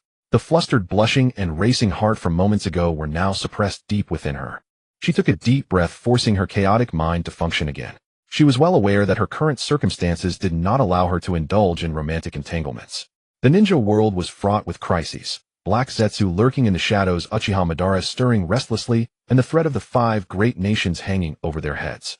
Was this the time for romance? Qianxia shook her head inwardly. Besides, she couldn't possibly fall for someone so easily. She bore the fate of so many people. How could she have the leisure to talk about love? Her earlier reactions were merely the result of being caught off guard by such a situation for the first time. Yes, that was it. She quickly categorized it in her mind, just a momentary panic, not affection. Not affection, Qianxia repeated silently, as if trying to convince herself. Then she pulled her thoughts back to more practical matters. Forging bonds meant having weaknesses. The bonds she shared with me and Xiao Nan and Chong Min were an undeniable fact. She could neither escape nor let go. But they were family. She had grown up with bonds etched into her bones, responsibilities she willingly bore. Uchiha Hikari, however, was different. Uchiha Hikari was a powerful figure who had appeared suddenly with an unknown origin. Her past, her purpose, the era she spoke of, everything remained a mystery. If she became too entangled with her, Qianxia dared not think further. No, if anything, it was she who was Uchiha Hikari's weakness. When this thought surfaced, Qianxia's mind suddenly cleared a bit. If she truly wanted to keep such a powerful warrior in the Hidden Rain village bound under the banner of Akatsuki, mere emotions would not be enough. Emotions were intangible, here today, gone tomorrow. She had to use what Uchiha Hikari desired as a trade-off. Otherwise, how could she keep a powerhouse who could manifest a complete Susanoo? And what did she want? Qianxia sighed silently to herself. It went without saying, but to exploit a young girl's emotions. A complex surge of emotion welled up in Qianxia's heart. She couldn't tell if it was guilt or something else. Just as her mind was wandering, Uchiha Hikari's voice suddenly rang out, calm and earnest. It's fine. Qianxia was startled. What? I'm willing to be used by you. Uchiha Hikari cupped Qianxia's cheeks, her dark eyes brimming with undisguised, blazing affection. Qianxia's pupils constricted sharply. You can read minds. She stepped back half a pace in disbelief, instinctively raising her hand. On the back of her hand, the Yatsuka no Tsurugi mark was faintly glowing, emitting an eerie light. Was it her Mangekyo ability? That was way too overpowered. It could extract chakra and manifest a complete Susanoo, but now it could also read minds. Qianxia was incredulous. Uchiha Hikari looked at Qianxia's shocked expression and slowly nodded. My ability does allow me to read the minds of those I've marked. She paused, then added, her tone very serious. But don't worry, I only read your heart. The filthy hearts of others are beneath my notice. Qianxia. She opened her mouth, but for a moment couldn't find the words. Only read my heart. Well, thank you very much. Qianxia silently complained in her heart, but on the surface, she forced a strained smile and spoke dryly. Only read my heart. Well, thank you very much. Uchiha Hikari wore an expression of perfect reasonableness and nodded seriously. You're welcome, Qianxia. She felt like she was about to be laughed to death. She took a deep breath, slapped Uchiha Hikari's hand away again, and turned to walk out. Hey, where are you going? Uchiha Hikari's voice came from behind. Don't follow me. Qianxia didn't look back. No. Uchiha Hikari's voice carried a hint of coaxing. And Qianxia stopped, turned back, and glared at her. Don't read my heart. Uchiha Hikari looked at her gaze shifting, looking left and right, but not meeting Qianxia's eyes. Judging by her demeanor, she clearly had no intention of obeying. Qianxia looked at her and was really about to laugh in frustration. She gritted her teeth but had no recourse, so she simply turned and left. Uchiha Hikari wasn't annoyed. She leisurely followed behind, keeping a two-step distance like a stubborn little tail. When Qianxia walked fast, she walked fast too. When Qianxia slowed down, she slowed down too. Unable to bear it any longer, Qianxia turned back and glared at her. Can you stop following me? Uchiha Hikari tilted her head, looking innocent. I'm not following you. I just wanted to take a walk, and it happens to be the same route. Qianxia. She looked at Uchiha Hikari's innocent face and felt her temple throbbing. Then take another road. The other roads are too far. Uchiha Hikari blinked, her tone serious. Besides, I don't know the way. Qianxia. She took a deep breath, quickened her pace, deciding not to waste words with this rascal. The footsteps behind her also quickened. In the corridor of the tower, a red-haired girl walked briskly ahead, followed by a black-haired young woman, one after the other. From a distance, they looked like a couple having a tiff, though one of the parties did not see it that way. When they reached the end of the corridor, Qianxia suddenly stopped, turned back, and spoke in a tone almost resigned. What exactly do you want? Uchiha Hikari also stopped, looked at her, thought seriously, and then spoke. I want to be with you. Qianxia. No matter where you go or what you do, I want to be with you. Uchiha Hikari's voice was soft, yet carried an undeniable earnestness. You don't need to think about how to keep me. She paused, looking into Qianxia's eyes. I will stay on my own. Qianxia stood still, looking into Uchiha Hikari's earnest eyes, and suddenly felt a turmoil in her heart. After a long moment, she finally sighed, turned around, and continued walking. Do whatever you want. The footsteps behind her started again. This time Qianxia did not turn back to drive her away. The sitting room held only Yahiko and Nagato. Konan had followed soon after Uchiha Hikari departed, her formidable demeanor suggesting she was trying to prevent him from seeking out Qianxia. Footsteps gradually faded along the corridor. The sitting room door was gently pushed shut by the wind clicking softly. The room fell into silence.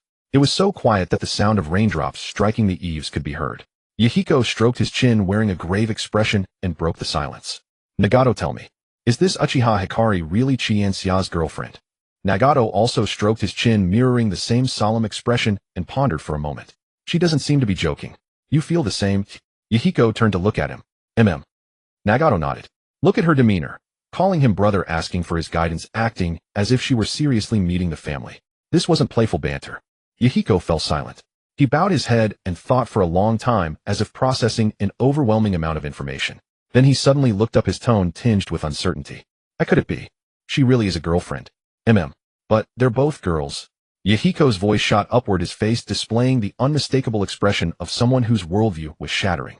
This. I've never heard of anything like this in the entire ninja world. He clutched his head, completely thrown into disarray. Earlier, when he had heard the word girlfriend, he had been so stunned that he failed to register that the girlfriend was a girl. His mind had been consumed with immature thoughts like, Qianxia actually has a partner, and I'm actually behind my younger sister. It wasn't until now that it finally dawned on him. Wait a minute. Qianxia's partner was a girl. Yahiko felt as though the sky had collapsed. He crouched on his chair, clutching his head with a devastated expression, muttering incessantly. It's over. How could Qianxia fall for a girl? This can't be right. What will become of her in the future? After muttering for a while, Yahiko suddenly looked up at Nagato with a grave expression. Nagato, tell me, could there be something wrong with our upbringing?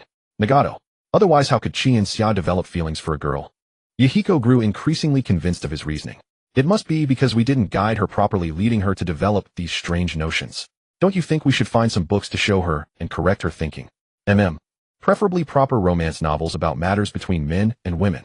Yahiko added his tone so earnest that he sounded like he was discussing a major educational policy. Nagato fell silent for a moment, then slowly shook his head. Yahiko, you're way too outdated. Yahiko froze. Huh? Who said girls can't like girls? Nagato's tone was calm. As long as it's someone Chinatsu likes, of course there's no problem. Yahiko's mouth hung open, staring at Nagato in disbelief. He never would have imagined that Nagato, who was usually taciturn and appeared to be the most conservative of the three, would say something like this. This shocked him even more than hearing about Chinatsu having a girlfriend just moments ago. Nagato, are you okay? Yahiko waved his hand in front of Nagato's eyes. Have you been controlled by some strange jutsu, or something? Nagato ignored him, merely turning his head slightly to gaze out the window, his eyes carrying a depth that others could hardly perceive.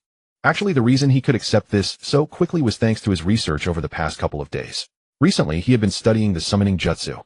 More precisely, he was researching a summoning seal capable of connecting to another world. He had stumbled upon this unconventional technique while researching the Rinnegan, finding it among the scraps of a scroll. It was said to randomly summon bizarre objects from another world. Curious, Nagato had tried it several times, and the results were wildly unpredictable, summoning all sorts of strange things. There were fruits he had never seen before, plants emitting peculiar fragrances, books with indecipherable writing, and even some oddly shaped utensils whose purpose was entirely unknown to him. Among them were several books about two girls falling in love. When Nagato first saw those books, he was quite startled. However, maintaining a serious scholarly attitude, he approached the task with a learning mindset and finished reading all those books from cover to cover. After finishing them, he was deeply shaken. So it turned out that between girls and girls, such feelings could also exist. It seemed that emotions knew no gender boundaries. So two girls falling in love was equally a beautiful and sincere matter. When Nagato closed the book, the shock within him lingered for a long time. He even felt that the relationships depicted in those books were far purer than the so-called romantic love between men and women he had witnessed in the ninja world. That was why when he heard that Uchiha Hikari was Chinatsu's girlfriend, Nagato accepted it much faster than Yahiko. To him, this was simply a perfectly natural thing. Moreover, that girl showed considerable respect toward him as Chinatsu's older brother. She constantly addressed him as Nagato Nizan, with a polite and sincere demeanor, appearing genuinely eager to integrate into the family. He could not possibly come between such a sensible girl and Chinatsu. Nagato thought silently to himself, his gaze returning to Yahiko. Yahiko, if you truly can't come to terms with it, there's no need to force yourself. He paused, his tone measured. But I think if Chinatsu genuinely likes her, then we can only offer our blessings. Yahiko fell silent for a long while. He glanced at Nagato, then looked out the window, and finally let out a long sigh. But, all right. Yahiko seemed to have finally made up his mind, his tone carrying a hint of resignation and relief. If Chinatsu truly likes her, then we can only bless them. After saying this, he added another remark, as if convincing himself. After all, as long as she's happy. Nagato nodded in deep agreement. The room fell silent once more. The two boys sat side by side, gazing at the rain outside the window, each lost in their own thoughts. Raindrops slid down the eaves, splashing into tiny droplets on the windowsill with crisp sounds. After quite some time, Yahiko suddenly spoke again. Nagato, those books you mentioned earlier, do you still have them? Nagato. A barely perceptible twitch crossed Nagato's lips. You want to read them? I'm just curious. Yahiko quickly waved his hands, explaining earnestly. Purely curiosity. Absolutely no other meaning. I just want to, understand. Yes, understand what kind of things Chinatsu actually likes. Nagato looked at him with an expression that clearly said, I don't believe you for a second, but he did not call him out on it, simply responding coolly. I'll look for them later. Yahiko immediately leaned in, lowering his voice. Then it's a deal, don't let Konan know.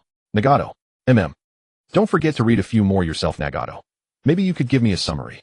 Yahiko was saying when he suddenly realized the wording sounded off and quickly corrected himself. No, I mean if you come across anything good, remember to recommend it to me. Nagato. He silently sighed to himself. Rain-hidden village on the streets. Amamiya Ray walked along the damp stone path, clutching a well-worn training journal to his chest. His footsteps hurried. Recently his training had hit another bottleneck again. The chakra flow for his water-style jutsu always seemed a touch short of perfect, and there was something off about the way he exerted force in taijutsu. He had pondered it for several days, but could not find the right approach. After much deliberation, he decided he had no choice but to seek out Teacher Kawano for guidance. Teacher Kawano had once told him that when encountering a bottleneck in cultivation, stubbornly drilling into a dead end was the least useful approach. Stopping to ask someone for advice was often far more effective than blindly grinding away. He remembered those words well. Ever since Ichiro Kawano had taken him as a disciple, he had been extraordinarily attentive and caring. In cultivation, Kawano Ichiro had shared everything he knew without reservation, even imparting his most closely guarded experiences in patrol and defense. In daily life, Kawano Ichiro often brought him home for meals. His sensei's wife was a gentle woman who would always pile an extra large bowl of rice for him and stuff him with several onigiri to take along when he left. Such a life was something Rei Amamiya would never have dared to dream of after his parents passed away. Back then he had been nothing more than an orphan, fatherless and motherless, bullied by his peers, unable to even fill his stomach. But now he had a master, a mistress, a roof that kept the wind and rain at bay, and days where he was fed and clothed. He cherished it deeply. As he walked, Amamiya Rei's steps suddenly halted. He saw two figures walking ahead on the street. A girl with crimson hair and violet eyes was strolling leisurely. That was Lady Chinatsu. Behind Lady Chinatsu followed a woman with black hair dressed entirely in black, keeping a respectful distance of 2 steps behind her.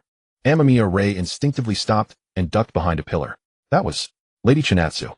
Rei already knew the true identity of Lady Chinatsu. Ever since Hanzo's death, Kawano Ichiro had been secretly purging Hanzo's diehard loyalists, subtly probing their attitudes towards switching allegiance. Those who insisted on loyalty unto death were dispatched on high-risk missions and eliminated through proxy. Though the methods were ruthless, Kawano Ichiro had executed them cleanly, leaving no trace. Under his manipulation, the transition of power within the rain-hidden village had been accomplished largely and silently. Yoshikawa Kikunosuke shared this same intention. Kawano Ichiro had specifically asked Kikunosuke about his views on whether to continue serving Hanzo. Kikunosuke had laughed at the time. Captain Kawano, the person I have always sworn loyalty to was never Hanzo, he said. I have always been faithful to Lady Chinatsu. Kawano Ichiro was greatly shocked. When had Kikunosuke come to know Lady Chinatsu's true identity? He pressed for an answer, but Kikunosuke did not elaborate. He made no mention of having met Lady Chinatsu years ago and been entrusted with important responsibilities. He simply smiled and let it pass. Kawano Ichiro did not dwell on it further. As long as Kikunosuke was also loyal to Lady Chinatsu, there was no problem.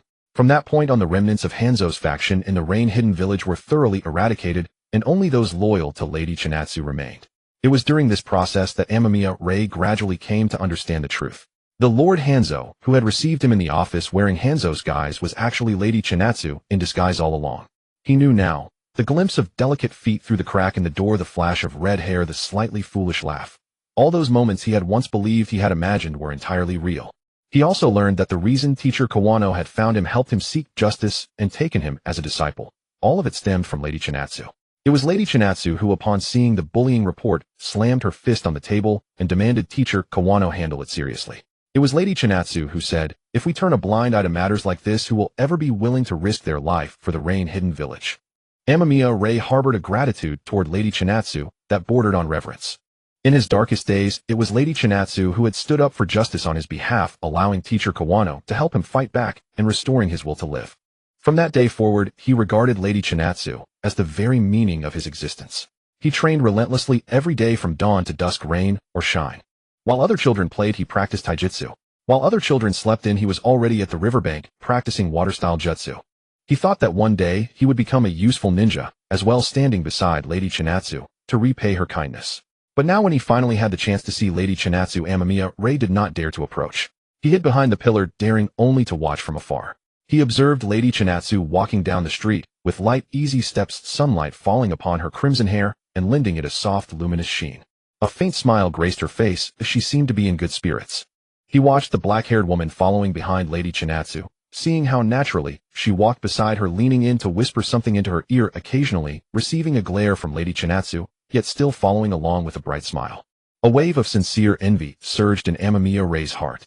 He envied that woman, envied her ability to stand by Lady Chinatsu's side. Yet he lacked even the courage to step forward and greet her. He did not even know what he should say to Lady Chinatsu. Thank you. That felt far too light. Lady Chinatsu had saved his entire life. A single word of thanks was insufficient. I will work hard. Too empty. He was not even a chunin yet.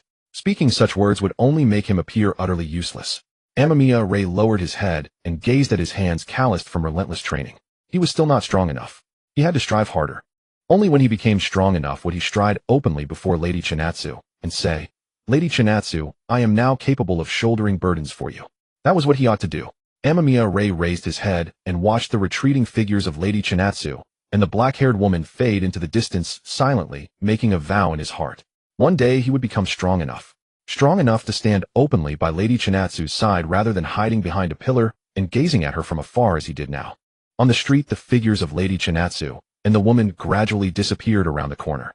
Amamiya Ray stepped out from behind the pillar, gripped his training journal tightly, took a deep breath, and began walking toward Teacher Kawano's residence. His determination to grow stronger had become resolute once again that day. Amamiya Ray was hiding behind a pillar, psyching himself up. He clenched his fists, silently reciting his wish once more, then took a deep breath and prepared to turn away. Just as he made up his mind and was about to step forward, a figure suddenly rushed out of the tower. It was Xiao Nan. Her steps were swift and urgent, as if she carried a gust of wind, her short light blue hair flying behind her. As soon as she exited the tower, her gaze anxiously swept the surroundings as if searching for someone. Her eyes scanned the area but didn't find the person she was looking for. Instead, they landed on Amamiya Ray. Xiao Nan paused, then quickly strode toward him, her demeanor fierce. "Have you seen Chinatsu?" Startled by her imposing aura, Amamiya Ray froze for a moment before reacting and instinctively pointed in the direction Chinatsu had gone. "Chinatsu-sama went that way." Before Amamiya Ray could finish, Xiao Nan had already rushed off in that direction with large strides, leaving only a distant silhouette. Amamiya Ray stood there watching Xiao Nan's frantic demeanor, scratching his head in confusion. What's gotten into Xiao Nan-sama? Why is she so fiery? Amamiya Ray couldn't figure it out, but didn't dwell on it. He shook his head and turned toward Teacher Kawano's house. The world of adults was beyond his understanding. He'd better focus on his training. Meanwhile, Chinatsu and Yuzhibo Guang walked for a while and stopped in front of a ramen shop. It was the same shop where Chinatsu had brought Xiao Nan, Yahiko, and the others before. The curtain hanging at the entrance read, "Ramen," and steam drifted out through the gaps, carrying the enticing aroma of miso broth. Chinatsu looked up at the sign, then turned to Yuzhibo Guang beside her and asked, "Want to go in for some ramen?" She paused, then added, "Judging by the look of you, I doubt you've had a proper meal in ages." Yuzhibo Guang was taken aback. Indeed, after being sealed for so long, she had been following Chinatsu since leaving the abandoned shrine without even a sip of water. She then broke into a smile, her eyes curving into a lovely arc. She nodded and reached out to take Chinatsu's arm. But just as her fingers were about to touch Chinatsu, a figure shot in like lightning, inserting itself between them. Xiao Nan. She had used almost body flicker speed to flash between Chinatsu and Yuzhibo Guang, hooking her arm around Chinatsu's, her movement so swift that Yuzhibo Guang couldn't react. "Chinatsu, I'm hungry too." Xiao Nan's voice sounded calm. Chinatsu stumbled slightly from the pole, looking bewildered. Sister, when did you get here?" "I'm hungry." Xiao Nan didn't answer, only repeated herself, tightening her grip on Chinatsu's arm, as if afraid someone would take her away. "Oh, all right." Though puzzled, Chinatsu saw Xiao Nan's state and didn't overthink it. She nodded. "Then come along, sister." Xiao Nan, holding Chinatsu's arm, led her toward the shop. In the moment of turning, she glanced back at Yuzhibo Guang. That glance carried undisguised wariness, as if to say, "See, as long as I'm here, you won't touch Chinatsu." Yuzhibo Guang stood still, the smile slowly fading from her face. Damn it. She now found this Xiao Nan a bit annoying. "What are you doing using that face that looks just like Chinatsu's?"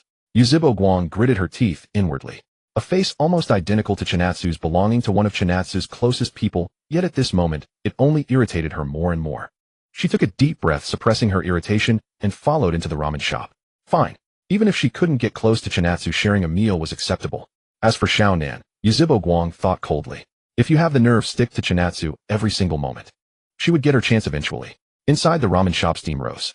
The fragrance of miso broth filled the air, mingling with the scent of noodles and scallions, whetting the appetite.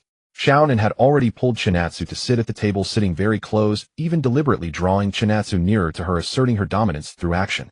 Yuzhibo Guang sauntered in and sat opposite them, a composed smile once again on her face. Her gaze crossed the table and landed on Xiao Nan. Xiao Nan returned the stare without flinching. Their eyes clashed in a silent battle, invisible sparks almost crackling in the air. Chinatsu, sitting between them, was completely oblivious, flipping through the menu and muttering to herself. What should I eat today? That ramen with soft-boiled egg was pretty good last time." She had no idea that a silent war was unfolding right above her head. The owner brought 3 bowls of ramen and placed them before the 3, greeting warmly. "Enjoy your meal. The broth is especially rich today, perfect with the soft-boiled egg." Chinatsu thanked him, picked up her chopsticks, and eagerly grabbed a mouthful of noodles, blew on them, and took a bite. Delicious. Xiao Nan, sitting beside her, also picked up her chopsticks and ate slowly, but her gaze never left Yuzhibo Guang across the table. Yuzhibo Guang looked at the steaming bowl of ramen before her, paused for a moment, then also picked up her chopsticks. She lifted a strand of noodles, brought it to her mouth, and chewed slowly. Chinatsu looked up at her and casually asked, "How is it?" "Good." Yuzhibo Guang was startled, swallowed the noodles, and nodded, her voice carrying a barely perceptible softness. "It's good." Chinatsu smiled and went back to eating. Xiao Nan watched the scene, feeling a pang of discomfort. If only this Uchiha didn't have designs on being Chinatsu's girlfriend. Having Chinatsu gain another friend and the Hidden Rain village gain another combatant would have been fine. But this Uchiha had ulterior motives, and Xiao didn't even want her to speak to Chinatsu. Inside the ramen shop, steam rose. The three sat around the table, each lost in their own thoughts. Outside, the rain began to fall again. The ramen shop was wreathed in rising steam. 3 bowls of ramen were set on the table, the aroma of miso broth lingering in the air. Uchiha Hikari ate her ramen in small, unhurried bites, every movement graceful and composed. Back when she was with the Uchiha clan, she had not been raised merely as a weapon. Every rule of a great clan had been drilled into her without exception. How to sit, how to stand, table etiquette, and the proper choice of words. All of it had been meticulously taught. Some of those rules had already become habits of her body. Even after years of being sealed away, they had not changed. She lifted a bundle of noodles, brought it to her mouth, and chewed quietly, making almost no sound. When she drank the soup, she would first use her chopsticks to gently push aside the layer of oil on the surface, then take small, delicate sips. She looked as if what she was eating was not ramen from a humble little shop, but a meticulously prepared feast. Chinatsu had no such concerns. She wolfed down her ramen in big, noisy slurps, eating with unreserved gusto. Soft-boiled egg chashu scallions, one bite after another until her cheeks bulged and a trace of broth clung to the corner of her mouth. As she ate, she mumbled indistinctly, "Delicious." Konan sat beside Chinatsu, her heart full of worries and little appetite for food. Her mind was a mess.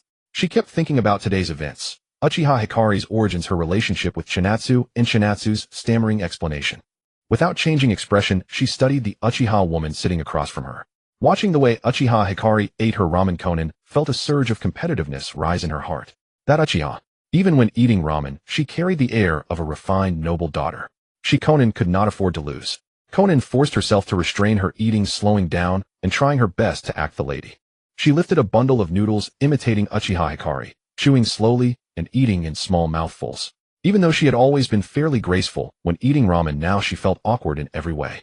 The angle of her chopsticks as she picked up noodles, the tilt of her head as she bent to sip soup, the rhythm of her chewing. She deliberated over every detail as she ate, terrified that some motion might betray a lack of elegance. Because of that, she ate even more slowly. Uchiha Hikari's movements were not quick, but the speed at which her ramen vanished was anything but slow. Before long, the bowl before her was already empty. She set down her chopsticks, took a tissue from the side, and elegantly dabbed the corners of her mouth. Then she raised her head, her gaze falling on Konan, a polite smile on her face. "Chinatsu's older sister," she said, her tone calm, but carrying an invisible edge. "The Hidden Rain village must have many matters waiting for you. Aren't you going to see to them?" Konan's chopsticks froze. She slowly put them down, raised her eyes to Uchiha Hikari, her gaze calm, and spoke in a voice that would brook no retreat. "Official duties are in no hurry," she said. "Having a meal with my little sister is only natural. Is there a problem?" Uchiha Hikari smiled. "Then you've already finished," she said, her gaze sweeping over the almost untouched bowl of ramen in front of Konan. "Aren't you going to leave?" That bowl of ramen had barely been touched by Konan. She had spent all her energy worrying about how to eat elegantly and had eaten next to nothing. Konan frowned slightly. After a meal, it is only natural for a sister to take a walk with her younger sister. She paused, and when she spoke again, her voice carried a note of sharp challenge. "As for you, with all the time you spend pestering Chinatsu, you'd be better off cultivating more. The Hidden Rain village doesn't keep idle people." Uchiha Hikari seemed to find Konan's words almost laughable. She let out a light laugh with a trace of careless arrogance. "Do I still need to train?" She tilted her head, a playful glint in her dark eyes. "In the entire shinobi world right now, how many people could possibly be a match for me?" As she spoke, she turned to look at Chinatsu, her tone tinged with a coaxing need for approval. "Don't you think so, Chinatsu?" Chinatsu had already sensed that something terrible was coming the moment the two of them began to talk. She lowered her head almost at once, earnestly picking at the scallions in her bowl, pretending to be deaf, hearing nothing and staying out of it. She picked up a piece of scallion, popped it into her mouth, chewed, then picked up another piece, popped it into her mouth, and chewed. The ramen in her bowl had long since been eaten, only scallions and soup remained at the bottom. Yet she went on picking through those bits of scallion again and again, more than a dozen times. As if some extraordinary treasure were hidden at the bottom of the bowl. In the end, Uchiha Hikari still dragged her into it. Chinatsu's movement stopped. She raised her head, met Uchiha Hikari's expectant eyes, and felt the scrutinizing gaze Konan was leveling at her from the side. A thin layer of sweat beaded on her forehead. "I suppose. Maybe. Perhaps. Most likely. That's the case." Chinatsu gave a dry cough and barely squeezed out the stammered sentence, then quickly added, "But still, as a person, one ought to be a little humble, don't you think?" Uchiha Hikari heard the first half of that sentence and curved her lips in satisfaction. At the second half, she raised an eyebrow slightly, but did not refute it. Konan sat off to the side, watching the exchange, her brows drawing into a slight frown. She could tell that Chinatsu's attitude toward Uchiha Hikari was complicated. Neither simple trust nor explicit wariness, but more like a helpless resignation at not being able to do anything about her. And from Chinatsu's stammered words, Konan also understood one thing: Chinatsu had not denied that Uchiha Hikari was strong. Konan had never witnessed Uchiha Hikari's power herself, so she had no true sense of what it was like. She only knew that Chinatsu was very strong enough to kill Hanzo and subdue Kakuzu, and for someone even Chinatsu to regard so highly. For the first time, Konan's gaze rested seriously on Uchiha Hikari for a few seconds. Perhaps this Uchiha Hikari really was strong. The hand holding Konan's chopsticks tightened involuntarily. An inexplicable pressure crept silently into her heart. If that Uchiha Hikari was really that strong, then she as the older sister would have to work even harder, wouldn't she? Steam rose in the ramen shop. Chinatsu lowered her head again, went back to picking at the scallions in her bowl, and silently prayed inside. When would this war ever end? Konan watched Uchiha Hikari's composed demeanor, then looked at the nearly untouched ramen in front of her. After a moment of hesitation, she picked up her chopsticks and began eating again. She ate quickly and earnestly. Not because she was hungry. Rather, she had suddenly come to understand that instead of competing with this Uchiha at the dinner table, it was better to put her energy elsewhere. She, Konan, had never been someone who won by elegance. What she relied on was strength. Just like Chinatsu. At the border of the rain country, Kakuzu once again set out on the road to earn money. However, this time he was alone. As he strode along the muddy mountain path, a growing sense of discontent gnawed at his heart. Where was his partner Chinatsu? That red-haired brat. Ever since she got entangled with that Uchiha, she had cast him, her partner, to the winds. They had agreed to take bounties together and earn money together. Yet now he, a centenarian, had to go out alone to make a living for the team. Did she have any conscience? The more Kakuzu thought, the angrier he became, mentally recounting Chinatsu's faults time and again. Phrases like, "We're family, why separate yours and mine?" and "You're the best Uncle Kaku." All were sweet lies. When it actually came to needing someone, not a trace of her could be found. Still, anger aside, work had to be done. Kakuzu touched his chest. There he had lost one more heart. The arm that had been burned off by that Uchiha's black flames earlier, though he had replenished it with Earth Grudge Fear, had also cost him that heart. Earth Grudge Fear hearts were life-saving assets. He needed to replenish them as soon as possible. Having lived for so many years, his survival depended on the 5 hearts that gave him 5 lives. Losing one heart meant losing one life. A fatal difference on the battlefield. This time out, he would have to scout for some better hearts. Kakuzu calculated in his mind, his pace quickening. After walking for a while, his thoughts drifted back to that Uchiha. Speaking of which, that brat named Uchiha Hikari reminded him of a legendary figure, the shinobi of the dark Uchiha Madara, who was hailed as the equal of the god of shinobi. Uchiha Madara. He was an Uchiha who could manifest the complete body Susanoo. Having lived for so many years, Kakuzu had seen and heard of many powerful Uchiha, but to his knowledge, only Uchiha Madara had ever achieved the complete body Susanoo. In that era, Hashirama Senju and Uchiha Madara nearly dominated the entire shinobi world. One was called the god of shinobi, the other the shinobi of the dark. Their battles were said to reshape the terrain, splitting mountains and reversing rivers. Though Kakuzu had never witnessed them firsthand, just hearing the legends that had been passed down was enough to stir his heart. If his village hadn't wanted to eliminate him, no one would have dared to send assassins after Hashirama Senju. That was a suicide mission. As Kakuzu mused, his thoughts circled back to that brat Uchiha Hikari. This Uchiha Hikari could manifest the complete body Susanoo. Could she reach the heights of Uchiha Madara? Kakuzu pondered this question. If she could, then the Akatsuki's plan seemed a bit more likely to succeed. A powerhouse with the complete body Susanoo combined with the unfathomable Chinatsu and those Rinnegan. Kakuzu touched his chest, suddenly feeling that this investment was becoming more and more worthwhile. Though he had temporarily lost a little money, in the long run, he might recoup even more. In business, one always had to make initial investments. At the tall tower of the Rain Village, Chinatsu was leading Uchiha Hikari to arrange her room. The two walked along the corridor with Uchiha Hikari curiously observing her surroundings. The paintings on the walls, the potted plants on the windowsills, the occasional rain ninja passing by. Everything felt new to her. Suddenly she asked, "Where is your room?" Chinatsu answered casually, "On the 3rd floor. Then Uchiha Hikari's eyes lit up. "I want to be next to your room." Chinatsu's expression didn't change, nor did she stop walking. She merely replied indifferently, "What do you want to be next to me for?" "I just want to be next to you." Uchiha Hikari's voice carried a hint of coaxing, as if it were the most natural thing. Chinatsu was silent for a moment. Then, without changing her expression, she spoke. "I sleep with my sister." She told a small lie. Mainly, she was afraid this girl would bother her every day. If she really arranged the room next door, this Uchiha Hikari would probably come looking for her day and night.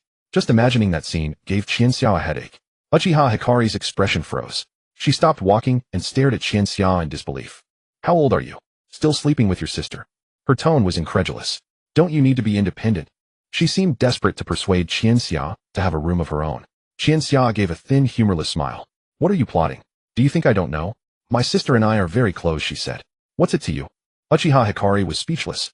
She opened her mouth to retort, but found she had no comeback. Sisters being close and sharing a bed was indeed none of an outsider's business. She looked at Qianxia's forced smile, feeling something was off, but unable to pinpoint it. They walked a bit further until they reached a room. Qianxia stopped, pushed open the door, and placed her hands on Uchiha Hikari's shoulders, pushing her inside.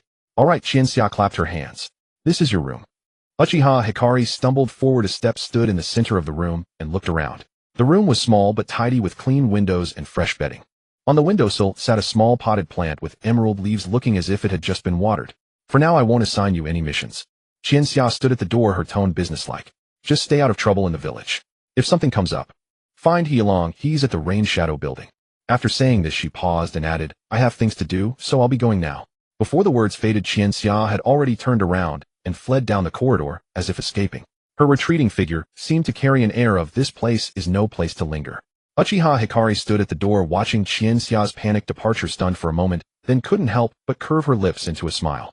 She looked down at her new room, then up toward the direction where Qianxia had vanished. That claim about sleeping with her sister. A glint of thoughtful light flickered in Uchiha Hikari's eyes. She felt that Qianxia was lying. But it didn't matter. She would prove it to her. Uchiha Hikari closed the door, walked to the window, and gazed at the scenery of the rain village, the gray sky, the continuous curtain of rain, the rooftops, at varying heights. A strange place. But she didn't dislike it. Leaning against the window, a faint smile played on her lips. From now on, this would be her home. Finally freed from Uchiha Hikari, Qianxia felt an immense relief. She let out a long sigh, stretched her stiff shoulders, and felt as if a heavy stone had been lifted from her. Having been clung to by Uchiha Hikari all day, she felt as though her lifetime's social energy had been exhausted in just one day. She wandered around the building for a while, enjoying a rare moment of tranquility. The corridor was quiet, with only the sound of raindrops tapping against the windows. Occasionally a rain shinobi passed by and bowed respectfully to her, and Qianxia nodded back in acknowledgement. As she strolled, a thought suddenly struck her. Kakuzu. She had promised to go make money with Kakuzu, but due to the incident with Uchiha Hikari, he had been left waiting. Counting the time, nearly half a day had passed since she ran into Uchiha Hikari, and Kakuzu was probably still waiting for her. Wondering how Kakuzu was doing and whether he might resent her, Qianxia decided to go check. She walked to his room, raised her hand, and knocked on the door. Dong dong dong. There was no response from the room. Kakuzu. Qianxia knocked again. Are you there? Still no sound. Qianxia pressed her ear to the door and listened for a moment. Inside, it was utterly silent. She stroked her chin deep in thought. Not in the room. Could he have gone out to play? Qianxia considered Kakuzu's personality. A miser obsessed with money who would rather spend his sleeping hours taking missions. Would he go out to play? It seemed unlikely. The only explanation was that he had already set off on his own. Looks like he doesn't really need me after all. Qianxia muttered to herself, nodded, and felt relieved. She turned and left. Since Kakuzu had already gone ahead, she would stop worrying. After all, with Kakuzu's strength, taking down a few bounty targets alone was more than enough.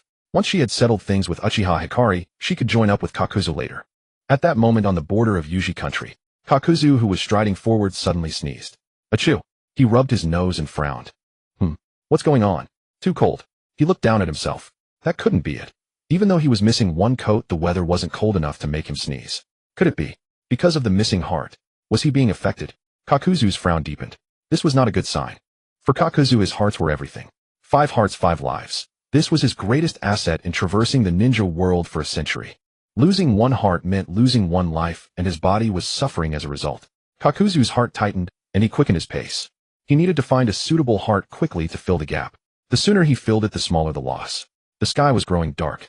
Qianxia went to the Rain Shadow building to handle some official duties, then stared blankly at the ninja school's planning blueprints for a while before slowly returning to her room. She wondered when the school would be finished. Although it was still in its early stages with the blueprints not even finalized, she was already impatient. She flipped through the planning proposal submitted by Hai Yilong, examining the location scale, curriculum, and faculty arrangements. She read every part with great interest, and even made many annotations.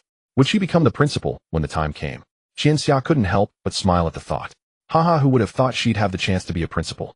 In the past, she had been a terrible student, dozing off in class every day and being labeled a troublemaker by her teachers. Who would have imagined that now she could end up in a principal's position? What a twist of fate. Qianxia pondered this as she pushed open the door to her room. Then she froze. Konan. Sister, what are you? In the room, Konan was wearing a frog-patterned pajama, holding her own blanket and spreading it on Qianxia's bed.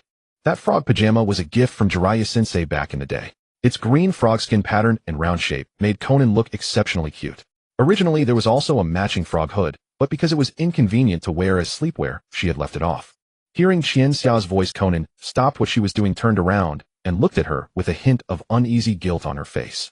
Well, it's been a long time since I slept with you, Qianxia, she said in a low voice, her words trailing off. Ever since we came to the Hidden Rain village, you've been sleeping alone. She paused, and added with a tone of self-righteousness, I remember you're afraid of the dark. Qianxia was speechless. She was a bit confused. Huh, when did I become afraid of the dark? Qianxia tilted her head, looking bewildered. Is that true? I don't remember. She didn't recall being afraid of the dark. Konan didn't answer. She just kept her head down and continued spreading the blanket. Watching her, Qianxia suddenly remembered. Back when she was first taken in by Konan, Konan would sleep next to her. In those days, the four of them crowded into a cave with meager bedding and a pile of straw. The cave was cold and dark, and the night wind seeped through the cracks, making everyone shiver. Konan would always hold her close, using her body warmth to ward off the night's chill. Later, when they moved to the abandoned shrine and then to the hunter's cabin, this habit persisted. Every night before sleep, Konan would make sure Qianxia was by her side before she could close her eyes in peace. It was only after they entered the Hidden Rain village, when Qianxia had her own room, that the two began sleeping separately. Come to think of it, she had indeed told Konan she was afraid of the dark. That was right after she had transmigrated, when she was still unfamiliar with this strange world and couldn't sleep well at night. Once waking up in the middle of the night groggy, she saw Konan watching over her and instinctively muttered that she was a bit scared of the dark. In truth, it was just a confused murmur from her post-transmigration days, something she didn't even remember herself.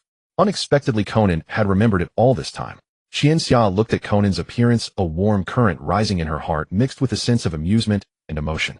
She closed the door, walked to the chair by the desk, and sat down watching Konan's busy back. Earlier, she had lied to Uchiha Hikari, saying she slept with her sister. Now, it had come true. Qianxia looked at the neatly arranged blanket on the bed, and the corners of her mouth curled up involuntarily. This wasn't a lie, was it? Outside, the rain pattered. In the room, Konan finally finished spreading the blanket, clapped her hands, and turned around, looking at Qianxia with a hint of expectation in her eyes. It's ready. Go wash up and sleep, Qianxia. Qianxia looked at the neatly made bed, and then at Konan's bright eyes, and smiled, nodding. She stood up, went to wash up, and changed into her pajamas. Then she walked to the bed and slipped under the covers. The blanket carried a faint scent of Konan, fragrant and pleasant. Konan got in as well, lying down next to her, and reached out gently to embrace her, just like in the old days. Qianxia's body stiffened for a moment, then gradually relaxed. The bed was warm. Konan's body heat carried a familiar, comforting scent, like those nights in the cave when they had depended on each other for survival. Qianxia. That Uchiha Hikari. Konan paused for a moment, then spoke softly. Is she really not a bad person? Qianxia thought for a moment. Probably not, she said. At least I don't sense any malice from her toward us. Konan didn't answer immediately. After a while, she hummed softly in agreement. That's good. The two fell silent. Outside, the rain continued to patter, a gentle background music for the room. Lying in Konan's arms, Qianxia felt the familiar warmth, and drowsiness crept over her. She closed her eyes and soon fell asleep. Her breathing grew steady and long. Konan looked down at Qianxia's sleeping face, her gaze gentle, and reached out to tuck in the blanket for her. Then she closed her eyes as well. As for Uchiha Hikari, she was destined to sleep alone tonight. The night grew deep. Inside the high tower of Rain Hidden Village, all was silent save for the relentless rain tapping against the window. Uchiha Guang lay in bed, restless and sleepless. Having been sealed away for so long, she had grown thoroughly sick of sleep. Not to mention dreaming of slumber, even lying still with her eyes closed felt like a waste of precious time. During those years trapped within the seal, she had savored darkness and solitude countless times. Now that she had finally seen the light of day once more, every fleeting moment was precious. She longed to keep her eyes open and fully experience this world. She tossed and turned, shifting her position again and again before finally sitting up.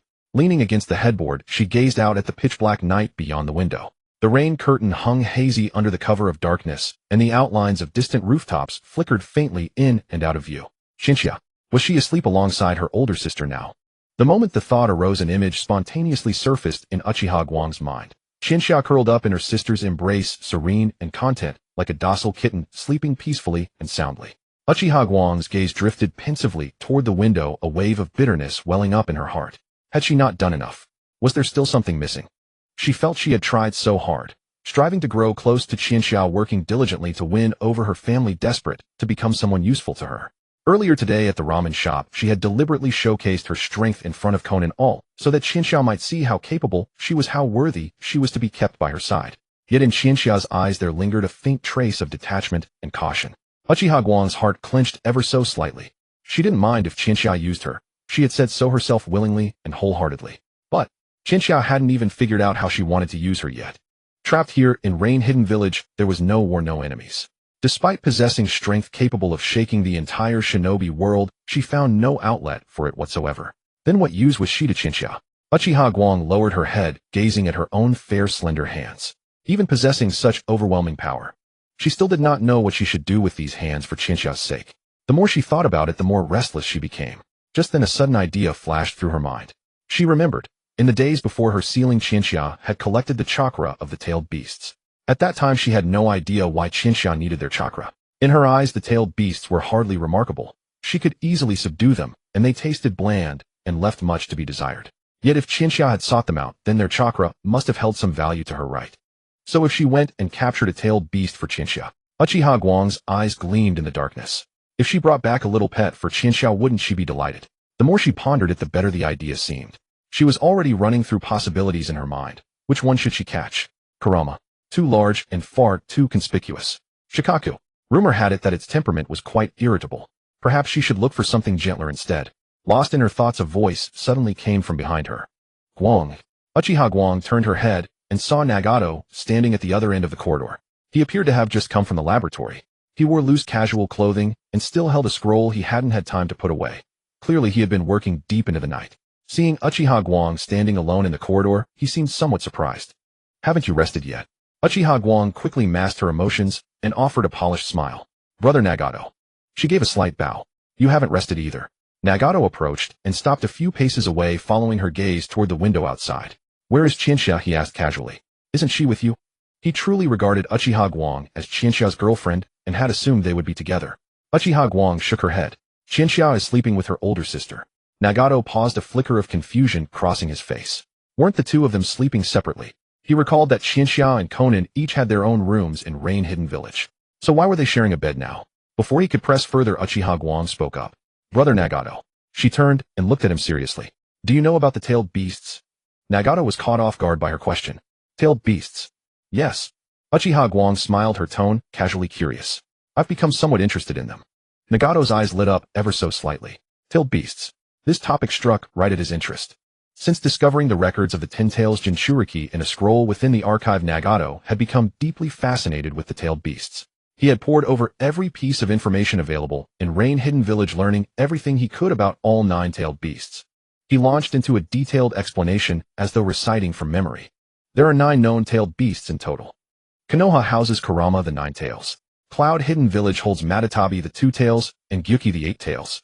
Iwa Hidden Village guards Isabu, the 3 tails, and Son Goku, the 4 tails. He paused briefly before adding, and Sunagakure shelters Shikaku, the 1 tail. Kiri Hidden Village keeps Kokuo, the 6 tails. And Takigakure guards Komi, the 7 tails. Those are the current distributions of the 9-tailed beasts across the shinobi world. Uchiha Guang listened quietly, her eyes flashing subtly.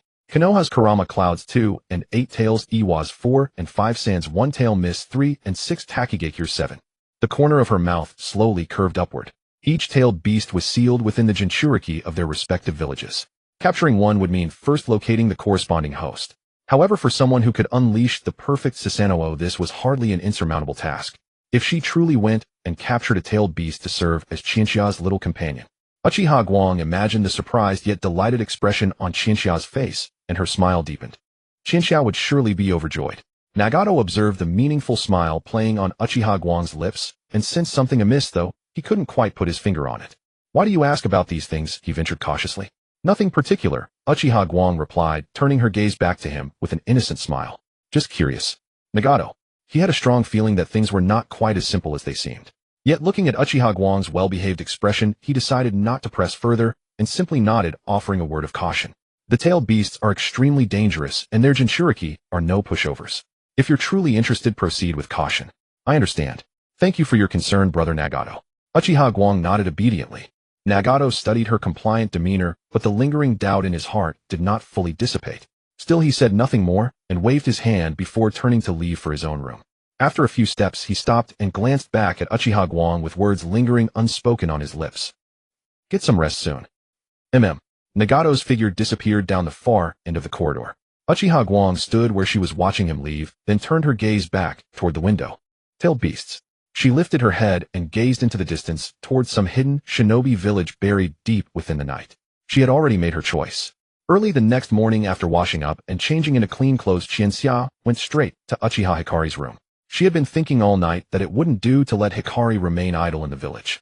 Since the ninja academy was about to be built and teachers were in short supply, Hikari, though a bit eccentric, was from a prestigious clan and possessed decent upbringing and knowledge. Making her a teacher at the academy would put her talents to good use far better than having her cling to Qianxia all day. Lost in thought, Qianxia pushed open the door to Hikari's room. It was empty. The bed was neatly made, the quilt freshly folded without a single crease. The potted plant on the windowsill was still there, its leaves of vivid green, clearly watered. But where was she? Qianxia stood at the doorway, stunned for a long moment. Where is she? She circled the room, checked the windowsill, behind the door, the cabinets. Confirming that no one was hiding, she had to accept the fact Uchiha Hikari was not in the room. How strange. Qianxia rubbed her chin, frowning. Where could she have gone so early in the morning? Qianxia recalled asking Hikari where she came from. Hikari had said she was from before the Warring States period, sealed away for who knows how many years. It was perfectly normal for an ancient relic who had slept for so long finally seeing the light of day to want to wander around and see this new world. Qianxia nodded, comforting herself. Makes sense. But she still felt uneasy. She left the room and began searching for Hikari throughout the Rain Village. She searched every floor of the tower, the Rain Shadow building, the training grounds, even the village entrance. But there was no sign of Uchiha Hikari. She asked several Rain ninjas she passed on the way, but all shook their heads. No one had seen a black-haired woman in a black robe. Qianxia's heart sank little by little. Refusing to give up, she climbed the watchtower at the village entrance, stood on tiptoe, and gazed into the distance. The rain veiled the view, the mountain paths winding endlessly, not a single figure in sight. Standing on the watchtower, Qianxia shivered in the cold wind. Who would feel at ease with a human-shaped nuclear bomb wandering around their home? What if some reckless fool provoked her and she activated her Susanoo? What would become of her village then? The more Qianxia thought about it, the more her head ached. She simply closed her eyes, channeling all her chakra into the Shinla Xinyan, expanding her perception to cover the entire Rain Village. In an instant, a vast sensory network spread out, enveloping every corner of the village. Every household, every street, every building lay exposed under her perception. The result only deepened her frustration. There was no trace of Uchiha Hikari's chakra anywhere in the Rain Village, meaning she really wasn't in the village. No way, sis. Qianxia nearly wept. Is it because your room isn't next to mine? Could she be that petty? The more Qianxia thought about it, the more aggrieved she felt. If Hikari had decided to leave the Rain Village over such a trivial matter, who would she complain to? Just last night, she had been planning how to deploy this Super Kage-level combatant, and now she was gone. Qianxia grew angrier and more regretful, and finally slumped back to her office, plopping into her chair with a heavy sigh. She rested her head on the desk, staring at the scroll of the Ninja Academy blueprint, but her mind was full of that Uchiha woman. Where the hell had she run off to? Would she cause some huge trouble? What if she exposed her identity and drew the attention of the 5 great nations? The more Qianxia pondered, the more her head throbbed, so she simply buried her face in her arms and stopped thinking. Lady Qianxia. The office door was knocked, and He Yelong's voice came from outside. Come in. He Yelong pushed open the door and saw Qianxia lying on the desk. He paused. Lady Qianxia, are you? I'm fine. Qianxia waved her hand glumly. What is it? I've selected a few sites for the Ninja Academy and would like your review. He Yelong placed a scroll on the desk. Qianxia glanced at the scroll, then again, but ultimately couldn't muster the focus. Leave it for now, she said. I'll look at it later. He Yelong, though puzzled, didn't press further, acknowledged the order, and withdrew. Qianxia continued to slump over the desk, sighing. Before long, the office door was knocked again. Come in. Nagato and Konan entered one after another. Nagato held a scroll, evidently having some serious business to discuss with Qianxia. Konan, not seeing Qianxia in the morning, had come to the office and met Nagato on the way, so they arrived together. As soon as they entered, they saw Qianxia lying dejectedly on the desk, wearing an expression as if the sky had fallen. Qianxia, what's wrong? Konan walked over, concerned. Qianxia lifted her head with a sigh, her voice full of grievance. Uchiha Hikari has disappeared somewhere. Konan's brows immediately furrowed, a hint of "I told you so" in her tone. I said that one was up to no good. She stepped closer, gently hugged Qianxia, and softened her voice, comforting her. It's okay, Qianxia. The Rain Village doesn't need her anyway. Qianxia nestled in Konan's arms, letting out a muffled but her heart was still uneasy. That was a Super Kage-level combatant who could manifest a complete Susanoo. How could she not feel the loss? Moreover, that Uchiha Hikari, though crazy, at least seemed sincere toward her. Qianxia couldn't quite describe the emptiness in her heart. Nagato stood aside, also momentarily stunned by the news of Hikari's disappearance. That girl. He had only met her last night. Though their interaction was brief, he had found her quite pleasant, polite, well-mannered, and clingy toward Xianxia.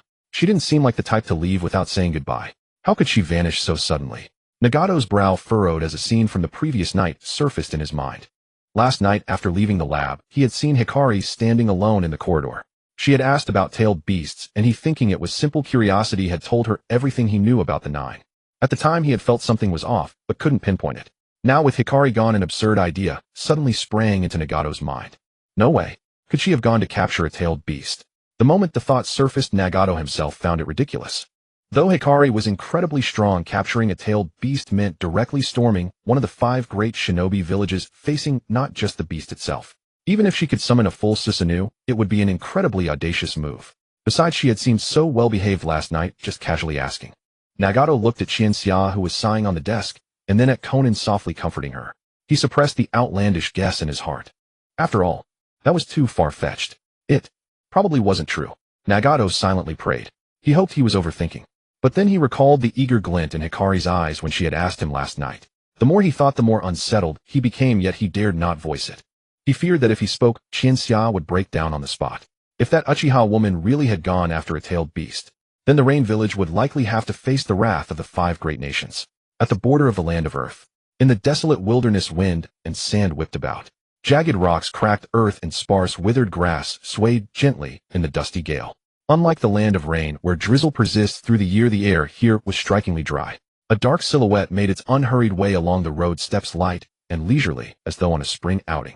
It was Uchiha Guanghua. She wore a long dark coat with her hood half drawn over her face, revealing a pair of eyes that shone strikingly bright from beneath the shadow. The wind caught the hem of her coat, and against the desolate expanse of sky and land her figure seemed particularly slight. Yet she carried an unmistakable composure. Among the 9-tailed beasts, she had ultimately chosen the 5 tails. In truth, she had initially favored the 2 tails. According to the records, it was a colossal demon cat with twin tails, its body wreathed in blue chakra flames and covered in flowing black spiral patterns, the flames continuously drifting outward. Its ears were large and pointed, and it possessed heterochromia. Clearly an adorable creature. If Xianxia kept such a pet, she would surely be delighted. Alas, the 2 tails resided in the land of lightning. After glancing at the distance on her map and calculating the journey, she found it far too remote. The round trip would be far too troublesome. She had no desire to squander so much time on the road. Thus, she settled for the next best option, the relatively closer 5 tails. Once she captured the 5 tails and returned it to Xianxia, she could always turn her attention to the 2 tails. After all, they were hers either way. Uchiha Guanghua pondered this thought internally, her steps growing noticeably lighter. Rumor had it that the 5 tails appeared as a white horse-like creature. A white horse. Uchiha Guanghua pictured Xianxia riding atop the beast, her white garments and crimson hair streaming in the wind as she galloped forward. It would be a magnificent sight indeed. Xianxia astride a magnificent white steed, her long hair rippling in the breeze. The mere thought of such a scene was pleasing to the eye. As Uchiha Guanghua envisioned that image, the corners of her mouth curved upward almost imperceptibly. Once she brought back the 5 tails, Xianxia would surely be moved. The more she dwelled on it, the more pleasing the prospect became. Her pace quickened steadily, and she nearly found herself humming a tune. The wind-blown sand struck her face, but she barely registered it. Yet before she had gone far, a sharp voice rang out ahead. Halt! 3 figures emerged from behind rocks beside the road, blocking her path. They were patrol ninja from the village hidden in the rocks. All 3 wore the distinctive rock-gray ninja attire of their village, weapons pouches strapped to their waists, eyeing the suspicious woman in black robes before them with watchful caution. The borders of the land of Earth were always heavily guarded. Any unfamiliar face would alert the patrol teams. Who are you? What business do you have in the land of Earth? Uchiha Guanghua halted her steps, raised her head, and glanced at them. Her expression remained calm, her tone even more measured. May I ask, where is the 5 tails? The 3 stone ninjas' expressions shifted instantly. The 5 tails. This robed woman. Had she come for the 5 tails? What? The lead ninja's pupils contracted, and all 3 drew their kunai in near simultaneous motion, assuming defensive stances. Your target is the 5 tails? Another stone ninja demanded sharply. Who sent you? What do you intend to do with the 5 tails? His voice carried an edge of tension, his grip on the kunai tightening until his knuckles whitened. The 5 tails was a tailed beast sealed within a jinchuriki, one of the village hidden in the rock's most vital strategic resources. Anyone harboring designs on the tailed beasts was an enemy the stone village would pursue to the death. Observing their fiercely hostile demeanor, Uchiha Guanghua's expression darkened incrementally. You? She spoke softly, her tone laced with impatience. Cannot understand human speech. She merely wished to know the location of the 5 tails. How troublesome these people were. As her words fell, those dark eyes of hers underwent a gradual transformation. Within her black pupils, 3 tomo materialized, silently rotating in a slow and eerie cadence. The 3 tomo Sharingan. Sharingan. The elder stone ninja, upon catching sight of those eyes, instinctively dropped his gaze, while sharply warning his companions. Do not look into her eyes. He possessed considerable battlefield experience and familiarity with the Uchiha clan. He understood clearly that when confronting an Uchiha, the cardinal sin was meeting their gaze. The Jinjutsu of the Sharingan required only a single moment of eye contact to trap an opponent within an illusion. He had witnessed with his own eyes how an Uchiha had caused an entire squad to turn on one another with merely a glance, albeit a squad of genin. Yet he received no response from his comrades. His heart sank abruptly. He whipped his head around to look at the 2 ninja beside him. They stood motionless, expressions vacant, pupils dilated and unfocused, as though 2 soulless puppets frozen in place. Jinjutsu. They were already under control. Damn. The elder ninja clenched his teeth, a sheen of cold sweat forming upon his brow. How had someone from Konoha come all the way here? Was this some scheme orchestrated by the Leaf Village? 3 tomo Sharingan. That indicated power at the level of a Jonin, at minimum. This woman before him was far beyond what a single Chunin could handle. He had to notify the village immediately. Thoughts raced through the elder ninja's mind as he prepared to act, yet his body suddenly refused to obey. The step he intended to take froze in place. The hand he sought to raise remained utterly still. The words he wished to speak lodged in his throat. His entire body felt bound by invisible chains, utterly immobile. Take me to the 5 tails. Uchiha Guanghua's voice rang out calmly, brooking no argument. Yes. The elder stone ninja heard his own voice respond mechanically. Within his eyes, 3 sharp, curved black blade-like tomo slowly began to rotate, manifesting Uchiha Guanghua's Mangekyo Sharingan. He had fallen entirely under Uchiha Guanghua's control. Observing the compliant stone ninja before her, she allowed the faintest smile to grace her lips. Let us go. With those words, she stepped forward. The elder ninja, like a puppet on strings, moved silently ahead to guide her path. The wind and sand continued to howl. 2 figures, one following the other, disappeared into the barren wilderness of the land of earth. Behind them, the 2 stone ninja, bound by Jinjutsu, remained where they stood, gazing vacantly at the sky like 2 weathered stone statues. Wind and sand gradually covered their footprints, as though nothing had occurred at all. Only in the distance did the 2 receding figures continue their steady progress toward the location of the 5 tails. On the outskirts of the land of Earth's hidden rock village, amidst a barren wasteland dotted with stone pillars, a tall man clad in reddish-brown armor was training alone. He was Han, the 5 tails Jinchuriki. As a Jinchuriki, he could not reside in the heart of the village, a necessary arrangement to prevent the rampaging tailed beast from endangering the villagers. His dwelling and training grounds were situated at the village's edge, far from the populace. Yet this was no great matter to Han. He had long grown accustomed to such a life. Or rather, he had grown accustomed to being isolated like a dangerous object. He clenched his fists, pounding them against the stone pillars before him. Each strike left a deep indentation on the hard rock surface. Sweat trickled down his cheeks, mingling with steam, only to be evaporated by the searing heat. Every punch was heavy, carrying a force that bordered on catharsis. Suddenly, the 5 tails Mu King spoke within him. Someone is coming, Mu King's voice echoed in his mind. That chakra doesn't feel like it belongs to the village. Han halted his movements and turned toward the entrance. 2 figures stood there. Leading the way was Tetsuma, the hidden rock Chunin previously controlled by Uchiha Hikari. He wore a standard hidden rock ninja uniform, his expression blank, standing silently at the entrance. Behind Tetsuma followed a black-haired woman in a dark long coat. Tetsuma stepped aside, bowing slightly, to Uchiha Hikari behind him. Milady, this is the 5 tails Jinchuriki's training ground. He is Han. Han's pupils contracted sharply. Tetsuma, he roared, his voice laced with incredulous fury. You betrayed the village. He could not believe that a fellow ninja he had trained alongside would bring a strange woman to the Jinchuriki's training ground. But Mu King spoke again. No, that girl is off. Mu King's voice held a note of gravity. Your comrade seems to be under her control. Han froze. Controlled. He looked more closely at Tetsuma and noticed the hollow, vacant gaze, something swirling faintly in his pupils. It was not the look of a sane person. Han's expression turned grim. He studied the black-haired woman, wariness rising within him. Uchiha Hikari stood behind Tetsuma, nodding slightly, as she appraised the young man in reddish-brown armor with keen interest.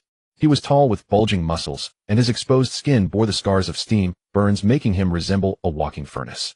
A palpable heat radiated from him, distorting the surrounding air. Are you the 5 tails Jinchuriki? Uchiha Hikari asked, her tone polite but appraising. Could you hand over the 5 tails to me? Han's eyes widened in disbelief. Are you joking? He thundered.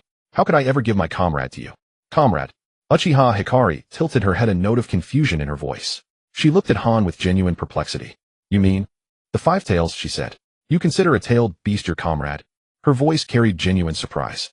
But, a pet is a pet. How can you equate it with a comrade? Veins bulged on Han's forehead. What did you say?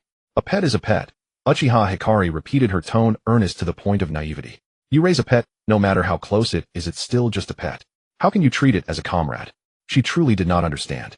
In her worldview, a tailed beast was merely a somewhat powerful tool, a container of chakra, an existence akin to a pet. The notion of treating them as comrades was something she had never heard in her life. Han's fists clenched until his knuckles cracked. He took a deep breath, suppressing his fury, and his voice turned icy. What do you really want? I told you. Uchiha Hikari tilted her head, revealing a harmless smile. Hand over the 5 tails. As for you. She tapped her chin as if pondering something, then said, in return, I'll spare your life. How about that? That smile, devoid of the gentleness she had shown Chinatsu, struck Han as bone-chillingly cold. It was the condescending, casual cruelty of a hunter eyeing its prey. Han tightened his fists, his voice frigid. Return. Spare my life. He let out a cold laugh, enunciating each word. It seems you know nothing about tailed beast Jinchuriki. A Jinchuriki dies when the tailed beast is lost. Han's gaze locked onto Uchiha Hikari. Who are you? The moment he spoke, his chakra erupted violently. Though he asked, the dead could still be interrogated for information. Boyle released monstrous strength unmatched. White steam burst from his body, forming a scorching fog that enveloped him entirely. His skin flushed crimson from the heat, muscles swelling every inch, brimming with explosive power.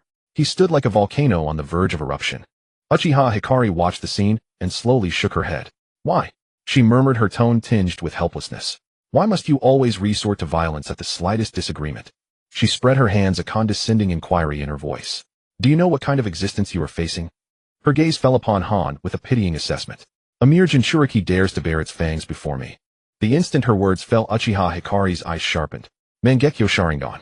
3 sharp, curved black shuriken arrows spun rapidly in her eyes, unleashing a torrent of powerful Jinjutsu chakra like an invisible wave surging toward Han. Yet, Han's steps did not falter. His body shot forward like an arrow from a bowstring, Boyle release, accelerating him to a blur, leaving only an afterimage.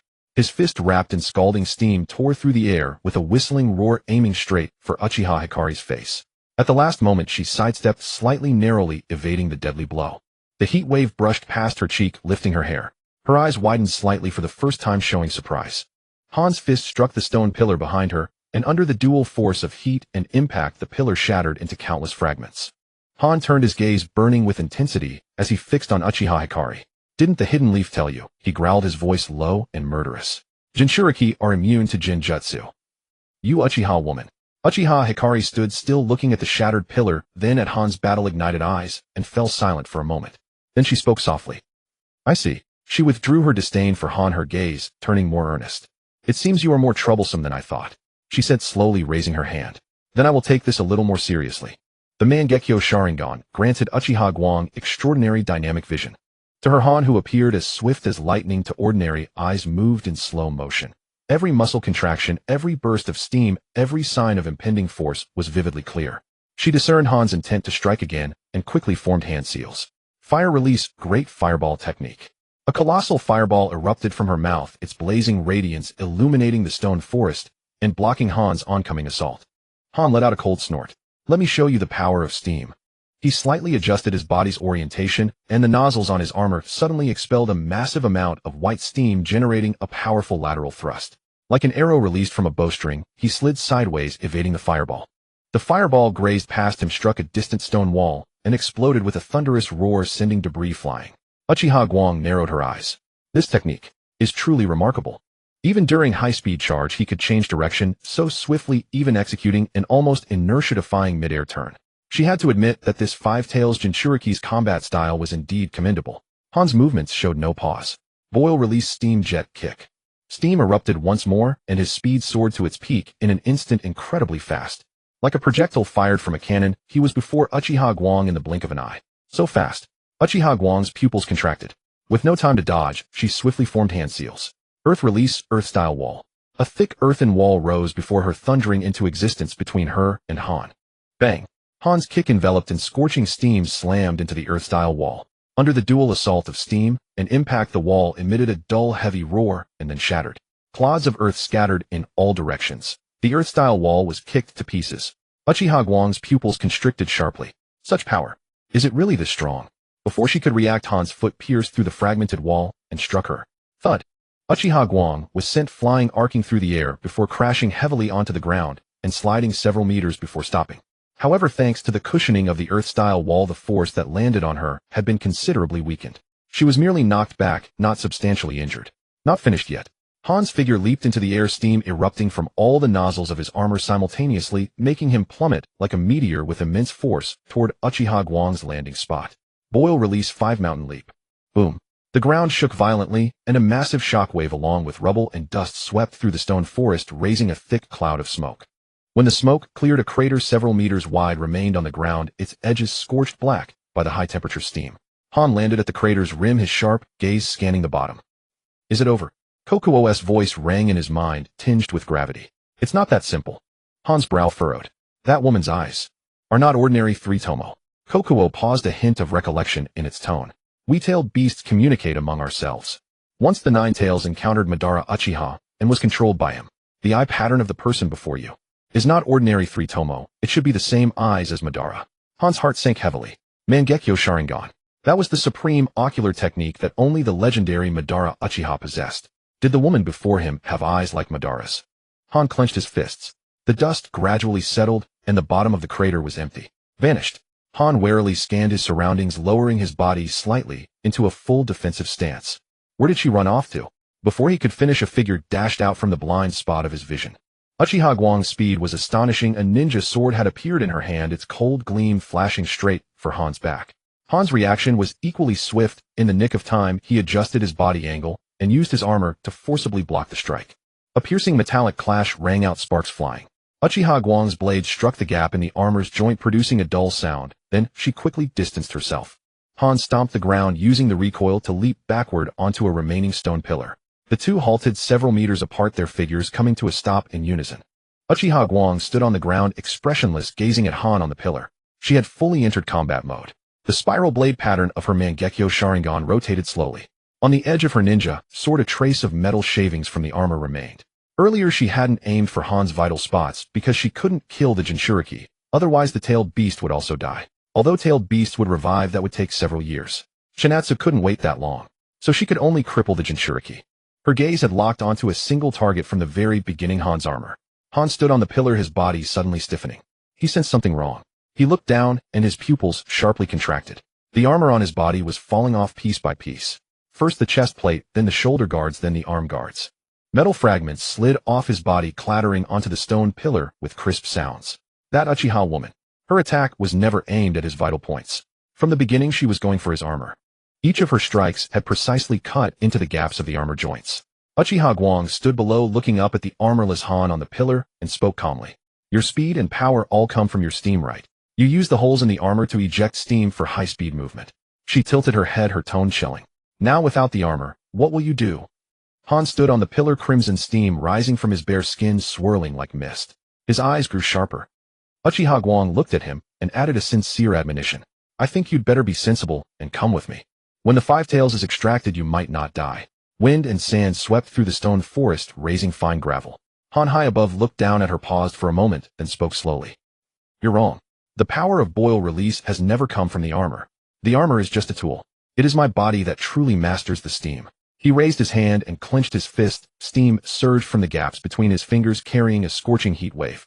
Even without armor, I can still fight. I am the steam ninja of Awagakure. Scorching steam erupted wildly from Han's body, instantly spreading and swallowing the entire stone forest. The view was utterly obscured by billowing white mist, and the air became scorching hot and thick. Uchiha Hikari frowned slightly. This feeling was unpleasant, too hot. The scalding steam kept eroding her skin, leaving her exposed cheeks and the backs of her hands tinged with a faint burning red.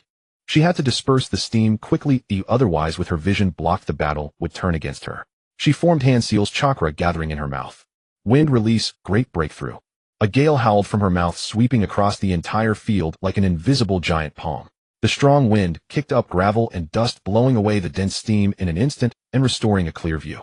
Yet in the instant the steam was dispersed, Han's figure had already closed in to less than a few meters in front of her. Without his armor, he was less agile than before, but with the steam as cover, he had still managed to close the distance. Steam punch. Han's fist, wrapped in high-pressure steam, drove straight toward Uchiha Hikari's vital point with a scorching blast of heat. The punch channeled all of his power. Its wind tore through the air with a dull, mournful cry. Got him. The thought had just arisen in Han's mind when his expression froze. From Uchiha Hikari's body, black chakra surged like a tide, and in a flash condensed into a thick, savage black skeleton, armor conjured from nothing, that forcibly halted his fist. Boom. Han's fist slammed into the black skeleton with a dull, thunderous impact.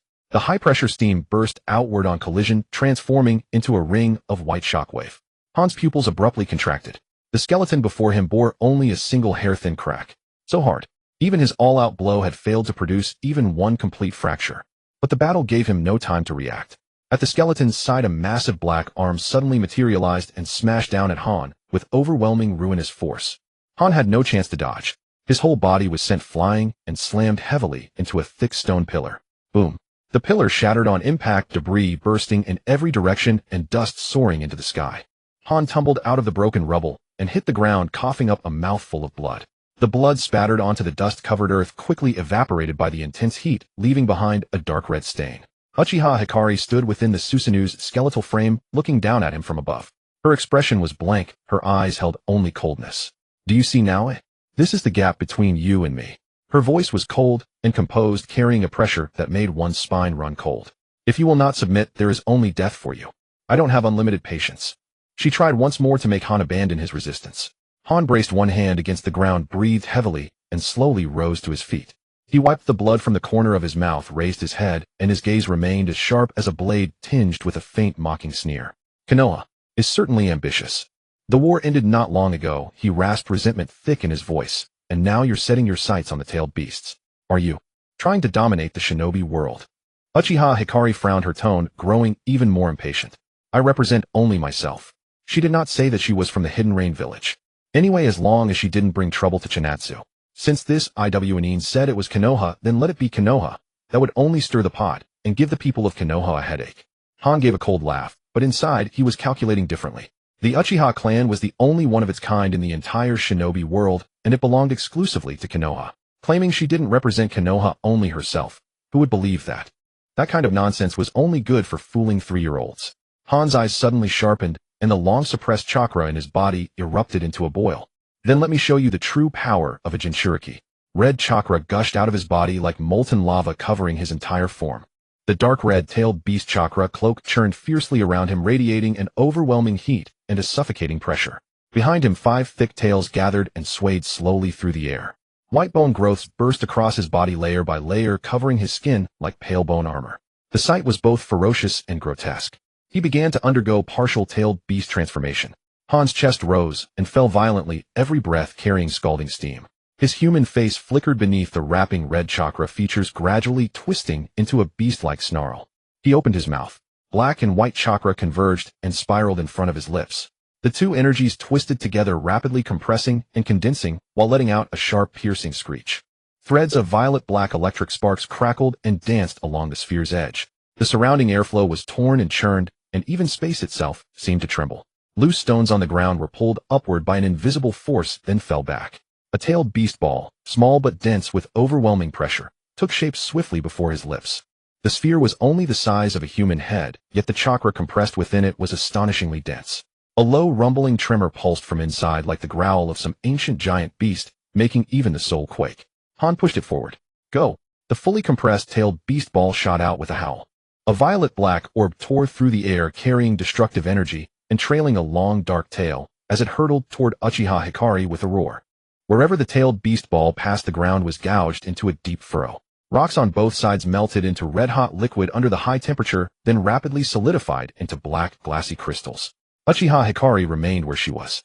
Watching the violet-black spheres speeding toward her, her Mangekyo, Sharingan, sharpened abruptly. The Susanoo around her transformed once again. Black chakra rose and expanded rapidly, condensing into a layer of heavy armor over the skeleton, wrapping every inch of the giant's body.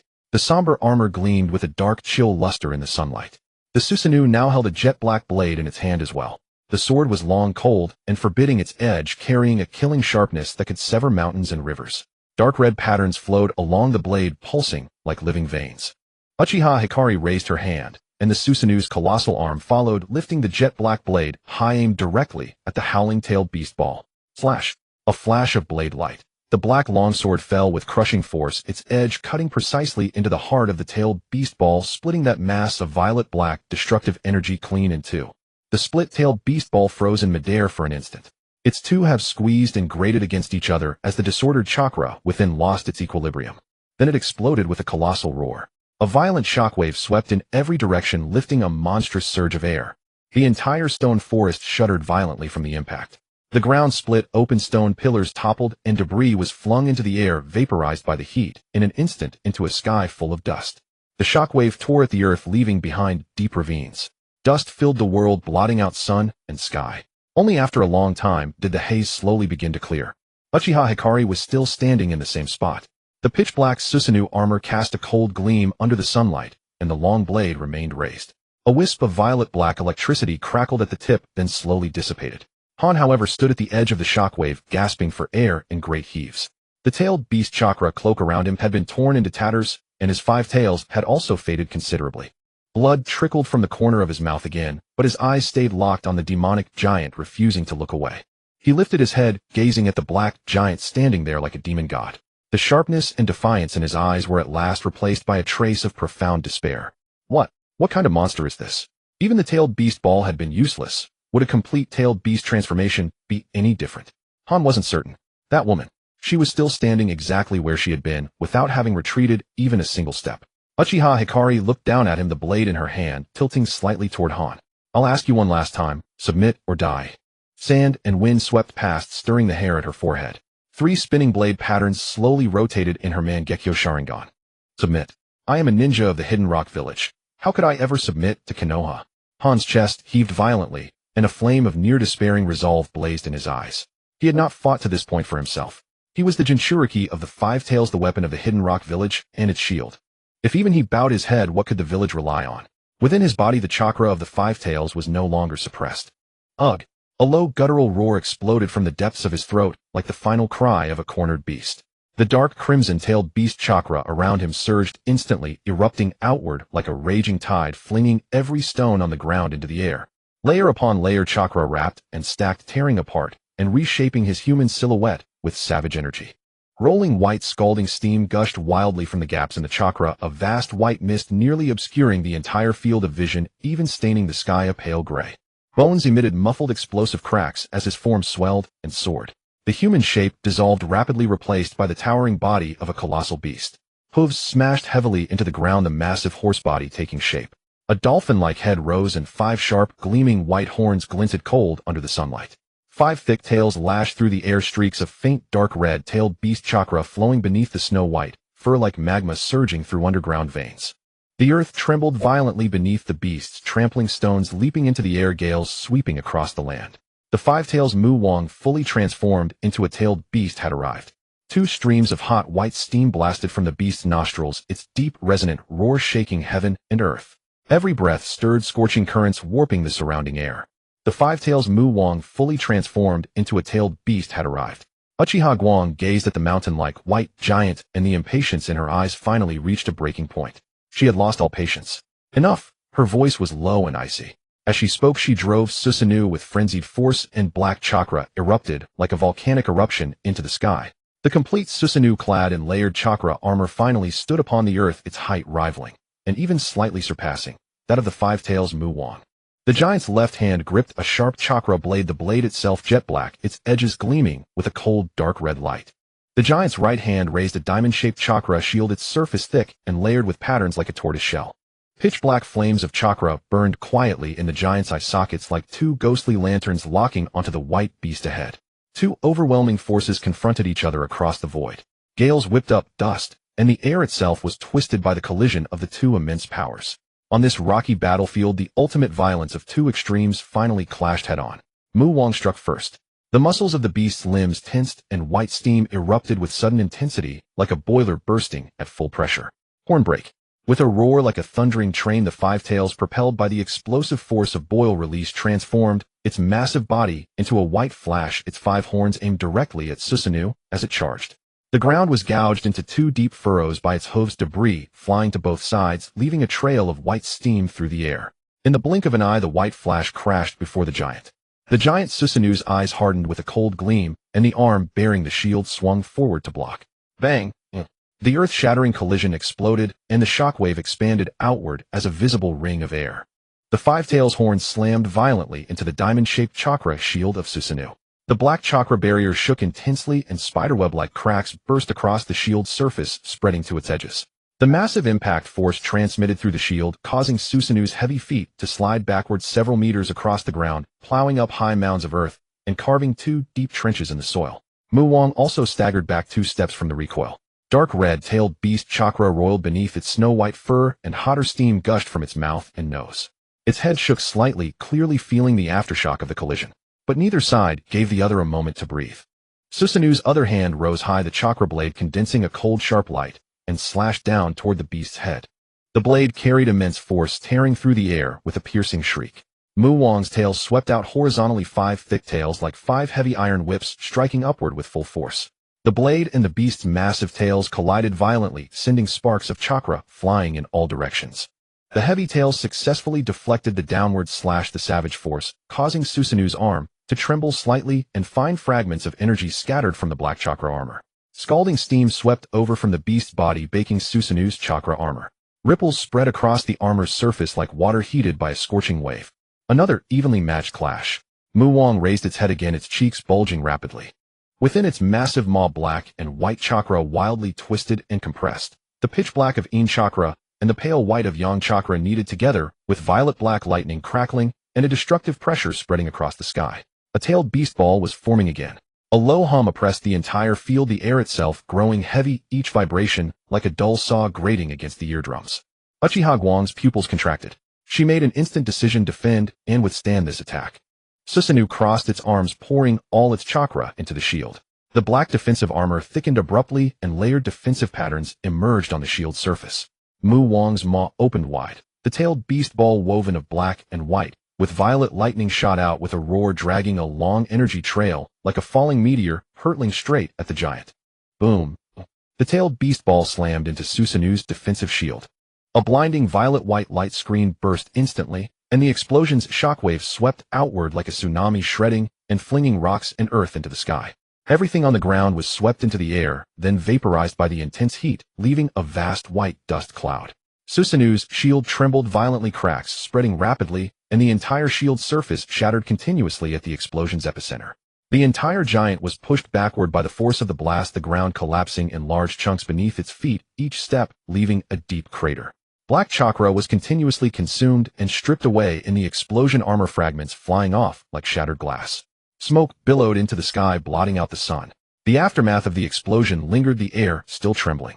As the violent explosion subsided slightly and the dust began to settle, Susanoo's half-armor was already riddled with damage, with multiple chakra plates shattered, revealing the empty skeletal structure beneath. The shield was nearly destroyed, only a broken half remaining, its edges slowly self-repairing. The five-tails Mu Wang was no better off. The shockwave from the clash had swept across its body, leaving patches of scorched, damaged fur and multiple wounds torn by the blast. Heavy, ragged breaths accompanied by waves of hot white steam continued to pour from its mouth and nose, and its five tails trembled slightly. The dust settled slowly. 2 colossal behemoths faced off across the shattered earth, the air still trembling faintly above the devastated stone forest. The ground was riddled with cracked craters and ravines scattered with rubble, while the lingering chakra aura permeated the air, carrying a searing residual heat. Uchiha Hikari suddenly tilted her head slightly, her gaze flickering toward a distant direction. Her Mangekyo Sharingan detected the chakra fluctuations of a large group approaching at high speed. And among them, one chakra was far more intense than the others. Han sensed it too.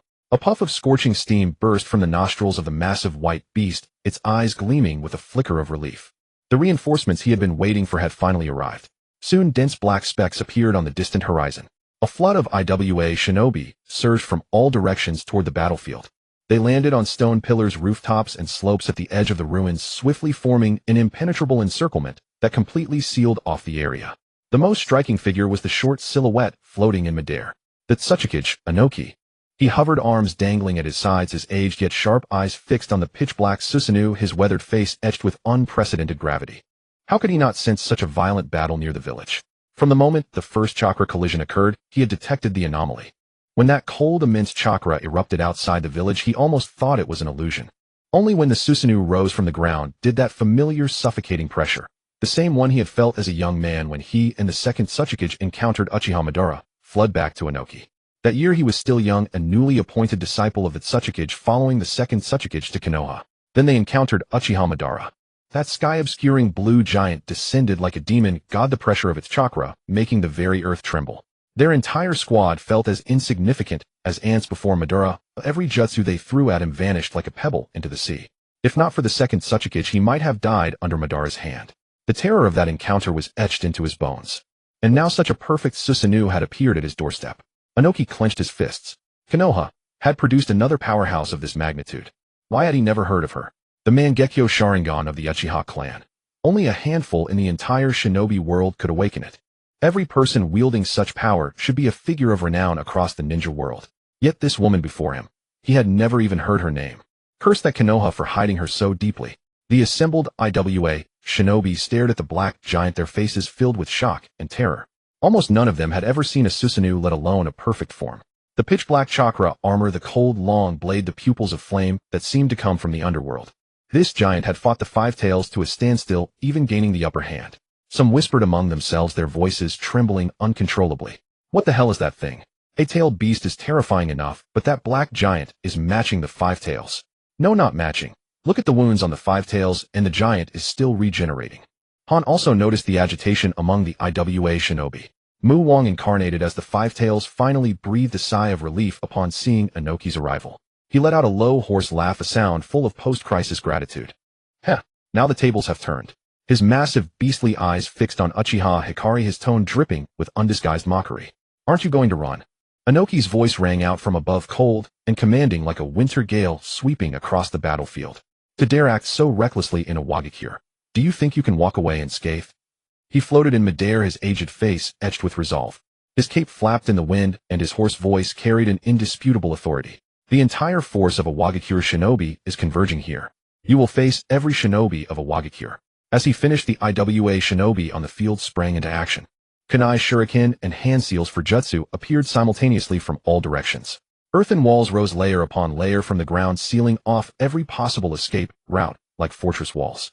The air grew thick with chakra. Countless eyes locked onto Uchiha Hikari, killing intent surging forth like a tidal wave.